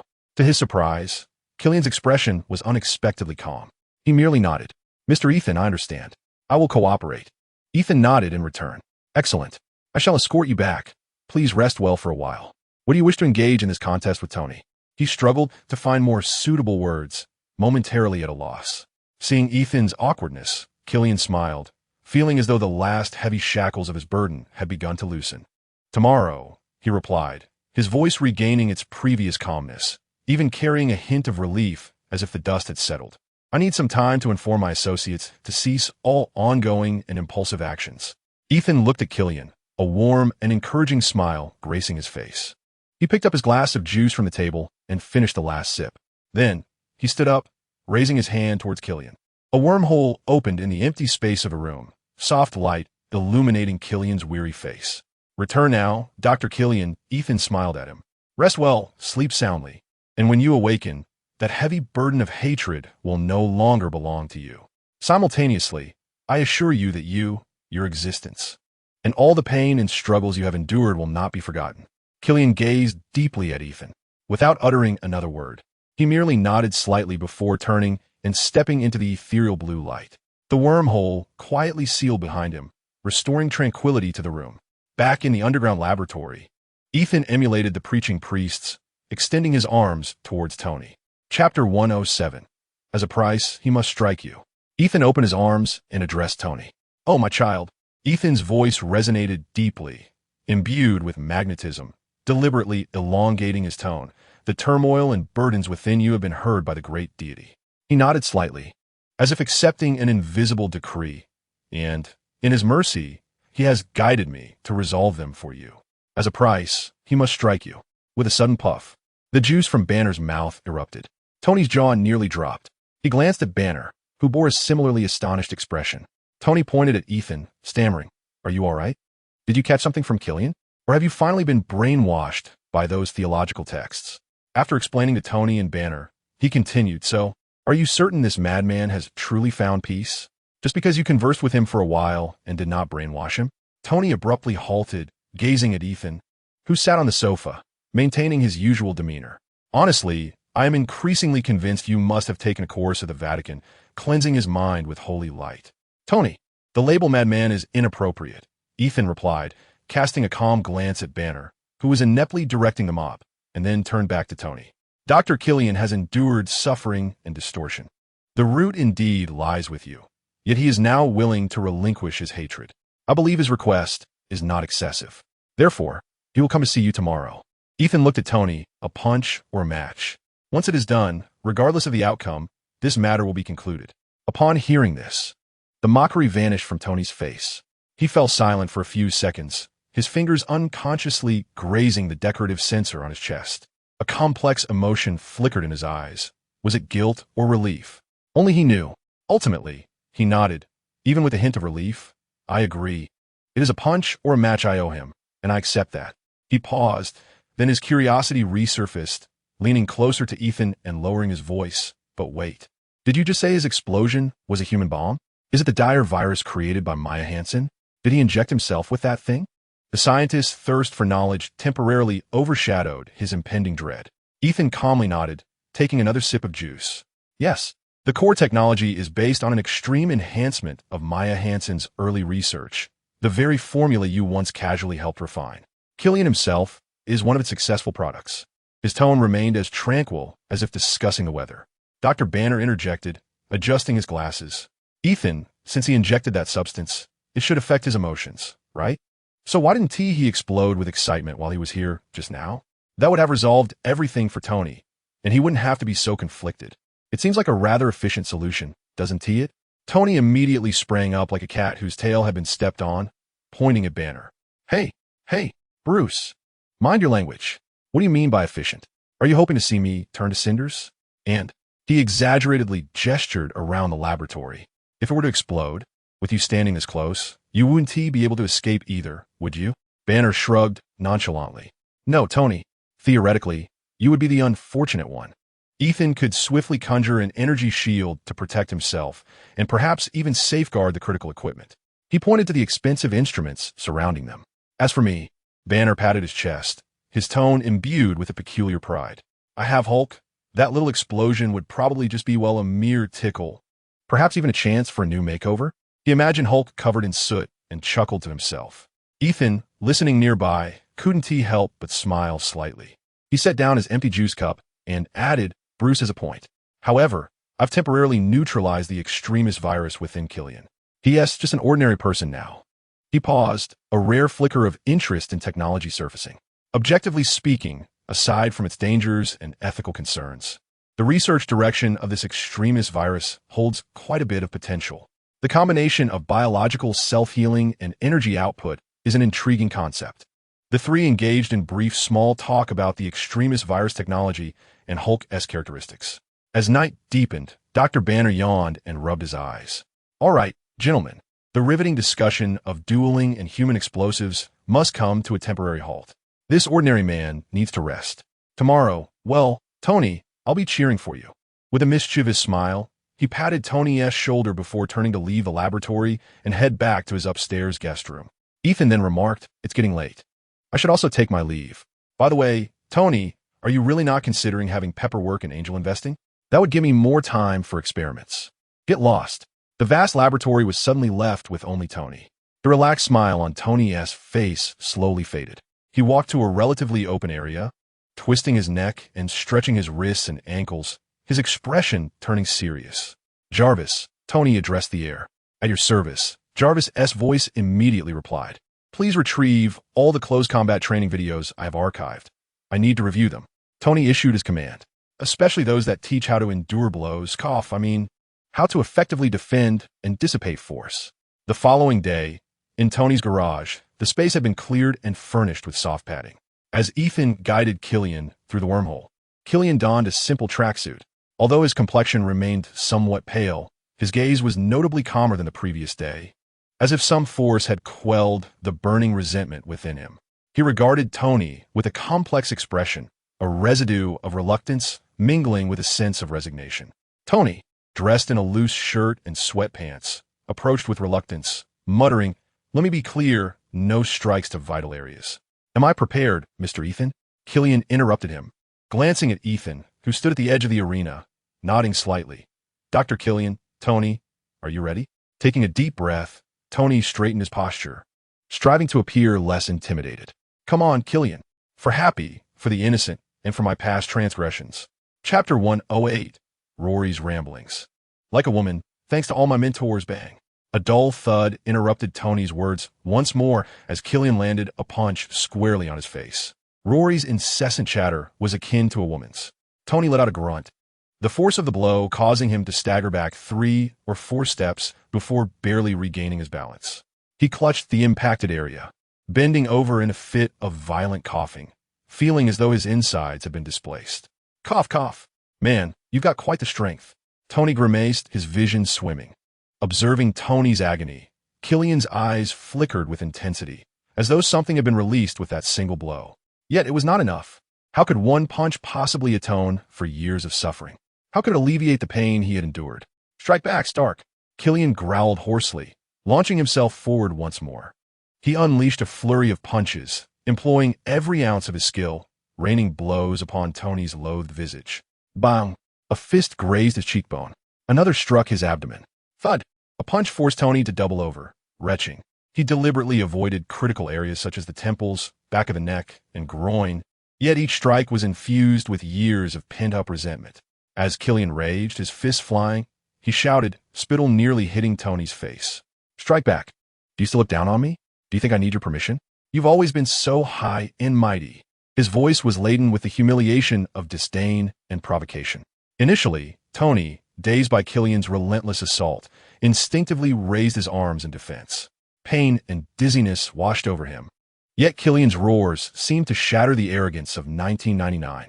A sudden, inexplicable fury ignited within Tony's heart. It was not the pain of being struck, but rather the accusation in Killian's words that implied an everlasting superiority over him that ignited Tony's fury. He abruptly lifted his head, disregarding the punch that landed on his cheek, causing blood to flow from his nose. With a fierce roar, he retaliated with equal ferocity, abandoning any semblance of fighting finesse in favor of a raw street brawl. He aimed a punch at Killian's shoulder and attempted to trip him with a kick. The garage resonated with the dull thuds of their bodies colliding, heavy breaths filling the air. Two battered men, now akin to primitive beasts, grappled with one another. On the sidelines, Dr. Bruce Banner stood with a cup of coffee in hand, leaning against an untouched vintage sports car, watching with keen interest. Each time a particularly heavy blow landed on Tony, he couldn't help but grin, exclaiming in astonishment to Ethan, "Wow, Tony's cheekbone looks remarkably tough. TSK, TSK." The onlooker beside him nodded in agreement. Killian, slightly hunched over, rested his hands on his knees, his chest heaving as he gasped for breath. He maintained the pose of having just thrown a punch that missed its mark, sweat dripping from his chin onto the mat, creating a darkened splotch. He raised his head, his face smeared with sweat and bruises, his eyes through swollen eyelids, fixed intently on Tony Stark, who lay on the ground, seemingly drained of all strength and unable to rise.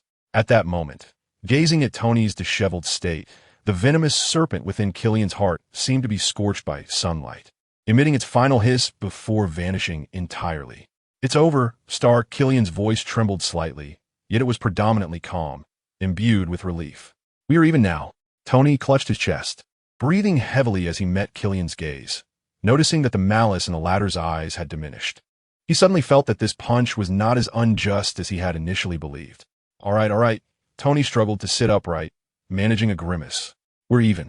But you ought to cover the medical expenses." "Ouch, that hurts." Ethan approached at just the right moment, a gentle smile gracing his face. He placed a hand softly on Tony's back, a warm current flowing through him, swiftly alleviating his pain and discomfort. With his other hand, he patted Killian's shoulder, similarly infusing him with energy to ease his suffering. "Well done, Dr. Killian.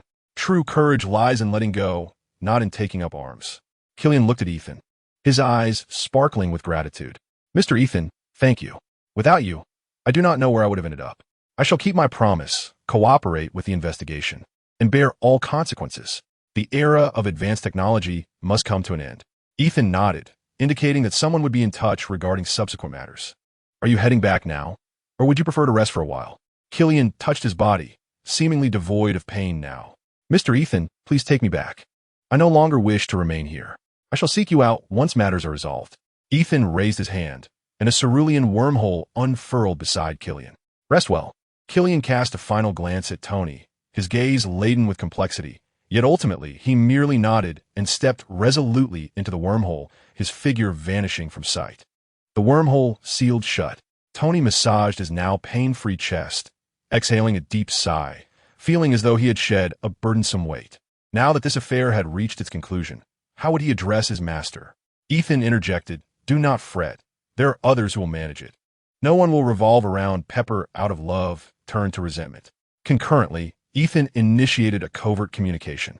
The connection was almost instantaneous.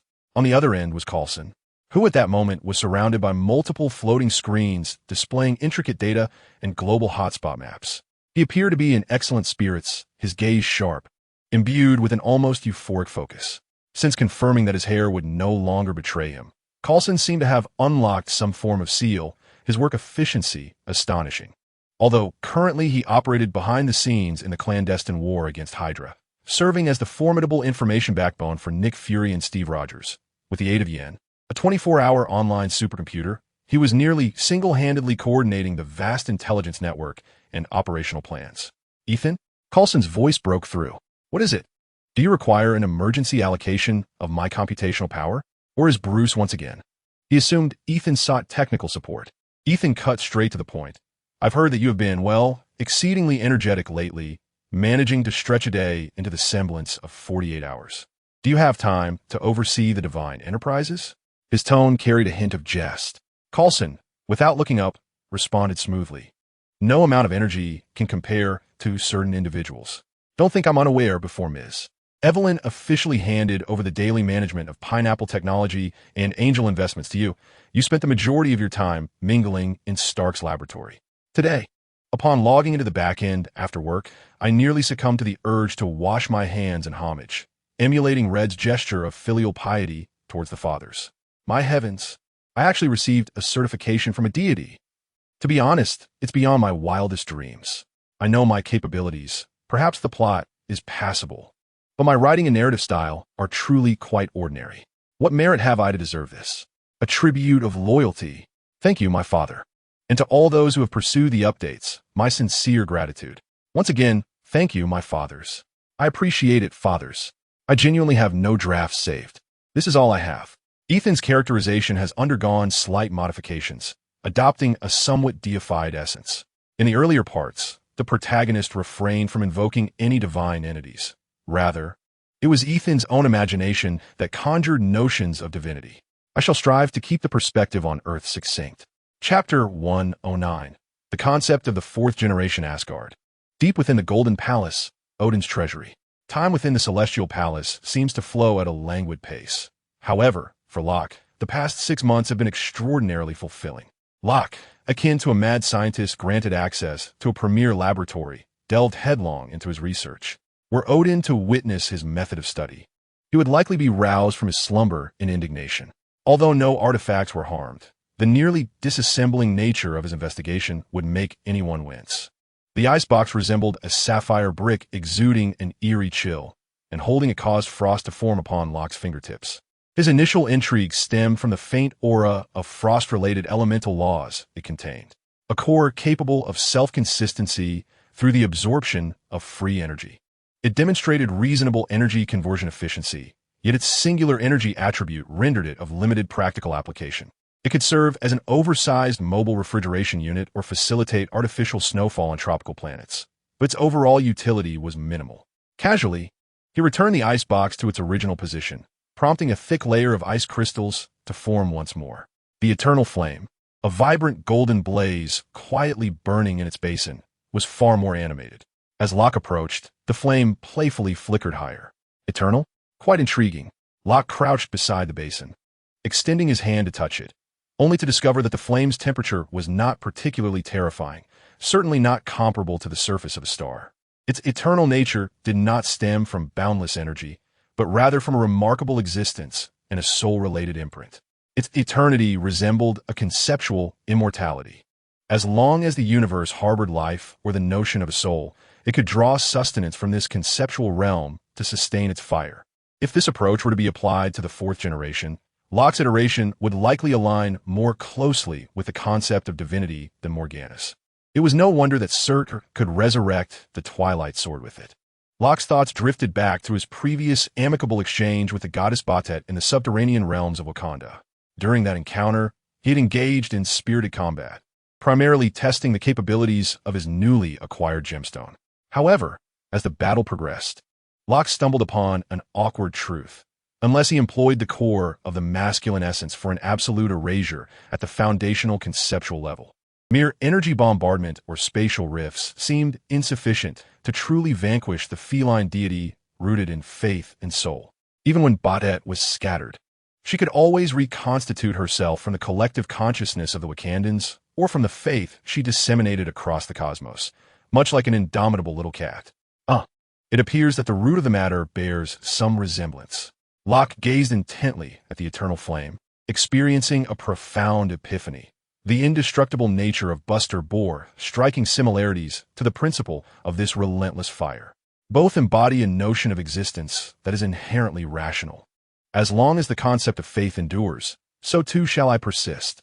While he had yet to devise a method to harness this obstinate flame, its intrinsic qualities, which resonated with the essence of the soul and existence, undoubtedly opened a new window to Locke's repository of knowledge, warranting a meticulous note in his journal.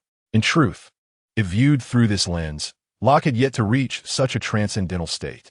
With the addition of the invincible body pursued by angels, it could only be said that Locke's physical form indeed did not attain the unfathomable depths. To put it simply, he was remarkably resilient. Ordinary weapons could not penetrate his being. Even if an average individual wielded a knife capable of inflicting harm, without extraordinary energy, they could stab him repeatedly without achieving death. Ultimately, Locke's gaze fell upon a rather unassuming stone tablet nestled in the corner, its surface bearing a somewhat dull hue. Unlike the dazzling effects of the icebound chest or the lively dynamism of the eternal flame, it stood there quietly. Its surface was inscribed with three-dimensional runes composed of countless microscopic life structures. Was it an evolutionary guiding equation for the tablet of life? Locke leaned closer, his golden eyes reflecting the slowly swirling runes, as if they possessed a life of their own. The old man's collection was far from ordinary. The runes did not represent specific technological blueprints or genetic sequences. Rather, they resembled a guiding formula illustrating how higher-dimensional life evolved step by step from fundamental particles, combining, optimizing, and adapting, ultimately progressing towards more advanced forms. In essence, it was akin to an evolutionary algorithm framework. Unable to contain his astonishment, Locke let out a gasp, akin to that of an explorer who had stumbled upon a treasure. This was indeed remarkable. He immediately sat cross-legged, immersing himself wholly in the discovery. His repository of knowledge sprang into action, fervently recording the profound logic embedded within these runes. For Locke, this tablet was a timely boon, coinciding with his unhurried exploration of the fourth divine body, one of his core objectives being the ultimate optimization and infinite adaptability of life forms. Moreover, it addressed the concept of individual eternity. The evolutionary guiding equation inscribed upon this tablet of life resembled a textbook on how life undergoes self-upgrade. Thus, during the days of awaiting news from the dwarves, Locke spent the majority of his time before this tablet. Merely this stone was worth the price of admission. As for the daily bouts of Thor's bruised visage over the past 6 months, that was merely Thor's pastime. Research was the true romance of Dr. Locke. Enthralled by the tablet of life in Odin's treasury, Locke was finally roused from his reverie by the sound of heavy footsteps and a hearty laugh. "Locke, I have returned." Locke glanced up, noting that the bruise at the corner of his companion's eye had already healed. "This is untenable. Thor, your recovery is becoming increasingly swift. You cannot best me. It is futile." Thor's smile faltered. "Not here to brawl. So cease your examination of that ancient stone. Good news. A reply has arrived from Eitri." Locke lifted his gaze, the silvery hue gradually fading from the other's eyes, indicating a disconnection from consciousness. He rubbed his temples, observing the exuberant entrance of Thor. "Oh, the dwarves are willing to accept my commission?" "Indeed." Thor thumped his chest, causing his chainmail to clatter. "Eitri is the finest craftsman. Furthermore, my father has a task for Eitri, and I must personally journey to Nidavellir. I shall depart tomorrow. Shall we have a spar once more today? I have devised a new technique." Thor winked, clearly recalling Locke's ability to immobilize him for an entire day and night. Locke, with a hint of exasperation, pointed at Thor. The spatial barrier unfolded, completely encasing Thor within this invisible glass dome. "Very well. Let us see if you can escape your predicament with your new technique." Thor found himself instantly immobilized. "No, Locke. I haven't even summoned my hammer yet." Chapter 110. The Dwarf of 5 meters and 4. The following day, a prepared Thor accompanied Locke to the cosmic transportation hub of Asgard, overseen by Heimdall, at the terminus of the Rainbow Bridge. Heimdall stood resolutely before the control panel, resembling a golden statue. His eyes, seemingly imbued with the cosmos, swept over Locke, offering a slight nod as a greeting. He then grasped the colossal guardian sword, forged from you at the center of the console, and turned it forcefully. Buzz. Brilliant, radiant energy coalesced at the center, swirling to form a vortex. "Locke, I presume you have yet to traverse the Rainbow Bridge. Follow my lead." Thor bellowed, stepping boldly into the vibrant flow of light. Locke followed closely, feeling an immense gravitational pull. The scenery before him was instantaneously stretched and distorted into a kaleidoscopic tunnel of colors. This sensation was far more exhilarating than his own method of creating a wormhole. As the glow of the passage dissipated and solid ground returned beneath his feet, Locke found himself in an entirely unfamiliar locale. Scorching air enveloped him, Beneath his feet lay a surface as hard as obsidian, and rhythmic clangs resonated in the distance, reminiscent of countless giants forging metal simultaneously. Looking up, he beheld a circular neutron star furnace suspended above, emanating a disconcerting energy pulse and searing radiance that cast the entire steel-like forging world in a golden-red hue. "Welcome to Nidavellir," Thor proclaimed, arms wide in pride. "The greatest forging sanctum in the cosmos." Just then, a heavy and synchronized footfall echoed through the air. Locke turned to see two guards clad in formidable metal armor, wielding enormous battle axes, advancing towards them. In that moment, images of dwarves flickered through Locke's mind, reminiscent of vague memories from a past life. The figure before them was a bearded giant, sturdy and robust, towering at least the height of a wheel. He was adept at both forging and imbibing spirits. Glancing at the two imposing figures ahead, they stood at an estimated height exceeding 3 meters. Their muscles were sinewy, with arms thicker than Rock's thighs. The metallic war axes they wielded glimmered ominously, unmistakably not mere decorations. As they walked, the ground seemed to tremble beneath their weight. Rock remained silent, having meticulously organized all his recollections of the Marvel Universe. Yet he could not recall any depiction of such diminutive giants in the short videos he had viewed. His understanding of the world was being subtly challenged. These were not dwarves. They were clearly intergalactic giants masquerading under the guise of dwarven kin. "Prince Thor," boomed the voices of the two giant guards, resonating like thunder as they respectfully bowed to Thor. Their eyes briefly scrutinized Rock. "Lead us to Eitri," Thor commanded with familiarity. Thus, Rock found himself escorted by the two giant guards, resembling a fledgling chick, as he trailed behind Thor through the immense factory filled with colossal forging apparatuses and rivers of molten metal. Along the way, he beheld more towering dwarven craftsmen, wielding hammers so massive they could only be lifted by cranes, striking the glowing metal ingots and showering sparks in a breathtaking display. Eventually, they arrived at a particularly vast forging platform. The temperature here surpassed that of the exterior, with waves of heat distorting the very air. At the center of the platform stood a figure with his back to them, wielding a hammer that was akin to a miniature siege engine. The hammerhead nearly matched the entirety of Rock's stature. "Eitri," Thor's resonant voice eclipsed the clamor of the forge. The massive figure paused, slowly turning to face them. Rock was taken aback. The universe indeed held wonders beyond imagination. Before him stood King Eitri, the foremost craftsman of the Marvel cosmos, towering at least 5 meters. He loomed like a metallic mountain, his muscular form adorned with scars from flames, as if he were a weapon forged through trials. His dense beard curled like steel tendrils, speckled with bits of metallic debris. The small hammer he had just employed to strike metal now rested casually against the ground, its handle nearly reaching Rock's chest. Eitri's eyes, akin to flames within a furnace, rested upon Thor's head. "Thor, Prince of Asgard." Eitri's voice resonated like a colossal bell, causing Rock's eardrums to vibrate. He approached with great strides, shaking the ground beneath him. Extending his enormous palm, he delivered a friendly clap to Thor that could have easily felled a mammoth. After exchanging pleasantries, they presented Odin's package to Eitri. Thor gave Rock a reassuring pat on the shoulder, nudging him forward. "Eitri, allow me to introduce a new friend. This is Rock, a god hailing from Midgard. He is also my good friend, and his visit this time is precisely what I mentioned to you, requesting your assistance." The furnace-like gaze of Eitri finally settled upon Locke, imbued with scrutiny and a hint of curiosity. Locke steadied himself, striving to disregard the sensory dissonance caused by Eitri's imposing physique. He inclined his head slightly and spoke with clarity. "I have long admired your esteemed reputation."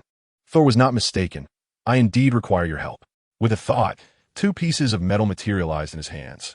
One was a raw ore of Wakandan vibranium, glimmering with a chilling sheen, and the other was a dark alloy he had reconfigured through the core concept. "I wish to inquire if there exists a method to perfectly fuse these 2 metals." He extended the pieces toward Eitri's colossal palm, giving Locke the illusion of tossing pebbles into an excavator-esque bucket. "This is vibranium, which possesses a fatal weakness. It is extremely sensitive to sound waves of certain frequencies, causing its molecular structure to destabilize. Conversely, This dark alloy is characterized by its remarkable stability and its exceptional capacity to absorb and transform energy and physical shocks, particularly effective in isolating anomalous energy fluctuations. I require a resultant alloy that can entirely eradicate vibranium's acoustic vulnerability while preserving and even enhancing the virtues of both materials. Eitri extended 2 fingers, cautiously pinching the pieces of metal. He weighed them in his hand, then gently flicked them with his thumbnail, leaning in to listen to the subtle reverberations. Next, he brought the metals to his enormous nose and inhaled deeply, just as Locke anticipated that Eitri might chew on them. He instead picked up a small hammer and struck the metals several times, his expression focused as if he were listening to the whispered souls of the metals. The entire forging platform fell silent, save for the crisp sounds of Eitri's hammering and his heavy breaths. Thor stood with arms crossed, exuding an air of confidence, while Locke held his breath, awaiting the judgment of this cosmic blacksmith. After a moment, Eitri ceased his actions. "I shall give a try." Locke felt a surge of joy within him. He weighed the metal in his hands. "I'm quite intrigued, yet this will require time. I need to identify a suitable material to act as a binding agent." Locke exhaled in relief. As long as a solution could be found, time was of no consequence. "Certainly, Master, I have plenty of time. Is there anything you require from me, or any assistance I can provide?" Eitri waved his hand dismissively. "Provide me with a bit more sample material, and I shall test them at my pace. You may explore Nidavellir and await my news." With that, he turned his back on the two, striding toward the massive neutron star furnace control panel, fully engrossed in studying the 2 pieces of metal. Muttering to himself, as though devising a fusion plan, Locke and Thor remained in Nidavellir for another 2 days. Thor, akin to a child, returned to a joyous home, engaged in arm wrestling and drinking contests with familiar dwarven warriors. The barrels were as large as bathtubs, and Thor reveled in his time in Nidavellir for 2 days. Until the 3rd day arrived. Thor located Loki, who was engrossed in the unique forging techniques of the dwarves, a hint of regret gracing his countenance. "Loki, my brother, I must return to Asgard. There has been some unrest in the 9 realms, and a few unruly lords are causing a ruckus. The old man has sent me to pacify them." Loki lifted his gaze from a cluster of shimmering dwarven runes. "Need any assistance?" he inquired. "Huh." Thor chuckled heartily, as his hammer flew effortlessly into his grasp. "Dealing with a handful of troublesome lords? Not necessary. You stay here and await good news from Eitri. Or perhaps, would you care to accompany me back to the palace and wait?" Loki glanced towards the immense figure of Eitri, diligently laboring by the neutron star forge in the distance, and felt that the vibrant atmosphere of Nidavellir was far more intriguing than the opulent yet somewhat stifling palace. "Not for me." Loki waved his hand, a relaxed smile illuminating his face. "I shall wait for Eitri here. Besides, now that I know the coordinates of Asgard and Earth." He raised his hand, casually tracing a line through the air. With a swift motion, a shimmering blue wormhole unfolded silently before them. On the other side of the wormhole, Thor could distinctly see his corner of the palace bedroom, where a half-finished mead rested upon the table. Thor, observing the casually opened wormhole, compared it to his own reliance on the Bifrost for transit, opened his mouth, only to end up uttering, "All right, you win." He playfully smacked Loki's shoulder with a hint of envy. "Then enjoy yourself here. Await my good news, or Eitri's." With that, he turned away from Loki and stepped into the wormhole. Loki casually closed the portal behind him. Turning back, he gazed at the awe-inspiring glow of the neutron star forge, a smile of anticipation gracing his features. With the space stone in his possession, the vastness of the universe was his playground. He simply wondered where the other side led. After 2 more days in Nidavellir, Loki found himself feeling somewhat overwhelmed. He sensed that he was becoming saturated by the ceaseless clangor of the symphony and the omnipresent metallic dust. Although the power of the neutron star forge was breathtaking, the cacophony of forging rendered it impossible for Loki to immerse himself in the wealth of knowledge surrounding him. "I must step outside for some fresh air." Standing at the enormous spaceport of Nidavellir, which was merely an expansive metallic platform extending outward, he gazed into the profound expanse of the starry sky. The dwarf's simple yet robust way of life was charming. It was ill-suited for his temperament. Clearly, Master Eitri required more time, rather than waiting idly here. He recalled the sights he had witnessed on his journey here. This ancient star system, home to Nidavellir, had been thoroughly exploited by the dwarves. Some stars still radiated with youthful vigor, exuding a nearly overflowing energy, yet the planets surrounding them, as well as the more distant stars, were in a lamentable state. Many planets resemble mere seeds stripped of their fleshy cores, left with pockmarked, lifeless rocky shells, callously abandoned after being thoroughly ravaged by the dwarves, drifting alone in their orbits, awaiting their ultimate cooling and demise. Locke shook his head, yet a smile graced his face. What the dwarves regarded as refuse, I see as excellent raw materials. Without hesitation, he sought out the dwarf king, Atri, who was grappling with a piece of stellar core metal beside the neutron star furnace. Master Atri swung his small hammer, sparks flying like a heart bypass surgery being performed on a planet. Atri! Locke's voice was drowned out by the clanging of metal, yet Atri still heard him. Pausing his work, Atri turned his head, his furnace-like eyes questioning this diminutive visitor. My weapon is not urgent. Take your time, Locke replied with a smile. I shall take a stroll in the nearby star systems. You can keep this. He raised his hand, and a softly glowing white cube floated towards Atri. The surface of the device shimmered with faint golden patterns, exuding a refined technological essence that starkly contrasted with the dwarves' rugged style. It's a communicator. You can reach me anywhere, Locke explained. Whenever there are developments here, or if you require my assistance, simply activate it. He gestured as if making a phone call. Atri extended 2 fingers, grasping the tiny device, which was no larger than his fingernail, and brought it closer for inspection, gently tapping it as if testing its durability. As you wish, Locke, though there isn't much to explore around here, he finally muttered, conceding, and stuffed the small gadget into the pocket of his enormous leather apron. A pocket sizable enough to hold a cow. He then returned to his intimate engagement with the stellar core metal, disregarding Locke entirely. All set, Locke felt a surge of delight. He stepped out of the spaceport, instantly immersed in the cold, silent vastness of deep space. Casting a glance back at Nidavellir, pulsating like a colossal steel heart, and the terrifying neutron star furnace radiating immense energy and heat above it. Such abundant energy. His gaze shifted to the outskirts of the galaxy, to the remnants of planets forsaken by the dwarves.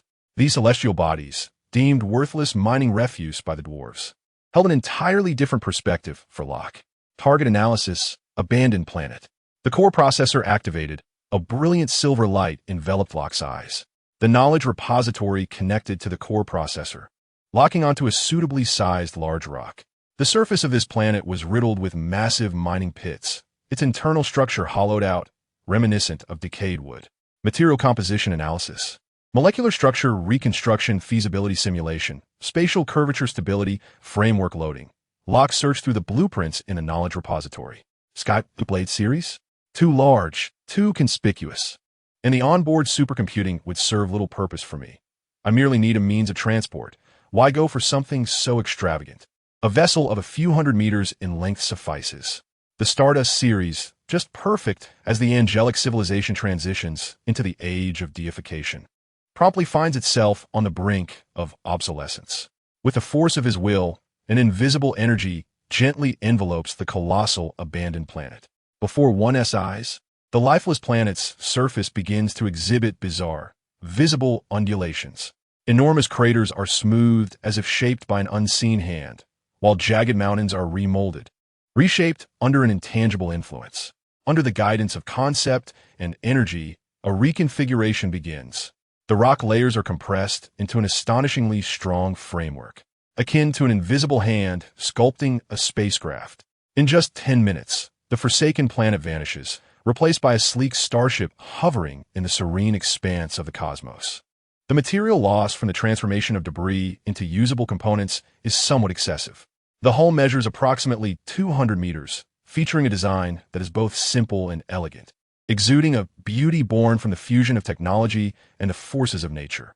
The bow rises slightly, resembling the tips of angelic wings folding inwards, devoid of the signature massive wings and bridge of the Blade series, presenting a subtle demeanor.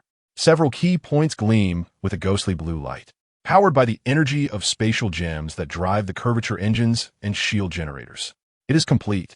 Locke gazes with satisfaction upon his creation. With a thought, a gentle beam of light emanates from the belly of the starship, enveloping him. In the next moment, he finds himself within the ship's sleek and futuristic bridge. At the center of the bridge rests a solitary floating seat, with a curved viewport ahead that offers an expansive view capable of encompassing half the starry sky. Locke comfortably settles into the floating chair, which automatically adjusts to align perfectly with the contours of his body. The angels of the super-divine universe have explored the known cosmos in its entirety. Locke strokes his chin, his eyes alight with intrigue. Yet, upon arriving in this universe, he has been confined to the solar system and the celestial palace. Should I seek out Atri for a star map? Perhaps not. I will take it one step at a time. Casually, he opens a random coordinate within 500 light-years at the ship's forefront. The ghostly blue lights at the rear of the Stardust suddenly illuminate, and the powerful spatial curvature engine silently ignites. The space ahead ripples like water. In the next instant, this vessel, forged from the remnants of an abandoned planet, transforms into a silvery streak, silently vanishing into the jump portal, disappearing at the edge of the Nidavellir star system. I had intended to post a fourth chapter, but it seems unattainable, perhaps a toast to the third chapter instead. By the way, I have received recognition from a great deity. Speaking of which, my adoptive fathers are so affluent yet still choose to read my work. It truly brings me to tears. Grateful thanks to my adoptive father, the little monster, for the support. Chapter 112. From the dawn of civilization, colonization begins. The battleship of the Stardust series, with its silvery, streamlined hull, gracefully hovers like an elegant metallic whale, suspended in the void beyond the planet. Locke was ensconced in the comfort of a suspended chair on the bridge, gazing through the arc-shaped viewport at the vibrant planet below. At last, he had encountered a world teeming with life. He stretched languidly, and within the depths of his eyes, streams of data flowed silently like a gentle brook. The location of the galaxy was meticulously inscribed into the celestial cartography of his knowledge repository. After countless leaps spanning dozens of light-years, he had finally distanced himself from Nidavellir. In this galaxy, amidst hundreds of nebulae, he had finally stumbled upon a planet emanating life signals. An invisible wave swept across the planet's surface in an instant. Information trickled into Locke's consciousness like a serene stream.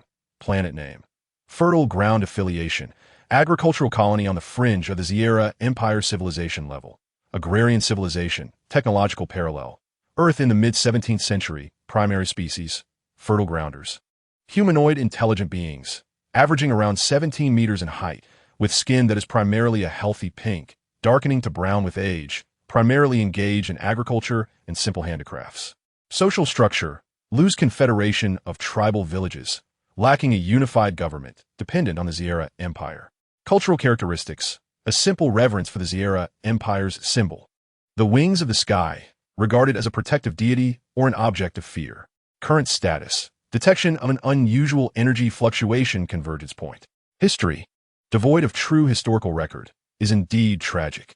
If one considers the onset of civilization as the beginning of colonization to be historical, then perhaps it holds some merit. Driven by curiosity, he commenced a search for the subtle, dark information about this planet, particularly recent occurrences with intense energy fluctuations. To his astonishment, the revelations were staggering. The civilization of this planet was akin to a chronicle of colonial anguish and suffering, discovered during its nascent stages by an exploratory team of the Sierra Empire. It was soon subjected to a standard suite of cultural indoctrination, faith implantation, and resource plundering. Hundreds of avian overseers, akin to monarchs, resided at the planet's sole technological creation. A rudimentary interstellar outpost, remotely commanding the agricultural production of the entire world. All outputs, under the auspices of worshipping the wings of the sky, were predominantly transported away. Naturally, oppression breeds resistance. Dark remnants of information bore witness to a tragic and indistinct image. In a bid to shield their kin from the encroaching cold and hunger, a group of deeply bronzed fertile grounders attempted to conceal a portion of their grain and hides during a frigid winter. What was the outcome? The well-equipped forces of the Sierra Empire descended from the skies, their energy weapons sweeping through the populace like a scythe, instantly reducing thousands deemed rebels to ashes. This nascent revolution was ruthlessly quashed, leaving a bloody imprint on the souls of the surviving fertile grounders and extinguishing any thoughts of rebellion. Locke raised an eyebrow slightly. His impression of this seemingly formidable empire plummeted to an all-time low. Colonization, whether within the framework of the angels or in his memories, evoked profoundly negative sentiments. Driven by curiosity, the Stardust observation focus zeroed in on the coordinates marked by anomalies. The view from the bridge's window magnified instantly, drawing closer, with clarity rivaling that of high-definition satellite broadcasts. However, the scene that unfolded before Rock's eyes caused the light-hearted smile of exploration to freeze instantly. Below lay a quintessential village of the earthen people, with humble thatched huts, golden stacks of grain, and leisurely strolling poultry, resembling a six-legged creature akin to a chicken. It should have been a tranquil pastoral tableau. Yet, the image was far from harmonious. Several small landing crafts, adorned with menacing avian totems and exhibiting a rugged, aggressive design, had violently descended into the fields outside the village, crushing vast swathes of ripening crops. As the hatch opened, a group of soldiers clad in uniform dark red metallic armor, wielding energy weapons, surged forth. Their helmets bore a raptor-like design, and their eyes glinted with ferocity, their movements brutish. An elder of the earthen people, his skin a deep chestnut hue, trembled as he advanced, clutching a scroll that appeared to be a record of taxation, seemingly attempting to explain the situation. The leading soldier, exuding impatience, waved a hand dismissively, and a blinding beam of energy instantly pierced the elder's chest. The old man collapsed without uttering a single cry. Chaos erupted. The soldiers, akin to hyenas scenting blood, tore off their disguises. Grains were ruthlessly bagged and carelessly tossed onto hovering transport vehicles, heedless of whether they would be damaged. Valuable items? Anything bearing a metallic sheen, pots, bowls, and utensils, was swept away. Perhaps they would uncover some precious metal. The crux of the matter unfolded. Those vibrant-skinned, healthy, adult earthen people, regardless of gender, were brutally shackled like livestock and unceremoniously shoved into iron cages suspended from transport vehicles. Pleas for mercy resulted in the thud of whips striking flesh. The remaining deep brown-skinned elders and bewildered children were mercilessly shoved to the ground, left to weep in despair amidst the mud, helplessly watching their loved ones being dragged away. Any act of resistance met with the fatal consequence of energy piercing through their bodies. The more Rock observed, the more he sensed something amiss. A civilization capable of being termed an empire, endowed with the ability to colonize across planets, would undoubtedly understand the folly of overexploitation. They might drain resources to sustain themselves through colonization, but not through such barbaric means. Yet, these squads were evidently askew. Their method of taxation resembled a brazen incursion into a village. On the bridge, Rock's gaze turned icy. Coincidentally, this behavior was as distasteful to the revered Kaisa as it was to him. All 37 of the marauding soldiers, donned in raptor helmets, were engaged in savagery without exception. Rock even refrained from accessing the knowledge reservoir. The concept of spatial algorithms crystallized instantly in his mind. With a casual gesture toward the chaotic granary outside the viewport, he raised a finger as if grasping at the air. Above the granary, the soldiers, who were brazenly pushing around the earthen people, found the space surrounding their bodies abruptly collapsing inward. It was as if an invisible giant hand had seized them like pliable clay. A series of faint yet muffled sounds, akin to the crushing of bubbles, erupted almost simultaneously. The very next moment, the thugs who had been wielding their whips vanished without a trace. Their bodies were instantaneously compressed by a terrifying spatial pressure. Sturdy helmets crumpled and shattered like discarded paper.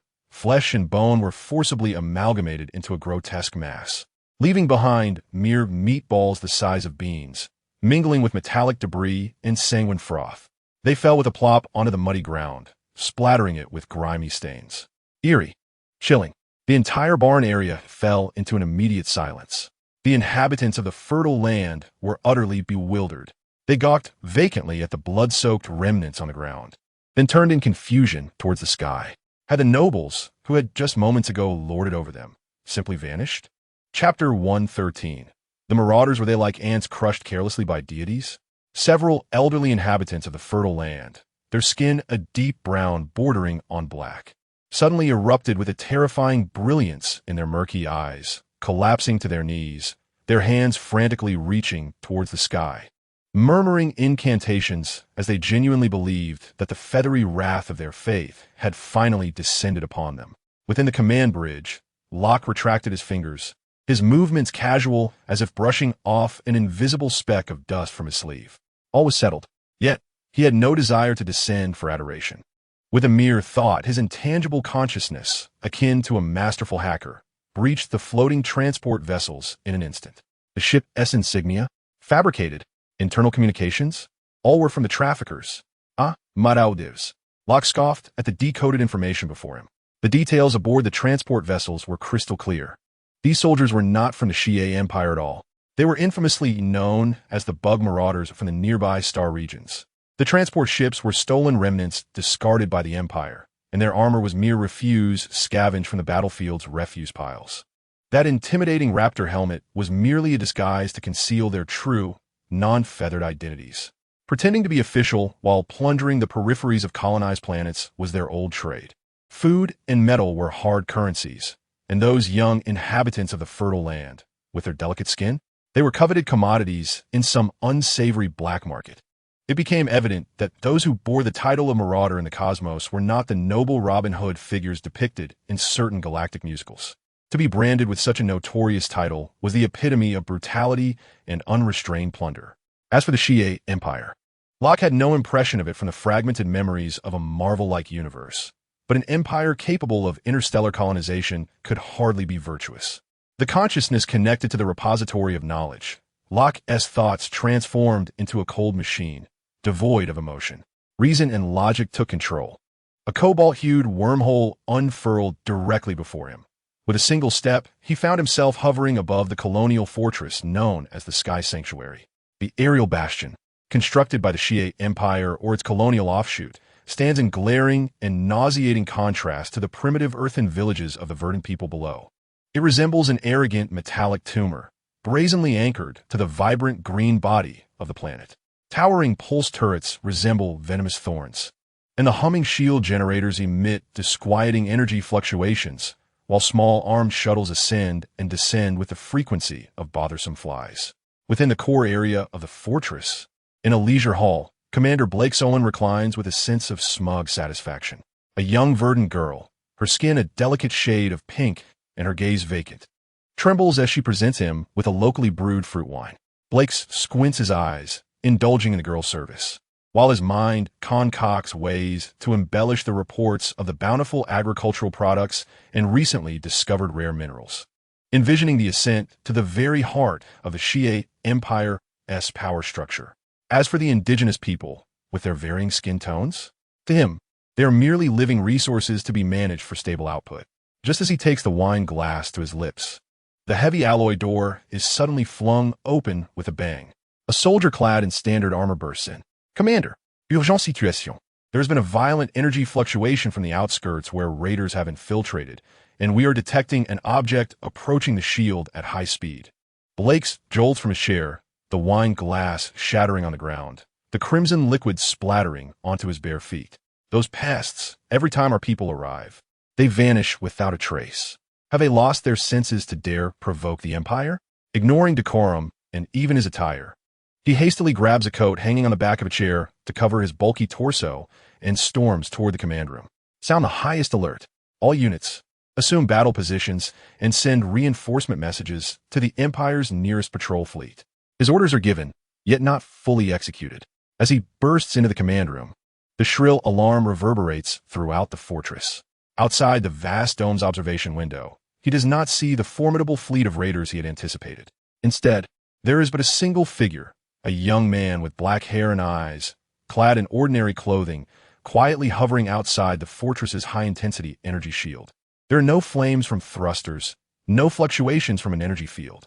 He floats like a weightless feather, existing naturally within the thin atmosphere. His dark hair gently swaying in the faint breeze. Only his calm, golden gaze, surveying the fortress like two cold stars, emanates a chilling indifference that seems to freeze the very soul. His hovering presence appears as if the universe itself has respectfully granted him a place to stand. What in the world is this? Is he daring to provoke the Shie Empire? Blake rushed to the control console, his gaze fixed upon the diminutive yet imposing figure on the screen, and he bellowed in a desperate attempt to dispel the fear gnawing at his heart. Where the anti-aircraft fire rays? Lock onto him. Reduce him to dust. Maximize the shield energy. Commander. The technician's voice trembled, his fingers futilely tapping on the malfunctioning control panel. All automated defense systems are offline. The weapon systems are locked. He despaired as he beheld the flickering failure warnings at the edges of every screen. Simultaneously, every display within the fortress, be it tactical maps, surveillance footage, or even entertainment channels, was forcibly switched. All communication channels were commandeered by a chilling presence. Commander Blake Solon of the Chia Empire's Pioneer Fortress. The voice resonated like a cold decree, methodically enumerating his transgressions, according to the sacred justice order instituted by the divine Kaisha. I hereby declare your crimes: illegal land appropriation and expulsion, forcefully displacing a total of 37 indigenous villages, resulting in the dispossession of the people of the fertile lands, leading to deaths caused by starvation, disease, and violent repression amounting to 327,416 souls. Enslavement of labor. The forced conscription of 833 individuals from the fertile lands for the extraction of highly polluted and radioactive resources and the handling of hazardous chemicals, subjected to inhumane treatment, including strenuous labor, malnutrition, lack of medical care, with a mortality rate soaring to 87. Premeditated murder, to suppress sporadic resistance and protests. The deliberate use of high-powered energy weapons and biochemical agents resulted in the deaths of over 951,000 individuals from the fertile lands. Veins bulging on his forehead, Blake seethed at the audacity of this cosmic interloper. He roared into the communicator, "Silence. Who are you? A madman of which faction?"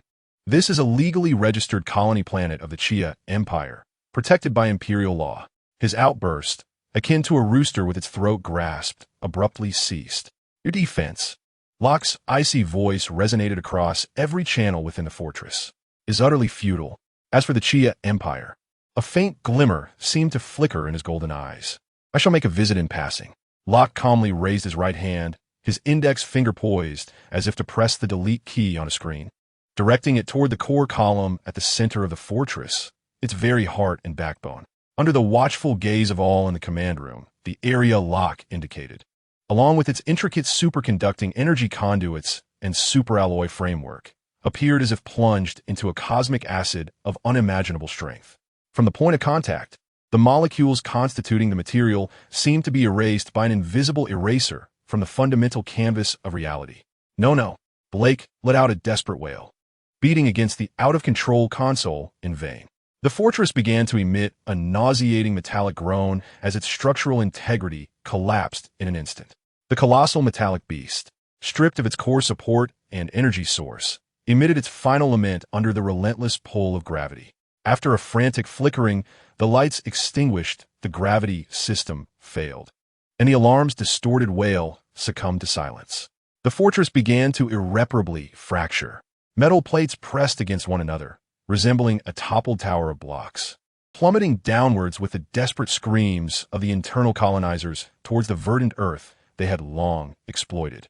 Amidst the cacophony of the collapsing steel tomb, the figure of Locke hovered at the precipice of annihilation.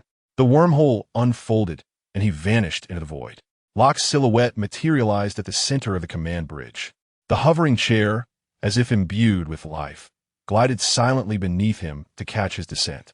He immediately severed his connection to the sacred repository of knowledge. Under the radiance of absolute reason, he had briefly contemplated marching directly into the heart of the Chia Empire. Although he was fundamentally averse to trouble and somewhat self-serving, the notion of meddling and then walking away, leaving a mess for the victims, was evidently contrary to his principles. The vast database of the knowledge repository was instantaneously searched. Countless cases of Kesha handling the liberation of subjugated lower civilizations surged into Locke's consciousness like a torrential flood. Solution: filtering. Optimal resolution. Target: the fertile civilization. An agrarian society, comparable to 19th century Earth, long subjected to colonial exploitation, on the brink of societal collapse, facing a dire survival crisis.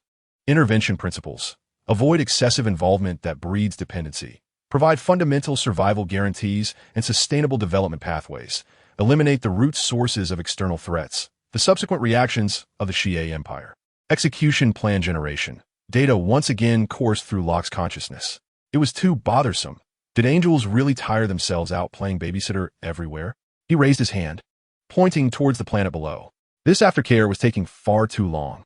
Was he expected to remain here as both security and technical advisor? This task was more tedious than listening to the clang of iron in Nidavellir. Laziness was the primary driving force behind technological advancement, and Locke was no exception. Locke's mind raced once more. He needed to find a local administrator. His eyes lit up as his consciousness swiftly re-established a profound connection with the vast repository of divine knowledge. Powerful computational capabilities engulfed the entire fertile planet like an invisible tide, precisely locating the vital signs of every individual, integrating the basic applications of the mind gem to even monitor the depths of their subconscious emotions and will. The repository's scanning function acted like the most meticulous sieve, instantly filtering through millions of inhabitants of the fertile civilization. The numb and fearful souls were swiftly bypassed. Locke sought a seed not wholly consumed by despair. The scanning beam instantly focused. Target locked. He was indeed one of the young inhabitants of the fertile lands, cast into the transport ship's cage like a discarded sack by that band of fraudulent tax collectors. This young man, with skin of a delicate rose hue, emblematic of youthful vigor, curled himself into the filthy corner of the cage, his body trembling slightly with a mix of rage and humiliation, a stark contrast to his numb or weeping companions. His eyes held no tears, only an intensity of suppressed fury and fervent devotion. As the marauders had callously tossed him into the cage, he abruptly lifted his head, his gaze akin to that of a wounded lone wolf, embodying a defiance fueled by a fierce desire to rend his foes to shreds. As the marauders shrank into mere specks behind him, his countenance radiated a profound piety. Under the influence of the Shia Empire, the wings of the sky had similarly become a beacon of faith for the inhabitants of the fertile lands. In that moment, he believed that the wings of the sky had finally forsaken the feathered aristocracy, choosing instead his most devout followers. It was you. A fleeting sense of helplessness crossed Rock's eyes. Among millions, only a handful retained a flicker of unyielding resistance. Power stirred quietly. A yellow halo, capable of piercing the essence of the soul, flickered momentarily in Rock's gaze. The force transcended space, enveloping the youth with precision. The computational prowess of the knowledge repository instantly dissected every cell, every strand of DNA from the youth's hair to his toenails with clarity. The physiological data of the inhabitants of the fertile lands coalesced in Rock's mind, crafting a flawless biological model. He retrieved exhaustive data on the genetic mutations of Bruce Banner from the repository. Naturally, he would not replicate the uncontrollable fury of the gamma mutation. What he sought was a controllable engine of power.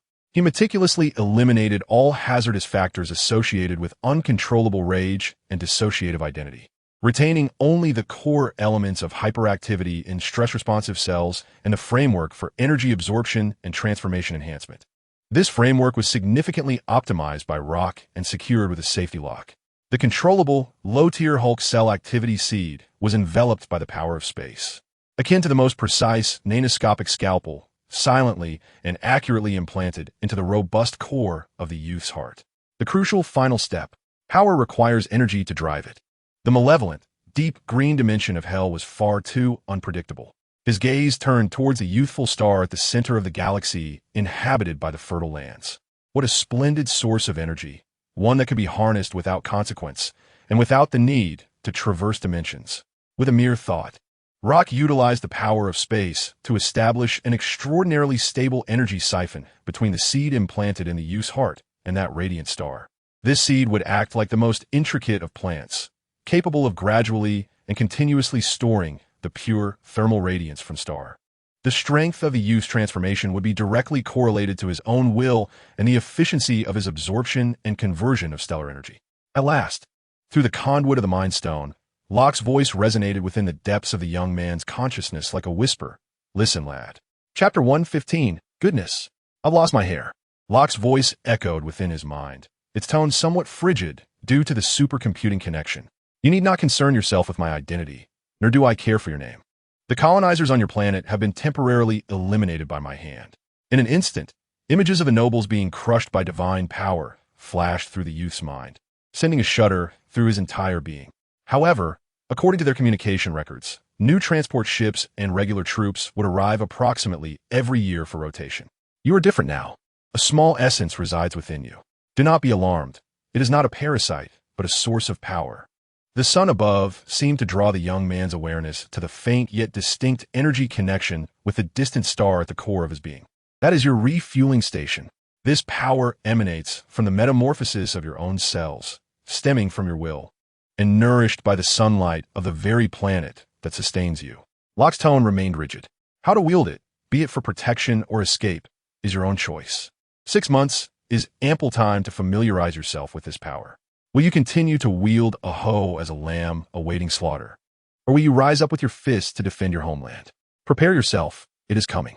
As Locke's voice gradually faded, akin to receding tides, he imparted, the choice lies within your hands. I wish you good fortune, you tender sprout. The communication ended abruptly. In the transport ship's cage, the young man from the fertile land suddenly opened his eyes wide. Instinctively, he clutched his heart, where a warm yet terrifying spark of power seemed to ignite. He could distinctly feel a continuous flow of warmth gathering deep within his heart, slowly coursing throughout his body. Confused, he glanced around at the filthy cage and the equally terrified companions, then looked up at the azure sky and the warm sun beyond the gaps of the cage. Once he and his companions were liberated from their restraints, the sight that greeted them was unforgettable. The once revered temple now crumbled, the abodes of the nobles collapsing midair. The imagery of the falling colonial fortress and the mysterious voices' words echoed in his mind. Suddenly, a surge of power erupted within him.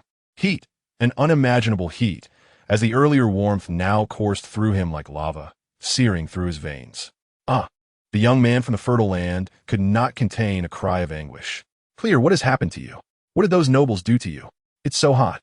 His companion, seeing Clear collapse in pain, attempted to assist him, only to be deterred by the searing heat radiating from his skin. Water. I need water. It's so hot. Clear felt as though he were melting, his garments incinerated by the overwhelming temperature. The elder of the tribe, in a state of urgency, hurriedly gathered fresh water in the shells of untouched plants and splashed it onto Kayleigh. The heat was unbearable. Kayleigh felt himself succumbing to dizziness from the sweltering temperatures. The water poured over him seemed futile, evaporating into steam before it could even touch his skin. He felt as if his very flesh was about to melt away, and he knelt on the ground, pounding it frantically with his fists, desperate to distract himself from the torment. Alas, this endeavor appeared fruitless, for Kayleigh had never yearned so fervently to faint. He sensed an unsettling pressure within him, as if something were striving to burst forth. With each strike against the earth, the sound grew louder, and the ground began to tremble beneath him. Flames danced upon his body, and the surrounding air warped in response to the intense heat. Run! Get away from here! To the river! We must go to the river! Bring back water for Kayleigh. Take the children first. The villagers remained acutely aware of Kayleigh's plight. The oppressive heat posed a grave danger if they lingered. With another thunderous impact, Kayleigh's consciousness flickered back to a semblance of clarity.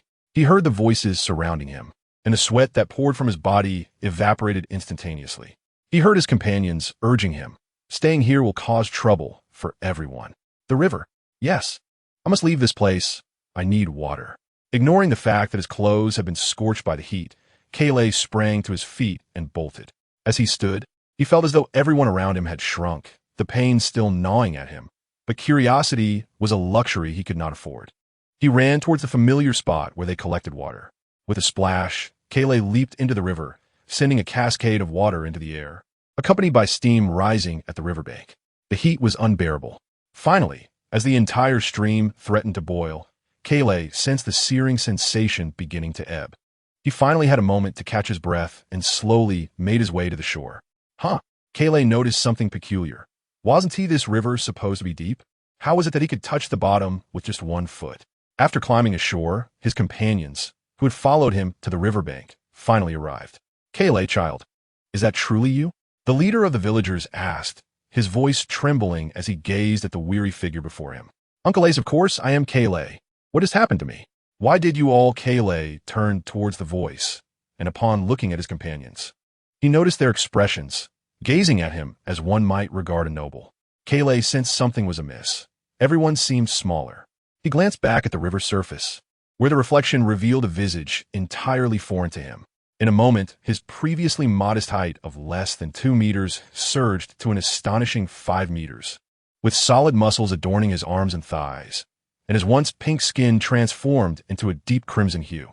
My hair, what the hell? It's gone. On the bridge, Locke gazed with satisfaction as the seed successfully implanted and activated. He severed the connection and stretched luxuriously. The local administrator was taken care of. The growth path and energy pack were bound, and the novice tutorial had been dispatched. The initial activation required human assistance. Afterward, he could activate it at will once he became familiar with the process. Treasury, establish observation on the solar night. Locke felt like a genius. The rest was up to him. Chapter 116. Greatsword. He had no desire to play the caretaker like the super divine angels, constantly overseeing this and that. Just as he was preparing to leap the stardust, once more to explore more distant star realms. Beep, beep, beep. A signal resonated in his shadowy dimension. It was Atre. Oh, so soon? Locke was somewhat taken aback. He quickly connected, and Atre's voice, reminiscent of two pieces of metal grinding together, reverberated through the communicator, still echoing in Locke's mind. Locke, the item you requested is ready. Hurry and collect it. If you delay, I fear I might use it myself, coincidentally. Thor just delivered a new blueprint. His tone was laced with excitement. Locke chuckled in disbelief. He promptly accessed the knowledge treasury backend, where he had reserved approximately 20 of his computing power, tirelessly simulating and deducing the molecular fusion process of vibranium and dark alloy. The progress bar vividly displayed 703. TSK. Locke observed that 703 progress, then glanced at Atre's advancement, and for once felt a twinge of defeat. Expertise lies in specialization. Here he was, with a top-tier supercomputer laboring diligently for so long, yet his progress lagged behind that of the hammer-wielding Dwarf King. He couldn't help but concede. Without further ado, the Cosmic Wanderer's exploration plan was instantly shelved. Locke raised his hand. Right there in the captain's chair of the Stardust, he made a swift gesture. Zing! A wormhole unfurled, surging toward the Stardust. The silhouette of the Stardust emerged from the wormhole, instantly enveloped in familiar waves of heat and the unchanging, tinkling background sound. Upon arriving at Atre's exclusive forge, he beheld the Dwarf King, towering over 5 meters, with his back turned to him, wielding a hammer akin to a siege pillar, striking a glowing red metal component, sending sparks flying as if he were performing acupuncture on a small asteroid. Atre didn't even turn around. Only his enormous ears twitched. He paused his hammering, casually leaned the small hammer against the tool rack with a resounding clang. Then, his gigantic hand, resembling a fan, delicately picked up an object from an inconspicuous beast hide stand, tossing it in Locke's direction without a glance. Here, take it, your little trinket. Atre's voice resonated like a resounding bell, causing the platform to vibrate with a deep hum. Locke instinctively reached out to grasp it. The sensation was oddly captivating. Firstly, it was smooth, and for its size, it bore a weight that felt substantial rather than insubstantial. Locke weighed the remarkably unadorned brick in his hand, then glanced at Atre, who was hammering away with his colossal mallet, unable to suppress a slight twitch at the corner of his mouth. His golden eyes sparkled with a newfound light, his perception akin to the most sophisticated of scanners, instantly enveloping the humble brick in his grasp. The materials comprising it exhibited a flawless amalgamation of the absolute stability of dark alloy and the properties that shielded against anomalous fluctuations. Indeed, a spark of astonishment ignited in Locke's eyes, and he could not help but voice his admiration. This master blacksmith of the Marvel Universe was truly deserving of reverence. Atre remained turned away, his massive form resembling a mountain beside the forge, and simply added in a gruff voice, I added a touch of star essence during the fusion. A minuscule residue scraped from the innermost layer of a neutron star's furnace. Without that substance, your two precious materials would never adhere properly. The ratio and the timing of the quenching are crucial. I have penned those details here. He casually tossed over a small slate, about the size of a fingernail, inscribed with an intricate array of dwarven script. Locke caught the thin piece, his mind swiftly scanning the information into his repository of knowledge. He solemnly stowed away the brick and earnestly addressed Atre's broad back. Atre, I'm profoundly grateful for this favor. I, Locke, shall remember it. Atre's enormous nostrils exhaled 2 streams of heated air. At last, he halted his labor, slightly turning his asteroid-like head, his furnace-like eyes casting a glance at Locke. Dwarves will encounter no trouble, but should you come across any fine metallic materials in the future, do bring them to me. He casually struck a nearby, glowing metal block with his massive hammer, producing a thunderous clang. And this is a favor requested by that rascal Thor. If debts are to be owed, it is to him you owe. Make sure he brings me an ample supply of Asgardian mead next time he visits. With that, he raised his hammer once more, bringing it down with tremendous force upon the glowing metal component, sending a dazzling shower of sparks cascading around him. As if nothing held greater significance than the art of blacksmithing, Locke regarded Atre's focused and fervent form, then weighed the brick in his hand again, a smile of understanding and relief gracing his face. Very well, I shall not be remiss. Locke ceased his further words. He raised his hand again, and a shimmering blue wormhole materialized beside him. Stepping through the wormhole, he found himself in the planetary graveyard at the outskirts of the Nidavellir star system. This was a cemetery of planets, stripped of all value by the dwarven kin. Though it was not his first visit, the sight still sent a shiver down his spine. Enormous remnants of planets floated silently in the void, resembling colossal skeletons that had been gnawed to the bone. They exhibited varying shapes, some surfaces marred by deep pits, resembling giant scars upon their exteriors. Some structures were grotesquely deformed, resembling crushed soda cans. The most unfortunate ones had their cores entirely excavated, leaving behind gaping holes that pierced the planet, akin to terrifying bite marks left by a cosmic beast. It was a veritable graveyard of planets. How ruthless! Locke floated in the void, gazing at this apocalyptic vista, and instead of feeling discomfort, he rubbed his hands together in anticipation. At last, his first weapon from the armory was about to materialize. He summoned the modeling data from his repository of knowledge. In its normal state, it consisted of 8 independent, handle-less, razor-sharp blades, each 2 meters long and 30 centimeters wide. When needed, these 8 blades could instantaneously combine through embedded spatial positioning and energy latches, forming a magnificent great sword.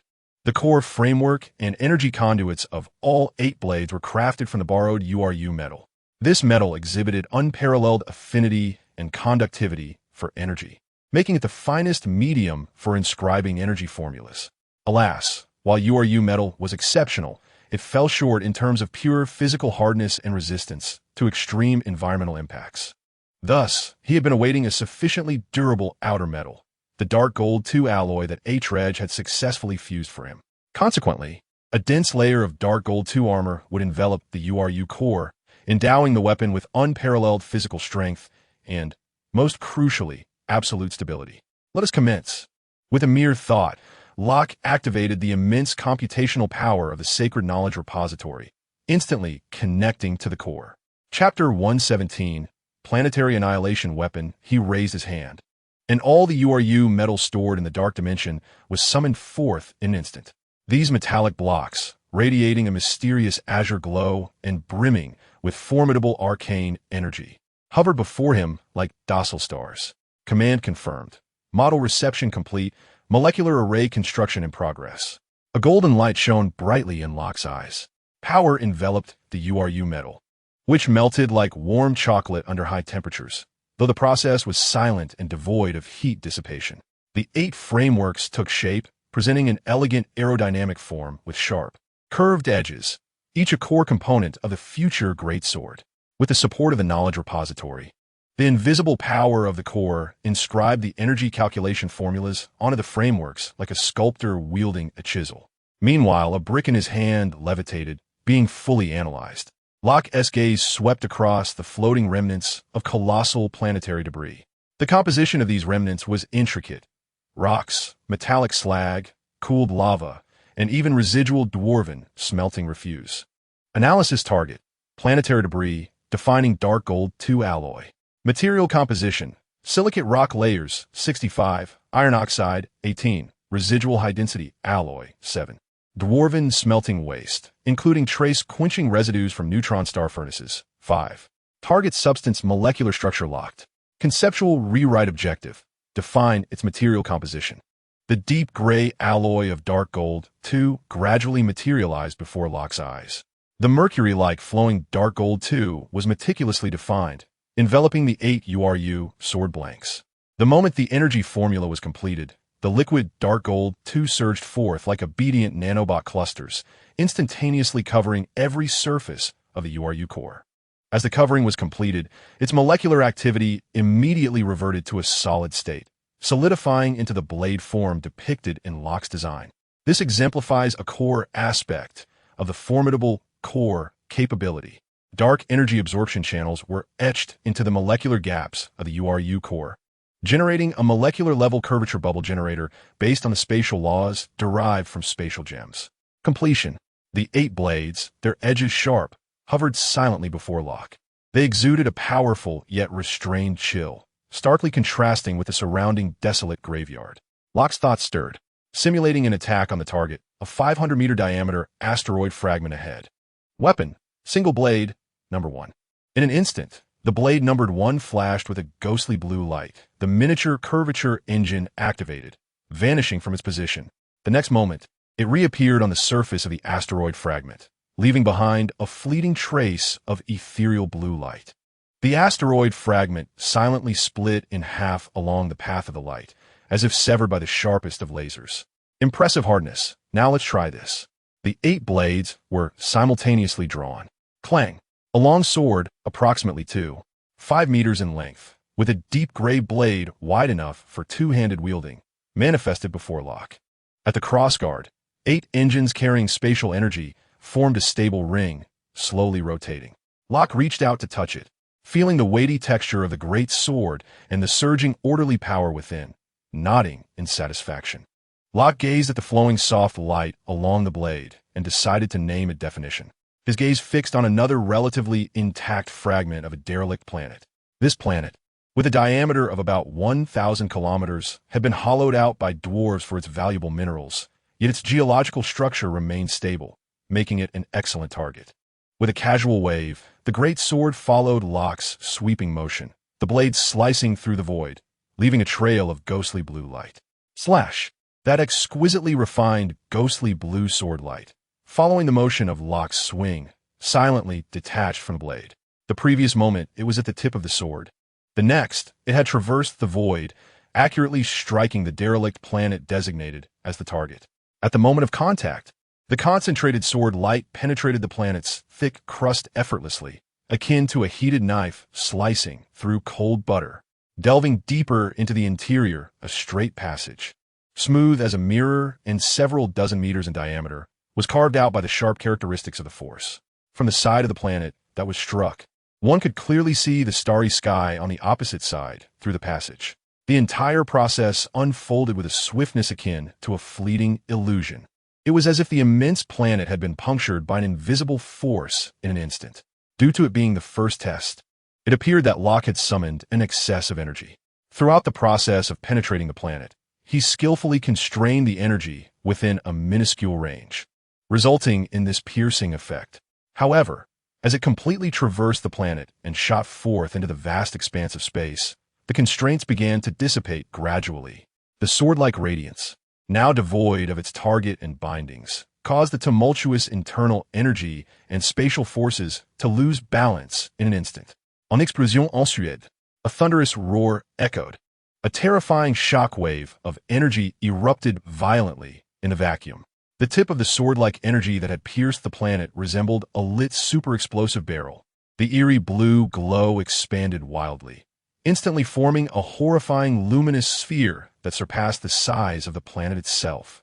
The already perforated abandoned planet bore the brunt of this cataclysmic force. Under the relentless, destructive explosion, which exceeded its structural limits, it could not withstand even a second. It was akin to a fragile clay sphere inflated to its breaking point. Boom!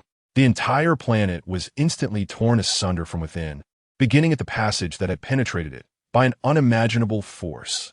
Massive rock plates were hurled into the depths of space, and scalding lava spilled forth like the planet's blood, as the entire planetary structure disintegrated in less than the span of a heartbeat.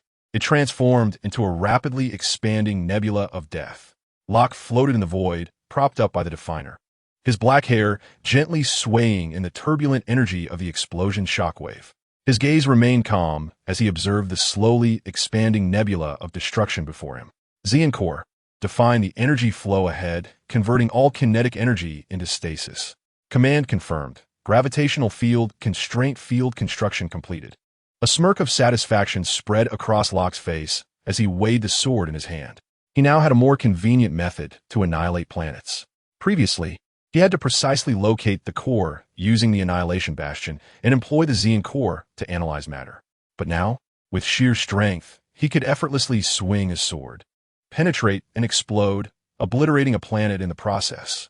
Locke nodded in satisfaction, casually tossing the definer to his side. The great sword disintegrated in midair, transforming into 8 blades of eerie blue light that circled around him like loyal sentinels. With a flash of blue radiance, Locke returned to the interior of Stardust. Sitting in a chair, stroking his chin, Locke pondered whether he should take a stroll through the Shoddy Empire. Chapter 118. An elf? No, it is not. The angel of Victoria's secret, Locke, lay languidly in a chair on the bridge, his gaze hollow as he stared out at the unchanging abyss beyond the viewport. The Stardust glided silently through the void, enveloped in a stable curvature bubble. Each low rumble of the engines serving as a reminder. Have you squandered yet another moment in this emptiness? 5 days. A full 5 Earth Standard days.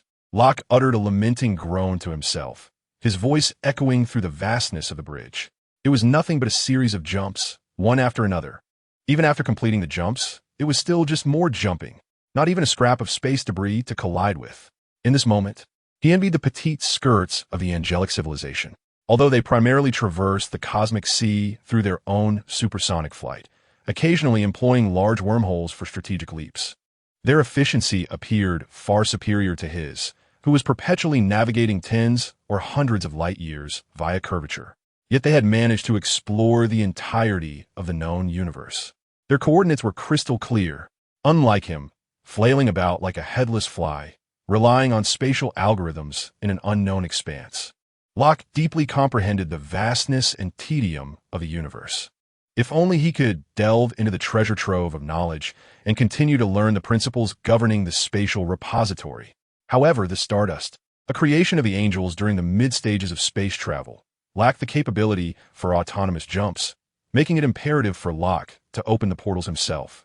When one possesses nearly limitless energy and the freedom to manipulate space, yet lacks a destination for amusement, it becomes unbearable. 2 long-distance jumps without finding a life-bearing planet, and he would have to return to seek out Odin, that old man, for star charts. Locke abruptly sprang from his chair, ignoring the intricate detection data and avoidance path planning. He pointed his finger and opened a long-distance jump wormhole at an unknown coordinate. Buzz! The ethereal blue engine nozzle at the rear of the Stardust erupted in a blinding radiance. The curvature bubble instantaneously elongated, enveloping the vessel into a slender beam of light. In the next moment, the scene outside the bridge was entirely engulfed in a chaotic distortion of colors. Space was compressed to an extreme, folded, and the passage of time became an indistinct blur. This was a super long-distance leap, nearly tearing the very fabric of the universe.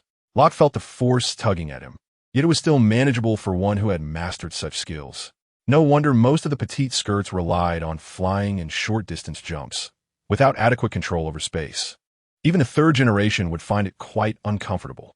The ship's timer began to spin rapidly.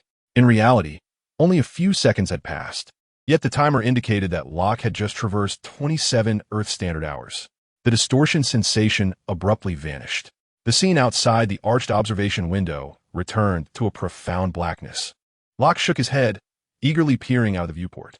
In the distance, a nebula emanating a teal-green glow occupied nearly half of his field of vision.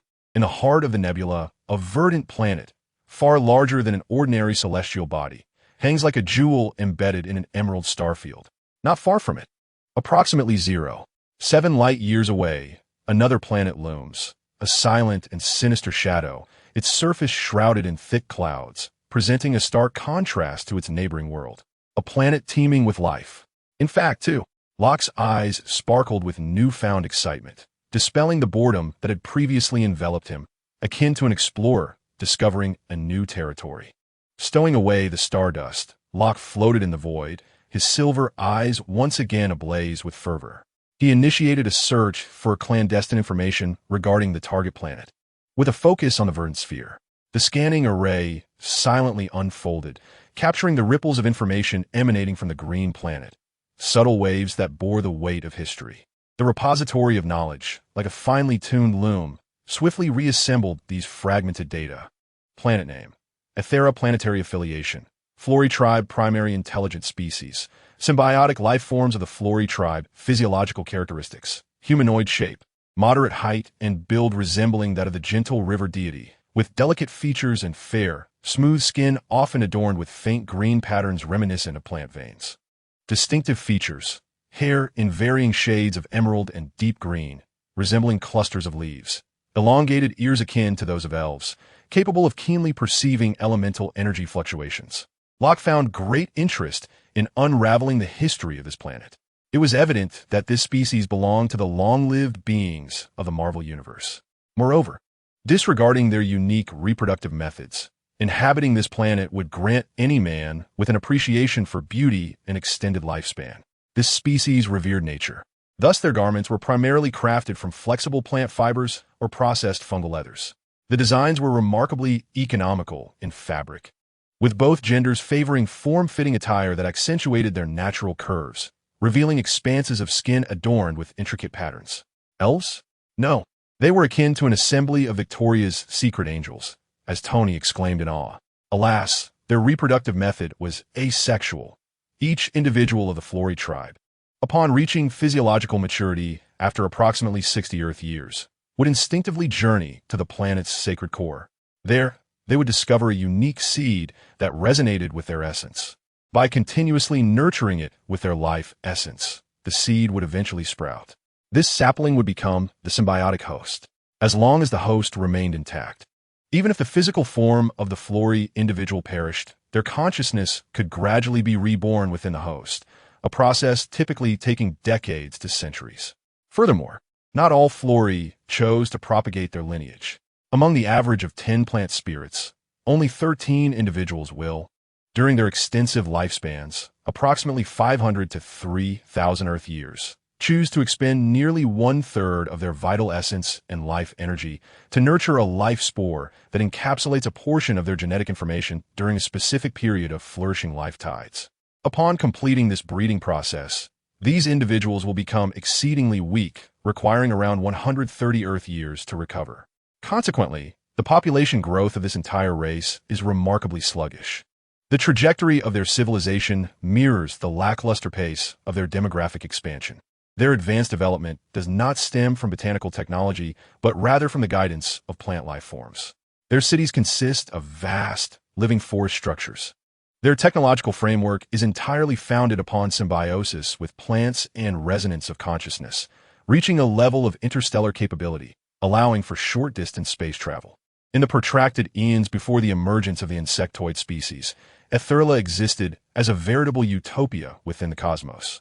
The daily life of the plant spirit race involves visiting sacred sites at dawn to nourish their symbiotic hosts with blood, followed by seeking picturesque locales to bask in sunlight. Engage in communication with plants, weave exquisite plant adornments, brew nectar wine, and host poetry gatherings or dances that celebrate life and nature.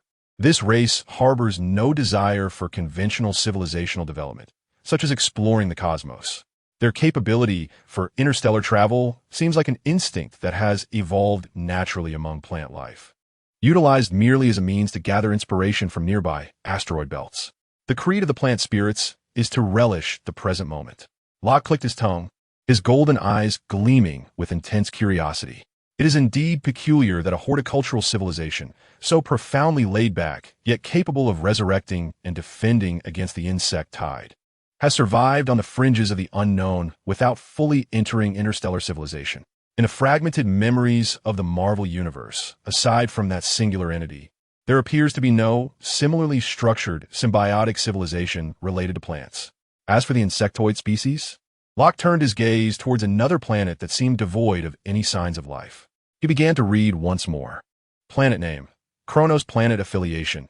Insectoid species intelligent race. Unified insectoid. Physiological characteristics and social structure. Highly differentiated, exhibiting various forms, from tiny worker insects to colossal war beasts, with clearly defined roles. The core features include a chitinous exoskeleton, compound eyes, efficient energy conversion organs, and formidable adaptability. The early social structure was matriarchal, characterized by the fragmentation of multiple queens. After enduring decades of brutal civil war on the planet, an unprecedentedly powerful queen emerged, uniting the entire Kronos insectoid race through absolute strength and will. The unification did not result in a purely matriarchal dictatorship, but rather formed a society with a collective consciousness, highly coordinated around a unified will.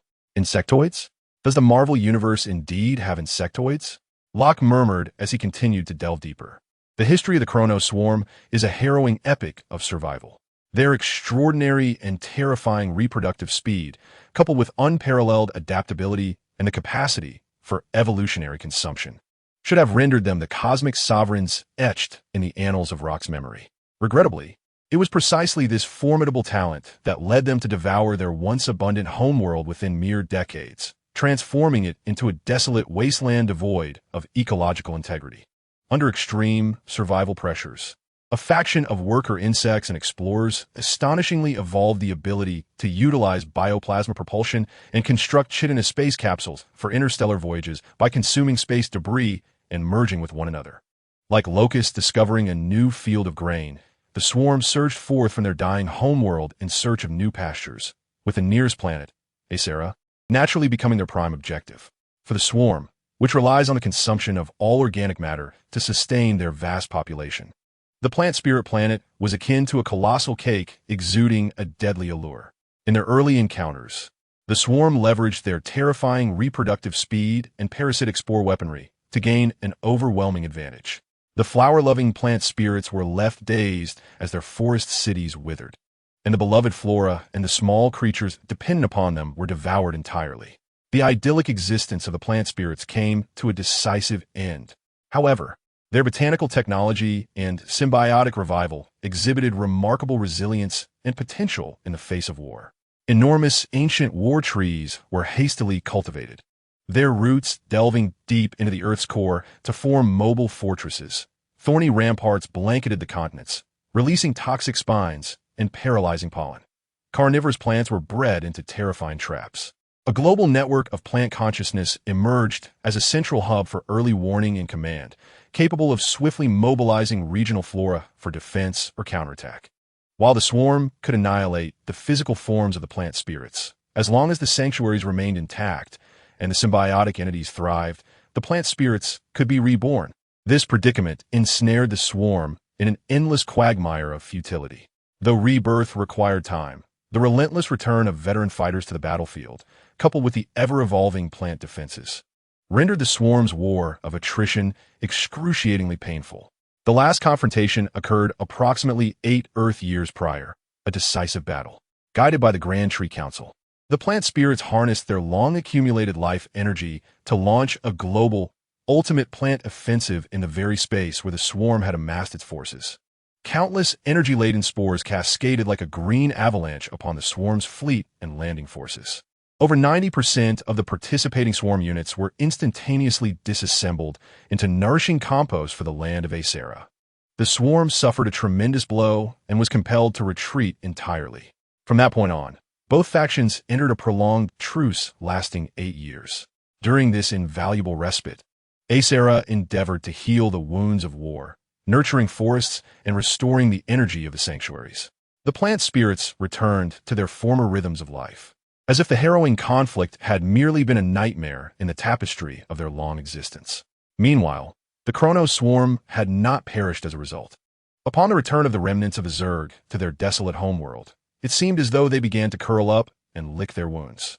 Is there something amiss with the intellect of these elves? Locke couldn't help but remark. This race, not lacking in interstellar navigation capabilities, could have expended a little more effort to completely eradicate the Zerg, achieving a permanent solution. Was it not more appealing? Instead, they allowed their adversaries time to develop. A civilization dedicated entirely to overwhelming force and consumption had nearly devoured its own homeland. While there were indeed some creations reminiscent of the Kree, it was evident that the entity before him was a product of autonomous evolution, a purer and more terrifying swarm. How intriguing, utterly fascinating. Locke's curiosity was thoroughly ignited. The earlier sense of boredom had dissipated. With a mere thought, Locke's figure materialized in the void outside the synchronous orbit of Ethera. Let me observe how this lethargic race, which endures war as if it were merely a season, truly lives. A playful smile graced Locke's lips as he moved with the grace of a gentle breeze, descending towards the vast, verdant planet below, pulsating with vibrant life. In the Dawnwood, Locke chose to land near the equator, on the edge of a vast primeval forest. This area resembled the outskirts of a large settlement belonging to the plant spirits. As his feet touched the richly humus-covered ground, an overwhelming essence of life enveloped him. The air was as pure as the most pristine oxygen, infused with the earthy fragrance of rain-soaked forests, the sweet aroma of exotic flowers, and the refreshing scent of plant sap. Rays of sunlight filtered through the towering canopy, casting dappled beams of light, while spores, delicate and softly glowing, hung suspended in the air. Many trees boasted a diameter exceeding 10 meters, their bark gleaming like jade, often adorned with luminescent moss and vines. The undergrowth was composed of plants resembling ferns, their leaves shimmering with a metallic luster. Vividly colored and variably shaped mushrooms dotted the landscape like whimsical cottages from a fairy tale. In certain areas, robust vines formed living bridges or slides, connecting the colossal trunks. Tranquility was the prevailing melody here, accompanied only by the rustle of leaves in the gentle breeze, the hum of unknown insects, and the distant sound of flowing water. Indeed, this was a planet well suited for a peaceful retirement. Chapter 120. I beg you, stay with me for just one more night. Locke traversed a path naturally paved by glowing moss. Soon, he encountered the local inhabitants, the plant spirits. They gathered in small groups, either on the branches of colossal trees or in clearings within the forest. As the dark information had suggested, regardless of gender, they possessed astonishingly exquisite features and elongated forms. Their emerald hair flowed freely or was intricately braided, adorned with fresh flowers or delicate, luminescent fruits.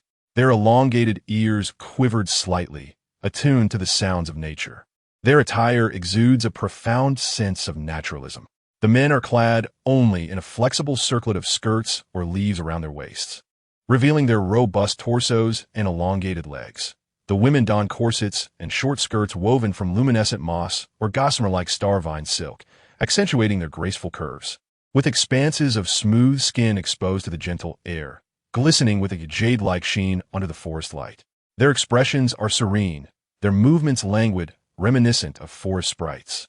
The arrival of Locke does not incite much commotion. A few nearby plant spirits take notice of him, their elongated ears turning in his direction, their jade-hued eyes reflecting curiosity and a hint of inquiry, devoid of fear or wariness.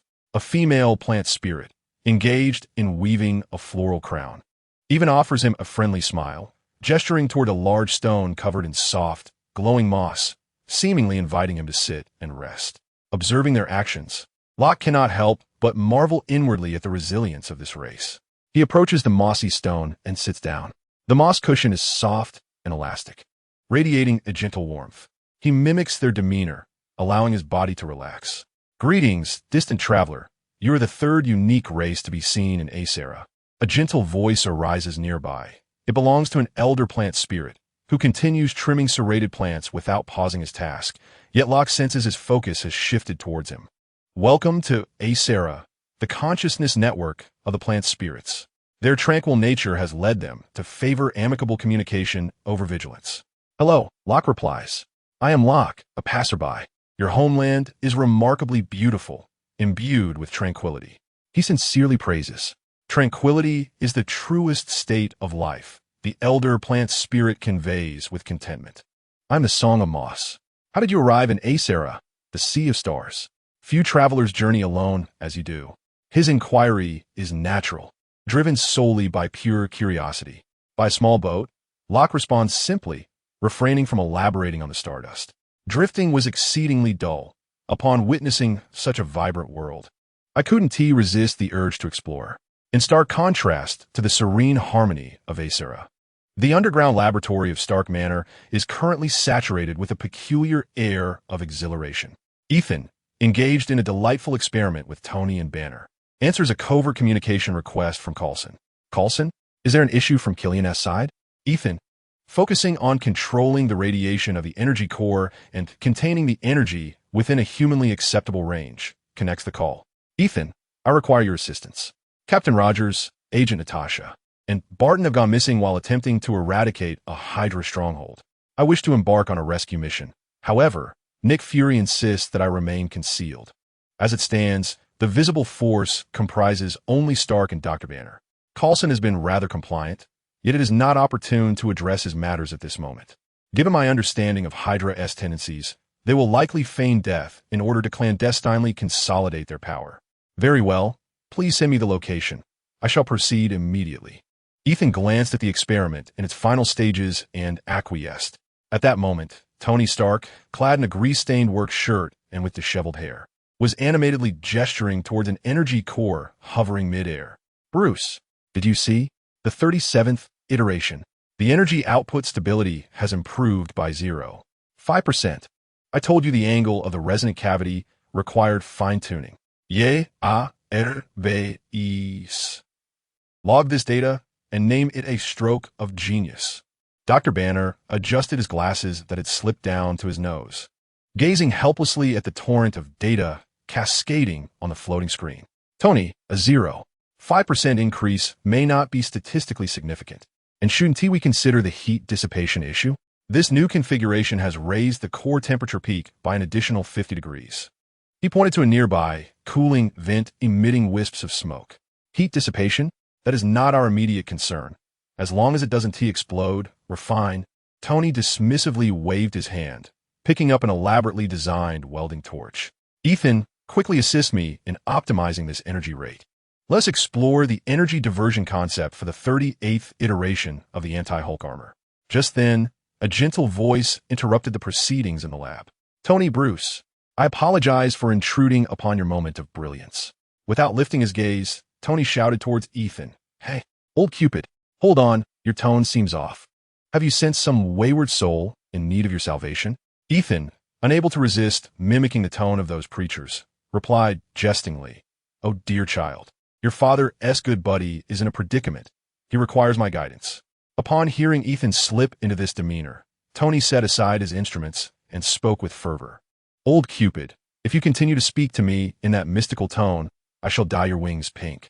Banner, standing by, shrugged. It's possible, Ethan. You may be unaware that aside from the Hulk armor, Tony has also developed a Lucifer armor that might conceivably subdue you.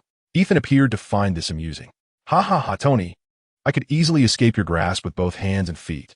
Captain Rogers and his team are in trouble. Our visible strength is limited to just us. So I intend to assist Rogers. Upon witnessing this, Tony and Banner ceased their jesting. What is the situation? Do we need to go together? You know, under your systematic assistance, the Mark series has truly taken off. I now possess an alarming strength. Ethan glanced at Tony, jesting. No need, little Stark. You're too slow. By the time you're ready, I'll likely have returned and perhaps even taken a shower. Tony couldn't help but roll his eyes. Yes, yes, the old man is the fastest. Go guide the wayward lambs. Upon receiving an unknown signal, Ethan promptly calculated the formula for the wormhole, opened it, and stepped through. Observing the slowly closing wormhole, Banner remarked, Ahem, Tony, since Ethan has departed, I believe we should call it a day. I feel I've been burning the midnight oil too much lately. My kidneys, Pepper must surely miss you. Tony interrupted Banner without looking back. What? Banner, you must understand, we are at the age where we should strive. If necessary, when Ethan returns, I'll have him assist you with your health. Besides, I'm in a rather delicate phase with Pepper. If I head upstairs to sleep, I question whether I'll even manage to rise in the morning. Banner removed his special trousers and slipped back into his casual ones.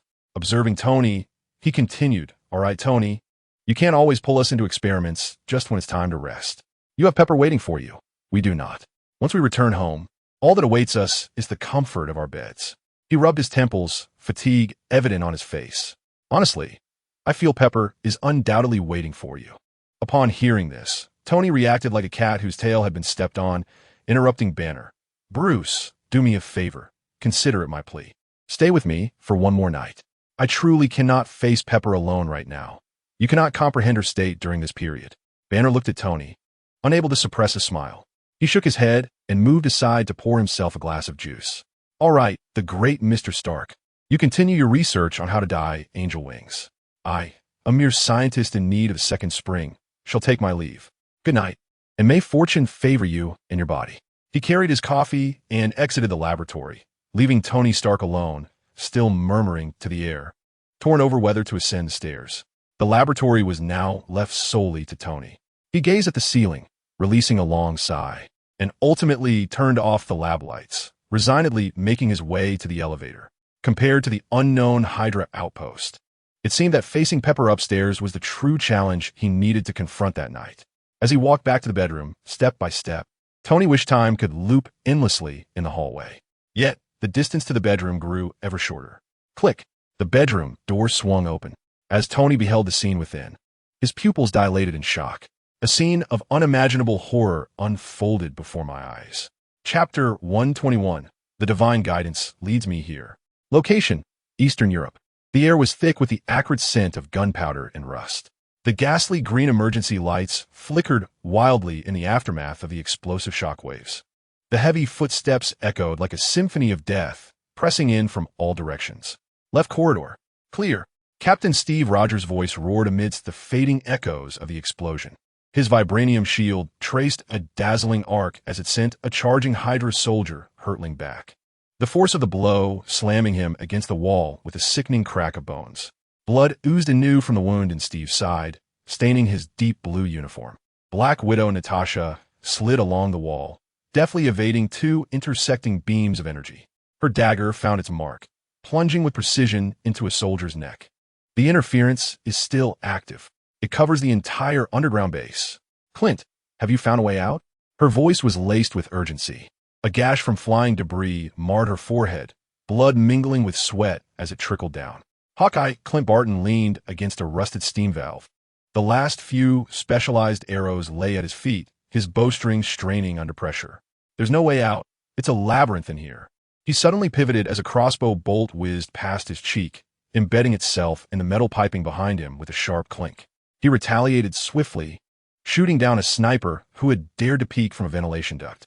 Captain, at 3 o'clock. There's a ventilation shaft. It might lead somewhere. Shall we give it a try? Cover me. Without hesitation, Steve charged towards Clint's indicated direction, his shield raised. A relentless barrage of energy projectiles bombarded his shield, igniting brilliant sparks and a cacophony of sound, the force of the impacts nearly staggering him. At that moment, heavy footsteps echoed from the depths of the corridor, accompanied by the clanging of metal armor. 4 unusually massive figures emerged in the ghastly green light, clad in specially reinforced armor.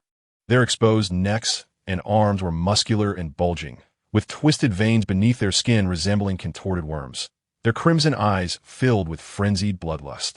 With each step they took, the ground trembled slightly beneath them. These were Hydra's Ripper Squad, the result of injections with a downgraded version of the super soldier serum.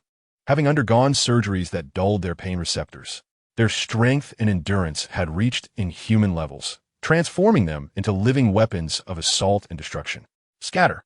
Natasha warned sharply, simultaneously hurling her last microbomb, which detonated beneath the feet of the 2 foremost members of the Ripper Squad. The explosion roared, engulfing the corridor in a fiery haze. However, as the smoke cleared, the 2 Rippers merely staggered slightly, their heavy armor now adorned with dents and scorch marks. Shaking off the impact, they charged forward with even greater ferocity. The 2 assailants charged forth like tanks, heading straight for Steve, who was relentlessly hammering the welding points of the ventilation cover with his shield.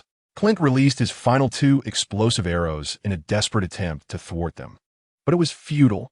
Their skin was tougher than that of a rhinoceros.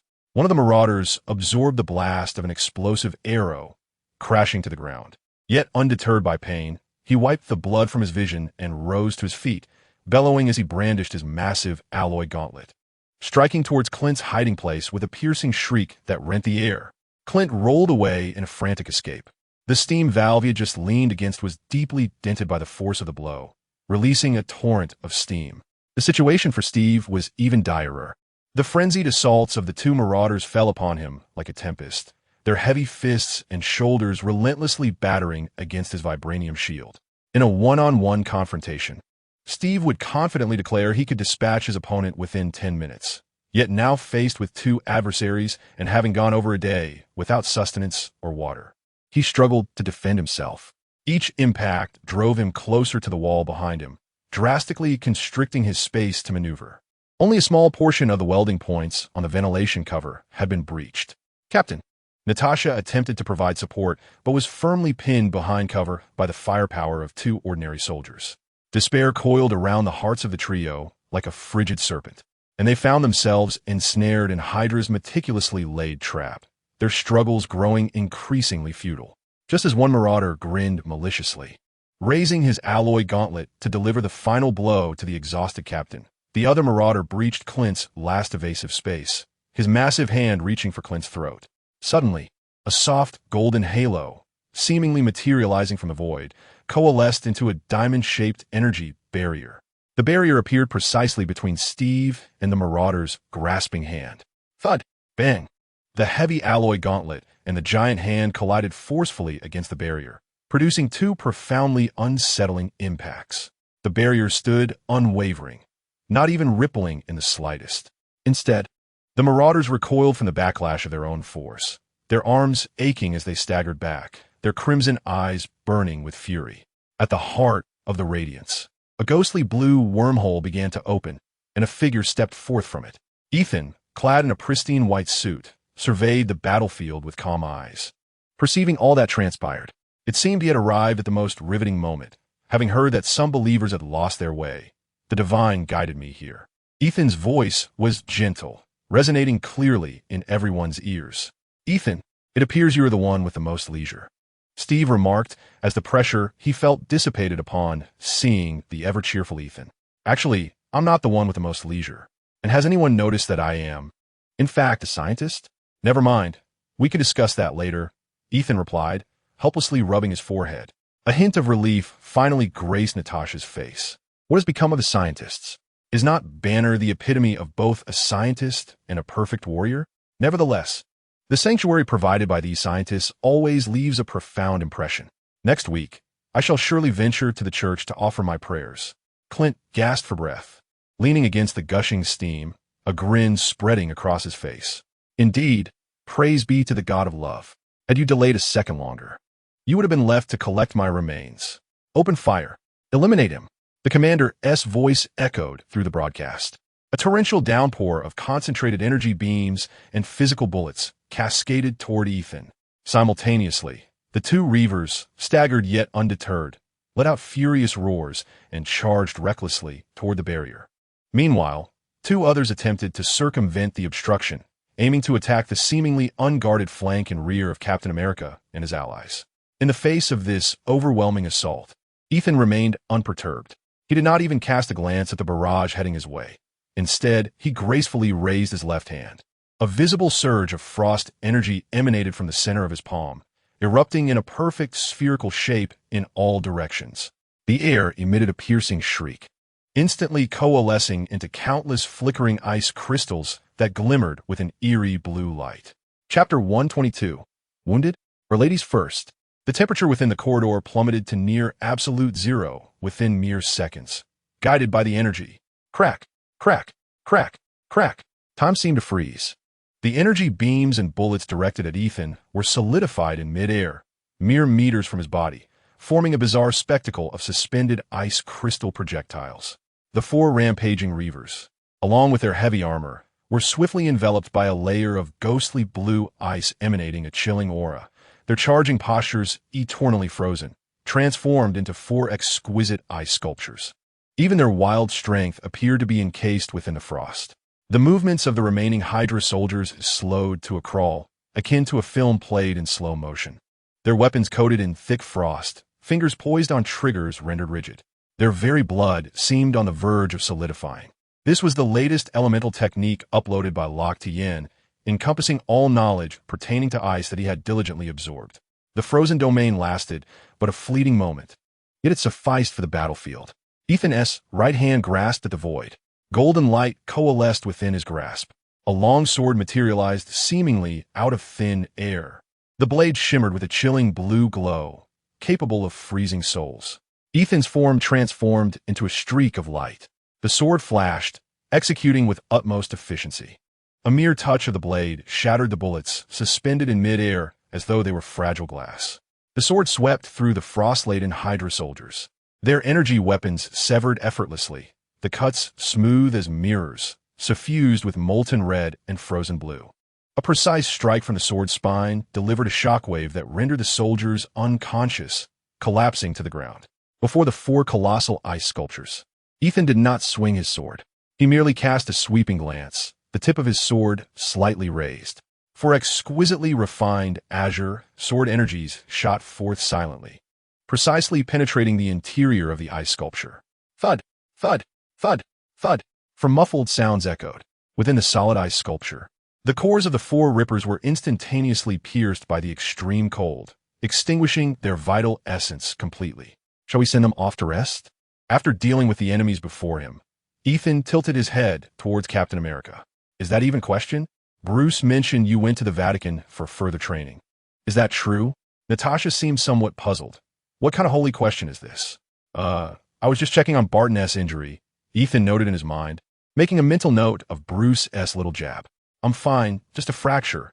My internal organs should be okay, Barton interjected, leaning against the wall and adjusting to a more comfortable position. Very well then, ladies and gentlemen, please bear with me for a moment. I shall be swift. Ethan slightly bowed, unfolding the wings at his back, and soared into the depths of the corridor. By the way, have you all noticed that Ethan seems even more eccentric than the last time we met? Observing Ethan's retreating figure and feeling the atmosphere finally relax, Barton couldn't help but remark, I thought I was the only one sensing it. He appears to be even more melodramatic. I recall Tony saying that these angels are more inclined towards technology, not theology. Natasha was also examining her own wounds. The rumbling from below reverberated. The entire battle had transpired in less than 10 minutes.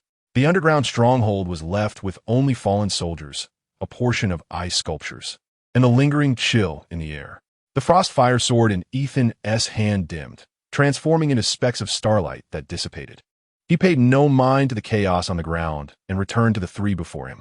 A pale, golden halo emanated from his palm, gently enveloping Steve's scraped arm, Natasha's forehead wound, and the various fractures and bruises on Clint's body. Wherever the light touched, the wounds began to clot at a visibly rapid pace. Agent Barton, the minor fractures are no longer an issue, but one of your ribs is dislocated. I'll help you with that once we return. All personnel in this stronghold have been eliminated, including the data. Ethan's voice remained calm. Has the data been collected? Natasha inquired immediately. Of course. Ethan delved into his hand, producing a storage device enveloped in a layer of energy, and handed it to Natasha. Then let us depart. By the way, do you all receive overtime? Ethan glanced at his wristwatch to check the time. He waved his hand, and a swirling azure wormhole unfolded behind him. Injured? Or shall we prioritize the ladies? Steve, Natasha, and Clint stepped through. In a flash of light, the four of them, along with the wormhole, vanished from the spot. In the safe house, the azure glow of the wormhole silently faded in the center of the living room. As Ethan brought Steve and the others to the safe haven where Coulson was hiding, the air was filled with the rich aroma of freshly roasted coffee beans. Clint Barton collapsed into a nearby single armchair, exhaling a long sigh. Thanks, Cupid. It would have been perfect if you could have made your entrance just 5 seconds earlier. That hulking brute's claw was a mere millimeter from my throat. Steve Rogers swiftly scanned the surroundings, ensuring their safety before relaxing his tense shoulders. His uniform bore several noticeable scuffs and stains, yet thanks to the protection of his vibranium shield and Ethan's timely treatment, these were nearly negligible. In this secure environment, even the slight discomfort rapidly dissipated. He nodded gratefully at Ethan. Ethan, once again, my gratitude. Without you, our escape would have been exceedingly difficult. Natasha Romanoff appeared more fatigued. The wound on her forehead, inflicted by debris, had been staunched by Ethan prior to traversing the wormhole and was healing swiftly, leaving only a faint red mark. However, the previous intense battle and her heightened nerves had drained her considerable stamina. What about Coulson? Steve inquired, settling into a chair. My scans indicate he should be right here. He might be gathering bandages for you. Ethan replied as he approached Clint, glancing down at him. How are you holding up, Clint? Aside from nearly losing half your life? Hey, that was a strategic diversion. Clint protested, yet he honestly gestured to the burn mark on his calf. A result of the energy blast, as well as the bruises on his shoulder and back. Just some abrasions, a bit of sting, and my lower back feels like it's been rammed by a rhinoceros. Ethan remained silent, extending his hand once more. A warm, golden light emanated from his palm, enveloping the wounds that Clint had indicated. Clint let out a comfortable hiss as the searing pain and muscle soreness were swiftly replaced by a refreshing sensation. He grinned, feeling significantly more at ease.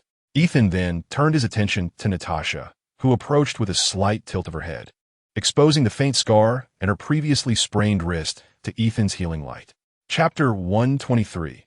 Bearing it all alone, the gentle glow swept across her skin, erasing the red mark entirely and banishing the last remnants of stiffness from her wrist. Thank you, Ethan. Natasha's voice softened slightly. Ethan withdrew his hand as rhythmic knocks echoed from the door, followed by the subtle click of the electronic lock disengaging. The door swung open, revealing Phil Coulson, clad in a neatly pressed beige knit sweater, holding a tablet in his hands. He took the data disk from Natasha and swiftly began to process the information. Welcome back, everyone. Coulson's voice remained as steady as ever, as if it had not just escaped from the deadly clutches of Hydra. Well done. He cast his gaze over the three individuals, pausing momentarily on Steve to confirm his well-being before turning to Ethan. Ethan, thank you. Ethan inclined his head slightly in acknowledgement. Just as he intended to inquire about the subsequent arrangements and the situation with Killian, the rhythmic tapping of high heels echoed from outside the door. A graceful figure emerged, bearing a tray. Evelyn Knox, an angel investor, was attired in a meticulously tailored cream-colored casual suit, her golden hair casually swept up, with a few strands languidly draping over her neck. A relaxed and pleasant smile adorned her face as she held a delicate porcelain coffee pot and several matching cups, the rich aroma of coffee wafting from her presence. She glided purposefully towards Coulson, presenting him with a steaming cup of fragrant coffee, her movements so natural as if rehearsed countless times. Freshly brewed Colombian beans, your preferred dark roast, no sugar, just a touch of milk. Coulson's smile transformed into one of warmth and ease as he accepted the coffee, murmuring, "Thank you, Eve." Perfect timing. This scene subtly shifted the atmosphere in the living room. Steve and the others were not surprised by the familiar rapport between Evelyn and Coulson. However, Ethan was utterly taken aback. His golden eyes widened slightly as he scanned between the composed Evelyn, holding the coffee pot, and Coulson, cradling his cup with a look of contentment, as if witnessing something profoundly astonishing. His usual calm demeanor was replaced by sheer astonishment. Evelyn? Ethan's voice carried a palpable sense of disbelief. Weren't you supposed to be skiing in the Alps? Last time I implored you to return, you insisted on savoring the rare tranquility. He vividly recalled her yearning for freedom while he quietly lamented the mountain of paperwork before him. Only then did Evelyn seem to notice Ethan. She turned, maintaining her easy smile, as if her presence in this safe house was the most natural occurrence. "Oh, it's Ethan," she remarked cheerfully. "I've finished skiing, seen enough of the scenery, enjoyed my piece, and then found it a bit dull, so I returned early." As she spoke, she effortlessly poured coffee for Steve and Clint, then glanced at Natasha. "Black coffee, right?" After receiving Natasha's affirmative nod, she poured her a cup as well. "Well, you're here now." Ethan observed Evelyn's fluid movements, his confusion only deepening like a snowball rolling downhill. "You really ought to be careful. I was almost on my knees begging you. You don't do angel investing and come here?" He gestured toward the safe house. Evelyn set down the coffee pot, adjusted her sleeves, and replied with an air of nonchalance. "Oh, that." She winked at Coulson, who responded with a knowing smile. "Since I had nothing better to do, I thought I'd lend a hand, and I get along quite well with Natasha." Nothing better to do? Get along? Ethan echoed those words, feeling a throbbing in his temples. He observed Evelyn's earnest expression and then glanced at Coulson, whose demeanor suggested that he was the one who had requested her presence. An indescribable sense of frustration surged within him. He took a deep breath, attempting to maintain the poise of an angel. Yet his tone betrayed incredulity and a hint of grievance. "You have nowhere to go. How about the top floor of the Angel Investment headquarters with panoramic windows? A climate-controlled environment, And a coffee machine 100 times more professional than the one in your hand? Evelyn, I, too, wish to return to Stark to discuss academic matters. I implore you. Ethan's words remained unfinished, for Natasha Romanoff had stealthily approached him at some point. The elite agent moved with the grace of a cat, her warm breath carrying a hint of coffee as it brushed against Ethan's ear. She lowered her voice, her tone laced with evident teasing as she spoke loud enough for all to hear. Actually, Ethan. Natasha's voice was filled with mischief. In fact, a fortnight ago, at Coulson's request, Miss Evelyn had already been providing technical assistance here. Though Natasha's voice was soft, those present were no ordinary individuals. Steve coughed tactically, focusing intently on his coffee cup. Clint, unabashedly grinning, stifled a silent laugh, his shoulders shaking, almost on the verge of whistling. Coulson momentarily paused, his hand holding the coffee cup faltering, his gentle smile momentarily stiffening, giving way to a hint of helplessness, his ears seemingly flushed. Evelyn raised an elegantly arched eyebrow, casting a half-smile towards Natasha, then glancing at Ethan, her meaning unmistakable. So, in truth, I could be anywhere. I've simply been at Angel Investment long enough, you see? And Ethan, upon hearing Natasha's intimate whisper, suddenly lifted his head, his gaze sweeping over Evelyn once more. Good heavens! Ethan's voice rose an octave. A wave of overwhelming grievance engulfed him. He recalled how, during this time, he had been like a wind-up toy, frantically compressing time to manage those excruciatingly tedious business documents. All to leave work on time and rush to Tony's seaside villa to immerse himself in exhilarating technological experiments with him and Banner. Those were the happiest moments of his day. Yet now, he discovered that all his tireless efforts seemed to result in him bearing the burden alone. Ethan let out a long, deeply disheartened sigh, his shoulders visibly slumping. Coulson coughed. You may be unaware that my initial agreement to assist Evelyn with the various documents pertaining to Angel Investment was primarily to safeguard you. Although it was Evelyn who maintained your vital signs, the truth is... Chapter 124. Captain Hydra? Ethan completely lost his composure, the string of asterisks left unsaid. Yet the implication was unmistakably clear. Thus, I express my sincere gratitude towards you, Ethan. You know me well. I am notoriously straightforward. Therefore, when I say I am grateful, I truly mean it, without a trace of insincerity. However, I am currently preoccupied, hence unable to assist. Coulson held his coffee, observing Ethan's woeful demeanor, and lowered his gaze to sip quietly. A brief silence enveloped the living room.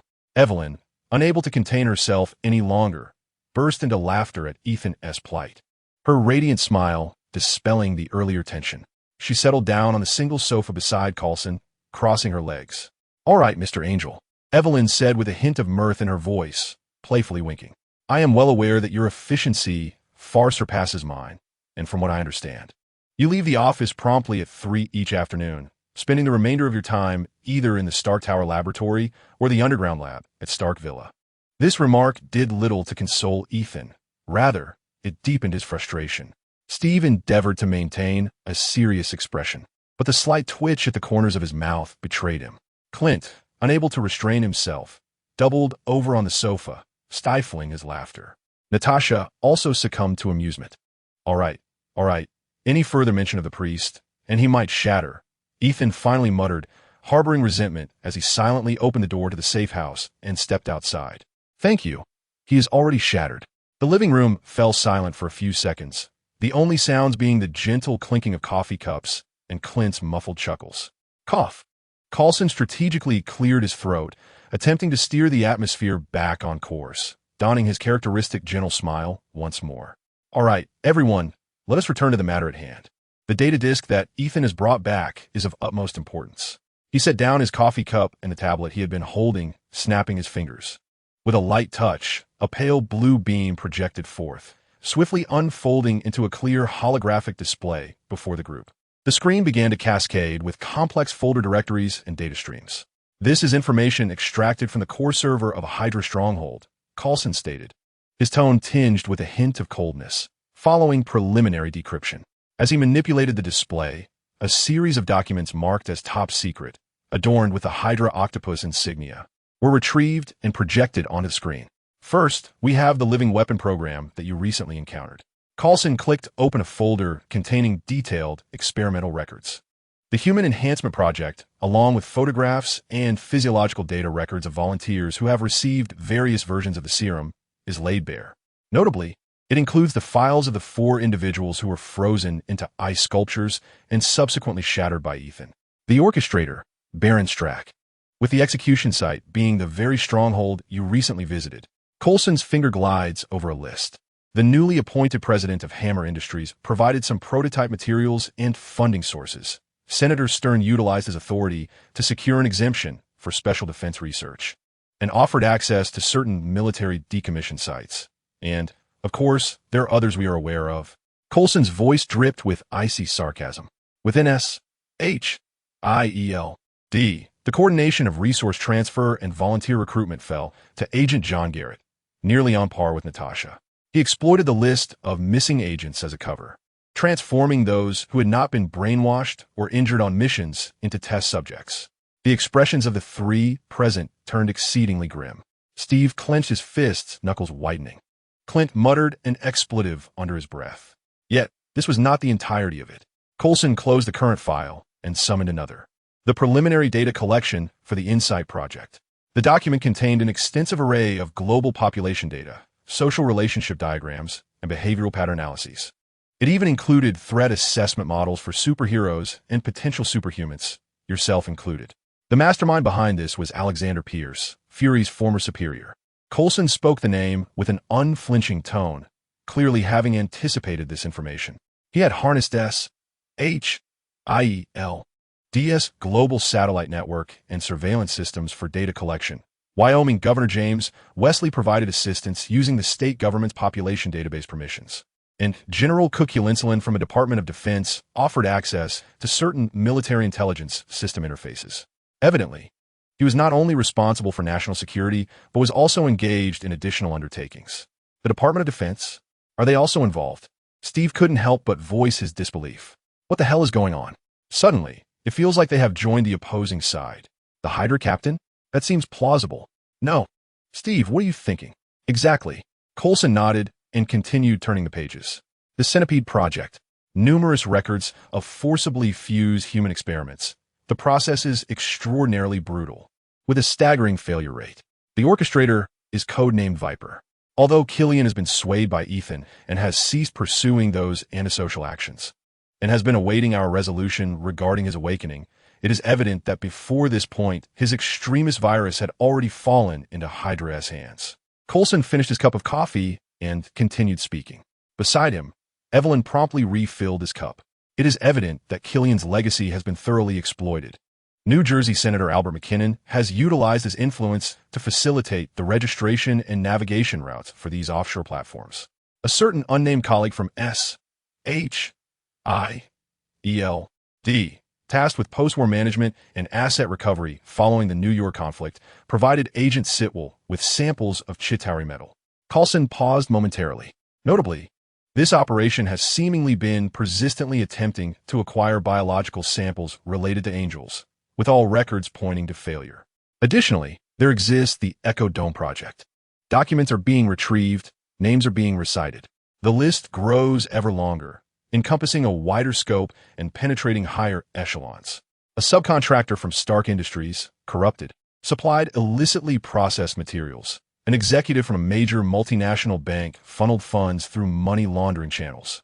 Even a prominent news anchor within the media sphere serves as a mouthpiece for Hydra, orchestrating public opinion and discrediting specific targets. The names and institutions displayed on the screen resemble an unsightly web, ensnaring SHIELD, the military, high government officials, significant corporations, and even critical nodes of societal discourse, with the grotesque Hydra lurking at the center of it all.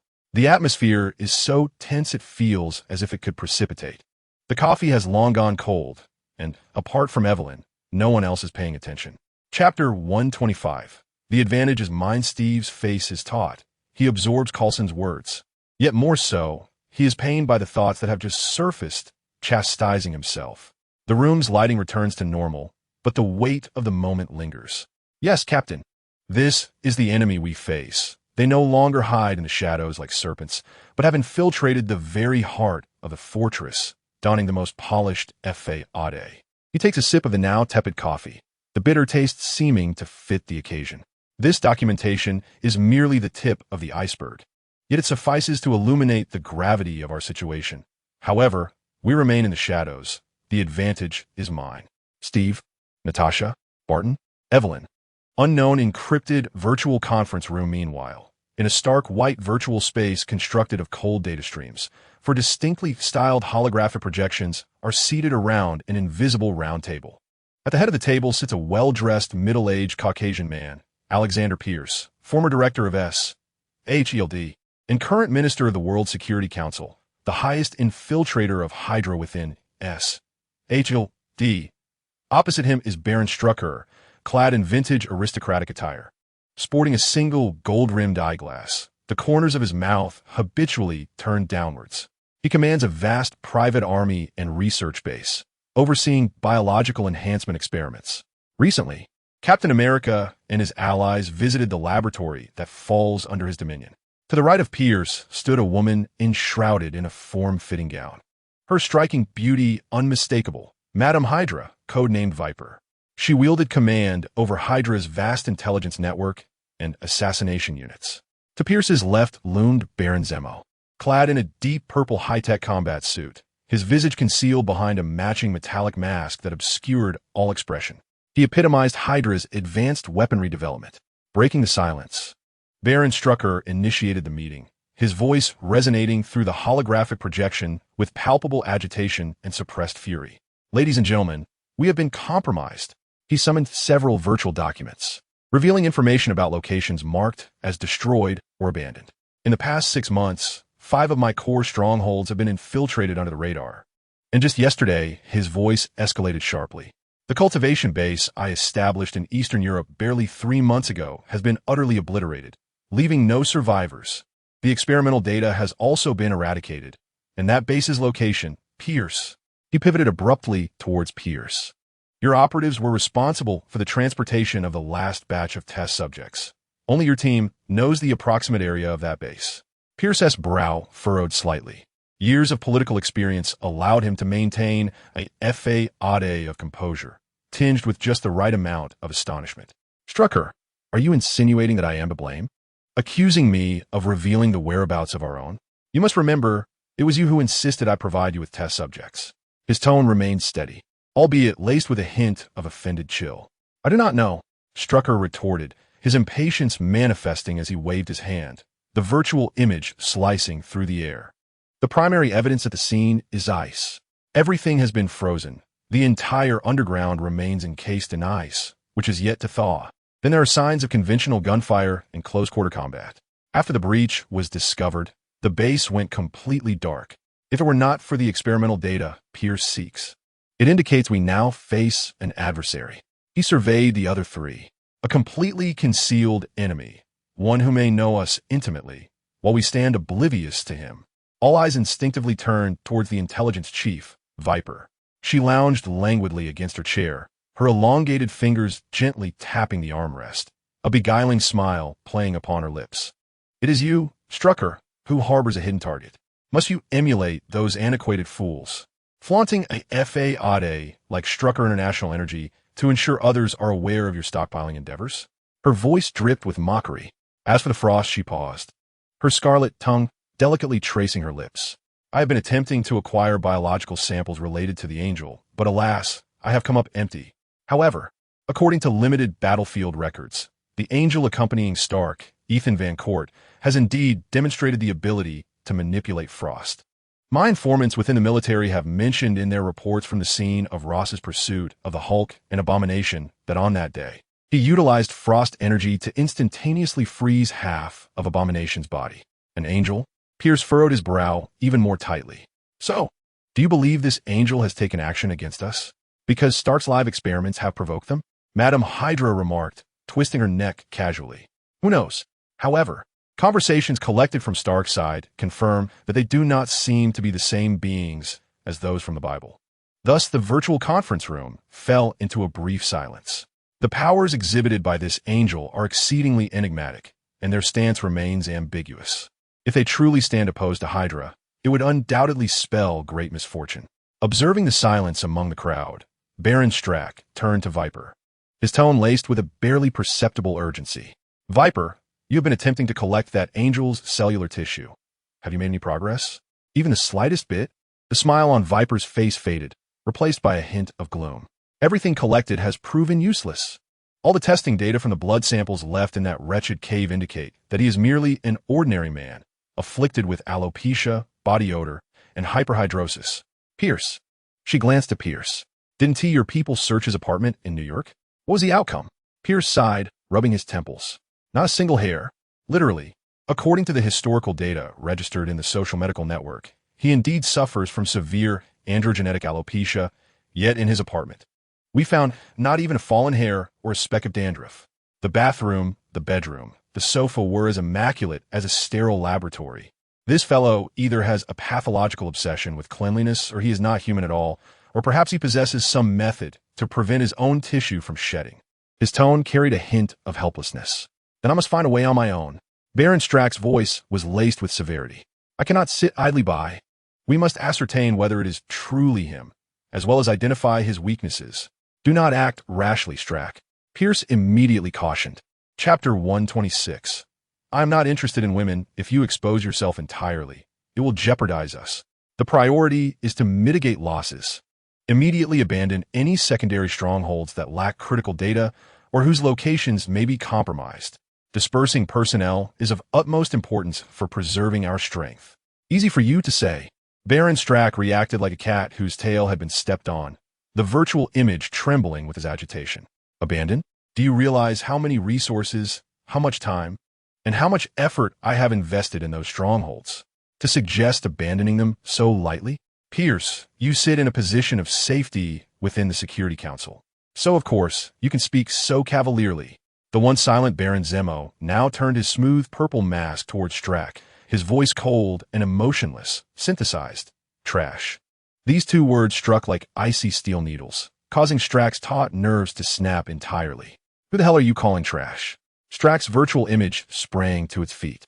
Pointing at Baron Zemo, his voice distorted and shrill with anger. Zemo, you pathetic creature hiding behind that rusty mask. What pretense of superiority are you putting on? Hasn't your Echo Dome project squandered enough funds? Why don't you call yourself trash instead? Huh. Baron Zemo's purple mask remained impassive. The cold electronic voice resonating once again, unwavering in volume, yet imbued with greater intensity. But I managed it myself. You worthless fool. Oh, Strack erupted, his virtual image flickering with the intensity of his emotional turmoil. I can't take it anymore. Zemo, you coward hiding behind a mask. Get out here and face me. Let us settle this one-on-one. I'll smash that wretched mask of yours and shove it where the sun doesn't shine. Strack, for heaven's sake, let us not escalate this. Pierce attempted to mediate, standing up with hands raised, a forced smile plastered on his face. Calm down, we should unite. Infighting will only benefit our enemies. His words were abruptly cut off by Zemo's unyielding electronic voice. Unite? Spare me. If it weren't for your manipulations, would the paperclip plan have allowed you to manage independently? You've got your position now, yet instead of aiding us, you wallow in self-pity and play the Good Samaritan. Are you trying to cleanse your reputation? Pierce's insincere smile froze instantly, his outstretched hand suspended in midair. He gaped, caught off guard by Zemo's unexpected retort. Leading this particular team was proving to be quite a challenge. His meticulously prepared speech on unity, designed to extract fresh ideas from everyone, was abruptly stifled. Meanwhile, Viper, who had been quietly observing the unfolding drama, could no longer contain herself. She covered her mouth with the back of her hand, her shoulders gently shaking with suppressed laughter, her emerald eyes glimmering with unabashed delight as they flitted between the individuals present. The atmosphere in the virtual conference room plummeted to another icy low. As the glances among the group began to shift uneasily, Viper feigned a sigh, her voice smooth like silken fabric. It seems our Minister Pierce is not the only one extracting favors here. She paused deliberately, noting the pallor of Pierce's face. In light of this, shall we return to the matter at hand? After all, the entity capable of obliterating a base with Frost 1T wait for us to finish our quarrel. Her gaze swept across the other three. Let's vote. I propose we continue to lie in wait. Consolidate the secondary strongholds, fortify core defenses, and suspend all potentially exposing high-profile activities. At the same time, leverage our extensive network within various institutions to create diversions and obfuscate perceptions until we possess sufficient strength to confront the angel. Pierce seized upon this lifeline. The momentary awkwardness on his face swiftly supplanted by his customary poise, and he could hardly contain his eagerness to interject. Agreement, preservation of strength, and a watchful stance are indeed the wisest strategies. He cast a glance towards Baron Zemo, seeking his endorsement. Zemo, what is your opinion? The smooth, purple mask of Baron Zemo turned towards Pierce, his cold, electronic voice devoid of inflection, succinctly articulating a single word: trash, without further acknowledgement of anyone present. The deep purple virtual projection rose, emotionless, reciting what seemed a predetermined utterance. At the instant his words fell, Baron Zemo's projection flickered and vanished entirely from the virtual conference room. A soft chuckle escaped Viper, unable to restrain herself, her laughter ringing like silver bells. My dear, it appears Baron Zemo has abstained. She counted with keen interest. So now we have 2 votes in favor of lurking, 1 against, and 1 abstention. Her gaze shifted to the pallid face of Baron Strack, a playful expression gracing her features. Oh dear, Baron Strack, Viper's voice turned crisp and melodic. It is not that I am unwilling to assist you. The rules are simply the rules, and the voting outcome stands as is. I am powerless to alter it. Pivoting her tone, she locked her eyes on Strack, leaning slightly forward, radiating an allure that seemed palpable even across the virtual space. However, if you cannot bear to swallow this affront and must confront that angel, there are ways to facilitate that. Baron Strack eyed her warily, his silence heavy with distrust.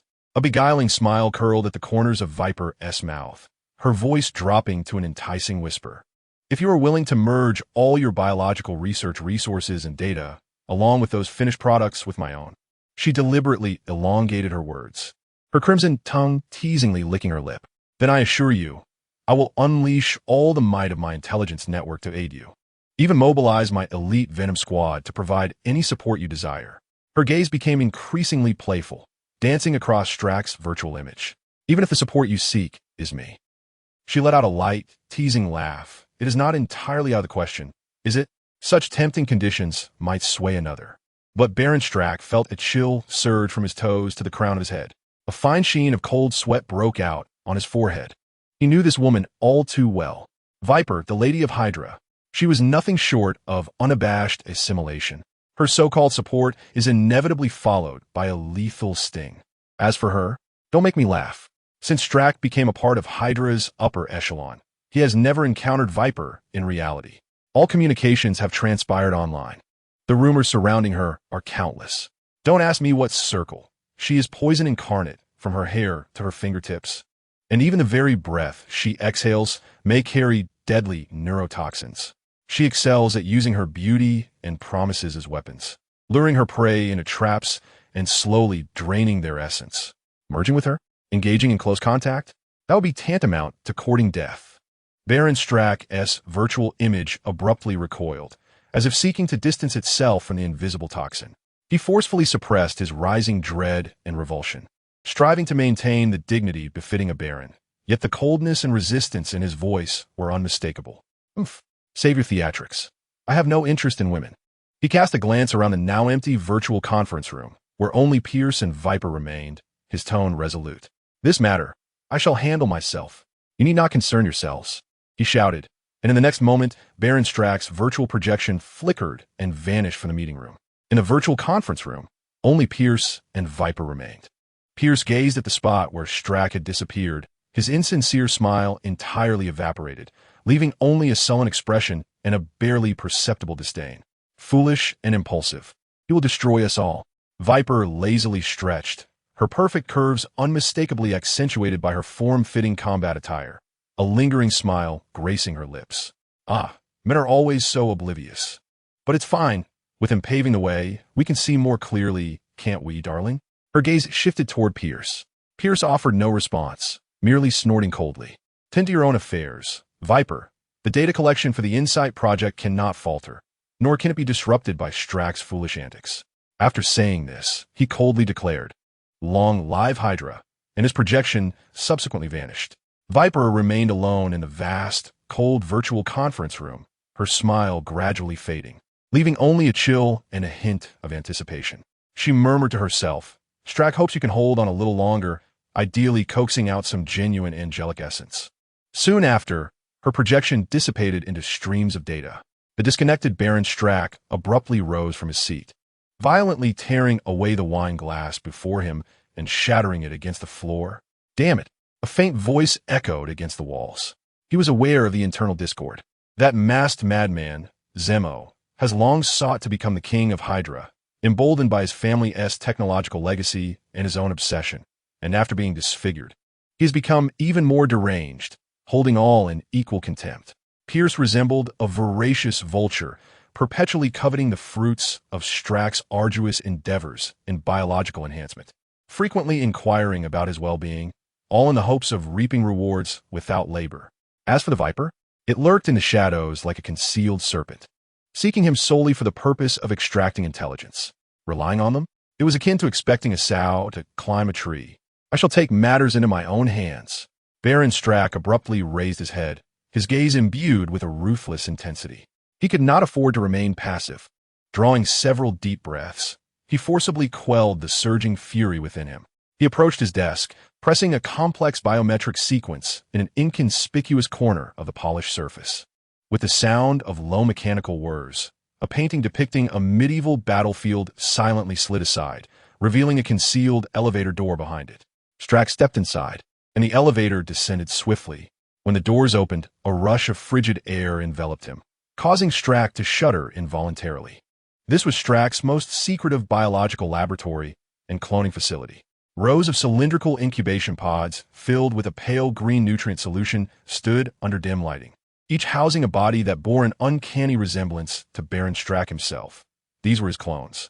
They lay with closed eyes, as though in slumber, their forms gently undulating in the nutrient solution. Strack's gaze wandered over these backups, ultimately resting before one particular pod. Unlike the others, this clone lacked some of Strack's characteristic malignance, yet possessed an almost inhuman calmness and sharpness. These were not mere copies. They were the culmination of Strack's extensive resources and numerous failures, successfully amalgamating the incomplete Erskine original serum data with the flawless serum data obtained after Captain America's rescue. Originally, the plan was to enhance them once the dire virus was thoroughly optimized, but time was of the essence now. Their brains had undergone special modulation, instilling absolute loyalty to Strack's essence, while eradicating his own tendencies toward suspicion and emotional volatility, enabling them to execute logic with heightened efficiency. After a series of operations on the console, the nutrient solution in one of the pods quickly drained and the door slid open, accompanied by a subtle electrical stimulation. The clone opened its eyes. Emotionless, they resembled two impeccably polished sapphires. Naked, it stepped out of the pod, droplets cascading down its chiseled muscles. Unfazed by its nudity, the clone's gaze fixated directly on Strack, the subject. There was not a flicker of emotion. Strack regarded this flawless version of himself with satisfaction, tossing a prepared black combat suit to John. Put it on. Tell me, can I trust you? The clone appeared well prepared for this inquiry, replying in a deep voice with rapid cadence. I pledge my eternal loyalty to the subject. Very well. I now entrust you with all available forces. From this moment onward, you shall be Strack, tasked with vanquishing those masquerading angels. I shall forever believe in your strength, Strack solemnly declared as he gazed into his eyes. I will elevate your authority to its utmost pinnacle. You shall act in my stead, equating yourself with me. Strack cast a lingering glance at this flawless creation, finding a modicum of solace in the notion that someone would command in his place, affording him greater control. As for himself, it was time to vanish entirely from the gaze of all. The Baron Strack no longer watched the clone's retreating figure as it entered the elevator, but instead turned towards the depths of the stasis chamber. He required time, a period to await the storm's passage, whether it be his demise or the success in subduing those angels. Both scenarios signified his safety. As long as he remained the primary entity, the clones could be summoned in abundance. Strack would never perish. Upon the clone's return from the concealed elevator to the safe house, it departed from this bastion of security and made its way to the nearest base. With a frigid demeanor, it regarded the commander of Base 2 before issuing an imperative. Compile a list of all available superhumans and inform me forthwith. Also, refrain from addressing me as Baron henceforth. From now on, refer to me as Captain Hydra, although perplexed about the sudden shift in his superior's demeanor. Loyalty remained the fundamental tenet for the subordinate. Nodding in compliance, he swiftly exited the command room to gather the necessary data. On Ethera Star, far removed from the earthly clamor, Locke found an unprecedented desire to recline. Whether it was the ambience or the local fashion, both captivated him profoundly. Had it been in a previous life, Locke would have unhesitatingly settled here, reveling daily in the beauty around him, feeling as though his lifespan would elongate in such splendor. At present, Locke was engrossed in the analysis of the symbiotic genes of the plant spirit race, reclining on an outdoor chair reminiscent of a mushroom. The searing sunlight cast warmth upon him, while a gentle breeze returned his body temperature to a state of utmost comfort. The intricate strands of genetic material swirled slowly within his consciousness. Chapter 128. The Leopard's Resolve, the Plant Spirit Race, which embodies a mode of existence wherein consciousness coexists with plant seeds, achieving a near-immortal state, encapsulated remarkable bioinformatics and energy transmission principles that piqued Locke's profound interest. Yet, an untimely alert pierced the tranquility. Warning: observed entities' life signs are anomalous. Critical threshold activated. Locke's golden brows furrowed instantly, his actions halting abruptly. Was there an alarm triggered on Earth? A flicker of surprise crossed his mind. Logically, within this cinematic universe timeline, apart from an entity of the Ancient One's caliber, nothing on Earth should pose a genuine lethal threat to the second-generation angels he had manifested. He swiftly focused his mind, connecting to the repository of knowledge to ascertain the precise origin and target of the alert. A torrent of information surged into his consciousness. Locke's expression transformed into one of silent exasperation. Warning: target location, verdant planet, fringe agricultural planet. Target individual, Creel. Status: under continuous frost breath erosion from the frost throat giant lizard, exhibiting low temperature brittleness and cracks on the skin surface, core body temperature steadily declining, consciousness becoming unclear. On the brink of organ failure. Related information: target Creel is an observational experimental subject of the Sacred Knowledge Repository, Sequence 7, representing a lower civilization, ID 7001. Having undergone basic energy affinity induction and genetic enhancement, experimental stage. Burn planet? That little rascal Creel? Locke recalled the boy who trembled beneath the hands of the Shia Empire's marauders, who had been left with a small token of goodwill by him. He accessed the automated records of the Knowledge Repository for a summary of recent critical events on Verdant Planet. Following the preliminary activation of his abilities, Creel informed his tribal companions that he was not poisoned, but rather blessed by the divine. The wings of the sky abandoned the unfaithful nobility, finally directing their gaze towards their most devout followers on Verdant, ultimately electing him as the new tribal leader. Armed with newfound power, Creel successfully persuaded and unified 3 nearby, small agricultural tribes, expanding his influence. His confidence swelled, and in pursuit of greater prestige and power, he decided to venture deep into the eternal silence forest to challenge the legendary frost throat giant lizard, intending to prove himself as the true chosen one. Encountering a group of frost throat giant lizards, their native habitat was the frigid tundra of Verdant, but due to the Shia Empire's global warming initiatives to expand farmland, they were forced to migrate into the forest. Creel possessed high resistance to physical attacks, yet his incomplete growth rendered him incapable of withstanding the relentless breath of a pack of frost throat giant lizards. Once covered by their breath, his skin exhibited low-temperature brittleness, severely limiting his movements and plunging him into a life-threatening crisis. Locke observed this information, his lips involuntarily twitching. This little rascal certainly knows how to embellish his own narrative. Just as he learned to walk, he sought to run. Having gained power, he neglected to master it properly, and instead began liberating his kin. What was once a mere afterthought for Locke now seemed to have spiraled out of control. The seedling was on the verge of being frozen to death. To save him?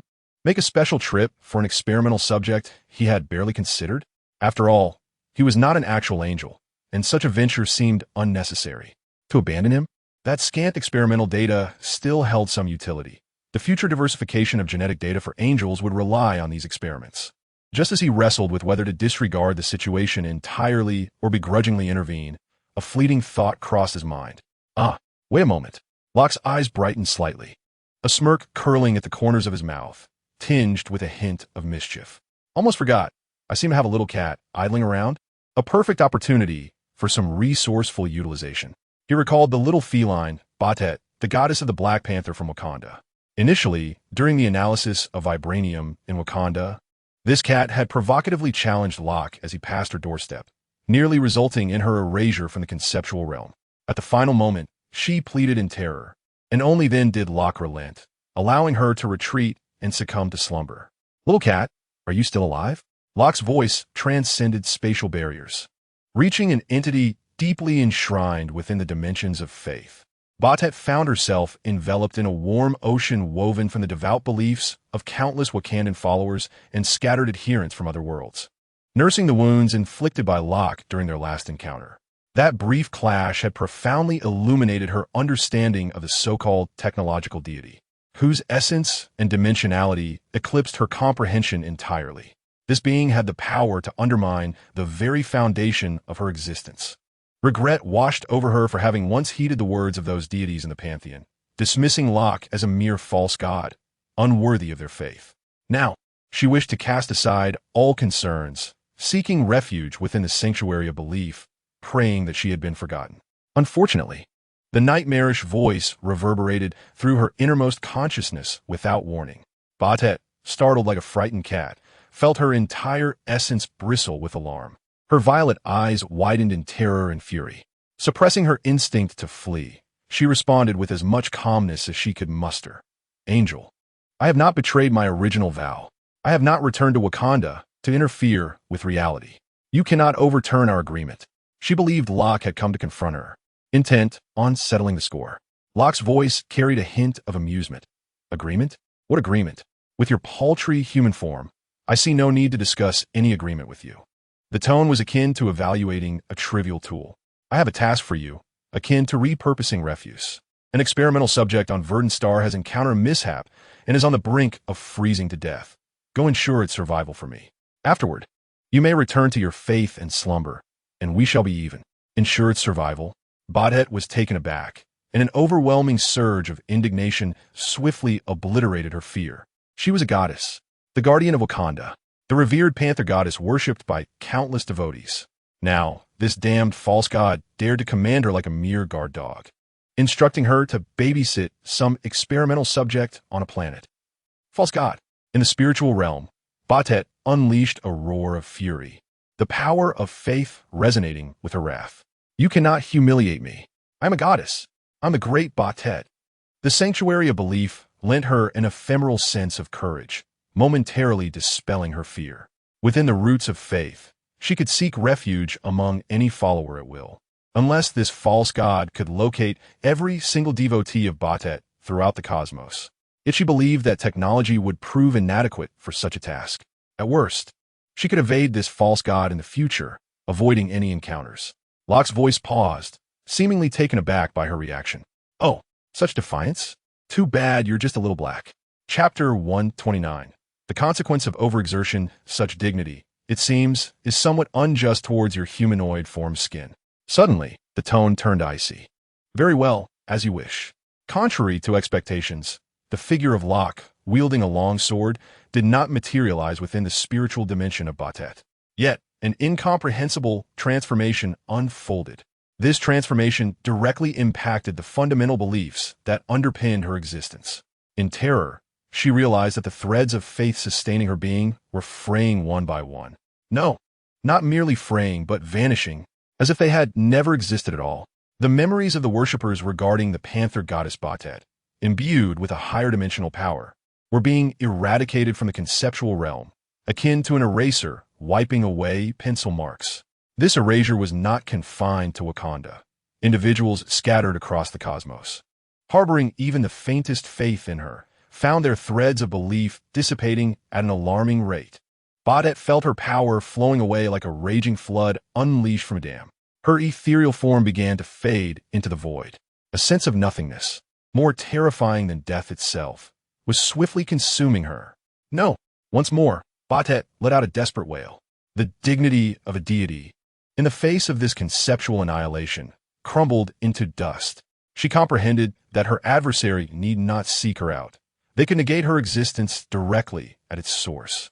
Cease, great angel. I implore you to stop. Batet, in the void, humbled herself, all resistance collapsing into an overwhelming dread of complete annihilation. I was wrong. Forgive me. I am willing. I am willing to go. I shall immediately venture to the fertile realms. Protect your experimental subject. I beg you, do not erase me. Her voice was laced with tears and unprecedented humility. Locke's cold voice resounded once more, akin to a verdict. Little Black, I had afforded you a chance. Your skin and your actions are not worthy of further forgiveness. However, I am not a villain. I am willing to grant you another opportunity. He paused momentarily, but his next words sent a chill through Batet's very soul. I have changed my mind. You, Batet, shall become my next, more intriguing subject of experimentation. Perhaps this is more engaging than studying plants? The force continued to act upon Batet, but rather than obliterating her, it was rewriting her. The power of the Mind Stone, under Locke's command, surged through the fabric of space, striking at her cognition. No, what is this? Cease. Bastet's ethereal form erupted with unprecedented terror. She sensed that all the components constituting her core identity as Batet were being forcibly dismantled by this yellow power. Like a master programmer wielding irresistible authority to rewrite a segment of base code, the dignity of the deity was utterly shattered. Am I Batet? This cognition, as fragile as glass, has been shattered, replaced by a cold core directive. I am a master's instrument, designated as Batet. All previous cognitions have been formatted, akin to data refuse being instantaneously purged. In their stead, an obedience implanted deep within the soul takes root. Unlike the initial transformation of angels, where Ethan and the others remained loyal to Locke merely to safeguard their genetic secrets, their thoughts and wills were left unmodified by Locke. However, the current Batet represents a fine tool of a new era. Bastet's understanding is undergoing a profound rewrite. That insipid lad must be discarded. No, Evelyn is on leave, lounging aimlessly, while Coulson pursues his long-held ambition with Hydra. And then there's Ethan. Glancing at Ethan's logs, he noted with satisfaction that it was just past 1 p.m. on Earth, and this fellow had already completed his tasks. The first time Locke laid eyes on that balding old fellow, he knew he would prove to be a diligent worker. Just look at how his hair had withered away. It's you, pick a son. Ethan Vankett let out a long sigh of relief, closing the final quarterly report that required his signature. The skyline outside painted a picture of prosperity. He raised his hand to check his watch, a smile gracing his face. Allies, angelic brethren.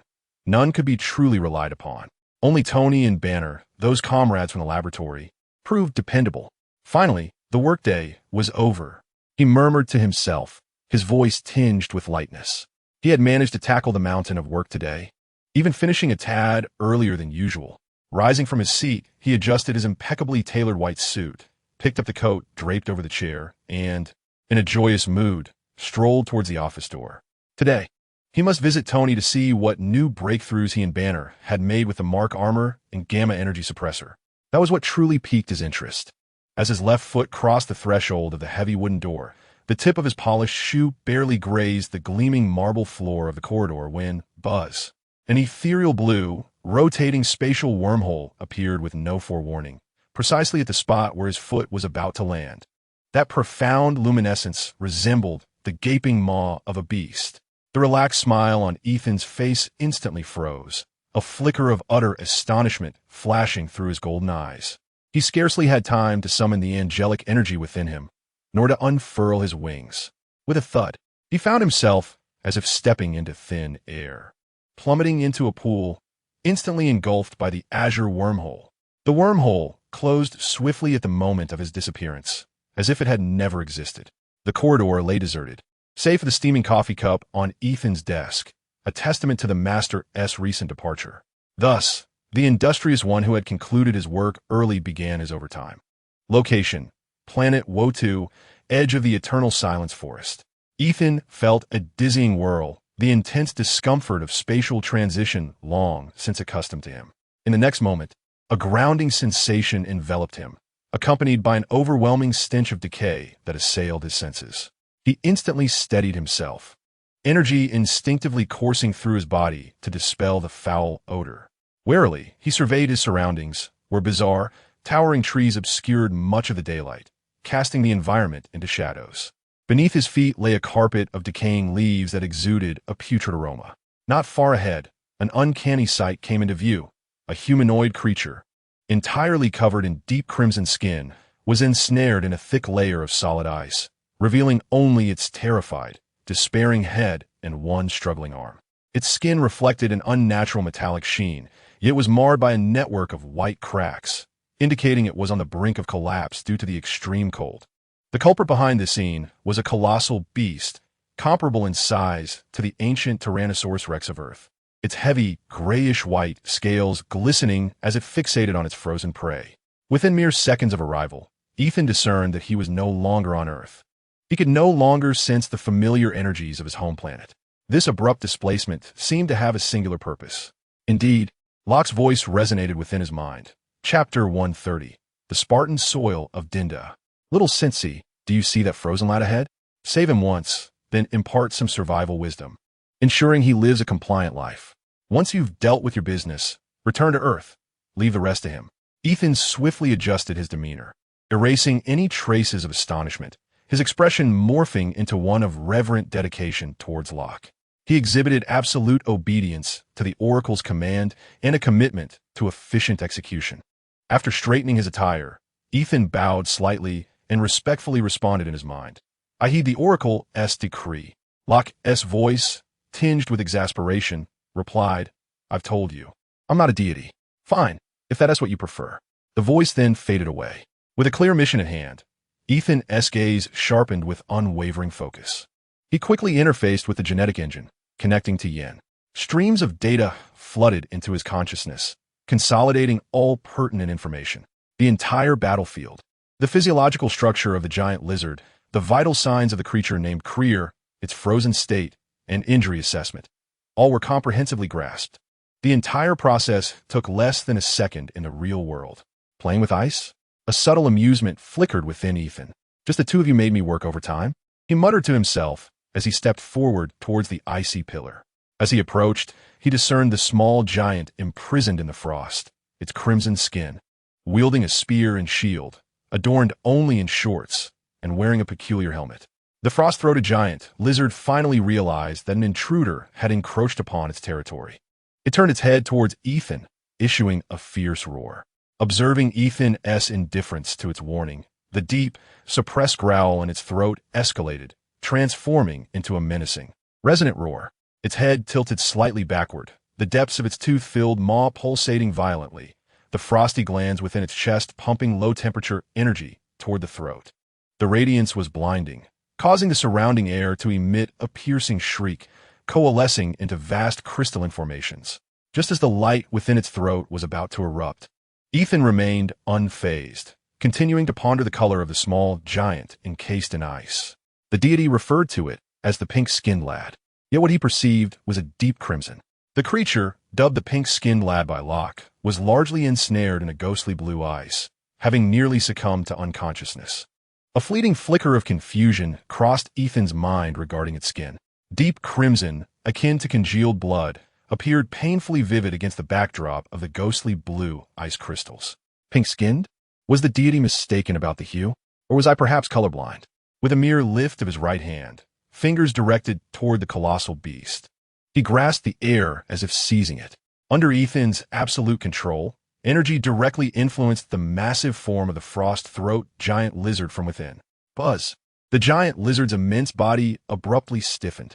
The impending breath that was about to burst forth felt as if forcefully obstructed in its throat. Its ice-blue vertical pupils widened in shock and confusion. The energy core within its chest, which had radiated an extreme chill, underwent a transformation in its elemental nature under Ethan's microscopic manipulation of energy. The particle structure constituting the core disintegrated, molecular motion accelerating from a standstill to a boiling state. Hiss! Like a red-hot iron plunged into ice water, volumes of scalding white steam erupted from the thick, grayish-white scales of the giant lizard. Subsequently, a glow akin to molten lava seeped forth from the gaps in its scales, even escaping from its eyes and ears. Roar, a shriek of anguish. Distorted and haunting. The giant lizard writhed as if cast into a furnace, thrashing wildly. The bone-chilling air was instantly replaced by a searing wave of heat. Now, the giant lizard resembled an uncontrollable volcanic mountain, rampaging through the forest, snapping trees in its wake, the ground scorched by its molten fluids. Its pained wails caused leaves to rain down, until it finally collapsed.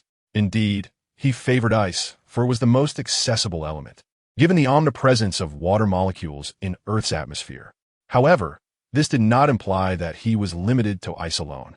The deity had updated YN's database with a wealth of energy utilization formulas and elemental manipulation models, and as the most loyal messenger of the divine, the only one among all transformed angels who inherently delighted in research, Ethan was most eager to absorb new knowledge. For those capable of manipulating energy, transforming an ice core into a fire core was merely an application of molecular manipulation. This was certainly far simpler than handling the convoluted equity cross reports of angelic investments. Setting aside the distractions of reports, Ethan's gaze returned to the frozen Krell. The information about Krell had finally been transmitted by Locke.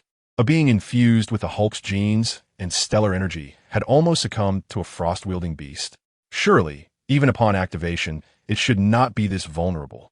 Ethan found himself almost amused. No wonder the divine instructed to act only once, and to teach the other not to court danger. He raised another hand, pressing it upon the icy surface. Buzz. This time, a distinct surge of energy emanated. A beam of warm golden-white light was precisely injected into Krell's encased body. Transformed by the angels, it became the most pristine form of heat. Hisses, like a scorching iron pressed vehemently against solid ice.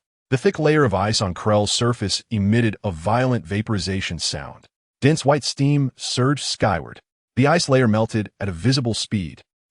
Inside the ice, Krell let out a painful groan, finally regaining consciousness.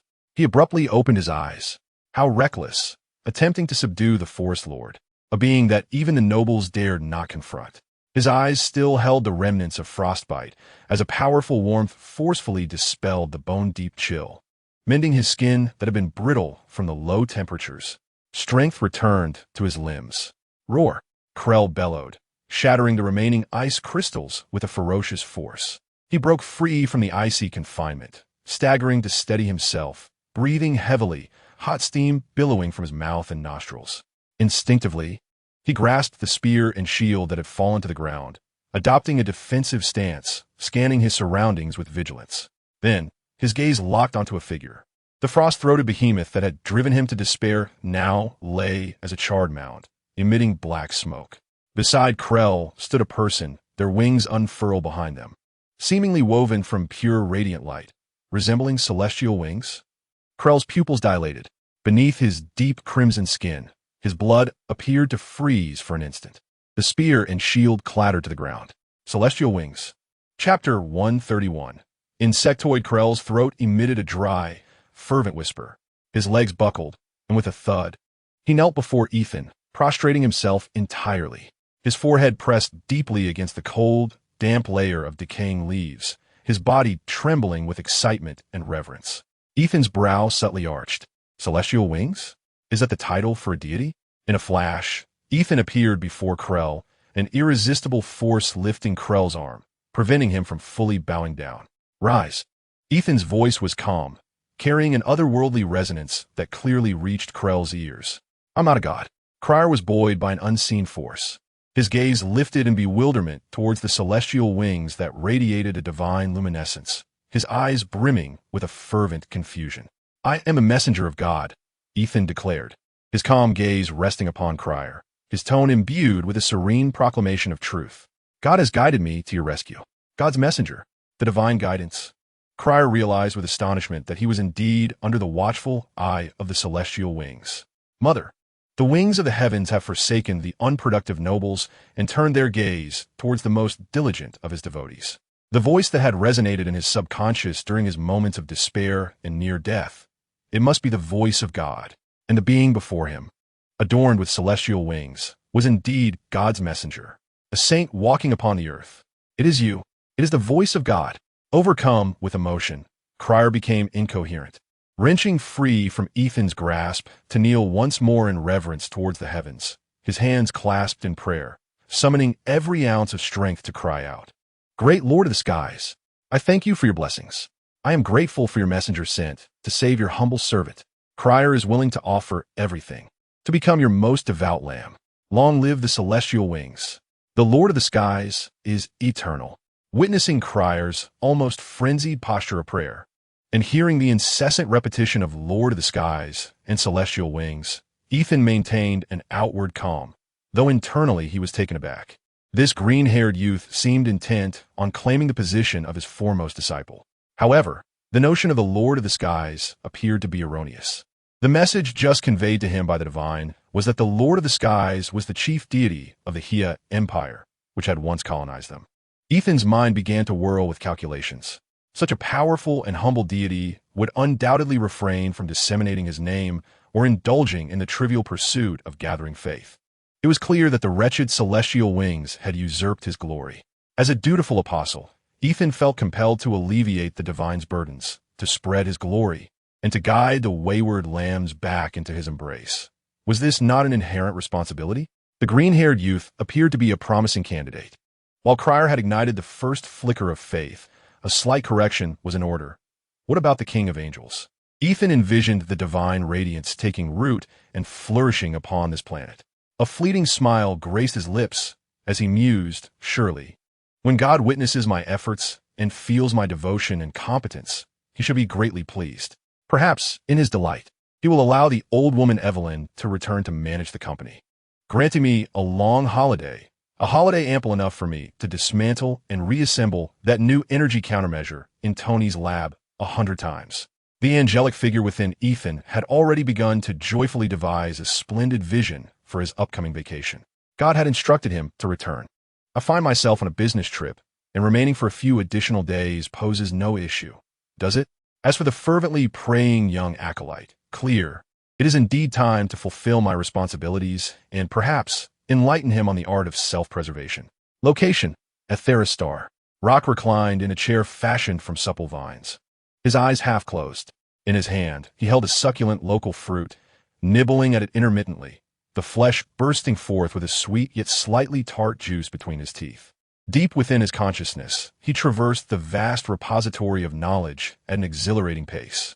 The symbiotic consciousness transfer technique of the plant spirits, akin to an almost eternal existence, shared remarkable similarities with the dark data backup resurrection technology, which Queen Kesha had expressly forbidden during the Age of Supremacy.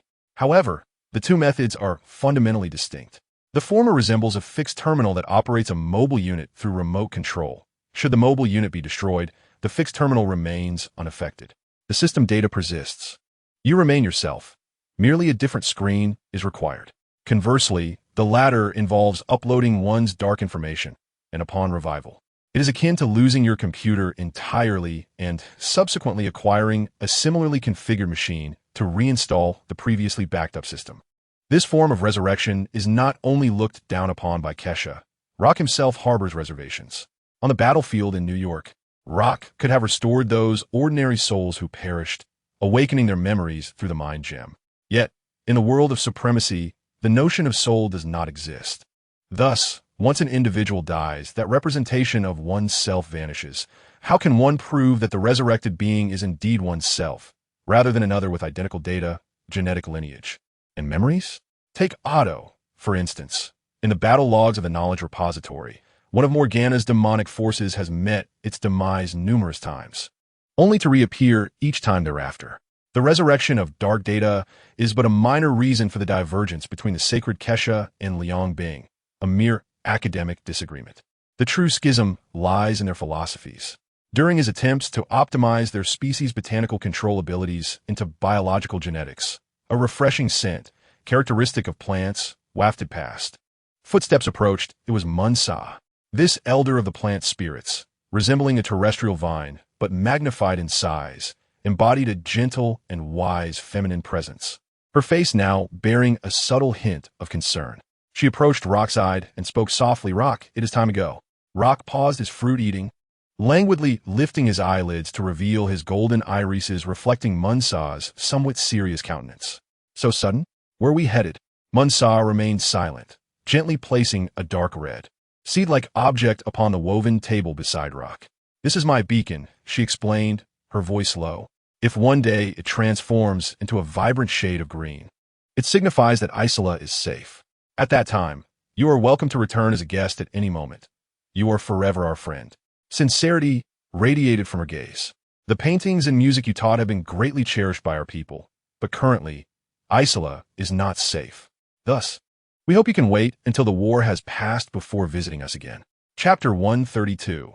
In truth, I am quite capable. Immediately, Munsa delicately lifted her slender wrist, and a verdant vine, akin to a sinuous serpent, emerged from the ground behind her, its tip entwined with a parcel exuding a rich, fermented fruit aroma, which she gently placed at Locke's feet. This is the Dawn's elixir, fermented using the brewing techniques you provided, with star-tier fruits and moonlight vine juice. Considering the time, it should reach its optimal flavor in just a few days. Take it with you, dear friend. Her tone bore a hint of farewell. Locke subtly raised an eyebrow, setting down the half-eaten fruit, straightening his posture with his gaze fixed on Munsa's face. Munsa, he hesitated, choosing his words carefully. Why do you sound as if you were delivering a last testament? What has happened to Isola? Munsa shook her head. It is the insectoid race. Yesterday, Kelson and the others went for a stroll beneath the stars and witnessed the insectoid's initial recruitment.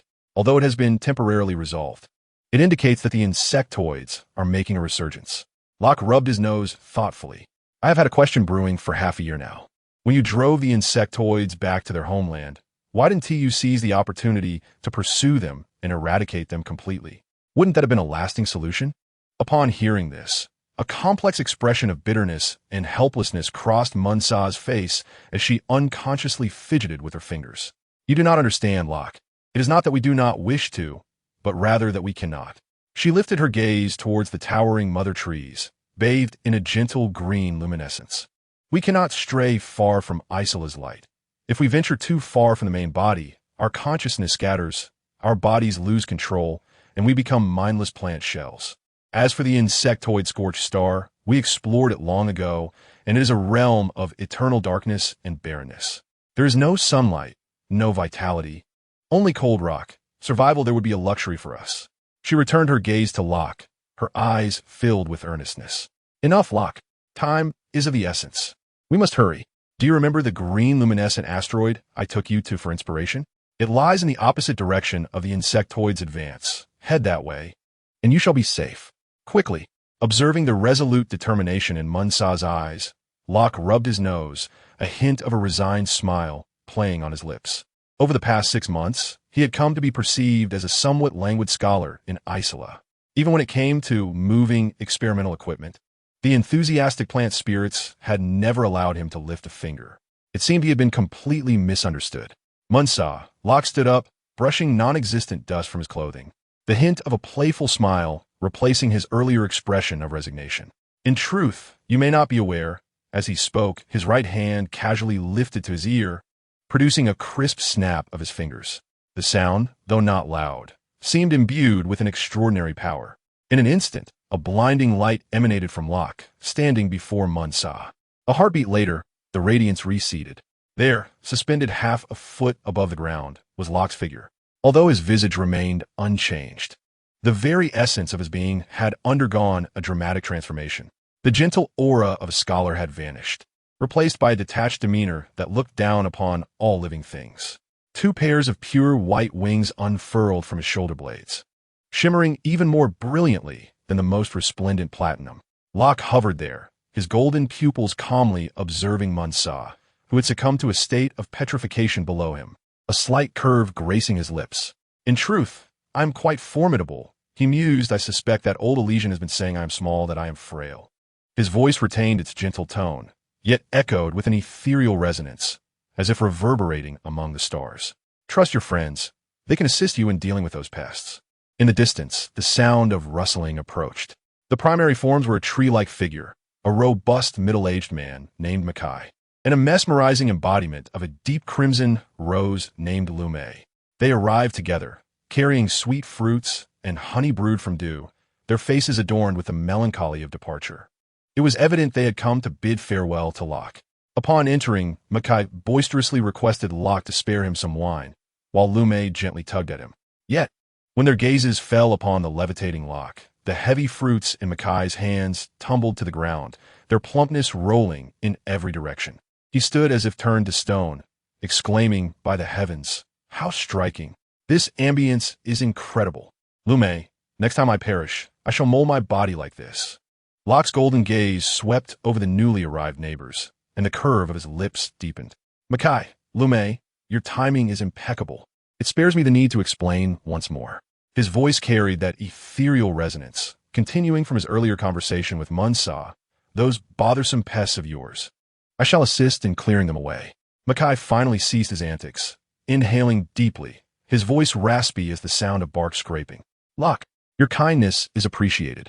But this is a fate that our plant spirit kin have endured through countless seasons of growth. It is a war etched into the rings of the tree of life.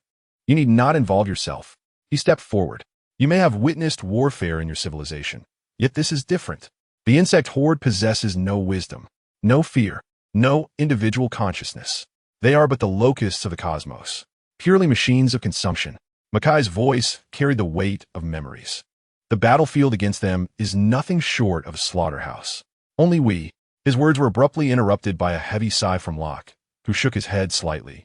A hint of helplessness etched upon his face, his golden eyes fixed upon Mackay. Ultimately, Locke's voice continued, "Do you still perceive me as a mere weakling? Have you forgotten who once bested you in an arm wrestling match? Locke, that is not the same. Your life is singular, unlike ours," Mackay urged. "Enough, you are obstinate. I have discussed with you the fact that tofu pudding cannot be eaten with spice for half a year, yet I have failed to make you comprehend it." Locke averted his gaze, turning towards Munsa. "Munsa." Munsa jolted back to reality, her emerald eyes still reflecting a hint of confusion. "You just mentioned those insects." Locke gestured with his chin, indicating a certain direction in the cosmos. "From which do they originate?" Almost instinctively, Munsa raised her hand, pointing towards a seemingly tranquil expanse of stars in the sky of Acera. "According to the mother trees sensing and the scattered few vanguard soldiers encountered by Kelson, that direction, where the scorched earth lies, is indeed where they are. Their main cluster should be situated on the periphery of that starfield." "Very well." Without allowing Munsa to finish, Locke waved his raised right hand in the direction she indicated. With a hiss, a wormhole materialized before Locke. The interior of the wormhole was not a profound darkness, but rather displayed a peculiar scene, as if observed through murky glass. On the other side of this vision lay the cold, desolate void of space, and within this vast emptiness, the slow, creeping presence of the insectoid fleet, an indelible memory for all Isera's plant spirit race, emerged. Though termed a fleet, what drifted slowly through the cosmos was not a warship, but life, repulsive life. Countless water-dwelling worms, each one far surpassing the size of the Chitauri Leviathan that ravaged the battlefield of New York by several folds. Massive and bloated, akin to giant slugs adrift in the universe. Their semi-translucent skin, coated in viscous secretions, reflected an unsettling sheen under the starlight. Through their balloon-like membranous bodies, one could distinctly observe the interior packed with a multitude of eggs. Chapter 133. Repulsive creatures, each egg varied in size and shape, pulsating slightly within the worm's viscous fluid, emanating a faint green glow. Their numbers were so vast they could scarcely be counted, as if the entirety of a planet's locust eggs had been crammed into these fleshly worms' abdomens. These motherships, bearing the seeds of destruction, propelled themselves by continuously expelling dark green biological plasma from their nozzle-like appendages. With each expulsion, the enormous worm's body wriggled forward a short distance. Should these water-dwelling worms descend upon Earth, their sheer size and quantity would mean that merely a third of them could fill the planet. No further explanation from Mackay was necessary. The scene before them, transcending biological limits and born solely for destruction and propagation, spoke volumes. When these aquatic parasites arrive on the battlefield, they release a corrosive bodily fluid within their hosts. Once the eggs are incubated by this corrosive substance, the aquatic parasites reach their final stage, becoming the first sustenance for the newly hatched larvae. In a remarkably brief span of time, with ample organic matter available, be it flora or fauna, even including their own kin. These nascent larvae can expand from their juvenile form to adulthood within a mere 3 to 6 Earth hours. As the most primitive class within their species, devoid of intellect, their sole purpose is to consume everything within their line of sight. Only the pheromones of the dominant insectoid can command their actions. Munsa and her companions observe the scene at the far end of the wormhole, their expressions shifting with alarm. This time, the number of insect soldiers transported by the swarm was unprecedented. Even Mackay was taken aback for a moment. I must go to the clan tree council to address this issue. Locke, you must leave at once. Despite recognizing Locke's previously unseen prowess, Mackay was reluctant to see his friend risk himself against the overwhelming tide of insects. Suspended before the wormhole, Locke surveyed the slowly writhing aquatic parasites with his golden eyes. The hint of resignation on his face vanishing, replaced by a detached demeanor akin to that of a scientist examining specimens. Indeed, quite repulsive, and in considerable numbers, he remarked, as if critiquing the wares of a fishmonger at a market. With a delicate gesture of his right index finger, he pointed towards the vast assembly of aquatic parasites teeming with eggs at the other end of the wormhole. Suddenly, the 8 blade-like appendages that had been orbiting Locke coalesced into a colossal sword, even longer than himself. He bent down to retrieve the dark red life beacon that Munsa had previously placed on a woven table, along with a bundle wrapped in the dew of dawn.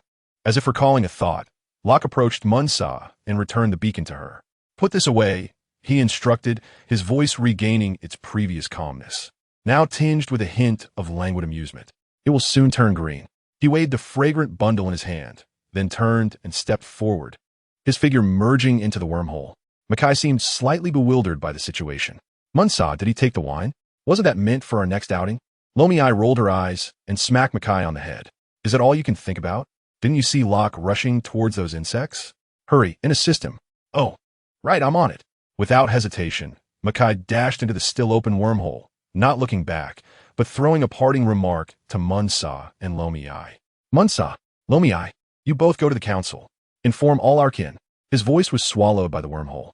Mackay felt a sudden disorientation as the solid warmth of the ground beneath him was replaced by an unsettling sensation of weightlessness. The connection to the main subject feels somewhat tenuous, yet it remains acceptable. How could Locke move with such remarkable speed? Observing Locke, who appeared to be a considerable distance from the wormhole, he suddenly gritted his teeth. 2 plant-like appendages, resembling cannon tubes, erupted from his back. Whoosh, whoosh, whoosh. A powerful gust of air surged forth from the tubes. The formidable recoil instantaneously propelled Mackay, akin to a clumsy rocket, toward Locke, who hovered in the cosmos, illuminated by a distant light source. As Mackay struggled to advance, Locke remained suspended in the void, wings retracted. His golden eyes gazed serenely at the profound, inky expanse of the starry realm, as if capable of piercing through the barriers of space to lock onto the slowly writhing clusters of water-dwelling creatures. With his right hand gripping the hilt of the defining sword that floated beside him, he raised the great sword high above his head, his eyes fixed on the distant fleet navigating through the cosmos. This time, Locke intended to test the mightiest single-target attack of the angelic civilization, aside from the divine Kesha. As he issued the command within his consciousness, the repository of knowledge pinpointed Locke's location and calculated the nearest star. Buzz! The focus was immediately directed toward the primary star of the Aetherius system. It was a supergiant star, extraordinarily distant from their current position. Its size and energy were comparable to a basketball versus a marble when juxtaposed with the principal star of the solar system. Guided by Locke's spatial algorithms, which disregarded spatial losses, the energy of the supergiant star was channeled and wildly infused into the node at the tip of Locke's great sword. A brilliant white light ignited. The energy fluctuations caused the surrounding space to warp, just as Mackay, having propelled himself with a burst of air, floated near Locke. He had yet to utter a word. The aura emanating from the sword's tip made every fiber of his being scream. "Locke, you do fly quite fast." Mackay seemed to forget that sound could not travel in a vacuum, nor did Locke possess their kind of plant-like neural network. Yet, Locke perceived Mackay's words.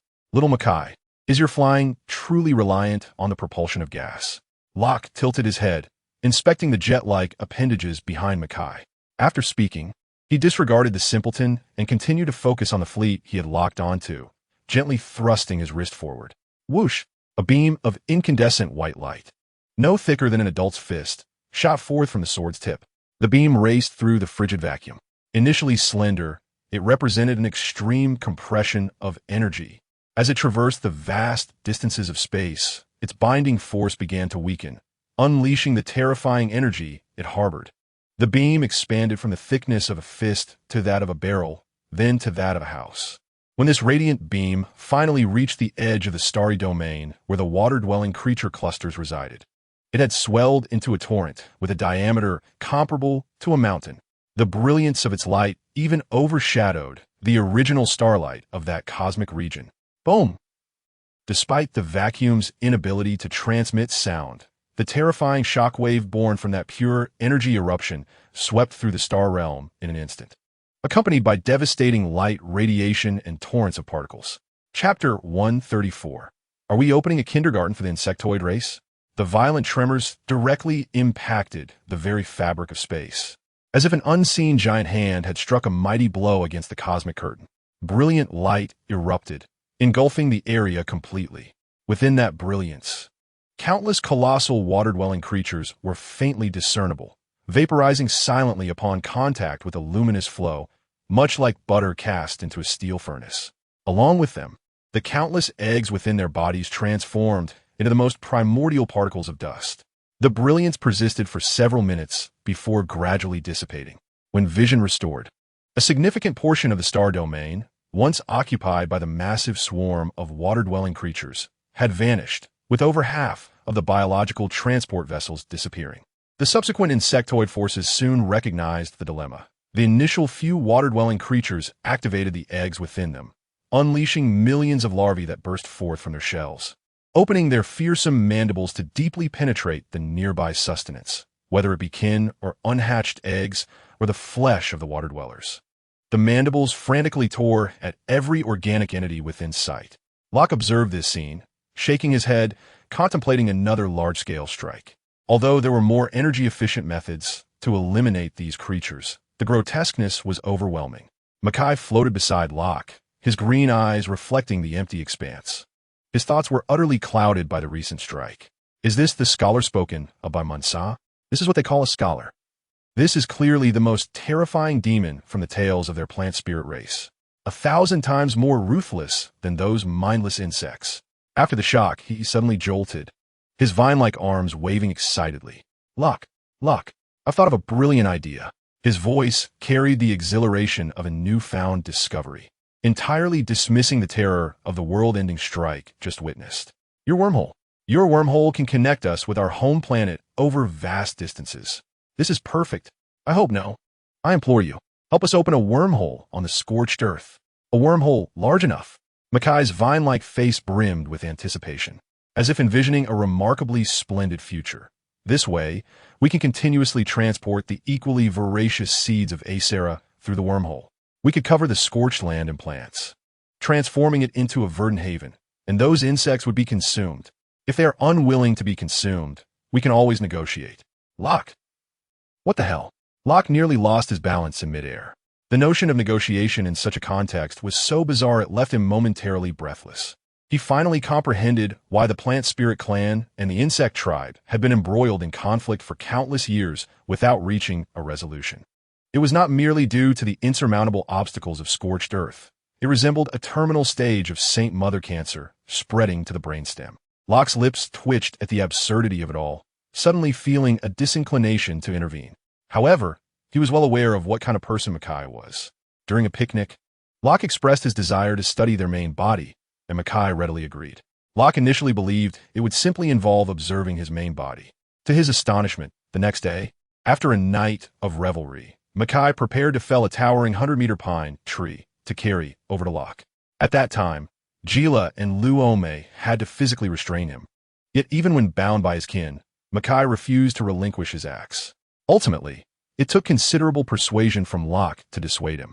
If he had actually managed to extract his main body, Locke would have been utterly perplexed. At that moment, Mackay, you fool!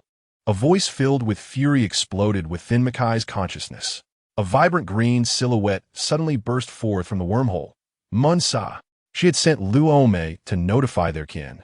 yet she remained stationed at the wormhole's entrance. Munsa's vines moved with astonishing speed, akin to a bolt of green lightning.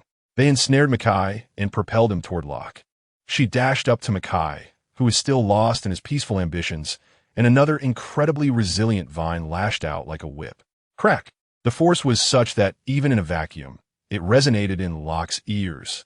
The vine viciously coiled around Mackay's neck, tightening with all its might, causing his eyes to bulge and his flailing arms to freeze midair. With a powerful tug, Munsa yanked the considerably larger Mackay before her. Her emerald eyes blazed with fierce anger, her face contorted in rage. Have you forgotten to water your brain? Or has your main body, sunbaked for millennia, evaporated every last drop of moisture? You think you can eradicate the insect tribe by planting trees? Your seeds will be uprooted and devoured before they even sprout. And you still wish to negotiate. What do you intend to negotiate? To enlighten the insect tribe? Why not establish a kindergarten for them and teach them to sing? Another whip struck Mackay's face. Crack! She was so enraged that her vines trembled, pointing toward the patch of starry expanse that Locke had purified with his divine blade. Roaring at Mackay, "Look, open your eyes and see clearly." Excluding the insects just incinerated by Locke, this is the remaining fighting force they have managed to restore in a mere 8 years. You plant trees?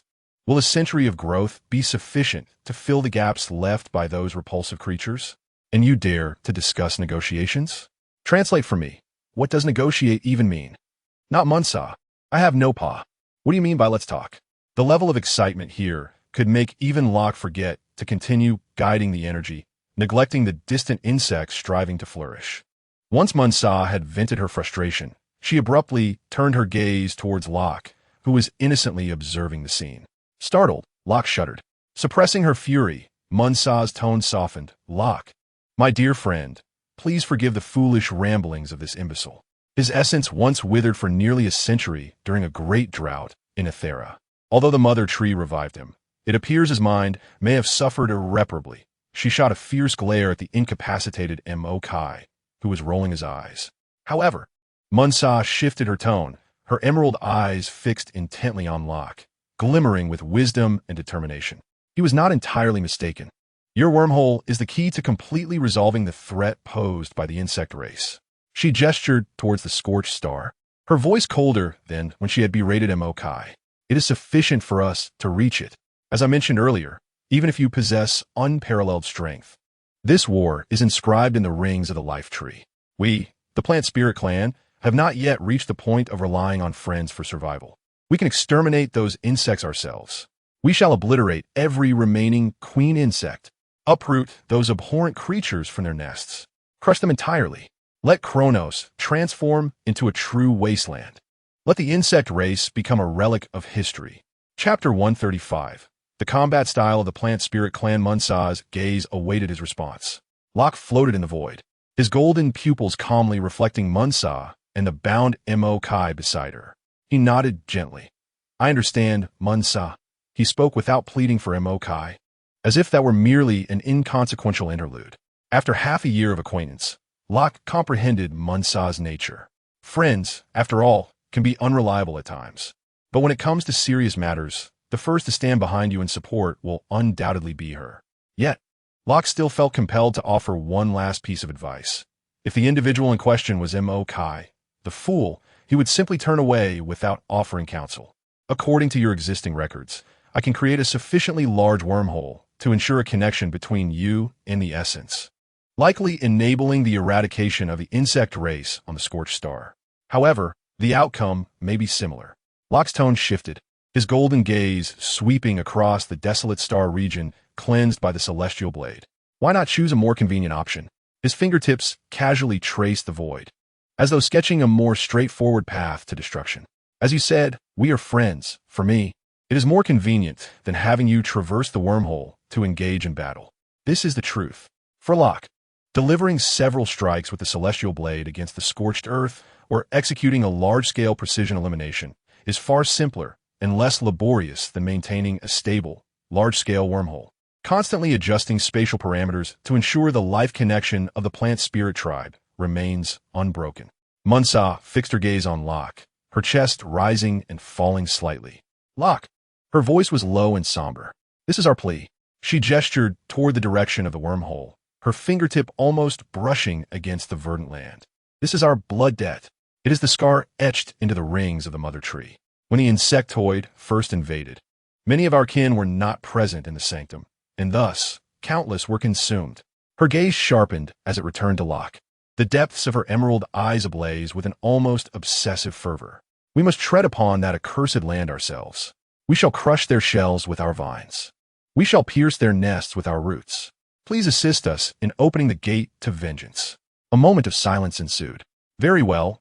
Locke's voice regained its previous calmness, as if the earlier discussion of convenience had never occurred. Since this is your resolve, my friend, it matters little to me. Let us proceed as you wish. Munsa's taut, vine-like form relaxed slightly, a look of profound relief washing over her features. Locke, Munsa's tone softened further than before. Thank you. I am truly grateful. She could not help but envision the aftermath of this war, eradicating those abhorrent beings from the universe entirely. I hope to visit your homeland, to experience your paintings, your winemaking, and your music. It is all so enchanting. Locke paused momentarily, stroking his chin, seemingly calculating something swiftly before nodding. It should not be an issue. By that time, we can find a way to procure a signal amplifier. We shall address it then. Wonderful. Munsa's smile radiated like a blooming sunflower, dispelling all shadows of malice and leaving only pure anticipation. Yet, she quickly reined in her smile, her expression hardening once more. She turned, her arms vine-flicking back, sending Zhuang Kai back to the other end of the wormhole, to Acera. With a whoosh, the resilient vine that had previously coiled around Zhuang Kai's neck abruptly loosened. He appeared somewhat disheveled, the marks left by the vine clearly visible on his neck, his face betraying a nervous expression. The vines binding his neck and mouth finally released, and he looked at Munsa with a hint of grievance. It doesn't hurt, but this woman, when she gets angry, her words are sharper than her vines. Unlike the gentle Luome, who would ask if he was hungry. Zhuang Kai. Munsa's voice was still laced with irritation. Are you clear-headed now? Haven't been gnawed on by the insectoids, have you? Zhuang Kai nodded vigorously, bending lower. I am completely lucid. He dared not mention his earlier thoughts again. Munsa pointed at Makai and commanded, gather all our warriors with the utmost haste. Inform them that the hour of vengeance has arrived. Let them bring forth the most resilient seeds and the youngest fruits. Assemble at the Mother Tree Plaza. Very well, I shall go at once. Makai exclaimed, feeling as though he had been granted a reprieve, almost tumbling out of the wormhole's sight, fearful of being ensnared by Munsa's vines if he lingered. Once Makai had departed, Munsa turned her gaze back to the vast expanse of the cosmos. There lay a transport worm, untouched by the devastating beams of the heavenly blade. It was evident that the recent assault had roused the remaining forces behind it. Within their semi-transparent abdomens, countless eggs were hatching, with the larvae voraciously consuming the rich remnants of the warship to expedite their growth. Locke, Munsa's voice was as frigid as ice. Your performance has concluded. Now it is our turn. She pivoted to face Locke, who hovered nearby. Indeed, you possess a strength that compels our admiration. As she raised her arms slowly, sharp thorns began to sprout from her fingertips. However, we, the plant spirits, she winked at Locke, are not mere delicate flowers that gaze aimlessly at the sun. In that instant, her cloak, which Locke loathed with fervor, sprang to life. It conformed to her slender frame, hardening into a suit of armor. Vines extended from her back, entwining to form a propulsion system. With a series of explosive puffs, the plant tissues underwent a rapid metabolic breakdown of stored organic matter, releasing a high-pressure gaseous mixture. Just like Makai, it erupted from countless pores with the force of a high-pressure water gun. The powerful recoil was instantaneously exerted upon Munsa. In the distance, the remnants of the water-dwelling worms floated like grotesque mounds of flesh, casting shadows over an even more massive and repulsive swarm of insects. Countless vermin. This was the true horror of the insect race. They represented an ecological catastrophe, devouring all organic matter, a malignant transformation of the cosmos. Munsa surged forth like emerald lightning into the morass teeming with death. Her vines wove through the swarming insects, her arms transforming into thorn spears that rent the chitinous exoskeletons of the shattered bone worms. From her shoulders, clouds of spores erupted, enveloping the locust swarm, corroding their shells, while neurotoxins sent them spiraling into chaos. Resilient tendrils propelled her from the mound of flesh, akin to a revitalized serpent, instantly ensnaring an acid-spewing sac worm and constricting fiercely. With a sickening pop, the acid sac worm burst apart, its dark green corrosive fluid splattering and inadvertently burning many nearby, shattered bone worms. Massive thorned claws tore through the spore-eroded locusts, extracting and crushing their vital organs.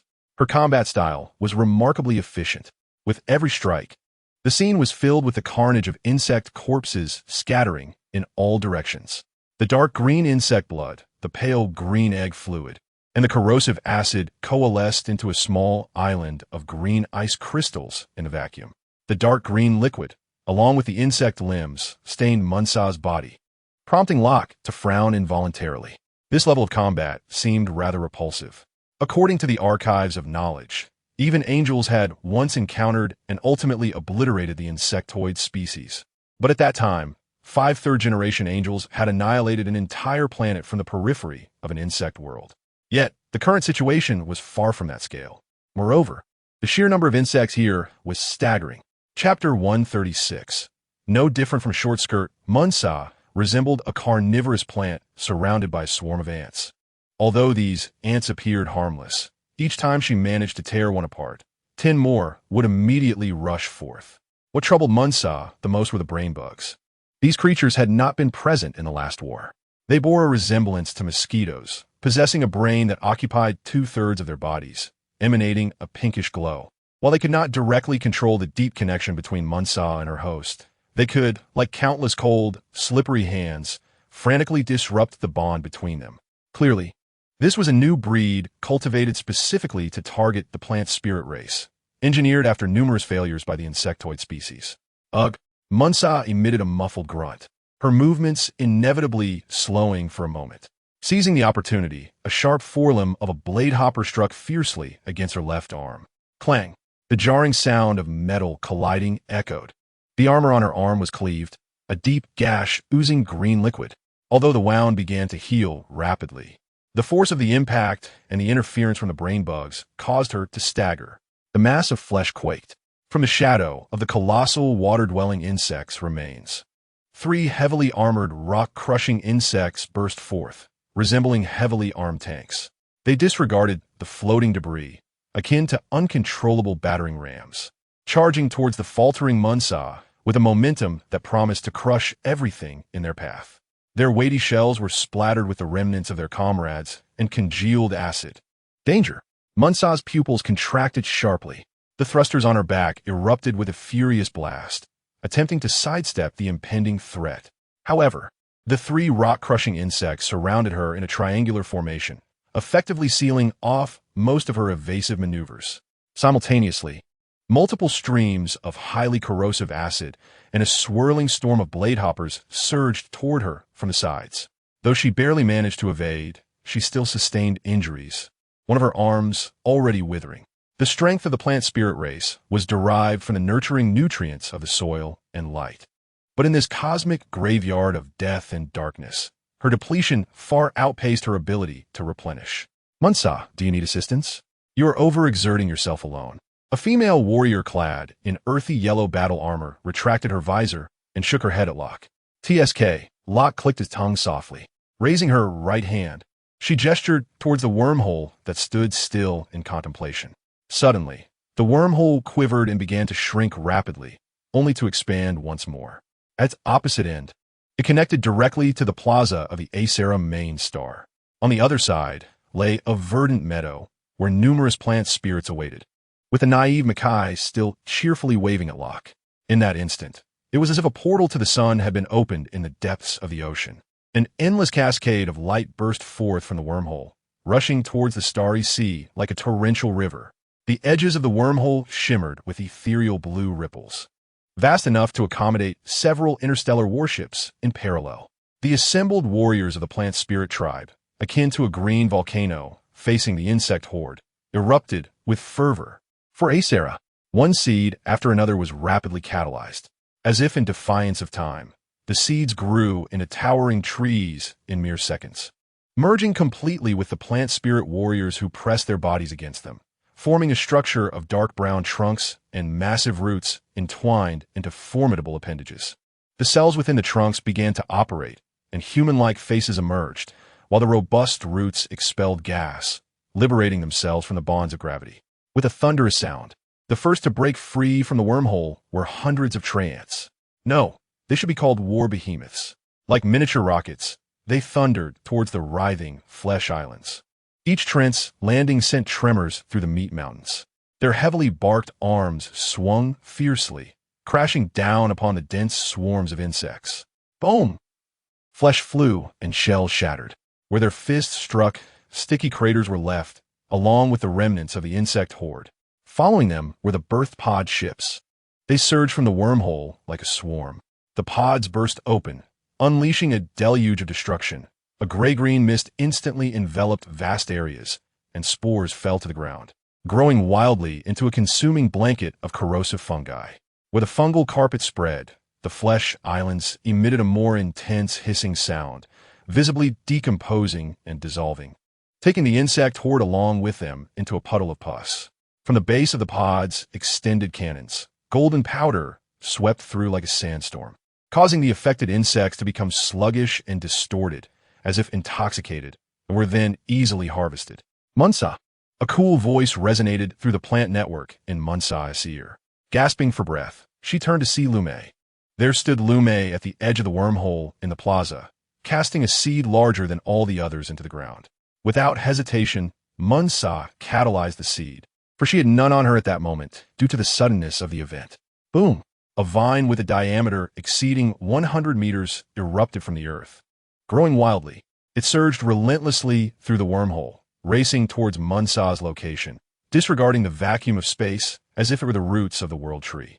Bridging the kilometers between the wormhole and the battlefield, the apex plunged deeply into the floating island formed of flesh and blood, beginning to voraciously absorb the nutrients from its corporeal essence. Countless tendrils split from the massive vine, resembling living conduits of energy, connecting to each combatant of the plant spirit tribe. Continue, you wretched beings. Munsa let out a gratifying low growl, the moment the tendrils latched onto her back. Her previously decayed and withered arms regenerated at a visible pace. The expended energy was instantly replenished. Her emerald eyes erupted with an even more fervent glow. The once gentle Munsa now appeared almost frenzied. The other warriors experienced similar transformations. The damaged bark of the war tree rapidly mended. This colossal vine served not only as a bridge of connection, but also as the core of life and energy supply on the battlefield. In comparison, it seemed somewhat unfair to those immature insects yet to reach adulthood. The scales of war tilted instantaneously. The flesh and blood island crumbled under the corrosion of the fungal carpet and the trampling of the war beasts. The insectoid shrieks were drowned by the piercing cries of plants tearing through the air and the thunderous explosions of energy. The carnivorous flowers extended their heads from the vine bridges, swiftly severing a shielded beetle in half, juices splattering, before retreating contentedly to chew, nourishing all through the tendrils. Now, this resembles something Locke mused inwardly. The methods of the angelic civilization, capable of annihilating stars or erasing all, seemed rather specialized. Witnessing this type of interstellar warfare for the first time stirred his inner awareness. His fingertips unconsciously grazed his chin. He realized he was not much different from the petite skirts. He was overly reliant on plugins. Chapter 137, The Path of Oneself. Without the computational support of the Treasury, even though he had learned quite a bit about spatial algorithms from a space gem and could assert that, disregarding the constants differing between universes, his application of space surpassed that of all others among the demigods. Yet, it was of little use. The seemingly casual strike of the celestial blade, just now. How long would it have taken him to complete the guiding calculations relying solely on himself? If he abandoned the intricate spatial algorithms, he could achieve rapid response through energy guidance, but the energy loss would be exaggerated. Etheris Star was a young supergiant.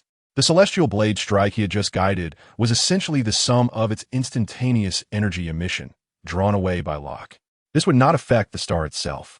However, To draw that energy directly would likely require hundreds of times more stellar energy to achieve such a magnitude of strike. This will hasten the process of aging, albeit marginally, perhaps by a year or two. However, the distinction without the support of algorithms is already quite apparent. The depletion of energy. While the current physique can withstand the force of a nuclear explosion, the inclusion of the indomitable body, along with the evolving third-generation divine physique of the Asar race, in the realm of the super-divine universe, is nearly the epitome of perfection, aside from lacking the attribute of complete immortality. Provided that the fundamental energy remains active, one can dwell in a secluded spot for 1,000 or so years to ascend to a higher plane without the need for additional resources. Yet, within the vast expanse of this macro-universe, when confronted with certain rule-based assaults, it is not without its vulnerabilities. Without the sacred repository of knowledge and definitions, even someone as towering as Mackay, standing at 2 meters and 7 centimeters, might find themselves flustered. Ultimately, it lacks purity. I have inevitably tread the well-worn path of the superdivine, a battle mage with high offense and low defense. This method is akin to an algorithm, relying on one's own computational prowess. Even opening a wormhole back to Earth from here seems a daunting task. The repository of knowledge is a formidable tool, a shortcut. Yet it must not become the sole pillar of support. When the space principal Kieran went missing, even the grand clock could not be salvaged. Should I encounter a similar fate in this universe, I would likely be unable to take the knowledge repository with me. My youthful genetics, devoid of the external plug-in of the repository, would probably carry little weight. The meat grinder of the plant spirits and the swarm is still in relentless motion, with Locke suspended in the eye of the storm, his gaze penetrating the battlefield. He is not concerned for the safety of his friends. Just moments ago, he witnessed a treant being firmly restrained by hundreds of burrowing beetles.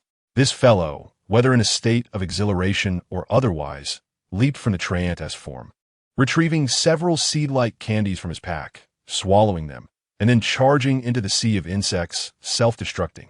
In less than 30 minutes, this individual re-emerged as a thorn giant, once again sprinting from the grand bridge of Etherala toward the battlefield. If air existed, the battlefield would now be permeated with a pungent stench, with milky white and dark green fluids splattered everywhere. Yet, the swarm is not a flock of lambs awaiting slaughter. Time ticks by, and increasingly more water-dwelling insects have arrived at the battlefield, unleashing a ferocious counterattack amidst the carnage. The mutated spitters, armed with corrosive acid compressed to its limits within their bodies, crash into the joints of the treants like cannonballs. They explode with a thunderous roar. Several bloated, fat-headed worms anchor themselves at the edge of the flesh island. Their backs split like volcanic craters, launching barbed bone spurs toward aerial targets. Their penetrating power is astonishing. The thorn giant is pierced through, pinned to the vine bridge. Even the hulls of some colossal pod motherships have been breached, oozing green fluid. Faced with the swarm's frenzied retaliation, the plant spirit warriors appear unfazed.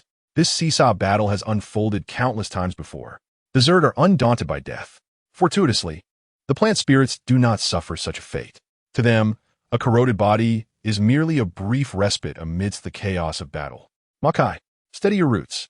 Rose's voice echoed urgently through the vine network. Her figure darted swiftly along the periphery of the battlefield, seemingly constructed entirely of thorns, her joints reinforced by resilient vine fibers. Her skin adorned with sharp, minute spines. From her arms, dozens of protrusions extended, piercing through the ground to directly assault the vulnerable abdomens of the insects. A thunderous roar erupted from the forefront of the battlefield, emanating from Mackay, who had already faced death thrice. His war-treant form towered above others, with gnarled roots resembling colossal serpents, deeply embedded in the flesh of the island beneath him, piercing the biological batteries formed from the remnants of aquatic worms, voraciously siphoning nutrients. His arms sprouted spiraled hardwood drill bits. In the face of the suicidal charge of the burrower crusher, Mackay advanced rather than retreating, his enormous drill arms producing a shrill cry that tore through the air as he struck fiercely. Boom! The collision of the drill with the horn unleashed a visible shockwave. Rippling outward, the burrower's thick shell was penetrated by the rapidly spinning drill.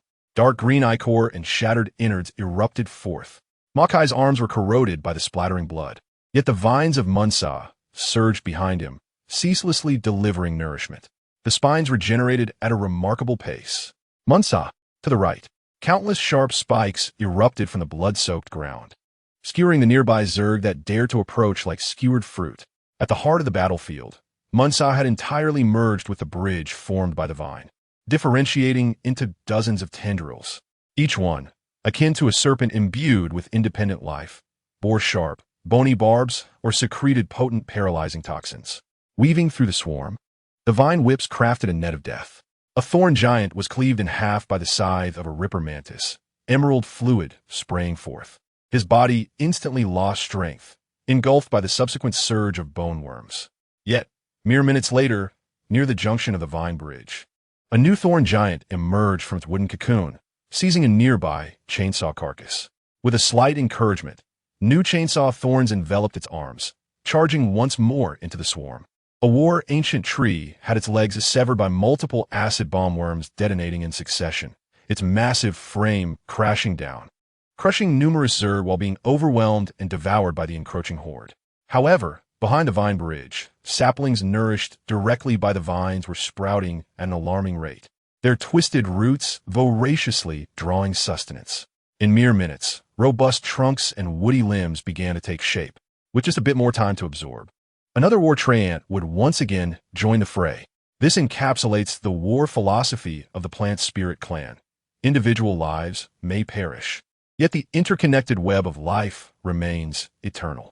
Warriors can swiftly reconstruct their bodies from the rear and return to the front lines. They expend stored nutrients, the biomass necessary for nurturing plants. However, as long as the core remains intact, the essence of life can cyclically endure within the crucible of flesh and blood. The insect clan relies on sheer numbers for attrition, while the plant spirit clan recycles the very flesh of the insects for biomass energy. Time loses its significance in the vacuum of war, as both sides engage in a relentless struggle. This is not merely a metaphor. It is an accurate description of the chaos, as both factions truly leave their brains scattered across the battlefield. A milky, slightly yellowish fluid drips from severed limbs. For a month, Locke has maintained the stability of the vast wormhole, appearing almost foolish as he gazed upon the conflict for an entire month. His consciousness delved into an analysis and reconstruction of his own power. The scenes of war before him gradually faded from their initial stimulation into a monotonous cycle of brutality. Yet, the battlefield itself has transformed.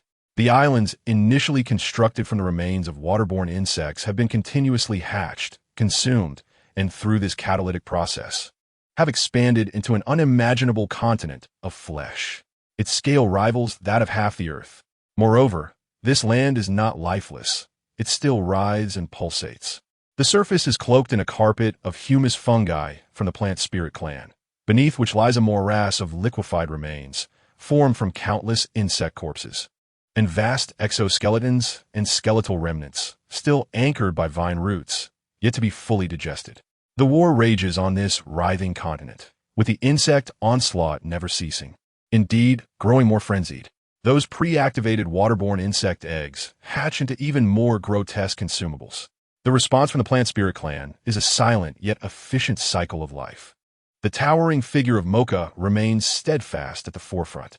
His war treant form has grown even larger, nearly merging with the continent beneath him, transforming into a living fortress that incessantly spews forth flesh and acidic liquid. Munsa's whips of vines multiply, becoming more intricate and adept at immobilizing the massive insect units, turning them into nourishment for the rear's carnivorous plants or fungal mats. Her combat is imbued with the unique patience and lethal precision that characterizes plants. Meanwhile, Loom transforms into a pure storm of thorns, providing a relatively safe space for the incubation pods in the rear. Boredom. Locke's cold voice reverberates within his consciousness, shattering a month-long reverie of contemplation. He had countless times considered offering assistance, only to be rebuffed. Now, Locke profoundly regrets having so readily acquiesced to this request. He muses that he should have simply ignored it and moved on without a second thought. Alas, what a predicament this has become. This war is a contest of who can deplete their life essence first. His interest in the war had long since waned. He raised his hand and flicked towards the colossal sword beside him. The blade, suspended next to Locke, was propelled to the edge of the wormhole. Waves of spatial distortion radiated from the sword, resembling invisible pillars that instantaneously reinforced the immense structure of the wormhole. This creation, forged from his very essence, was capable of sustaining the space after his departure. In the next moment, Locke's figure dissipated like ripples in water, vanishing entirely from sight. Beside the holy ground of Acera, Locke reappeared atop a warm, sun-kissed boulder where he often basked in the sun.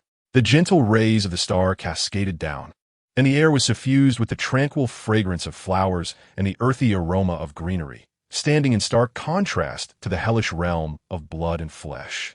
He reclined comfortably, as if he had merely stepped away for a brief moment.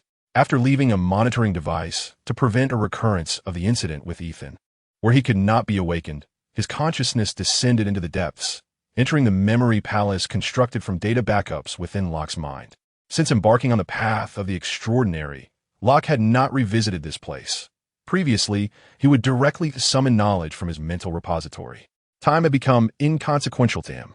Yet, reflections from a month ago rekindled a sense of urgency within Locke. He had not yet achieved a state of true immortality. This stagnation was untenable. Even if he were to tread the same path as Kaisa, the direction of the sacred atoms would forcibly log him out, necessitating a re-entry period of 30,000 years or even longer. During the restoration process, Locke dared not contemplate the state of his thoughts, whether they would be dormant or active. The period after being caressed by fortune in his previous life, where my consciousness was absent, was excruciatingly painful. Locke wished to avoid such a predicament once more. As his consciousness roamed the palace, his objectives were clear. He initiated a search, Sacred Kaisa, the essence of power research, paths independent of external computational dependencies. Cells as supercomputers, the ultimate form of the angelic civilization's supergene, where each cell equated to an independent supercomputer. While the computational power of a single cell may be limited, the resonance of billions of cells could yield a computational capacity that, while perhaps not reaching celestial levels, was nonetheless formidable. According to the test records of Sacred Kaisa, the peak performance could achieve a battleship-level computational power. The most crucial aspect was that this was not an external plugin, but an intrinsic, eternally online computational matrix. He summoned the core data stream concerning the sacred body. The direction was correct. As long as he followed this path validated by Kaisa and accumulated sufficient resources, theoretically, he could touch the realm of Sacred Kaisa. The core composition of the sacred factor, once understood by Locke, caused the burgeoning hope within him to freeze once more. Genetic rebirth? Eternal immortality? Theoretically feasible, indeed. However, this pure form of immortality was predicated upon independence at the genetic level. It necessitated the elimination of all impurities. Only the most pristine sacred factors would suffice. The invincible body now equipped by Locke was initially developed by Kaisa, who was also the first to discard it. Additionally, the growth potential of the Asa divine race, optimized by Locke, and Yan's elemental factors must also be eliminated. For Locke, these can only be regarded as a contingency plan. However, enhancing his computational capacity is indeed a commendable approach, as it could prevent disconnection or loss of contact. Yet, this necessitates encoding all cells into a computational cluster, which requires time and a comprehensive repository of celestial knowledge. Time, the time stone, should suffice for a return journey. The space stone has been nearly fully analyzed. All that remains is for Locke to optimize this data into himself while also mastering all derived algorithms. Even if he were to traverse to another universe in the future, as long as the concept of a universe exists there and Locke can convert constants, he would essentially embody space itself. He must carefully chart his imminent direction. As his consciousness withdrew from the palace of memory, he became acutely aware that time had slipped by in the outside world, amounting to several months. Locke redefined his focus, casting his gaze once more upon the battlefield, now transformed into a cosmic spectacle. It epitomized the ultimate manifestation of life's brutal growth. Once a mere island of flesh and blood, it had now evolved into a blood-soaked planet slowly rotating in the cold void.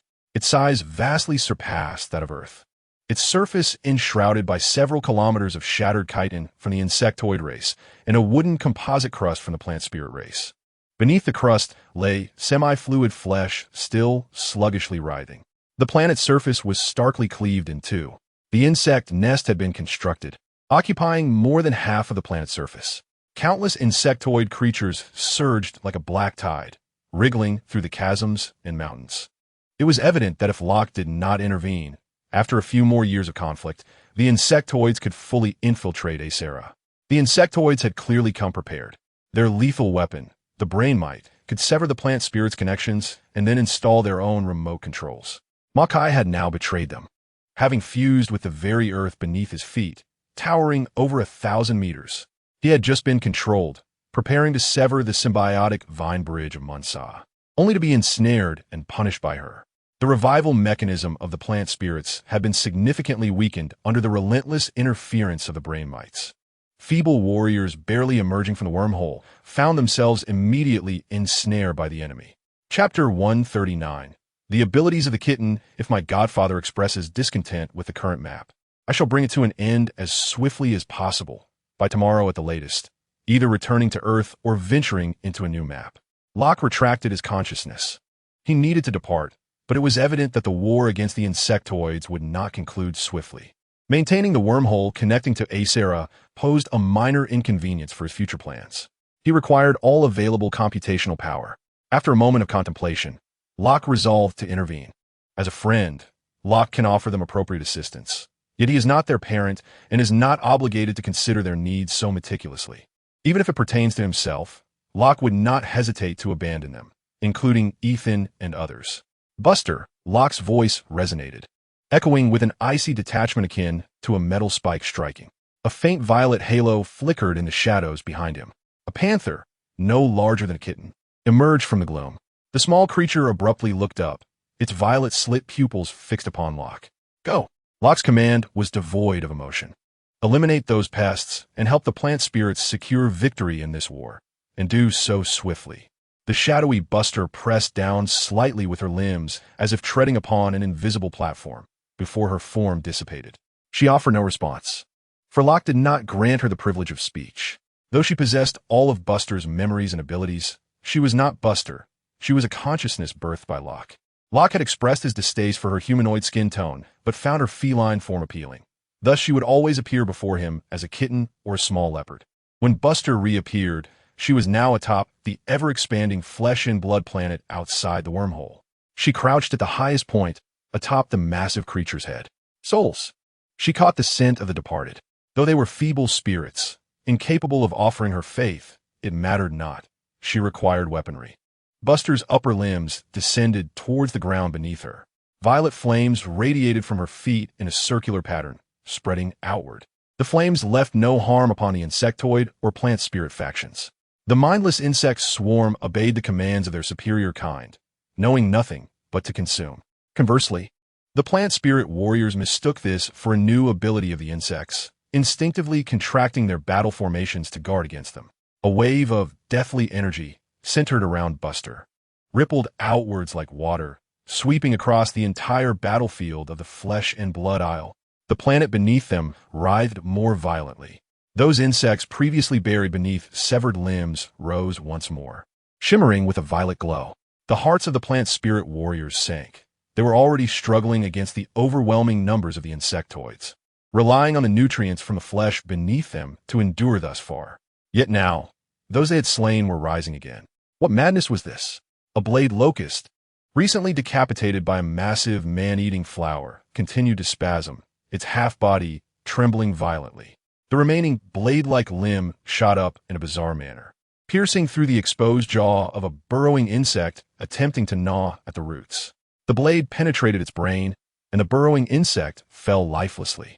This bizarre scene resembled droplets of water cast in a boiling oil. Across the battlefield, the bodies of the slain Zerg, whether whole or mere remnants, began to manifest eerie violet glimmers. Under the purplish aura, their lifeless forms stirred back to movement. A guttural shriek erupted from decaying throats. One particularly decomposed carcass, a fragmentary insectoid known as a shardbug, whose body was preserved beneath the concealment of severed limbs, wobbled upright with its remaining 3 appendages, its hollow eye sockets ablaze with violet fire. It brandished its shattered pincers and ferociously struck at a fellow creature that spewed acidic venom nearby. "What is this?" exclaimed Mackay, bound like a mountain by Munsa, his wooden visage etched with confusion, momentarily forgetting to report the battlefield status. Have a deceased Zerg rebelled? Munsa, who was laboring to nurture a fungal blanket, gazed down at the resurrected corpses of insects beneath her feet, uttering a dreamlike query. The thorn giant, who had detonated countless times, scratched his head in bewilderment. He felt a peculiar itch beneath his feet. Upon lifting his foot, a half-body blade hopper, its entrails trailing behind, emerged, brandishing its sole intact bladed forelimb as it charged toward its kin. The resurrected Zerg, rising from the heaps of rotting flesh, launched frenzied assaults on the plant spirit Zerg. The battlefield devolved into utter chaos. The living Zerg attacked the plant spirits, while the dead Zerg turned against the living, creating a maelstrom of conflict. With his perception withdrawn, Locke pondered that it was time to employ the angels he had transformed. He connected to the consciousness of Yen, who had scarcely tapped into the angelic logs from Earth since their inception. Data from the logs surged into Locke's awareness. Evelyn, as ever, interpreted the concept of lying flat as an art form, perfectly embodying her former identity as a corporate executive. Her range of activities had been minimized to the extreme. Most of her time was spent in a state of deep energy conservation. Essentially, she lounged in sun-drenched or picturesque corners, flattening herself like a pancake. Occasionally, Natasha Romanoff would complete her missions and invite her for a shopping spree. Sometimes, without revealing her wings, she would assist Natasha in leaving work early. Everything was stable. Excellent. The next log from Coulson flowed into Locke's consciousness, leaving him momentarily stunned. Since he had cast aside his fears of baldness, Coulson had been burning the midnight oil, resting for merely an hour or two each day, while relentlessly pursuing Hydra from behind the scenes. He had finally stirred trouble. His enemies, Hydra, had forced him out of hiding, ensnaring Tony and Ethan, who had recently returned to Earth, in their web. Initially, everything was progressing according to the plan devised with Nick Fury. First, all hidden elements of the Hydra organization were secretly eliminated from the outside. Then gradually, step by step, Hydra was dismantled from within. Everything unfolded so flawlessly. Captain America, Hawkeye, and Natasha, along with agents confirmed to be unaffiliated with Hydra, formed a specialized team to execute a clandestine eradication plan.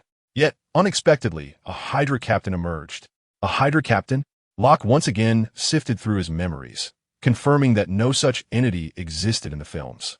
This implied that the universe in which he found himself might belong to the comic realm. Although this so-called Hydra captain was not particularly formidable according to the records, his appearance signified that this universe harbored numerous characters unknown to Locke, perhaps even those capable of ending his life. Chapter 140. The end of war. Locke temporarily suppressed his thoughts and continued reading. This individual first kidnapped Maya Hansen, coercing and brainwashing her into assisting with the research and completion of the extinction virus. Subsequently, this Hydra captain detonated, quite literally. After being enhanced by the super soldier serum and the extinction virus, he led a specialized squad in a targeted ambush at Ethan's apartment. Unfortunately, due to mechanical issues, they did not pose a significant threat to Ethan. The moment he revealed himself, the extinction virus was unleashed upon him. While the super soldier serum fully integrated with Ethan, the Hydra captain was not Steve Rogers.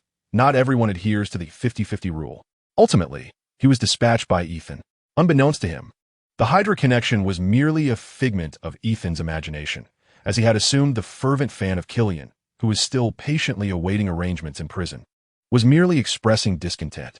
What truly vexed him, however, was that shortly thereafter, this individual resurfaced, having kidnapped Tony Stark and coerced Ethan into revealing the secrets of the Angel. As a secondary Ethan, he could effortlessly access the hidden historical information of planets, yet he could not read everything. With Tony missing, he was as frantic as an ant on a hot skillet. Similarly anxious was Coulson, who was desperately investigating Tony's whereabouts. If he could not uncover Tony's location soon, he would be unable to restrain Ethan, who was already on the verge of confronting Pierce. After much effort, with the location of a Hydra base recently obtained by Natasha, Ethan opened a wormhole and traversed through. Ethan's calm gaze scanned the surroundings, his perception flowing like quicksilver, meticulously scanning the entire base with the enhanced computational power of Yen. However, it soon became apparent that something was amiss. His perception could not encompass the entire base, with Yan's support amplifying his own computational abilities. Covering a distance of 5 to 6 kilometers was not an issue. Yet now, he found himself unable to penetrate these barriers. Intelligence regarding a stronghold invaded by Natasha indicates that it serves as a significant biological laboratory for Hydra, likely the hideout of the nefarious Captain Hydra, the mastermind behind Tony's abduction. As Ethan traversed the shadowy corridor, he finally encountered the individual he yearned to eliminate the most, aside from the terrorist from his hometown. Clad in Tony's armor, the figure stood silently, two crimson luminescences flickering in the sockets of its eyes. The anti-angel armor, Ethan murmured, a concept that existed solely within the depths of the JARVIS database. This armor was astonishingly crafted by Tony utilizing cosmic cube elemental isotopes and spatial energy, amalgamated with specialized metals. According to Tony's schematics, the offensive capability of this armor rivaled that of the Mark series. However, the high-dimensional energy enveloping the anti-Ethan armor rendered it indecipherable to Ethan. His standard weaponry proved ineffective against his adversary, who, in turn, was equally incapable of inflicting harm upon Ethan. Surrounded by high-dimensional energy coverage, Ethan was unable to interpret dark data, leaving him uncertain of Tony's presence within the base. This uncertainty made Ethan hesitant to employ his righteous judgment, compelling him to engage in close combat with his conventional weapons. After perusing their logs, Locke resolved to return to Earth. He would first disperse their salaries and then set them to work, with the understanding that they would not cease until the universe had been thoroughly explored. However, prior to that, he needed to reclaim his definition. Locke traversed the wormhole and once again arrived at this void battlefield. Buster's efficiency was commendable, having resolved the protracted conflict with the plant spirits in a mere half-day, a feat reliant on her authority.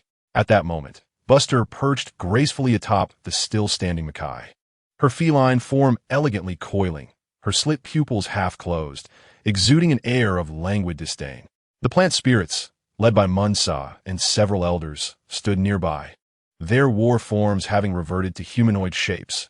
Yet the residual energy veins and plant fibers on their bodies continued to emit a faint glow. They inclined their heads slightly in Buster's direction, their gestures somewhat stiff, reminiscent of their initial encounter with Locke, when the Moss Elder displayed similar decorum. Buster appeared utterly unfazed by this. She did not even glance at Munsa and the others. Instead, she extended her barbed tongue, leisurely grooming one of her forepaws. With a hint of impatience, she swatted Mackay's head. His body stiffened momentarily, the vines and leaves atop him ruffled slightly, yet he dared not move. Locke's figure materialized on the battlefield without any discernible disturbance. Not even a wormhole opened, as though he had always been present. Buster's aloofness dissipated the instant Locke appeared. She nearly leaped from Mackay's head, twisting gracefully in midair and transforming into a shadow that landed at Locke's feet. Her feline head nuzzled against Locke's leg with a hint of servility, a stark contrast to her previous demeanor. In the vertical pupils, there is no longer any disdain, only a cautious demeanor, as if silently presenting a report. I have completed your task, thoroughly and efficiently. Locke's gaze swept past the small cat at his feet, which had once been haughty but was now submissive, and instead focused on Munsa, who was approaching with her kin. Is this your arrangement, Locke?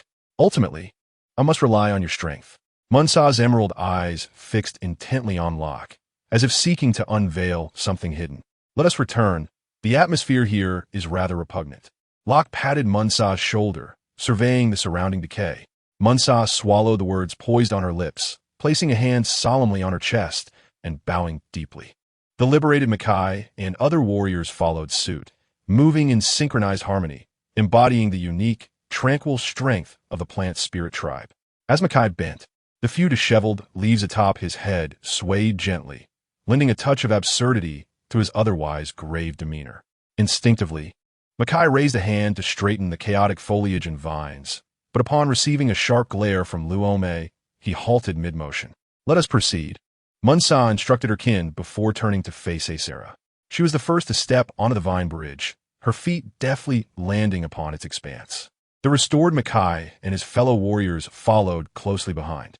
The burdens of war were cast aside, each one stepping onto the grand bridge. The vine bridge bore their weight, beginning to contract towards Asera, beyond the wormhole. The green luminescence emanating from the warriors gradually dimmed, as if the vitality of their homecoming soothed their weariness. Though traces of fatigue still lingered on Munsa's face, her gaze towards Locke was suffused with gratitude. Just as she was about to speak, Locke raised a hand, interrupting her. "There is no need for thanks. As friends, consider it a return gift for the wine you once offered me." His tone was unembellished. "I have matters to attend to and cannot remain here any longer. I shall have Buster address the issues with the insect race." His eyes briefly met Munsa's. A flicker passed through her verdant gaze as she produced the very seed she had given Locke before. Chapter 141. Kronos. It was the beacon that Munsa had once entrusted to Locke, now transformed from its original red to a vibrant green, symbolizing Asera. Munsa's eyes lingered on Locke, as if she wished to convey something further, perhaps an invitation, perhaps another expression of gratitude. "Do not worry. If the opportunity arises, I shall return. The research samples you provided will be invaluable." Locke accepted the beacon. "I had intended to visit the insect race as well. Their methods of evolution intrigue me." Recognizing Locke's intent, Munsa did not prolong her stay. "May the branches and leaves of Asera remain ever verdant." Munsa stepped closer to Locke, the refreshing essence of plants enveloping her as she placed both hands upon his forehead, offering a blessing in the ancient tongue of the plant spirit tribe. Locke nodded slightly, handing her a device of his own, a covert communicator. Even as a parting gift, there were no superfluous farewell words. Locke stepped forward casually, and the ground beneath him transformed into the vast emptiness of the cosmos, as if the very space before him was yielding. With a single step, Locke's figure immersed itself within. At his feet, Buster emitted a soft whimper, morphing into a streak of light that swiftly followed, vanishing into the depths of the wormhole. In the next moment, the wormhole closed as abruptly as it had appeared, leaving only Munsa and the warriors of the plant spirit tribe behind. It was as if the protracted battle that had lasted for over half a year, along with the fiery little cat, had merely been a vivid dream. Munsa gazed at the spot where the wormhole had vanished, rendered speechless. Moke rubbed the spot on his head that had just been stepped upon and muttered under his breath. The once self-destructing thorn giant, after patting Moke on the head and inviting him to drink in the countryside, saw him revert to his carefree demeanor in an instant. Meanwhile, the departing Locke did not return to Earth immediately. The anti-Ethan armor, as recorded in the logs, performed adequately, presenting no significant issues aside from resembling a turtle shell that Ethan could not handle with energy means. He decided to take his time. After all, a mage should charge forward wielding a great sword rather than relying solely on energy for ranged attacks. Kronos, a dark planet suspended in the shadows of the cosmos, loomed larger than Ethera, yet exuded a distinctly contrasting aura. Unlike the frigid desolation of ordinary dead stars, its surface bore a sickly, gray-white hue, as if the most fundamental minerals had been completely drained. There were no rolling hills, no riverbeds or ravines, only an expanse of stark, gray plains, thoroughly licked clean. The planet's atmosphere was exceedingly thin, saturated with the acrid remnants of sulfur compounds and highly corrosive acid mists. Locke floated in the high orbit of this dead star, a recliner materializing behind him, where he reclined languidly, as if surveying a desolate backyard from his own balcony. He nodded slightly at the small black-purple cat at his feet. Meow. A brief meow echoed. Buster detached from Locke's side, transforming into a purple comet. Boom! She landed on the surface of the plains. The impact radiated outward from the point of contact, stirring up millennia of accumulated dust within a radius of several kilometers, creating a dust storm. As the storm gradually subsided, a massive leopard emerged. This was her true form, the embodiment of her followers' initial faith. Almost simultaneously with Buster's descent, beneath the seemingly lifeless surface of Kronos, it erupted like an ant nest doused with boiling water. Countless holes exploded across the gray-white surface, densely packed, resembling a planet riddled with grotesque sores. Unlike the lower-tier insectoid creatures encountered outside Ethera, who served as weapons and sustenance, the swarm emerging now took on various forms. Yet their eyes revealed their belonging to an intelligent race. The commander, encased in a chitinous exoskeleton, hovered in mid-air, its membranous wings emitting a high-frequency tremor. There was no hint of hesitation, no semblance of probing, The command to attack was issued, and like a cataclysmic black tsunami, it surged forth from the festering boils. The biocannons ignited with a blinding, ghostly radiance, targeting the prey. The assassin melded seamlessly with its surroundings, racing toward Buster. The swarm of insects emitted a cacophony of hisses. As for negotiations, a futile inquiry. Despite their intelligence, the insectoids remained resolutely insectoid. It was precisely this voracious nature that had led them to devour the organic matter of an entire planet. Had they not been unified under the decree of the supreme insect emperor to consume lower-tier insects for sustenance, they would have long since ravaged the very planet beneath their feet. Confronted by this deluge of darkness, Buster's vertically slit eyes, ablaze with a cold, golden flame, betrayed no emotion. He did not even glance at the impending beams of annihilation or the particle blades. His colossal head dipped slightly, and purple flames enveloped his claws, mirroring a past moment when he struck the barren, grayish earth with immense force. The purple flames surged forth, encompassing an extensive area. Here, as on the planet of decaying flesh, the stench of rot permeated the air. Buster maintained his stance, his massive form slightly hunched, muscles rippling beneath his dark fur. He awaited the emergence of the zombie army from the abyss of death, ready to rend the earth and drag these filthy insects into eternal silence. 1 second, 2 seconds, 3 seconds. The dust storm dissipated under the energy shockwave, and the destructor's cannon glowed with blinding intensity. The assassin, having drawn near, felt the vanguard of the swarm gnawing at her ankles. The harsh sound of blades scraping against metal echoed across her fur. The beam, imbued with the essence of destruction, surged forth. The foremost insects, their serrated mandibles gaping, lunged fiercely at her hind legs. Clang! Sizzle! The assault crashed against Buster's back, leaving only fleeting white marks on his fur, scarcely enough to be deemed a scratch. They could not penetrate. Not all. Buster did not even flinch from the attacks. He was a genuine deity. These strikes lacked the force even to polish his exterior. Beneath the swarm, a profound silence enveloped the earth. The anticipated scene failed to materialize. The waiting bore no fruit. The newly reborn Buster was on the verge of shattering. There were no skeletal remains erupting from the ground. No decaying limbs tearing through the fissures. Nothing. Buster, meow, meow, meow, meow, meow. Suspended in the air, Rock leaned casually until he caught sight of Buster's bemused expression. Bursting into laughter, his voice echoed in the giant's ear. Little bee, where's your brain? Where's your brain? This is the insect race. All organic matter has been devoured. The corpses have long been consumed. Bastette's massive palms, pressed against the ground, momentarily stiffened. A flicker of stupor crossed her violet slit-like pupils. Then, after letting out a cry towards the sky, flames erupted from her entire being. How infuriating it is to be humiliated before my master. These filthy creatures must perish. Baudette was utterly enraged. No corpses? Then I shall create my own. I am late today. I will pen another chapter after my bath as an apology. Since I have the day off tomorrow, it has become evident that having a backlog is essential should I ever find myself working overtime and unable to write. It would spell disaster. I was counting on those few hundred to buy cigarettes. Chapter 142. The Insectoid Mother Planet Roar. Unlike the pinching sensation faced before Locke, a thunderous roar erupted from Bastette's throat. It carried the weight of divine authority, transforming into invisible ripples that swept through the throngs of elite warrior insects at the forefront.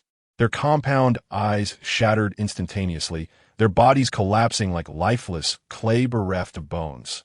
Even the hovering commanders and those insectoids burdened with artillery were momentarily stunned by this mighty roar. The relentless tide of insects, undeterred by death, continued to surge forward, trampling over the corpses of their kin. The fallen bodies were swiftly devoured by the advancing swarm. Abandoning the notion of controlling the zombies, she unleashed a surge of purple energy that enveloped her claws, and her colossal form lunged forward with tremendous force. With a resounding crash, she struck down upon a shielded beetle that dared obstruct her path. The heavily armored creature, capable of withstanding the onslaught of a capital ship's cannon, crumbled before her divine-infused claws, as fragile as parchment. Its massive form was instantly shattered into countless fragments, dark green ichor splattering across the pale ground, transforming the area into a grotesque, polluted swamp. Several insectoids, resembling gigantic armored centipedes, found their primal instincts overpowering the temporary commands of their superior. The intoxicating scent of blood and shredded flesh proved irresistible. They halted their charge, their elongated appendages frantically clawing at the scorched earth, eager mandibles plunging into the newly formed mire of flesh and blood. The sickening slurping sounds and the clattering of exoskeletons filled the air. Bothead observed this scene, her feline visage displaying a distinctly human disdain. Her gaze fell upon the leader of the insect horde hovering in midair, a humanoid insect, upright and robustly built, with 6 sturdy limbs, particularly developed hind legs, and a head adorned with probing antennae. It orchestrated the relentless swarm with methodical precision, directing them to become fearless cannon fodder at the behest of their superior. Bothead emitted a low growl from her throat. Her body abruptly pivoted in a new direction. Like an uncontrollable war chariot, it violently crashed into the tide of insects, which surged like a torrent of black steel. Amidst the ebony wave, Buster surged upstream. With an unstoppable momentum, it forcefully penetrated the core defense of the insect horde in mere minutes. The cold, compound eyes of the hovering commander finally revealed a hint of panic. Its membranous wings trembled with an escalating frequency, attempting to retreat. Too late. Just as it realized Buster was drawing ever closer, its colossal form abruptly contracted. It swiftly shrank to the size of kitten. Whoosh! The air was torn apart with a sharp sound that seemed to reverberate in place, and the violet luminescence appeared before the commander. The light reflected in its compound eyes had magnified to the utmost. Clawed appendages enveloped in purple energy slashed through. Thud! The head, adorned with precise sensory antennae, was severed from its body. A viscous, dark green liquid gushed forth from the neatly severed stump. The headless commander's body fell like a marionette with severed strings, twitching as it plummeted from the low altitude. Buster, having regained its immense form, seized it with its forepaw. The insect horde paused, as if a pause button had been pressed.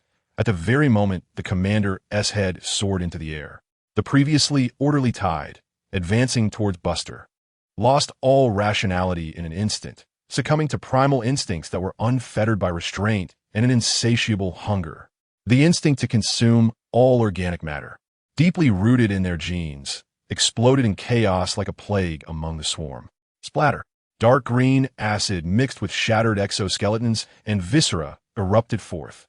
A heavily armored insect was ensnared by several scavenger centipedes, ravenously gnawing at its most vulnerable abdominal armor.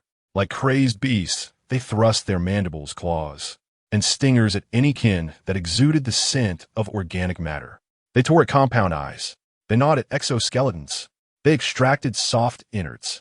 The entire battlefield transformed from a well-ordered war machine into the most primitive of dining halls. The true essence of the insect race lay in the unhatched eggs buried deep within, while the mature insects concealed beneath the soil served merely as sustenance awaiting their fate. Thus, after consuming a few of their brethren post-hatching, they were subsequently controlled by the will of the superior insects, their very essence lying buried underground, waiting to be devoured. Buster did not gaze upon the chaotic feast below. Its massive claws extended, fixating on the headless remains still dripping with viscous fluid. Within the grasp of its claws, a profound purple flame surged once more, entwining the shattered insect carcass like a living entity. Buzz! The flames instantaneously enveloped the insect remains. Within the inferno, the once lifeless carcass convulsed violently. The residual biological tissues emitted sizzling sounds. Clearly, this body, endowed with a highly intelligent soul, was far more challenging to control than the mere fodder below.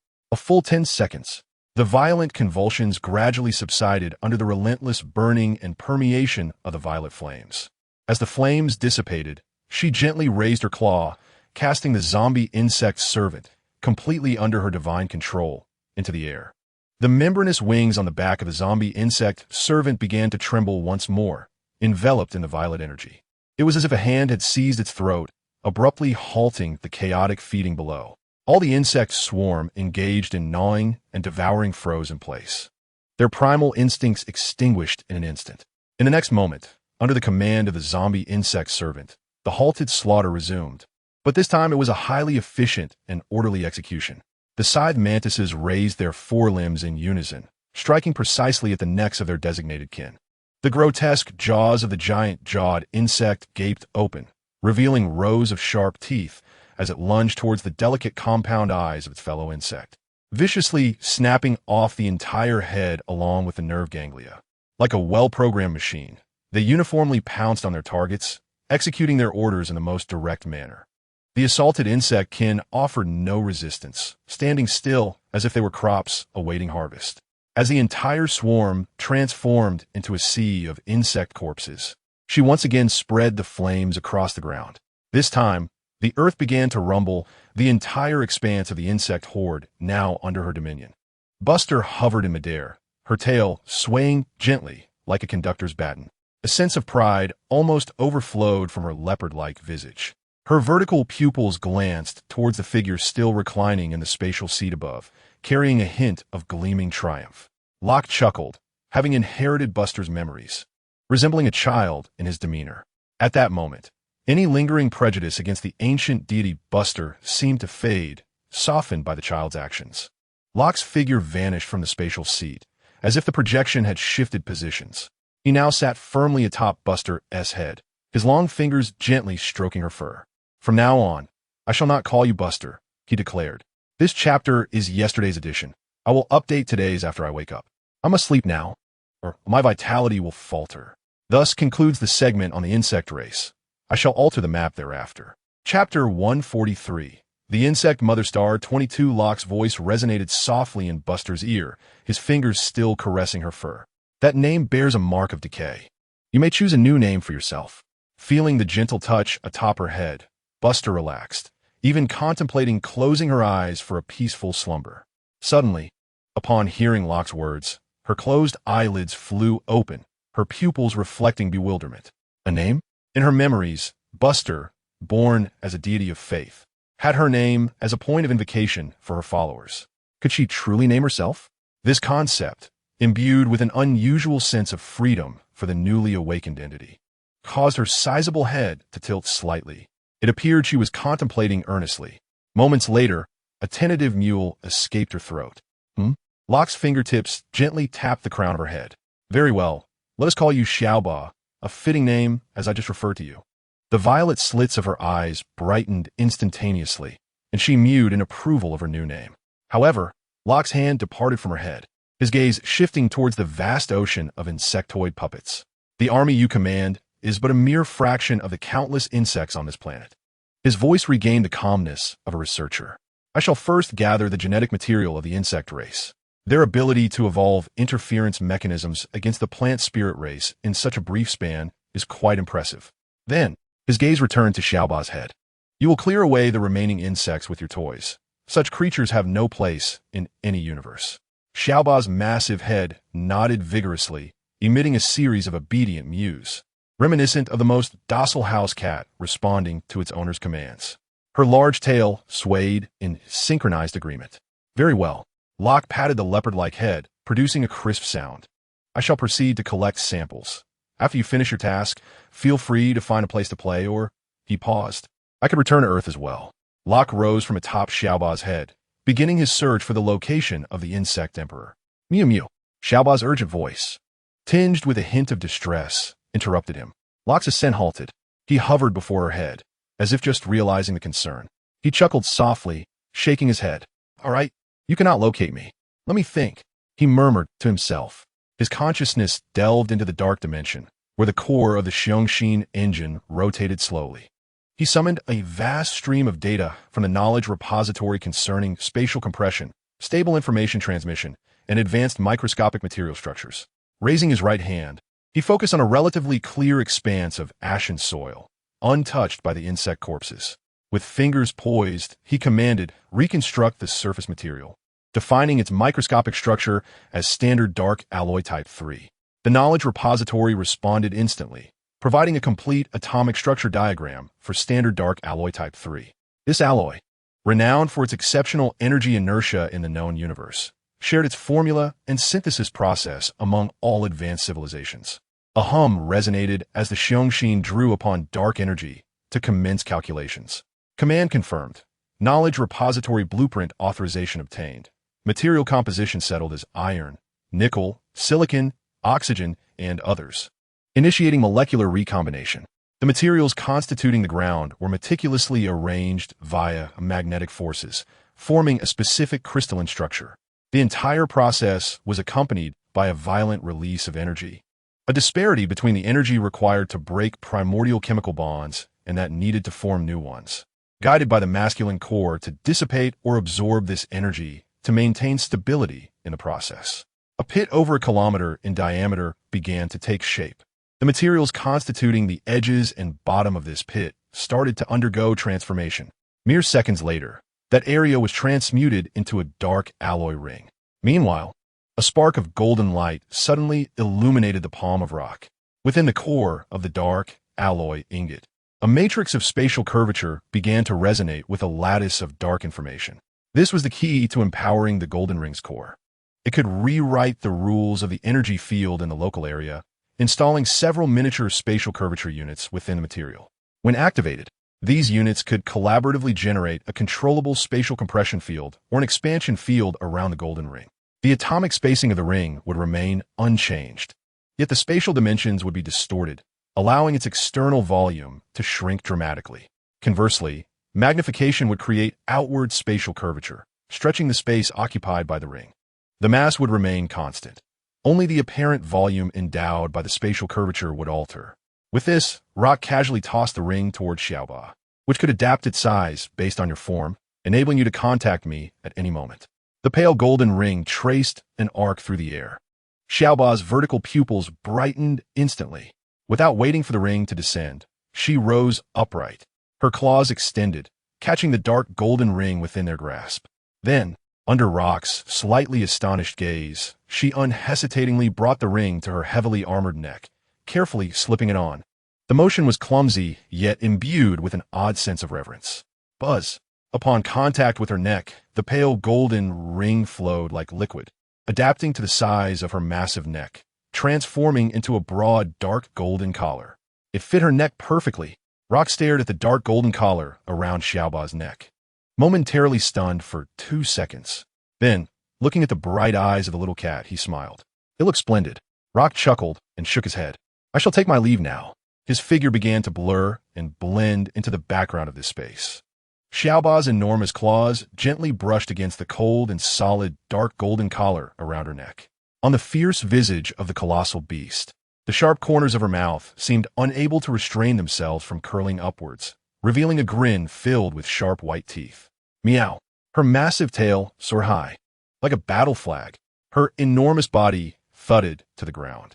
In Rock's perceptual dimension, the core of this vast planet, densely packed with life signals filling every crevice of the rock layers and every chamber of the mantle, vastly outnumbered the previous swarm of the insectoid expedition. If Xiaoba were to rely on her insectoid puppet legion, the time taken to meticulously bore through this planet, thoroughly infested by the insect race, to cleanse every corner of it, would likely be considerable. Transcending the meaningless reverie, Locke disregarded the faint background noise and, at last, detected a presence in the mantle layer that surpassed that of other insectoid species. He seamlessly projected himself into this location, and in the next moment, his existence silently permeated the depths of the planet's cavern.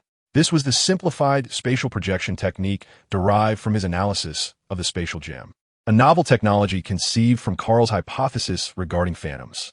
In this moment, his corporeal form resembled a projection enveloped by compressed spatial energy, embodying his informational state.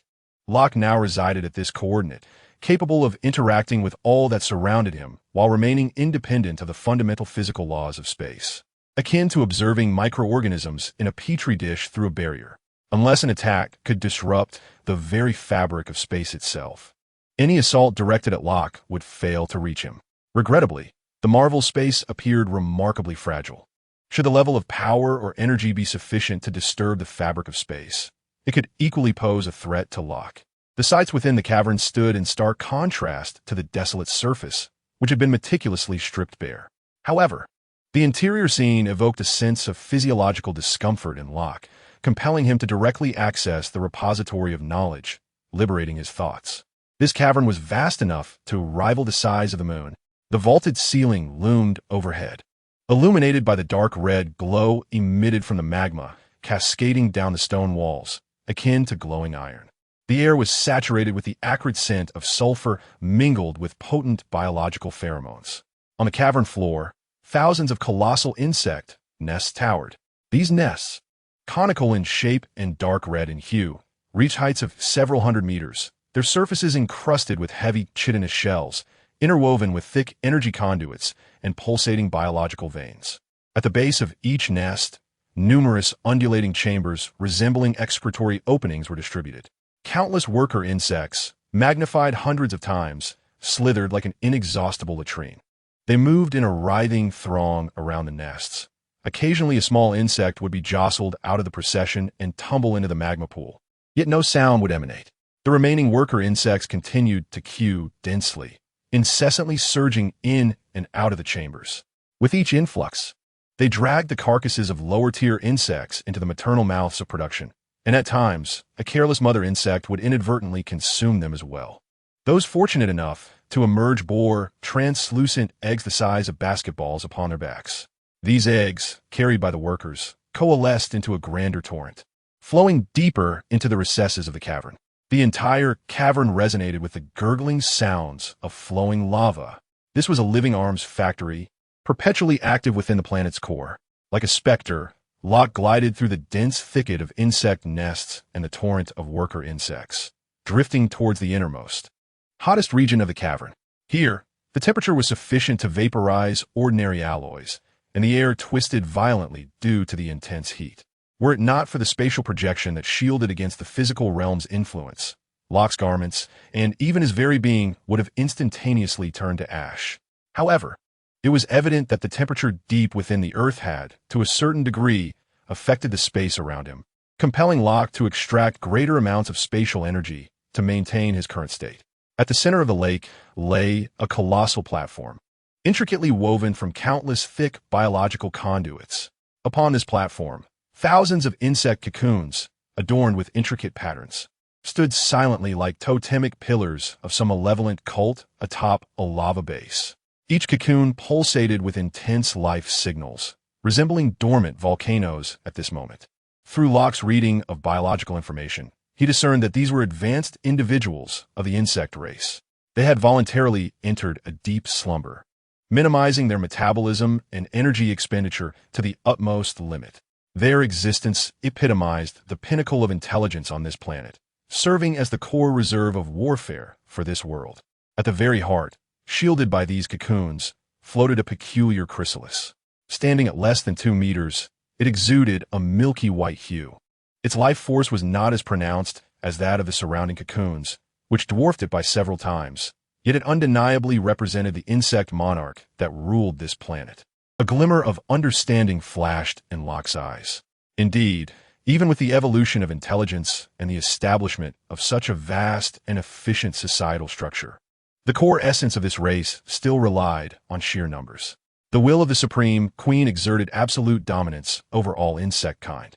Through the lens of Locke, now connected to the repository of knowledge, this mode of existence appeared efficient, yet inherently fragile. Perhaps, from the perspective of higher dimensional entities, Locke himself was no different. Definition: Locke summoned forth his weapon. Buzz. 8 handleless silver blades, akin to living fish, silently circled around him. With a casual flick of his slender fingers in the void, he commanded whoosh, whoosh, whoosh, whoosh. The 8 defining blades, as if receiving a supreme directive, transformed into 8 streaks of silver light, nearly imperceptible to the naked eye, tearing through the searing air, imbued with a chilling aura of death, and launched toward the massive dark golden cocoons upon the platform. Puffed, puffed, puffed. The sounds of cutting were dense and crisp, while the sharpness and hardness of definition may not compare to that of the dark silver. They still ranked among the formidable in this universe. They precisely penetrated the exteriors of those cocoons. As the blades pierced through the shell, they expelled a milky fluid that trailed behind, wreaking havoc within the cocoon. Each penetration through the wormholes not only instantaneously annihilated the dormant advanced insect individuals within, but also sealed each organism's cellular structure, transmitting it through internal spatial nodes to the dark dimension. An absolute collection efficiency. A piercing scream, mingled with anguish, erupted, instantly engulfing the entire lava platform, as if the highest alert for war had been sounded, surrounding the chrysalis of the insect emperor. Thousands of colossal dark golden cocoons pulsated with energy patterns that suddenly blazed to an extraordinary brilliance. The thick cocoon shells, under the violent onslaught of the power within, shattered like eggshells, erupting with a thunderous roar. Amidst the flying fragments, various forms of insectoid beings emerged from their cocoons. Some approached a humanoid shape.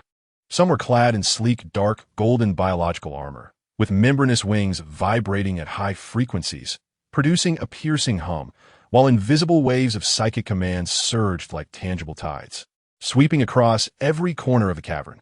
Others had evolved massive tentacles resembling crystalline clusters, with the tips shimmering with eerie blue arcs of electricity.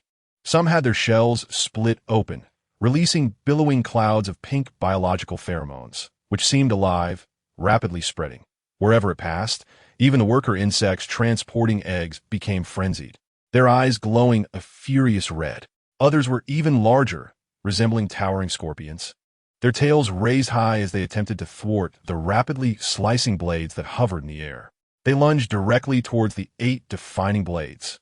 The entire core lava platform transformed into a boiling vortex of slaughter. Flames, massive boulders, and the stingers on their shells cascaded like a torrential downpour upon the 8 silver blades, efficiently harvesting the gene pool. Additionally, some insects, entirely covered in pitch-black exoskeletons, positioned their bodies to block the razor-sharp edges. The planet's most formidable guardian forces were thoroughly awakened. They sought to crush this invader with the most ferocious retaliation. Chapter 145. Seeking research material, the central milky white cocoon finally shattered, its fragments drifting like withered butterfly wings amidst the searing currents of lava. However, the figure that stepped forth momentarily caused a deviation in Locke's data-driven perception. It was not a grotesque insect, nor a monstrous armored creature. It was a woman, a being that perfectly conformed to humanity's most stringent aesthetic standards. Though she appeared enticing, in Locke's eyes, she bore no distinction from mere data. Her tall, well-proportioned figure was devoid of any clothing or armor, accentuating her breathtaking curves. Her long hair cascaded down to her waist, only the pair of butterfly wings slowly unfurling from her back, and the scorpion tail extending from her vertebrae hinted at her non-human essence. The instant she emerged from her cocoon, the entire platform of insects was pressed into a state of suspension. The shrill cries abruptly ceased, and even the frenzied worker insects, catalyzed by pheromones, halted their charge as if frozen. It was as though the rapidly traversing gene collector defined in their existence had ceased to exist. All insects, regardless of form or rank, instantly halted all actions, their multifaceted eyes fixated upon the figure hovering above the lava lake, exuding both allure and authority. Even the most intelligent of insects can be subdued by beings of a higher order. Her obsidian eyes disregarded the plight of her kin, pierced by the blade of definition below, and overlooked the 8 silver blades, reminiscent of the Grim Reaper, efficiently reaping through the swarm. The air around her warped and twisted, akin to tangible shackles, locking onto the location of Locke's spatial projection. Suddenly, her butterfly wings trembled violently. With fierce determination, she lunged toward the direction of Locke's projection. The surface of a lava lake was carved open, creating a searing trench by the gusts generated from her wingtips. In the blink of an eye, she was upon Locke's projection, her breathtaking visage less than 10 meters from his gaze. Did a hint of mirth flicker within her dark eyes? At this close distance, the scorpion tail that had hung silently behind her, akin to a lurking serpent, transformed into a streak of lightning without warning. The sharp stinger, laden with neurotoxin, aimed directly at Locke's heart. A sharp sound echoed, reminiscent of space being forcibly torn apart. The scorpion tail struck true. Yet, the anticipated scene of toxin corrupting its target did not manifest. The shimmering, venomous stinger pierced through Locke's chest as if it was plunging into a void, passing effortlessly into the air behind him and re-emerging in front of the projection. It was as if Locke were merely a non-existent mirage. For the first time, A look of human-like astonishment appeared on her face. Her eyes, which devoured light, widened slightly, and her long eyelashes trembled like startled butterfly wings. She seemed unable to grasp the phenomenon before her. An attack rendered utterly ineffective? An outsider. Her voice resonated, crystalline and sharp against the cold wind. What are you? Locke, listening to this inquiry, felt a smile tug at the corners of his mouth. He was analyzing the creature before him, finding a rare amusement in the mundane connection to the vast repository of knowledge. His tone remained calm, even as he pondered for a moment. A freshly graduated PhD student, seeking some research material. The expression on the anthropomorphized insect Queen's flawless face froze instantly. Confusion washed over her like a spilled palette of colors. Her obsidian eyes fixating on Locke as she struggled to comprehend his reference to a PhD student and what material might entail. However, the anguished cries from below interrupted her contemplation. Enough! Her voice rose sharply. I command you to cease, outsider. Before her words could fully escape, her hands shot upward. Two bone spikes, nearly half a meter long, erupted from her pale wrists, striking wildly at Locke's neck and heart. The speed was such that they left afterimages in the heated, distorted air. Yet, the outcome remained unchanged. All her assaults, like phantoms traversing the air, passed through Locke's projection time and again without leaving a trace. Her assault appeared utterly futile and laughable in the face of spatial projection technology.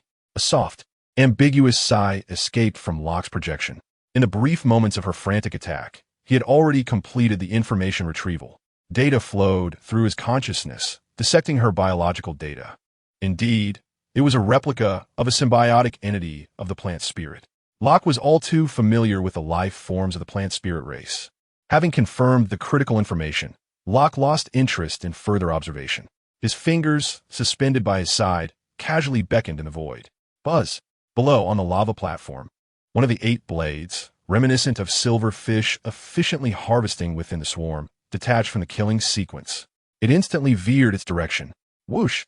In the very moment the anthropomorphic insect emperor's dark eyes barely caught the glimmering silver trajectory. Pop!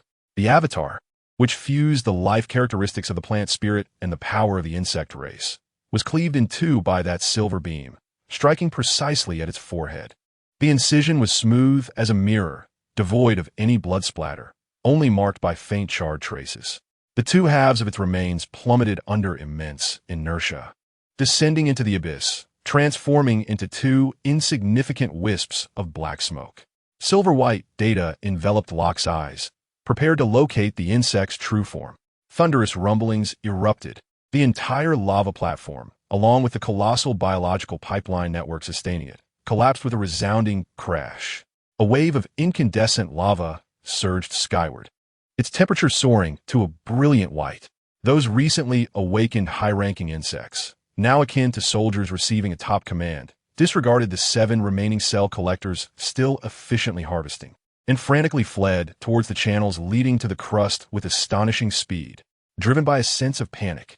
Beneath the collapsing platform, deep within the boiling, incandescent sea of lava, an unimaginable colossal shadow surged upwards, violating the laws of physics, breaking through millions of tons of lava with alarming speed. Crack!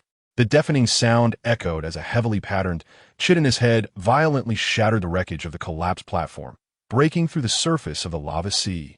Merely a head, its size rivaled that of a floating mountain. The head was covered with hundreds of compound eyes, each resembling a burning lake of lava. Fixated intensely on Locke's projection in the air, at the center of the compound eyes, a spiraled horn, over 1,000 meters long, blazed with dark red high-temperature plasma at its tip, hurtled toward Locke's projection with a force and velocity capable of crushing continental shelves. It was too fast, so fast that it surpassed Locke's conventional understanding of biological speed. Sizzle. Crack. This time, it was no longer merely penetrating a phantom. Buzz. A silver radiance appeared between the tip of the horn and Locke's projection. I mentioned yesterday that I would finish this map today.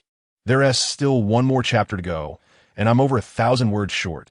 Time for a shower before continuing. As the weekend arrives, Guardians are reminded to take a moment to rest. Chapter 146. The conclusion of the insectoid race is definitive. no longer in a fragmented blade-like form. It has been reassembled under Locke's command, transforming into a colossal sword, its blade shimmering with ethereal azure ripples. The sword stands resolute, like the most loyal bastion. Clang! Locke sensed that the recent surge of power was somewhat excessive for the fragile fabric of this universe. The backlash coursed through the horn, causing the immense head, reminiscent of a continent, to tremble. Locke's golden eyes darted to the horn, held firm by the great sword. He raised his right hand, directing it toward the terrifying head that had just emerged from the sea of molten lava, resembling a mountain, and clenched his fingers in the air. The very essence of space seemed to transform into shackles of infinite density. Centered around that head, the space within a radius of several kilometers solidified, as if a planet had been encased in a crystal coffin. However, this stasis lasted for less than half a second. Roar! The head, ensnared by the confines of space, unleashed in unimaginable force. The dark golden shell covering it glowed with the brilliance of flowing lava patterns. A power so audacious it could rend the very fabric of space erupted forth. Crack! Crack! Crack! The solidified space shattered like tempered glass struck by a heavy hammer, splintering into countless fissures. Boom!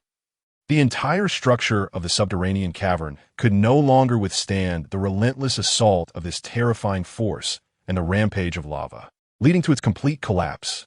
The rocky ceiling fell as if the heavens themselves were crashing down. The massive pillars supporting the cavern fractured in succession. An endless tide of lava surged forth like an enraged ocean. Under the onslaught of planetary-scale natural forces, the restraints were utterly obliterated. The mountain-like head roared, breaking free from the remnants of its confinement. Its colossal form, now more ferocious, tore through the collapsing rock layers and the onrushing lava, struggling to ascend from the depths of the planet. Locke floated amidst the crumbling space, his silhouette flickering slightly under the chaotic impacts. At last, he beheld the entirety of the entity that had risen from the inferno of lava after breaking its chains. Large. This was the singular, most instinctive descriptor that leaped forth in Locke's mind. It transcended the boundaries of mere biology, resembling a living armored asteroid. Even the upper half of its body, emerging from the lava, was tall enough to obscure one's vision. The dark red shell encasing it was adorned with massive folds and grotesque bony spikes, akin to mountainous ravines. The head that had previously emerged was but a relatively refined organ on its colossal form. Below the head lay a torso, akin to a continental shelf, covered in suckers and energy conduits, accompanied by several pairs of limbs resembling colossal pillars supporting the firmament. Each limb's extremity bore massive hammers or drill-like appendages, reminiscent of small mountains. No wonder the scans could not detect your core signal. Locke mused with a hint of amusement. Who could have imagined that you would use the core of the Earth as a pillow? The temperature is so high that it is nothing short of a biological miracle that you have not been reduced to char. The definition, suspended before Locke, moved into his hand with a mere thought. Energy surged. Locke grasped his sword with one hand and, facing the head that was struggling amidst the molten lava and collapsing rock layers below, he slashed downward at an angle. A strike as thin as a cicada's wing detached from blade. The speed of the strike transcended the very concept of time. And in the moment that the countless compound eyes of the insect emperor barely detected the ethereal blue trajectory, buzz, a sound resonated with remarkable clarity. The head, covered in dark red tempered chitin, was cleaved as if it were warm butter meeting a hot knife. The ethereal blue strike carving down from the base of its massive horn. However, its shell proved resilient enough to withstand the blow until the energy was expended, leaving only deep gashes on its face and upper body. The incision was as smooth as a mirror, exhibiting the black facets of space's annihilation. The internal soft tissue, bereft of its outer shell, oozed a milky fluid. Observing the vulnerability of his opponent, Locke aimed the definition and projected it toward the head. Swoosh! The head split in two, slowly sliding apart to reveal the chaotic mass of brain matter within. Upon entering the creature's body, the definition disintegrated into 8 shards of flowing light that stirred within. The insect emperor's colossal form, comparable to a small asteroid, suddenly stiffened. All struggling ceased. The dark red sheen of its chitinous shell rapidly dulled, akin to extinguished embers. Only a few spindly appendages, resembling celestial columns, continued to twitch nervously, stirring the molten lava below. Locke's figure descended like a weightless feather, gently landing on the abdomen of the lifeless body. The shell beneath his feet still radiated intense heat, but the spatial barrier rendered it harmless to him. While swiftly gathering the core genetic data and biological samples of the insect emperor with the definition blade, his cold intellect operated at high velocity. The insect swarm, now devoid of supreme will, found his consciousness sweeping over those remnants of the insect race that had begun to tear and devour one another within the collapsing caverns, either giving rise to a new insect emperor through endless infighting or losing control entirely, devouring the planet until nothing remained, transforming into a consuming storm that would sweep across the universe. He had accessed the genetic information of the insect race and understood their terrifying ability to absorb stray energy in a vacuum and proliferate indefinitely through the consumption of organic matter. Locke was unaware of their original trajectory within the universe, but analysis from his repository of knowledge indicated an 85% chance that they would spread across the cosmos. A troubling situation. There was no hint of emotion in Locke's tone as he glanced at the planetary-sized corpse being rapidly dissected by the definition blade beneath him. Rather than leave behind an uncontrollable cosmic cancer incubation site, there was no longer a need for the little ones to remain here to play. Purification was the only option. The sample collection has been completed. The blade of definition gradually dissipated, transmitting back to the shadow dimension through internal nodes. Locke's gaze lingered on the severed head beneath him, its massive wound exposed. The horned carapace had been collected by Locke, capable of withstanding spatial rifts to a certain extent. Furthermore, the existence of organisms maintaining vitality in the Earth's core signifies a substantial breakthrough in biology. Such preservation for research is unprecedented in the annals of the supergod universe. Where only the god-creating civilization has achieved such a feat, his figure began to blur. Before vanishing completely, a command was transmitted through the ring's connection, crossing the void to precisely target Xiaoba, who was directing the insectoid puppet army on the scorched surface of the planet towards the next insect egg storage facility. Xiaoba, leave Kronos, the farther the better. Locke's projection vanished entirely amidst the cataclysmic scene of collapsing lava. His silhouette reconstructed itself in the void, re-emerging in the form of a great sword in Locke's grasp. He contemplated the means of addressing the situation. This planet, approaching the size of a supergiant star, if detonated, could potentially birth a black hole capable of threatening Ethera. Within the Sacred Knowledge Repository, although various methods of escaping black holes are documented, controlling a black hole remains unattainable. The repository records a discussion initiated by the Grim Reaper Carl prior to the dissolution of the first Supergod Academy regarding the concept of a black hole engine. This approach is untenable. Tomorrow, I must conserve my strength. Thus, I shall not provide further updates. Chapter 147, Transporting Kronos. Through the collapse of tens of thousands of stars, material generated before the formation of a black hole could be harvested and processed into an element Carl dubbed void matter. Carl aspired to gradually harness this through the initiation of a miniature black hole. However, sacrificing tens of thousands of stars for preliminary experimentation is excessively extreme.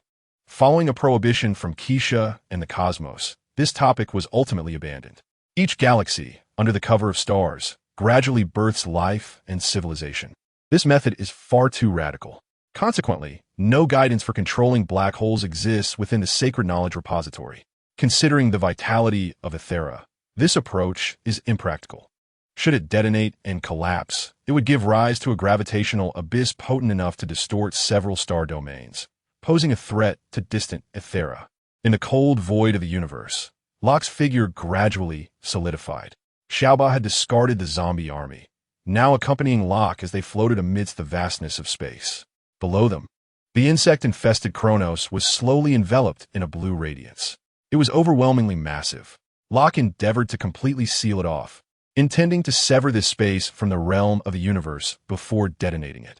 However, just as the light was on the brink of fully enveloping Kronos, in Locke's mind, a scheme bordering on madness took shape in an instant.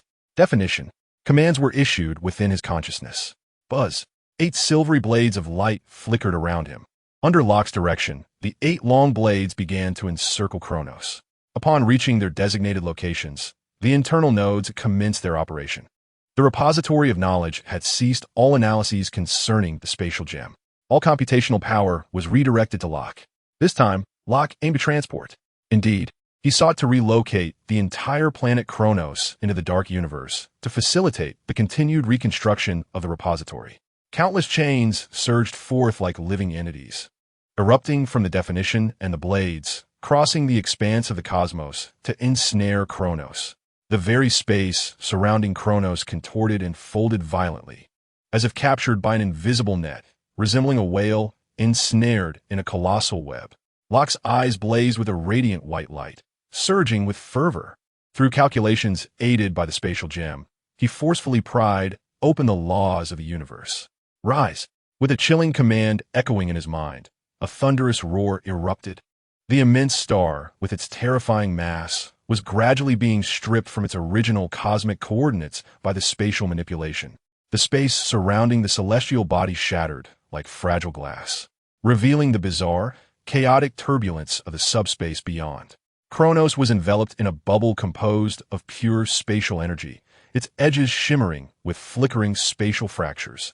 At this moment, Locke was endeavoring to forcibly sever and package a segment of space itself, along with the celestial bodies contained within it, through distortion. The definition had become a hybrid of crowbar and reins. The blades trembled violently, as a deep azure energy storm threatened to spiral out of control. The pale blue energy, flickering on each blade, bore the weight of unimaginable pressure. Within Locke's gaze, the torrent of data surged at an unprecedented peak. Frantically calculating the stress on every spatial node, the load of each chain of laws, and the erosion rate of the subspace turbulence on the encapsulated entity, Locke glimpsed the internal landscape unveiled by the severed space, moments before the universe's self-repair could initiate. Purple energy gushed forth uncontrollably from within. Locke speculated whether this bore any relation to Carl's pursuit of the void, though distinct universes should differ. There was no time for further contemplation. Locke had no means to simultaneously envelop a supergiant star with space while opening a wormhole of equal diameter. Fortunately, Locke had anticipated a solution: to open the largest possible portal through the internal nodes of the definition and then, at the first node, to compress this segment of space within by means of pulling. It was an audacious and perilous endeavor. Though the danger was confined to the interior of the space, Locke was indifferent to their fate. The encircling web formed by the definition severed the planet from its original gravitational anchor, rendering it a temporary isolate within the vast cosmos. A wormhole, merely a few dozen kilometers in diameter, has opened, marking the limits of Locke's current capabilities. Should he persist in expanding it under overclocking conditions, the repository of knowledge may soon begin to smolder. Gravitational waves activate in the planetary orbit, emitting a deep, resonant hum, gently propelling the encased planet towards the dark entrance of the wormhole. The planet, akin to a basketball being inserted into a fissure the width of a hair, slowly glides towards the all-consuming abyss. Everything unfolds as Locke had envisioned. The spaces and the repository instilled in him the courage to attempt this feat.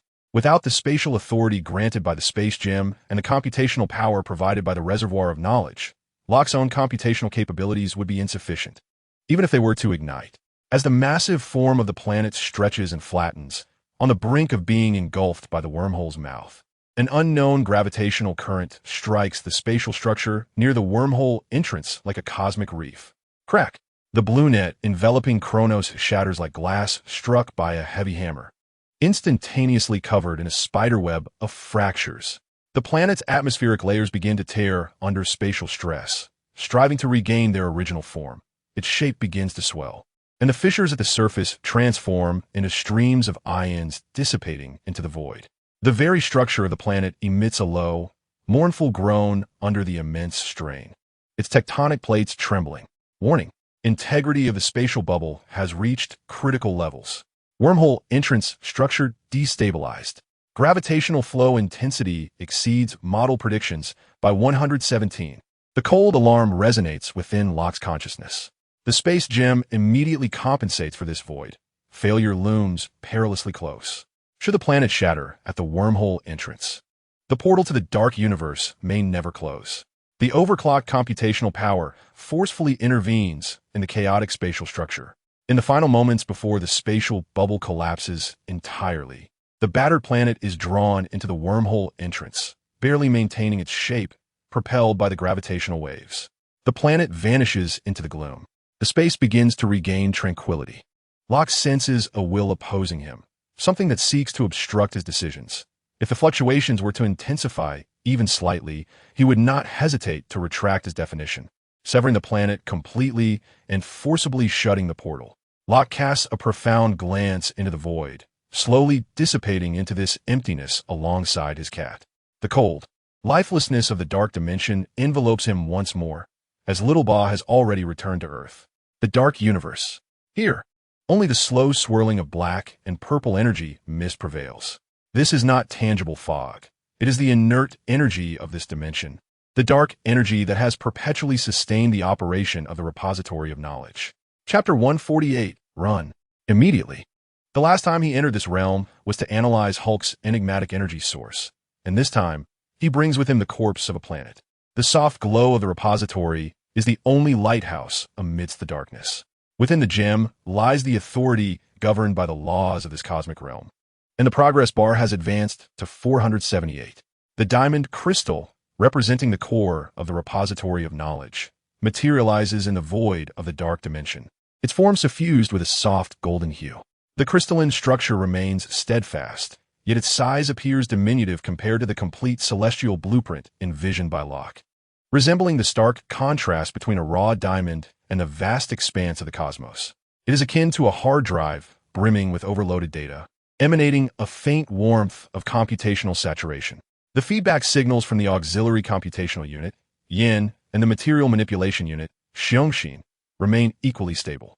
Surrounding it, the 8 blades of definition emit a cerulean glow, as the spatial energy weaves a complex web upon the surface of the spatial bubble, beginning to operate autonomously, no longer requiring definition for maintenance. The materials of supermassive caliber are prepared. The sense of confinement surrounding the diamond crystal at the core of the repository of knowledge grows increasingly pronounced. It is time for the next structural upgrade. The true embodiment of a knowledge repository should be a flowing nebula, a dynamic model of the universe, rather than a static diamond. The blueprint for the upgrade, along with the immense computational power and material foundation required, circulates rapidly within consciousness. Take your time. Locke's figure, alongside the kitten, appears to be assimilated by the dark dimension itself, becoming translucent. However, as his form fully integrates into this absolute darkness, preparing to return to Earth, an exceedingly subtle dissonance pierces his core of perception. Something is amiss. This dark universe is starkly different from the last encounter. The black-purple mist then was lethargic. Yet now, within this dimension that should be utterly silent, there surges of vitality from its depths. Anomalous energy activity index exceeds measurement limits, spatial structural stability, declining 978 dimension entropy increase rate, abnormally soaring the sacred repository of knowledge is pushed to its limits, striving to decipher this sudden upheaval. The computational power of the auxiliary unit, yin, is fully engaged, and the energy sensing module of the material manipulation unit, xiongxin, is driven to its critical threshold. Within Locke's indifferent golden gaze, a torrent of data surges forth. The ghostly blue luminescence of the spatial gem illuminates the repository of knowledge, attempting to stabilize the surrounding space and analyze the source of this anomaly. Buzz, the entire dark universe, with its roiling black-purple energy mist, seems as though it has been infused with countless antimatter bombs. All agitation, within a billionth of a second, is forcibly twisted into a singular strand by an incomprehensible will, transforming into an energy of purest essence surging towards Locke. Like iron filings drawn to a supermagnetic pole. Boom!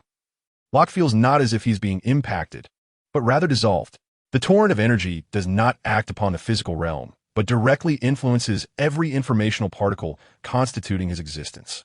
It relentlessly penetrates every minute crevice of his bodily informational state. His skin is dyed a profound darkness. The structure of his body emitted an unbearable groan. Even more terrifying was the sensation that Locke felt. His consciousness, the core of information representing his very existence, was being gradually squeezed out. This process resembled a glass of water being injected with viscous crude oil, with the water itself being forced out and overflowing. The mind gem, authority. Locke's thoughts issued commands within the core of his consciousness, attempting to summon the power embedded in the repository of knowledge, which represented the cosmic authority of the mind, to construct defenses and expel this bizarre invasion. There was no response. His commands sank like stones into the ocean. The mind gem's constant, cold yellow glow was now submerged in the turbulent flood of dark cosmic energy, flickering weakly like a candle flame in a tempest, making it impossible to summon any power or even maintain clarity of perception. The repository of knowledge, highest authority takeover, initiate consciousness anchoring protocol. Locke's core consciousness felt akin to a traveler trapped in quicksand, frantically issuing commands as he experienced, for the first time since transcending, the sensation of losing control. Connection severed. A deeper chill froze the core of Locke's thoughts. He was cut off from the sacred repository of knowledge, which had been intricately linked to him like an extension of his body. The diamond-shaped phantom of the repository's core, the computational support of the auxiliary unit Yin, and the responsive feedback of the material control unit Xiongxin, all were utterly isolated by the frenzied influx of dark cosmic energy. He felt as if he had been stripped of all his gear and cast into the depths of the universe, left with only the most fragile essence of his consciousness, exposed to the boiling sea of dark cosmic energy. Locke's core consciousness, that final spark representing his self, was hurled into the center of the dark cosmic vortex. The chilling, suffocating sensation arose from the complete collapse of the concepts of time and space, as if only a moment had passed, while simultaneously feeling as though he had been imprisoned in this darkness for eons. Locke's consciousness now resembled a sugar coating that had been peeled away, observing from an absolute observer's perspective as his candy body was being consumed by an unknown entity. His divine form was currently being inundated with the boiling black-purple dark cosmic energy. The energy was not a gentle infusion. The pale golden veins were injected with inky blood, quickly died into a profound darkness. Meanwhile, Locke's observer perspective was involuntarily elevated. Dimensions were being forcibly expanded, centered around his divine form, now submerged by the torrent of energy. The realm previously defined as absolutely closed began to undergo dramatic transformations. The concept of time utterly collapsed. Buzz, like rusted gears being forcibly re-engaged. A familiar sense of connection emerged, akin to a drowning person grasping the last steel cable, linking to Locke's wavering consciousness. Sacred repository of knowledge. Yin, Xiongxin. All connections were instantly restored. The darkened city was suddenly illuminated once more. The computational power of the repository of knowledge, clear material perception, the ethereal fluctuations of the space gem, coupled with an overwhelming sense of dominion over his own divine form, surged back like a relentless tide. The harrowing ordeal that felt akin to an eternity in purgatory seemed but a mere illusion. Within the repository of knowledge, a fleeting moment had passed, and his body remained unaltered. Locke's consciousness remained silent within. Reason dictated that data cannot deceive, yet Locke trusted his own sensations. This cursed realm was intolerable for even a moment longer. Flee, immediately. This dark dimension was dreadfully sinister. He longed to depart at once, ensuring his safety before devising a means to carry all his belongings away from this dimension with utmost speed. Buzz, a wormhole opened. No longer was it the ephemeral projection of advanced spatial techniques. It was the most reliable method of directly rending the barriers of dimensions. Efficiency was paramount for Locke at this juncture. Chapter 149. Suddenly realizing the starry river in my palm. Am I the dimensional demon god? Earth Camartage. The tea room of Master Ancient One. Sunlight filtered through the archaic window frames, casting warm patches of light amidst the rising mist of brewed tea. The air was suffused with the rich aroma of fine pu'er tea and the subtle scent of ancient parchment.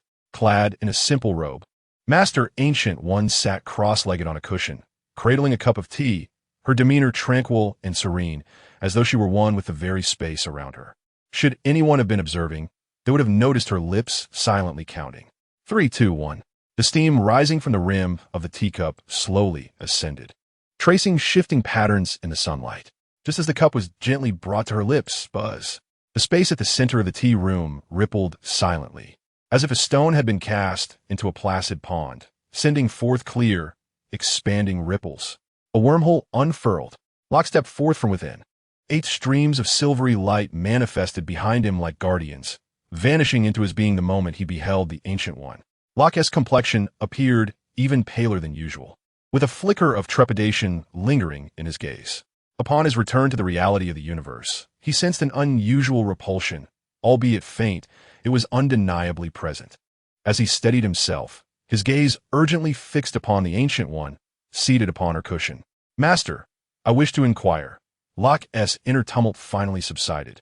If there existed a location in this universe where he could feel secure, it would undoubtedly be in the presence of this formidable figure. Yet, his words were interrupted by the Ancient One. She slowly lowered her teacup, the liquid within undisturbed by even the slightest ripple. Raising her gaze, her face, always imbued with gentle wisdom, now wore a chilling smile that sent shivers down Locke's spine. It was not the serene smile he remembered from their last encounter. It resembled the triumphant smile of Evelyn after a successful negotiation. "Mr. Locke," the voice of the Ancient One resonated within the tea room, dispelling all the chill that lingered in Locke's heart. "It seems you are prepared to fulfill the promise we made long ago." Locke's heart skipped a beat. Oh no, he had forgotten. Initially, Locke intended to engrave the spatial abilities into the repository of knowledge before seeking the time stone from the Ancient One, all the while preparing for the creditors, those sorcerers. Suppressing his thoughts, Locke hastily explained, "I have yet to find a pure dimensional source that fully meets the requirements for the analysis of the space stone." His words were once again interrupted by the Ancient One, who rose slowly, her plain robe moving as if stirred by an unseen wind. The knowing smile on her face deepened. "Oh." The pitch of her voice rose slightly, tinged with a chilling amusement. "It seems, Mr. Locke, that you intend to breach our agreement?" Her tone suddenly turned frigid, akin to the icy winds of Siberia sweeping through the tea room. Then, in accordance with the ancient duty of camartage to protect this world from the invasion of external evils, the Ancient One gradually raised her right hand, palm facing upwards. The eye of Agamotto materialized at her chest, its central aperture beginning to rotate, the time stone within radiating a brilliant green light. The ancient runes adorning the walls of the tea room flared to life with blinding golden brilliance. The air thickened and grew heavy as an invisible magic circle began to operate, firmly binding Locke in place. Her cold golden eyes locked onto him, articulating each word. "I shall now exercise my duty and expel you, the dimensional demon Locke, from this universe." "What? Dimensional demon? Expel whom? Me? Dimensional demon? Good heavens! Has the Ancient One been conversing with eternity to the point of losing her senses? When did I become a dimensional demon? I certainly was not aware of such a transformation." Locke sensed that the Ancient One did not genuinely intend to act against him. Although he could manage a buster through his control of the stones, he felt uncertain facing the Ancient One, who could match Odin in strength. Dimensional demon, Locke recalled the earlier surge of energy. It seemed that the uncontrolled energy he encountered in the shadow dimension had led the Ancient One to make such an assertion. Otherwise, even with the strength to confront indigenous gods, Locke knew that all his powers, knowledge, repository, spatial abilities, were external forces. What he possessed was merely his meager computational ability, along with the rapid regenerative capabilities derived from his indomitable body and the genetic compatibility with the energy of the Asgardian race. Locke's thoughts raced. A fleeting moment of reality passing. Just before leaving the shadow dimension, he had performed a simple self-check and found no discomfort. Thus, the frostiness on the Ancient One's face melted away like spring snow, a sly smile returning to her lips. "All right, I shan't frighten you any longer." The Ancient One's voice regained its usual tranquility. "You indeed have not yet become a true dimensional demon." She gently waved her hand, and the glaring runes within the tea room receded like a receding tide, allowing warm sunlight and the fragrance of tea to reclaim the space. However, the forthcoming words from Ancient One left Locke in a state of bewilderment once more. Holding her teacup, Ancient One softly blew away the steam and fixed her gaze upon Locke, stating, "Your current state, in my eyes, bears no essential difference from the tainted aura emitted by those dimensional aberrations." She set down her teacup and lightly touched the void with her fingertip. A feeble golden spark leaped at her fingertip, illuminating everything within the tea room, including Locke's form. You may not have noticed, Ancient One's voice possessed a peculiar penetrating quality, directly impacting Locke's perception. Your body, in my view, resembles a sieve leaking water, an incessant source of otherworldly power seeping out. Under the radiance emanating from Ancient One, Locke turned his gaze inward, examining every corner of his being, delving deep within each cell, revealing streams of purplish-black energy that oozed forth like smoke from a chimney. In Ancient One's eyes, Locke had transformed into a humanoid figure exuding dark smoke. The dark purple fluid represented dark energy. A sudden realization struck him. Could it be that I am the dimensional demon? But I, as a mage, have done nothing. I have never attempted to attract its energy, as my own energy source is derived solely from sun. Upon sensing that Locke finally grasped his predicament, Ancient One withdrew the luminescence from her fingertip and poured a cup of tea, placing it before Locke. She then remarked, "This may very well be a consequence of your own being. You should consider returning to that dimension. In academic terms, your body and your genetics are remarkably attuned to that realm, which may imbue you with the potential to become its master." Locke seized upon the pivotal word, potential. Chapter 150. The division mechanism of the plant spirits. Ancient One had just mentioned the possibility. So, you mean to say that I am not yet, but I could potentially wield control over the dark universe? Ancient One nodded gently. Indeed, I cannot offer you guidance on this matter, but you may wish to revisit that universe and explore it thoroughly. Perhaps you will uncover something different. Locke recalled the icy smile that had once graced Ancient One's face. What if I truly became one? Then you would have fulfilled your promise, finding a controllable, pure energy source for Kamartaj, would you not? In response, Ancient One winked at Locke, a cryptic smile playing at the corners of her mouth. Moreover, this energy source would be pure, would it not? Very well, I understand. Locke realized he could extract no further inquiries from Ancient One. He could not abandon the dark dimension, even if it meant becoming a dimensional demon. Furthermore, this could be considered an alternative path to achieving immortality, a notion that Locke found not at all unacceptable.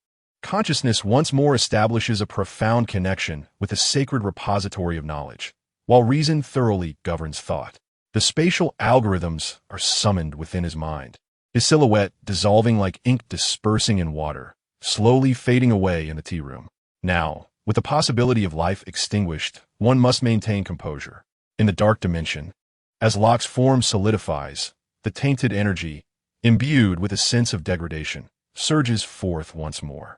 A paralyzing sensation of loss of control engulfs him, as if an invisible force is forcefully extricating his soul from its corporeal vessel. Yet this time, due to his prior deep connection with the repository of knowledge, his perception becomes extraordinarily lucid. Indeed, countless strands of dark violet energy fervently penetrate the depths of every cell within his being.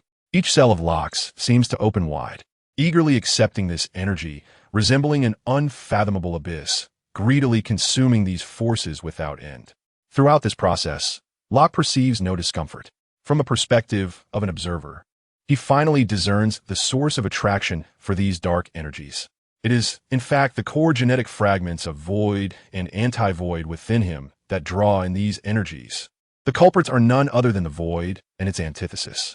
Since his entry into the realm of the extraordinary, apart from the sacred repository, the ability to rewrite conceptual frameworks stands as his most formidable power. The resources of Locke's second and third generations were all acquired through the process of conceptual rewriting, while the standardized weapons of Ethan and others were similarly altered through isotopic metals. In the chaotic, inertial energy of the dark dimension, a profound fusion occurs with the anti-void genes, as if this energy has at last discovered its natural sanctuary, initiating a deep-seated amalgamation.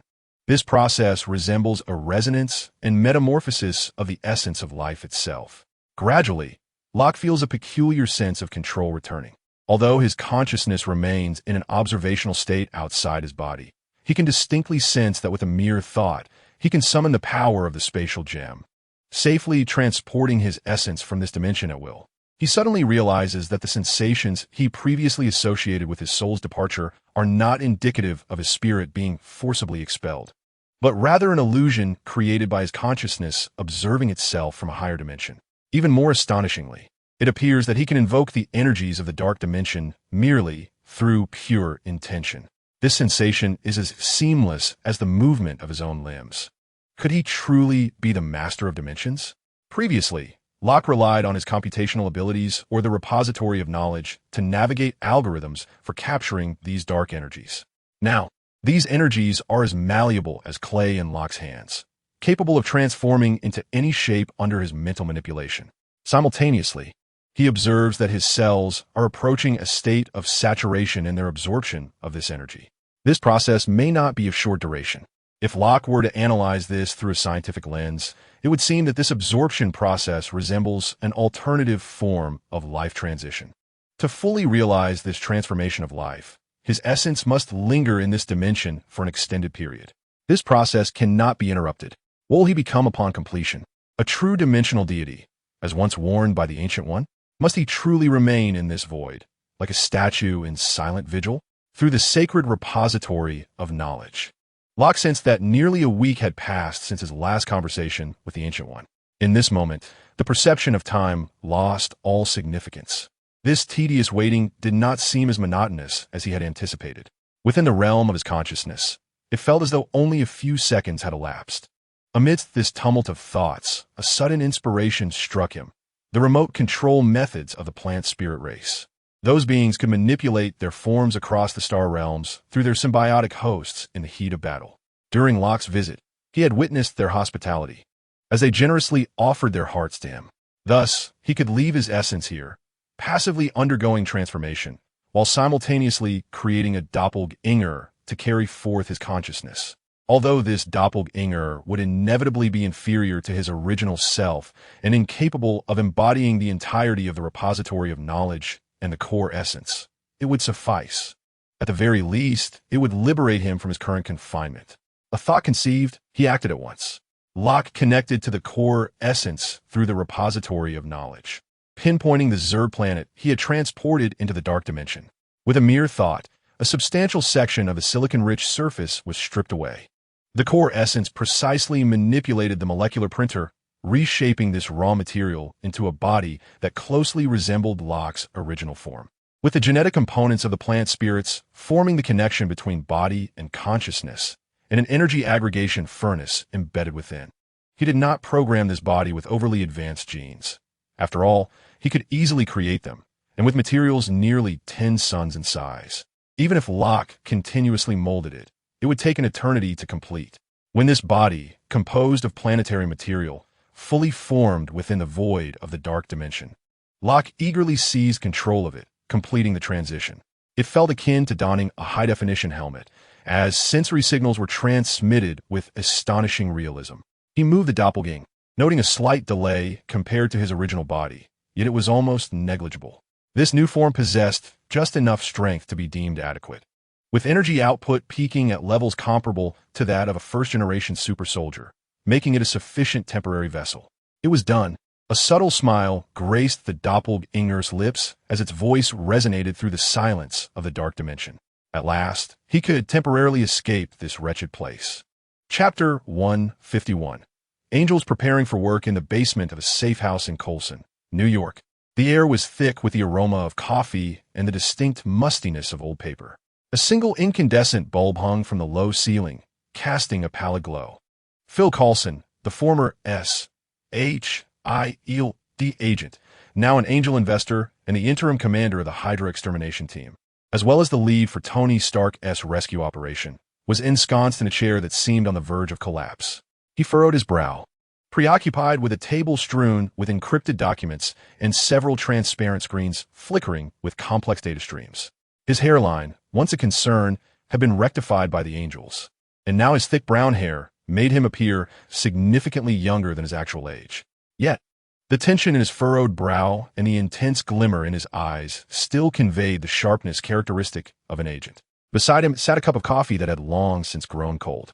Ever since Ethan had managed to eliminate the Hydra captain clad in the anti-Ethan armor 2 weeks prior, and had thoroughly searched the Hydra stronghold, the whereabouts of Tony remained elusive.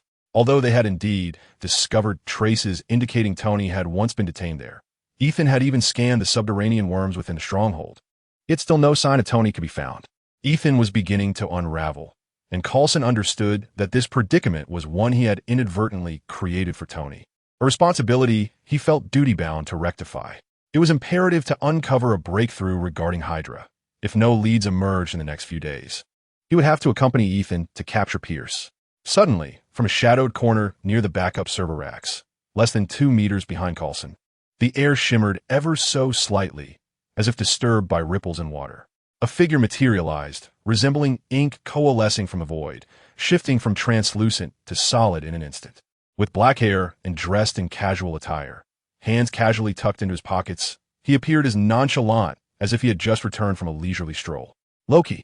Coulson's fingers froze mid-typing, every muscle in his body tensed instinctively, nearly propelling him from his chair. However, upon recognizing the outline of the figure, he was overwhelmed by a surge of exhilaration that almost toppled his coffee cup. Mr. Loki. Coulson's voice trembled ever so slightly. You're back.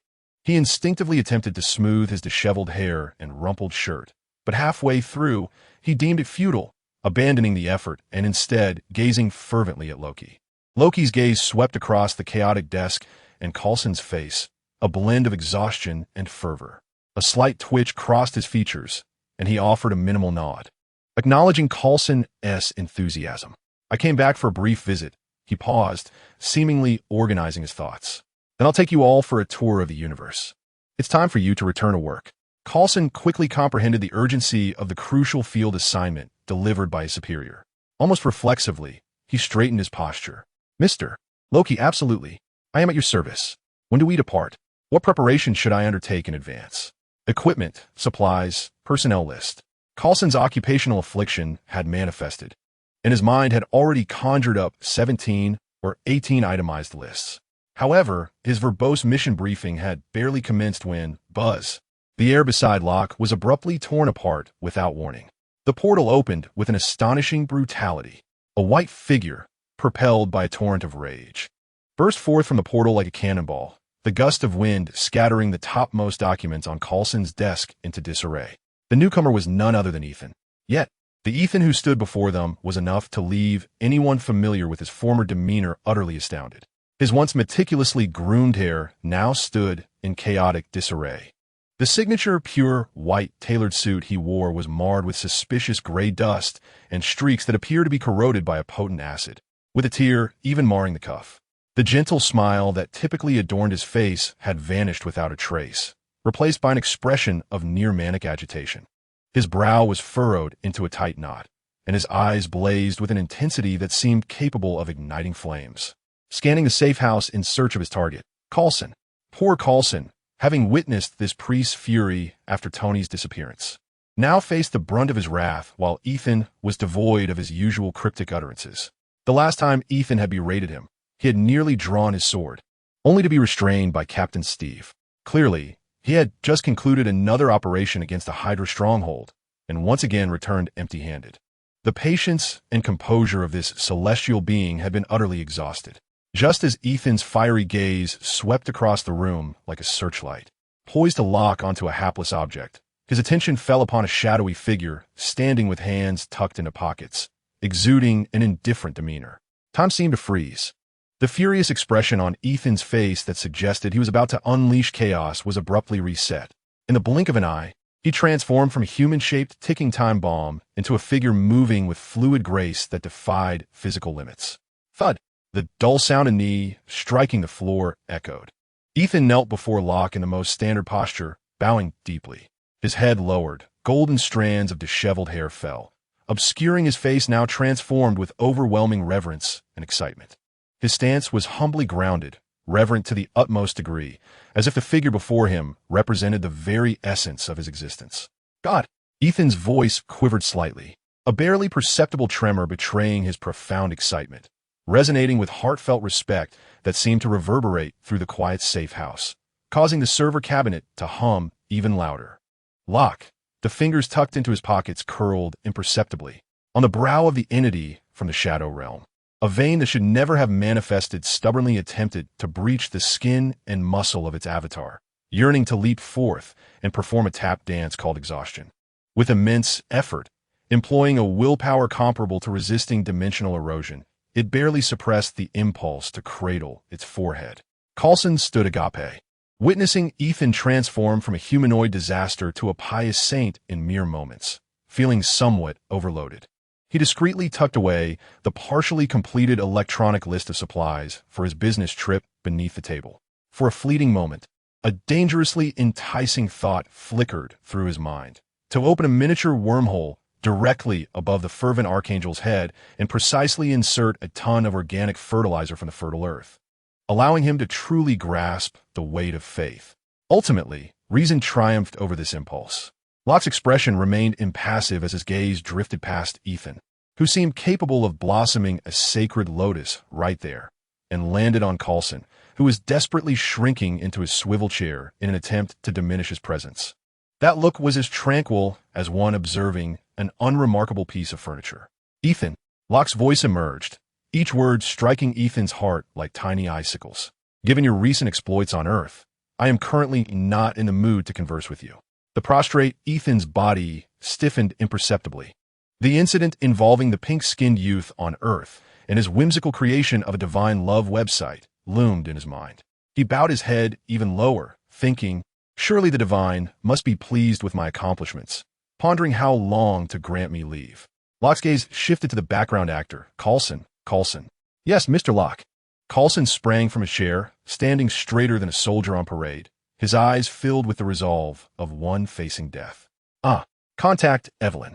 Locke's voice carried a hint of weariness, reflecting on the caliber of his subordinates. "When she arrives, I will elaborate."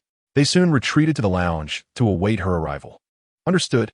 Executing immediately, Coulson shot a glance at the motionless Ethan, who seemed to have been granted a reprieve, and swiftly seized a silver tool resembling a cigarette case from the table before exiting the room to contact Evelyn. The wait was not long, yet the air within the safe house felt as though it had solidified into jelly. In a room occupied solely by the two men, Ethan fiercely directed waves of accusation towards Coulson, who maintained a stoic demeanor, eyes fixed on the server cabinet's cooling fan, inexplicably developing a profound academic interest in it. Silently reciting, "You cannot see me, you cannot see me." Buzz. The familiar azure wormhole once again tore open within the safe house. This time, it was not as tempestuous as when Ethan had emerged. Evelyn's figure stepped forth from the wormhole. As she stepped out of the wormhole, her footsteps momentarily faltered, almost imperceptibly. Her optimized brain completed a scan of the safe house's status in a mere 0.1 seconds, dismissing the frantic pleas for help emanating from the former agent, Coulson. Evelyn's striking blue eyes narrowed slightly, resembling a precise scanning device that swiftly circled the three individuals before her. Yet, a fleeting glimmer of understanding, accompanied by a subtle hint of schadenfreude, passed through her gaze. With a natural grace, she approached the door of the lounge and knocked softly. "Mr. Locke." Upon the door's opening, Evelyn offered a slight nod to the emerging Locke, her voice cold yet melodious, imbued with just the right measure of respect. It seemed that Locke had finally encountered a creature capable of normal interaction, at least on the surface. He stepped out of the lounge, positioning himself in a relatively open space. His eyes scanned the three before him: the feigned unconsciousness of Ethan, the innocent demeanor of Coulson, and Evelyn, the only one who appeared to be a normal employee and an elite member at that. All were present. Locke's voice remained devoid of inflection as he addressed the matter at hand. His words were succinct yet laden with staggering implications. "This universe is vast, and I alone cannot fully explore it even over millennia. There is a multitude of races, and I require your assistance in investigating this universe, gathering unclaimed resources, and documenting races not mentioned in our data. If there are no objections, prepare yourselves to depart in a few days." His tone was as mundane as announcing a business trip to a desolate mining site for rock sample collection. Coulson and Evelyn reacted almost in unison. Coulson's eyes ignited with a brilliance akin to that of a searchlight. Unlimited time, no task requirements, an unrestricted exploratory journey. This was the ultimate field mission he had longed for, far more exhilarating than battling Hydra. Subconsciously, he straightened his back, the anxiety brought on by Tony dissipating in an instant. That black fellow had said, "You're my last card, Doug. What about Hydra?" Nick Fury had dumped this mess on him, claiming to stabilize internal affairs before disappearing without a trace. Ever since Coulson's all-night conversation with Fury, he had not seen him again, apart from occasional online contact, as if he had vanished into thin air.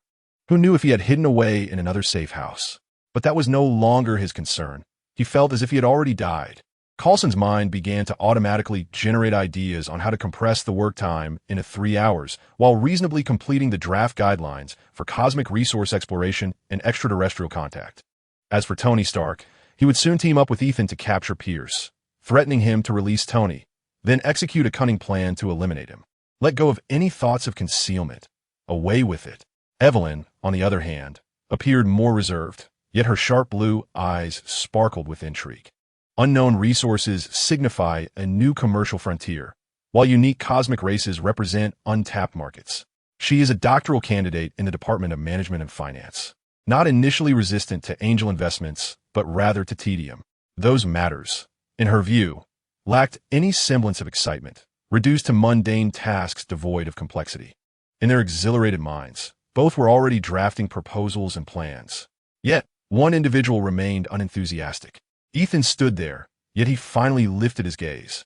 The face once imbued with serenity and wisdom now bore an expression akin to that of someone suffering from constipation, as if he had swallowed a spiny hedgehog. The urge was present, yet the execution eluded him. After what seemed like an eternity of contemplation, Ethan finally spoke. Alas, I still have angel investment matters to attend to, and I find myself somewhat unable to depart just yet. May I leave a little later? Coulson observed Ethan's inner turmoil with keen awareness. He certainly understood the thoughts occupying Ethan's mind. Such matters regarding angel investment were trivial and could easily be managed by a professional agent. Ethan's primary concern lay with Tony Stark, and Coulson, being a responsible individual, echoed, "Indeed, Mr. Locke, preparations on this end will require a few days as well." Locke's pretense of contemplation quickened the heart rates of the two previously balding men present. Earlier, Locke had perused Ethan's action logs. This fellow had been preaching in the fertile soil. He had even altered the totem of the Shie Empire, transforming the landscape to reflect his own design. While this initially bore no significance for Locke, after his essence had quieted in the shadowy dimension, he could still discern the echoes of prayers. Expressions of gratitude for today, meal, and a plethora of other sentiments filled the air. The most absurd was that young lad, who had now become the lord of the fertile soil, albeit with little regard for governance, spending his days riding lizards and leading his retinue to challenge beasts. Although Ethan's antics on the planet stirred a desire to cast him into a black hole, Tony Stark, in a certain sense, remained Ethan's sole concern. Noticing the constipated expression on the other's face, he lost interest in toying with him further. Wishing to avoid having this foolish dog continue exuding resentment and disrupting the work atmosphere, he ceased to regard Ethan as if merely conveying an inconsequential matter, and stated flatly, "All right, I understand your thoughts. Coulson, your excuse could be even more contrived. Tell me, what does one need to prepare for a second-generation angel capable of achieving internal circulation through energy? Does an angel navigating the cosmos need provisions?" Locke paused for half a second, as if processing a freshly loaded data packet. Chapter 153, Replica Baby Captain. I am not blind. I can see your logs. I am aware of the matters concerning Tony Stark. Let me take a look. Locke appeared to be offline, staring blankly in the original direction for several seconds. 359964438 7890311771. This should be the location. Locke announced an exact coordinate, and upon hearing the location, Ethan was rendered speechless. North Carolina, Campus Avenue 820, Triangle Research Park. But this was Stark Industries' domain. Go ahead, Ethan. Refrain from engaging in any missionary activities in the future. I harbor no resentment, merely a suggestion that you cease such endeavors. Locke's gaze returned to the trio. Ethan, go over there and fetch me an ice cream, and on your way, retrieve him. The moment the words left his lips, the previously despondent Ethan sprang to life. With a speed akin to teleportation, he launched himself from the floor. With a swift nod towards Locke, Ethan opened a wormhole. His eyes gleamed with fervor, reminiscent of a starving golden retriever, locked away for a decade and finally catching sight of a bone. With a whoosh, he dashed into the chaotic starry portal, leaving behind an excitedly altered shout resonating in the safe house. "Tony, hold on. Daddy's coming to save you," Locke instructed. "Coulson, accompany Ethan." He casually gestured towards the wormhole. Coulson, bending slightly in response to Locke, swiftly grabbed a pre-prepared tactical backpack from the table, his movements agile and filled with excitement at the prospect of his first real mission. Within the safe house, the only sound remaining was the steady hum of the server cabinets. Much more comfortable. Evelyn, Locke's voice rang out again, and the waiting Evelyn looked up at him. You need not go. Return briefly, secure angel investments, and seek out 2 reliable agents from Pineapple Technology. After a moment's thought, he added, those who can legally or seemingly legally manage company affairs when necessary. This request sounded akin to seeking a composite talent, a blend of a professional manager, a top-tier lawyer, and an assassin. But the boss speaks, and the subordinates move. Evelyn nodded decisively and departed. Locke watched her retreating figure. After arranging the matters, he found himself with a bit of leisure. Perhaps he should join Ethan and the others to witness the unfolding events. Stark Industries' North Carolina branch, underground. Tony Stark, once a figure of great renown, now found his image far from illustrious. He was bound by thick alloy chains like a turkey awaiting slaughter, positioned on the ground in a manner that once would have thrilled him. Although the pose was quite undignified, it was now the most comfortable position he could manage. These kidnappers were inhumane, and for what? Merely for some harsh words? Where on earth did they learn such tactics? Fresh out of the womb, perhaps. His left eye was swollen to the point of resembling a mere slit, while the corner of his right mouth was cracked, still bearing traces of dried blood. The bridge of his nose appeared to have suffered inhuman treatment, presenting an odd, grotesque slant. In the past, wherever he went, he would have been dressed in custom shirts arranged by Pepper, yet now he was clad only in tattered rags that revealed mottled, bruised skin beneath. His hands and arms were stained with the remnants of dried blood. Before him stood a man clad in black and red battle armor, the Hydra Captain, number 4. Yet, Tony incessantly mocked the cheap quality of the armor, likening it to a pirated Captain America suit procured from a wholesale market in Iwu. This mockery was, in fact, a significant reason behind Tony's unequal plight. The clone of the Hydra Captain, stripped of most emotional capabilities, clearly had no time to concern himself with aesthetic matters. Do you see this, Stark? The Hydra Captain turned, his voice piercing through the poor-quality amplifier, crackling with static. He smugly pointed to a line of similarly styled iron monstrosities, standing ominously in the shadows. There were at least a dozen. He advanced towards Tony Stark in a massive suit of power armor, adorned with exposed pipes and rivet aesthetics. Tony recognized it as the covert project he had left with J.A.R.V. ICE, the anti-angel armor. To Stark, this contraption was less a suit of armor and more a humanoid mobile turret. The heavy armor was riddled with energy cannon ports, rotating chainsaws, jet nozzles, and even 2 hefty tubes for flamethrowers. Tony squinted at the armor, unable to suppress his sarcasm. You have entirely forsaken every aspect of ergonomics, cushioning, sustenance, and even the most basic principles of comfort that my father designed.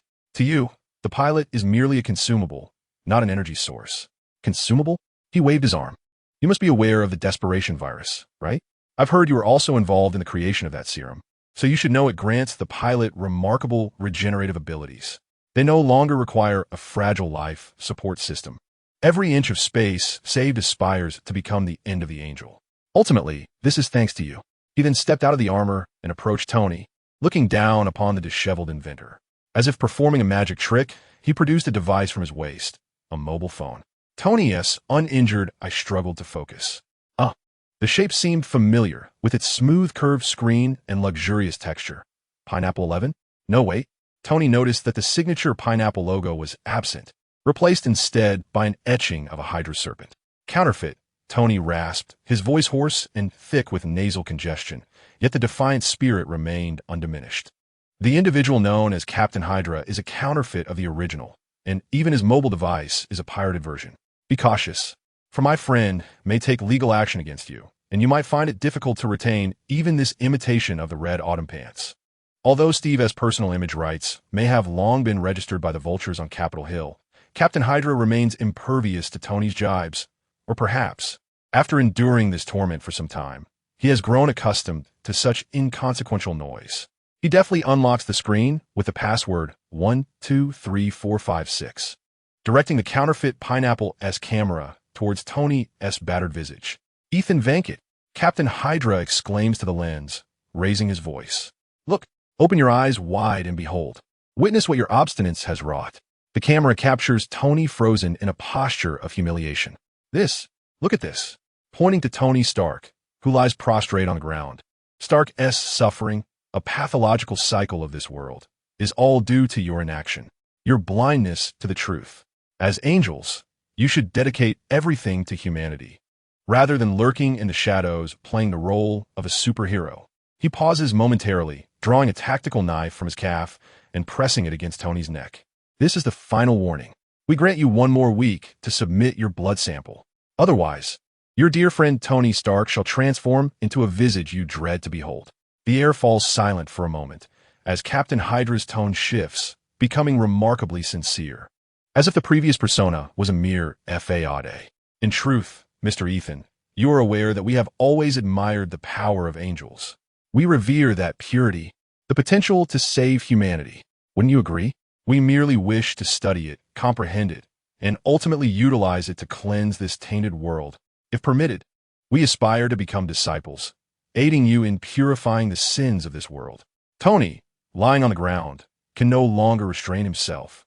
He turns his face towards the camera, forcing a smile that is more grotesque than sorrowful. Hey, did you hear that? They admire you. By the way, the accommodations here are passable, though the food is barely edible, lacking cheeseburgers. If they could provide a deluxe version with double cheese and pickles, I might consider residing here permanently.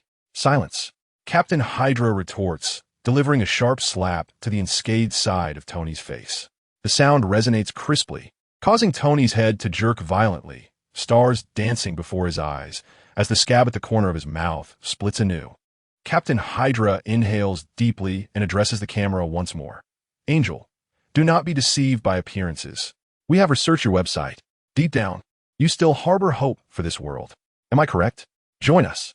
Use your power to lead humanity into a glorious evolution. Let us unite to rescue this ailing world. Let the glory of Hydra bask in the sacred radiance of the angel. Ha ha ha. After a fit of maniacal laughter, the atmosphere hangs heavy with tension. The captain of Hydra seemed to have completed some ritual, reverting to his emotionless self. He casually tossed his phone to a nearby technician, instructing him to send the video to Stark Industries. The technician received the phone and respectfully replied, "Understood, Captain. Hail Hydra." Afterward, he hastily departed, for he had no choice. Ever since the abduction of Tony Stark, the captain had exhibited signs of a peculiar obsession. The former Hydra leader was bold and composed, devoid of sentiment. However, now, whenever he faced Tony Stark, he could not conceal his frenzied demeanor. Rumors circulated within the ranks that he might be a lunatic. Several technicians had inadvertently witnessed the captain locking himself in Stark's confinement, only to emerge hours later, his face alight with satisfaction, following the sounds of agonizing screams. Observing the technician leave and close the door behind him, the captain nodded appreciatively. How perceptive. He crouched down, leaning closer to Tony, his voice lowered. "Tony, why persist in this futile struggle? Look at you now. Your angelic friend cares not for you, but solely for his ephemeral followers." He gestured to the menacing iron construct surrounding them. "Behold, this is your true power. This is the future. Join us with your divinely inspired intellect. Let us unravel the mysteries of the angels. Consider it. Once their secrets are laid bare, the divine will no longer be beyond our reach. We shall forge a new breed of humanity, a perfect humanity. You, Tony Stark, shall become the Prometheus of this new era." Rather than lying on the ground like a lifeless dog, Tony labored to spit out blood onto the captain's boot, shouting hoarsely, "A new breed of humanity? With you lot, who can only rely on pirated technology. Prometheus? I suggest you gather your crew and fix the plumbing in Hell's Kitchen before attempting to unravel the angel's secrets. And for heaven's sake, do something about that garish paint job. It's blinding." The captain's face, concealed beneath his mask, twitched in irritation. He rose abruptly, his fists cracking ominously, the armor groaning under the strain. "Stark, let me see what your resolve can truly yield." The captain injected a syringe into Stark's body. Tony instinctively narrowed his eyes at the sight of the syringe, sensing impending doom. Surely, it couldn't be that substance again. Noting the contemplative expression on Tony's face, the captain casually remarked, "No need to speculate. It's merely a serum designed to enhance your neural sensitivity." He produced a long wooden plank hidden behind the door. "Ahem. I believe we are both gentlemen here. Would it be too late for me to offer my apologies? Tony trembled instinctively at the sight of the plank, wondering who on earth had invented such a device for punishment. If Mr. Stark is willing to collaborate with us, the Hydra, in unveiling the secrets of the Angel, I believe there is still time. No, do not come any closer. I was mistaken, Captain Pajamas. Must you truly occupy this spot? My left posterior has become a mere pulp. 1 hour later, gazing at the dazed and drooling Tony Stark, sprawled on the ground. The Hydra captain felt a surge of satisfaction. It was only in this moment that he truly embodied the emotionless Hydra commander, despite both Baron Strucker and the Strucker clone asserting their lack of emotion. Each encounter with Tony Stark's incessant chatter made it impossible to resist. How many times had he contemplated directly brainwashing Stark, transforming him into Hydra's most devoted technological servant? The electrotherapy equipment was merely next door. The brainwashing specialists were always at the ready. Yet, every single time he remembered the orders from the original, he found himself unable to act. He feared for that invaluable brain of his. Upon awakening, the Strucker clone designated as number 4, the original words regarding Tony Stark were, "That is Tony Stark's brain." In the universe, there may be but this one capable of comprehending the arc reactor and angel technology. Can you afford to damage it? Win him over with love. Convince him with ideals. If all else fails, let him go hungry, thirsty, but absolutely do not harm his mind. Not a single nerve must be injured. Thus, this Hydra commander, intent on purifying the world, could only repeatedly engage in what he himself deemed a ludicrously futile attempt at patient persuasion towards this battered playboy lying on the ground, only to receive the result of him drooling on the floor. Spanking. This was what he overheard from several Hydra members discussing casually after his awakening. Effective, painful, and most importantly, not harmful to the body. Surely Tony Stark's brain isn't located in his posterior. Chapter 155, damn it. The wind swept through the night, striking Ethan and Coulson's faces. Their vantage point was the rooftop of a Stark Industries building. Below them, the brightly lit complex belied the fact that Hydra's most clandestine stronghold was situated right beneath where Tony Stark had been abducted. So, this is where the so-called Tony resides. Ethan's voice carried a chill, as a faint golden ripple, visible only to Coulson, silently expanded from him, akin to a stone cast into stagnant waters. Conducting a deep scan. Remarkable. The spectral analysis feedback illuminated Ethan's data-encased pupils, outlining a jaw-dropping underground city. This was on an entirely different level from the bases he had previously cleared. It was a fully operational underground city. Biological laboratories, production lines, training facilities, and even a living area. Hydra truly played the game with finesse. Coulson squatted atop the water tower, gazing out over the entire compound, his eyes synchronizing with the data stream shared by Ethan. He muttered softly, a hint of frustration in his tone. No wonder they hadn't encountered even a ghostly shadow before, with a scale like this, if all Hydra's strongholds were of such magnitude. How much funding had that old fox Pierce embezzled?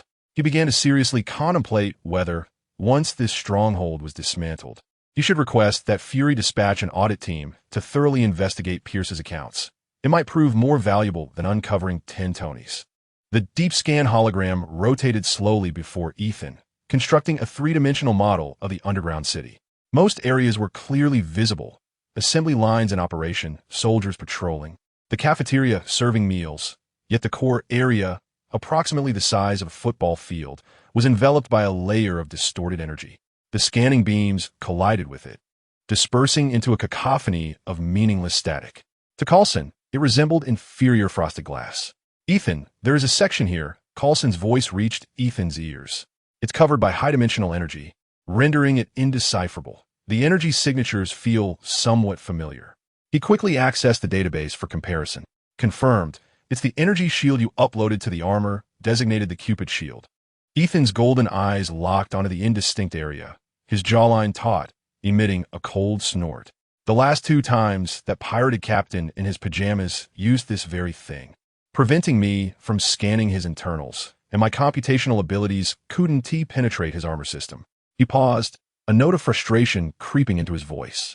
Tony S. design is quite effective, though its application is misguided. He should have stored this in his mind. When I see him, I'll have to give him a good thrashing.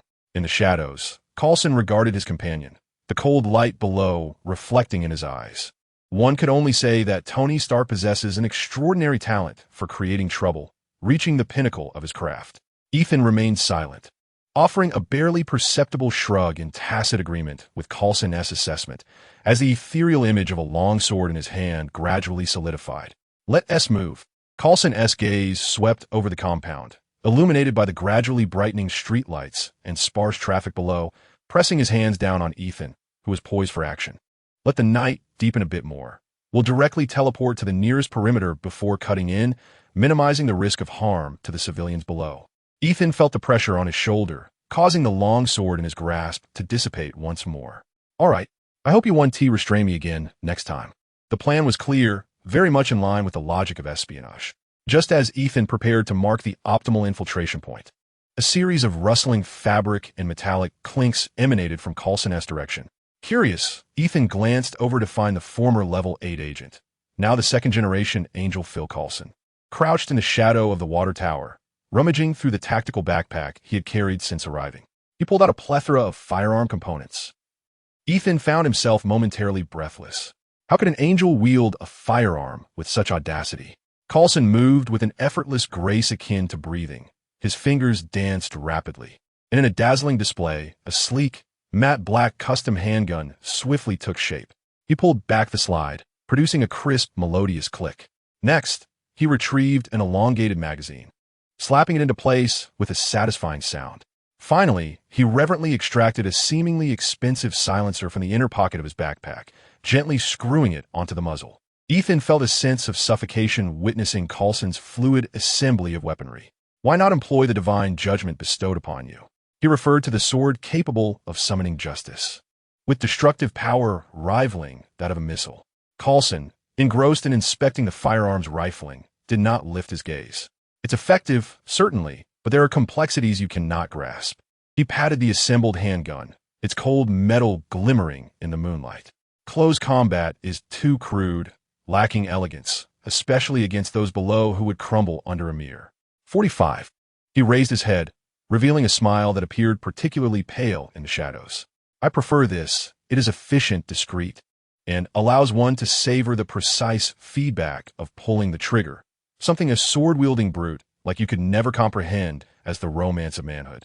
With that, he flicked the silencer's exterior with his fingertip, producing a soft chime.